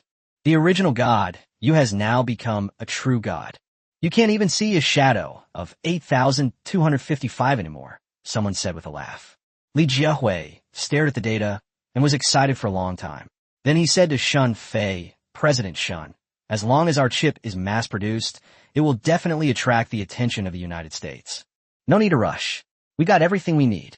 Once the storage-related expert team arrives this week, we'll have absolutely no worries. We will have no problem fighting against the entire United States. He raised his glass. Come on, let's have another drink. Many of the white engineers on the team were also excited. The idea of a company going up against a country was incredibly exciting. What? He's American. Please, he works in China now. His wife and children have settled here, and he has no worries at all. Although there is a significant income gap, purchasing power has increased several times over, and there's so much delicious food. Only a fool would go back to that barbaric land where there's not even any good food. At 10 p.m., the celebration banquet ended. Shunfei sat in his car, took out his phone, and made a call. Chapter 150 Qualcomm's Visit. President Ren. On the other end of the phone, Ren Zhengfei's voice came through. President Shun, why are you calling so late? Is something wrong? Shunfei smiled. President Ren, I'd like to ask you to take a look at something. What is that? Transsion's first self-developed SoC, which integrates a CPU and a GPU, has passed comprehensive testing. There was a brief silence on the other end of the phone. Then Ren Zhengfei excitedly asked, when are we going? At any time. I will head to Guangzhou first thing tomorrow morning. The next morning, Ren Zhengfei immediately went to the Transsion Semiconductor Laboratory in Yangqing. Li Jiahui explained the parameters, process, and performance from the side. The parameters mentioned above are only slightly shocking, but they can be reasonably explained by the technology of sound transmission. Rin Zhengfei stared at the wafer with a sluggish expression until he heard that the Taishan 900 used a 28 nanometers process. 28 nanometers. If he remembers correctly, the most advanced one right now is 32 nanometers, but that was just an official announcement that small batch trial production would begin this year. Large-scale mass production will still take some time. As a result, Transsion in the semiconductor field has taken off again. He didn't ask how the technology was solved. He only knew one thing. High silicon semiconductor could now use the 28 nanometer process. I definitely didn't make a mistake in choosing this person. If we really have to investigate, it must be the National Semiconductor Fund that made its move. National Semiconductor Fund. What? So you're making me take the blame? Finally, he looked up. What's the yield rate? Li Jiahui shook his head slightly, which made Rin Zhengfei's heart jump into his throat. They've even started to imagine things in their minds. It's okay, we have the technological advantage. There's plenty of time to improve. It's a pity that it only reached 89%, not even 90%, which is a huge failure. Rin Zhengfei quickly turned to look at Li Jiahui. 89%, that's a low yield rate. A new process is considered successful if it achieves a 20% breakthrough, and 50% is already the maximum. But with Professor Li's approach, President Shun, Professor Li is really being modest. Sigh, that's their usual style. They don't consider it a success unless they go to the extreme. Shun Fei waved his hand, but his proud expression was clearly undeniable. Great, that's a commendable research and development spirit. Rin Zhengfei said, looking at Shun Fei. What's the next step? We'll use the enhanced version, and you'll use the standard version. We'll release the enhanced version to you in the second half of the year. There is only one objective: to immediately ramp up production and promote Chinese semiconductors to the world. This, Rin Zhengfei hesitated for a moment. President Shun, 28 nanometers is too advanced. You should know the consequences once it is exposed. A material supply disruption would be no joke. Do we even have that much inventory? Why bother with inventory? Just dig them up directly, Li Jiahui said confidently. Looking at them, Rin Zhengfei realized he had overthought things. The most advanced technology was unique to them, so how could it be subject to external constraints? The relevant issues should have been resolved. All right, in that case, we'll go with them. On April 6, 2010, just as some people on the internet began to question Transsion's chip resources, Qualcomm President Paul Jacobs officially arrived at Guangzhou Airport. Meanwhile, at Transsion headquarters, Wang Hua, head of the logistics department, and Huang Tianya gave a joint report in Shenyang Aircraft Corporation's office. Paul Jacobs from Qualcomm is coming in person. Shun Fei looked up. When? The appointment is for 2 p.m. today. Shun Fei thought about it and realized they hadn't poached many Qualcomm employees. Could it be that they had stolen the patents Qualcomm wanted, which aroused their suspicion? This shouldn't be happening either. What are they doing here? Huang Tianya answered the question first. I guess it's to interrogate them, or governing by dividing the river. Shun Fei nodded. Huang Tianya handed over another document, which contained a list of patents and Qualcomm shares held by Huaxin Investment. The technologies we use in Africa, Qualcomm claims are theirs and demands patent fees. The 4G and 3G patents we own, Qualcomm also claims are theirs. He looked at Shun Fei. Moreover, some of my actions were discovered by the people behind them. It has been confirmed that we own their stock, but there's no need to worry. Shun Fei was not surprised by the free American market. Hiding was merely to ensure the plan went smoothly. How much did you find? We found out 7.5% so far, but we actually own 9.5%, making us the largest shareholder, Huang Tianya said. It's spread across more than a dozen investment companies, and they've been investigating for almost half a year. Shun Fei nodded.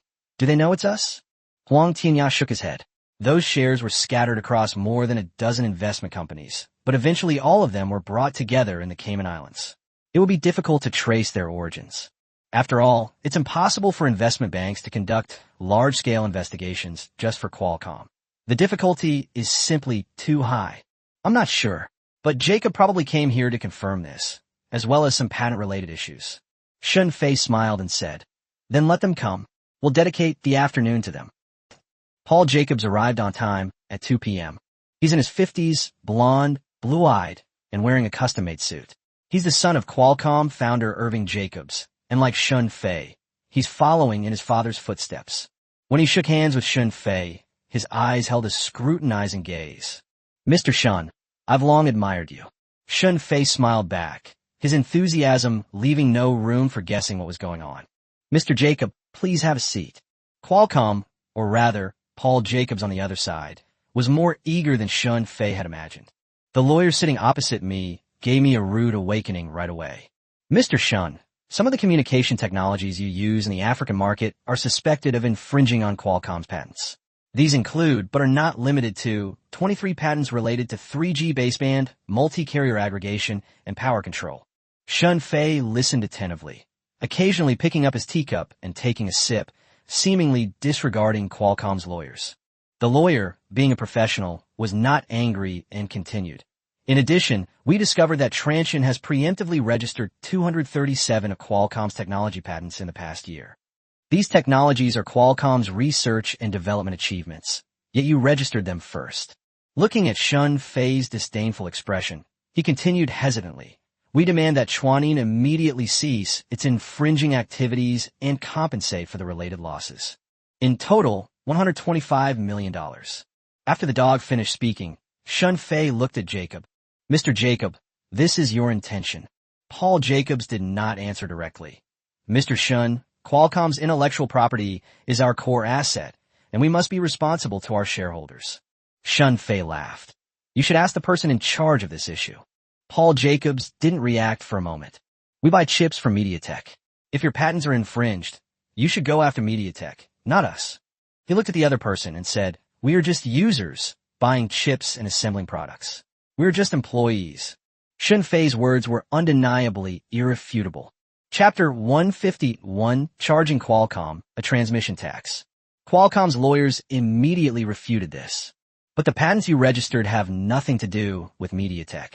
Shun Fei nodded, indicating that it was indeed not a problem. Those patents were developed by ourselves, Shun Fei said, picking up his teacup and glancing at Paul Jacob. Mr. Jacob, Qualcomm has been working in communications technology for 30 years. The time spent on transmission is indeed relatively short, but some things are not determined by who does them the longest. Using one's age to act superior is not suitable for the business world, but for children playing house. He wrote on the whiteboard next to him, the Patent Examination Board is not stupid. Since 2008, Transsion has been researching multi-carrier aggregation technology. Some of the technologies were indeed based on Qualcomm solutions, but all of them were significantly improved. For example, our engineers found that Qualcomm's standard is not good enough in some scenarios, especially in environments with unstable networks like those in Africa. We spent several months developing a new solution that is better suited for Africa. So we successfully applied for a patent. He turned around and said, these patents are less about us registering them first and more about us developing them independently. Qualcomm's lawyer wanted to say something more, but Paul Jacobs stopped him. I'm not here to argue. He looked at Shun Fei, his eyes becoming serious.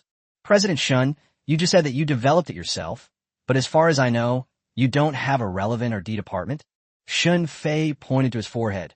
Mr. Jacob, have you ever heard of the old Chinese saying, make a fortune quietly? Without a breakthrough, we should naturally prioritize secrecy. Last year, however, your country's engineers were truly excellent, enabling us to achieve a technological breakthrough, and the next breakthrough is just around the corner. Jacob's expression changed. You poached our engineers, used our technology, and you still say it's not infringement. Shun Fei smiled and then waved his hand. Mr. Jacob, reverse engineering is an industry practice.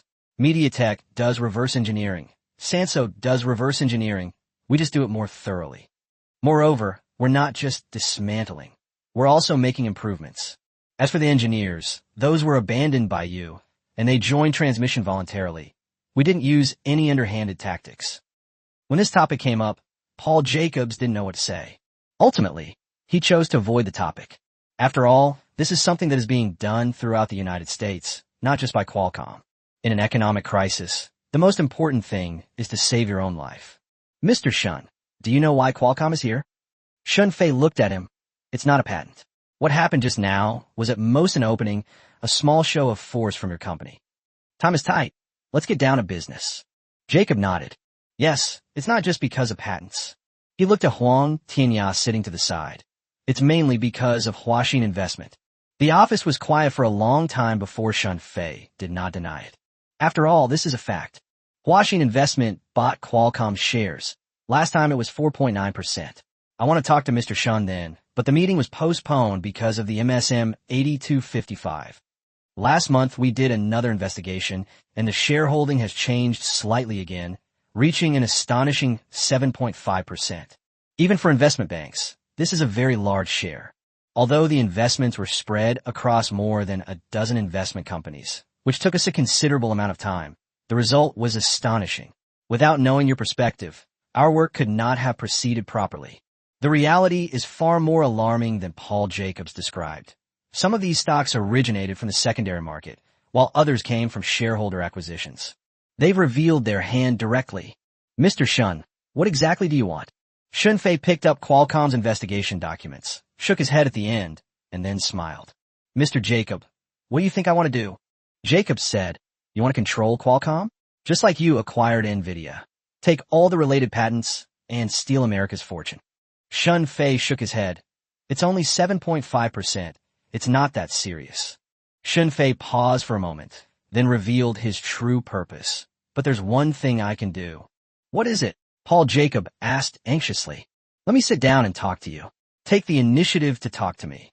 Paul Jacobs calmed himself down. This was indeed the other party's intention. Although Transsion has many 4G patents, Qualcomm was still the dominant player in the 3G era, which allowed it to maintain a leading position. That afternoon, the two sides talked for 4 hours, but Qualcomm did not gain the upper hand, and at one point was even led by the nose by Transsion.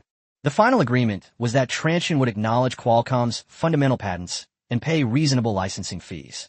Qualcomm acknowledges Transsion's patent. Cross-licensing. Transsion is prohibited from further increasing its stake in Qualcomm. In return, Qualcomm can cancel the Qualcomm tax levied on Huaxin. Qualcomm tax is a common term in the industry. It is essentially a licensing fee for Qualcomm's essential 3G standard patents. The shady part about this patent collection model is that it doesn't sign patent licenses or sell chips. Instead, it charges 5% of the wholesale price of the entire machine, including the complete CDMA/WCDMA package. The commission is indeed very high. Based on the price of the fruit, each machine would cost approximately $25, which is equivalent to more than 100 Chinese yuan. Even if MediaTek chips are used, the delivery will still be made without fail. Without paying this Qualcomm tax, there will be no chips available. Now that they have Motorola's patents and Transsion's self-developed 4G and 3G related patents, after settling the accounts, Huang Tianya walked over and whispered a few words in Shun Fei's ear.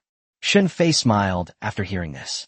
Mr. Jacob, according to the current agreement, Transsion needs to pay Qualcomm a patent fee of $18 per phone, but Qualcomm needs to pay Huaxin $21.50 for each chip. In other words, Qualcomm has to pay Transsion $3.50 for each chip it produces. Jacob's expression changed, and he looked at his lawyer, whose team immediately did the math. This problem is a bit complicated, and about an hour later, his expression changed. That's impossible. Huang Tianya pushed over more detailed documents. This is the global licensing status of Huaxin's patents. Nokia, Ericsson, and MediaTek are all using them. He looked at Jacob. The chips your company sells also use these technologies. Jacob quickly picked up the documents and began flipping through them page by page. Ultimately, it was proven that what Huang Tianya said was true. Qualcomm needs to pay an additional $3.50 to Huaxin Investment, which is about 15% of the chip cost. Not fatal, but it hurts to see you suffer. After all, they're the ones who always collect patent fees from other companies. No other company ever collects from Qualcomm. Besides that, there's this dull knife. Qualcomm pays Transsion $350 million for every 100 million chips it sells. Moreover, they can receive shareholder dividends and charge reverse fees, making a double profit and putting the lion's share of the profits in their own hands. So he's become a wage earner. Chapter 152, Counterfeit Rice, takes the lead in mass production. Finally, he put down the document and looked at Shun Fei. Mr. Shun, you win. Mr. Jacob, this is not about winning or losing. It is about cooperation and mutual benefit. He reached out his hand. Transsion and Qualcomm have many areas where they can collaborate in the future. Jacob stared at the hand in silence for a few seconds, then reached out and grasped it, his face showing only resentment at the unpleasant parting. As for the cooperation that Shun Fei mentioned, he didn't take it seriously. Everyone uses the ARM architecture, and he doesn't want to see the other party. Unless the other party makes a significant improvement in semiconductor manufacturing technology, but how is that possible? After seeing Jacob off, Shun Fei returned to his office. Huang Tianya followed him in. Mr. Shun, about that patent fee. Shun Fei waved his hand. That's not how you do it. He looked out the window at the departing Qualcomm team. Qualcomm's willingness to sit down and discuss patent licensing is our biggest game. Huang Tianya nodded. Then let's move on to the next step. Shun Fei thought for a moment and said, the next step should be to target Nokia. I'm also very envious of the patents they have. The $3.50 Qualcomm tax is still too little. Huang Tianya also grinned mischievously. Although Qualcomm has reached a licensing agreement with Transsion, they will definitely try to surpass it in the future. They cannot stop. On April 8, 2010, an account called Digital Chat Station was quietly registered. Digital Chat Station, a mobile phone manufacturer, has successfully taped out a domestically produced chip with performance in the top tier. Thanks to their financial resources, many tech enthusiasts managed to see related Weibo posts even without having any followers. Domestic chips? Which one is it? Maybe they're just bragging, or maybe they're in the top tier? Could it be the Transsion one? Brother upstairs, please explain in detail. Didn't the boss of Transsion say a while ago that their chip was about to be successfully taped out? You didn't even know that. I'm quite curious to see what level of technology the African Little Tyrant's chips can achieve. What level can he be at? He's already finished. Meanwhile, in Kyoto, at the Jinya building, entering April, Lei Jun has not been home for 3 days. His office even had a folding bed piled with pillows and blankets. He's been sleeping here for the past few days, sleeping for 3 or 4 hours at a time, then getting up to continue making phone calls. Lin Bin pushed open the door and came in, his face looking very grim. Old Lei, Sansang's plans have been postponed again. Lei Jun looked up. Until when? Next month. Lei Busi's vision went black, and he felt like he was about to collapse. Qualcomm finally managed to avoid a major blunder these past few days and managed to send over a batch of chips. But the other supply chains are all exhausted. Qualcomm, that's not actually the case. Whether the first batch of 80,000 units can be assembled has become a serious question. Old Lin, how many problems do we have to solve right now? Lin Bin opened his notebook. The delivery of Qualcomm MSM 8255 is delayed. Of the 80,000 units that were supposed to arrive on the 20th of last month, only 40,000 have arrived. The rest will have to wait until April 20th. For the screens, they prioritize supplying their own products, as well as Apple and HTC. Our orders, because there are too few of them, they've been relegated to the 4th tier. Secondly, counterfeit versions of the first-generation rice have appeared on the market. Lei Jun took a look and was speechless. They may not look exactly alike, but they are definitely from the same mother. The same appearance, the same packaging, and even the system is flashed with MIUI. However, the configuration is completely different. The processor is a MediaTek MTK 6573. The memory is only 256 megabytes, and it has the same plastic frame and plastic back cover. The battery capacity has been reduced to 1,500 milliamp hours, and 3 batteries are included with the purchase of the device. Lei Jun's face was filled with speechlessness. How much does this thing cost? Lei Busi asked. 1,699 yuan. Lei Jun closed his eyes. This guy must be here to cause trouble. Their appearance, using their free system. No wonder MIUI activations have increased significantly since April. So they're all counterfeit products. This thing sells for 16.99, so there must be at least a few hundred yuan in profit. After all, they don't need to develop or maintain the system themselves. They just use whatever MIUI has. Can users tell the difference? Lin Bin smiled wryly. They're practically 1:1 replicas, except the workmanship is a bit rough. Ordinary users can't tell the difference. They see the same interface and logo and assume it's the genuine product, or even our youth version. Lin Bin hesitated for a moment.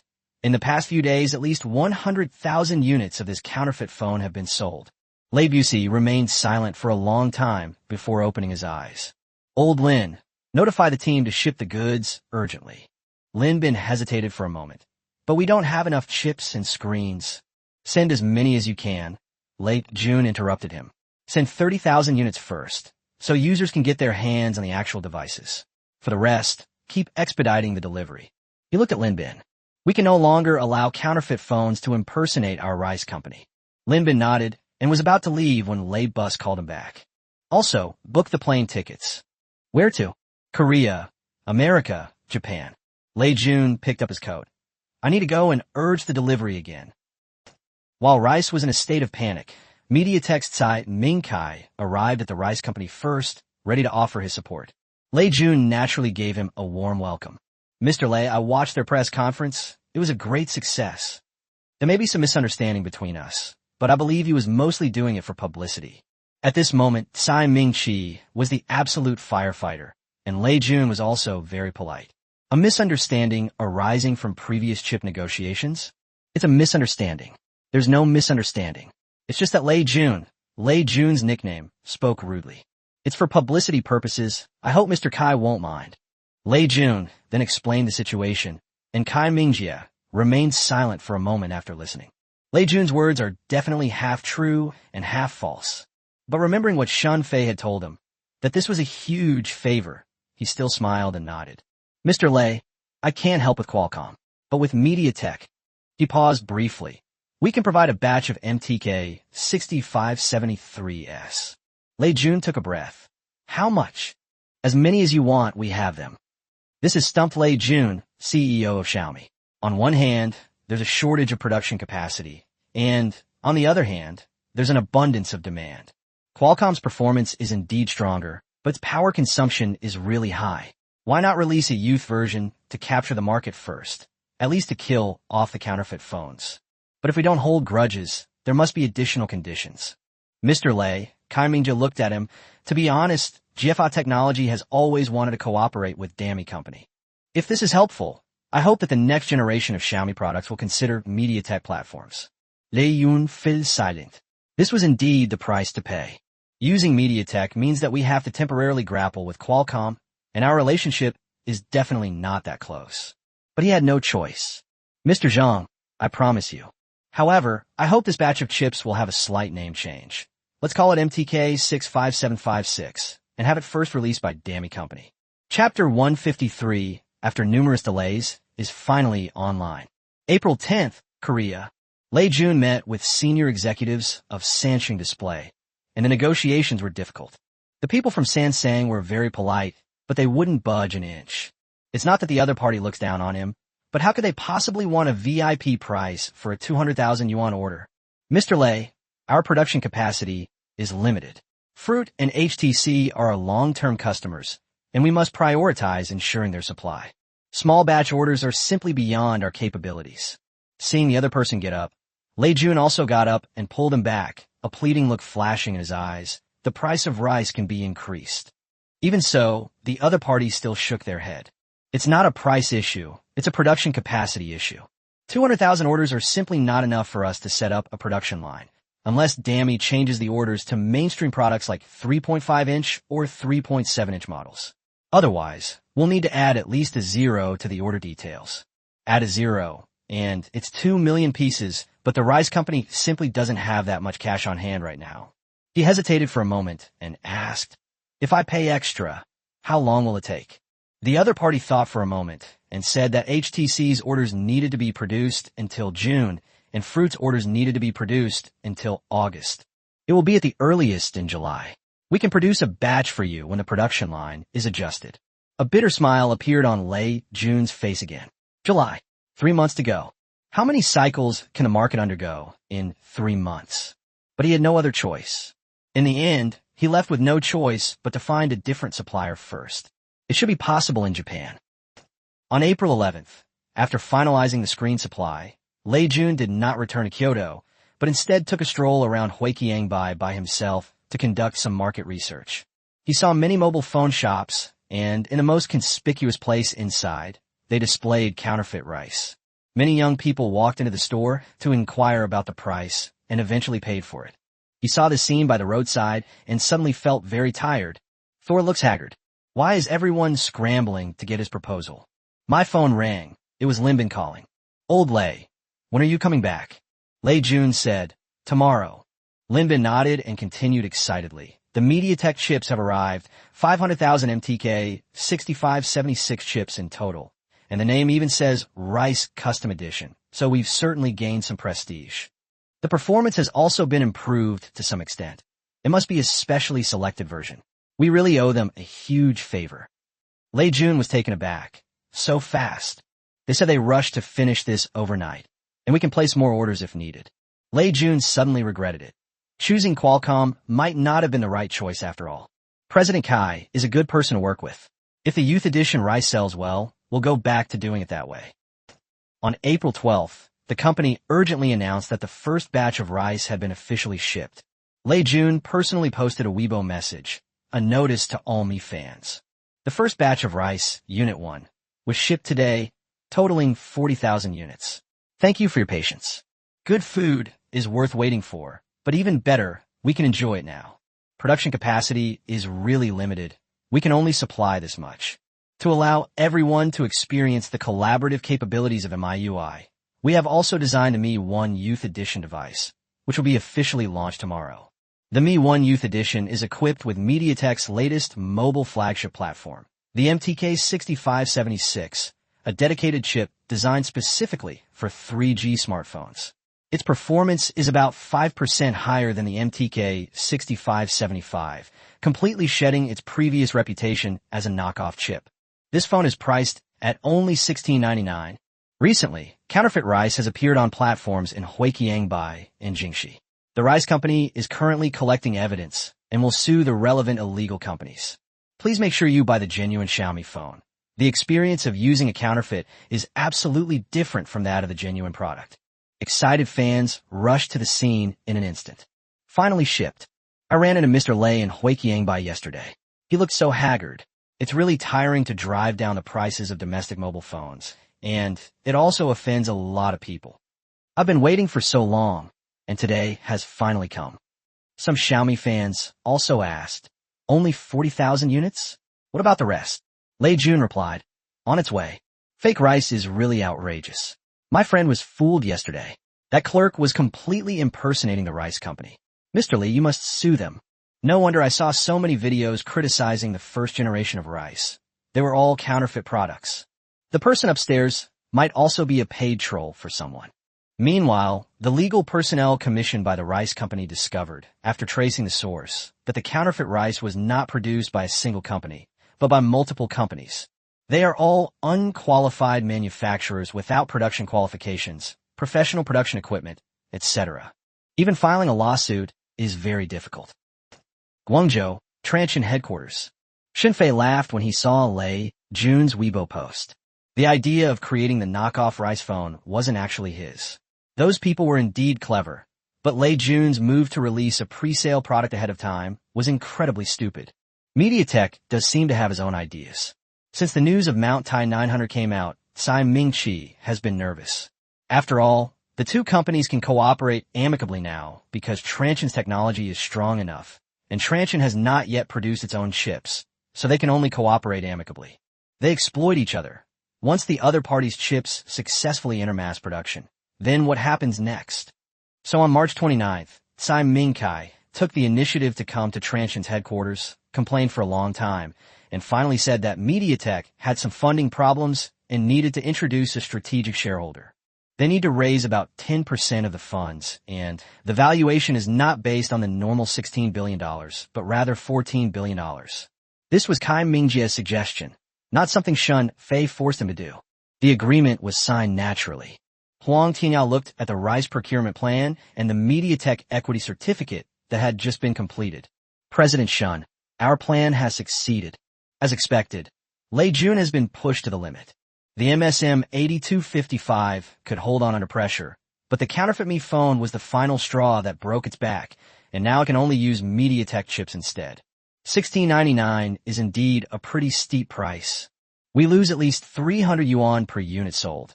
It's a complete loss to enter the market. As for the software profit, Shun Fei put down the statistics table in his hand and shook his head slightly. That's ruthless. Huang Tianyao also shook his head. The software profits might be made back, but the process would take a very long time. By the way, Mr. Kai from MediaTek even called me specifically. Xiaomi has agreed to use their chips in the next generation. I know, this was my suggestion. Boss, from now on, he'll be completely led by the nose by us. Why do you say that? Shenfei looked at Huang Tianya with a smile. Lei Jun is a very capable person, but he has a weakness. What weakness? Too sentimental. Being overly sentimental is not the mark of a qualified entrepreneur. What if one day a senior executive at Xiaomi's company leaks information? Would Lei Jun handle it internally or fire them outright? Shenfei smiled and thought of the man who was jokingly called the emperor by netizens. However, this served as a reminder to him. Liu Weibin is now. He's a capable person. How about we pack them up? All right, let's not discuss this for now. Let's focus on the first sale of our Transsion S2 in China. I'm with the publicity department. April 13th, Guangzhou. At the Transsion test track, a camouflage car is running laps. Wang Mengyang, Chun Jianping, Li Hai, CEO of Transsion Motors, and others were in the control room, staring at the data on the screen. Battery temperature is normal. The motor temperature is normal.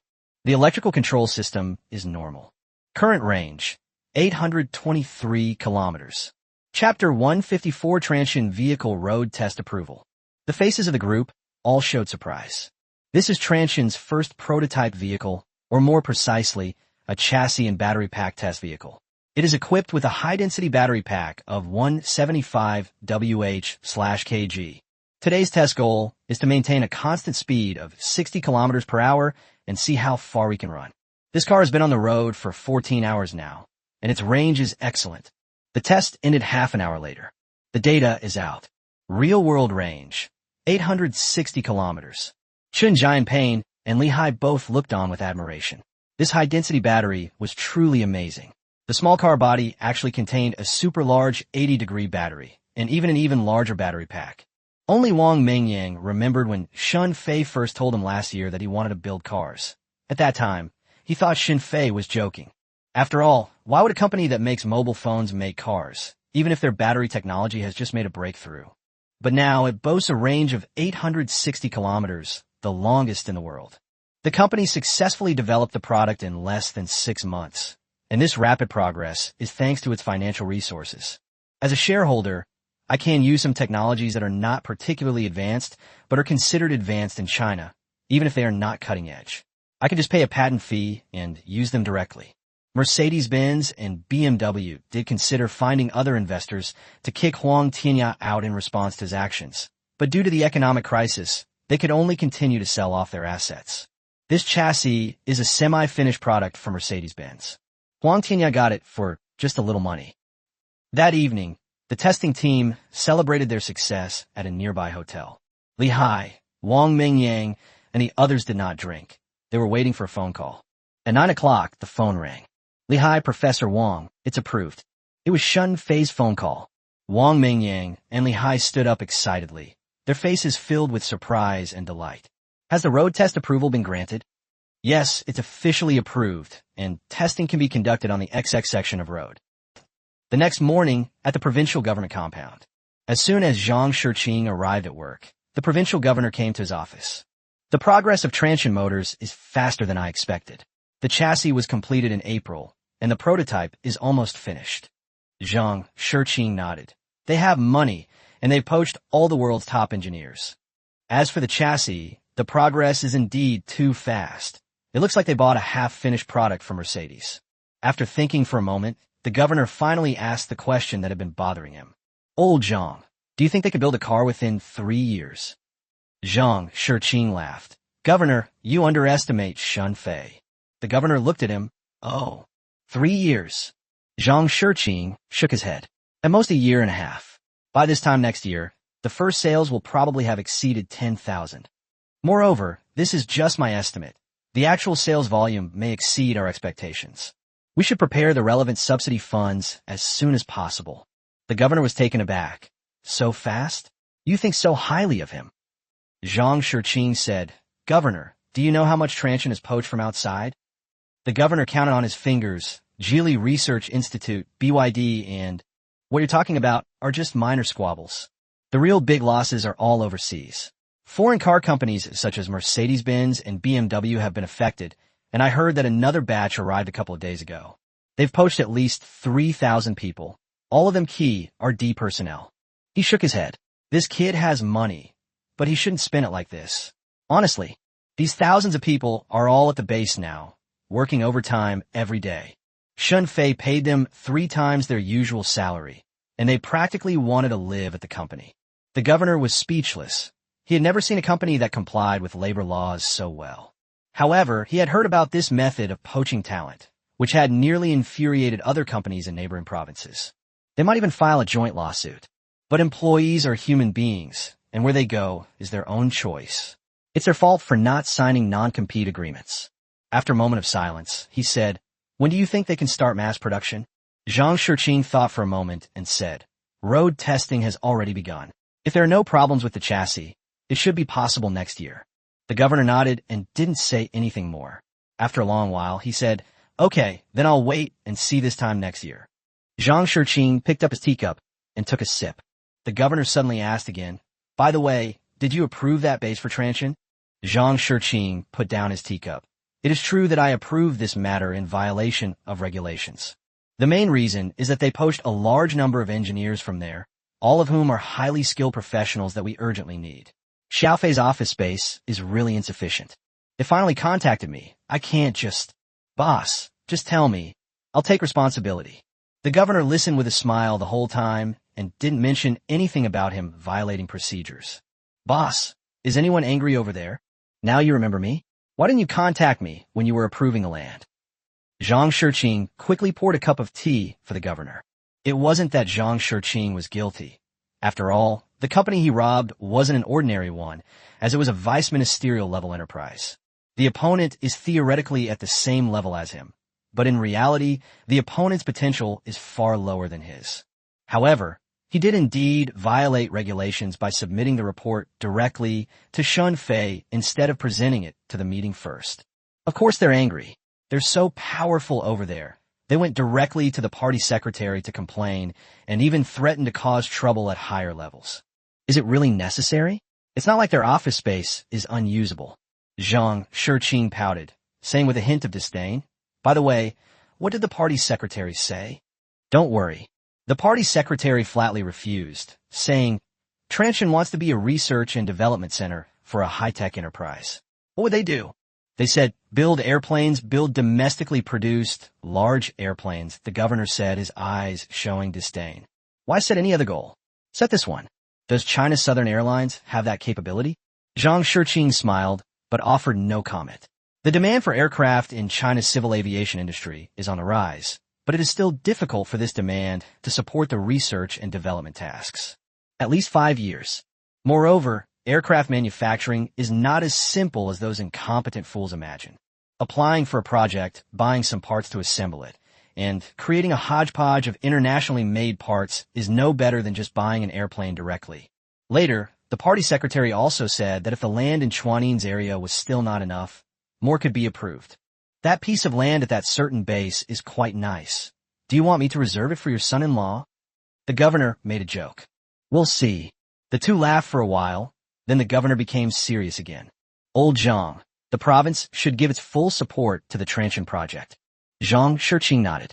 I know that every business they do plays a significant role in technological transformation. The land must be approved, the loan must be approved, and the policies must be favorable. The governor looked at him. Your son-in-law's company makes it easier for you to communicate with him. You will be in charge of this matter. Zhang Shiqing looked at Shun Chong with gratitude. The other man was only in his early 50s and still had a chance to advance his career, but now he had entrusted this matter to him. That means the greatest credit has been given to him. Governor, that's not my son-in-law's company. It's a company in our province. Okay, company's in our province. But I must say your father has good taste. He made the arrangements in advance. Oh, I really regret it. Just thinking about my brat makes me angry. Chapter 155, 2 Explosive News Items. On April 14th, Transsion Motors issued an announcement. Transsion's automobile production qualification has been officially approved, and its road test application has been officially approved. The first model is expected to be released in Q1 2011, with a target price of 250,000 to 350,000 yuan. The new car will be equipped with a high-density battery, with a pure electric range of up to 800 kilometers, and a photovoltaic range extender system will be optional. The announcement immediately sparked a lively discussion online. 800 kilometers, really? How many kilometers does a Tesla drive? Around 400. This is defying the heavens. Starting at 250,000 yuan, with a range of over 800 kilometers, the price-performance ratio is simply incredible. What is this photovoltaic system? It's about installing solar panels on the roof of the car so that we can drive dozens of kilometers more each day. Holy crap, this is way too sci-fi. Science fiction, my foot. Geely already has that. Their mass production vehicle plan is utterly useless. Only a fool would choose it. I think it was exposed before. Could it be that their technology has improved again? No way. They bought all the solutions. Ingly's technology isn't that great either. As soon as Transsion Motors released its announcement, Geely immediately realized that its opportunity had arrived and began to retaliate. After all, they poached so many people, and they absolutely couldn't swallow this insult. So the online trolls immediately took over the comments section of Transsion Motors. 800 kilometri. That's lab data. Mass production will definitely be less. The chassis development is going so fast, but cars are a matter of life and death. Is this a reliable approach? The person upstairs is absolutely unreliable. The first batch of car owners will definitely die within 3 years. Hashtag Transsion Motors to enter mass production soon. Hashtag Transsion 800 kilometers range. Hashtag is Transsion's automotive chassis reliable. Hashtag. Just when everyone thought that after Chuanin dropped this bombshell, things would quiet down for a while, Shunfei's personal Weibo was updated again. Shunfei. The Transsion S2 phone is Transsion's first phone since returning to China, and this time it shows great sincerity. The brand new TOS 2.0 is equipped with a self-developed chip that is far ahead of its competitors. Chips will definitely give everyone a big surprise, and also give the world a surprise. The official launch event for the mobile phone is scheduled for April 18th. See you at the Shenzhen Bay Sports Center, Spring Cocoon Stadium. The new phone has been officially scheduled for release. It must be because the pressure on rice is too great that Transsion can't wait any longer, otherwise the market will be gone. Are self-developed chips reliable? Don't let them turn into hand warmers. I have faith in Transsion's design capabilities. I'll say it again, they probably bought MediaTek's reference design. No wonder the Transsion store near my house started setting up counters. It turns out they're going to hold a press conference. Yes, we have one here too. Despite numerous criticisms, bookings continue to rise rapidly. Transsion's first domestic press conference saw reservations exceeding 7 million. The tech community is eagerly anticipating this launch event. The chairman of China Mobile and China Telecom arrived at their headquarters immediately to vie for the broadcasting rights to the press conference. As for China Unicom, it has some ideas of its own. Time quickly came to April 18th, Shenzhen Spring Cocoon Gymnasium. At 2 p.m., an hour before the press conference, a long queue had already formed outside the venue. Although this was the first launch event, the two phones in the Mate series have already proven their capabilities, and people are full of expectation for the so-called self-developed chip. As for the goods, not matching the description, we'll complain about that later. At least at this moment, they were full of anticipation. Among the people in line, some would occasionally stand on tiptoe and peer ahead, as if waiting for something. Quick! Look over there. Why were they able to drive their car in? Hey bro, take a look at the license plate. The second in command of Guangdong province. Holy crap, even the governor is here. That's quite a lot of face. It's not that Chuan Yin has more influence, it's that Shun Fei has more influence. Rumor has it their relationship is quite special. Hey, brother, I have a hammer here, tell me the details. While they were discussing, Rin Zhengfei, Yu Dazue, and others also arrived. At 2:50 p.m., the audience had already arrived at the venue. In a VIP area at the front, Zhang Shiqing and Shen Guohua sat in the middle, with Rin Zhengfei and Yu Dazue to their left. Further to the left were Lu Qiangdong from Beijing, Tencent's Ma, and several other faces whose names I couldn't recall, but who were clearly important figures. Looking at the stage, Zhang Shiqing whispered to Rin Zhengfei, beside him, "Mr. Rin, you're here too." Rin Zhengfei smiled and said, "They are all brother companies, and President Shun is going to drop a bombshell in the world. I can't sleep if I don't come and see him." "That's perfect. Stay after the press conference. I also have something to discuss with you. Zhang Shiqing then looked at the big screen and began to applaud. Ren Jingfei, oh no, something's not right. We have Shen Fei. Why are we targeting him? At this moment, Yu Dazue chimed in, President Run, this chip is truly amazing. Let's invite Professor Li over after this press conference to give us a private lesson. It's time for High Silicon to step up its game. Hey, Xing Fai nodded. That is indeed a good idea. Zhang Shiqing silently calculated in his mind how much of a shock the Taishan 900 chip would bring to the world. He's seen that chip before, and when that happens, the entire tech industry will be thrown into chaos.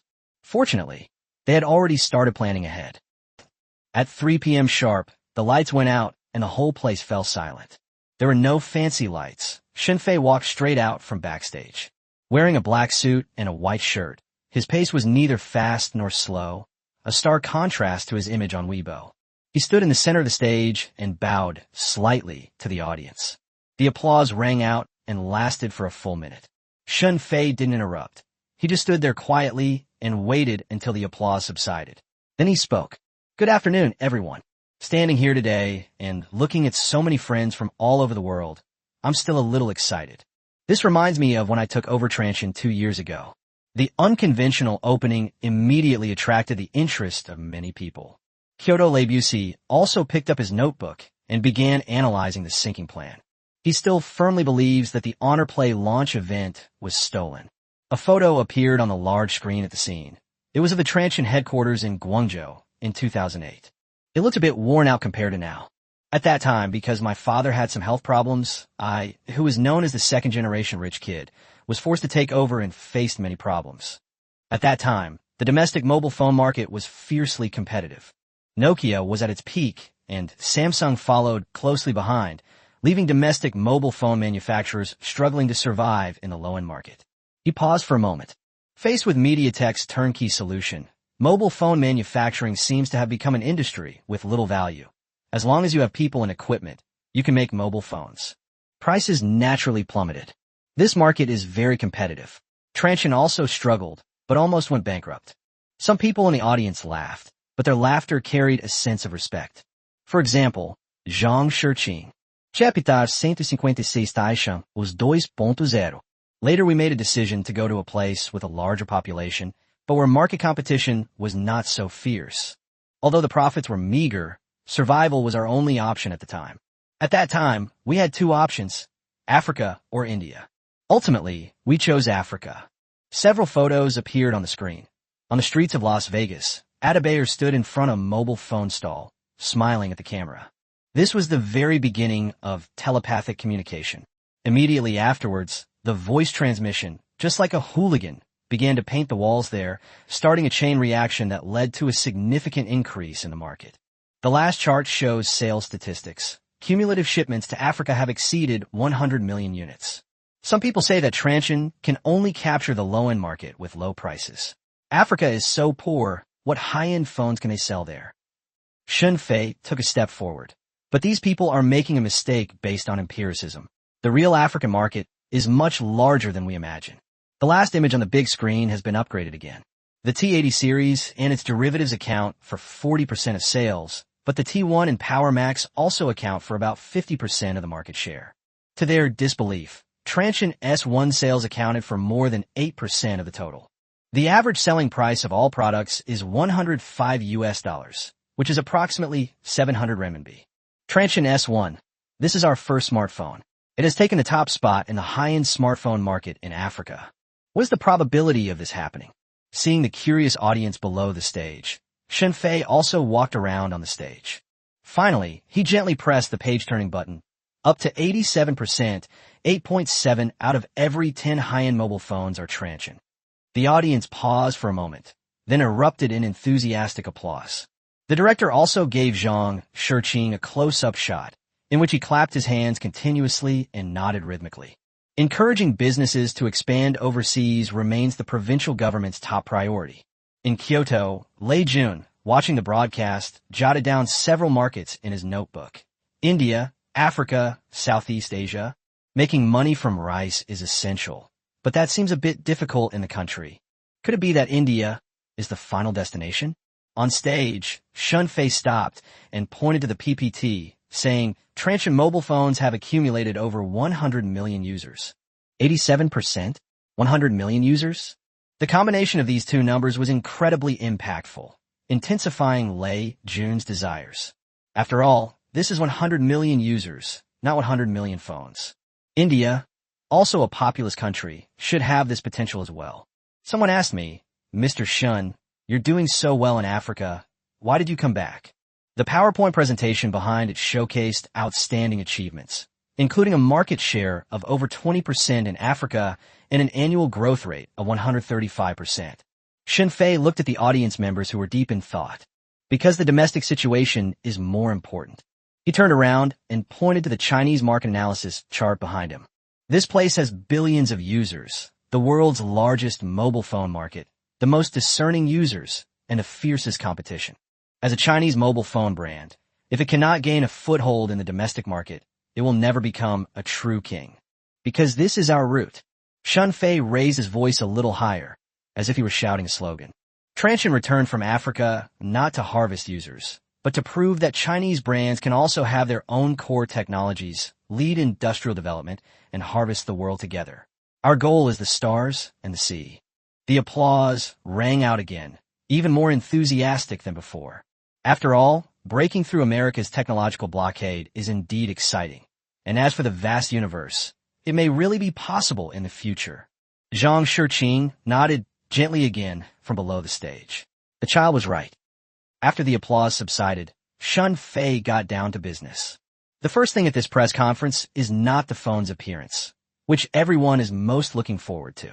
Instead, it's our self-developed Taishan OS 2.0. The Taishan OS logo reappeared on the big screen, with a line of small text below it, deeply self-developed, more than just compatibility. Some time ago, Google withdrew from China. Many people were worried that without Google services, would Android phones still be usable?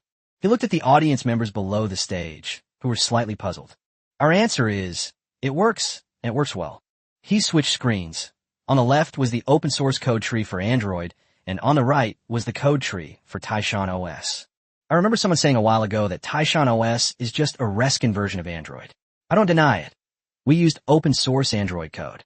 A chorus of doubts erupted from the audience. Shunfei had actually admitted it. This confirms it. Is there some kind of plot twist? But open source Android and Android are two different concepts. An explanation appeared on the screen. Android, a complete operating system developed by Google, including Google Services, GMS, and corresponding manufacturer-customized versions. Android Open Source Programming SP, AOSP, the open source base code, does not include Google Services. It is very basic, and any company can use it for free. You can think of open source Android as just a framework, like a bare-bones house that everyone buys.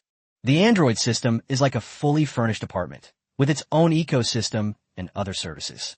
Taishan OS is based on AOSP, but we have rewritten the underlying layer. Shunfei pointed to the code tree on the right. As the old saying goes, a tree cannot be made into a useful tool if it is not cut down. We have also made modifications to this poorly designed code tree. More than 90% of the redundant code was cut, and the core modules were rewritten. The installation package size has been reduced by 70%, and the boot time has been shortened from 45 seconds in the previous generation to less than 30 seconds. Xiaobai, sitting in the audience, opened the box and his eyes widened once again. He thought the previous generation of his system had been optimized to the extreme, but he didn't expect this generation to be so much bigger. But won't modifying Shirshan like this cause system crashes? We definitely need to do a thorough evaluation. The important thing is that it won't lag even after long-term use. We promise to provide 5 years of major version updates and 2 years of basic maintenance for Transsion's S-series flagship phones. The basic maintenance will also take into account the hardware and add new features as much as possible. It will not lag even after long-term use. After this round of applause, some people in the audience excitedly raised their hands. Shunfei ignored it. This was a product launch, not a fan meeting. Taishan OS version 1.5 has been running on Transsion S1, Huawei Mate series, and Honor Play for half a year, serving more than 40 million users in total. There are no major bugs, and minor bugs could be fixed within 2 weeks. However, In version 2.0, we aim to resolve them within 1 week. Many users in the audience nodded in admiration. This was what they admired most. The updates were truly fast. Unlike the fruit vendor next door, who treats adding a new feature like it's a matter of life and death. I wonder when Transsion's highly praised, fast charging system will be widely adopted on Apple phones. Let's wait 10 years before talking about fruit. In terms of system performance, the same principles apply to all phones, including mid-range models. Sometimes, the Honor Play even gets to experience new features before the Mate series. This confirms it completely. The Honor Play is the true flagship phone. Shun Fei looked at the audience. This generation, we have taken it a step further. Several keywords appeared on the big screen: self-developed underlying layer, privacy protection, ecosystem compatibility, and no lag even after long periods of time. Based on the self-developed underlying layer of Taishan OS, application permissions can be fully controlled. Any app that tries to look at your photos or listen to your microphone will alert you in the status bar. Chapter 157 Cook. Your Pure Sound S2 sound a bit like.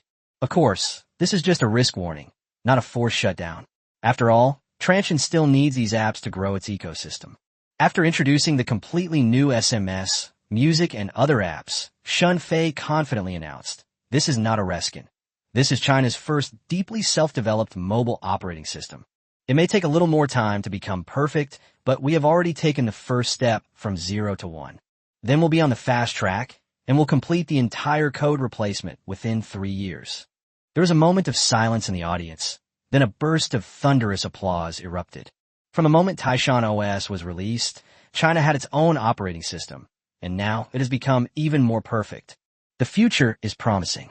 Yu Dazue, sitting in the audience, said to Ren Zhengfei, "Mr. Ren, this new system is about 30% smoother than version 1.5. Although it is still far behind iOS, it has also widened the gap with Android." Ren Zhengfei nodded. "I won't say much else, but we must definitely stick to the path of Taishan OS. Let's get this system up and running now." As the applause subsided, Shun Fei continued with the second point, which was hardware.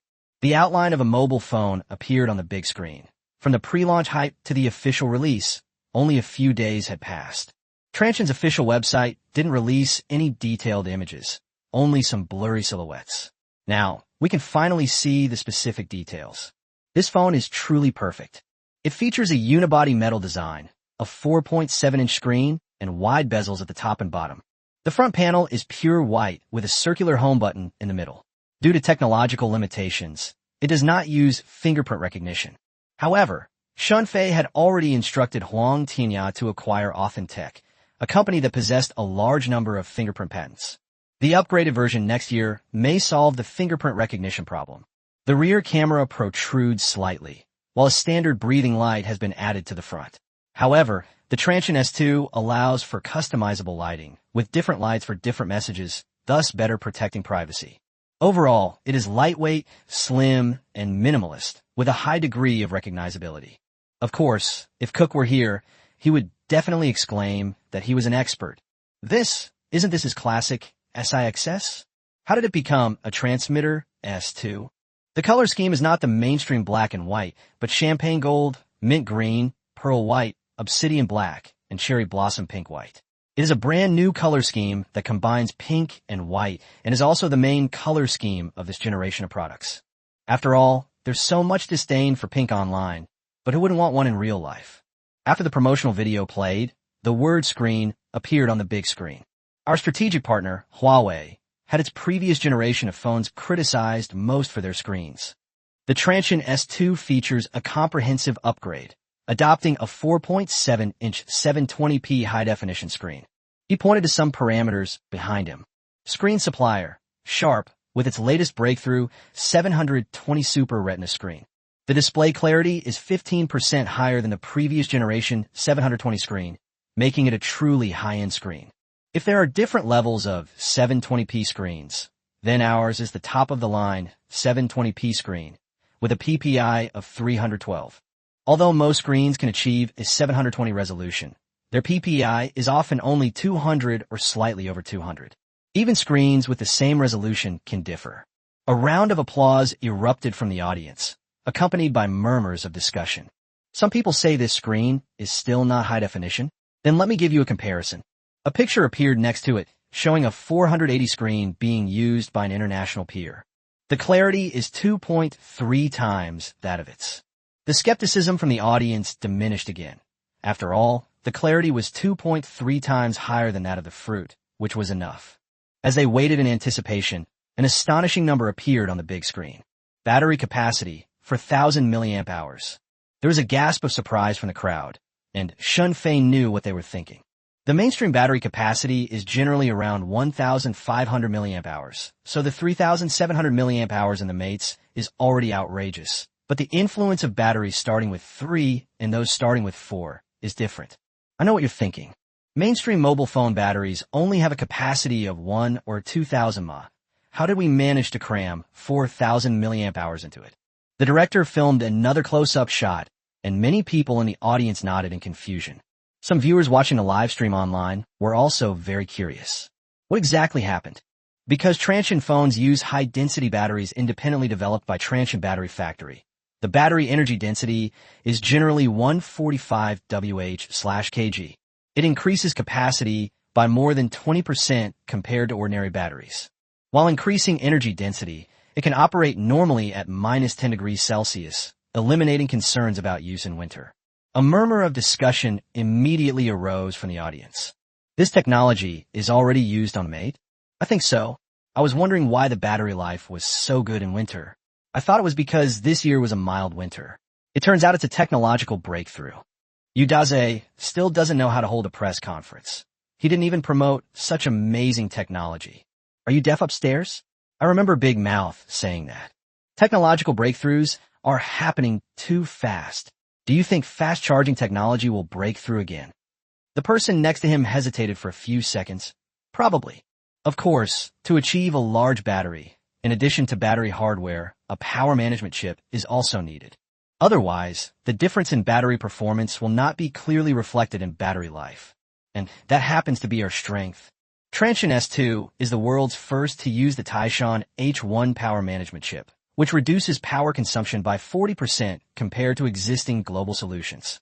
Combined with our 4,000 milliamp hours battery, it allows us to use the device for an extra hour with the same battery capacity. Completely eliminate range anxiety. Many audience members stood up excitedly and began to cheer.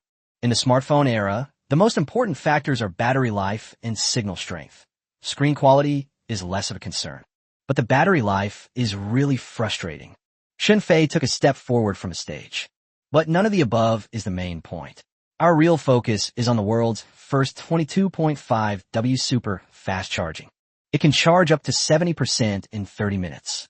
We've achieved both long battery life and faster charging speeds. Many people in the audience were already numb.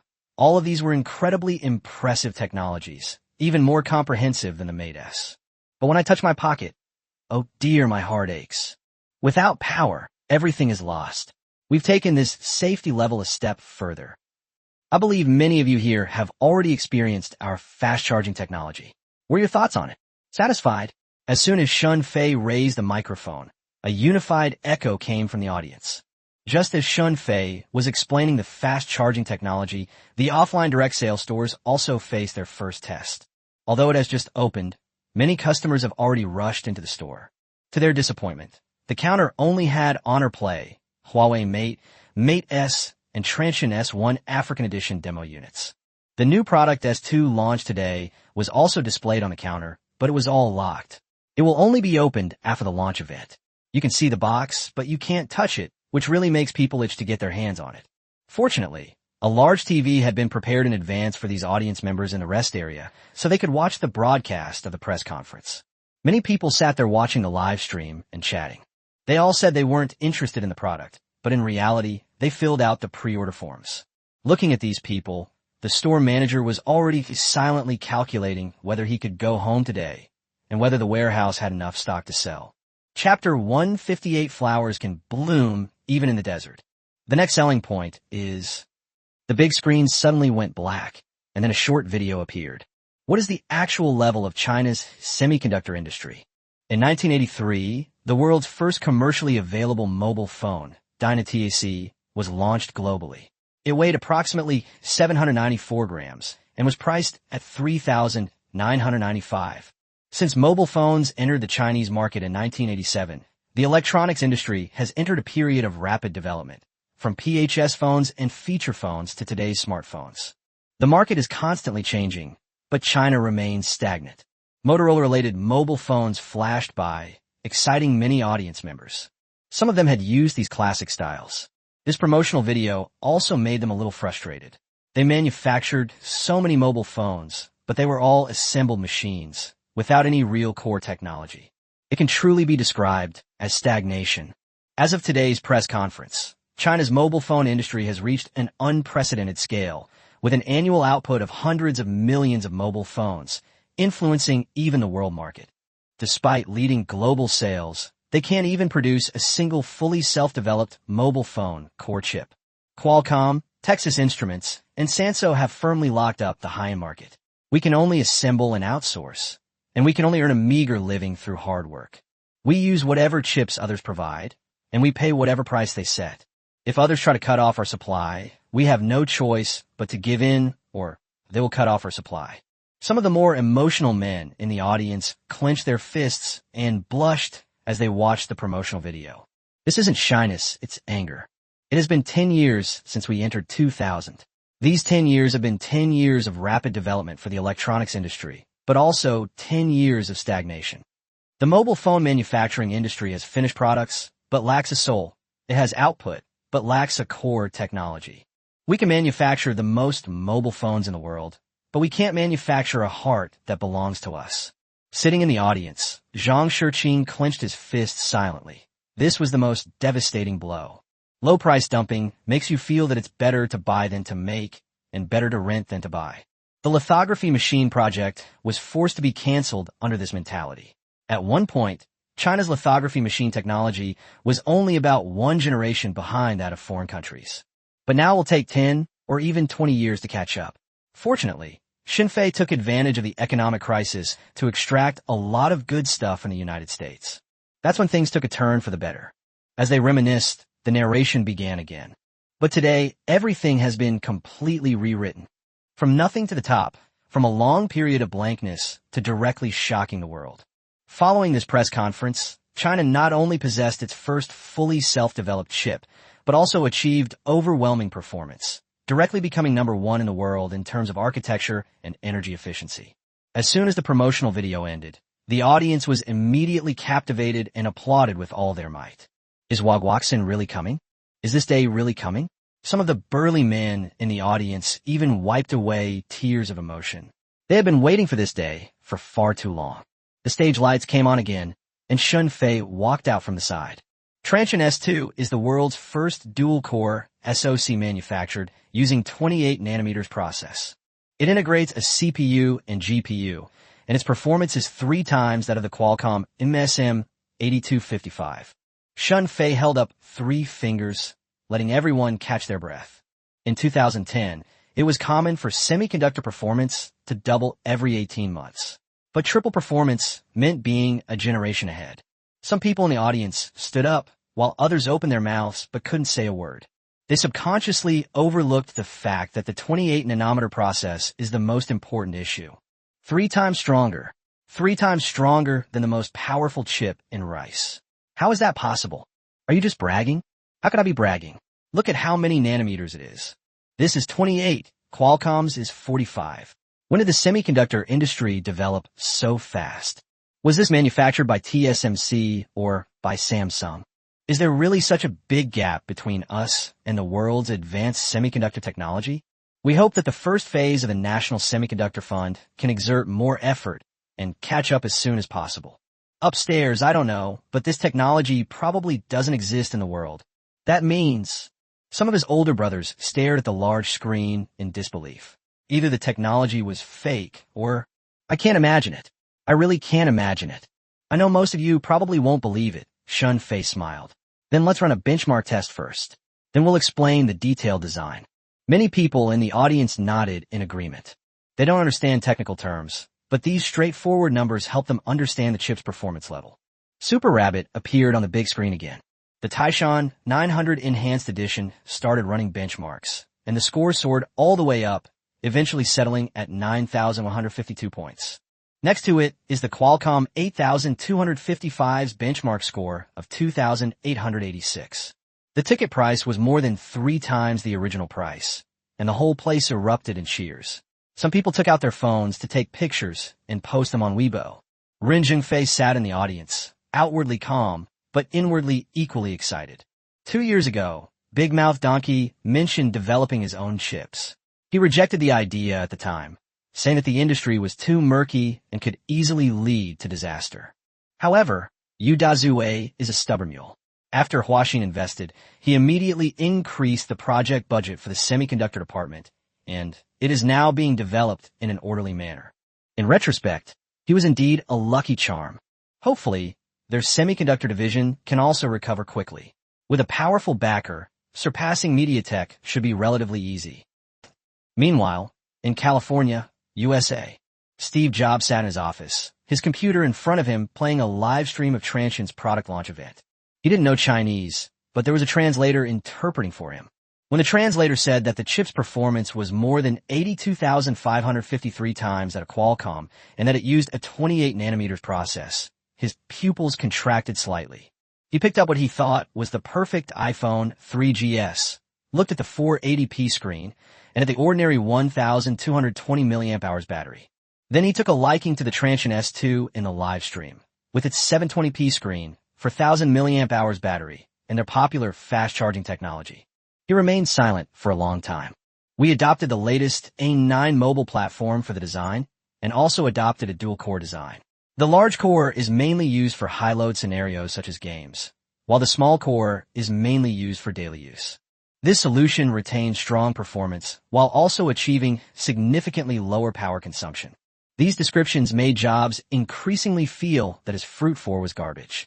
When did China have companies like this? The translator next to me didn't know how to answer.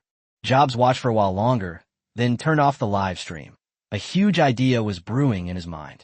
This year, Fruit 4 cannot afford another failure in the Chinese market, otherwise they really won't be able to recover. Should this imperfect product be scrapped and reworked? However, the iPhone was already in mass production, and it still had a 3.5-inch screen with 960 by 640 pixels and a pixel density of 326 ppi. Under normal observation, the human eye could not distinguish individual pixels at all. They even gave this screen a brand new name, Retina display. But now that term has been stolen by the telepathic communication. Just how much did this thief steal from them? Looking at his opponent, he felt a sense of uncertainty for the first time. Notice to convene a shareholders meeting to discuss important issues. Chapter 159, Hello Motorcycle. The iPhone 4 was equipped with a self-developed A4 chip, marking the beginning of Apple's self-developed chip development. This was also the first time that Apple's own chips were used in its digital series. Logically speaking, with the increase in self-developed technology, Jobs should have had plenty of confidence. After all, it has become more perfect. But facing Mount Tai 900, it didn't have much confidence, and that slight uncertainty grew in its heart. He must raise this issue at this board meeting. Back at the press conference, Shun Fei stood on the stage, waiting for the cheers to subside slightly. We've been talking about the configurations so far. Now let's talk about the price. A Fruit 3GS appeared on the big screen, with a suggested starting price of 4,999 yuan written next to it. Then the Transmitter S2 appeared, with a huge question mark next to it. Do our competitors' products have a Retina screen compared to Transsion S2? No. Does it have a 4,000 mAh battery? No. Does it have 22.5W super fast charging? No. Does it have its own self-developed chips? Or not? Every time Shun Fei said no, the audience laughed. The legendary device on social media seems to be just SOSO. Many people now believe that Apple, as the pioneer of smartphones, has merely assembled parts from the supply chain and started promoting its ecosystem through iOS. This seems to be the same as the strategy employed by Transmission, but Transmission is moving faster than them.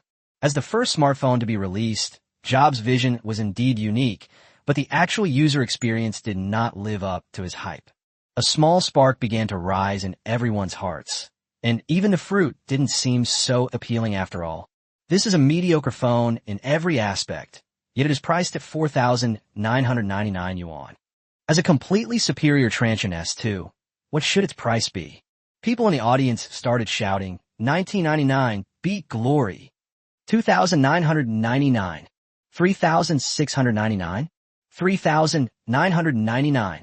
Shunfei waved his hand, and the audience quieted down. Those who were shouting $19.99 are just trying to cause trouble. We don't even cover our costs at that price. However, I just heard someone say the correct price. It's a little more expensive than mate, but it's still a great value compared to the fruit. Its price is... The price figures on the big screen began to scroll, eventually settling at 3,999 yuan. This combination has a configuration of 512 megabytes plus 16 gigabytes. The price for the 512 megabytes plus 32 gigabytes version is 4,299 yuan. The premium version with 1 gigabyte RAM and 32 gigabyte storage is priced at 46.99. The audience erupted in excitement again. It's 1,000 yuan cheaper than fruit, but the features are superior in every way. It's really pretty good. But there will always be some people who get annoyed when they see this price. Chinese mobile phones are selling for such high prices. Are they trying to get themselves killed? This is quite cost-effective, and as President Shin said, Chinese brands can also go high-end. This is true value for money. You get what you pay for. Ren Zhengfei, sitting in the audience, also applauded excitedly. This pricing left them ample room to survive. The mate is something to look forward to. As for honor, just follow Xiaomi's lead. Or bring Zhao Ming back, since the future of the mobile phone business is bright. After everyone calmed down a bit, Shun Fei continued, the price of 3,999 is indeed not cheap, but its value is very high. He looked down at the audience. Chinese brands have been around for so many years, and they've always been told that cheap products are no good. Today, Transsion S2 shows everyone that good products don't have to be expensive. Let everyone cheer, he continued. More importantly, these are high-quality goods made in China. Its content of chloroform is very high, and it will further increase in the future. To let the world hear the voice of China, Transsion S2 will also be launched in multiple countries. To expedite the approval process, it will be called Motorola S2 in all regions except Africa, where it will be known as Transsion S2. Motorola's startup animation reappeared on the big screen.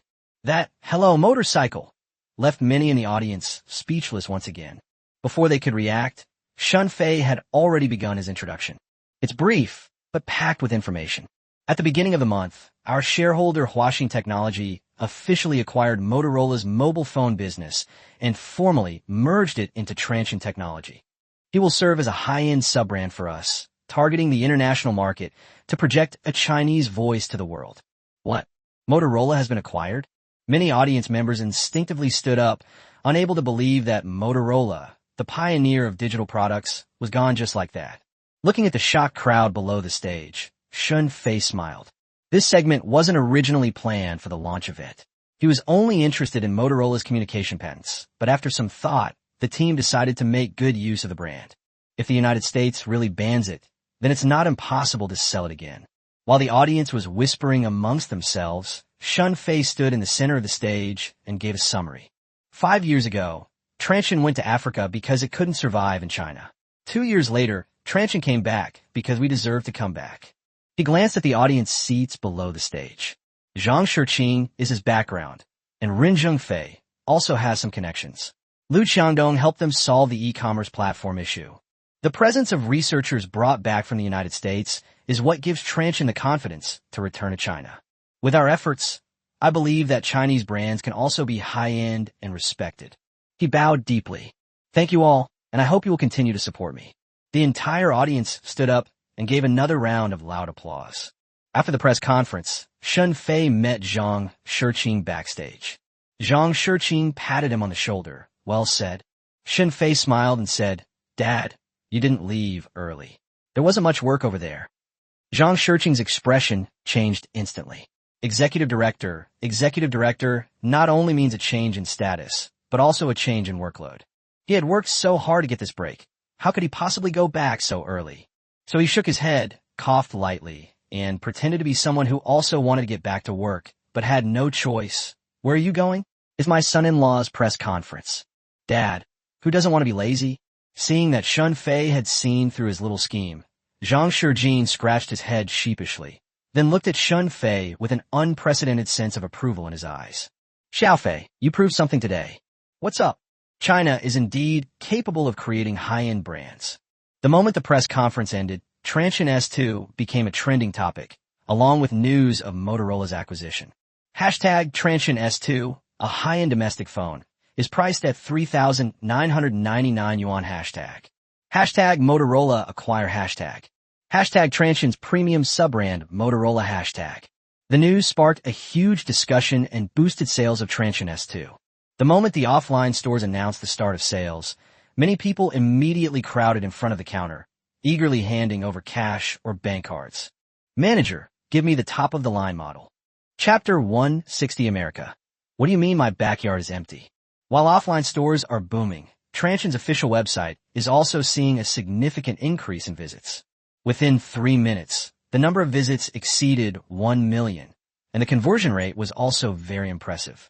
Sales volume, over 20,000 in 1 minute, breaking 80,000 in 5 minutes. 30 minutes, breaking 150,000. Offline stores and operator channels also demonstrated their strength, with cumulative sales exceeding 270,000 units in 1 hour. While this data can't compare to the Mate and Honor Play, it's already quite impressive for a domestic flagship phone. The moment the press conference ended, Xiaobai posted a Weibo post. April 8, 2010, was a watershed moment for domestically produced mobile phones. From then on, the high-end market was no longer the exclusive domain of Samsung, Apple, and Nokia. China also gained the ability to get a share. We have always been a world power, and this is just a return to our former glory. Support domestic products. How good is this Transsion S2? Does anyone have one that they're using? Maybe I haven't used many good phones, but the smoothness is amazing. Xiaobai also randomly replied to some comments. The self-developed chip is very impressive. I'll be waiting for my detailed review. On April 19th, Transsion S2 sales officially surpassed 500,000 units, marking another new milestone. The rebadged Motorola and the African version of the Transsion S2 were also being promoted in an orderly manner, and for a time the entire internet was filled with news about Transsion. But popularity also signifies crisis. Washington, D.C., April 25, 2010. The atmosphere in the conference room of the Semiconductor Investigation Bureau of the U.S. Department of Commerce was somewhat tense. They finally discovered something was amiss. The projector was playing clips from Transsion's press conference, with Shun Fei's statement, the world's first 28nm process, dual-core SoC, being played repeatedly more than a dozen times. Is it confirmed? Director Johnson asked. The technical consultant nodded. We contacted several partners, and their disassembly confirmed the results. The Taishan 900 reinforced board is indeed manufactured using a 28nm process. Its transistor density is twice that of Taikwan Electronics' 45nm process, confirming the process technology is undoubtedly correct. We're still investigating the specific details. Johnson fell silent. According to the treaty, semiconductors and related technologies were strictly prohibited from entering China. Despite the layers of blockade, advanced equipment not only flowed in, but also put their technology at the forefront of the world. Most alarmingly, investigations revealed that no company smuggled essential materials for chip production, such as lithography machines, photoresist, and specialty gases, to Transsion. That's the scariest part. This is a slap in the face to the United States. As a world superpower, this is the most important thing for them. And now, they have nothing. How do they do it? China's semiconductor companies are clearly at least 15 years behind us. The consultant also wore a bitter expression, which was a question they were most curious about during the investigation. There wasn't a single clue about smuggling. There is no information in the world that they cannot find. This is the first one. Director, here's the problem. However, our investigation uncovered an even more shocking secret. Our investigation into Transsion's capital operations over the past 2 years revealed something terrifying. He switched the PowerPoint presentation. Huaxin Investment, the company behind Transsion, has quietly acquired controlling stakes in more than 100 semiconductor companies and invested in several strategic enterprises in the past 19 months, taking advantage of the economic crisis. Johnson's expression changed instantly. He had also been involved in this matter.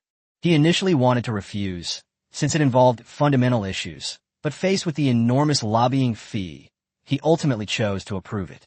But I didn't expect the problem to be so serious. Looking at the rows of logos on the big screen, he felt worried for the first time. NVIDIA now holds 100% ownership, and its engineers have been transferred to China. The relevant patents have also been transferred. Motorola Mobility has been fully acquired, and the transfer of the mobile phone brand and patents has been completed. Related offline stores and production bases are currently being sold off. Silins. Texas Instruments holds a 5% stake. Qualcomm holds a 9.5% stake. Micron owns 5% of the shares. Fruit companies hold an 8% stake. Johnson frowned. How did these people investigate so thoroughly? Did he sign so many documents back then? No, there are only a few portions. He waved his hand seriously. I know all of this. Most of it is normal investment in the public market. There's no need to pay attention to it. After all, they would go bankrupt without Huaxin. Johnson wanted to put a definitive conclusion on the matter, but the advisor very frankly shook his head. Director, many of these companies operate illegally. Brands like NVIDIA and Motorola would never sell to Chinese companies because their patents are far too important.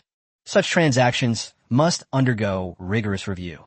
The director's face darkened instantly, and the other team members next to him coughed. Seeing that he was about to continue speaking, the person next to him quickly pulled him back.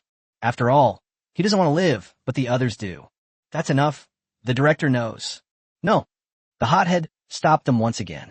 Not only that, they also acquired all the equity of another 12 small and medium-sized semiconductor companies through more than a dozen offshore companies, which will cause serious losses to the United States. Ignoring the bureau chief's darkening face, he continued.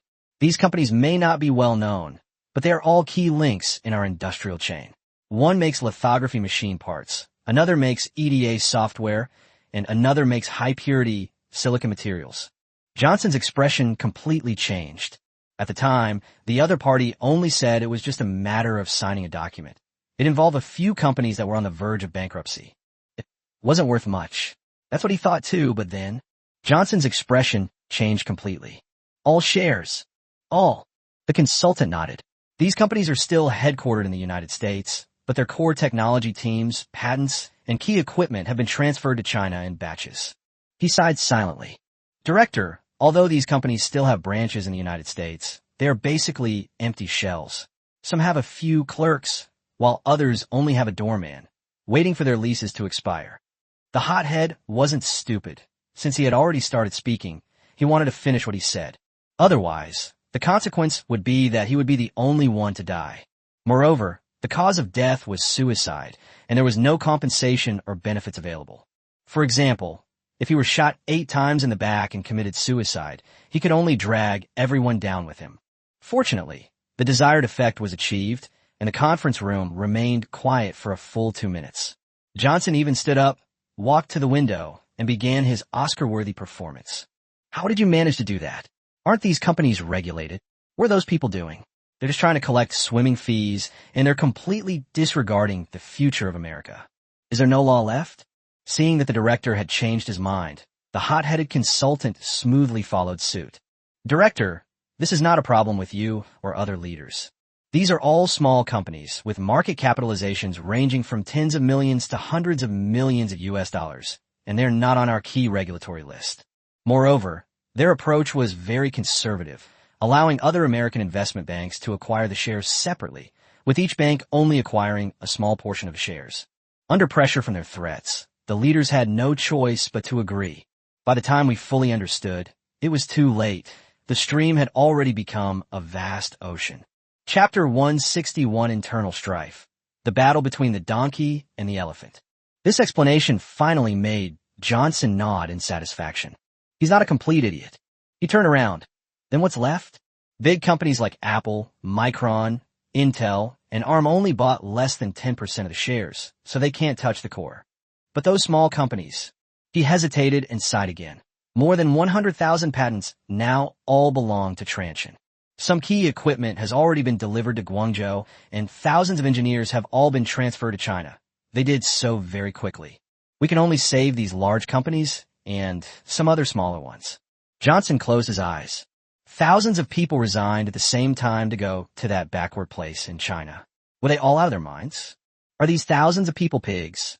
Why leave developed America and go to a backward and poor place? The consultant nodded. There's nothing we can do. The economic crisis has hurt them too badly. Now someone is offered a stable contract, guaranteed employment for family members, and guaranteed schooling for children. No one can resist such an offer. To be honest, the fault doesn't lie with us. It's entirely the fault of that damn economic crisis. Silence fell over the meeting room again. These conditions were indeed very attractive. As highly skilled technical personnel, they shouldn't have to endure much hardship even if they went to China. Just when everyone was at a loss for words, someone asked, "Director, should we freeze these company assets that haven't been transferred yet? This should be able to recover some of the losses." Everyone looked at Johnson, who remained silent for a long time before speaking. "No, they're making a legal acquisition through legitimate channels. We have no legal basis for it." Another aide said, "Report it up using the National Security Clause." Johnson shook his head. National security provisions? What does acquiring those small, nearly bankrupt companies have to do with national security? They're making mobile phone chips, not weapons. He hesitated for a moment, considering the consequences of invoking this clause. It wasn't because he and his boss accepted lobbying fees, but because we are currently in the later stages of an economic crisis. The United States has already suffered enough losses. They must get out of there as soon as possible. China is the largest dumping ground for trade. It is an important market for products such as airplanes, smartphones, and automobiles. If problems arise, it is far beyond what China can take the blame for. China is our largest trading partner. If we take action, our transformation path may be thwarted, and the consequences could be unimaginable. After considering the consequences, everyone decided to abandon the plan. The economic crisis cannot continue, or even the mighty United States will be dragged down, and they will all be dismissed and killed. Silence fell over the meeting room again. Someone whispered, "Then, let's just leave it at that." Johnson glanced at the documents in front of him and offered his opinion. "So what if it doesn't count? They've already taken it all." As everyone sighed, he turned around and said, "Notify the FBI to keep a close eye on the remaining companies. Don't let the Chinese succeed again. Any acquisition of a technology company must be investigated and approved. Write a summary, and that's the end of it." On April 26th, a confidential report was delivered to the White House. Report title, "A Preliminary Investigation into Huaxin Investments' Penetration of the U.S. Technology Industry." The above lists some of the more important companies, while some less important companies have been selectively ignored.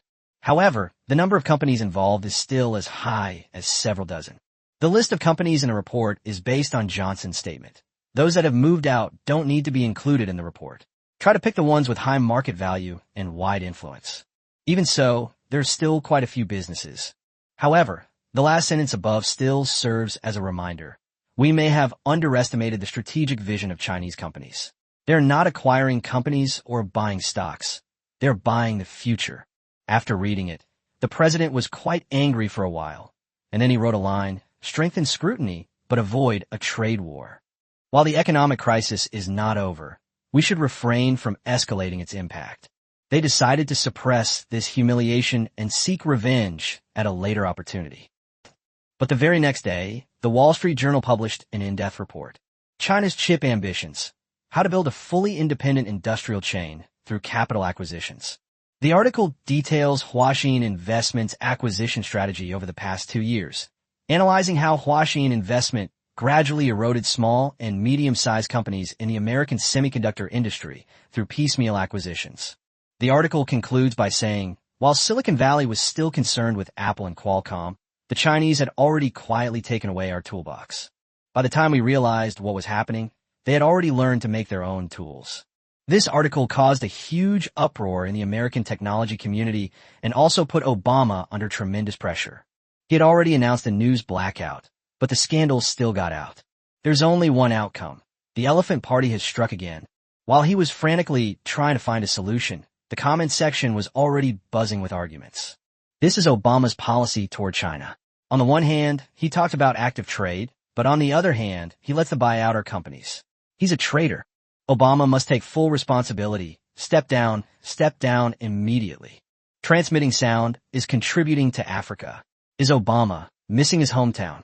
Of course, some people countered, they're buying small companies, so it won't affect the overall situation. The most important thing now is global cooperation to get through this damn economic crisis as soon as possible. Otherwise, I'll be homeless on the streets. Small companies? Do you know how much core technology those small companies possess? Without them, even the big companies in Silicon Valley would have to shut down. This person wasn't lying.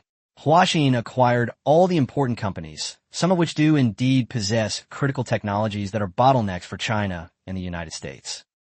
Guangzhou, Transsion headquarters. Huang Tianyao walked into Shun Fei's office with a copy of the Wall Street Journal in his hand. President Shun, we've been discovered. Shun Fei took it, glanced at it, and then smiled. He faced numerous sanctions in his past life, and nothing happened to him. Based on his experience with sanctions, as long as Obama is still in power, the risk remains manageable. As for being investigated, that's only a matter of time. This report on Wall Street was probably produced by the elephants, referring to a group of people on Wall Street, and Oganhai, the other party, essentially wanted to suppress it. Essentially, this is their internal strife, and Huaxin is merely a sharp arrow that can be used as a weapon. I had anticipated this. Otherwise, I wouldn't have made the engineers move so urgently in such a short time. Talent and patents are the most important. When Shun Fei said this, he subconsciously looked at the painting behind him. It says in big letters, people-oriented.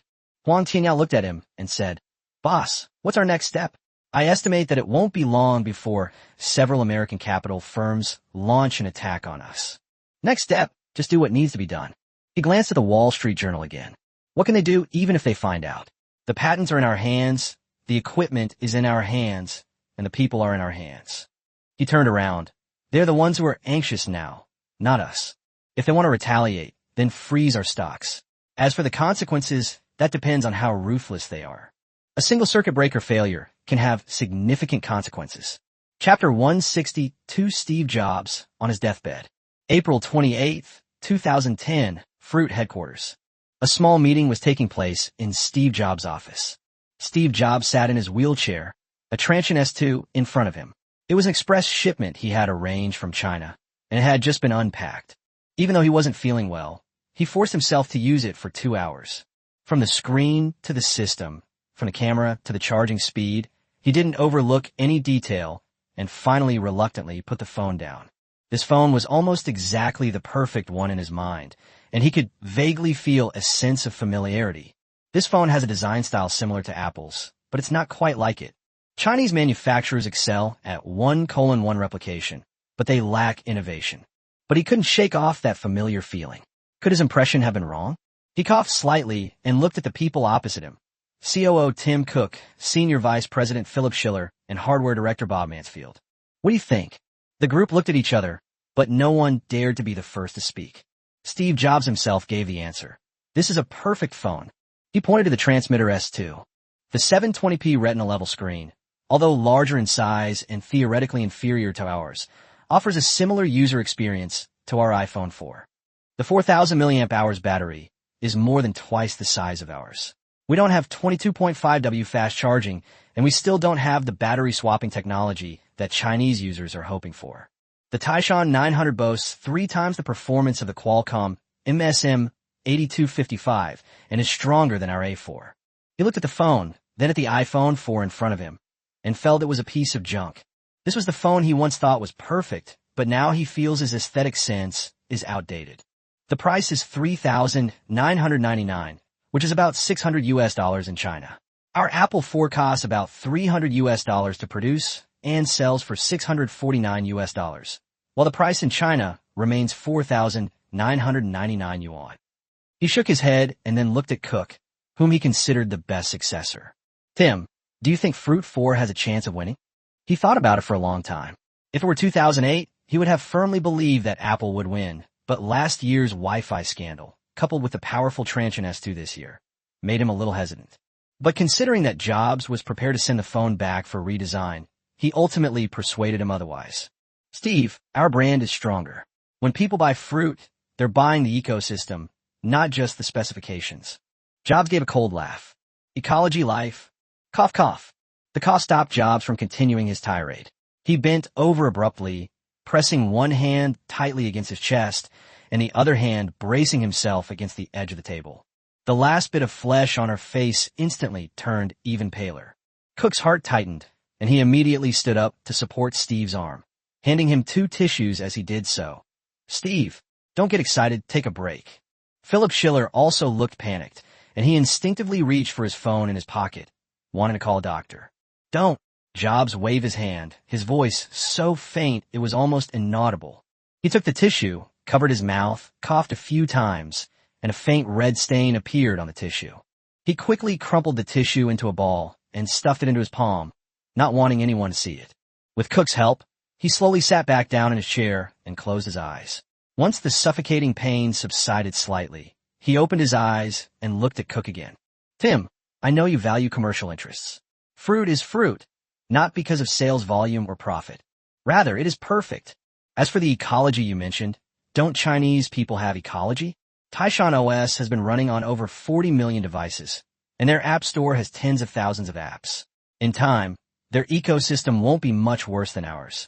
He coughed again, this time with even more blood. I want to redesign the Fruit 4. The 3 people in the meeting room were stunned again. At this point, they still had to redesign. Seeing that he wasn't joking, Philip Schiller spoke up to stop him. Steve, the Fruit 4 is in mass production. It'll be shipping in early May, and now we're redesigning it. Then postpone it. I can't let such an imperfect product enter the market.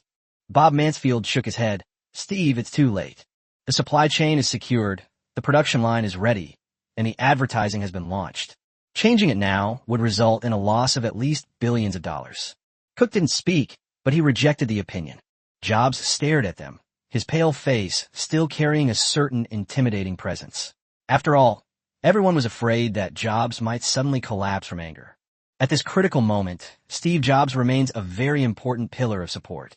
Which is more important, billions or the reputation of the fruit? Everyone shook their heads. Of course money was more important, but Jobs didn't think so. And he continued. You've all experienced Transsion S2 just now, so you should know what this means. If the fruit is released as planned, the media will say that the fruit has been surpassed by Chinese companies. Fruit 4 suffered a crushing defeat against Transmit S2. We created the smartphone, made everyone aware of the smartphone, but now, cough cough. After pausing for more than a minute, he mustered all his strength to raise his voice. I spent 10 years saving the fruit from the brink of bankruptcy and turning it into the world's most popular and respected brand. I can't let a cell phone ruin it. Whether you agree or not, I'm going to redo it. I can't hold on much longer. I can't let such an imperfect device be my final masterpiece. After saying that, Jobs seemed to have no strength left and lay back down. After giving him a moment to think, Cook spoke. Steve, I know your concerns, but delaying the release is not the solution. He helped Jobs up. Transsion has already been released. We're redesigning it now, which will take at least 6 months, by which time the iPhone 4 won't be out, while the Transsion S has been on the market for 6 months. He paused for a moment. What have we been using to fight for the past 6 months? Jobs remained silent, and Cook continued to persuade him. Although the iPhone 4 has a small battery and no fast charging, our screen is small and has low power consumption. iOS is an exclusive system, and the brand is also exclusive. Users will buy it. He looked at Jobs and said, what we need is not a redesign, but rapid iteration. The iPhone 4S is being designed now and will be released next spring, with improvements made to the battery, design, and performance. Jobs waited for a long time, then sat back down in his chair and looked at the Transsion S2. Tim, you're right. Then let's not send it back to the factory. Let's speed up the design and get the iPhone 4S here as soon as possible. Looking at that phone, the thorn in my heart still wouldn't go away. But I have one request, which is to allow me to release the fruit for myself. Chapter 163, The Complete Castration of the African Version. Please go ahead, Cook said. Change the advertisement for Fruit 4. We'll stop emphasizing revolutionary features and just talk about the Retina display and iOS. Let's keep a low profile and avoid letting the media compare us to Transsion. Cook nodded. Can. Jobs waved his hand. You guys can leave now. I want to be alone for a while. Your body, Bob Mansfield asked. Don't worry about it. I know what I'm doing. Cough cough, another mouthful of bloody phlegm. Cook, Bob Mansfield, and Philip Schiller hesitated for a moment, then ultimately chose to respect his opinion. After everyone left, Jobs picked up the Transsion S2 again. Looking at the unfamiliar logo behind him, at the perfect design, he had a feeling that this was a fruit product. However, This screen is much larger than that of an Apple phone, and it also has features like a 22.5W charger, so it doesn't belong to the Apple phone category. Faced with such a formidable opponent, how should the iPhone 4S be designed? That is the question. He recalled that when the Fruit was launched in 2007, everyone said he was crazy. He proved himself right. Now, a Chinese man has proven in the same way that he can do better and achieve technological breakthroughs faster. He used to be the one teaching the world how to make mobile phones. Now he's become the student. For the first time, he realized that Fruit was not invincible. Jobs picked up a pen from the side, preparing to write a proposal, when a cough caused the pen to fall to the ground. At the same time, Transsion also announced its initial sales figures. The Transsion S2 sold over 1 million units in just 10 days after its launch. This figure broke the record for domestically produced high-end mobile phones.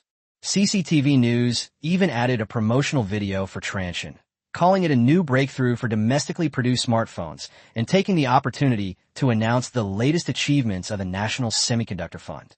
The most important dual-stage system for lithography machines has been officially mastered, and domestically produced 65nm lithography machines are expected to be mass-produced in 2011.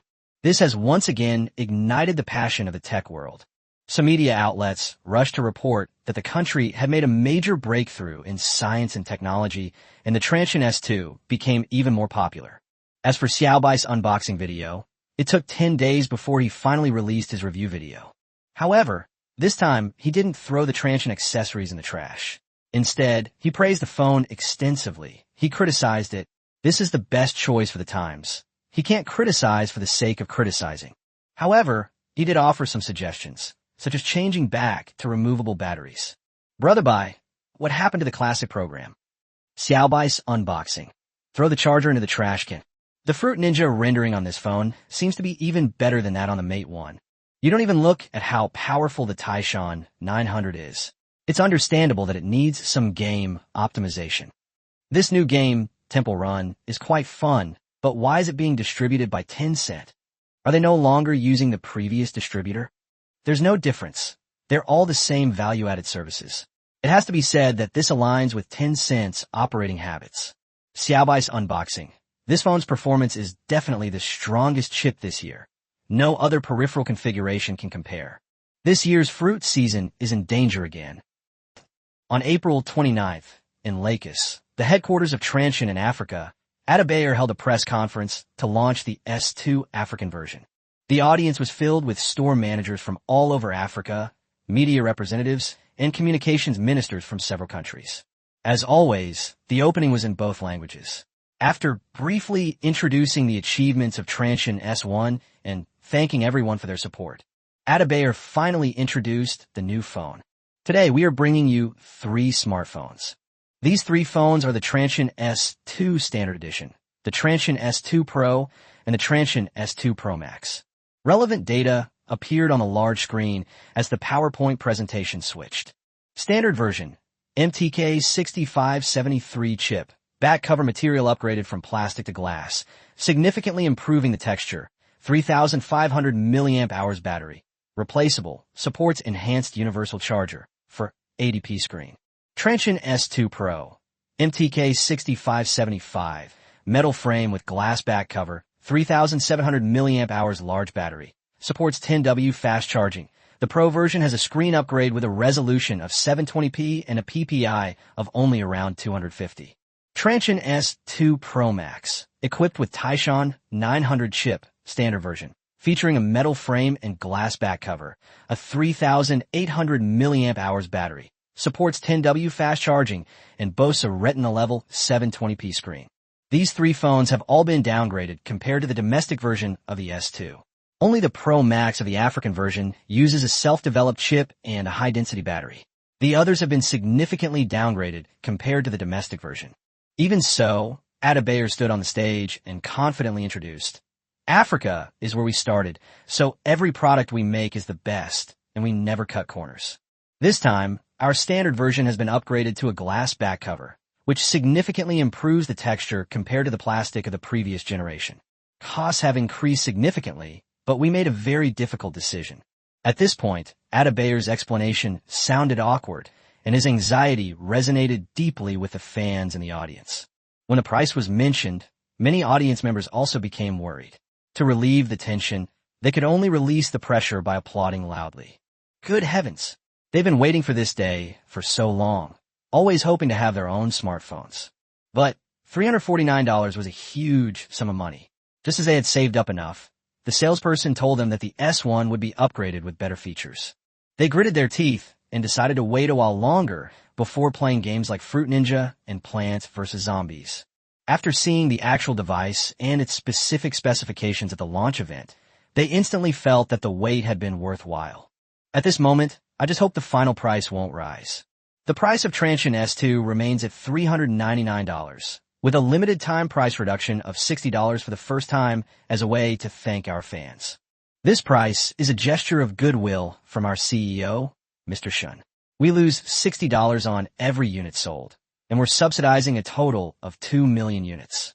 We hope everyone will purchase as soon as possible. A round of applause erupted from the audience, accompanied by excited cheers. The specific configuration also appeared on the screen.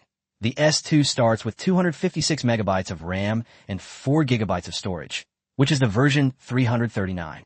The S2 Pro has 256 megabytes of RAM and 8 gigabytes of storage, and is priced at $499. With so many inventory parts to clear, we can only ask our African customers for a compromise. The Pro Max, as the most sincere and only model in the entire series that could be described as a comprehensive upgrade, naturally sees a significant price increase as well. Starting at $699, which is approximately 4,770 Chinese yuan. Fortunately, the starting memory is 512 megabytes plus 8 gigabytes. The audience erupted in applause, and someone raised their hand to ask, "Mr. Adebayor, are the specifications of these 3 phones the same?" Adebayo shook his head. In order to ensure that everyone can buy the smartphone they like, and also to popularize smartphones, although the 3 look similar, their configurations are quite different. However, please rest assured that the standard version uses the MediaTek MTK 6573, which is equally powerful and excellent, and can meet everyone's daily needs. Another round of applause erupted from the audience. They have expectations about what price to buy what products. After the press conference, Adebayor was invited by communications ministers from other countries to hold his next press conference in their countries. Backstage at the press conference, sales of the S2 Africa edition were rapidly increasing. By the time Adebayor finished dealing with the ministers for various countries, sales had reached 208,000, with the most expensive Pro Max accounting for 40% of sales, making it the best-selling of the 3 products. This prompted Adebayor to give a thumbs up in the direction of China once again. President Shun was indeed prescient. When he went to China to discuss the pricing of the S2 series, he was unsure about the Pro Max's price of $699. After all, that price already exceeded that of the Chinese version. But Shin Fei said that people in Africa can afford smartphones, so 100 or 2 won't make a difference. He'll make as much profit as he can from the orders, since he already has the standard and Pro versions to back him up. Really? He picked up his phone and sent a message to Shun Fei.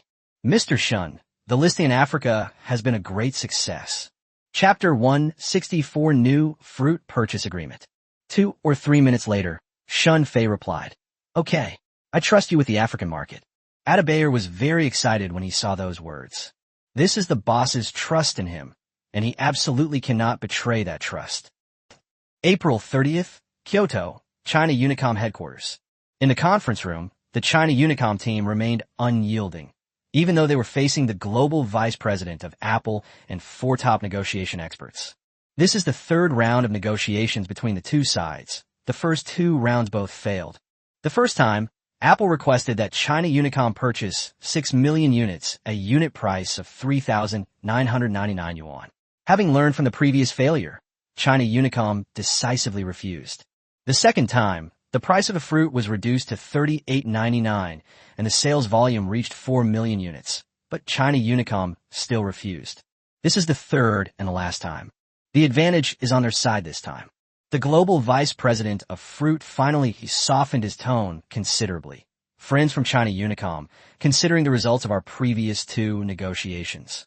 Before coming here this time, we reported on the issues raised in the previous 2 meetings, and after deliberation by the board of directors, we brought a new solution. This way, you won't have to worry about inventory buildup or losses, and thus avoid bearing any corresponding responsibilities. He opened the contract. This time we upgraded to a resale contract. China Unicom doesn't need to purchase the units. They only need to provide the distribution channel. For each unit sold, China Unicom will take a 15% commission. Settlements will be made monthly. Li Teng, general manager of China Unicom's marketing department, didn't react for a moment and subconsciously looked around at the people around him. He didn't expect the fruit to surrender so quickly and with such sincerity. This plan is practically risk-free. It's like giving away money. It seems they have very high expectations for the Chinese market. 15%? Yes. The vice president of the fruit company replied affirmatively. We have also set the retail price of fruit at 4,999 yuan. For every unit sold, China Unicom receives a minimum of 750 yuan, and for the memory-equipped version, the commission can even reach 1,000 yuan. Li Teng and the others exchanged glances. This plan was much safer than underwriting. If they don't sell, China Unicom doesn't suffer any losses. If they do sell, they get a commission. The sincerity was indeed evident. What about contract phones? China Unicom's contract phone business has always sold well. The vice president said, "Our sales contract is essentially a contract, so of course it can continue to be implemented. However, the subsidy funds are borne by China Unicom itself, and we do not assume responsibility for sales. Regardless of how or at what price you sell it, we will charge 75% of the starting price for the corresponding memory." Halfway through the negotiations, the China Unicom representatives went out for a short meeting. Marketing manager Li Teng reported to Wang Jianzhou, "President Wang, the fruit business is really in a hurry this time. It's probably the Transsion S2, Mate S2, and the upcoming Mate 2 that put immense pressure on them. They're afraid the iPhone 4 will be surpassed. We owe them a favor in this regard," another vice president said. But Li Teng confidently said, "What favor do we owe? It was clearly the previous generation of Apple 3GS that caused us huge losses, and the first two negotiations made no progress. They're getting nervous. This is all thanks to us. What does it have to do with his telepathic communication?" Right. The vice president ignored their attempts to take credit. He was considering the price. A 15% commission is indeed more secure than the previous generation's contract price of 3,999, but the profit is also significantly less. "Old Li, what do you think?" Wang Jianzhou asked. Li Jian frowned slightly and finally said, "I'm considering whether to add a little more. 15% is still too little. I feel we can reduce it to 20%. Based on Li Teng's account, they're likely to compromise in order to open up the Chinese market as soon as possible. We have a 3-year exclusive right. If this drags on, we'll only lose more money on the fruit." Wang Jianzhou nodded. This was indeed a good plan. You can give it a try, but I think we shouldn't go too far. After all, it's a fruit brand, and the previous generation failed mainly because of the Wi-Fi issue. This generation should sell much better. You know the current state of our country. Li Jian Nudda.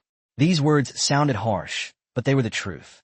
Just like the Transsion S2, which can only be sold for 3,999 renminbi in China, if it were released under the Motorola brand, selling it for 4,999 renminbi, or even 5,000 renminbi, or more would not be a problem at all.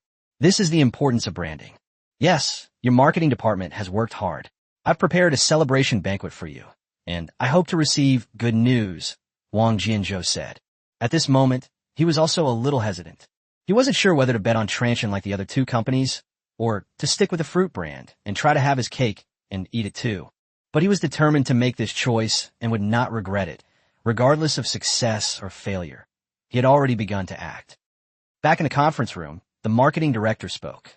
"Dear Vice President, we feel that a 15% commission is too low.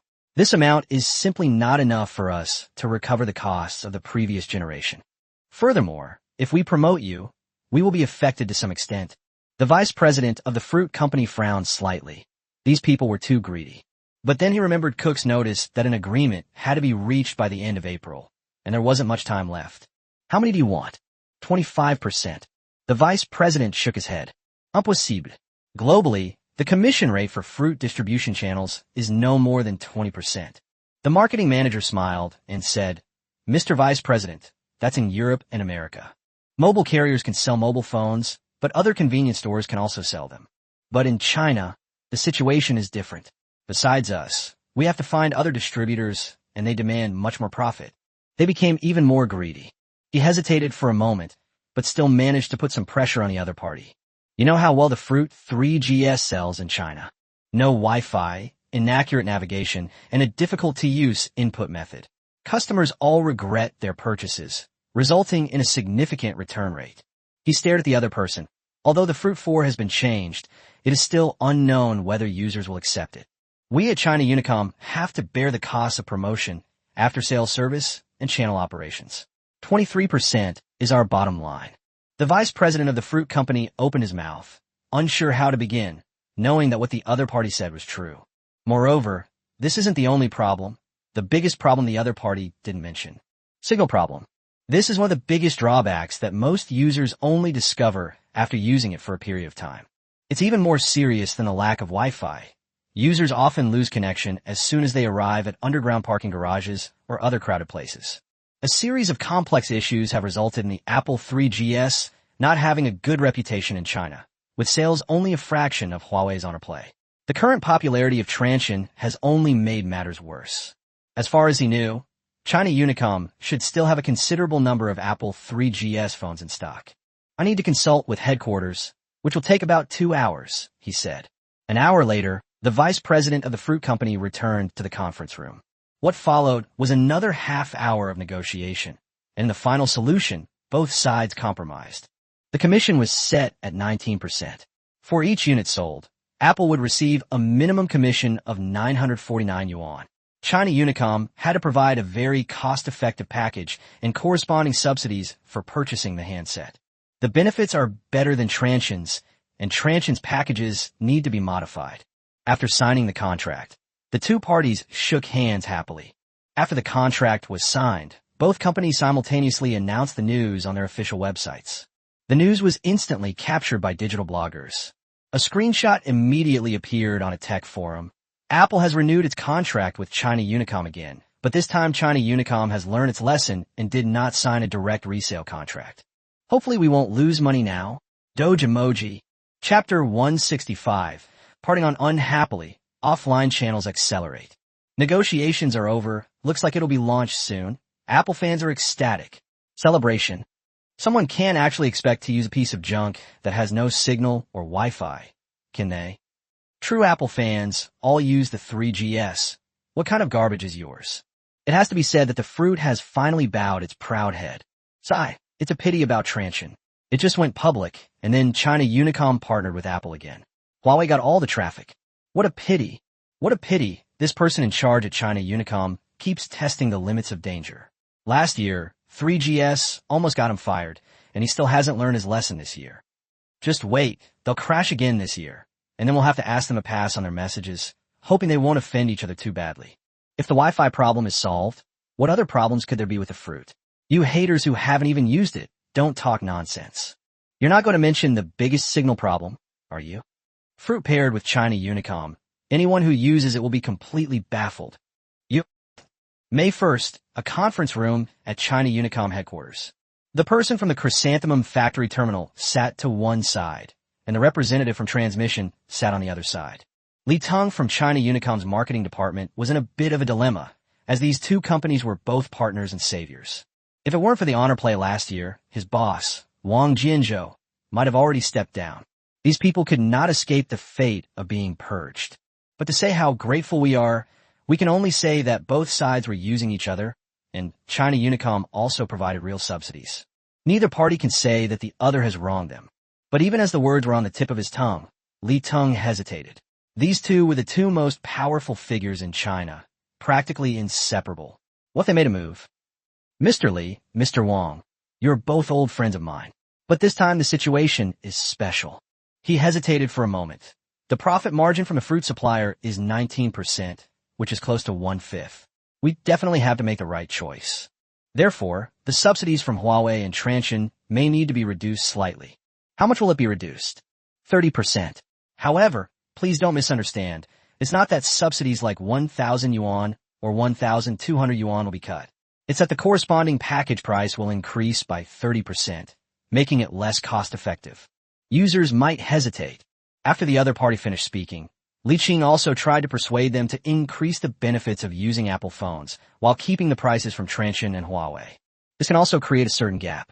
Li Teng has consistently stated that China Unicom will not mistreat its long-term partners, and he's shown no intention of adopting the proposal put forward by Li Qing. They repeatedly stated that although the subsidies have been reduced, they would increase their promotional efforts, and that booths in the sales halls would be given priority to Transsion and Huawei. After all, they're all Chinese companies. How could they possibly promote American Apple phones on their own initiative? That would only invite criticism from people in China. Li Teng said this with a smile on his face, but as far as Li Qing knew, their booth was adjusted not long after the contract was signed. Transsion and Huawei's booths in most stores have been moved to the sides, while the core booths have been replaced by Apple phones. Wang Ning from Huawei also released some videos, completely confirming Li Teng's lies. He gave an awkward laugh, and, after a long pause, finally managed to say, "This is the board's proposal, and I have no authority to change it. After all, fruit is an exclusive right, so why engage in a price war like other manufacturers? Unique businesses are the most profitable." Seeing that the other party insisted, Li Qing didn't indulge him. He slammed his hand on the table and looked at Li Teng, saying, "Mr. Teng, Huawei provided you with a lot of support last year, right? They never blocked your inventory. Without them, the deficit caused by your millions of iPhones would be a huge bomb, and you should be well aware of the consequences. Now that the crisis is over, they're starting to discard them after they've served their purpose. Isn't that a bad idea?" Li Teng's expression tightened slightly. He hadn't expected the other party to speak to him like that. After all, his apology doesn't mean he was wrong. Both sides are essentially exploiting each other. What does she mean by this? Isn't she afraid that China Unicom will stop selling to her? "Mr. Li, what do you mean by this? I didn't cut subsidies, I just increased the package fee a little bit. Why say such harsh things? Honor did indeed help us a lot, but we also spent real money. We gained users, and you gained revenue. We don't owe each other anything. The way you're saying that makes it sound like I owe you something." With the exclusive sales contract for the fruit secured, Li Teng's tone became much more assertive. After all, the fruit business couldn't keep failing one after another. The meeting ended in discord. When the news reached Guangzhou, Shun Fei was reviewing documents. After listening to the report, he casually tossed it aside. That's normal. China Unicom is also in business. They support whichever product sells well. President Shun. Li Qing tried to persuade her, but Huang Tianya grabbed her hand. "Don't worry, our boss isn't that petty. He probably already planned this out." Huang Tianya. Shun Fei glared at him fiercely. "Don't ruin my reputation so easily. Do you think I'm that scheming? Is he so calculating?" Huang Tianya covered his mouth and chuckled. He wasn't really a calculating person. He only spent 24 hours a day thinking about how to get something good out of America. Li Qing nodded in agreement. What President Huang said was indeed true. Shun Fei. Slander. President Shun, should we reduce the production plan for the Unicom version? Forget it. There's no rush to negotiate with China Unicom. Since they want to bet on the fruit war, let them try. Let's first suspend the release of the China Unicom version of the Mate series to test the market reaction and teach China Unicom a lesson. He casually tossed the report aside. Our next focus is on expanding our offline channels. It's impossible for Shun Fei not to be angry about China Unicom's betrayal, but he has never considered them as the root of the problem. After all, he knew very well that the future four heavenly kings would become so by leveraging the channels of telecom operators. However, with a single order, the four heavenly kings each embarked on different paths. Operators can only be used temporarily, not indefinitely. They are unreliable. Commission is the foundation of sales. In response to this phenomenon, Transsion has already launched the 10,000 stores plan. It was started at the beginning of the year, and in just over 4 months, including some stores from last year, it has now reached 800 stores, not including Huawei's terminal stores. Losing China Unicom's distribution channels didn't have that much of an impact, but he certainly remembered that. Accelerate the construction of stores, and have Lu Feng talk to them again. Increasing user spending is fine, but mobile phones must be displayed on the same counter as iPhones. China Unicom's user data is still very valuable. If they really want to go all the way, then we'll consider turning those users into the other two companies. President Shun, we understand. With Lu Feng's intervention, Wang Jianzhou finally compromised and agreed to the supplementary agreement. May 15th. Lei Jun stood in the warehouse watching the first batch of Mi 1 phones ready to be shipped. His face was full of excitement. After 3 months, they could finally start shipping in large quantities. However, his competitors include the already launched Transsion S2, the soon-to-be-released Huawei Mate 2, the iPhone 4S, and the anirecap series. Linbin walked over. Old Lei, the first batch of 50,000 units will be officially released today.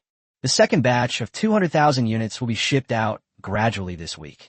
The next batch of chips will be available for sale on May 17th, at which time Qualcomm will also send the second batch of chips. Lei Jun nodded. Are things stable with the suppliers? Is it safe now? Linbin asked hesitantly. What's the meaning? Chapter 166, Mate 2 launch, counterattack. That's right. Qualcomm's yield rate is still ramping up. It can officially supply products, but large-scale market launch is still a bit difficult. As long as we continue to use MediaTek's chips, we will continue to receive priority supply. Lei Jun slapped his forehead in exasperation. The Rise 1 Youth Edition was only brought in as a temporary measure. He had initially thought it was just a stopgap measure, but now it seemed like it might be a long-term collaboration. Old Lin, it looks like we'll have to trouble General Manager Zhang a lot. Yes, if it weren't for the batch of chips he provided, our sales wouldn't have exceeded 500,000 units. We'll probably be the first to break the million mark. That evening, Lei Jun posted another Weibo message. The second batch of rice-themed mobile phones has been officially shipped. This batch totals 50,000 units, and another 200,000 units are being prepared in batches. The Mi Youth Edition has surpassed 500,000 units in cumulative sales. The Youth Edition chip supply is ample, so there will be no inventory crisis. Interested Mi fans can try it out. Thank you for your support, Mi fans. The first batch of Mi fans will definitely not lose out or be cheated. There may be even greater benefits in the future. Mi fans in the comments section were incredibly excited. The second batch has finally arrived. I've been missing it so much. Me too. I almost couldn't resist buying the Honor Play. The youth version is not as cost-effective as the Honor version. Although Rice is cheaper, Honor phones have fast charging, which still significantly impacts the user experience. You can't go wrong with buying it. Does this mean Lei Jun, Xiaomi CEO, is going to refund the money for the first batch of Xiaomi phones? How could you be so greedy? Returning the money? No way. Besides those discussing it, some fans also asked, Mr. Lei, when will the Mi 2 be released? Lei Jun replied, early next year. Guangzhou, Transsion headquarters. Shunfei laughed when he saw this Weibo post. It wasn't the content of the post, but the joke that Mi fans were making about refunds, which he might actually make happen. According to his recollection, when the Dami car was later released, Lei Jun actually returned the first-generation Dami mobile phone. A voucher worth 1999 yuan can be used to purchase any product. A batch of purchases generated a marketing effect of over 100 million yuan. But with MediaTek's involvement, this time with the first generation of Xiaomi phones, will Lei Jun still offer a refund, or be willing to do so? Looking back, he could recall some classic operations, and he was thinking about what other solutions he could learn from. Feel free to leave a comment and offer some suggestions. Huang Tianya asked from the side, President Shun, what are you thinking about? Shunfei then realized what was happening and handed over the phone. Lei Jun has finally shipped the phone. I'm wondering if he'll refund the money to the Mi fans.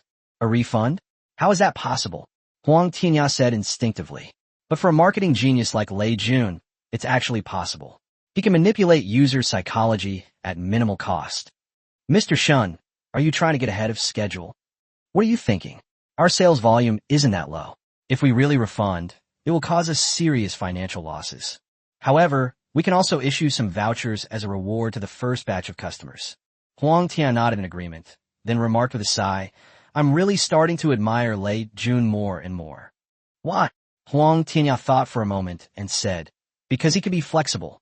If the chip supply is not available, he will switch to MediaTek. If the screen is not available, he will go to each supplier to ask for help. If it were someone else, it would have collapsed long ago. He hesitated for a moment, but he pulled through. Shunfei nodded. Lei Jun is essentially a marketing genius. He knows what users need and can achieve the best results with the lowest cost. Of course, perseverance was also a key factor in his success. Then let's. Shunfei waved his hand. Let's continue to be ourselves. Demi's path is different from ours. If I ever run into them, I won't show any mercy. After all, emotions are the most taboo thing in business. Time flew by, and it was May 7th when the Mate 2 series launch event at the Guangzhou Concert Hall officially began. Udazue officially launched the Mate 2 series, which mainly upgrades the processor compared to the Mate. It switched from MediaTek to the Taishan 900 standard version. The battery was upgraded from 3,700 mAh to 4,000 mAh, and the screen is the same 720p screen as the Mate S, not a Retina display. The upgrades weren't particularly impressive, but the price was a pleasant surprise. After all, it's $29.99, the same price as the Mate S. Mate S, so, even with upgraded specs, it still can't change its old fate. However, what puzzled some Huawei fans was that the Mate 2, which originally had 3 versions, now only has China Telecom and China Mobile versions. Although Yu Qingdong explained that the China Unicom version was temporarily canceled due to tight chip production capacity, it will be launched later. But when will it be launched? That's the question. After the press conference, at the Shanghai Chrysanthemum Factory's offline direct sales store, a salesperson was introducing a sample product to a customer. Sir, look, this is our latest Mate 2 series, equipped with a domestically produced smartphone chip. Made in China? The word domestic made the consumer subconsciously put down the phone. He hadn't heard of anything else, but he had heard a little about domestic semiconductors. Backward. Extremely backward. There's a saying that goes, only a fool would buy domestically produced semiconductors. Sir, please don't worry. Things are different now. Domestic semiconductors are the real leaders. This chip is even stronger than Qualcomm, the world's best. I see you know a little about it. You've probably heard of Qualcomm, right? The customer nodded, and the salesperson continued. This phone is equipped with a domestically produced chip, which is 1.7 times more powerful than Qualcomm's most advanced chip. Its performance is far ahead of the competition. Swipe your card. After saying that, he decisively handed over a card. He was questioning it, not because it was an old relic. He's willing to pay for that statement. If the salesperson lies to him, he'll make sure they understand that old Deng is not someone to mess with. The sales assistant, beaming with delight, led him to the adjacent lounge to complete his transaction. When he was preparing to make payment, he told the customer, "This is a China Unicom mobile number. Remember to give me a China Unicom version. Don't give me the wrong one." The sales assistant sighed helplessly. "Sir, I'm very sorry. We don't have the China Unicom version of the Mate 2 in stock this time. Your store says it's a flagship store, so how come there's no China Unicom version?" It's not that we don't want to get in. It's that headquarters doesn't produce the Unicom version. Current production capacity is a bit tight. The customer stared at the phone, a little hesitant. Based on his previous experience, the phone was indeed a good product. But it's an old China Unicom number, and it even has 3 SIXS in it, making it a high-value number, so he's a little hesitant to change it. The sales assistant noticed his concern and quickly offered a backup plan. "Sir, how about this? We'll give you a free telecom SIM card, but this number might not be as good as your previous one. However, the authorities are discussing piloting number portability, which will be implemented as early as the second half of the year, so there's not much time left. If you agree, we will subsidize your phone bill at 58 yuan per month. Change that card to the minimum spending requirement, then apply for number portability, and we'll get you a suitable data plan." This subsidy was introduced when number portability was implemented. As soon as it's available, we will contact you immediately and then help you cancel the card. What do you think? Chapter 167, Global Fruit Launch. The customer hesitated for a moment, looking at his old phone and then at the Mate. He then pointed to the transceiver S2 next to him. "What about that one? That might be a bit over budget. That's our flagship product. The 512 megabytes plus 32 gigabytes version costs over 4,000. The customer thought for a moment and said, "This one. Okay. Oh, and this phone bill. Don't worry, you signed up for the 58 yuan package, but will be automatically deducted from your monthly allowance. If you want to upgrade your plan, you may need to pay the extra amount. If the plan cost is less than 58 yuan, it won't be credited to your account. The maximum payment will be 58 yuan. That's all right." The booth setup was just a facade. This was Xinfei's real backup plan. China Unicom is planning to heavily promote fruit products, so he's giving away this surprise. When Lu Feng left China Unicom's headquarters and presented this proposal to China Mobile, the chairman of China Mobile signed it on the spot. Although they need to pay a package fee, the cost is already very low compared to these premium customers, and the cost is just some numbers. However, the policy of number portability must be implemented as soon as possible, otherwise the cost will be high. After Lu Fong left, he silently shook his head. How can Wang Jianzhou be so shallow? Doesn't he understand who the future big brother of China will be? He was still holding on to that fruit, thinking it was something good. So what if we're going to gamble? We can walk on two legs. It's not like we can't afford to. They even cut off other people's benefits. Do they really think they have no backup plan? On May 28th, the first sales figures for the Mate 2 series were released. Although the China Unicom channel was missing, offline stores filled the gap. Huawei's Mate 2 series. First month sales reached 2.07 million units. Even after the price reduction, the Mate S still achieved sales of over 800,000 units. The media exclaimed, Huawei has gone mad with killing intent. Someone did the math. 2.07 million units, a unit price of 2,999 yuan, would generate 6.2 billion yuan in revenue. Meanwhile, the Transsion S2, which uses the same chip, has maintained an average monthly sales volume of 750,000 units, domestic market only. The two flagship products account for more than 20% of the domestic smartphone market. Some say the Taishan 900 chip achieved legendary status in one fell swoop. It's unclear how other countries are responding. But on June 9th, at the Moscone Convention Center in San Francisco, USA, the Fruit Global Developers Conference officially started at 10 a.m. Steve Jobs walked onto the stage, dressed in his classic black turtleneck and jeans. Apple fans from around the world erupted in thunderous applause and screams. He raised his hand to stop the applause. This year we're releasing another product. A product that redefines the smartphone. A number appeared on the big screen. 4. This number, which is considered unlucky in most countries, was still used by Steve Jobs to name his mobile phone products. He believed that the more ominous the number, the more good luck it would bring. Amidst the cheers of the entire audience, a special product promotional video began to play. The chassis, the A4 chip, the aluminum alloy frame. The design team's late-night discussions and classic color schemes flashed by. But when the promotional video was broadcast in China, some tech enthusiasts were surprised to find that the product didn't seem so good. It seems it can't beat the Transsion S2. But as the pioneer of smartphones, and with Steve Jobs himself hosting the launch event, the cheers at the scene continued unabated. The iPhone 4, our most beautifully designed product. Double-sided glass, stainless steel frame, and a retina display with up to 326 pixels per inch, a clarity that is indistinguishable to the human eye. For this generation of fruit, we have brought you a brand new self-developed processor. A 4 processor. Some parameters appeared on the large screen. These parameters were already announced back in March when the iPad was released. Single core, A8 architecture. However, compared to the 1 GHz frequency on the iPad, the mobile version has a frequency reduced to 800 MHz, resulting in some adjustments to performance release. This is the most perfect one I've ever designed, but it will definitely not be the last. Next, Apple will bring you more advanced and user-friendly smartphone products. The cheers from the audience rose again, and the live broadcast room for the global launch of Fruit also underwent a dramatic transformation. In addition to classic American and European IPs, even some African IPs have appeared. This product is not as powerful as the Motorola S2, nor does it look as good. I can't believe Apple has declined so quickly. The Jobs era is over. This generation is clearly not as amazing as the previous generation. I've always disliked Steve Jobs' aesthetic sense, but this generation seems pretty good.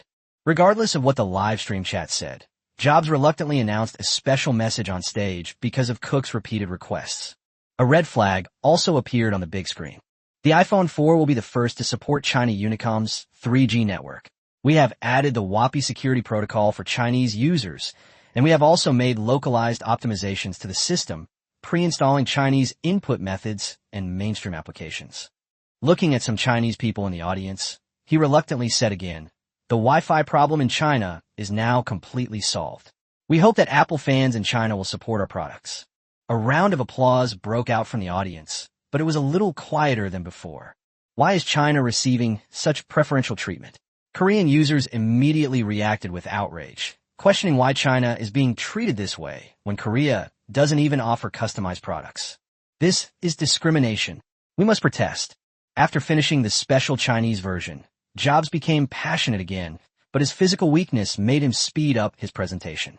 The press conference quickly concluded, and the iPhone 4 went on sale globally. Pre-orders were available in some regions. In China, long queues formed early in the morning at the entrance of China Unicom's business hall. Unlike the previous generation, this time some people lined up the night before, and the area in front of the door was filled with tents and folding chairs. The Kyoto Shidan branch had already hung up a banner outside 3 days in advance. Fruit for Kyoto, designated branch. Some young men looked at the old man, who was first in line, with puzzled expressions. Why did the old man arrive earlier than them? Is he another fashionable old man? A reporter nearby noticed this amusing scene and quickly came over to interview him, asking, "Sir, when did you arrive?" 10 p.m. last night. At 10 o'clock, the reporter pointed in disbelief. Do you know what this is selling? They don't give away eggs here. The reporter clearly still assumed that the old man had seen the banner and thought they were going to give out eggs, which was why he came. After all, as long as there are eggs, these old men will unleash speeds comparable to Lucian. Ha ha ha. The old man laughed, then pointed to the banner and said, "Of course I know. This is a place that sells mobile phones. I bought this for my son. He's wanted an Apple phone for a long time, so I pre-ordered one for him to surprise him when it arrives. Sir, do you know how much it costs? I heard it costs several thousand yuan, but I have a pension, so I can afford it." Wang Jianzhou from China Unicom, seeing the long lines reported from various places, finally felt a huge weight lifted from his heart. He finally succeeded this time by going all in. Sure enough, there are no children who cry every day, and no gamblers who lose every day. Telecom and mobile companies spend so much money to poach his customers, while he only needs an iPhone to turn the tide. Number portability must be implemented as soon as possible. Chapter 168, Can't the Locals Beat the Telepathic Communication? Underhanded Tactics. But soon, problems arose. The global debut saw China allocated only 200,000 units. This amount is just a drop in the ocean for Apple fans who have been waiting for a year. The stock at China Unicom's physical stores was sold out within a day of the pre-sale. Then scalpers started appearing. A basic iPhone 4 priced at 4,999 yuan is being resold by scalpers for 8,000 yuan, or even tens of thousands. Some particularly shameless ones even quoted the price as high as 12,000. Some people started complaining on Weibo. It's harder to buy an iPhone 4 than a train ticket during the spring festival travel rush. Is this what Jobs valued? The delivery time was a month late, and the phone inventory was so low. What were they doing? So in the end, it all benefits the scalpers? Did China Unicom collude with them all along? Li Teng, the marketing manager of China Unicom, immediately contacted the fruit company. Expedite the shipment. Initial production capacity allocation for fruits was also tight, and the Chinese market wasn't the most important place, given that sales of the previous generation were too poor. So, Li Teng only managed to secure 200,000 units of inventory. Fortunately, after negotiations, the fruit supplier allowed them to pre-sell the fruit. If sales are high, the supplier will increase the supply accordingly. Over the next month, pre-orders on China Unicom continued to climb, but the supply of fruit did not increase significantly. Many people couldn't stand it and ultimately chose Transsion S2. China Unicom headquarters. The customer service department was surprised to find that a group of high-value customers had directly opted for the minimum spending package. The news was immediately reported, and Li Teng realized something was wrong.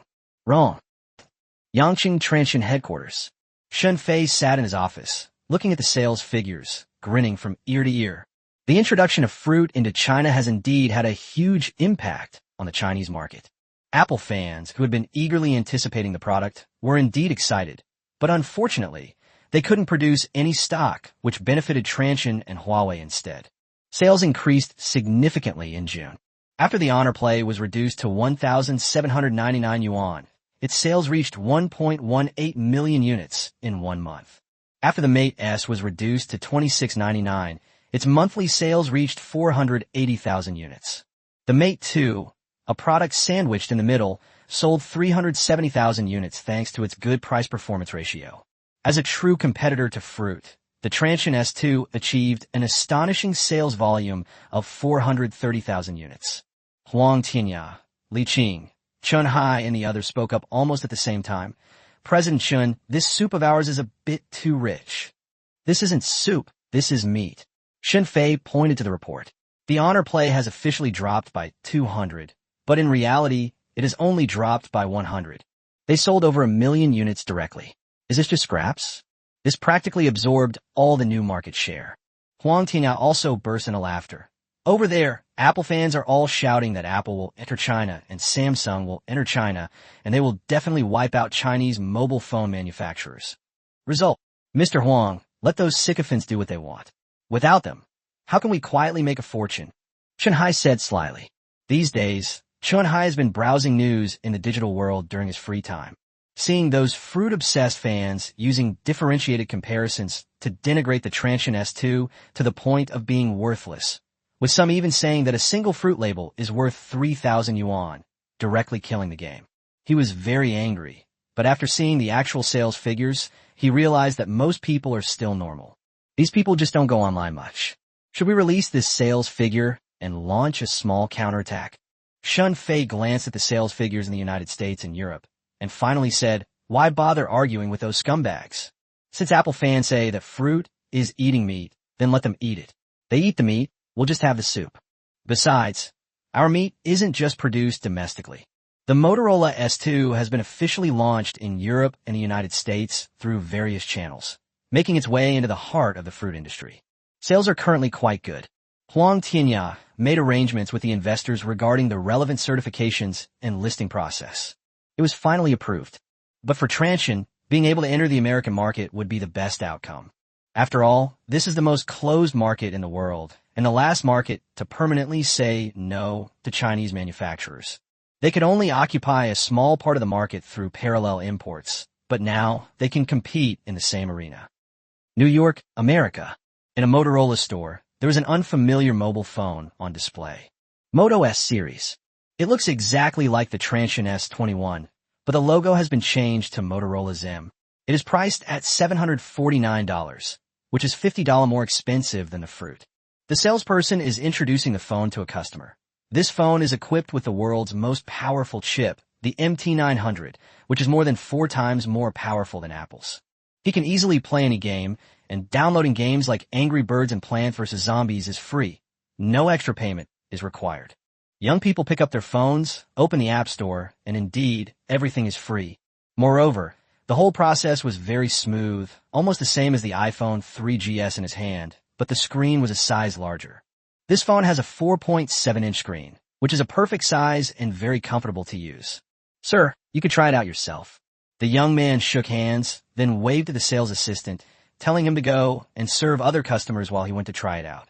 The sales assistant grunted in agreement and then went to attend to other customers. The young man also picked up Angry Birds and started playing. After completing more than 10 levels, he switched to Plants vs. Zombies. About half an hour later, he was surprised to find that his battery had only dropped by less than 10%. The large battery immediately caught his eye. He plugged in the charger below and found that it could still charge while playing games, which immediately made him want to pay for it. He walked up to the salesperson and handed over his credit card. This phone is really good. Give me one. On July 5th, Motorola's U.S. division released the first month sales figures for the S2 series. American market. In 1 month, the cumulative sales of carriers and offline stores reached 1.28 million units. This number immediately alarmed Cook. The average consumer might not know, but he did know it was a rebranded phone from Chinese company. It sold a staggering 1.28 million units in the U.S. in just 1 month, and its price was even $50 more expensive than a piece of fruit. He didn't panic blindly. He analyzed the situation rationally. The iPhone 4 is in severe shortage, and many people don't want to wait. Secondly, a Motorola salesperson said it uses a Motorola-developed chip called the MT900. Finally, although Motorola was acquired, its distribution channels and brand still have a significant influence in the United States. Many American netizens commented, this time, the Motorola S2 can finally be called a true smartphone. The battery and performance are especially fantastic. I can use it all day without worrying about conserving energy. Meanwhile, in Steve Jobs' office, Steve Jobs was also very worried when he looked at the sales figures for the Motorola SR2. The worst has happened. He wasn't afraid if it was just Motorola competing with him, since regardless of winning or losing, the glory belonged to America. But now it's the Chinese who's in charge. and the great United States can't afford to lose. Since conventional methods are ineffective, he will resort to Chinese brands cannot enter the American market, as this would threaten national security. He picked up his phone and dialed a number. Chapter 169 Off-the-Spot Tactics, K3V1 Chip Fabrication. Not long after, COO Tim Cook arrived at the office. Tim, do you know about Motorola? Cook nodded hesitantly. I know, they sell very well in the American market, even better than we do in China. We need to think of another way. Cook bluntly stated the truth. Motorola is now a puppet of Transsion. Upon receiving this confirmed news, Jobs pondered for a few seconds and then came up with a groundbreaking solution. Can we find a way to get them out of the game? Make them voluntarily withdraw from the American market. Cook gave a wry smile. He had indeed considered this plan. However, it may be a bit difficult to operate. After all, Transsion is not just a simple Chinese company. It also has connections with American capital, which creates a very complex situation. Steve, Motorola is an American company. They have legitimate channels, a legitimate brand, and legitimate products. We can't get rid of them. Although he spoke in a high-sounding manner, Cook was also trying to find a solution. However, it is a bit difficult to operate. It's rumored that Motorola's S2 will be listed in the U.S., and Huaxin Investment has promised some investment banks that it won't be listed on NASDAQ within 3 years. However, these investment banks also need to guarantee that Motorola phones won't be banned during these 3 years, and that Huaxin's existing assets won't be inexplicably lost. Looking at the sales figures, Jobs said, then let's find a way to make their products illegal. For example, Cook said subconsciously while still trying to think of a solution. Investigate. See if their chips have backdoors, and see if their systems have copied our patents or included backdoors. There will always be problems. Steve Jobs thought for a moment, and then said seriously. In short, I will not allow a Chinese company's OEM products to steal our business every day. If the investigation results are good, then report this matter. Chinese companies cannot challenge our market. But if we really can't find them, we must drive them out, even if we have to use unofficial means. The American market cannot afford such an uncontrollable competitor. July 8, 2010. Guangzhou, Huaxin Semiconductor Production Base. Yitingbo stood in the waiting area, his palms sweaty. This was HiSilicon's first mobile phone chip. Since the project was initiated, it has been developed for 2 years with an investment of more than 1 billion yuan. The first few solutions all failed or did not meet the requirements. Under Li Jiahui's guidance, he finally succeeded. The fifth version of the plan is progressing very smoothly, although Professor Li said that she had a good understanding and learned very well. He encouraged her, saying that she would definitely succeed this time, but the difficulty of successfully taping out a mobile phone chip on the first try is as high as the sky. She could only pray that a miracle would happen this time. About an hour later, within the scheduled time, the engineer came out with a wafer and some packaged chips in his hand. Mr. He, it's done. Yitingbo took the wafer, his eyes filled with joy. A thin sheet of silicon, yet inside lies a complex technological city. This contains hundreds of millions of transistor households. She succeeded on her first try, and a miracle truly happened. Her hands began to tremble. What is the yield rate? 75%. The engineer, fearing she might be discouraged, quickly reassured her. This yield rate is only temporary. It can be improved later. For an initial chip, it's quite high. Raising it to over 90% in the future shouldn't be a problem. Yes, it's very high. Yitingbo showed a satisfied expression. She only hoped the chip would be successful. As for the yield rate, as long as it wasn't 20%, it was acceptable. This result has brought her a huge surprise. When the project was launched, Ren Zhengfei asked him how much it would cost to make chips. He gave an estimate, at least 1 billion. From the initial small amount of funds to the later guaranteed supply, this is not only a supplement of funds, but also a responsibility. Fortunately, it finally succeeded. This chip is called K3V1. It features a single-core Cortex, A8 architecture with a maximum clock speed of 1.2 GHz, supports audio protocols such as MP3, AC, and WMA, and supports 480p video decoding. The most advanced 720p resolution currently available? Not supported. This is a mid to low-end entry-level chip, but it is HiSilicon Semiconductor's first mobile phone chip. Yitingbo immediately took some pre-packaged chips and rushed back to Shenzhen. Ren Jingfei was listening to Yu Dazue's report when he looked up and saw the small chip in her hand. A smile immediately appeared on his face. Then, with a hopeful tone, he asked again, "It's done." On the contrary, Yu Dazue, who was standing to the side, said in surprise, "It really worked." Itingbo nodded and placed the chip in front of them. Ren Jingfei and Yu Dazue each took a few. The chip's performance wasn't strong, but it was developed by them and belonged to the first batch of domestically produced chips. Aside from communication patents, this is the real moat. Ren Jingfei looked at it for a long time and was deeply moved. "Professor He, do you know? When I was young, I repaired radar in the army. Back then, all radar chips were imported. If they broke, there were no replacements available, only waiting." He held the small chip in his hand. "Back then, I thought, when will we be able to make our own chips?" He patted He Tingbo on the shoulder again and nodded with emotion. What he didn't say was that it was because he was young and impetuous. After being discharged from the military, I realized that chip manufacturing is a very complex system engineering project, and in the end, I could only keep the plan to myself. But now he has succeeded. His company has developed the first mobile phone chips.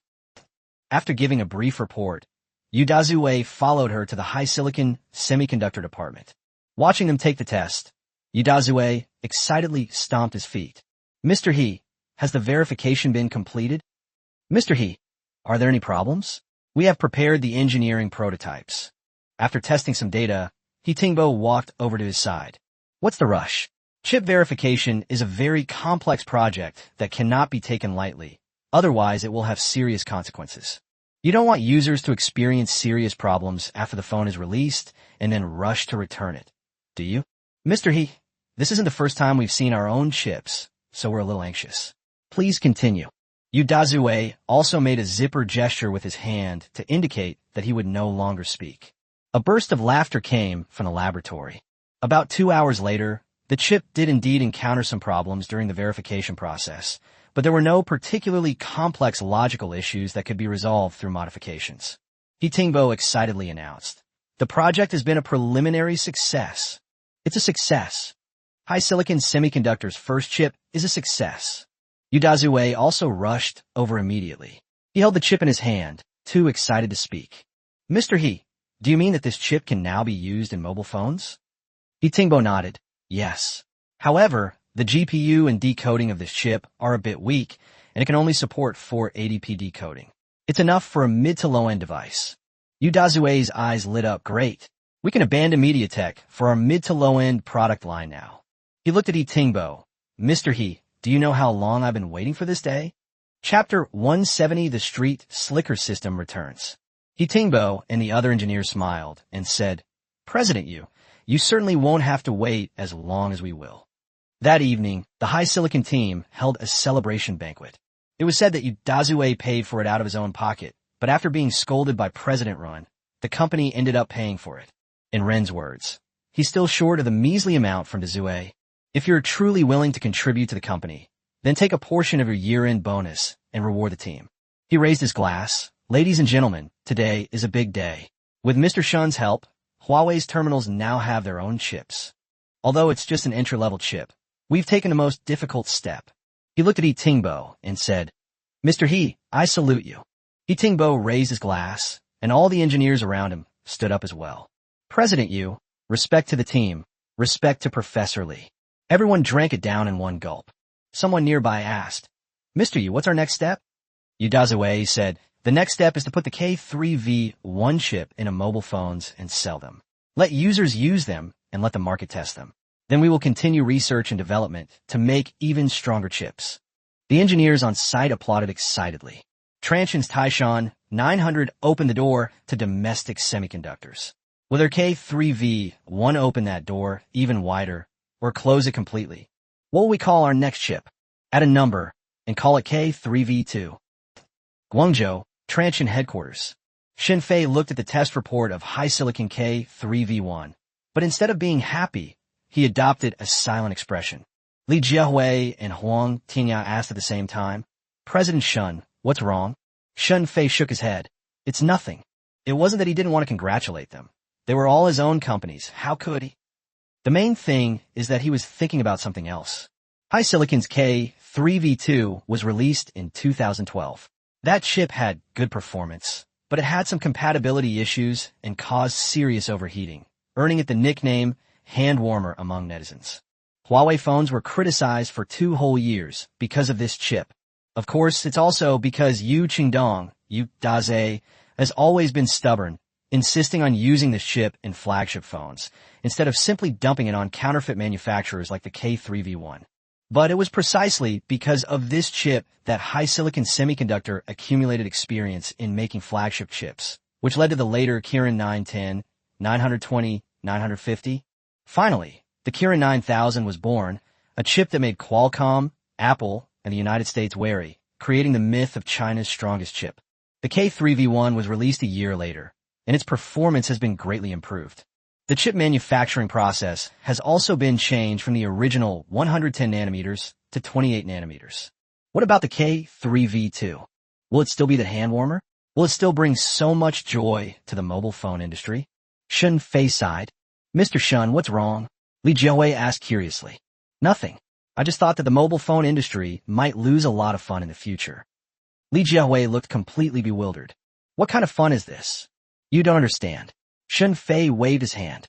Li Jiahui scratched his head in even greater confusion, but he seemed to understand the meaning behind the sentence. After all, those obsolete solutions from HiSilicon Semiconductor can indeed bring a lot of fun to people. We also need to speed up our self-developed core technology, even though we are a shareholder of ARM and have obtained a permanent license for Cortex-A9. But America is unreliable, and this architecture's energy efficiency is only SOSO. President Chen has always had this in mind. Besides the Taishan 600 for end-user devices, this is what we've been busy with lately. We expect to launch our self-developed core next year, at which point the chip will be truly complete. After the two left, Shun Fei began to think about how to deal with the United States counterattack. Although Capital agreed, its words were practically worthless. It had to find a way to deal with other conflicts. Just as he was worrying, the long silent system suddenly started ringing. Ding. Congratulations, host. Your market share in China has exceeded 20%, in the United States 10%, and in Europe 8%. And you have accumulated 12,000 technology points and 3 black technology blind boxes. Open? Open. Having made up his mind, Shun Fei rubbed his hands together, wondering if another Black Technology Enhancement Center or Black Technology Dismantling Center would appear, devices that disregarded Newton's laws. Ding! Congratulations, host, you have obtained the Super Aero engine, WS-10X Kunping type. Relevant parameters: acceleration thrust 16.8 tons. Military thrust 11.2 tons. Total lifespan 6,000 hours. First rotation period 2,000 hours. Full authority FADEC digital ESC. Boost to weight ratio 10.5. Infrared stealth nozzles, vector thrust 2-dimensional. Fuel consumption 25% lower than the Taiyang engine. Shenyang Aircraft Corporation was stunned when it saw these parameters. This wasn't just leading domestically produced engines to advanced levels. It was directly crushing the world. His initial concerns about America's potential backup plan turned out to be unfounded, and his blood seemed to be even redder. It seems my father-in-law won't need that long to become a secretary. The pace of truth development in China seems to be even faster. Just as he was lost in thought, the system message sounded again. Ding!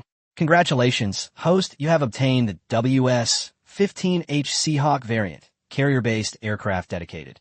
Accelerated thrust, 17.2 tons, resistant to salt spray, marine corrosion, and impact. Lifespan, 5,500 hours. Vectoring nozzles and enhanced short takeoff capability. Thrust-to-weight ratio, 10.8. This is not 1, but 2, and although he doesn't need either of them, they're the things he needs most right now. As far as he knew, the subsequent 15 princesses also seemed to have. With this engine, the 15 series will be the most powerful in the world. Even with a ski jump takeoff, a full load of fuel and ammunition means there's no need to unload, effectively doubling its combat effectiveness. Just as he was thinking of a reason, the system's voice sounded again.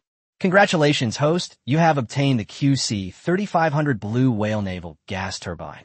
Single unit power, 35 megawatts, world's top. Thermal efficiency, 42%. Lifespan, 12,000 hours.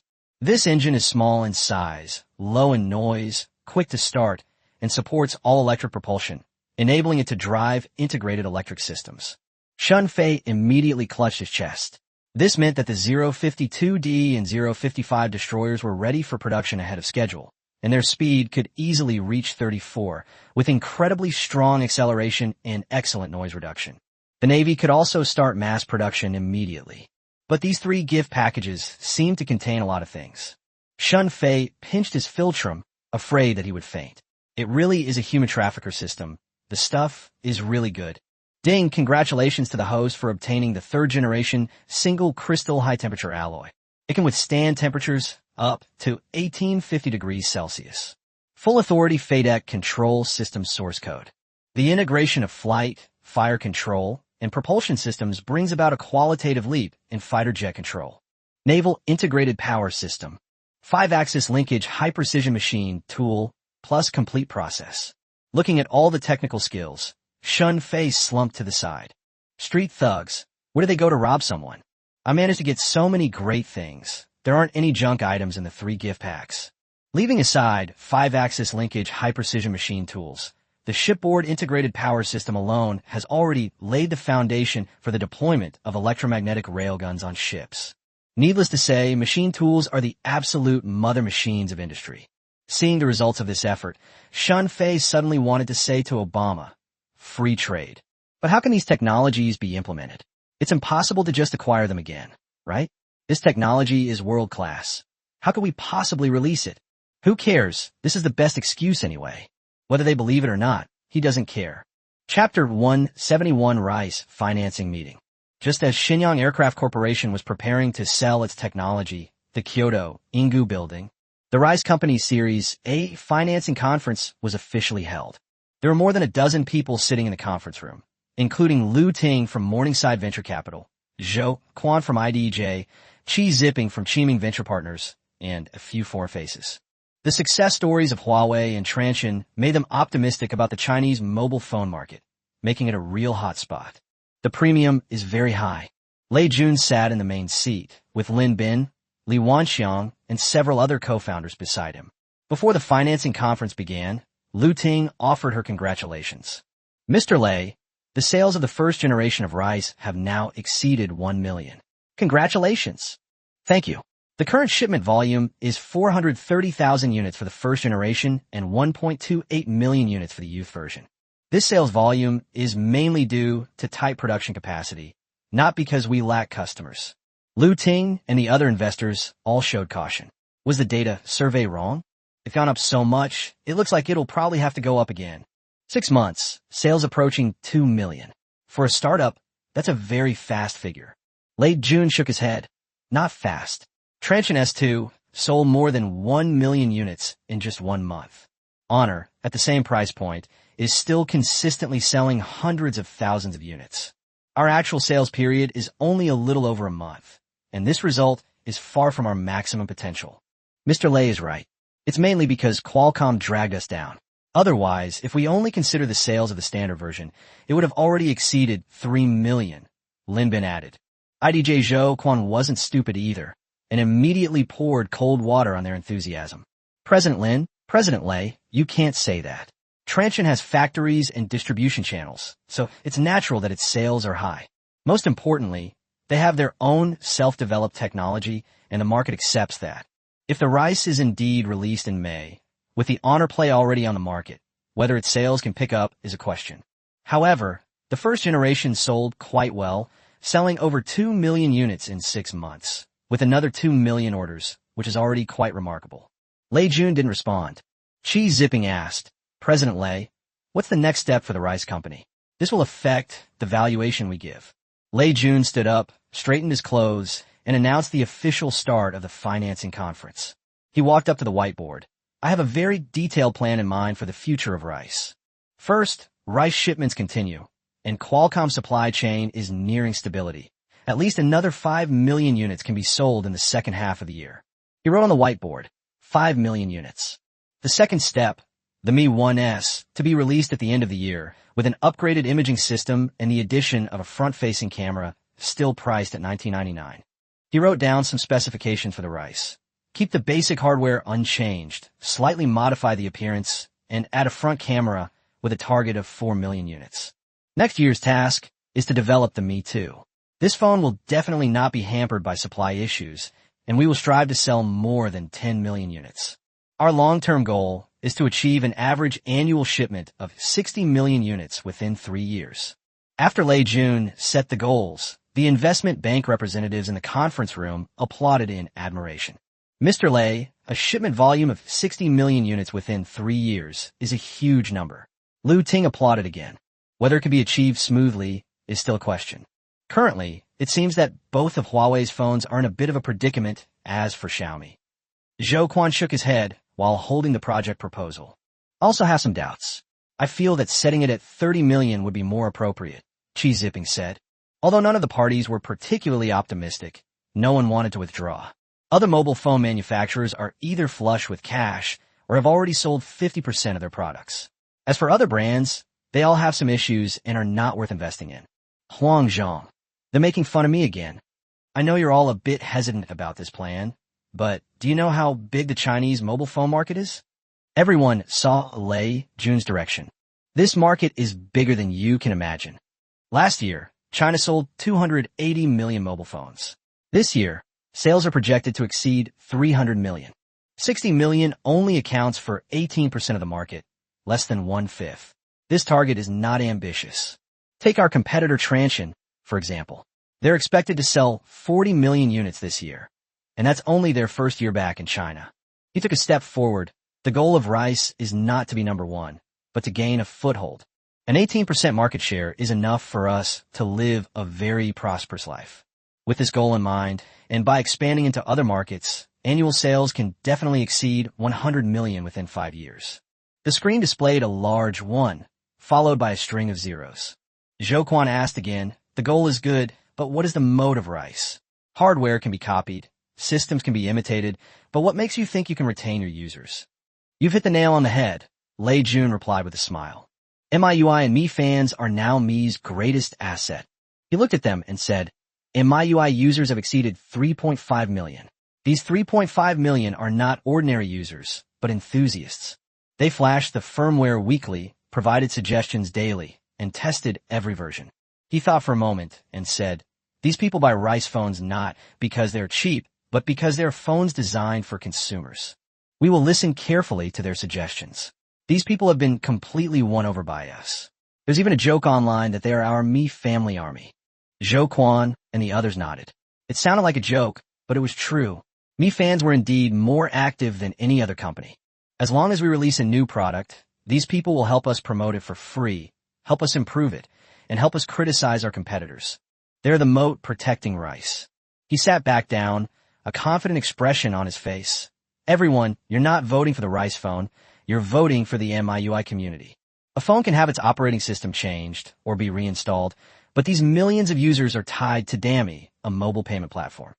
After saying that, Lei Jun sat there confidently, letting them think about it carefully. Mr. Lei, is this number really that high? Does it include those counterfeit phones? We have already put those counterfeit phones under supervision. They can no longer directly flash MIUI, and they have now switched to other customized systems.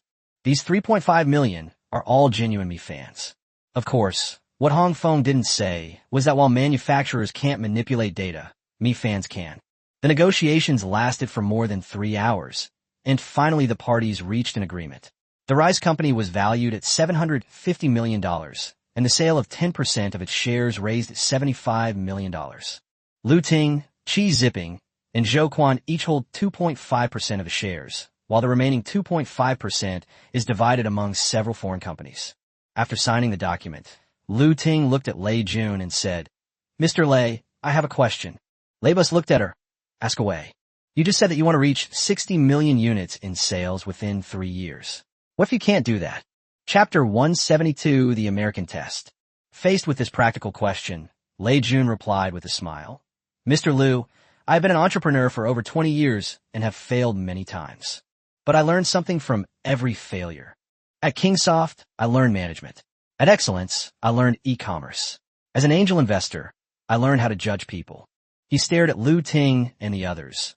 then confidently replied, "Even if the rice fails, I will learn a lot. But the problem is it can't fail, otherwise all my previous learning would have been for nothing." After all, he still has one trump card. Smartphones are great, and $19.99 is a good deal, but that price is far from the bottom line, and most people still won't spend that much money to buy a phone.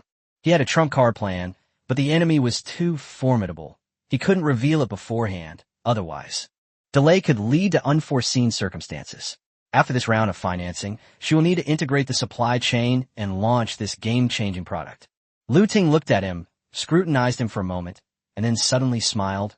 "President Lei, I believe you." That evening, Lei Jun posted a Weibo message. Dami has completed its series of funding round, valuing the company at $750 million. Thank you to all our investors for your trust. Dami has a long road ahead. The direction has been set, and the future will be even more brilliant. I also want to thank the Me fans who have always supported me. Without you, there would be no Lei Jun today. Let's walk together in the future, and hopefully we can ring the bell together on that day. The accompanying image is a character composed of Me fan IDs, symbolizing that the rice company exists because of Me fans. A perfect marketing campaign powered by financing has excited Me fans, who have left numerous comments. $750 million, approximately 5.1 billion renminbi. The next step is to become a unicorn company. Congratulations to Thor. Mr. Lei, now that you have the money, hurry up and mass-produce the first generation of rice. It's impossible to get tens of thousands of units each time. I was so excited to see a fan's name on the announcement for the first time. 5 billion? That's just hype. Another example of capital manipulation. How could a small company be worth that much money? Anyone who believes in valuations is a fool. Lei Jun didn't need to reply to these questioning comments. They were all taken down by Xiaomi fans in the comment section. Because 750 million is just the beginning. The rice will definitely be listed on the market and become the top domestic brand, and some lucky fans will ring the bell with Lei Jun. On September 5th, 2010, Motorola announced the sales figures for the Motorola S2 in its second month on the market, 1.65 million units. Sales not only did not decline, but actually increased slightly. The MT900 chip has been hailed as the most powerful self-developed chip in the United States. The continued strong sales finally made jobs uneasy, as Motorola was taking away all of their market share. So a joint letter, written by Steve Jobs himself, was sent to the U.S. Department of Commerce. Has the situation with Motorola been investigated thoroughly? Johnson asked. Johnson was still involved in this matter. After all, he was reliable and might be able to persuade the FBI. I understand. Their actual controlling shareholder is now Huaxin Investment in China. The so-called Kababala Investment Company Limited is just a shell company. Underneath this empty shell is only the Motorola brand. The core technology team, production decisions, product planning, and communication patents have all been transferred to China. Authorized uniformly by Huaxin Investment, with an authorization period of 3 years. Is this legal? It's legal. We investigated before, and Huaxin acquired the shares through legitimate channels and now holds 100% ownership. Some people frowned. How could such an important company fall into the hands of China? What were those capitalists doing? Although Motorola was losing money, its patents were still incredibly valuable, and even if it couldn't continue operating, it would first absorb them internally. After American capital has acquired all the important assets, it then sells off the shell company. But now, then what can we do? Let a Chinese company sell mobile phones in the United States under an American brand and make money off us. Making money off us is one thing, but stealing our information is another. Director Johnson didn't know how to start the conversation. He had also chaired the last meeting, which he handled perfectly, but he still received a phone call after it was over. A phone call from multiple investors said, "What's done is done. There's no need to do anything more about it." He didn't want to get involved in this mess today, but it was being hosted by the CIA and FBI themselves. Seeing that they couldn't find a solution, the FBI director simply said, "Find a reason to stop it." Johnson frowned and asked, "What reason?" "National security concerns. Their phones contain core components not manufactured in the United States, and their databases are not located in the United States. This could allow them to monitor relevant information, which does not meet U.S. standards. This is a perfectly normal reason." But Johnson immediately gave a wry smile, his eyes darting around, and began to add fuel to the fire. "Bob, cell phone chips, national security. These reasons are too far-fetched, aren't they? Bob Allison slammed his fist on the table. We have to use it, even if it's a stretch. We can't let them continue to steal our market share. Go and check if there are any problems with their chips, vulnerabilities in their systems, or if their data has been leaked. These Chinese manufacturers can't be perfect. They'll always find loopholes. After the meeting, Johnson briefed the group on the new developments, including the greetings those people gave. While this information didn't stop the spread of the virus, it at least made the FBI and CIA take it seriously. The methods cannot be too violent. The original initial plan needs to be optimized again. After all, they were planning to force their way in, and then the news came out on August 6th. The Wall Street Journal broke the news that U.S. authorities are investigating Motorola and may ban its phones from being sold in the United States. The reason given is national security. People may not understand why an American brand would infringe on national security. In fact, Motorola's mobile phone business was completed 3 months ago and now belongs to an independent company. The controlling shareholder of this company is China. The so-called American Pride MT900 is actually a Chinese chip. They are deceiving us.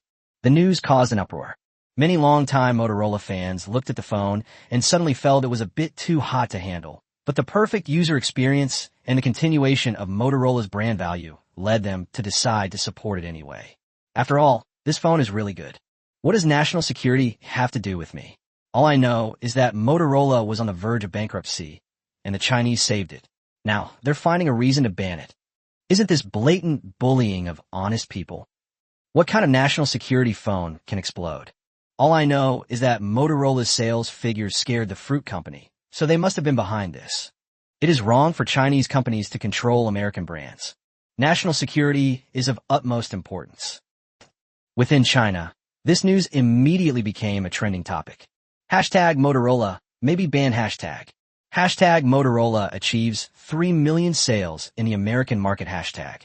In the comment section, netizens were arguing fiercely, but the content. Good for the ban. I said, don't bring up national security anymore. Just use false propaganda. The most advanced semiconductor technology is only around 30 nanometers, so Transsion's claim of 28 nanometers is definitely false advertising. Can China really produce 28 nanometers chips? The Hanshin chip scandal was only a few years ago. Have we already forgotten about that? They should have been banned long ago. Who told them to use American brands to fool Americans? Do they really think it's a domestic brand? This is the familiar comment section. When will Chuanin be able to heal these people's spines? I'll replace my whole family. If you don't want to buy, just say so. Doge emoji. Chapter 173, Resolute Counterattack. Fight to the end. Guangzhou, Provincial Government. Executive Vice Governor Zhang Shiqing is presiding over the meeting. You've all seen what happened with Motorola. It was robbery, pure and simple hegemony. This is our company. It must be protected. The director of the Commerce Department is a close associate of Standing Committee Member Li. His superior is also the most likely successor to Zhang Shiqing. A transfer order shattered his dream, and the two often quarreled, since the other had cut off his path to promotion. An outsider took his position, and ultimately he suffered because he had no connections. As the director of the Commerce Department, he certainly knew who was behind Chuanin. So, in a very high-sounding manner, they said, this should be a test from the United States to see how the other side reacts. But executive, this is a difficult situation. They're using national security as a reason, and we can't directly refute it. If the conflict escalates, we simply can't handle it. I said we should keep a low profile. We're just an empty shell. If we get kicked out, so be it. Although the Commerce Department's words were somewhat obsequious, many people still nodded subconsciously. That makes sense. National security is bullshit. This is pure malicious slander. If we don't fight back strongly the first time, they will just treat us like an easy target. Zhang Shiqing even slammed his hand on the table. Seeing how protective he was of his own, the others finally started to take it seriously. Various solutions were also put forward. Why not refute it using international rules? Does their investigation have any substantial evidence? Do they follow any legal procedures? Let's try to get a chance to defend ourselves. Zhang Shiqing finally nodded. The legal team will be formed immediately, led by the Department of Commerce, with funding from the province. Now is a good opportunity to expand trade. We must let them know that Chinese companies are not easy to bully. We won't cause trouble, but we also won't let others bully us. Guangzhou, Transsion headquarters. Shen Fei was also in a meeting, and Huang Tinya gave a brief report on the latest situation. President Shen, we just received news from Hongshan that the Americans are serious. The Department of Commerce has launched an investigation, but under joint surveillance by the FBI and CIA, they are unable to intervene. The results are expected within 3 months. Shen Fei nodded. I understand. That means we can sell for another 3 months. Immediately increase advertising investment and strive to achieve sales of over 10 million units for this product in the United States. Huang Tinya was somewhat surprised to see him so calm and even able to arrange the follow-up work. Mr. Shen, don't worry. The profits in the American market are much higher than in China. Shen Fei laughed. What's the rush? I expected this. Do you remember why I wanted to sell Motorola in the first place? It's because of the European market that we can enter at any time, even if we don't have this brand. In the American market, even if it's just a Motorola shell, they will still see it as a thorn in their side. After all, we are pursuing independent research and development, which the United States will not allow. No matter what kind of shell they use, they will never let us make money peacefully. He stood up and looked in the direction of America, which had never been a commercial mecca, but rather a market where capital frenzy reigned supreme. He wanted to make money properly within the rules, but some people didn't want him to do that. Then we can only plant these people in the ground. In future generations, Shen Fei almost let slip. They'll be even more ruthless. They'll confiscate assets, freeze accounts, and arrest people. They'll use any means necessary. Is a reason national security or something else? Someone in the conference room whispered, so shameless. Zhang Mingzhu, her face also filled with anger, said, is this the world's #1 country? It feels like a thug. Shen Fei smiled and said, that word really describes it. International conferences are essentially meetings of thugs in suits. And this is only the beginning. They have much more to be shameless about. He looked at everyone present and said, so we need to prepare in advance, diversify our approach, and establish multiple market presences. We can't put all our eggs in one basket. He then looked at Huang Tinya and said, your team should not send anyone to America recently, especially you. All operations are being conducted online. Also, transfer the money out of Motorola's account as soon as possible. Huang Tinya nodded. At this critical juncture, there was no need to go to America. Moreover, it's not just Motorola. Assets on the stock market also need to be transferred. Just replace it with minerals. The legal department is preparing to respond to the lawsuit. We can't just accept this loss. I, Shen Fei, have never suffered such a huge loss before. As long as they take action, no matter how much it costs, we must get our revenge. After the internal meeting, Shen Fei drove to the provincial government. With the rewards he received from the system last time, he felt very confident. On the way there, he thought about it carefully. The items were all good, but putting them together was too overwhelming. It wouldn't be a good thing to take them all out at once. Before going upstairs, he put some complete technical routes from the file bag back into the system space, leaving only some basic shell materials, such as carbon fiber and aluminum alloy. Essentially, these materials are intended for use in the mobile phone and automotive industries. But luck was on its side, and the heavens seemed to be on its side, so it accidentally developed an outer shell suitable for aerospace. After testing, it was found that the technology was too advanced, so they had no choice but to ask Zhang Shiqing for advice on how to solve the technical problem. Zhang Shiqing looked at him with a skeptical gaze, while Shen Fei just kept whistling, looking like he didn't care whether he believed it or not. However, the material immediately caught Zhang Shiqing's attention, and he quickly asked a friend to send the report over. Please take a look at the documents for me. The situation is urgent. Never mind where I got it. Can I use it or not? That's amazing. Okay, I understand. Have the relevant department send the materials over immediately. Zhang Shiqing looked at Shen Fei with a puzzled expression once again, but he didn't ask any further questions. After all, the materials are amazing. According to a friend from the Chinese Academy of Social Sciences, these materials can be perfectly applied to engine casings, engine blades, and even the entire engine. On August 10th, after careful consideration, the Guangnan provincial government officially issued an announcement. Motorola is a legally registered American company, and Huaxin Investment acquired it in accordance with the law. Their operations in the United States are legal. Guangnan province firmly supports the right of enterprises to legally go overseas and opposes any unwarranted suppression under the pretext of national security. We will take all necessary measures to safeguard the legitimate rights of enterprises. The announcement was met with widespread approval in China. This is how we should be. Awesome. This time they didn't just condemn, they went straight for the fight. The US wants to bully people? No way. America. Obama hesitated as he looked at the announcement. How dare they? Someone nearby asked. Mr. President, shall we continue? Obama thought for a moment and said, pause. Pause. Yes. Let's observe first. See how they react in China and how Transsion will respond. It's just tens of millions of mobile phones. They're only taking away a portion of the fruit market. We cannot allow one company to jeopardize our economic recovery. This matter is not urgent. The investigation into Motorola did not last long.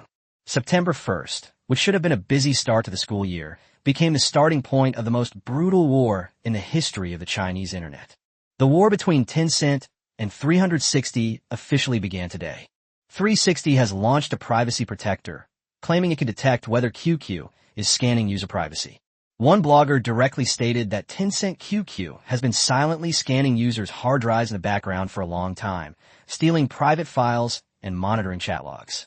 360 recognized this, which is why they updated this feature. Less than a day after the feature was updated, it immediately became a trending topic. QQ steals user privacy? So, all the photos and documents I saved have been viewed. This is the problem of a monopoly. Penguin is disgusting. 360's official Weibo account and Zhou Hongyi's personal Weibo account posted 7 long articles in a row, each word barbed and piercing. A certain chat software is not just a chat tool. It's a monitor installed on your computer. A certain security manager used the guise of security to spy on people. User privacy is not Tencent's traffic feed. Tencent retaliated immediately that day, issuing 3 announcements on its official Weibo account, expressing strong anger and using harsh language. 360 has maliciously defamed, spread rumors, framed, smeared Tencent, and disrupted market order. Our company will immediately file a lawsuit and pursue all legal responsibilities against 360. All of QQ's actions are legal and compliant, while 360 is resorting to any means to seize the security market. Chapter 174, The 3Q War erupts. The war of words escalated instantly, with forums, online communities, blogs, and news portals filled with trolls from both sides, as well as casual observers tearing each other apart. Behind the scenes, the engineers from both sides were already locked in a fierce battle. On September 7th, 360 unleashed its true killer move, QQ Bodyguard. For Tencent, this is a piece of malware, but for users, it's a godsend. One-click block all QQ pop-up ads. One-click cleanup of redundant QQ junk files. One-click disable QQ background scanning. A single, fatal blow, piercing the penguin's heart. It's important to know that QQ pop-ups, advertisements, and bundle value-added services are Tencent's core and most lucrative revenue sources. Pop-up ads may annoy users, but they make real money. With its high conversion rate, it can generate billions of dollars in revenue annually. 360's QQ Guard is essentially puncturing Tencent's money bag. What's most disgusting is that Zhou Hongyi had to publicly declare on social media. QQ Guard brings peace of mind to users and keeps their computers clean. QQ ads are a nuisance. We'll take care of it for our users. 360's advertising is no more than 10 cents, and Zhou Hongyi's move has thoroughly enraged Tencent. He personally oversaw operations from the command center, and the entire company entered a state of wartime readiness. The technology department, public relations department, legal department, and operations department all sounded the highest alert. On September 20th, Tencent launched a strong counterattack, forcing QQ Doctor to update and specifically blocking 360's processes and drivers. Further integration with QQ to quickly seize the security market. The two sides completely broke off relations, escalating from verbal sparring into a technological war. With a version update, some users' computers began to experience blue screens, conflicts, and crashes, and netizens went from being bystanders to becoming victims. Guangzhou, Transsion Building.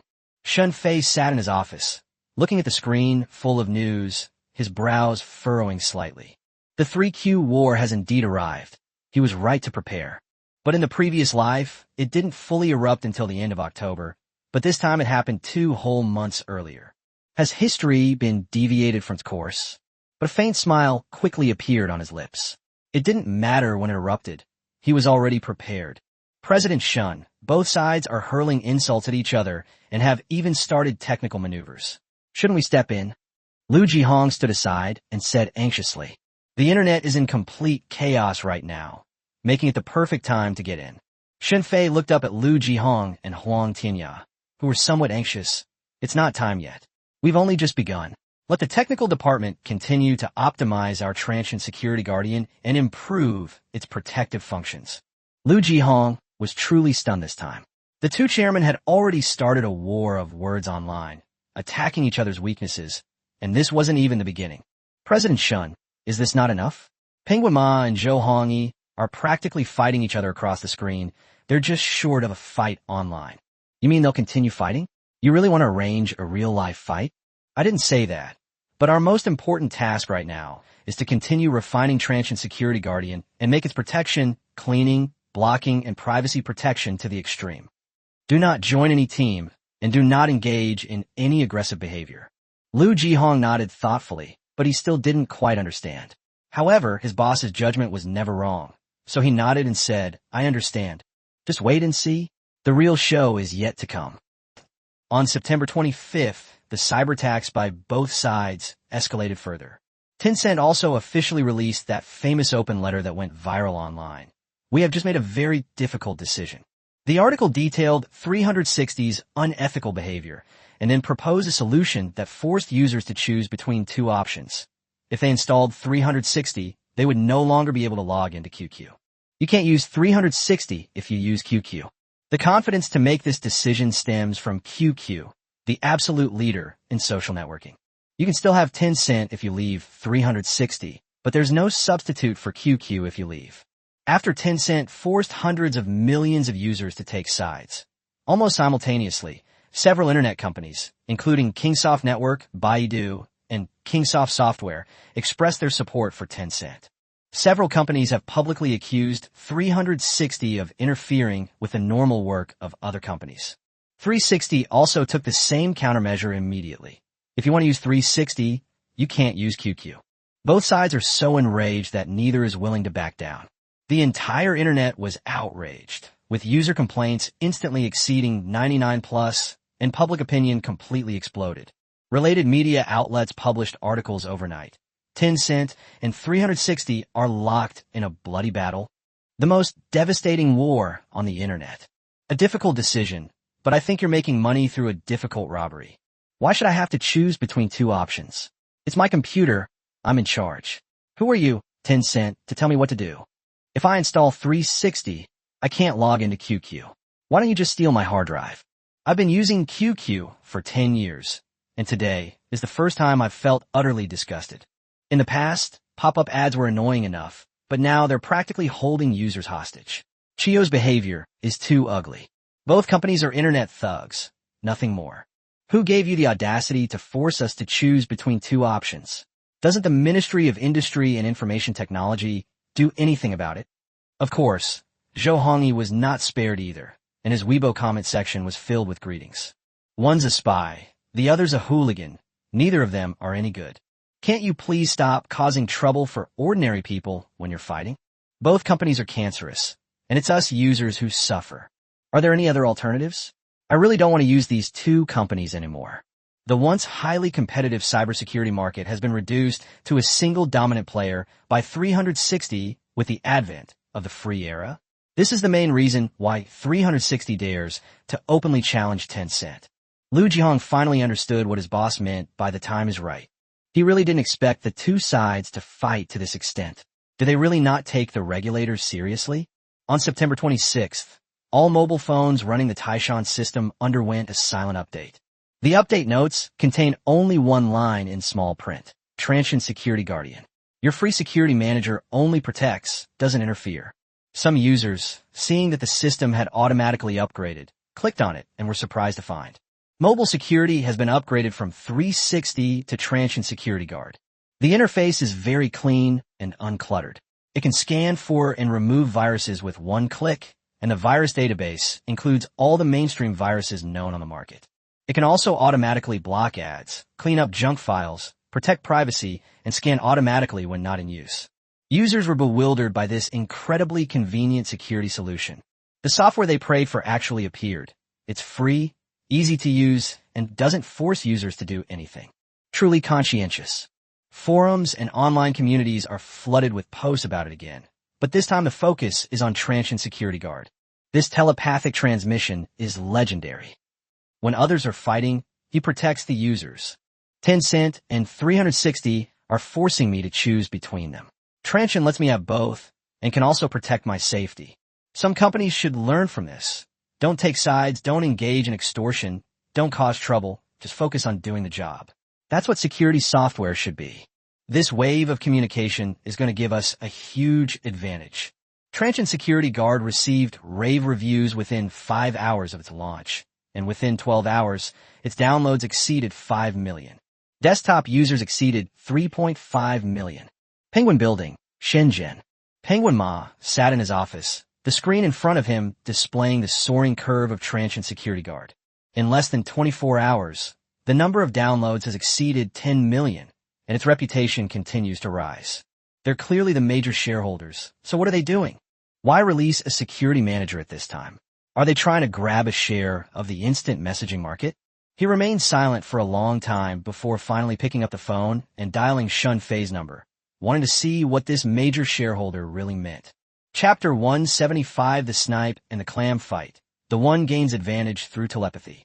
On the other end of the phone, Shun Fei's voice was very calm, but you could still hear a hint of teasing or smugness in it. This only fueled Penguin Horse's anger. Mr. Shun, you are a major shareholder of Tencent. What's the meaning behind promoting Transsion Security Guard at this time? Shun Fei chuckled and said frankly, Mr. Ma, you've misunderstood. I'm not the kind of person who takes advantage of others in distress. Penguin Horse didn't say anything, but he was already cursing Shun Fei in his heart. They weren't the type to take advantage of others' misfortunes, but that's exactly what they did. The pages are indeed different, but the core functionality is the same. He originally thought there would be a winner and a loser between Tencent and 360, but he never expected. He shouldn't have agreed to Nasper's second share sale in the first place. Now, I found myself a powerful figure, so you could say I found both of my powerful figures myself. Transsion Security Guard is made for Transsion users. Protects privacy, blocks ads, cleans up junk files. That's all. It's solely for protecting user data security and has absolutely nothing to do with the war between Tencent and 360. But Penguin is completely obsessed with the 360 issue, and any new competitor is an opponent. He either couldn't understand or was completely unwilling to admit the meaning behind Shun Fei's words, which had automatically been interpreted as, I'm here to seize the market. Besides, Mr. Ma, do you really think forcing users to choose between two options is a good thing? This kind of behavior is outrageous. Penguin Ma fell silent. He knew, of course, that choosing between the two options was not a good thing and would inevitably bring heavy regulatory punishment. However, 360 went too far, cutting off their most important source of revenue. In just a few days, several partners canceled their cooperation. The loss is at least 500 million. If they don't take away 360's market share, how will the market view them? Is this sick cat? I understand what you mean, but Transsion doesn't take sides, and neither do I. You can do whatever you want. We'll only do one thing. Stand on the side of the users. This does no harm to the penguins. Abusing the power of a ruler is not a good thing. Shun Fei fell silent after he finished speaking, but his words sent shockwaves through Penguin Horse. The initial reason for the conflict between the two companies was that he wanted to seize the security market by leveraging the Tencent ecosystem. As for the process, it's naturally the cheapest method used by Penguin. Control+C and Control+V. The pages and functions of both companies are exactly the same. It's normal for Zhou Hongyi to be a little impulsive, but the choice between the two options has been made, and without third-party mediation, no one can admit fault. After all, the stock market has already given the right response to his actions, and he cannot back down. Mr. Shun, I'm understanding you less and less. Don't tell me you have instant messaging testing software inside your company, he inquired with a chuckle. Mr. Ma, how did you know? We actually have that software internally. Mr. Shun, please stop joking. Real. The more confident Shun Fei spoke, the less Penguin Ma believed him. He believed that the penguin's vast ecosystem was an incredibly strong moat. If Shun Fei had given an ambiguous denial, it might still be true, but now. After hanging up the phone, Penguin Horse calmed down, but then panicked again. He reanalyzed the possibility of Transsion entering the instant messaging market. But after his analysis, the possibility was almost zero. Putting aside Tencent's market share of over 95%, what would a mobile phone company need instant messaging software for? And how would it promote it? However, Transsion does have experience in this area, which cannot be ignored. After all, the feeling of having one's fruit stolen is too unpleasant, and one cannot make that mistake a second time. Finally, Penguin Horse remarked with a sigh, "We can't be careless. Perhaps in the future, telepathy will truly be our greatest enemy." Meanwhile, at the Kyoto 360 headquarters, Zhou Hongyi stared at the data from Transsion Security Guardian, her brows furrowed in the same way. Downloads increased, and users overwhelmingly gave positive reviews. He actually managed a breakthrough. We were careless. Transsion Security Guard's page layout is completely different from theirs, without any copying or imitation, giving people a refreshing feeling. The virus detection rate is still very stable, and the virus killing speed is even slightly faster than 360. It can also accurately detect and kill some rare viruses. This Shun Fei, Zhou Hongyi muttered to herself. Seeing is believing, he's got some skills. The assistant asked cautiously, "Mr. Zhou, should we contact Transsion to discuss cooperation?"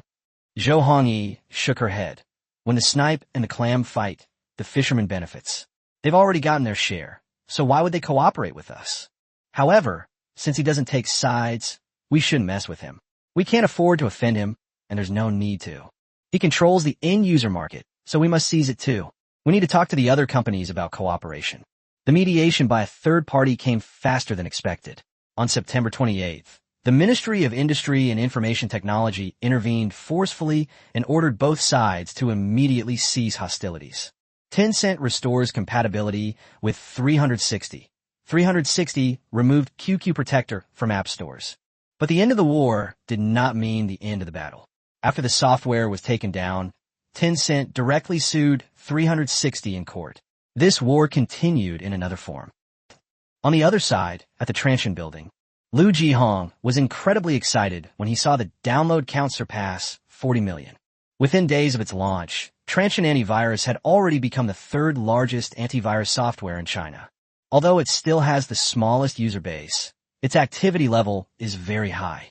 User feedback is very positive. Mr. Shun, 42 million. The security software with the best reputation across the entire internet. Our Transsion Security Guard has succeeded. It's still early. Shun Fei raised his hand to signal everyone to be quiet, his eyes smiling, but also carrying a hint of calculation. The 3Q war is over, and we've gotten a big piece of the pie, but this is just the first step. Most users are simply disgusted by the competition between Tencent and 360, and choose us only to avoid risks. It's not about being a loyal user. The next step is to take privacy protection to the industry ceiling, optimize ad blocking to the extreme, and create an experience that users will find addictive. Once users get used to it, we'll gradually expand into other businesses. Let's not be as aggressive as they are. Everyone nodded, and everyone admired Shun Fei's plan. Every time, the calculations are just right, allowing one to take the biggest slice of the pie and gracefully exit the competition. Just a few days after the 3Q war ended, Shun Fei was summoned to the provincial government once again. This time, however, Zhang Shiqing looked at him with an expression full of admiration. "You're here so quickly? Wait a minute." Zhang Shiqing quickly picked up a pen and started signing the documents. "Okay, pour President Shun a cup of tea. Xiao Wang, I don't have any other work to do this morning, right?" "Boss, that's all." After Secretary Wang finished speaking, he poured tea for Shun Fei. It's this year's new tea, just snatched from the party secretary. Zhang Shiqing himself hasn't even had it many times. After filling out that document, Zhang Shiqing quickly took out another document from the safe next to him. The Academy of Sciences has released a report. He stared at his son-in-law with utter admiration. It was as if God was standing beside him, researching automotive materials, and he'd actually come up with something. As long as he doesn't go too far, the higher-ups will turn a blind eye. Shenfei took the document and opened the first page, which was filled with densely packed data. He glanced at it and flipped directly to the conclusion. Batch 0078 of materials has significant value in fields such as aero engine blades, hot end components of gas turbines, and lightweight structural parts for automobiles. It is recommended that it be included in the National Strategic Material Reserve System, and its use in the civilian market should be carefully considered. Shenfei looked up. So fast? And what did you mean by carefully considering the civilian market? These are materials we're using to develop cars. Can't those old men do this? Seeing that his son-in-law was pretending to be confused, Zhang Shiqing smiled. Fast? Do you know how those old men at the Academy of Sciences reacted when they saw the test data? Chapter 176, An Uninvited Guest Arrives. Shenfei remained silent. He certainly understood the significance of these materials. They initially thought the measurement was wrong. Zhang Shiqing couldn't help but laugh when he thought about making the phone call back then. He tossed another file bag in his hand. Carbon fiber can achieve this strength. Aluminum alloy can achieve this high temperature resistance. They say it shouldn't exist on Earth, or rather on Earth now. Shenfei closed the file. So what's the conclusion? Zhang Shiqing tossed another file folder into his arms. Look for yourself. To be honest, I can hardly believe it myself. They actually gave you so much power. From now on, I'll basically be your lowest ranking relative, but don't bother them unless absolutely necessary. If you have any problems, come me first. Shenfei took it and turned to the first page, his pupils slightly contracting. The old buddy is here again. Approval regarding granting Transsion Motors military production qualification. We agree to grant Transsion Motors the following qualifications: weapon and equipment research and production license, military product quality management system certification, and confidentiality qualification certificate. The scope of the license includes, but is not limited to, complete vehicles and key components, gas turbines, aero engines, rocket engines, and related materials and components. Shenfei didn't know what to say at this moment. It was illogical for a private enterprise like his to have such great potential. In its previous life, Huaxing Technology also had these things, but that was based on ceramic aluminum materials. Now, it has only taken out some alloy materials and has not released its real trump card. Did those veteran experts already guess that he had something good in his possession? Is this some kind of bait-and-switch tactic? Dad, this area... Zhang Shiqing waved his hand to interrupt him. I didn't approve it. It was decided directly by the higher-ups after they read the report. He looked at Shenfei. Do you know what this means? Shenfei nodded. I know. Zhang Shiqing looked at him with a complicated expression. Shenfei, what you have in your hands is more important than you think. He then took out another document from his hand. There's this one too. Shenfei received a land allocation approval document. Zhengxing District, for 1,000 mu of land, will be allocated free of charge for the construction of Transsion Motors headquarters and R&D center. 3,000 mu of land? For free. Shenfei looked on in confusion. Free. Zhang Shiqing nodded, then took a pen and marked an area on the office map. He stared at that prime location. Some people in the province originally wanted to sell it, but after the report from the Academy of Sciences came out, the party secretary made the decision directly. We won't sell it, we'll give it to you for free. He looked at Shenfei and paused for a moment. Shenfei, you are no longer an entrepreneur. Shenfei looked at him and asked with equal curiosity, then what am I? Zhang Shiqing didn't answer. He didn't have an answer to this question either. He just stared hesitantly at the empty space. I don't know what you are, but remember one thing, don't betray this trust. At 3 p.m., Shenfei returned to Transsion headquarters. As soon as I entered the office, my secretary pushed the door open and walked in, looking rather unwell. Mr. Shen, someone is looking for you. Shenfei had just put the licenses into the safe. Who? The secretary said, a man named Lin who is probably a spoiled brat. He claims to have powerful connections. Shenfei looked at him. Where is he? He's downstairs. The receptionist asked him to make an appointment, and he immediately flew into a rage. He's still making a scene there. Downstairs in the lobby, Lin, who sat on the sofa, legs crossed, car keys in his hand. Several henchmen dressed in black suits stood nearby, imitating the demeanor of a Hong Kong gangster. The young receptionist stood to the side, her face pale. Mr. Lin, Mr. Shen really needs an appointment. Lin, who interrupted him directly and threw the teacup he was holding away. The glass quickly fell and shattered on the floor. An appointment? Do you know who I am? He stood up, walked to the front desk, and looked down at her. I said I'd arrive at a certain time, and I have to be there at that time. Asking him to come down is giving him face. The young woman had just graduated this year and had never encountered such a situation before. She was almost scared to tears and could only keep reporting to Shun Fei's secretary.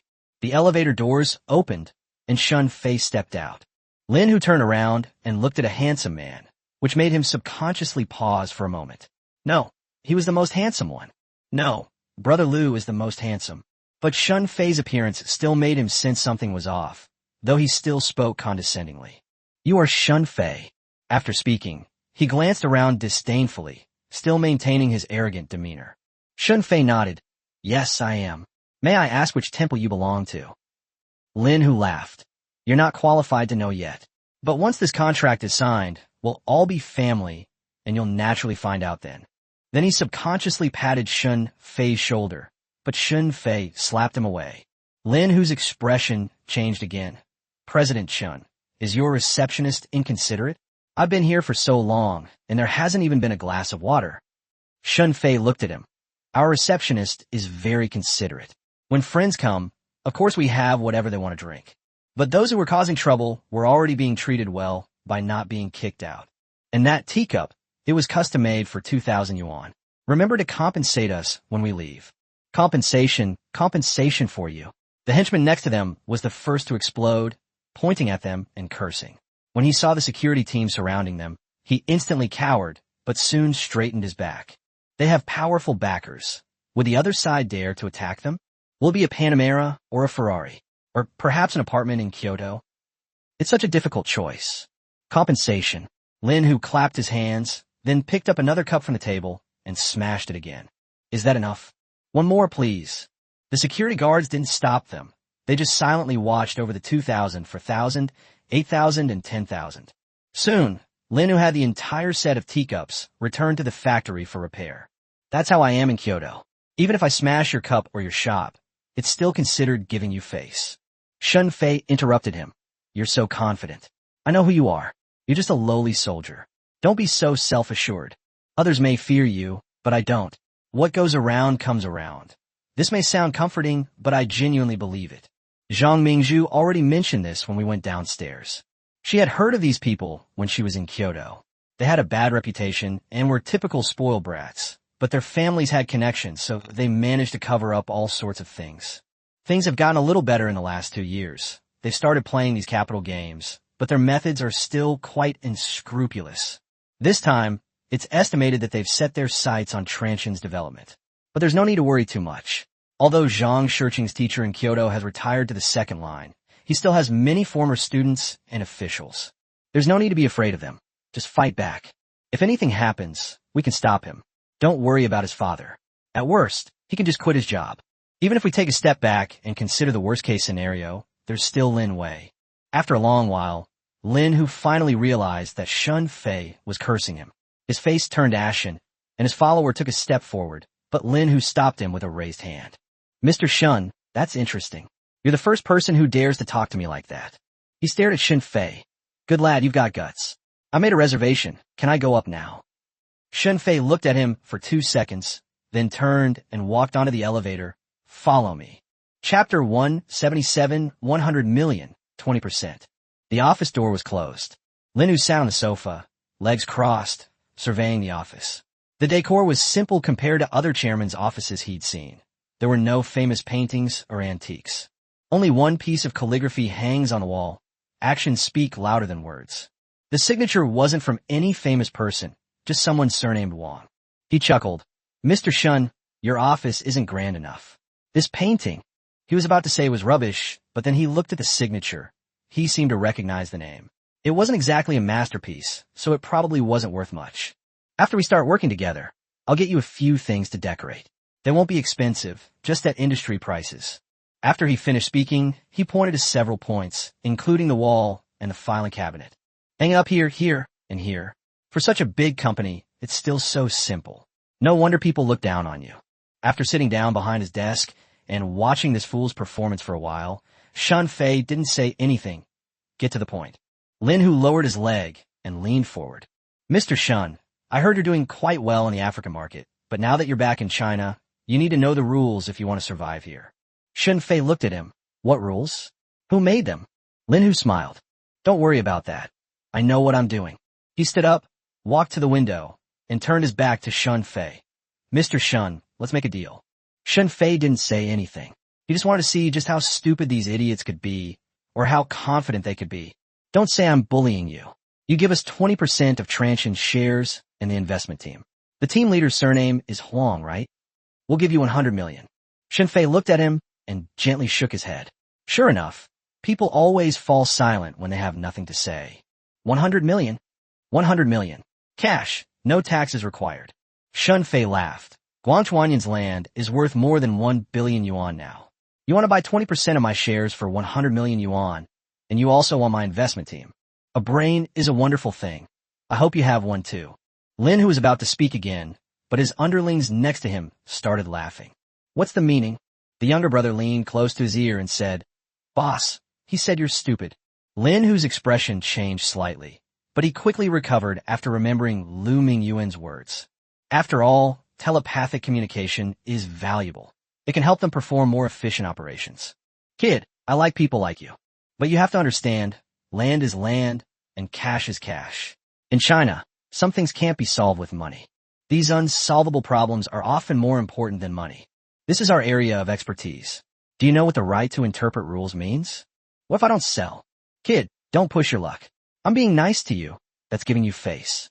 If I weren't nice to you, your company wouldn't be able to stay in business. Then I'd like to see, Shunfei retorted dismissively once again. Not to mention the leaders he'd met with before at the National Semiconductor Fund. He could just grab these authorization letters, go to any random door and cry, saying that these rich kids, even their fathers could get them in. After all, none of these people are clean.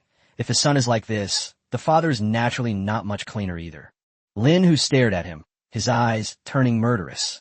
President Shun, I know you have powerful connections. He's just a deputy minister. His teacher certainly had a lot of influence, but he's retired now, so his influence has waned. He walked to Shunfei's desk, placed his hands on the desk, and leaned down to look at him. Do you know who's behind me? Shunfei met his gaze, eager to hear who this big shot Lu really was. Who? Lin, who laughed and took a step back. I can't tell you that. He straightened his suit to make himself look better. Mr. Shun, I'll give you 3 days to think it over. I'll come back in 3 days. He walked to the door and glanced back at Shunfei. 100 million is not a small amount. We don't want to end up not getting a single penny and having a hand over all these things obediently. The person next to him was about to close the door, but Shunfei clapped his hands instead. The bodyguards waiting outside immediately stopped them. What's the meaning? Playing dirty? I've never been afraid of anyone with this kind of tactic. Originally, I didn't have a reason, but now you've practically handed me this evidence. Someone was assaulted. Someone was murdered. Lin, who spoke faster and faster, his anger grew stronger, and his expression became increasingly disheveled. Of course, he was just pretending. He would definitely introduce him to Lu Mingyuan properly when he got back. This person didn't take him seriously at all. He had already shouted, but the other party still didn't give him any face. He doesn't care if Ling Hu gets slapped in the face, but Brother Lu can't. 20% and an investment team alone is absolutely not enough. It has to be at least 40%, otherwise this matter will never be resolved. President Lin, we are a legitimate company. Of course we wouldn't resort to such underhanded tactics. However, you just broke a whole tea set downstairs. This was a custom-made tea set for our distinguished guests, costing 18,000 yuan per set. Will you be paying in cash or by card? The security guard next to him also handed over a POS machine. Lin Hu. Mr. Shun, is this how your company treats its guests? I didn't say that. However, your father must have taught you that you should pay for damaged items. Good. Lin Hu gave him a thumbs up. You've taught me another lesson, but I hope you won't regret it when the day comes that I teach you a lesson.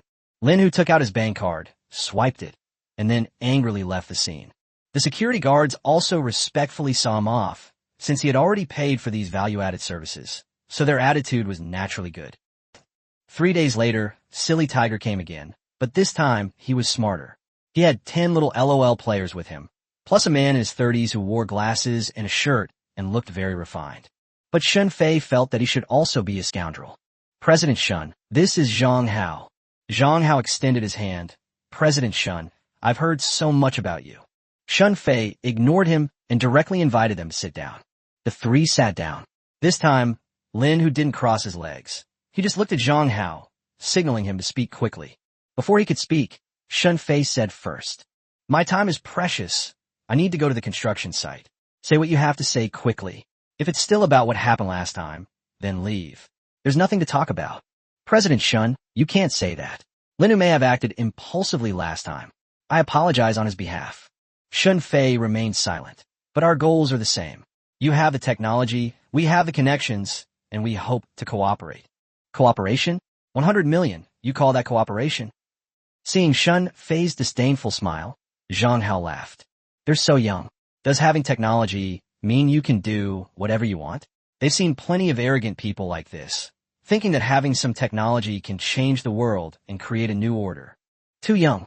Shun Fei in front of us is the same, but this kind of person is the easiest to deal with. The price is negotiable, but you need to understand one thing. He took a step forward and said, "No matter how important your skills are, someone still needs to use them. If nobody uses it, it's just a pile of papers, a pile of waste paper." Chapter 178 Forgiveness? Double opening. "Can you use it?" Zhang Hao nodded confidently, referring to the alliance of top-tier, second-generation rich kids. He couldn't guarantee anything else, but he could easily block 1 or 2 products, find some problems, and prevent them from being sold nationwide. That's no different from Zhang Fei eating bean sprouts. There's no problem at all. Able. It's not that I'm overconfident, but if we were really willing to take action, Transsion S2 could be removed from shelves nationwide within a week. Currently, sales mainly rely on the 3 major telecom operators. It's just a matter of making a phone call. Even though it's your physical store, you can always find some problems with taxes, fire safety, etc. For your company right now, suspending operations for a period of time would result in significant losses. With our relationship, these problems are no longer problems. You should know very well how to choose Mr. Shun. After saying that, he revealed a confident expression. After all, everyone here is smart, and there's no need to beat around the bush. Shun Fei looked at them intently for a while, then nodded silently, and smiled after a while. "Zhang Hao, right?" A smile appeared on Zhang Hao's face again, and he gestured for Lin, who to take out the contract. "We shouldn't have let that impulsive tiger come in the first place. President Shun is quite easy to talk to, and we're almost there. It's not as difficult as he makes it out to be. You speak more eloquently than Lin Hu." Lin Hu clenched his fists instantly, wanted to go up and argue, but Zhang Hao stopped him. He whispered in his ear, "The big picture is the most important thing." After stopping his incompetent teammate, he smiled and said, "Mr. Shun, you flatter me. I'm not praising you. I just want to remind you, you've made a mistake." "What error?" Shun faced it up and walked back to his desk. He turned around and looked down at them.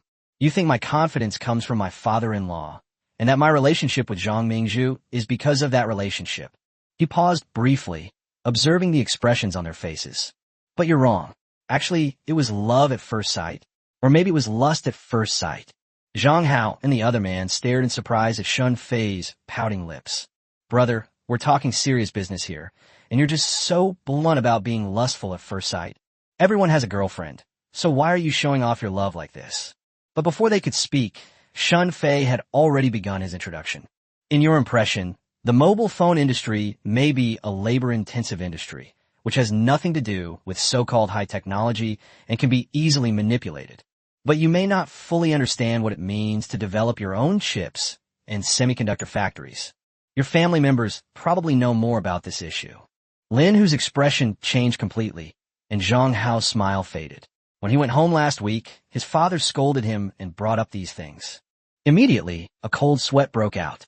Shun Fei sat down and took out 2 documents from the drawer, placing them on the table. "First, look up what 900 meters of mount time means. Then think about the power behind us, and who has the greater influence." Zhang Hao panicked slightly and checked his phone. "Taishan, 900 truly reflects their technology. This technology alone is enough to make it a key national enterprise. What they're doing is... Moreover, this key enterprise seems to be a bit different from the previous key enterprises. It's not like we haven't done this before, but this time, the more he looked, the more shocked he became." Zhang Hao's hand was also moving around unconsciously. It was as if he had not kicked an iron plate, but a steel plate. But at that moment, Shun Fei placed the document on the table in front of the 2 of them. And this one, see for yourself. Be careful. I have no other choice if you get it dirty. Zhang Hao tremblingly took the documents, his hands shaking as he slowly pulled out the file. But the first line of bold black text immediately terrified him. Military production qualification. He looked at Lin Hu in disbelief. This wasn't a steel plate, it was a missile. He only hoped that Shun Fei could be magnanimous and act as if they had never been there. But at this moment, he still harbored a sliver of hope. Military production qualifications, though generally unavailable to the average person, could be obtained if a company's technology was advanced enough. Perhaps this was something Zhang Shiqing or his teacher asked for him, to help him get through this crisis. But the following text completely shattered his illusions. His hands trembled as if he were ill, and he almost knelt down. Scope of permits. Automobiles, gas turbines, aircraft engines, rocket engines. Lin, who was initially curious about what Zhang Hao had seen, but his expression changed completely after he finished reading it. This is impossible. A typical qualification certificate cannot have such a wide scope of authorization. This document of yours is definitely forged, and this is a capital offense. Silly Tiger once again demonstrated the charm of a military commander. You know this is a capital offense. My life is still very exciting, and I don't need to mess around with you guys. As for its authenticity, checking the certificate shouldn't be difficult for you. Now you know what gives me confidence, right? The meeting room remained silent for more than 5 minutes. Zhang Hao's eyes darted around, trying to find a problem in the document. But there's no problem with the stamp, and there's nothing wrong with the text either. It's absolutely genuine. Zhang Hao put down the documents completely and began to slide smoothly onto his knees. Mr. Shun, we don't know about this. Isn't this like the flood washing away the Dragon King's temple? Lin Hu's entire demeanor changed instantly, and a fawning expression appeared on his face. President Shun, we're all family here. Why don't you just treat us like family and let it go? Seeing that Shun Fei did not answer, Zhang Hao straightened up and then knelt down smoothly. He knelt down physically, just kneeling there, his attitude very sincere. Mr. Shun, you decide how to resolve this matter. You can ask for money or shares in other companies, either way. Shun Fei looked at him, showing no interest in what he was saying. After all, what they got probably wasn't exactly clean either. So you're a sensible person? Get up. Zhang Hao sat back down in his chair, then gave a wry smile. It's no use not understanding. There are no more than 5 private companies nationwide that can get this kind of license. Each one. Before he could finish speaking, Shun Fei continued. There's more than one person behind each of these families. We've managed to get this much. Guess how much more we have? Zhang Hao and Lin Hu themselves didn't know how they left. Zhang Hao only knew that Shun Fei had nothing. Lu Mingyuan also started looking for people to find solution. But Shun Fei's counterattack was faster than expected. 3 days later, news came that Lin Hu's father, the head of a certain ministry, had been taken away for investigation by the disciplinary commission. Zhang Hao's father was expelled from the party and dismissed from public office. The real big boss, Lu Mingyuan's father, who was a top player aiming for the peak competition, was given a disciplinary talk and forced to retire to the second line ahead of schedule. Guangzhou, Transsion headquarters. Zhang Mingzhu delivered the internal notice to Shun Fei's desk. Xiaofei, what about Lu Mingyuan? The problem was solved much faster than I expected. However, these cancerous tumors finally paid the price. It's just a pity that Lu Mingyuan didn't get in. Those who have been harmed by them are truly pitiful. Shun Fei glanced at it and said, Mingzhu, their families have already paid the price, and sometimes it's a good thing not to go in. Think about it. Because of their shady actions, they ruined the most promising person in the entire family, and others will also be affected as a result. What do you think their internal reaction will be? That Zhang Mingzhu instantly understood that everyone was building up their own network of connections, and then using that connection to propel one person to the top. This can be described as a concerted effort by the entire family, and now, when the tree falls, the monkeys scatter. His new competitors will relentlessly attack them. Before, they could accept the loss of being outmatched, but now, they'll have to settle the score properly. Meanwhile, in Kyoto, Lu Mingyuan hadn't expected this. It was just a company, right? He could just take it. It wasn't the first time. How did they manage to cause such a huge incident, dragging the Lu family into the abyss? Chapter 179, Lu Mingyuan. I want to start a business. There are powerful figures behind Shun Fei. This is their consensus. But according to their investigation, he was just a minor deputy minister, nothing in comparison to them. They actually had a lot in common. When Shun Fei handed over his shares, they helped Zhang Shiqing advance his career. After all, there are too many problems that money can't solve. Once you reach a certain level of status, you've truly risen, and problems that were previously unsolvable can now be easily resolved. So, it's just a door-to-door visit. Why make such a mess of it? A few words went straight to the top, causing such an ugly situation. Lin Bang is under investigation, and the outcome is unlikely to be good. Zhang Chun has been expelled from the party and dismissed from public office. Even his father, Liu Jinbang, had lived half his life steadily and achieved excellent results. He had no problems and was the most promising to take another step forward. But now, not only has his promotion completely fallen through, but he has also been decided to step down early. Overnight, the Liu family plummeted from the top to the bottom. They went from being a top-tier family to a third-tier one, and it might take decades or even centuries for them to recover. His former cronies now wish they could stay as far away from him as possible. He really didn't understand why that transceiver technology was so important. Liu family ancestral hall. Liu Jinbang stood in front of the memorial tablet, while Liu Mingyuan knelt directly on the ground. The traitor. A roar shook Liu Mingyuan so much that he could only lower his head and not dare to utter a sound. Regardless of the reason, the result is out. He knows that he has not only ruined his father's life's work, but also the future of the entire Liu family. Just because you offended Shun Fei, you dragged the whole family down with you.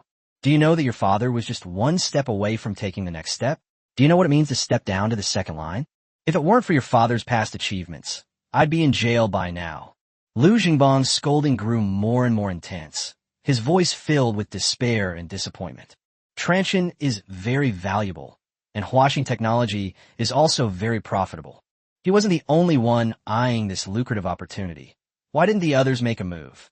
Do you know what Transsion's self-developed chip represents? It represents China's technological industry leaping from a backward state to an advanced level. This is the nation's only promising project. Countless eyes are watching it. Instead, you went straight to those two idiots and demanded shares from them. 100 million. Young Master Liu is really powerful.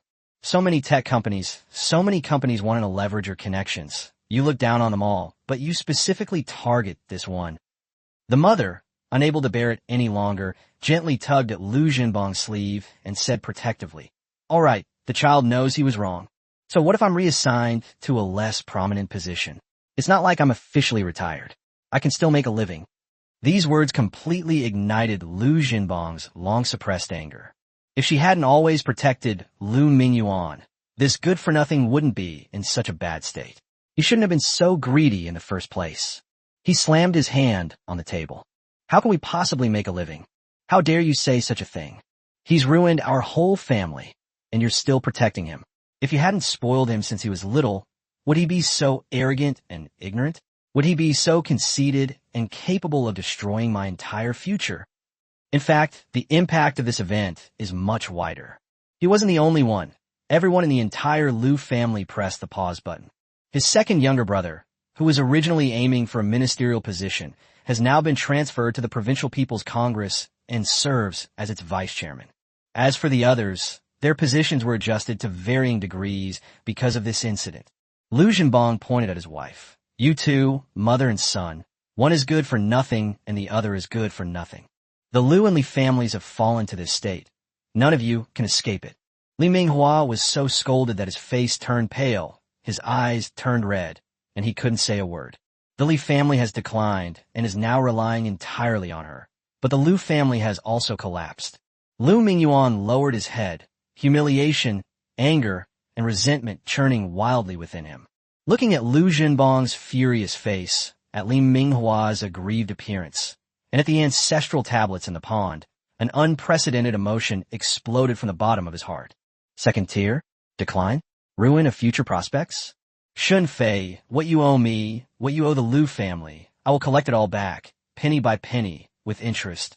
The humiliation we suffer today will be repaid 100-fold in the future. Just you wait. Liu Mingyuan absolutely cannot let the Liu family collapse like this. He wanted to start his own business. He wanted to start a business based on his own abilities and enter the mobile phone industry. He simply refused to believe that the entire international supply chain couldn't beat Transsion technology. After all, although the Liu family has collapsed, even a starved camel is bigger than a horse, and he can still come up with several hundred million yuan in reserve funds. On the other hand, Shan Fei didn't take him seriously, slightly irritated him, and continued with his other work. November 11th is a day when there is no concept of shopping festivals anymore. However, Shan Fei had Liu Qiangdong register for Double 11 and related marketing concepts in advance. So on this day, Shan Fei opened the Jingxi platform, and on the homepage, the poster of Transsion S2 occupied the largest position. Double 11 Shopping Festival, with billions in subsidies from the platform. Transsion S2 is now available with a massive 200 yuan discount, priced at only 3,799 yuan. The smaller print below states that a wired headset, power bank, and official tempered glass screen protector will be included as a gift. Below are Huawei Mate 2 and Honor Play. The subsidy program is being further strengthened, with the Mate series seeing price reductions of 300 to 500 yuan and the Honor Play starting at just 1,699 yuan. Shan Fei clicked in and took a look. Today alone, the sales volume of Transsion S2 series on the Jingxi platform has exceeded 35,000 units. This Singles Day shopping festival is basically a sure thing. Of course, this so-called shopping festival is essentially a promotional event, and it will inevitably be imitated by other competitors. Fortunately, he has already registered patents for the Double 11 Shopping Festival, the Double 11 New Year's Goods Festival, and even some of the text. He picked up his phone, smiled, and wondered how Lei Jun would respond. Kyoto Rice Company.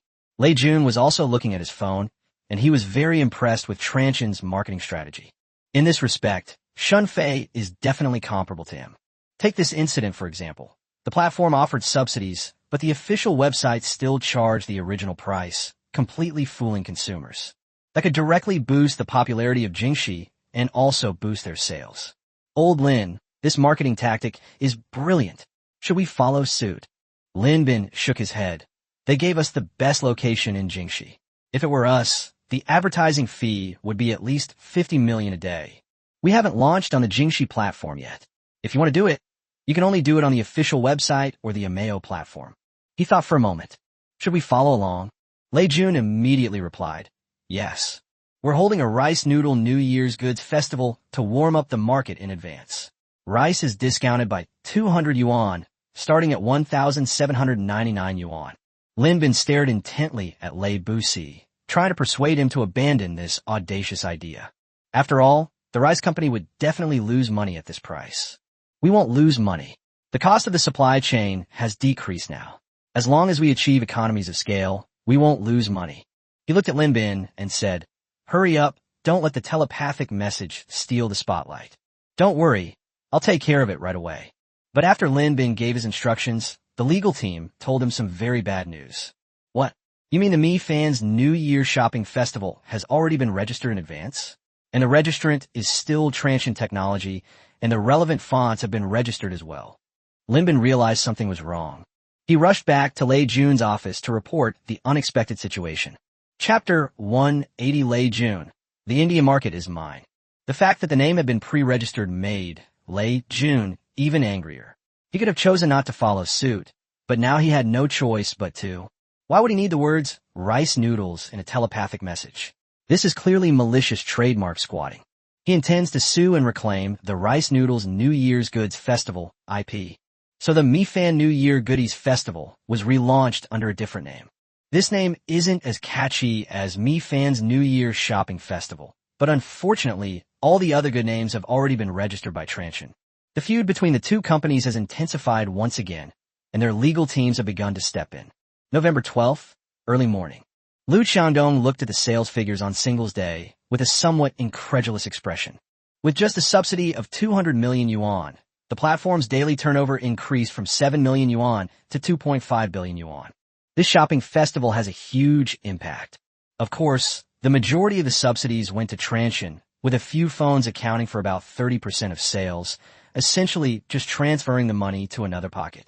Transsion S2, daily sales of 78,000 units. Honor Play, 145,000 units. Mate series, 56,000 units. Total, 279,000. He believed this data would definitely satisfy President Shun. Not long after the data was synchronized, Yudazue's Weibo account was updated on time. Sales figures for the Double 11 Chinese New Year Shopping Festival are out. Honor achieved the top spot across all platforms without any qualifier, with single-day sales of 145,000 units. Currently, the Honor Play 2, Honor Digital, and Play series are in preparation, and the world's first 28nm chip developed by HiSilicon Semiconductor will be launched. To save money, the Play series will skip the launch event and be directly available on the Chrysanthemum Factory Mall, with related offline stores also launching it simultaneously. We'll offer you the lowest price possible. It's definitely the cheapest smartphone this year. Those who are interested can keep an eye out. You definitely won't be disappointed. What about some of our competitors? Seeing that our results were indeed quite good, they started their own New Year's Goodies Festival. But they may have overlooked the fact that the Lunar New Year is still 2 months away. The accompanying image is an emoji, a panda head picking its nose. The comments section immediately became lively. Play series. Which model is the world's first to feature this chip? Releasing 3 phones at once. That's quite a big move. Lei Zong is being mocked again. As a fan of the show, Lazy Sheep's assistant, upon seeing Yudazue's Weibo post, also made a joke. Since the Play series is saving money, take my advice and just slightly change the mold of the Honor Play. Reduce the screen size, remove fast charging, and add 2 batteries. Price it under 1,000 yuan. Even with a 460p screen, it would be an absolute legend. Lazy guy, this configuration looks pretty good. If the MTK 6585 really sells for this price, then it's really a great deal. Oh no, Big Mouth liked it. Could it really be true? While all the fans were getting excited, Lei Jun responded with a comment. Whether it's a product festival or a shopping festival, the essence is to reduce prices and give benefits to fans. The first generation Mi series sold 158,000 units in a single day. It outsold some phones that were released earlier. It's clear that it doesn't perform well without carrier support. The comments section was buzzing again. It still has to be rice. One mobile phone almost knocked over their total volume. This is called 1 meter conveying 3 sounds. Indeed, everyone knows what a good product is. The enthusiasm of Xiaomi fans did not make Lei Jun happy. He was still worried about the Play series. Based on available information, this phone's core specifications are a stripped-down version of the Honor Play. With inferior specifications, the price will definitely be lower. It seems highly likely that the price would drop below 1,000 yuan. On the other side, Yudazue immediately joined the group. Our competitors are indeed selling well. We really can't do without the operators. After all, the number of products from the Pigeon King brand exceeded the number of products we were clearing out, which is truly something to celebrate. However, the Honor Play 2 will make a triumphant return. Lei Jun didn't reply. He was thinking about how much the Play series would be priced and whether it would steal his plans next time. He had never told anyone about the 100 yuan Miracle Machine plan, and he believed it was impossible. Their maximum price was 10.99. But at that moment, someone posted a screenshot. Lei Jun's Weibo post had said, "It's no worse than some mobile phones." It's already been deleted. Lei Jun has deleted his Weibo posts. Ha! Yudazue really lives up to his reputation as a little troll. He even managed to win this. We won. Guangzhou, Transsion headquarters. Shunfei looked at the sales figures from Singles Day with a smile on his face. If we hold on for a few more days during Singles Day, then the sales volume of Transsion S2 this month should break through the 7 million mark. If Transsion were to go public within 6 months and rely solely on the domestic market, it would essentially be a success. As for the American market, without the interference of fruit, sales are also very good, currently reaching 8.5 million, and are expected to break the 10 million mark before the end of the year. Huang Tianya said from the side, President Shun, Yudazue's mouth is really. Shunfei signed a report and put aside. Let him talk about promoting the new product. I reckon Lei Jun must be very anxious now. Huang Tianya nodded. The Honor Play pioneered the 1999 yuan price segment, opening up the mass market. The Play series kicked down the 1,000 yuan door, and now the mobile phone market is truly exciting. By the way, Mr. Shun, should we participate in the group buying war? This thing has a low technological content, and the cost of elimination is a bit high. Follow this list. Shunfei handed him a form. and Huang Tianya immediately understood. Although he has experience and can avoid risks, nothing beats the satisfaction of simply copying the answers.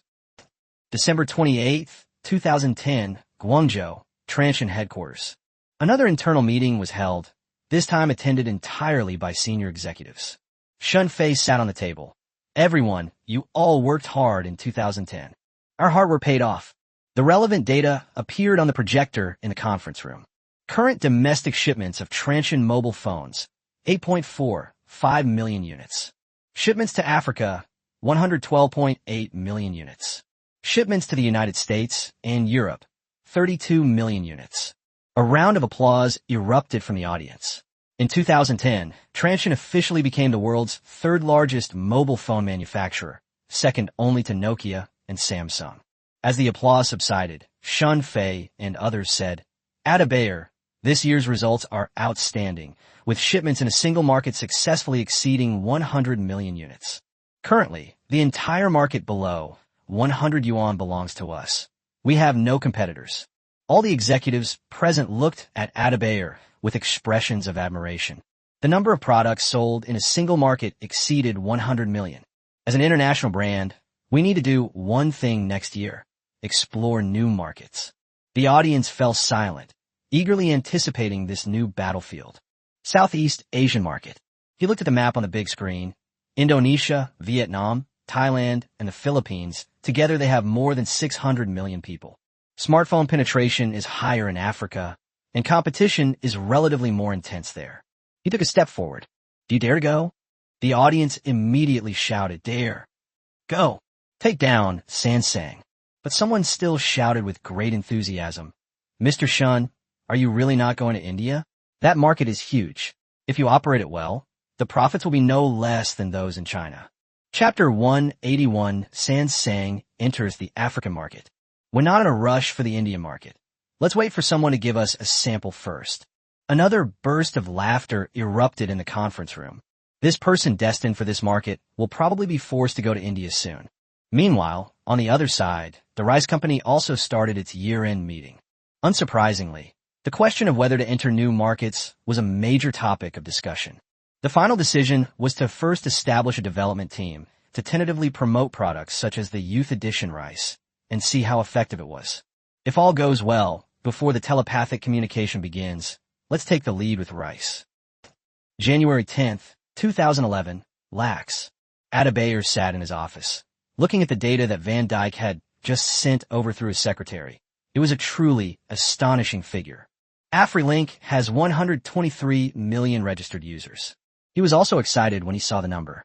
The African market has finally welcomed its first internet platform with over 100 million registered users.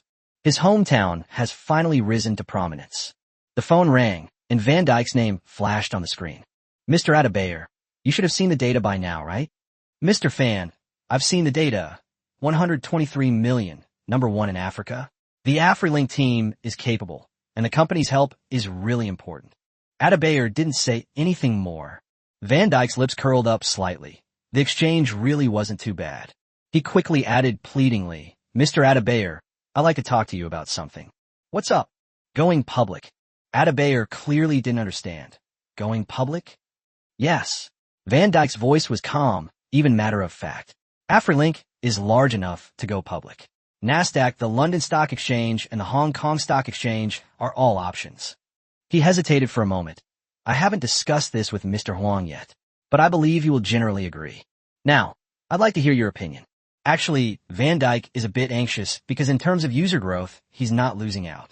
However, he bought in at a high price last year. Although the valuation was $10 billion, the discounted Penguin shares brought its actual value to around $12 billion. If we don't capitalize on the African gold rush to drive up the stock price, we'll only end up losing money. He was far from as relaxed as he appeared. "Mr. Van Dyke, after the company goes public, will it still belong to the people of Africa?" Atta Bayer hadn't forgotten how Van Dyke had persuaded him, so he asked him specifically. Van Dyke gave an awkward laugh. "Of course. We're only selling a small portion of our shares. We still have the majority. Going public is just a way to raise funds and grow bigger." "In that case, I believe Mr. Huang will agree," Van Dyke said, Of course, but please ask Mr. Adebayo to let Mr. Huang know. I'll go prepare the materials now. After hanging up the phone, Adebayo put the phone aside. His acting skills are getting better and better. It's just software. The software was abandoned the moment the shares were handed over. Currently, Huaxin Investment only holds 21% of the shares in AfriLink. The remainder has been exchanged for the core technologies needed by Transsion Technology. AfriLink may be a new gold mine for proving himself in Van Dyke's eyes, but in Huang Tianya's eyes, it is nothing more than a capital trap. As Van Dyke said, Huang Tianya would definitely agree to the listing. After all, they can still harvest another batch of Ute, a metaphor for retail investors, a metaphor for exploiting consumers. On January 15th, Time magazine's Africa edition was published. Cover star, Adebayo. Title, The King of the African Mobile Phone Market, From Street Vendor to Billionaire. The article states that just a few years ago, he was a street vendor selling second-hand mobile phones. Now, he runs Africa's largest mobile phone company and is a guest of honor in various countries. It is a symbol of the African dream and a model of the integration of Chinese capital with the strength of Africa itself. This magazine thrilled Adebayo. He immediately shared the good news with his family and Shenyang Aircraft Corporation. But on the other side, AfriLink founder Said angrily slammed his fist on the table. How could a wage earner like him repeatedly appear on the cover of Time magazine? In an effort to propel AfriLink's market capitalization to new heights, he and Van Dyke specifically sought out someone to feature him on the cover of Time magazine, only to have Van Dyke appear on the cover instead. How can a lackey of a Chinese person, a professional manager with a fixed salary, support a billionaire? What makes you think you could surpass him? Why have they been featured in Time magazine time and time again? Go public. We must go public. However, he needs to lie low for a while longer before going public. After that, he can sell off some of the 21% stake in Huaxin. Only then will he be truly free. Only then can he truly shed the label of African sinner. February 1st, Korea, Seoul. In a chairman's office of Samsung Electronics, Lee Jian-hee looked at the report in his hand and was also very shocked. It's incredible that such a desolate place like Africa could unleash such enormous potential. What shocked him even more was that in just 2 years, their market share in Africa had dropped to 8%. The drop from 20% to 8% is causing him some concern. He put down the report and looked across at the other side. President Shui, how are the preparations for the Africa division going? President Kui nodded confidently. He was very confident that Transsion's market share of around 70% was due to Samsung's failure to seize market share in their low-price competition. As for those so-called technologies, they're useless, just fancy stuff, and far less important than a standard. As long as the powerful Samsung takes this seriously, they will surely crumble. President, everything is ready. The team consists of 50 people with a budget of $300 million and will officially launch next month. Lee Jian-hee nodded. He looked at the report. The high-end market accounted for 78%, which is a further step forward compared to the report before the Lunar New Year. The price range in the low-end market has increased from below 100 yuan to 150 yuan. Transsion's T1, Power Max, and Power 2 Max have completely swallowed up the lower-tier market. This competitor is not to be underestimated. We're going to Africa to take back the market, and we can do whatever it takes in the process. Remember, it's all about the means. President Shui nodded. He understood what presidently meant. Making empty promises. They give what Huaxing dares to give, and they even dare to give what Huaxing dares not give. On February 15th, 2011, Lux, Samsung's Africa business division was officially established. Instead of choosing a location next to Transsion Technologies, the office was located in the most expensive office building on Victoria Island. They didn't come here to compete with Transsion. They came to deliver a devastating blow. With a brand name and a dedicated team, reclaiming the high-end market is a piece of cake. After all, that's what wealthy people want. On the day of the opening, President Shui personally attended the event. He looked at the audience, who had come specifically to hear from him. Samsung is the world's #1 mobile phone brand. With our arrival, the African market will be different. A few rounds of applause rang out from the audience. He looked at the excited distributors and said, Transsion's products are indeed good, but they don't know how to share them. Those who try to enjoy life alone are destined to go nowhere. We welcome franchisees. Anyone willing to invest can become our agent. As long as you become an agent, we're all one family.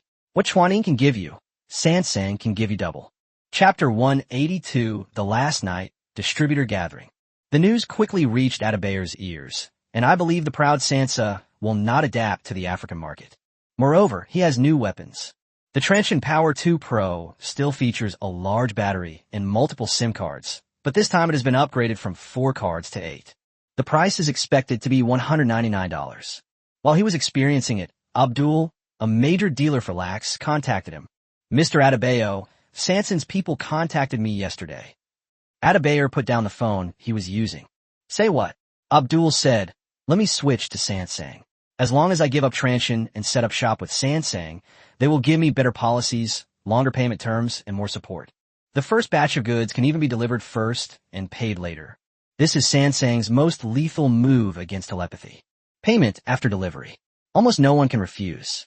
Transsion mainly relies on its own channels in Africa, with distributors playing a supporting role. They could have had a bowl of soup, but as Transsion's market share grew and a number of its self-operated stores increased, the distributors' lives became increasingly difficult. A world-renowned corporation suddenly appeared here. Then, addressing these struggling distributors, he said, my product is very similar to Transsion, and the brand is even more famous. Most importantly, we can pay in advance and then deliver the goods. Unsurprisingly, some distributors with only a few stores have completely changed their identities. Abdul was also a little hesitant at this moment. The conditions were good, but he felt that the final outcome of Sansang's special operation would not be good. He wanted to demonstrate his loyalty. After all, what seemed like a crisis might actually be the biggest opportunity. He might even be able to seize some of the vacant market share. How do you say? Abdul laughed when he saw that Adebayo didn't take Sansang seriously.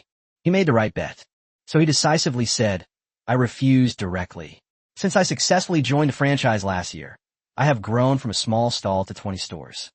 Mr. Adebayo has never treated me unfairly. He hesitated for a moment. But as for the others, I'm not sure. Seeing Abdul trying to sow discord among the others, Adebayo smiled. He was a smart man. Looks like he's read a lot of military books. That afternoon, Adebayo convened a meeting with all dealers. The people arrived very quickly. The conference room was filled with dozens of people from Lax, Kano, and Abuja. Adebayo stood at the front, looking at these familiar faces, without offering any criticism. I heard that Sansang's people have found you and offered you some very good terms. Nobody said anything, but everyone's expressions were different, much like the world-famous painting, The Last Supper. Some of those who had already signed were even looking into the distance rather awkwardly, as if afraid that Adebayo would see them. This self-deceiving scene actually made Adebayo laugh. Don't say anything. I know they've been looking for them. He walked over to Abdul and patted him gently. This immediately drew the attention of those around him, who stared at him in disbelief. There's a mole. Although this matter cannot be kept secret, an insider can significantly accelerate the process. Today is indeed a day for reckoning. Abdul has already told me what Sansang talked to you about. He told me everything, but he refused. Adebayo looked at everyone, whose expressions were all different. Some of those who were still hesitant were now a little flustered. I don't know what you're thinking. You're all long-time distributors, and we've never pressured you to be exclusive distributors of a brand, so this is just a very relaxed exchange. Feel free to speak your mind. Upon hearing this, a dealer named Musa stood up. Mr. Adebayo, the conditions offered by Sanson are indeed better than yours. Adebayo looked at him. What's so good about it? Musa said, the booking period has been extended from 30 days to 60 days. The rebate has increased from 3% to 8%, and there are also advertising subsidies.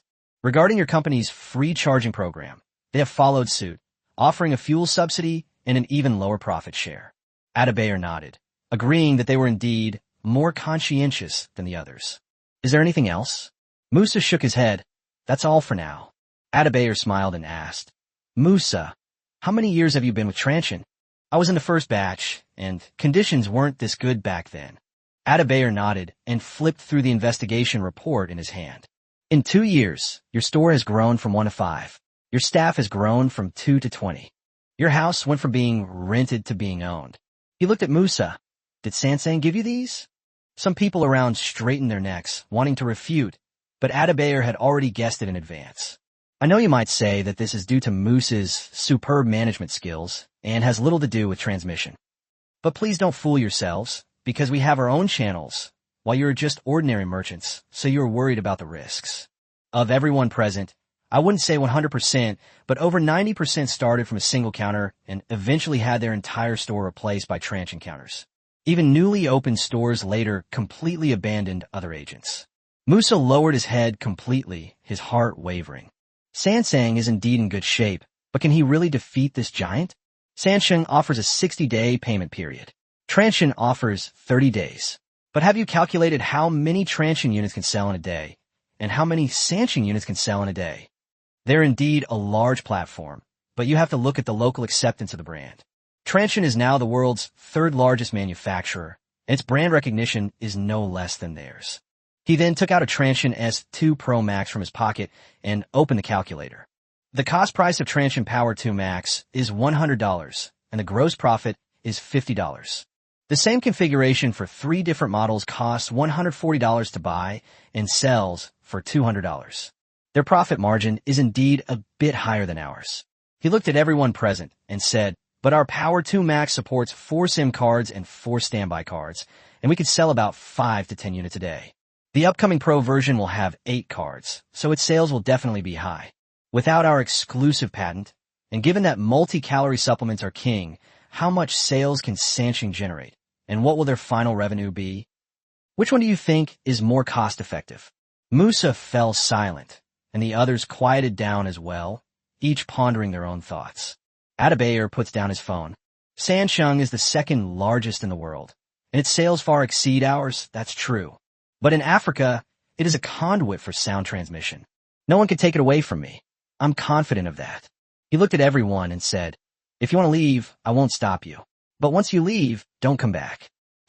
Adabayer's words did indeed play an important role, but many people still insist that the bigger the waves, the more expensive the fish. Sansheng, an international brand, can't even beat a Chinese knockoff factory? That's an international joke. They've chosen to go down a dead-end path. He gave up Transient and joined Sansang. After Adabayer's meeting, Sansang's rebate was raised again, while the selling price and purchase price were also lowered. They even launched new exclusive benefits. Chapter 183, Unexpected Situation, Supply Chain Crisis. The new benefit is that Sansang has also launched a top salesperson rebate policy. If sales exceed 20,000 units, customers can receive a sales rebate of up to 20% for a period of 1 year.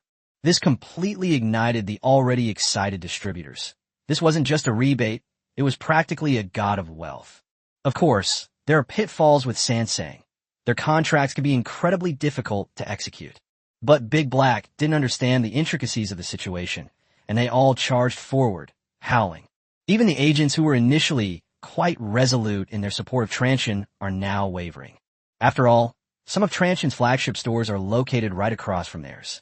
The answer to whether to choose the official flagship store or an authorized store is quite clear. Seeing that Sansang could earn money by receiving subsidies, Chuaning practically treated them like black slaves. Which one to choose? The answer seems quite clear. At the same time, Adabayer also announced new policies. All dealers who achieve their annual targets will receive an additional Mercedes-Benz as a year-end bonus. There is no limit to the quantity. As long as the sales target is met, you can receive it. Some people have done the math. A Mercedes costs at least $30,000. Based on an annual income of $50,000, that's equivalent to a 60% increase. This seems to be more sincere than what Sansang has shown. 2 weeks later, at Sansang's Africa division, President Chui, who had just flown in, looked at the data with a grim expression. What are these useless people good for? Sales were surprisingly low. Even products specifically designed for Africa couldn't outsell Transient. Is that big logo really inferior to Transient? Despite a mere 1 percentage point increase in market share, Sansheng lost $30 million in just over 2 weeks. After giving the person in charge another lecture, he picked up the phone and called headquarters. President, things in Africa seem to be more difficult than we expected. He then gave a detailed report to headquarters about Transient's thuggish advertising and ground promotion team, as well as the importance of app hijacking, beautification, and multi-SIM card support. The core idea is simple. If you can't win, either admit defeat and run away. The person on the other end of the phone thought for a long time before saying, let's retreat first. President Choi was stunned. He thought Li Jianhe would give him a good scolding, but he didn't expect the other party to be so decisive. Retreat. Withdraw. Come back and re-examine the situation. There's no simple reason why they can sell so many phones in Africa. Fighting them now is just throwing money away. We have money, but we're not stupid. Li Jianhe was also very clear that there was no need to gamble with his pride. If they continue fighting, the money lost could be used to thoroughly investigate transmission. Knowing yourself and your enemy is the key to defeating them. There's no need to act impulsively out of anger. Guangzhou, Transmission Building. Adebayor called via video, a smile on his face indicating a partial victory. President Shun Sansang has been withdrawn. Xin Fei is reviewing documents regarding future plans for the Africa market. It is also the location for the fourth factory in Africa, and various countries are currently vying for it. Although the method of transmitting information is a bit forceful, it involves deploying a security team of 500 to 1,000 people in the factory, which constitutes a destabilizing factor in the local area. But the management is also very standardized, and salaries are paid on time, which is definitely beneficial to the region's development. Moreover, once the communication channels are established, other Chinese businessmen will soon come to invest. Transsion's factory reputation is well known. After all, it's stable. In the race to secure factories, every region has gone crazy, from initially helping to level the land to now offering direct tax exemptions. As long as a factory is built, it can be exempted from taxation with no time limit. In some places, they even provide specialized equipment to the security teams, which goes beyond simply issuing certificates. After reading the preliminary report, Shun Fei finally raised his head. They withdrew. Adebayo nodded approvingly when he saw that his boss had finished his work. In the past week or two, their offensive has been fierce, but they are selling at a complete loss. They lost at least $40 million during this period. If it can't even withstand such a small amount, it feels like the problem is not that simple. Adebayor nodded affirmatively. According to the military texts he had read, this was likely a sign of weakness from the enemy. After all, as a world-class mobile phone brand with a market value of trillions, how could Samsung possibly run away just because of small loss? President Shun, I feel that they are just making a strategic retreat and adjusting their team. They will probably come back even more aggressively next time. What do we do now? Xin Fei thought for a moment, but did not answer the question. I was just looking at the factory, and I found a problem. What's the problem? Our security team's defense seems to be a bit behind. I happen to have an uncle who had some outdated equipment that he sold to me at a low price. It should arrive next month, so remember to pick it up then. As for development, we'll deal with whatever comes our way. They pose no real threat. They can't compete with us on product quality alone, and they're even less likely to beat us with their aggressive tactics. Those distributors are left to fend for themselves. Adebayor nodded. Xin Fei looked at him again and said, You are an old hand at telepathy and also my absolute confidant. How you operate in the Africa market is up to you. Adebayor nodded excitedly again. A man will die for one who understands him. What kind of equipment will the security team get? That's something to be really curious about. After hanging up the phone, Adebayor got busy again. He was going to inspect the site for the fourth factory. But on March 11th, in Japan, at 2:46 p.m., a magnitude 9.0 earthquake struck 130 kilometers east of a peninsula in the Miyako district of Japan. It also triggered a tsunami. Xin Fei was in a meeting at the mobile phone project department when the door to the conference room was suddenly pushed open and Lu Feng's secretary rushed in. President Shun, a major earthquake has struck Japan. Chaos erupted in the meeting room as everyone stared at Li Nan in shock. How serious is it? Magnitude 9.0. The tsunami has arrived. Sony Sensor Factory is in Miyagi, right near the epicenter. Li Nan's tone was very urgent. Although earthquakes are common in Japan, and many Japanese people are used to them, a magnitude 9.0 earthquake is one of the largest and most devastating earthquakes in human history. In short, this earthquake was powerful enough to shake the entire Japanese archipelago and trigger a devastating tsunami. The entire semiconductor industry will come to a standstill. At this moment, Lu Feng also came over in a panic. I just contacted the person in charge there. The factory was severely damaged, and all production lines have been shut down. Recovery time is at least 3 months. Without thinking, Shun Fei blurted out, Where are they? Who is it? Employees. Do we have any employees who have been seconded to be stationed there? Lu Fong paused for a moment, then suddenly slapped her thigh and stammered. I haven't asked yet. The entire conference room became tense. At this critical moment, Li Nan suddenly said, there shouldn't be any. After all, President Shin emphasized last month that we might be seen as a thorn in the side by the United States, and that all departments should not send employees abroad. So marketing personnel in Japan and the United States all found local companies to collaborate with. It's good that everyone's all right. We'll talk about the rest later. Everyone in the conference room breathed a sigh of relief. A massive earthquake struck Japan. It was a natural disaster. They couldn't change it, but thankfully their employees were unharmed. We can just donate some origami cranes to them later. As for why we don't donate supplies, well, Japan has done this quite a bit before. After giving everyone a brief respite, Shun Fei spoke again. Okay, let's resume the meeting. Huang Tianya's expression also changed. Our inventory. Chapter 184 Earthquake Chain Reaction. There's absolutely no problem with our inventory, said Wang Shangzhong, head of the Black Technology Dismantling Center, with a confident expression. For others, this major earthquake was an absolute crisis, but for Transsion, it was a double celebration of soaring profits and sales. Upstream manufacturers are reaping profits worldwide, so why shouldn't Transsion be allowed to do the same? Currently, we still have 180 million recycled chips of various types, and the screen factory will soon be put into production. With these hidden supply chains, we're almost like Sansheng, unaffected by the market, and can even make a fortune from it.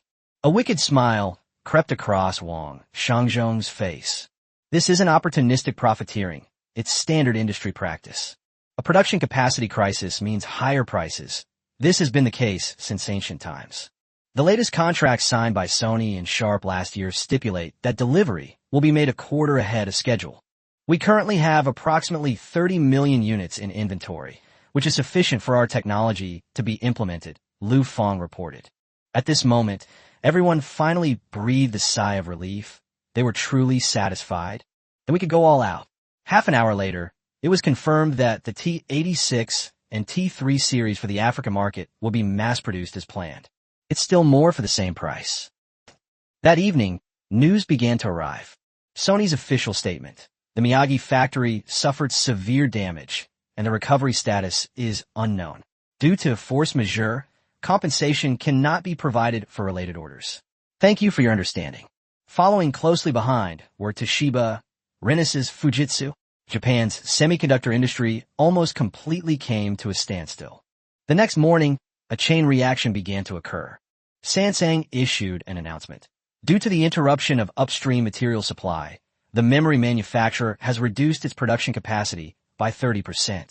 The sensor factory suffered even greater losses and is currently undergoing technological upgrades, with an expected production halt of 6 months. Micron follows suit. Memory chip production capacity reduced by 30%. Elpida, production capacity reduced by 25%. In less than a week, DRAM prices surged by 30%, and NARD flash memory prices surged by 25%. The price of LPDR2 RAM and eMMC 4.3 storage has skyrocketed by 35%, leading to a cutthroat competition in the mobile phone market. The price of a large version of RAM plus RAM has exceeded the price of the chip itself, which is unheard of in the industry. Large companies in the fruit industry still have some bargaining power, but for small companies, this is a devastating blow. Kyoto Rice Company. Lei Jun stared at the latest price list on the screen, his brow furrowed for half an hour, unable to relax for a long time. Lin Bin, standing to the side, was also getting a little anxious. The price increase is too fast, too drastic. It happened faster than any of them could have imagined. 1 gigabyte of LPDR2 was $3.60 before the earthquake, and now it's $4.90. That's a 35% increase. Lei Jun remained silent. This was truly a sudden and devastating blow. Lin Bin continued. The BOM cost of our first-generation rice and rice ones alone is $500,000 more for memory alone. At an extra $3 per unit, 10 million units would amount to $30 million. After watching for a long time, Lei Jun finally sighed. What did the suppliers say? Everyone's scrambling. HTC, Lenovo, ZTE, they're all buying up stock. We're still the smallest supplier. We can't even get in line right now. Lei Jun closed his eyes. The Dami 1S was released last December, with a planned shipment of 6 million units by April this year. However, due to supply chain issues, only 2 million units were actually shipped. Now, due to rising costs, the end of life? This goal is completely hopeless. As for the planned Redmi series, which aims to disrupt the low-end market with a price of around 100 yuan, given the current market conditions, let's put on hold for now. Forget about disrupting the market now. Rice will only die faster. Why not position Redmi as a premium brand? After all, Redmi is red, which naturally aligns with premium attributes. Will Rice continue to prioritize cost-effectiveness? But he soon returned to reality, and the cost weighed on him like a huge wall. After all, rising supply chain costs are a problem he has to face. If phone prices rise, users definitely won't buy them. But if they don't raise prices, they'll be selling at a loss. Right now, they can only sell off their existing chip inventory. As for the rest, they'll just have to wait and see. Brother Lin, how much is left in the warehouse? Linbin gave a wry smile. It's only enough for a little over a month right now. In order to minimize costs, the Rice company signs all contracts for 1 month and does not place long-term orders. Regardless of the type of part, the inventory is extremely limited. Originally intended to reduce costs, the cost has now skyrocketed, resulting in a significant loss for the company. On the other side, in South Korea, there's Samsung Electronics. Several people are looking at reports in the conference room. President, the prices of memory chips, such as DRAM and LPDDR2, have all increased by 30%, and the prices of mid to high-end lenses have officially increased by 40%. We've made a killing. It was thanks to the chairman's effective leadership that he announced the technology upgrade and cut some production capacity at the first opportunity, which further increased market anxiety and directly drove up prices. This meal was absolutely delicious, so juicy and flavorful. What are you saying? This is clearly a technical adjustment forced upon us by the constraints imposed by upstream suppliers. We must strengthen our independent research and development in the future. Without a complete industrial chain, one will be subject to checks and balances from others. Upon hearing Li Yihai's words, everyone else gave him a thumbs up. No wonder he's in her D. He's got real culture. Li Jianxi nodded, but as he looked at the report in his hand, he discovered a blind spot. Everyone is placing more orders, but the one who caused him to suffer losses in Africa is nowhere to be seen. What about the other end of the communication? There's still no news. Their partner, Huawei, hasn't placed any additional orders either. That's strange. Li Jianxi frowned as well. Neither of the two largest companies in China had placed additional orders. He looked at 2 more companies. Their previous orders were indeed very large, but their corresponding inventory had all been used up. Especially for those low-end lenses, storage, screens, it's time to increase orders. But why? Their inventory probably won't last long. They can ship 2 million smartphones per month in the African market, which requires at least 3 million image sensors and 5 million storage units. Mr. Li, don't worry, they won't last long. Wait for them to come begging to us, Li Jianxi said. The person next to him laughed and chimed in. At that time, the price won't just be a matter of 30%. Li Jianxi did not smile. Before the contract was finalized, all of this was just wishful thinking on their part. He always felt that there was something strange about this company, as the parts they ordered did not match their sales volume at all. They must have other aliases. But no matter what, such a large order must be able to be traced back to its source. At that point, the advantage will be in Sansang's hands. And seizing that advantage means it's not just the price, there are other conditions as well. Li Jian, he turned around. It's a very shameful thing that the great Samson lost in the African market. It's time for us to wash away this shame with blood. Guangzhou, Transsion headquarters. Huang Tianya pushed open the door and came in, his expression a little strange. Mr. Shun, if we really donate according to this amount, isn't it a bit inappropriate under these circumstances? After hesitating for a long time, Huang Tianya finally said, Isn't this a bit inappropriate? Chapter 185, Take Advantage of the Chaos. Share a cup with me.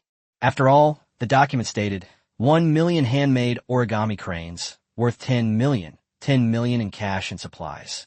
What's inappropriate about it? Origami cranes are their tradition, and they donated quite a lot in 2008.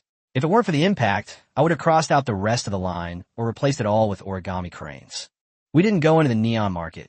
The donation was humanitarian, and they can accept it or not. It's up to them. Huang Tianya thought it made sense. In Japan, whenever other countries experienced war, earthquakes, or fires, they would send boxes of origami cranes.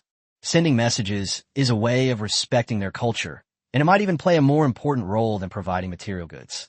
After all, spiritual civilization is the most important thing.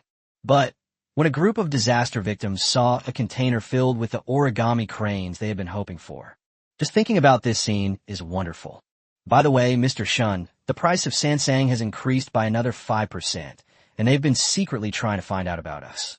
But there's been absolutely no overt activity. Shun Fei stood up and walked to Huang Tianya's side. Of course, there's no movement. He poured himself a cup of tea. Huang Tianya immediately took the teapot. They probably think we'll beg them. Then they can exploit us even more effectively. They're not so magnanimous about losses in the African market. Shun Fei looked at him with a smile. So do you think we should go and beg them? Huang Tianyang was clearly taken aback for a moment, then said with the same mischievous grin. Why go? We have a trump card. We have no shortage of parts for feature phones, and we can produce all the core components for smartphones. Since Bird became a sub-brand of Transsion, the price of used mobile phones has returned to normal, with a trade-in price of 20 yuan per phone. Thanks to its excellent reputation, Transsion has basically taken over the entire domestic used mobile phone processing business. Furthermore, the high-tech dismantling center has undergone a technological upgrade, and now can process not only old mobile phones but also old computers, and its production capacity has also been upgraded. Last year, 90 million discarded mobile phones were disposed of directly. In order to maintain production capacity, they even imported a batch from abroad. Inventory is tight. Samsung should probably keep dreaming. On April 1st, Adebayo stood in the warehouse of Transsion's factory in Nigeria.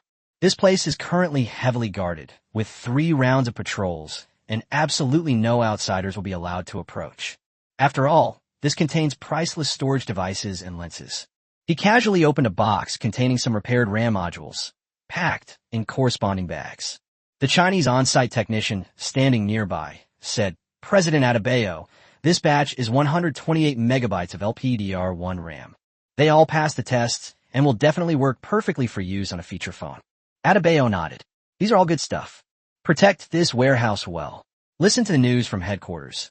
The storage and camera scores have increased. Yes, sir. Storage has increased by another 10% compared to yesterday, and has doubled compared to last year. Other parts are also seeing price increases across the board. The current reaction from mobile phone manufacturers is that everything is going up in price. If the production line stops, there's nothing to sell. But if the production line keeps running, the losses will be even greater. Now, everyone has started to downgrade their equipment.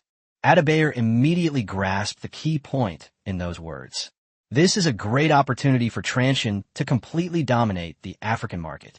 Hopefully they will continue to raise prices. Then Transsion can expand from China to Africa and eventually conquer the whole world. Kimchi Country, Sansang Electronics. As Li Jinshi looked at the report, his expression grew increasingly grim, his face filled with disbelief. Is Transsion still lowering prices in Africa and China? The person next to him nodded. Chairman, not only did they not raise prices, but they actually reduced them by 5% in the African market and 10% in the Chinese market. When Li Jian saw the report, he was a little skeptical, since he had already increased the cost of storage, lenses, and screens by 1.5 times. Not only did they not take the opportunity to raise prices, but they also proactively lowered them? You mean a month has passed, and they still haven't used up their inventory? Mr. Li, don't worry, it should be done soon. After all, they recently added refurbished phones to their business in China, which are 20% cheaper than new phones. These phones were supposedly recovered through a trade-in program and have all undergone factory processing, making them virtually indistinguishable from new ones. It also comes with a 1-year official warranty. Li Jian, he finally heard the news he wanted to hear. That's more like it. He and other suppliers have all reduced their production capacity. So how could anyone have so much inventory? If we don't increase our orders, do we still respect Newton? The fact that refurbished machines were being put on the shelves proved that their inventory was indeed problematic, and the opportunity to reap the rewards had finally arrived. In that case, let's issue another announcement. Due to the continued shortage of raw materials, Samsung will once again shut down some production lines in some factories. Clear. The chain reaction quickly occurred again, with Micron and Elpida joining the fray, causing flash memory and RAM prices to rise once more. This, in turn, allowed Sinuan Technology to reap the benefits once again. Shenzhen, Huiqiangbai. At a warehouse of Sinuan Technology, a long queue had already formed before the door was even opened. As soon as the staff started setting up the temporary counters, a group of second-hand dealers rushed over, yelling excitedly, "Do you have flash memory in stock? Get out of the way. Don't you know how to line up?" The security guards kicked those who cut in line out. About 5 minutes later, the temporary counter was finally set up. It was filled with all sorts of stock parts: memory, flash memory, screen, battery, camera. Regardless of the product category, the price is 20% lower than the market price. A middleman finally got to the front of the line. "Boss, how much 128 megabytes and 256 megabytes LPDR storage do you have left?" The teller didn't even look up, and the people behind her started chuckling. Yet another person, utterly ignorant and arrogant, actually dared to try and probe Sinuan Technology's inventory with the 3 melons and dates in his pocket. "How much do you want?" 10,000 of each. The teller took out a calculator and pressed a button.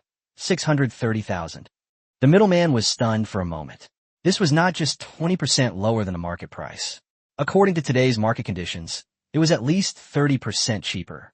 Sure enough, there were more opportunities in the South. So cheap. The teller, seeing him, showed no intention of persuading him. "Do you want it or not? If not, you'll have to wait in the back." The middleman gritted his teeth. "Yes, 20,000 of each." He picked up his bank card and paid a total of 1.2 million. The teller gave me a discount of tens of thousands of yuan. After confirming receipt of payment, the invoice was issued. "Go to the warehouse in the back to pick up the goods." The middleman squeezed out with his order slip, and then people surged forward from outside. Without exception, these people's eyes were filled with greed. Sinuan Technology is practically giving away money. We have to copy them, even if it means selling our houses and cars. Fueled by this atmosphere, those who originally intended to buy 20,000 pieces increased their orders to 50,000 or even 100,000. The teller didn't stop them. They're all adults and have to pay the price for their actions. Besides, Sansang probably won't increase production capacity in the short term. As long as they don't keep hoarding goods, they shouldn't need to cosplay as aerial acrobats. Chapter 186, 800 yuan makes a difference. Guangzhou, Transsion headquarters. Li Qing, holding the sales data, knocked on the office door. "Mr. Shun, Sinuan Technology has produced 8 million memory chips, 5 million flash memory chips, and 3 million screens in the past few days. More than 4 million surveillance cameras." Shun Fei looked up and nodded. "Has the money been recovered?" Li Qing placed a ledger in front of Shun Fei. "Cash or bank transfer. Payment first, then delivery. Not a penny less, just the tax hasn't been paid yet." Shun Fei raised his head, thinking that although he had a powerful background, he shouldn't try to play tricks on this. If someone gets hold of something against you, then it's not worth the loss. The books must be kept clean. Not a penny of taxes should be missed. Li Qing nudda, understood. Taxes are unavoidable, but the cost of these chips will likely give the finance department a headache. Fortunately, it wasn't the first time, so they should be used to it by now. Seeing Shun Fei busy at work, she paused for a moment to make sure she had finished her work before speaking. "President Shun, Sansang is starting to get anxious.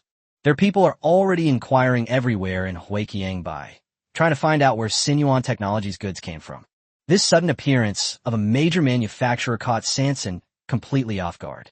They originally wanted to continue to hype the product up, but unfortunately, they just couldn't get it going. An investigation revealed that there was a large factory in Huiqiangbai that had all the storage combinations needed for feature phones. This instantly eased the market's panic. Let them find out. So what if they do? It's not like we haven't made official announcements before. Kimchi Country, Sansang Electronics. Li Jian, he looked at the investigation report, his face filled with disbelief. If this wasn't an investigation report from his core confidants, he would definitely think that outside investigation agencies were lying to him. They cheated him out of his money. After all, in less than a week, the shipment volume reached tens of millions. And just like before, the performance is brand new, but the silkscreen serial numbers are all from product from 2 years ago. This caused them huge losses. After all, they spent a lot of time setting up the stage, only to find that someone was selling tickets outside. Fortunately, they mainly sell low-end products such as 128 megabytes, 256 megabytes, for gigabytes, or 8 gigabytes, while the prices in the high-end market remain relatively stable. Where did the goods come from? Have you found out? Based on the information circulating online and the tracking of them, these products likely came from Transsion's recycling and dismantling center. They process large quantities of used mobile phones there every month, then package them and ship them to Africa. It seems they're now being processed domestically. They supposedly possess a secret technology that can restore these chips to pristine condition. He put down the report and looked at the head of the intelligence department with a scrutinizing expression. Do you think you'll believe this result? The person in charge scratched his head, seemingly not quite believing it either. Disassembling and reusing old mobile phones is a practice in many developing countries, and China has done it before. But the performance has recovered to its peak level or even improved, which is simply against the laws of physics. But there really is no other reason, otherwise it would be a huge piece of bad news. Transsion has overcome the challenges of storage production. Their wafer fabs can manufacture the chips themselves, but the technology is somewhat outdated, limiting them to producing only low-end products. However, they can't circumvent the patents. The only option was to replace the silkscreen with a label from several years ago to avoid related lawsuits. That would be even worse news. A burly, simple-minded man standing nearby said directly, "Chairman, this is legal. China is relatively underdeveloped, so it's normal for them to use recycled products to cheat people. They also lack relevant regulations to oversee this." The intelligence chief rolled his eyes at his deputy, then voiced his bold guess. Li Jian, he finally nodded. The plan had become highly feasible. As for whether Transsion has this technology, a company that can even manufacture 28 nanometers chips should also be able to develop flash memory. Although it's difficult to convince him, it's still more convincing than presenting a used product as brand new. He stared at the report in silence for a long time before finally saying, "Sound transmission is much more difficult to deal with than I imagined." April 15th, 2011, Africa. Transsion held 3 press conferences simultaneously in Nigeria, Libya, and Ethiopia. The meeting in Nigeria was personally chaired by Adebayo, which was also his response to a new product that Sansan launched in Africa last week. Adebayo stood on the stage, holding a black cell phone in his hand. Transition por 2 Pro, featuring a groundbreaking 4,000 milliamp hours super large battery, truly achieving 1-month charging capability. A cheer, full of local flavor, erupted from the audience. Adebayo then announced other selling points, upgrading from 4 SIM cards to 8 SIM cards, with card slots all above the battery, completely satisfying the phone card problem. A thunderous applause erupted, and some people became completely excited. Wow, now I don't have to worry about my 5 wives anymore. I can answer every single one of their calls. Dude, you're amazing. But have you ever considered that your wife could also make phone calls to 5 different men separately? Hey Z, who was initially happy, suddenly frowned, and even the expression on his face became serious. After this product is released, he'll probably have another hat on his head. After announcing these selling points, Adebayo directly revealed the final price, $199. The audience erupted in applause again, but this time someone raised their hand and asked, "Mr. Adebayo, Sansan's machine only costs $189, and it has a larger storage capacity, so it can play more songs. The Power Max only costs $149, and this generation has increased by $50, which shows a lack of sincerity in pricing." Adebayo smiled and said, "Good question. You must be referring to their newly released T3 music phone. How good can a product be if it even copies our name? Moreover, their machines only allow you to insert 2 cards, and you have to choose between a primary card and a secondary card. Our machine has 8 cards. You can insert any of them without selecting one, and each one is the primary card. And we're on standby for a month. What about Sansang? As for the price, adding card slots isn't something you can just do at will. It requires a certain level of technology. Battery costs are also very high. This price is already a way of giving back to everyone." Your words really hurt me. The audience nodded. The answer seemed quite clear. As for the person who originally asked the question, they are now being watched by everyone else. There will always be people who don't know what's good for them. After the press conference ended, Some customers who needed to upgrade their devices immediately went to the sales booth. In other regions, loudspeakers blared the moment the sale was announced, startling passersby. But this had a surprising effect. Some customers who were planning to go to Samsung came directly to Transsion stores. Some former Transsion distributors were furious when they saw that their sales were far less than half of what they used to be, even after they had moved to better stores. As they prepared to make their move, a group of trolls immediately surrounded them. Seeing the dark muscles on the other person's arms and the sophisticated weapons in their hands, they all slid down to their knees again. Adabayer also reported the situation here to Shunfei. However, Shunfei's focus is still on the domestic market. After all, a product that will shock the tech world is about to be released, and Lei Jun's expression will definitely be quite interesting. Chapter 187: The Pleasure of Kicking Down the Door. Early morning of April 16th. A new mobile phone has been quietly launched on the Chrysanthemum Factory Mall. Featured on the homepage with simple words, "Enjoy series," starting at 799 yuan. The simple yet powerful advertising made the product an instant hit. The first batch of orders sold out within minutes of the link being listed. In Xiaobai's unboxing fan group, someone posted a screenshot of their purchase. "Brothers, look what this is. Holy crap, 799? This feature phone should be pretty good for seniors." Many people subconsciously thought that Huawei had picked up its feature phones again. After all, this one cost 799.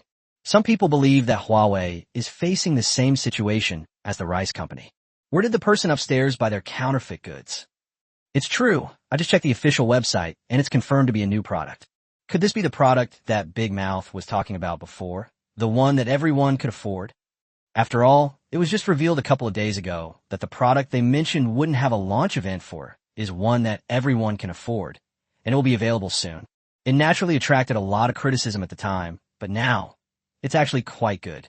It sold out in less than 10 minutes. Inventory levels are low, so it seems we're not making any money. Overall, we haven't stocked up that much. The group admin, Xiaobai, has posted an update.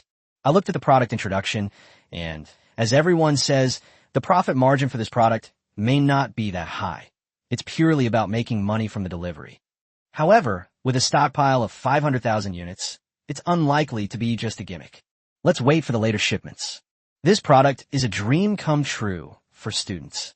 After all, it uses the MTK 6573, so its performance is guaranteed. I'm going to buy 2 to test it out. The next day, Xiaobai turned on the device early and went to the offline store where she usually got her goods. But the product's popularity still exceeded his expectations. As he walked in, the familiar salesperson spread his hands and said to him, "Brother Bai, we're out of stock." After visiting 3 stores, he finally found a flagship store. "This is already the largest store. Surely we won't run out of stock again." With anticipation, Xiaobai pushed open the door to the store. Looking at the 2 cell phones on the counter, he finally breathed a sigh of relief. There were 2 phones on the counter, an Enjoy Plus for 799 yuan and an Enjoy Pro Max for 999 yuan. As he entered, the salesperson approached him. "Sir, would you like to look at your phone?" Xiaobai nodded. "Enjoy, can I watch it? Do you have it in stock?" "Sir, we have it in stock." The salesperson handed him the standard version. Xiaobai took it, and her first impression was that it was light. It's estimated that they used a plastic mid-frame, a plastic back cover, and the worst possible configuration in all aspects. But price is an issue. He opened the settings and glanced at the parameters. 3.7-inch screen. The MTK 6573 processor. 128 megabytes RAM. 1 gigabyte of storage space. 2000 milliamp hours battery. This configuration, instantly, he fell into the trap of being a tech blogger again, calling it a king of junk. 128 megabyte, 1 gigabyte. This configuration would have been mainstream 2 years ago. Now it's definitely electronic waste. He looked up and asked, "What about the Pro Max version?" The salesperson then handed over the Pro Max version, which still had a very plasticky feel. Seeing that he was quite sensible, the salesperson handed him a comparison chart. The Pro Max version features an upgraded processor compared to the standard version, now equipped with an MTK 6575. The RAM starts at 256 megabytes, and the storage space has also doubled to 4 gigabytes. The novice unboxing once again got stuck on a minor detail.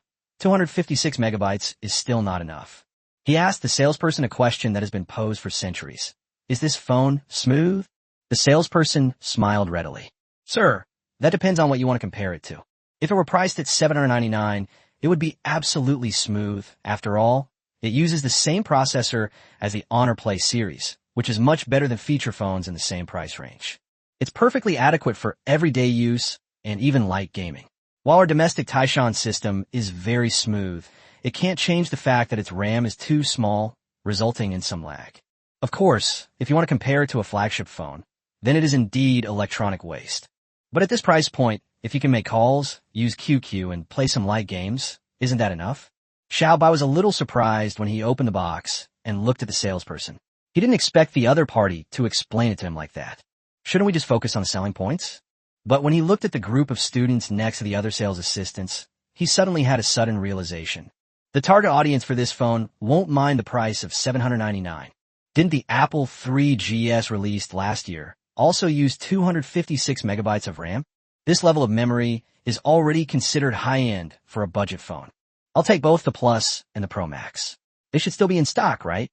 Yes, but the inventory is not very sufficient.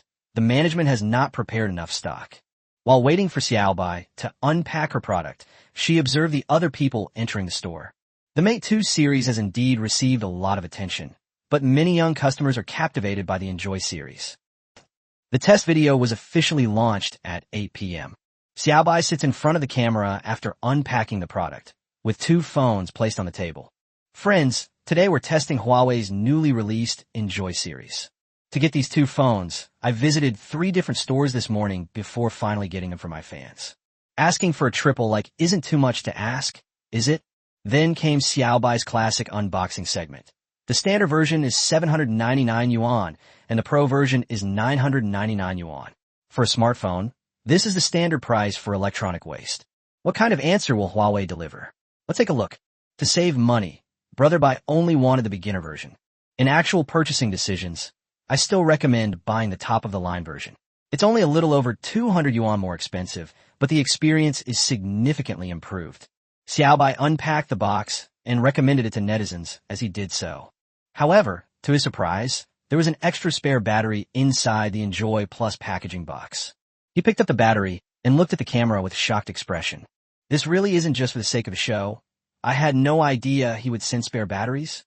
A battery would cost at least 20 or 30 yuan. Based on my experience, Huawei probably doesn't make much money, and now they're even giving away a battery. This is going to drive other manufacturers crazy. They can't even keep up anymore.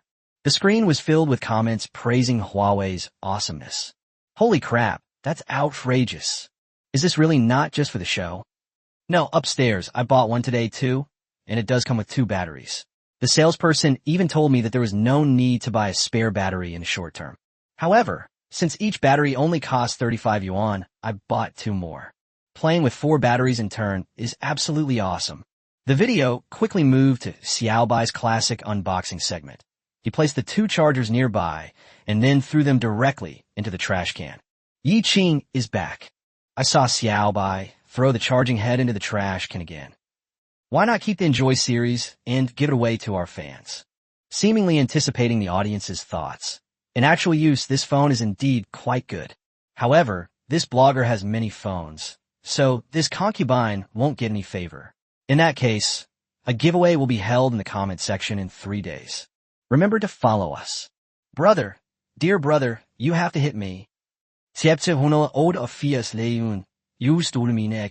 After finishing these entertainment effects, Xiaobai started the official testing of the unboxing video, but this hastily produced video was obviously not as refined as the previous ones.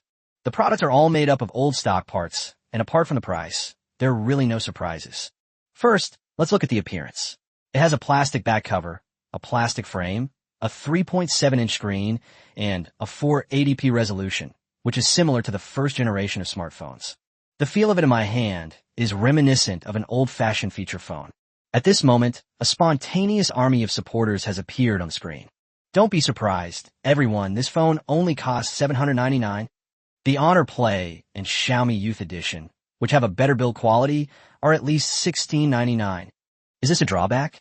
It's its strength. Xiaobai's unboxing complaints continued as he opened several apps. Browsing Weibo is quite smooth. When you enter the anicap platform interface under slightly higher load, you will feel a slight lag. However, this is likely an adaptation issue because the phone demonstrates remarkable performance when it comes to its own software. The video then switched to a Fruit Ninja theme. It demonstrates system-level adaptation capabilities, and the smoothness of the phone is surprisingly similar to that of the Honor Play. The knife skills are there, the juice rendering is a bit lacking, but it's definitely not rubbish. It's even a few points better than the Rise from the neighboring shop. I can only say that it is indeed their own product, and the compatibility is truly impressive. This shows that the phone is targeting young users. It has some issues, but it's playable for casual gaming and inexpensive. $7.99 is a price even students can afford if they save up diligently. He put down the standard version and picked up the Pro version. The Pro version doesn't offer many upgrades, but I feel it's well worth it. The chip has been upgraded to the MTK 6575, which is an enhanced version and offers a significant performance boost. There's no need to worry about whether the chip cost can be recovered or whether the chips used in the Enjoy Pro Max are defective. After all, the upgrade work was done by Transsion, and they didn't have such high costs. The cost of buying defective products might even be higher than their upgrade work. The RAM has also been upgraded to 256 megabytes, significantly reducing lag. Storage has also been increased to 4 gigabytes, bringing it up to the level of an entry-level smartphone. But perhaps because I've used a lot of smartphones, the experience still felt a bit laggy. This video, which differed from previous reviews, still attracted quite a few fans who watched until the end. After testing Plants vs. Zombies and Angry Birds, he paused for a moment, then walked back to the trash can. In keeping with our show style, this phone should be thrown into... He held his phone up to the camera, but then suddenly grinned mischievously. But, friends, this phone only costs $799. He looked at the camera. $799, what does that mean? It's like kicking the price of domestic smartphones from the 2,000 yuan mark down to below 1,000 yuan. I knew smartphones would become widespread soon, but I didn't expect it to happen this quickly. This is only the third year since Transsion entered the market, and the price of smartphones has been halved. From a mate's $25.99 to the Honor Play's $19.99, and now to the envisioned $799. This is simply a miracle. A bunch of explanations also appeared in the comment section of the video. $799, you may not know what that means, but nowadays, even a slightly better feature phone costs that much. I can vouch for this. In shops in our small town, feature phones start at least at 400 yuan, and some people sell them for around 2,000 yuan. So this is going to kill off all feature phones? Unlikely. After all, some older people are still not used to it. Sound transmission is awesome. At the end of the video, Xiaobai puts down his phone and says, at this price point, you can't buy a phone that won't lag. What you can buy is a phone that won't lag too much. He looked at the phone with a complicated expression. Changxiang is a phone that doesn't lag too much. At the end of the video, Xiaobai unboxed the phone and gave it a rating. Very. This was also the first time he had ever used a mobile phone to make a 10-minute call. This phone might be considered junk by some tech-savvy people, but I think it's incredibly cool. After all, it's only 799 yuan. What more could you ask for? Unless other manufacturers can replicate it with a more reasonable price or configuration. But I think it's unlikely. Less than half an hour after the video was released, sales exceeded 100,000. Other digital media outlets followed suit. All the bloggers are urging Huawei to place more orders. If that doesn't work, they'll have Yu Qingdong, CEO of Huawei, personally tighten the screws. After all, this product is so popular that everyone has to be able to buy such a high-quality product. At the same time, the products in the Chrysanthemum Factory Mall were sold out. For well-known reasons, they didn't need to worry about competitors, but Udazue still had someone put a pre-sale link up. Current sales volume, 2.45 million units. The pre-sale volume of 2.45 million units in less than a day is a solid, unambiguous figure, without any decimal points or small print. This is simply a miracle. The comment section under Udazue's Weibo post was also filled with "It's so good." $799? What are you even talking about? Buying it is a steal. The $899 version is better, but the entry-level version has 128 megabytes and 1 gigabyte, which will be flagship products in the next 2 years. I just wanted something to watch videos. This is perfect. Is Huawei trying to slaughter the low-end market? Why would anyone buy counterfeit products from them? Counterfeit manufacturers earn more than him. It turns out that only large companies have social responsibility. That's a bit of an exaggeration. 128 megabytes is usable, but it'll be incredibly slow. I suspect you guys are being paid off. I think it's a classic. $799 isn't expensive. Why don't you buy one and try it yourself? All you do is stir up trouble here. Hashtag Chef Turn Imagination Series. Hashtag 100 yuan can make a potential hashtag. Hashtag slogans aren't just shouted out. They're made through concrete actions. Hashtag technology is no longer something unattainable, but rather serves the people. He put this slogan into practice through his actions. Hashtag Kyoto Rice Company. Lei Jun's expression changed instantly after reading the Weibo post and related trending topics. His plan was gone again, and then the veins on his wrist bulged. The walnuts he had been playing with, which had already developed a beautiful color, cracked with a piercing sound between his fingers. Click! The hard pit cracked open, and the fragments got stuck in his palm, but he felt no pain. This is the second time that the company has snatched the proposal from him. The price of $799 was his long-planned killer move. The original plan was to use the first generation of rice to drive the price down to $19.99 and then use the Redmi series to reach the ultimate price and hunt down counterfeit manufacturers. Once these two steps are completed, it will be an achievement worthy of being recognized and remembered by countless people, and it will be the foundation for the rice company's enduring strength. As long as these two steps are taken, the rice company will never go bankrupt. But now, everything was snatched away. Once again, the initiative was taken and the path was cut off. Fortunately, he hadn't told anyone about the $799 plan, otherwise he would have been slapped in the face again in front of the entire industry. Chapter 189, San Sang's New Methods. Lin Bin stood beside him, unsure what to say. He was probably implying that Yudazu Wei or Shun Fei had stolen his plan. One instance could have been stolen, or it could have been a coincidence. But now, they are large corporations with very mature industrial chains and greater bargaining power in the supply chain, so it's normal for them to be able to drive down prices. Moreover, even a layman like Lei Jun could come up with a solution that an expert couldn't. He sighed silently, hoping that Lei Jun would soon come out of his rut, otherwise the rice company would go to an absolute extreme. Finally, Lei Jun spoke with a blank expression. Old Lin, do you know? I actually have an idea in mind. Our rice series should be positioned to target the higher-end market, and then we can create a sub-brand to target the 100 yuan market. This brand doesn't need to make a profit. It can even lose money. It has only one metric: to increase the number of rice users and cultivate them, so that we can quickly become a major international brand. Annual sales of at least 60 million units. This is also the main reason why I dared to promise a rapid increase in sales when I was raising funds. Lin Bin slapped his forehead. He had guessed correctly. The plan really was stolen. No wonder he reacted so erratically just now. However, this plan is indeed very good. It cultivates users in the 100 yuan market and builds their loyalty. Once they have income, they will definitely choose higher value products. Seeing Lin Bin nodding repeatedly, Lei Jun knew he understood the meaning behind the words and continued his introduction. 1999 took over the mid-range market, while 699 and 799 secured the low-end market. As long as we have the first mover advantage, there's nothing to worry about, even if other imitators emerge. I know, Lin Bin said reassuringly. The plan is good, but it's missing one crucial step. Lei Jun shook his head again. I've been preparing this plan for a long time, more than half a year. To prevent leaks, I haven't told anyone. As for the supply chain, I haven't even started discussions yet. Lin Bin's expression changed slightly. He had started preparing 6 months ago, but he knew nothing about it. This means even he doesn't trust them anymore. Lei Jun's last bit of passion had been extinguished by that Enjoy phone with the chrysanthemum logo. He had lost all drive. He stared at the number 799 on the screen, oblivious to the expression on Lin Bin's face. He continued speaking to himself. However, only large companies can afford this solution, and we really can't afford it. We want to wait another year or two.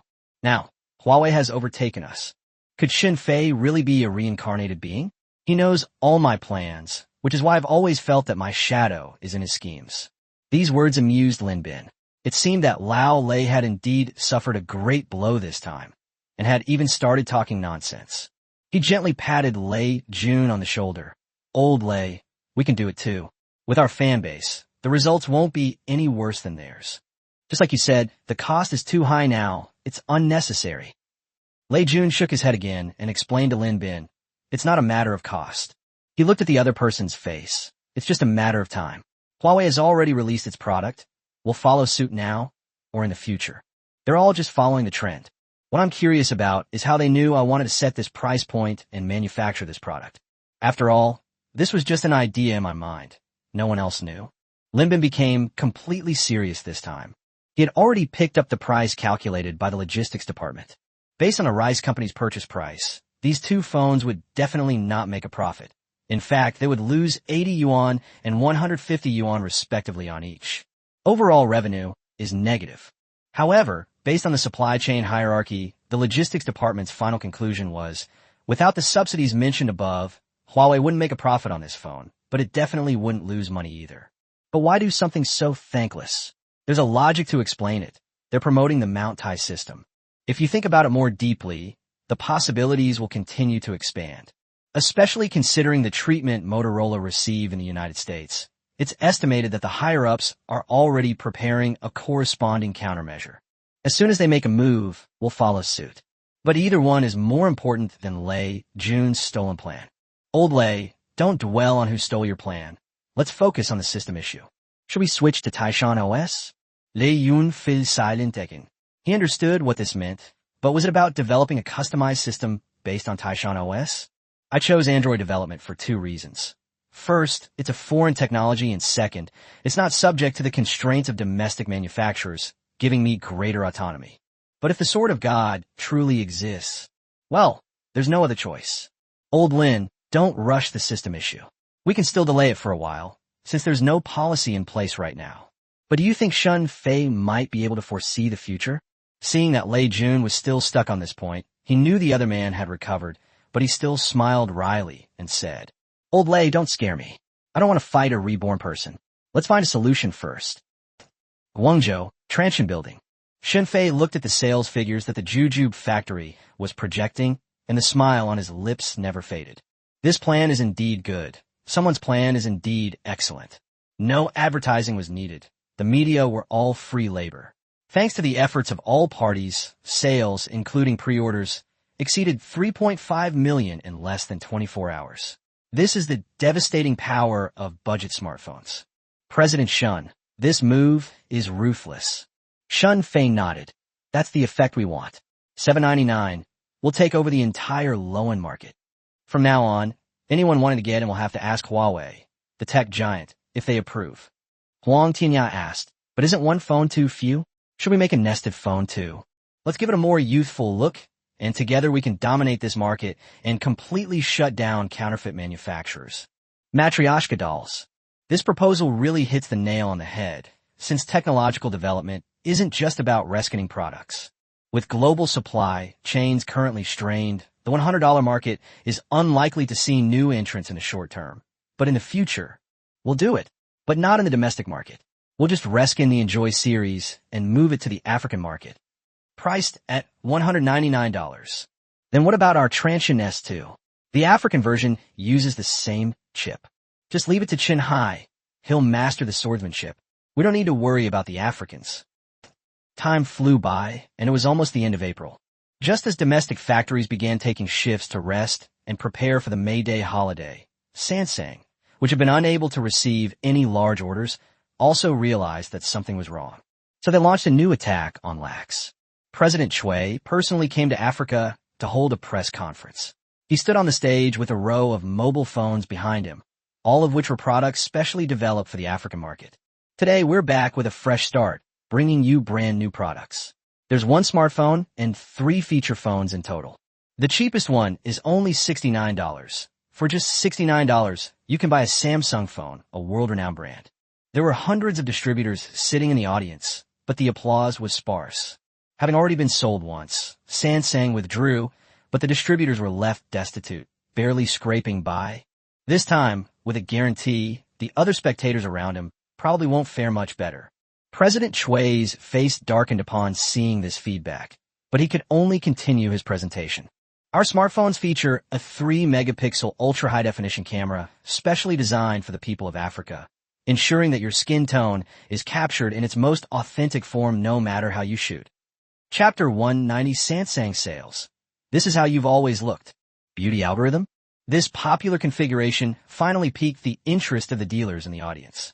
In Africa, beauty filters have become standard practice, and Transsion's current status owes much to its beauty filter algorithms. Now that the Samsung has this configuration, its sales, at least they can stand up. As long as you take photos and use your smooth-talking sales skills to charm some female customers, you should be able to sell quite well, right? The dealers decided to give them one last chance. After all, if they weren't given a chance, they wouldn't have any phones to sell. Transsion's former location is truly irretrievable. Their original market share has been replaced by their own self-developed stores. The price shown on the screen is just a reference price. This remark caused the dealers in the audience to burst into laughter again. The market is currently experiencing price increases, so it's probably normal for this old PPT to have undergone some changes. They just hope that Samsung could face reality and not raise prices so much. But what President Choi said shocked them. The final price of the Samsung smartphone African version is only $329. For just over $300, you could buy a smartphone that Samsung developed specifically for Africa. This one is $20 cheaper than the one next door, but it boasts better beauty filters and an 8-megapixel lens, ensuring every photo captures your true self. Finally, thunderous applause erupted from the audience. This time, not only the distributors, but also the audience members were excited, thinking that every little bit saved counted. Just how good is this realistic beauty filter? Can it actually make people look better? After the press conference, the distributors went to collect samples and pick up their first batch of goods. Consumers then headed to the exhibition area to experience the new smartphones. Someone was holding that $329 smartphone, examining it from all angles. Dual Stanby. The Samsung employee next to him nodded, proudly explaining, "Yes, you can insert 2 SIM cards into this phone. Don't worry about missing anything." TCH. Before the salesperson could finish speaking, the young man scoffed, "Everyone next door is getting 8 SIM cards and 8 standby times. And you guys are only getting 2? The employee was taken aback. 8 cards? What would one person need so many cards for? That's just a marketing gimmick by the manufacturers. It has to be a Samsung. This kind of simple, practical function that everyone can use is the most important thing." The man looked at him like he was a fool. This rhetoric is really strange. Doing business. Some people make phone calls, some go online, some receive clients, and some even call their mistresses at home. Every SIM card has its use. Do you think people are that stupid? The salesperson fell silent. The young man then opened Samsung's beauty camera app, and when he looked at it, his face really did turn dark. Is that him in the photo? He looks like a lump of black coal. It took him back to 2 years ago, except now it was a clear black mess. The whole photo, except for the background and the clothes on his body, was just a black lump of coal, completely different from the photo taken by the neighbor next door. This was unacceptable to him, so he smashed the phone. "Sir, what do you mean by this? Maliciously damaging someone else's property is punishable by compensation." The salesperson immediately shouted, "Compensation? You don't even deserve compensation." More and more people gathered around, but after trying it out, they all threw the phone back onto the display stand. President Choi also realized something was wrong and rushed over. "What kind of beauty algorithm is this? It makes us look so ugly in the photos. What is that lump of black coal in the picture?" The Samsung employees looked at them speechlessly. This was Samsung's true beauty. This was their most authentic selves. The skin smoothing, beauty filters, and oil removal effects on the sound translucent device have been turned up to an extreme level. "Sir, what we pursue is naturalness. What do you look like?" That's what the naturalness of the photos will be. This requires more skill than taking sweet photos. What does it look like? That's what it looks like in the photos. These 2 sentences completely enraged everyone present, and they overturned the stall. As for responsibility, let's find him first. Africa may not have much else, and it's not very united, but this was an accident. As more and more people joined the battle, the on-site security team immediately clashed with them, and the entire scene descended into chaos. Many distributors, after looking at the samples in their hands, ultimately chose to cut their initial order by half. But what they didn't expect was that this stall was just the beginning, and they would regret their choice. Adebayo, watching from afar, thoroughly enjoyed the spectacle, and he was certain that these people were not sent by him. This was purely Samsung's own doing. The counterattack via telepathy came a day later. Adebayo has unveiled a brand new phone, Transsion Power. The Power series is all about large batteries. Even the standard version has a 3,500 milliamp hours battery. It also features the latest 8 standby functionality, and its price is absolutely stunning at just $99. Everyone in the audience stared at him in surprise. This technology, which was just used in the Pro version, was already being used in the first-generation standard version. Adebayo laughed. Yesterday, at a competitor's press conference, a consumer asked a question about multiple SIM cards and multiple standby times. As a result, their sales team gave a very inappropriate answer. Can the consumer even use it? The consumer gave a series of answers.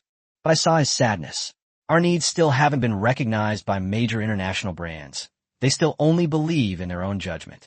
But today, Transsion's answer is, Transsion will create whatever the market demands.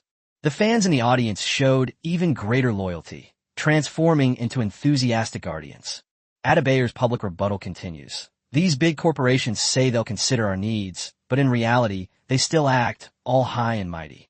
They never considered that there are many mobile operators in Africa, and we need to change SIM cards frequently. Transmit audio, 8 SIM cards, all online simultaneously without switching back and forth. This is the kind of phone Africans should have. The audience applauded enthusiastically once again. After the press conference, this modified T2 Power series once again sparked a frenzy among the crowd. Especially in terms of photography, this Power series camera inherits some algorithms from Power Max, and the difference between it and Samsung's is very obvious. Absolutely crushing. Completely crushing. What's wrong with sweet soup slices? That's exactly what they like. After experiencing it, some people, the moment they put down their phones, once again thought of what the Samsung salesperson said. You've always looked like this. Samsung is just a replica. After all, we don't have magic.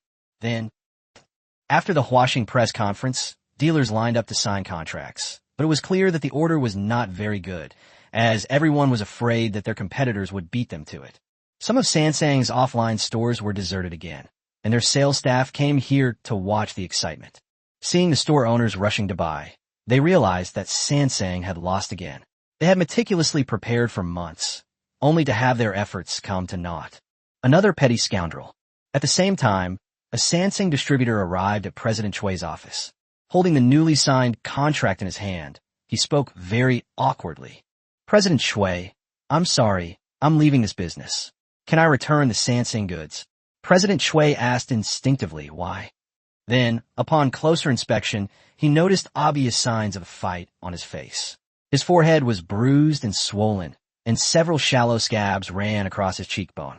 There was a slight trickle of blood seeping from his nose and a cut at the corner of his mouth, with some dark red blood clots still clinging to it. His face was pale and lifeless. Chapter 191 Southeast Asia Survey. Your phones only have dual SIM dual standby. Transsion can have 8 SIM cards and 8 standby modes. In Africa, there's no comparison.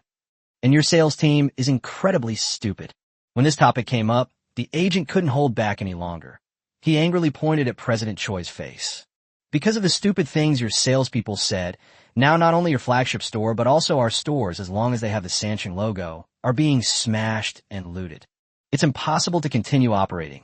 It's truly impossible to continue operating. President Chui, please, have mercy and return it immediately. I really don't want to be beaten anymore. Ouch. The store manager screamed in agony again. Chief Chui merely patted him on the shoulder, and the agent's roar grew even louder. President Chui clasped his hands together apologetically, but still said with difficulty, "This order cancellation requires headquarters approval. Please wait a moment. I will do my best to help you get your medical expenses covered."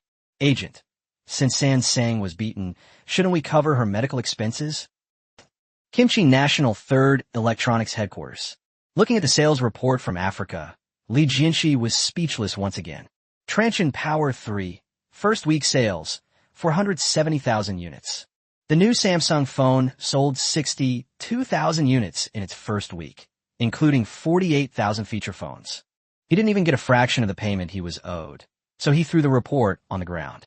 Multiple cards, multiple stays. Is it really that important? President Chui quickly explained, "Is the president really that important?" This was specifically designed by Transsion for Africa, where users definitely need multiple SIM cards. Li Jianhe looked at him. "Why didn't we think of that?"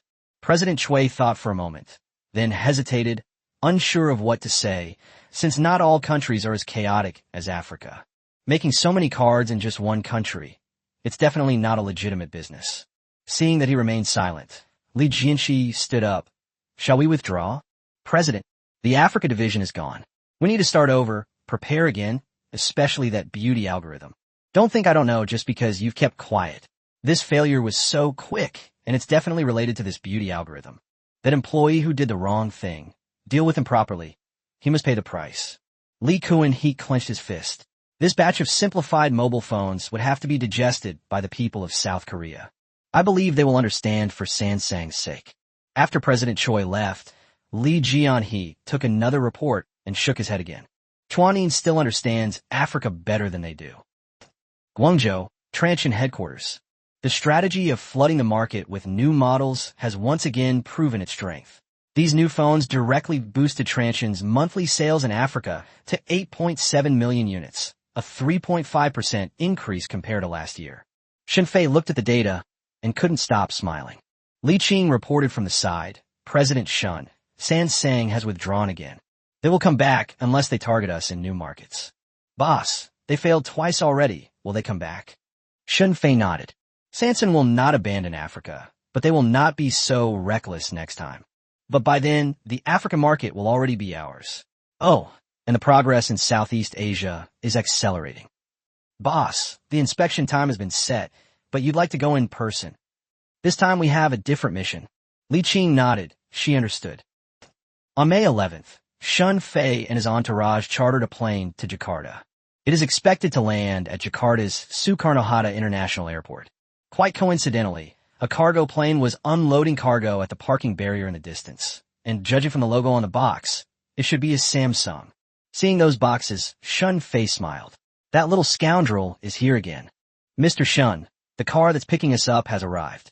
Li Qing's words brought Shun Fei back to reality, and he nodded. The person next to him immediately took his luggage. "During this inspection tour to Indonesia, I didn't bring many people. The highest-ranking officials only brought Li Qing, the head of the publicity department, and Wang Hua, the head of the marketing department. This is just a preliminary exploration of the market. There's no need to bring so many unnecessary people. As for the others, they're all specially selected security teams. The African security team also specially selected a group of elites to conduct preliminary reconnaissance."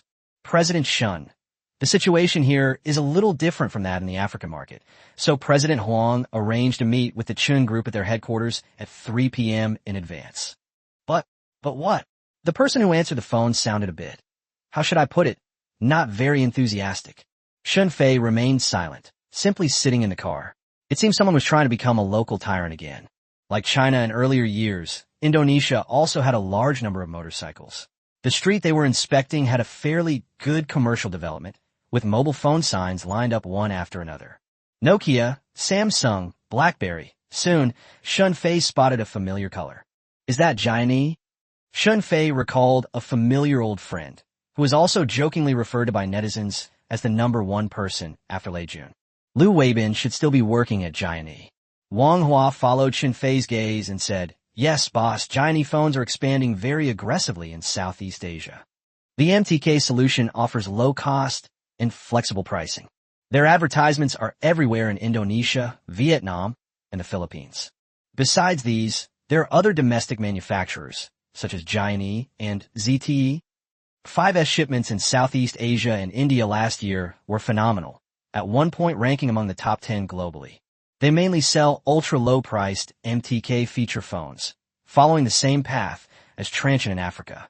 However, their approach is purely reliant on MediaTek, without considering the future.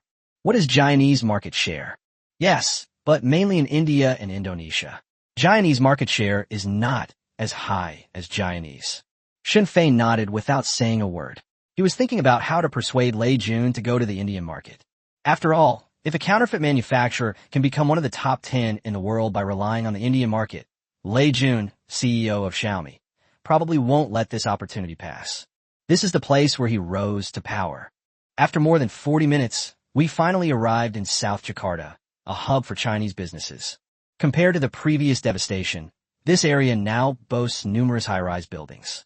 The presence of Chinese people increased significantly. For example, restaurants along the roadside displayed signs in Chinese, and pedestrians spoke Mandarin with a Hokkien accent. The headquarters of the Chun Group is located on this street. The 38-story building has the words City International prominently displayed on its roof. It's even more impressive than the Transsion building in China. Quite a spectacle, Li Qing muttered. The group entered the lobby, where a local Indonesian girl greeted them with a standard smile, yet with a hint of aloofness. Are you three from Transsion Technology?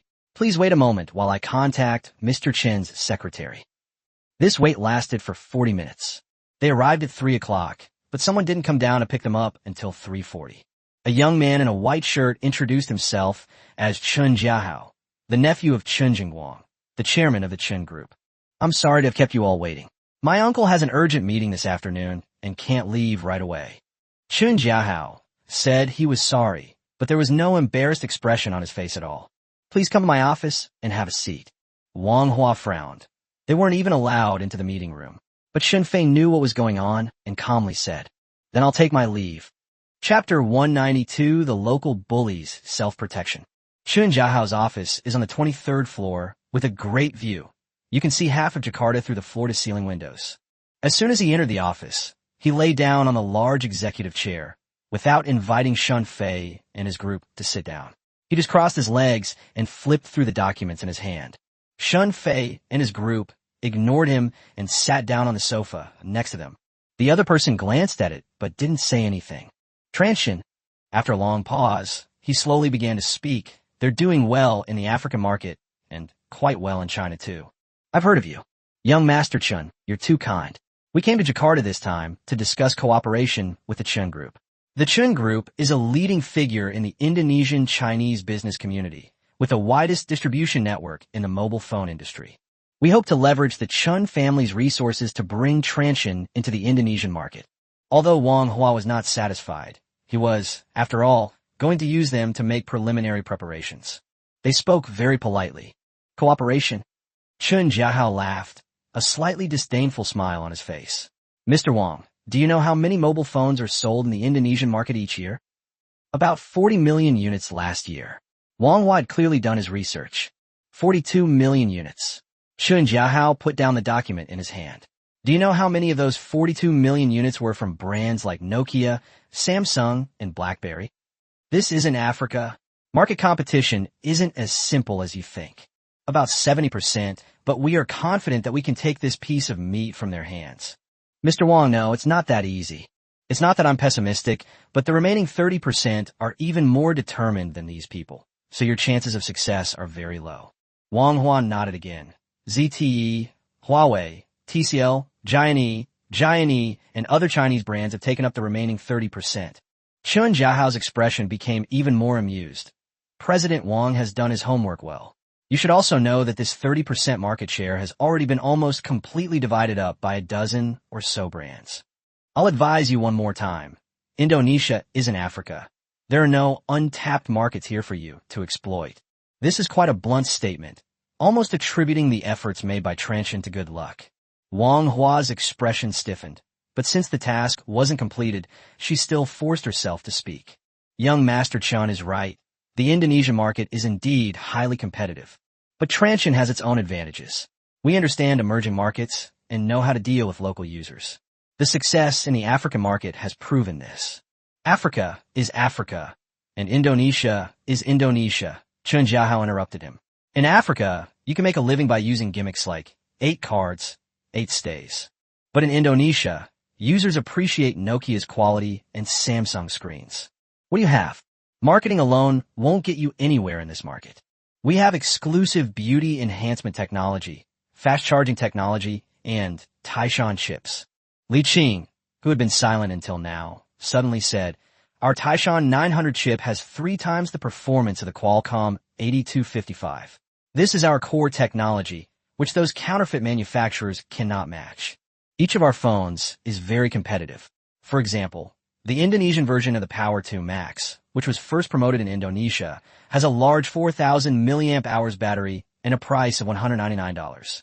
A giant phone with the same configuration would cost at least $249. And our cheapest T80 series is only $30.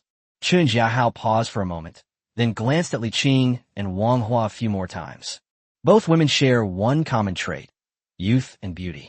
As for ability, they certainly possess it, but it's definitely not as important as the former. It seems that this CEO, Shan, is not as chaste as the rumors suggest. No wonder he had to personally take charge this time. He then gave a knowing smile that men often share. And this is, I am Li Qing, the head of the publicity department at Transsion. Li Qing introduced herself. The publicity department? Chen Jiahao laughed. Is President Li trying to persuade me from a publicity perspective? I'm just stating the facts, Li Qing retorted calmly. The Indonesian market is indeed highly competitive, but high competition doesn't mean there are no opportunities, especially a bunch of old, dilapidated relics. Chen Jiahao opened his mouth to refute, but Li Qing didn't give him the chance. Nokia phones are of good quality, but the Symbian system is outdated. Samsung's screens are good, but their mobile phones have been repeatedly defeated by us in Africa, so I don't think they are in any danger. BlackBerry has BBM, but that's an advantage from 5 years ago. Modern users want large batteries, dual SIM cards, internet access, and the ability to use social media. We can provide all of these. Our Taishan system can even adapt to social media on feature phones. Chun Jiahao stopped laughing and finally became serious, staring at Li Qing for a few seconds. President Li is very confident. He stood up, lingered on Shun Fei for a long while, and asked the question that had worried him the most.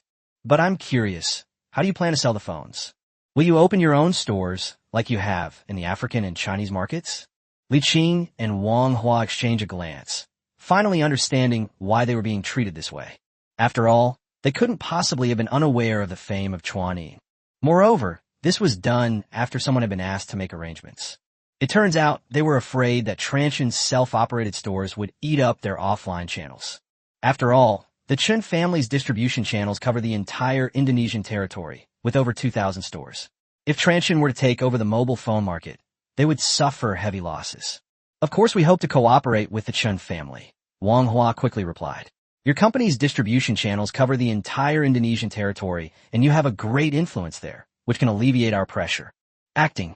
Chun Jiahao was startled at first, but when he remembered the telepathic communication, he turned around and his expression changed to one as if he were listening to a joke. Mr. Wang, are you sure you're not mistaken?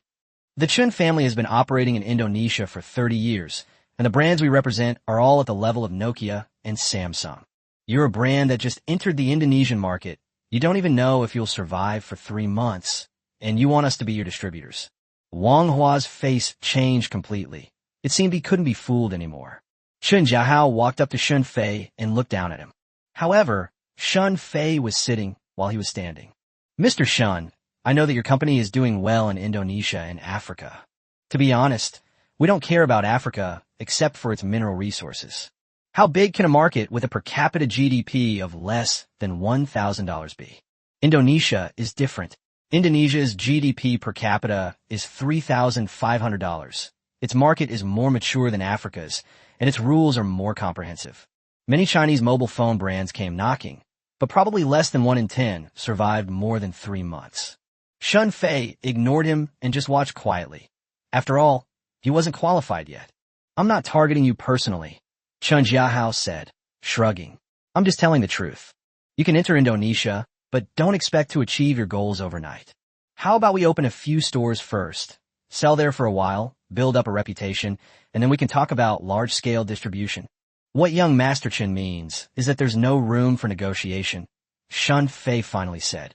It's not that there's nothing to discuss, it's that we have to follow the rules. He sat back down in his chair. The Chen family has its own rules. Although General Manager Huang asked our shareholders to make the introduction, we can't break the rules just because of that.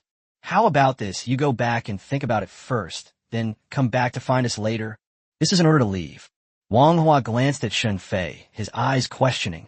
Chapter 193, Warehouse Fire. Shun Fei stood up, straightened his clothes, and brushed the dust off his body. Young Master Chun is right. The rules cannot be broken. Shun Fei nodded with a smile. Then we won't disturb you any longer. Chun Jiahao panicked immediately. He clearly hadn't expected Shun Fei to be so easy to talk to. Mr. Chun, has he come to a realization? Perhaps you should reconsider? We actually have quite a bit of interest in transmission. I figured out. Shun Fei waved his hand. The Indonesian market is definitely not like Africa. There are many rules and the competition is fierce. But there's one thing Chen Xiao might not have figured out. Rules are rigid, but the market is dynamic.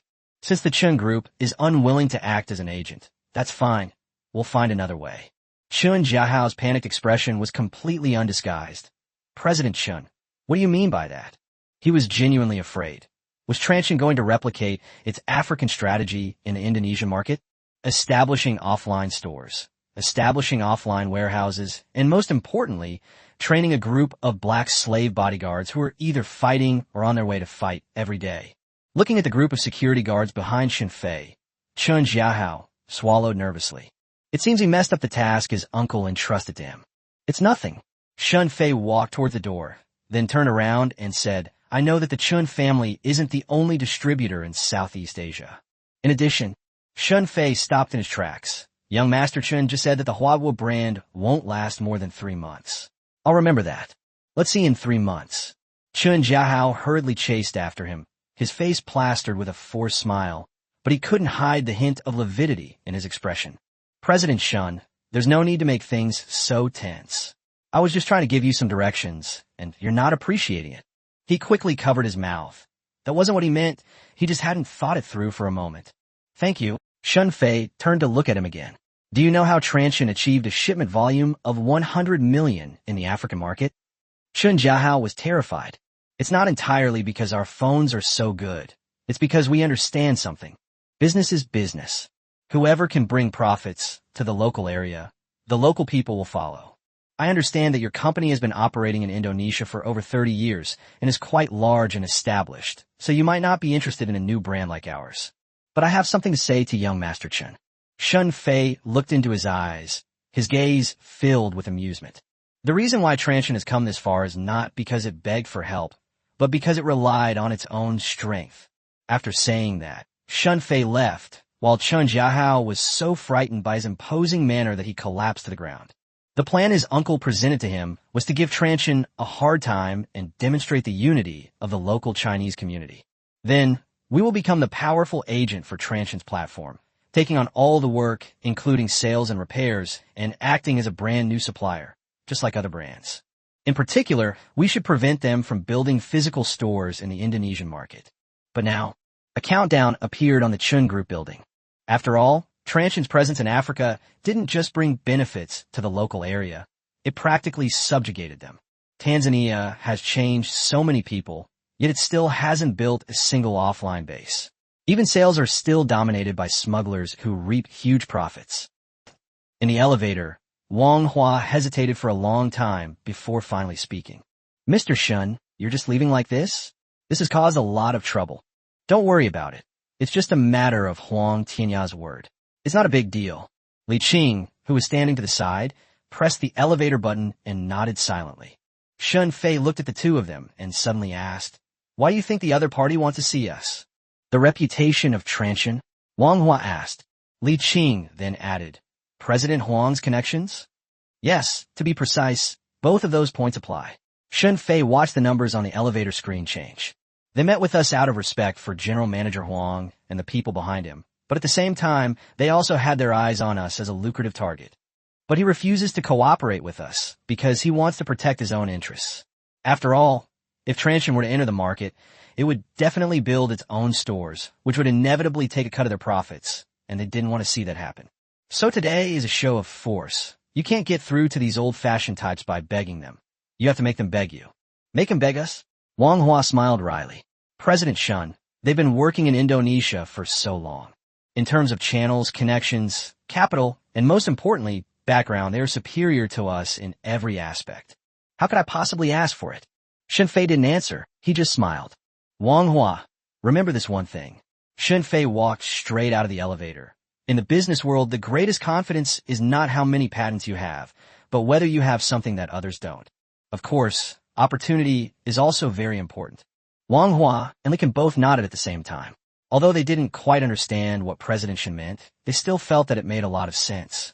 After all, Indonesia is associated with India, so it's normal for it to act a little crazy sometimes. Shun Fei then dealt with the tasks assigned to him by Zhang Shiqing and chartered a plane to return to China.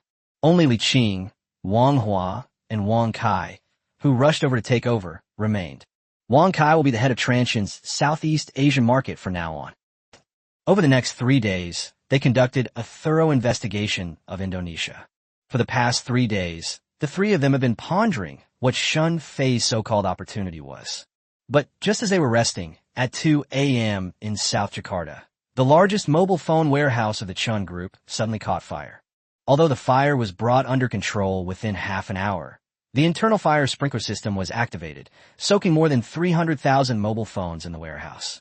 Even more fatally, of those 300,000 phones, 100,000 were newly arrived Samsung Galaxy S2s, 50,000 were Nokias, and the remaining 150,000 were various high-volume models. The phones that were submerged in water had no problem with their outer casings, but their motherboards were completely destroyed, meaning that all 300,000 phones were rendered useless. Chen Jingwang was woken up by a phone call around 4 a.m., and his face darkened instantly when he heard the news. Have you found out how the fire started? The investigation is still ongoing. The fire department's current explanation is that the electrical circuits are aging. Aging circuitry? Wasn't the warehouse just inspected last month? There was silence on the other end of the phone. Clearly, the so-called maintenance was a joke. Chen Jingwang slammed down the phone, took a deep breath, and forced himself to calm down. 300,000 mobile phones, including 100,000 high-end smartphones, would be worth over $20 million even at wholesale prices. The key point is that these 100,000 S2s were goods that he had finally managed to get from San Francisco, and he paid for them in full. Now everything is ruined. He picked up the phone and called the purchasing director. After dawn, contact Sanxing immediately and get another 100,000 S2s delivered. At least 20,000 will arrive tomorrow. Mr. Chun, that's impossible. There's none available in Southeast Asia right now, and the S2 is out of stock globally. The next batch will take 2 weeks. What about Nokia? Nokia phones are in stock, but the wholesale price has increased by 30%, supposedly due to rising raw material costs. Chen Jingwang stared angrily into the phone, determined to make those maintenance teams pay the price. He suddenly remembered something else. Now that the 3/11 earthquake in Japan has occurred, the global semiconductor market is facing a severe shortage due to natural disasters or man-made calamities. Does the price of flash memory modules change daily? Samsung's own production capacity is not enough, so how could they possibly allocate more goods to him? Nokia took the opportunity to raise prices, clearly profiting from the situation. What to do? Chapter 194 Warehouse destroyed, 50% prepayment. He lit a cigarette and paced back and forth in the room. What should we do about this? The fire happened so coincidentally that he suspected it was intentional. After officially starting work in the morning, the purchasing director called again. Mr. Chun, we can urgently transfer a good for manufacturers in China. But their prices have also increased significantly these days. Stop talking nonsense. How much? Chen Jingwang urged impatiently. RAM is 40% more expensive, storage is 30% more expensive, and other components have also increased in price. So overall, they're also 40% more expensive. Chen Jingwang almost dropped his phone again. 40%? That's robbery. That's all the profit they make. But he couldn't disagree. The goods had to be replenished. Otherwise, the daily losses for those thousands of stores would be astronomical. The cost of his price increase can only be borne by the users. Let's get a batch from those Chinese manufacturers first, just in case. Okay, I'll arrange it right away. But Mr. Chun, there's something I'm not sure if I should say. Explain. The manufacturers I just contacted all source their parts from China, and the price increases aren't that outrageous. But a price increase is still inevitable. But we sent people to investigate and found that there's a company in China that has invested a lot of flash memory and RAM at prices lower than the market price. However, this company doesn't work with middlemen. It only signs contracts directly with brand manufacturers. What company? Sinuan Technology is a subsidiary of Transsion. Boss, since that's the case, why don't we build our own assembly plant? The MTK solution hardly needs engineers. We can just assemble it directly. Don't panic if you encounter something like this again. Chen Jingwang's hand trembled, and the cigarette but fell to the ground, scattering a few sparks on the carpet. Sinuan technology? Transsion? The voice transmission that he had identified as a predator a few days ago, and that Chun Jiahao had kicked out of his office. Mr. Chun? Mr. Chun? Are you still listening? Chun Jingguang snapped out of his daze, a hint of worry flashing in his eyes. Are you sure it was telepathy? Confirmed. Although we don't know how they did it. Even after March 11th, when there was a global shortage, their stock never decreased. Chun Jingguang plopped down in the chair. He suddenly remembered what Shun Fei had said in the elevator before he left. In the business world, the greatest confidence is not how much technology you have, but whether you have something that others don't. He had initially thought that sentence was meant for Shun Fei's teaching staff, but now it seemed that sentence was clearly meant for him. But how could he have predicted that the Chun family's warehouse would burn down? Could this not be a natural disaster at all, but a man-made one? He couldn't worry about that now. The urgent issue was that Transsion had the goods, and that was exactly what he needed. He picked up the phone, hesitated for a long time, and finally dialed Huang Tianya's number. Mr. Huang, this is Chun Jingguang. Yes, there's something I'd like to ask you for help with. Could you give me Mr. Shin's phone number? What? Mr. Shun is right next to you. The other end of the phone went silent immediately until the sound came on again. He had gone from being tense to panicked. President Shun, it's me, Chun Jingguang. Shun Fei remained silent, flipping through the report continuously, with only the rustling sound of a for paper turning over reaching him. President Shun, about what happened before, it was my attitude that was bad. I admit I wanted to protect our retail industry, afraid you would swallow us up. Please, in your magnanimity, can we talk some more? Shin Fei looked at the report on the table about building offline stores in Indonesia, 500 stores in the first batch, and expanding the security department, Phase 1, recruiting 2,500 people. Wang Kai's proposed solution was to bring in a group of trusted confidants from Africa to begin training and building a security team for Southeast Asia. After signing his agreement, Shun Fei smiled slightly. Mr. Chun, have you figured it out? What would you like to discuss this time? Let's talk about cooperation. Hearing Shun Fei relay Chun Jiahao's words, Chun Jingguang's voice carried a hint of urgency. Chuanin wants to enter Indonesia, and the Chun family is willing to act as its agent. Name your terms, and we'll agree to anything reasonable. Shun Fei didn't rush to answer, but just left him there to wait. After all, Shun Fei's capacity for tolerance is indeed not that high. Wherever he went, no one dared to give him a hard time. But when he went to a Southeast Asian country to negotiate with local Chinese entrepreneurs, he was immediately turned away. I know that the last person in China who provoked him lost their entire family's future. As for the second generation, it seems they've already started their own business, apparently having completed one round of financing, something like Falcon Phone. It's no wonder he'd be in a bad mood if something like this happened in Southeast Asia. If Mr. Chen wants to talk, that's fine, Shun Fei said slowly. But this time, we'll have to find another place. You're welcome to go anywhere. Transsion Jakarta office, 3 p.m. Shun Fei smiled and said, this time I'll have someone wait for President Shun.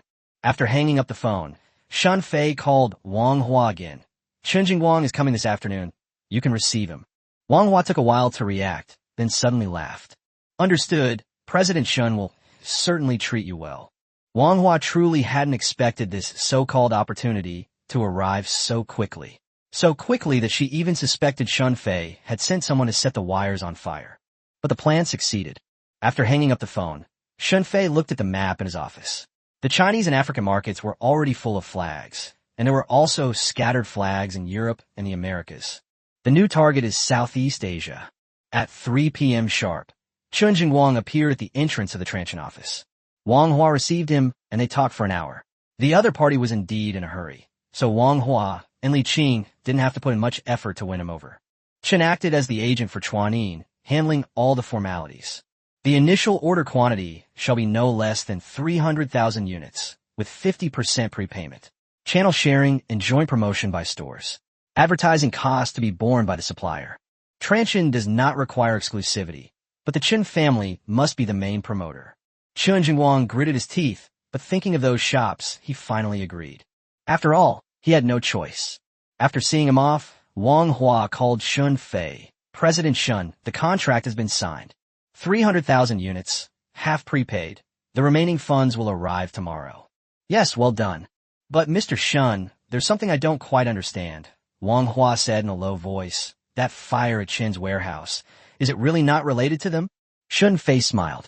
Manhwa, you must remember that in the business world, some things will be assumed to be done by you even if you didn't do them. What Qin Jingwang thinks now is unimportant.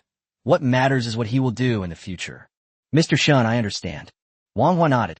He had thought that President Shun had really used simple and unpretentious business tactics, but it turned out to be just a coincidence. After hanging up the phone, Shun Fei showed a satisfied expression. But Southeast Asia's reputation for having many small temples and numerous deities is well-deserved.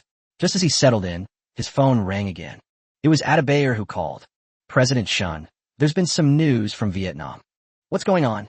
The Industry and Commerce Department wants to investigate us, saying that we are engaging in dumping at low prices. The police also came, saying that our security team was a privately run army. Chapter 195 Small Temple, Mini Turtle. Shun Fei frowned.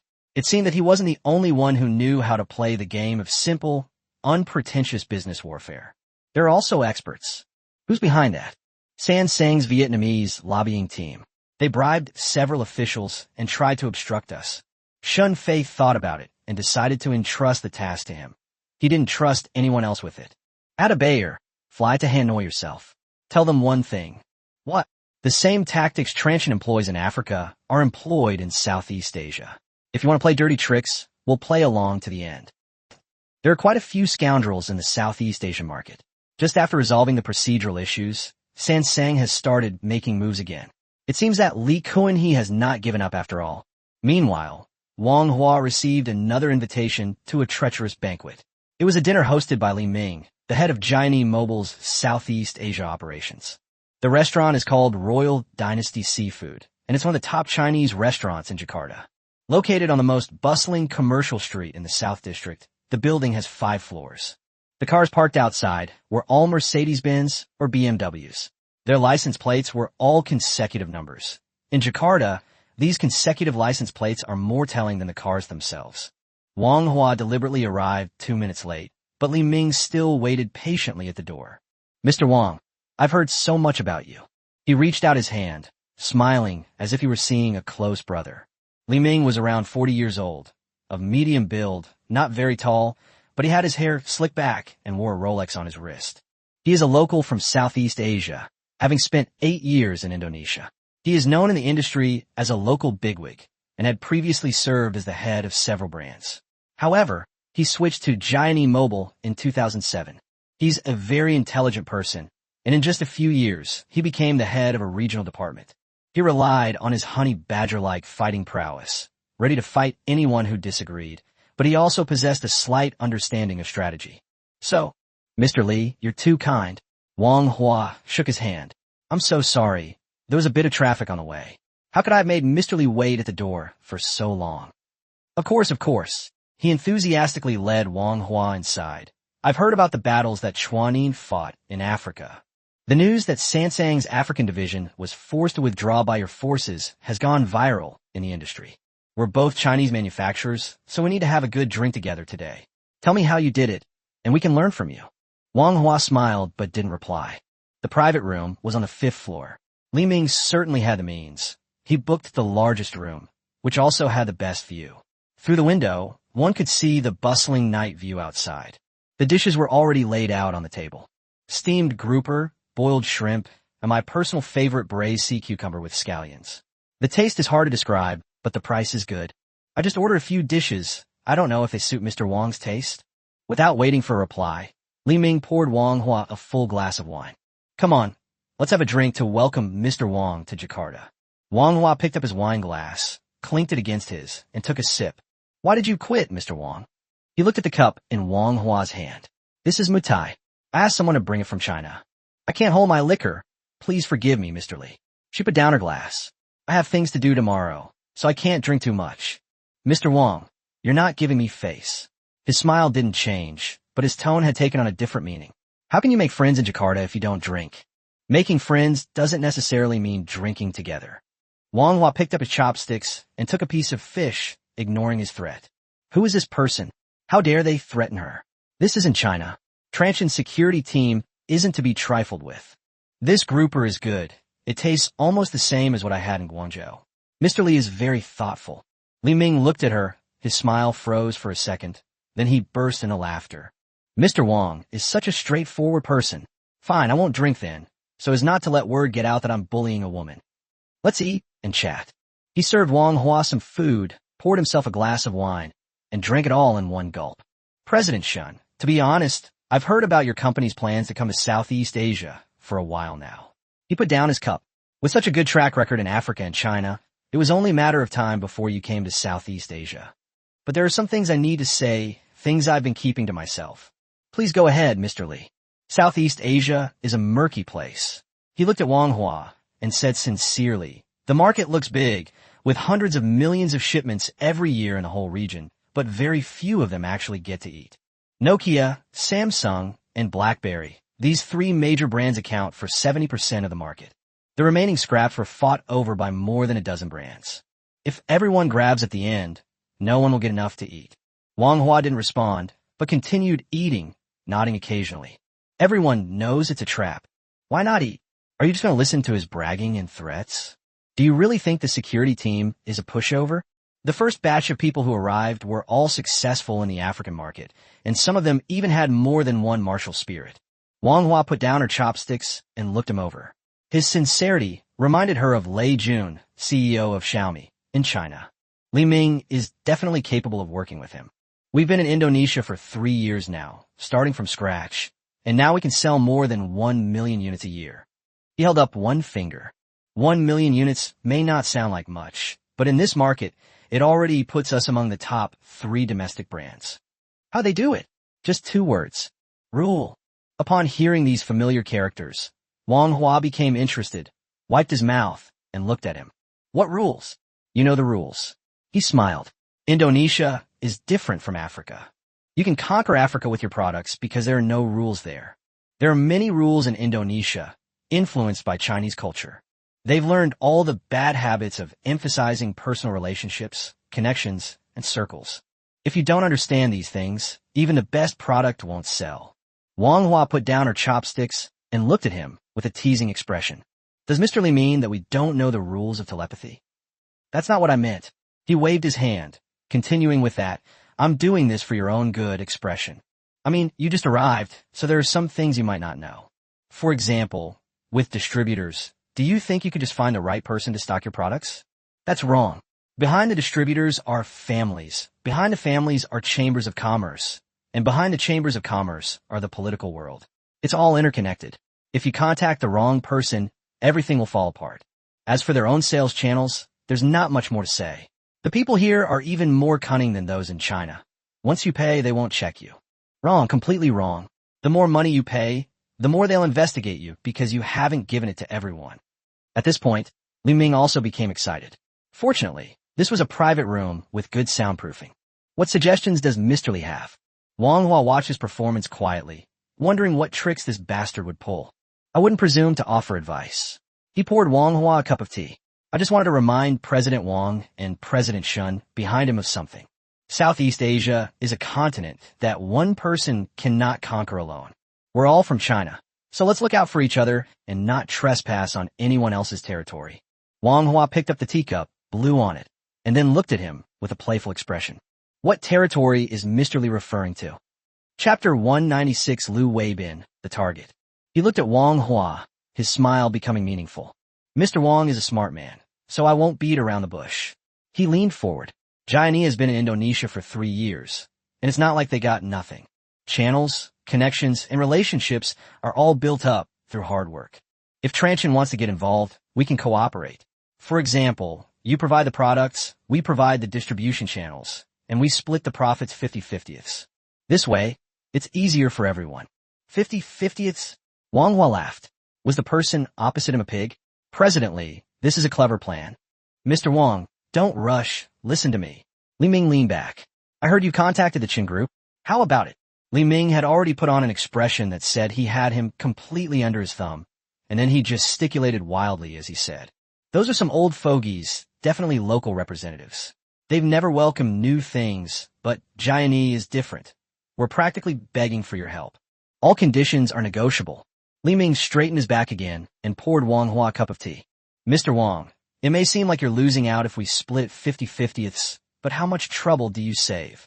You don't have to build your own distribution channels, deal with distributors, or deal with business and tax authorities. Ship the goods directly and rake in the profits. Wang Hua just stared at him with a disdainful smile on his lips, remaining silent the whole time. Li Ming picked up his wine glass, took a slow sip, and then sighed softly, finally revealing his true purpose. Of course, if the CEO behind it is unwilling to cooperate, but we have the confidence, that's fine too. However, there are some areas that still require attention. Wang Hua finally looked at him properly and became serious. For example, our distributors. We've been cooperating with Giant for many years, so please don't try to poach them. Also, regarding pricing, avoid price wars. It will make things difficult for everyone. Especially now that global storage prices have risen sharply. Your costs may be low, but such a good excuse, and it's not like we're in China, where you can just cut your losses whenever you want. For example, he put down his wine glass, staring at Wang Hua, wanting to see her reaction. Price wars are Transsion's biggest advantage, so how could the company not use them? Of course, the income here is indeed higher, and the product configuration has also improved, so the pricing cannot be the same as in Africa. Looking at Wang Hua, who remained as steady as a mountain and occasionally nodded, Li Ming spoke again. There are also some officials who are friends of Giant. If Mr. Wang wants to take a shortcut, he'd better make a call first. Otherwise, if we step on a landmine, everyone will look bad. The private room was silent for a few seconds. Wang Hua picked up a piece of sea cucumber, put it in his mouth, and chewed it slowly. Seeking officials? Taking shortcuts? No, they should be the ones eagerly begging for a message. If someone maliciously causes trouble, Transsion's security team is not to be trifled with. This isn't the first time they've seen bloodshed in Africa. I've remembered what Mr. Li said. Wang Hua nodded. Come on, have some food. This sea cucumber is quite good. Li Ming was stunned again, clearly not expecting Wang Hua to be so calm. Please, this is a trap. It's a warning, a lesson. The other party just doesn't take him seriously. Even in China, Giant's market share is higher than Transsion's. Because of their connections, their boss Lu Weibin still looks up to them. But this is abroad. He glanced at the bodyguards outside the door and subconsciously swallowed hard in fear. They really did have that kind of power. But this is a society governed by the rule of law. Could it be that they have some other source of confidence? Li Ming tentatively asked, Mr. Wang, do you understand what I mean? I understand. Wang Hua added a piece of food to his plate, then looked at him with a smile. What President Li means is that Southeast Asia is a murky place, so he wants Transsion to be careful not to step into Giantese territory. Right? No, that's not what I meant either, Li Ming said urgently. He had a feeling that the protagonist of this trap had changed. He was the one who intimidated the other party, so how did he end up bearing the blame? What I mean is that Chinese manufacturers are waging price wars overseas. Isn't that just benefiting these foreigners? Okay, I've got it. Wang Hua picked up his teacup. Thank you for your trouble, Mr. Li. Let me offer you a toast with tea instead of wine. Li Ming looked at him, his expression constantly shifting. Is this guy stupid? He's already said all that. Why is he acting like nothing happened? However, Wang Hua is not stupid. She was just thinking about something else. Lu Weibin, the current general manager of domestic marketing for Giant mobile phones, known in the industry as General Manager Lu, is a formidable figure. I used to work at Green Factory, and later I was poached by the manager to take charge of Giantese nationwide distribution channels. The fact that he was able to thrive in Southeast Asia is inseparable from Lu Weibin's support. But she knew that being a marketing director was definitely not the limit for Lu Weibin. He will definitely become an important figure in Giant mobile phones. Meanwhile, at Transsion headquarters, Shen Fei has also instructed the personnel department to compile Lu Weibin's information. Shen Fei also recalled that at the end of 2011, the company's internal management was adjusted, and Lu Weibin was promoted to CEO. However, as Giant mobile phones declined, Lu Weibin would join a company that he once looked down on. That company is called the Rice Company. Lei Jun's Rice Company released the Rice 1 ahead of schedule, and sales have already reached more than 2 million units. With a Series A valuation of $750 million, it is riding high. But Shen Fei knows that Lei Jun definitely has a problem right now. The Honor Play priced at 1,999 yuan and the Enjoy series priced at 799 yuan are both his worries. Once the cash flow is in place, he will definitely make a phone that rivals the Enjoy series. This series is called the Redmi series. After Lei Jun's promotion, even if Huawei is the first to release it, in the hearts of Mi fans, there will only be Lei Jun.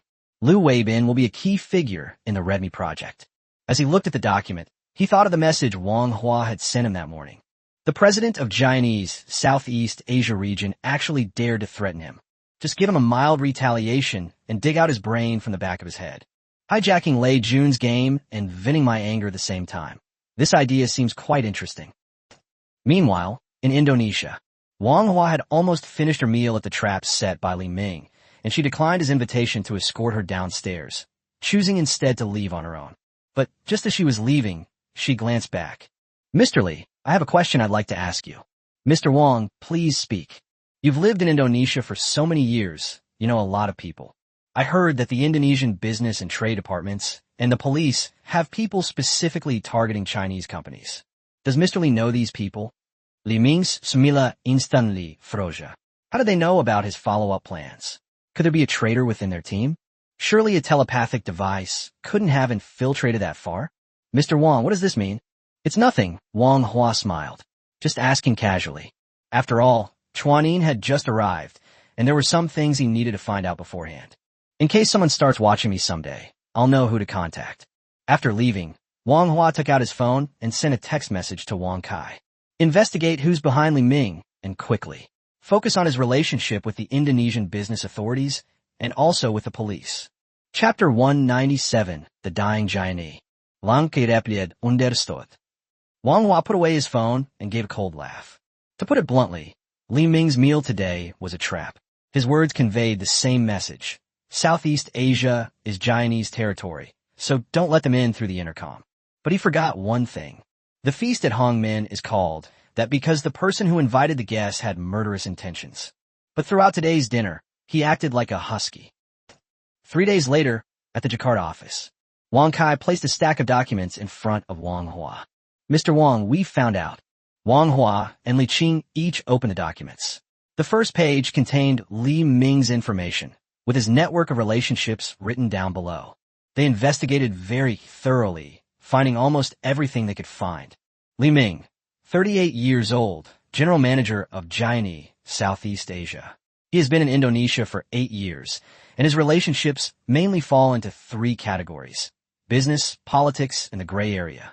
He has ties to both the legitimate and criminal worlds, but his main interests lie in the legitimate world. Wang Kai pointed to the documents. He's quite close to the Chen group. Before Chen Jingwang's warehouse caught fire, Li Ming treated him to meals quite often. According to inquiries made by his entourage, he likely wants to prevent us from entering the Southeast Asia market. Wang Hua nodded and continued flipping through the documents. In the political arena, he mainly cultivated relationships with 2 people.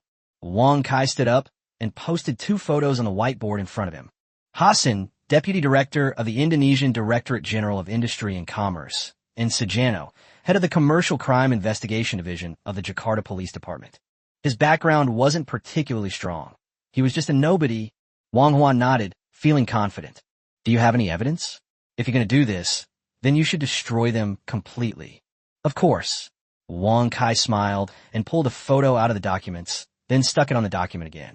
In the photo, Li Ming is standing at the entrance of a club, shaking hands with a middle-aged man dressed in traditional Indonesian clothing.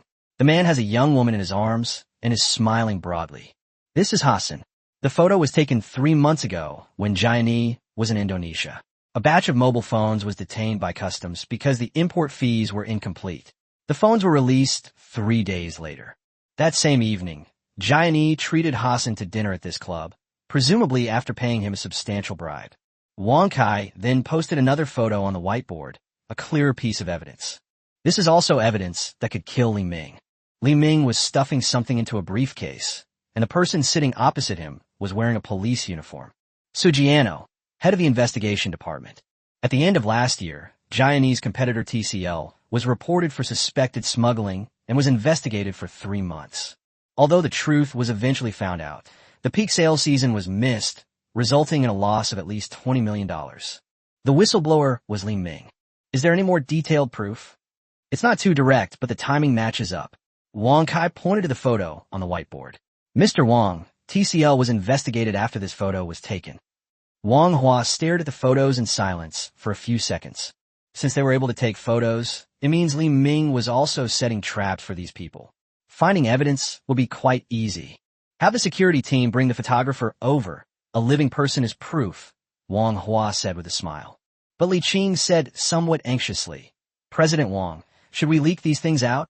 If we just send it to them, they'll definitely be happy to take care of Jiani. No ruse. Wang Hua closed the documents. It's too early to use these things now. Li Qing was a little confused. Early? Li Ming is already riding on our heads. Why aren't we fighting back? There are two ways to retaliate, Wang Hua said with a smile, but his eyes were filled with murderous intent. One is to fight back and make him feel pain, and the other is to hold a knife in your hand and let him know that we can make him feel pain, and then he will continue to bleed uncontrollably. He looked at Wang Hua.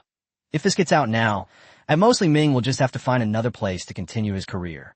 Jiani can't protect him, but his network of connections in Indonesia is still there. He can come back in 2 years with a different identity. So you mean, when is the press conference? May 25th, 1 week from now.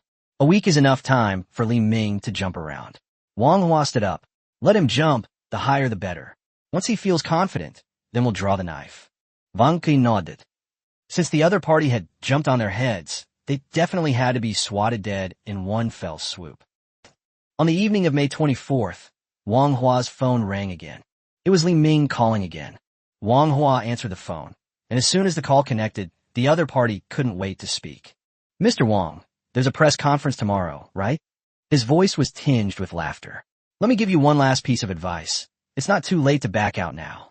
Wang Hua chuckled as well, thinking, this bastard really thinks he's the boss. Thank you for your trouble, Mr. Li. Mr. Wang, I'm not joking with you. His voice lowered, the threat becoming more pronounced. There are some things you don't know now, but you'll know tomorrow. Don't blame me later for not warning you. We're all doing business legally. So what does Mr. Li mean by that? There was only a chuckle on the other end of the phone. Mr. Wang is a smart man. He should understand what I mean. Understood. See you tomorrow. After saying that, Wang Hua hung up the phone immediately. Wang Kai asked nervously, Sister Wang, what does Li Ming mean by that? Is he going to cause trouble at the press conference? Wang Kai was indeed a little worried. After all, this was his first official press conference. It's no wonder he's facing this problem right after his debut. How could he be happy? A bold idea suddenly flashed through his mind. Probably. She picked up the document again. Otherwise, wouldn't the money he gave Hassan and Sugiano be a waste? So what do? Should we strike first and plant them in the ground? Everyone laughed. This seemingly frail person was actually suggesting that they all plant themselves in the fields at a time like this. That's quite strange. Wang Hua said with a smile, we can't plant crops yet, but we can't just sit around waiting. Have the security team send more people tomorrow. Also, make several copies of this document. Wang Kai's eyes lit up as he took the documents. They were a follow-up to the investigation results from the previous 2 days. The photographer has admitted that someone paid him a large sum of money to lie in wait and take pictures. As for its purpose, the photographer didn't know. He only knew that the other party had given him a large sum of money, but the outcome should be obvious now. Trying to have your cake and eat it too is a big no-no anywhere, let alone in this cannibalistic place. Mr. Wang, you mean? You'll find out tomorrow. Li Qing smiled, patted him on the shoulder, and then said, Wang Kai, you're just one last push away, which is also a characteristic of our company. You should know that we've never been bullies who prey on the weak. We aim for a fatal blow. That's right. We only need to remember one sentence from the phone call Li Ming just made. He told us to go and say it now, and not to blame him for not reminding us that we should return that sentence to him verbatim. Chapter 198, still 199.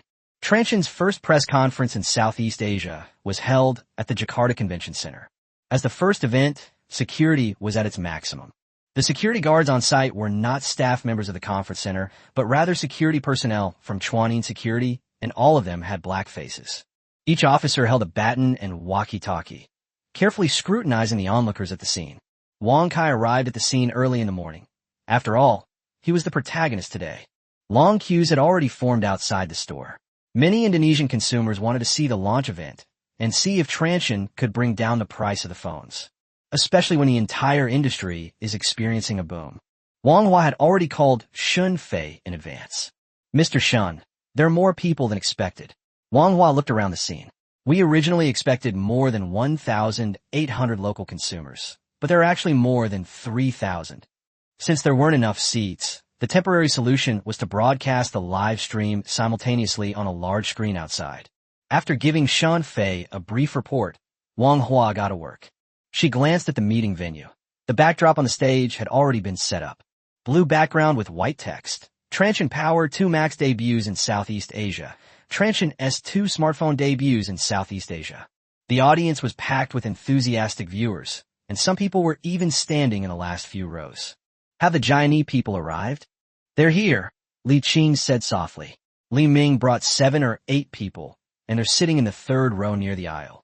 There were several unfamiliar faces around. They didn't look like ordinary consumers or distributors. Where are the people from the Industry and Commerce Bureau and the police station? I didn't see it. Li Qing shook his head. We had notified them in advance about this press conference, saying that it might have some impact and that we hoped they would come and handle it. But they still didn't send anyone. But I saw a few people at the door. Manhwa frowned as he looked ahead. Something seems off at first glance. They don't seem like ordinary consumers, nor do they seem like petty thugs. It looks more like a hat. I guess they're coming too. Manhwa nodded. She instantly understood what Li Ming meant. This means we need to start by addressing stability. But Transsion has no shortage of security. Since they don't have a regular army, they have to send out these irregular troops. Tell Adimos to keep them safe outside and prevent any arguments. If someone deliberately causes trouble, take action immediately. Our lawyers will plead not guilty for him. Understand. He'll like the job. He has a set of methods he's familiar with regarding free medical care. We should try to get him compensation. Adimos, another leader of the African security team, is best known for his violent discipline. He has subdued 80% of the African communities. Moreover, he is best at provoking his opponent, making them take the initiative and thus putting him in a position of being in the wrong. Sure enough, he immediately became excited upon hearing Wang Hua's order. This made some plainclothes officers outside the door sense that something was wrong. Damn, they have skin, and even though they're in plain clothes today, they shouldn't get beaten up, right? At 9 o'clock sharp, Wang Kai walked onto the stage.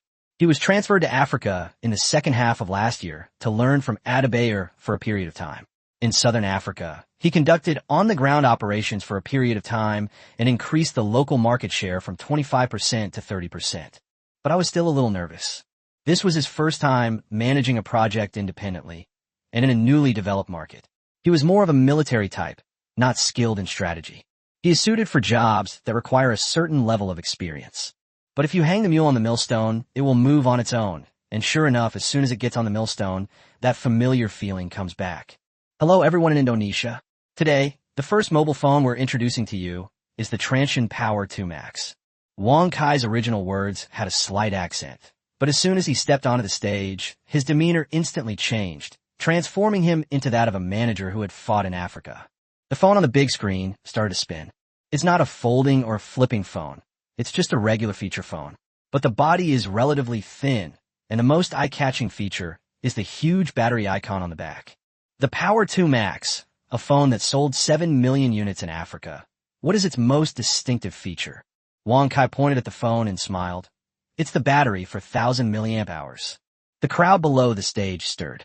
4,000 milliamp hours was an absolute bombshell in the 2011 mobile phone market. Leaving aside feature phones, the Samsung S2 smartphone of the same period only had 1,650 milliamp hours.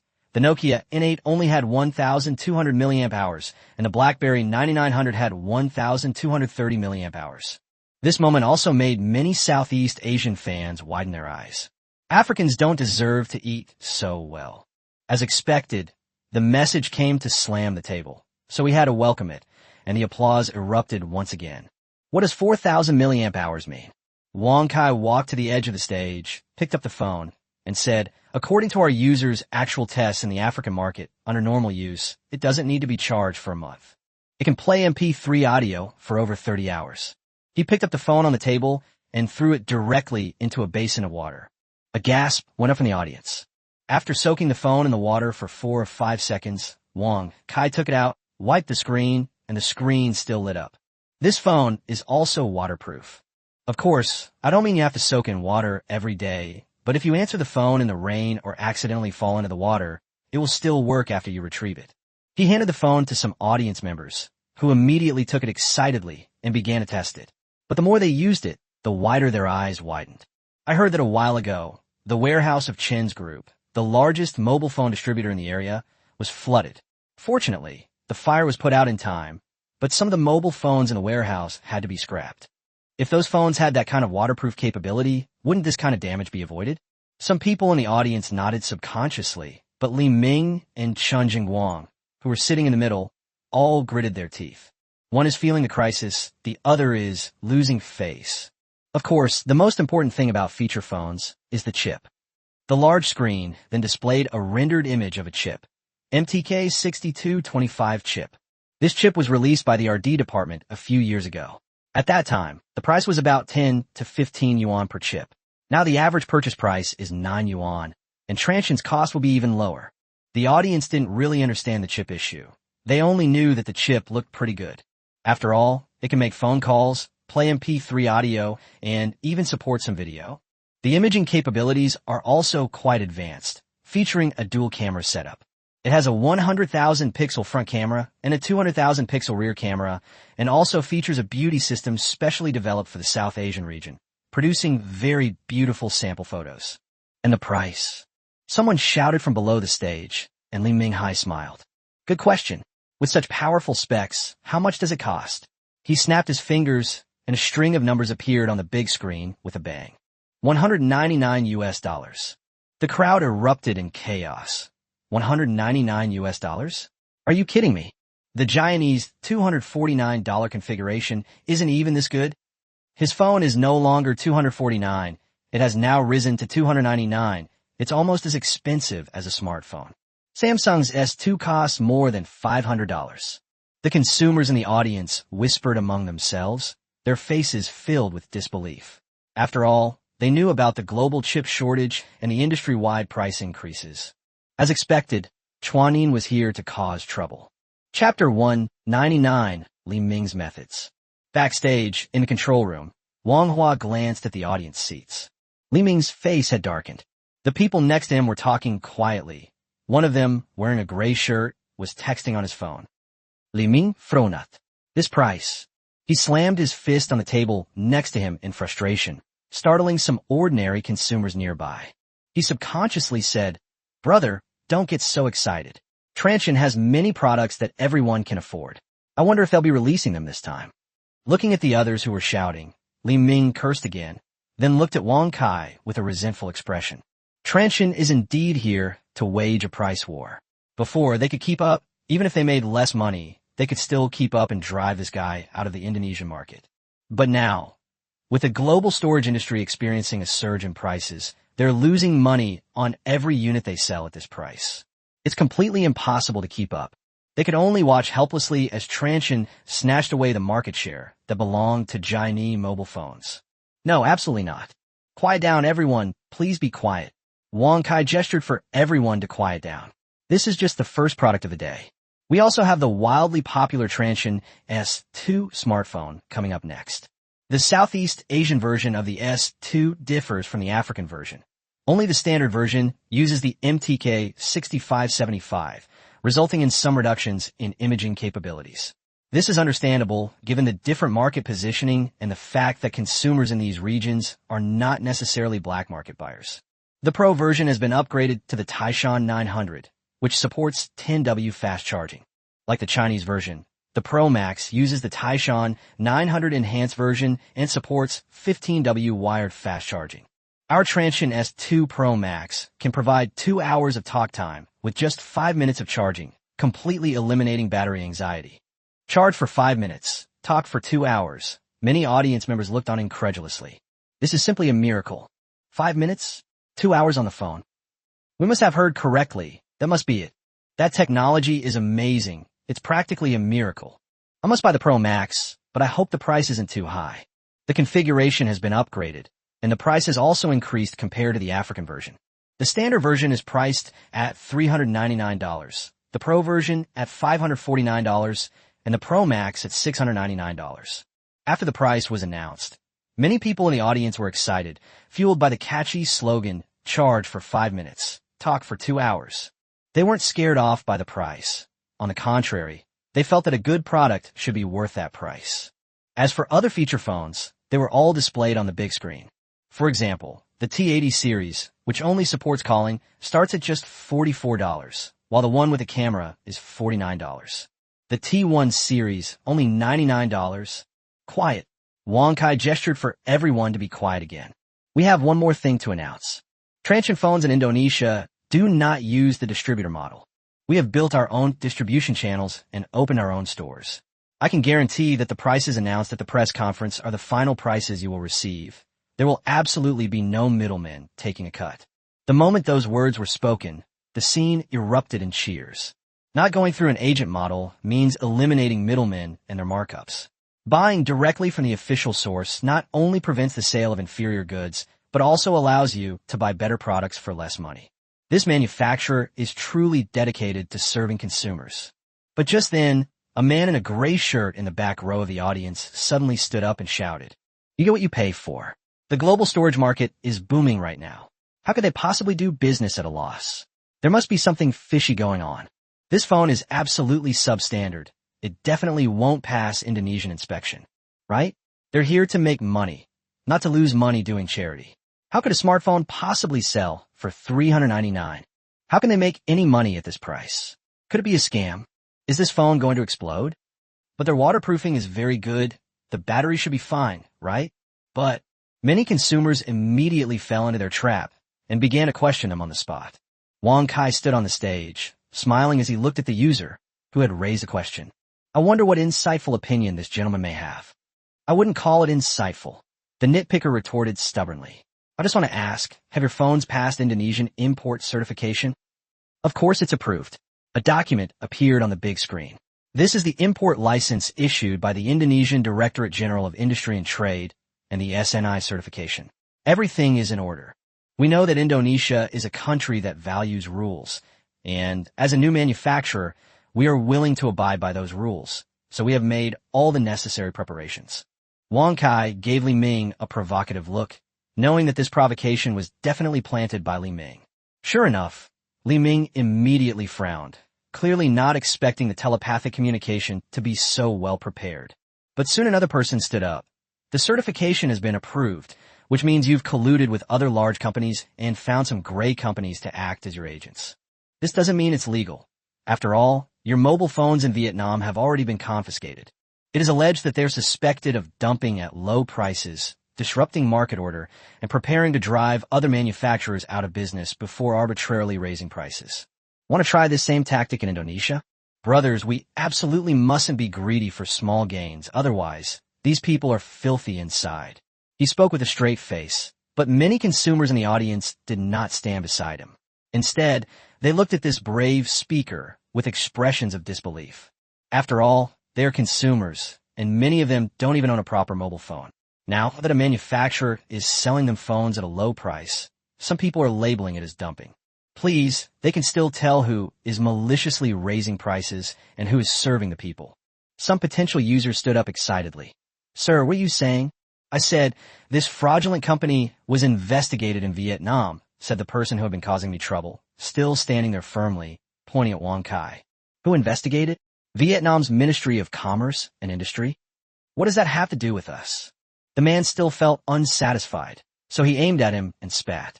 Other spectators nearby followed suit and spat at them as well.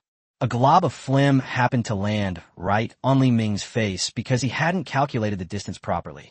Her already dark complexion immediately turned rosy. Seeing that the situation was about to escalate further, Wong Kai quickly stopped it. Everyone, hold on a minute. This client is indeed very well informed. Wong Kai walked off the stage to the middle aisle of the third row and specifically looked at Li Ming, saying, but you don't know why the Vietnamese Industry and Commerce Department is investigating us. Everyone stopped what they were doing and looked at Wong Kai. Li Ming quickly took a tissue and wiped his face, because they apologized that very day after they finished their investigation. Wong Kai stared in his eyes. Moreover, we have already reached a deep cooperation agreement. Transsion will invest in building a factory in Vietnam, creating at least 3,000 jobs. The Vietnamese government is expected to personally apologize tomorrow and promise the double 10 policy. 10 years of tax exemption, 10 years of tax reduction by half. We will also establish a factory for you in Indonesia in the future. Chapter 200 Overseas Version Voice Transmission V1. Building a factory?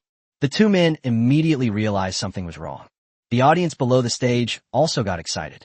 Building their own factory not only means they have new job opportunities, but also means that the cost will definitely be lower than they are now. That means they can buy high-quality, low-price products for less money. Indonesia's rules are fair competition and legal operation. We, Transsion, have been operating in Africa for 3 years, and our market share is already #1 in Africa. We don't rely on connections or underhanded methods. We rely on making good products and keeping prices low, creating one affordable product after another for everyone. Manhwa walked to the front of the stage and looked at the prospective users below.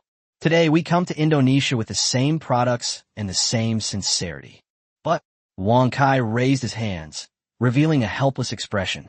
Li Ming instantly realized something was wrong. This was an attempt to shift the blame elsewhere.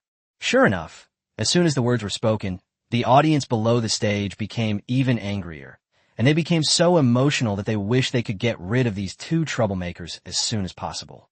There must be other mobile phone manufacturers supporting this. After all, how could an ordinary consumer ask such a question? That despicable guy actually tried to smear transmission and drive the righteous messenger out of Indonesia. Unforgivable. Just then, Wang Kai added fuel to the fire.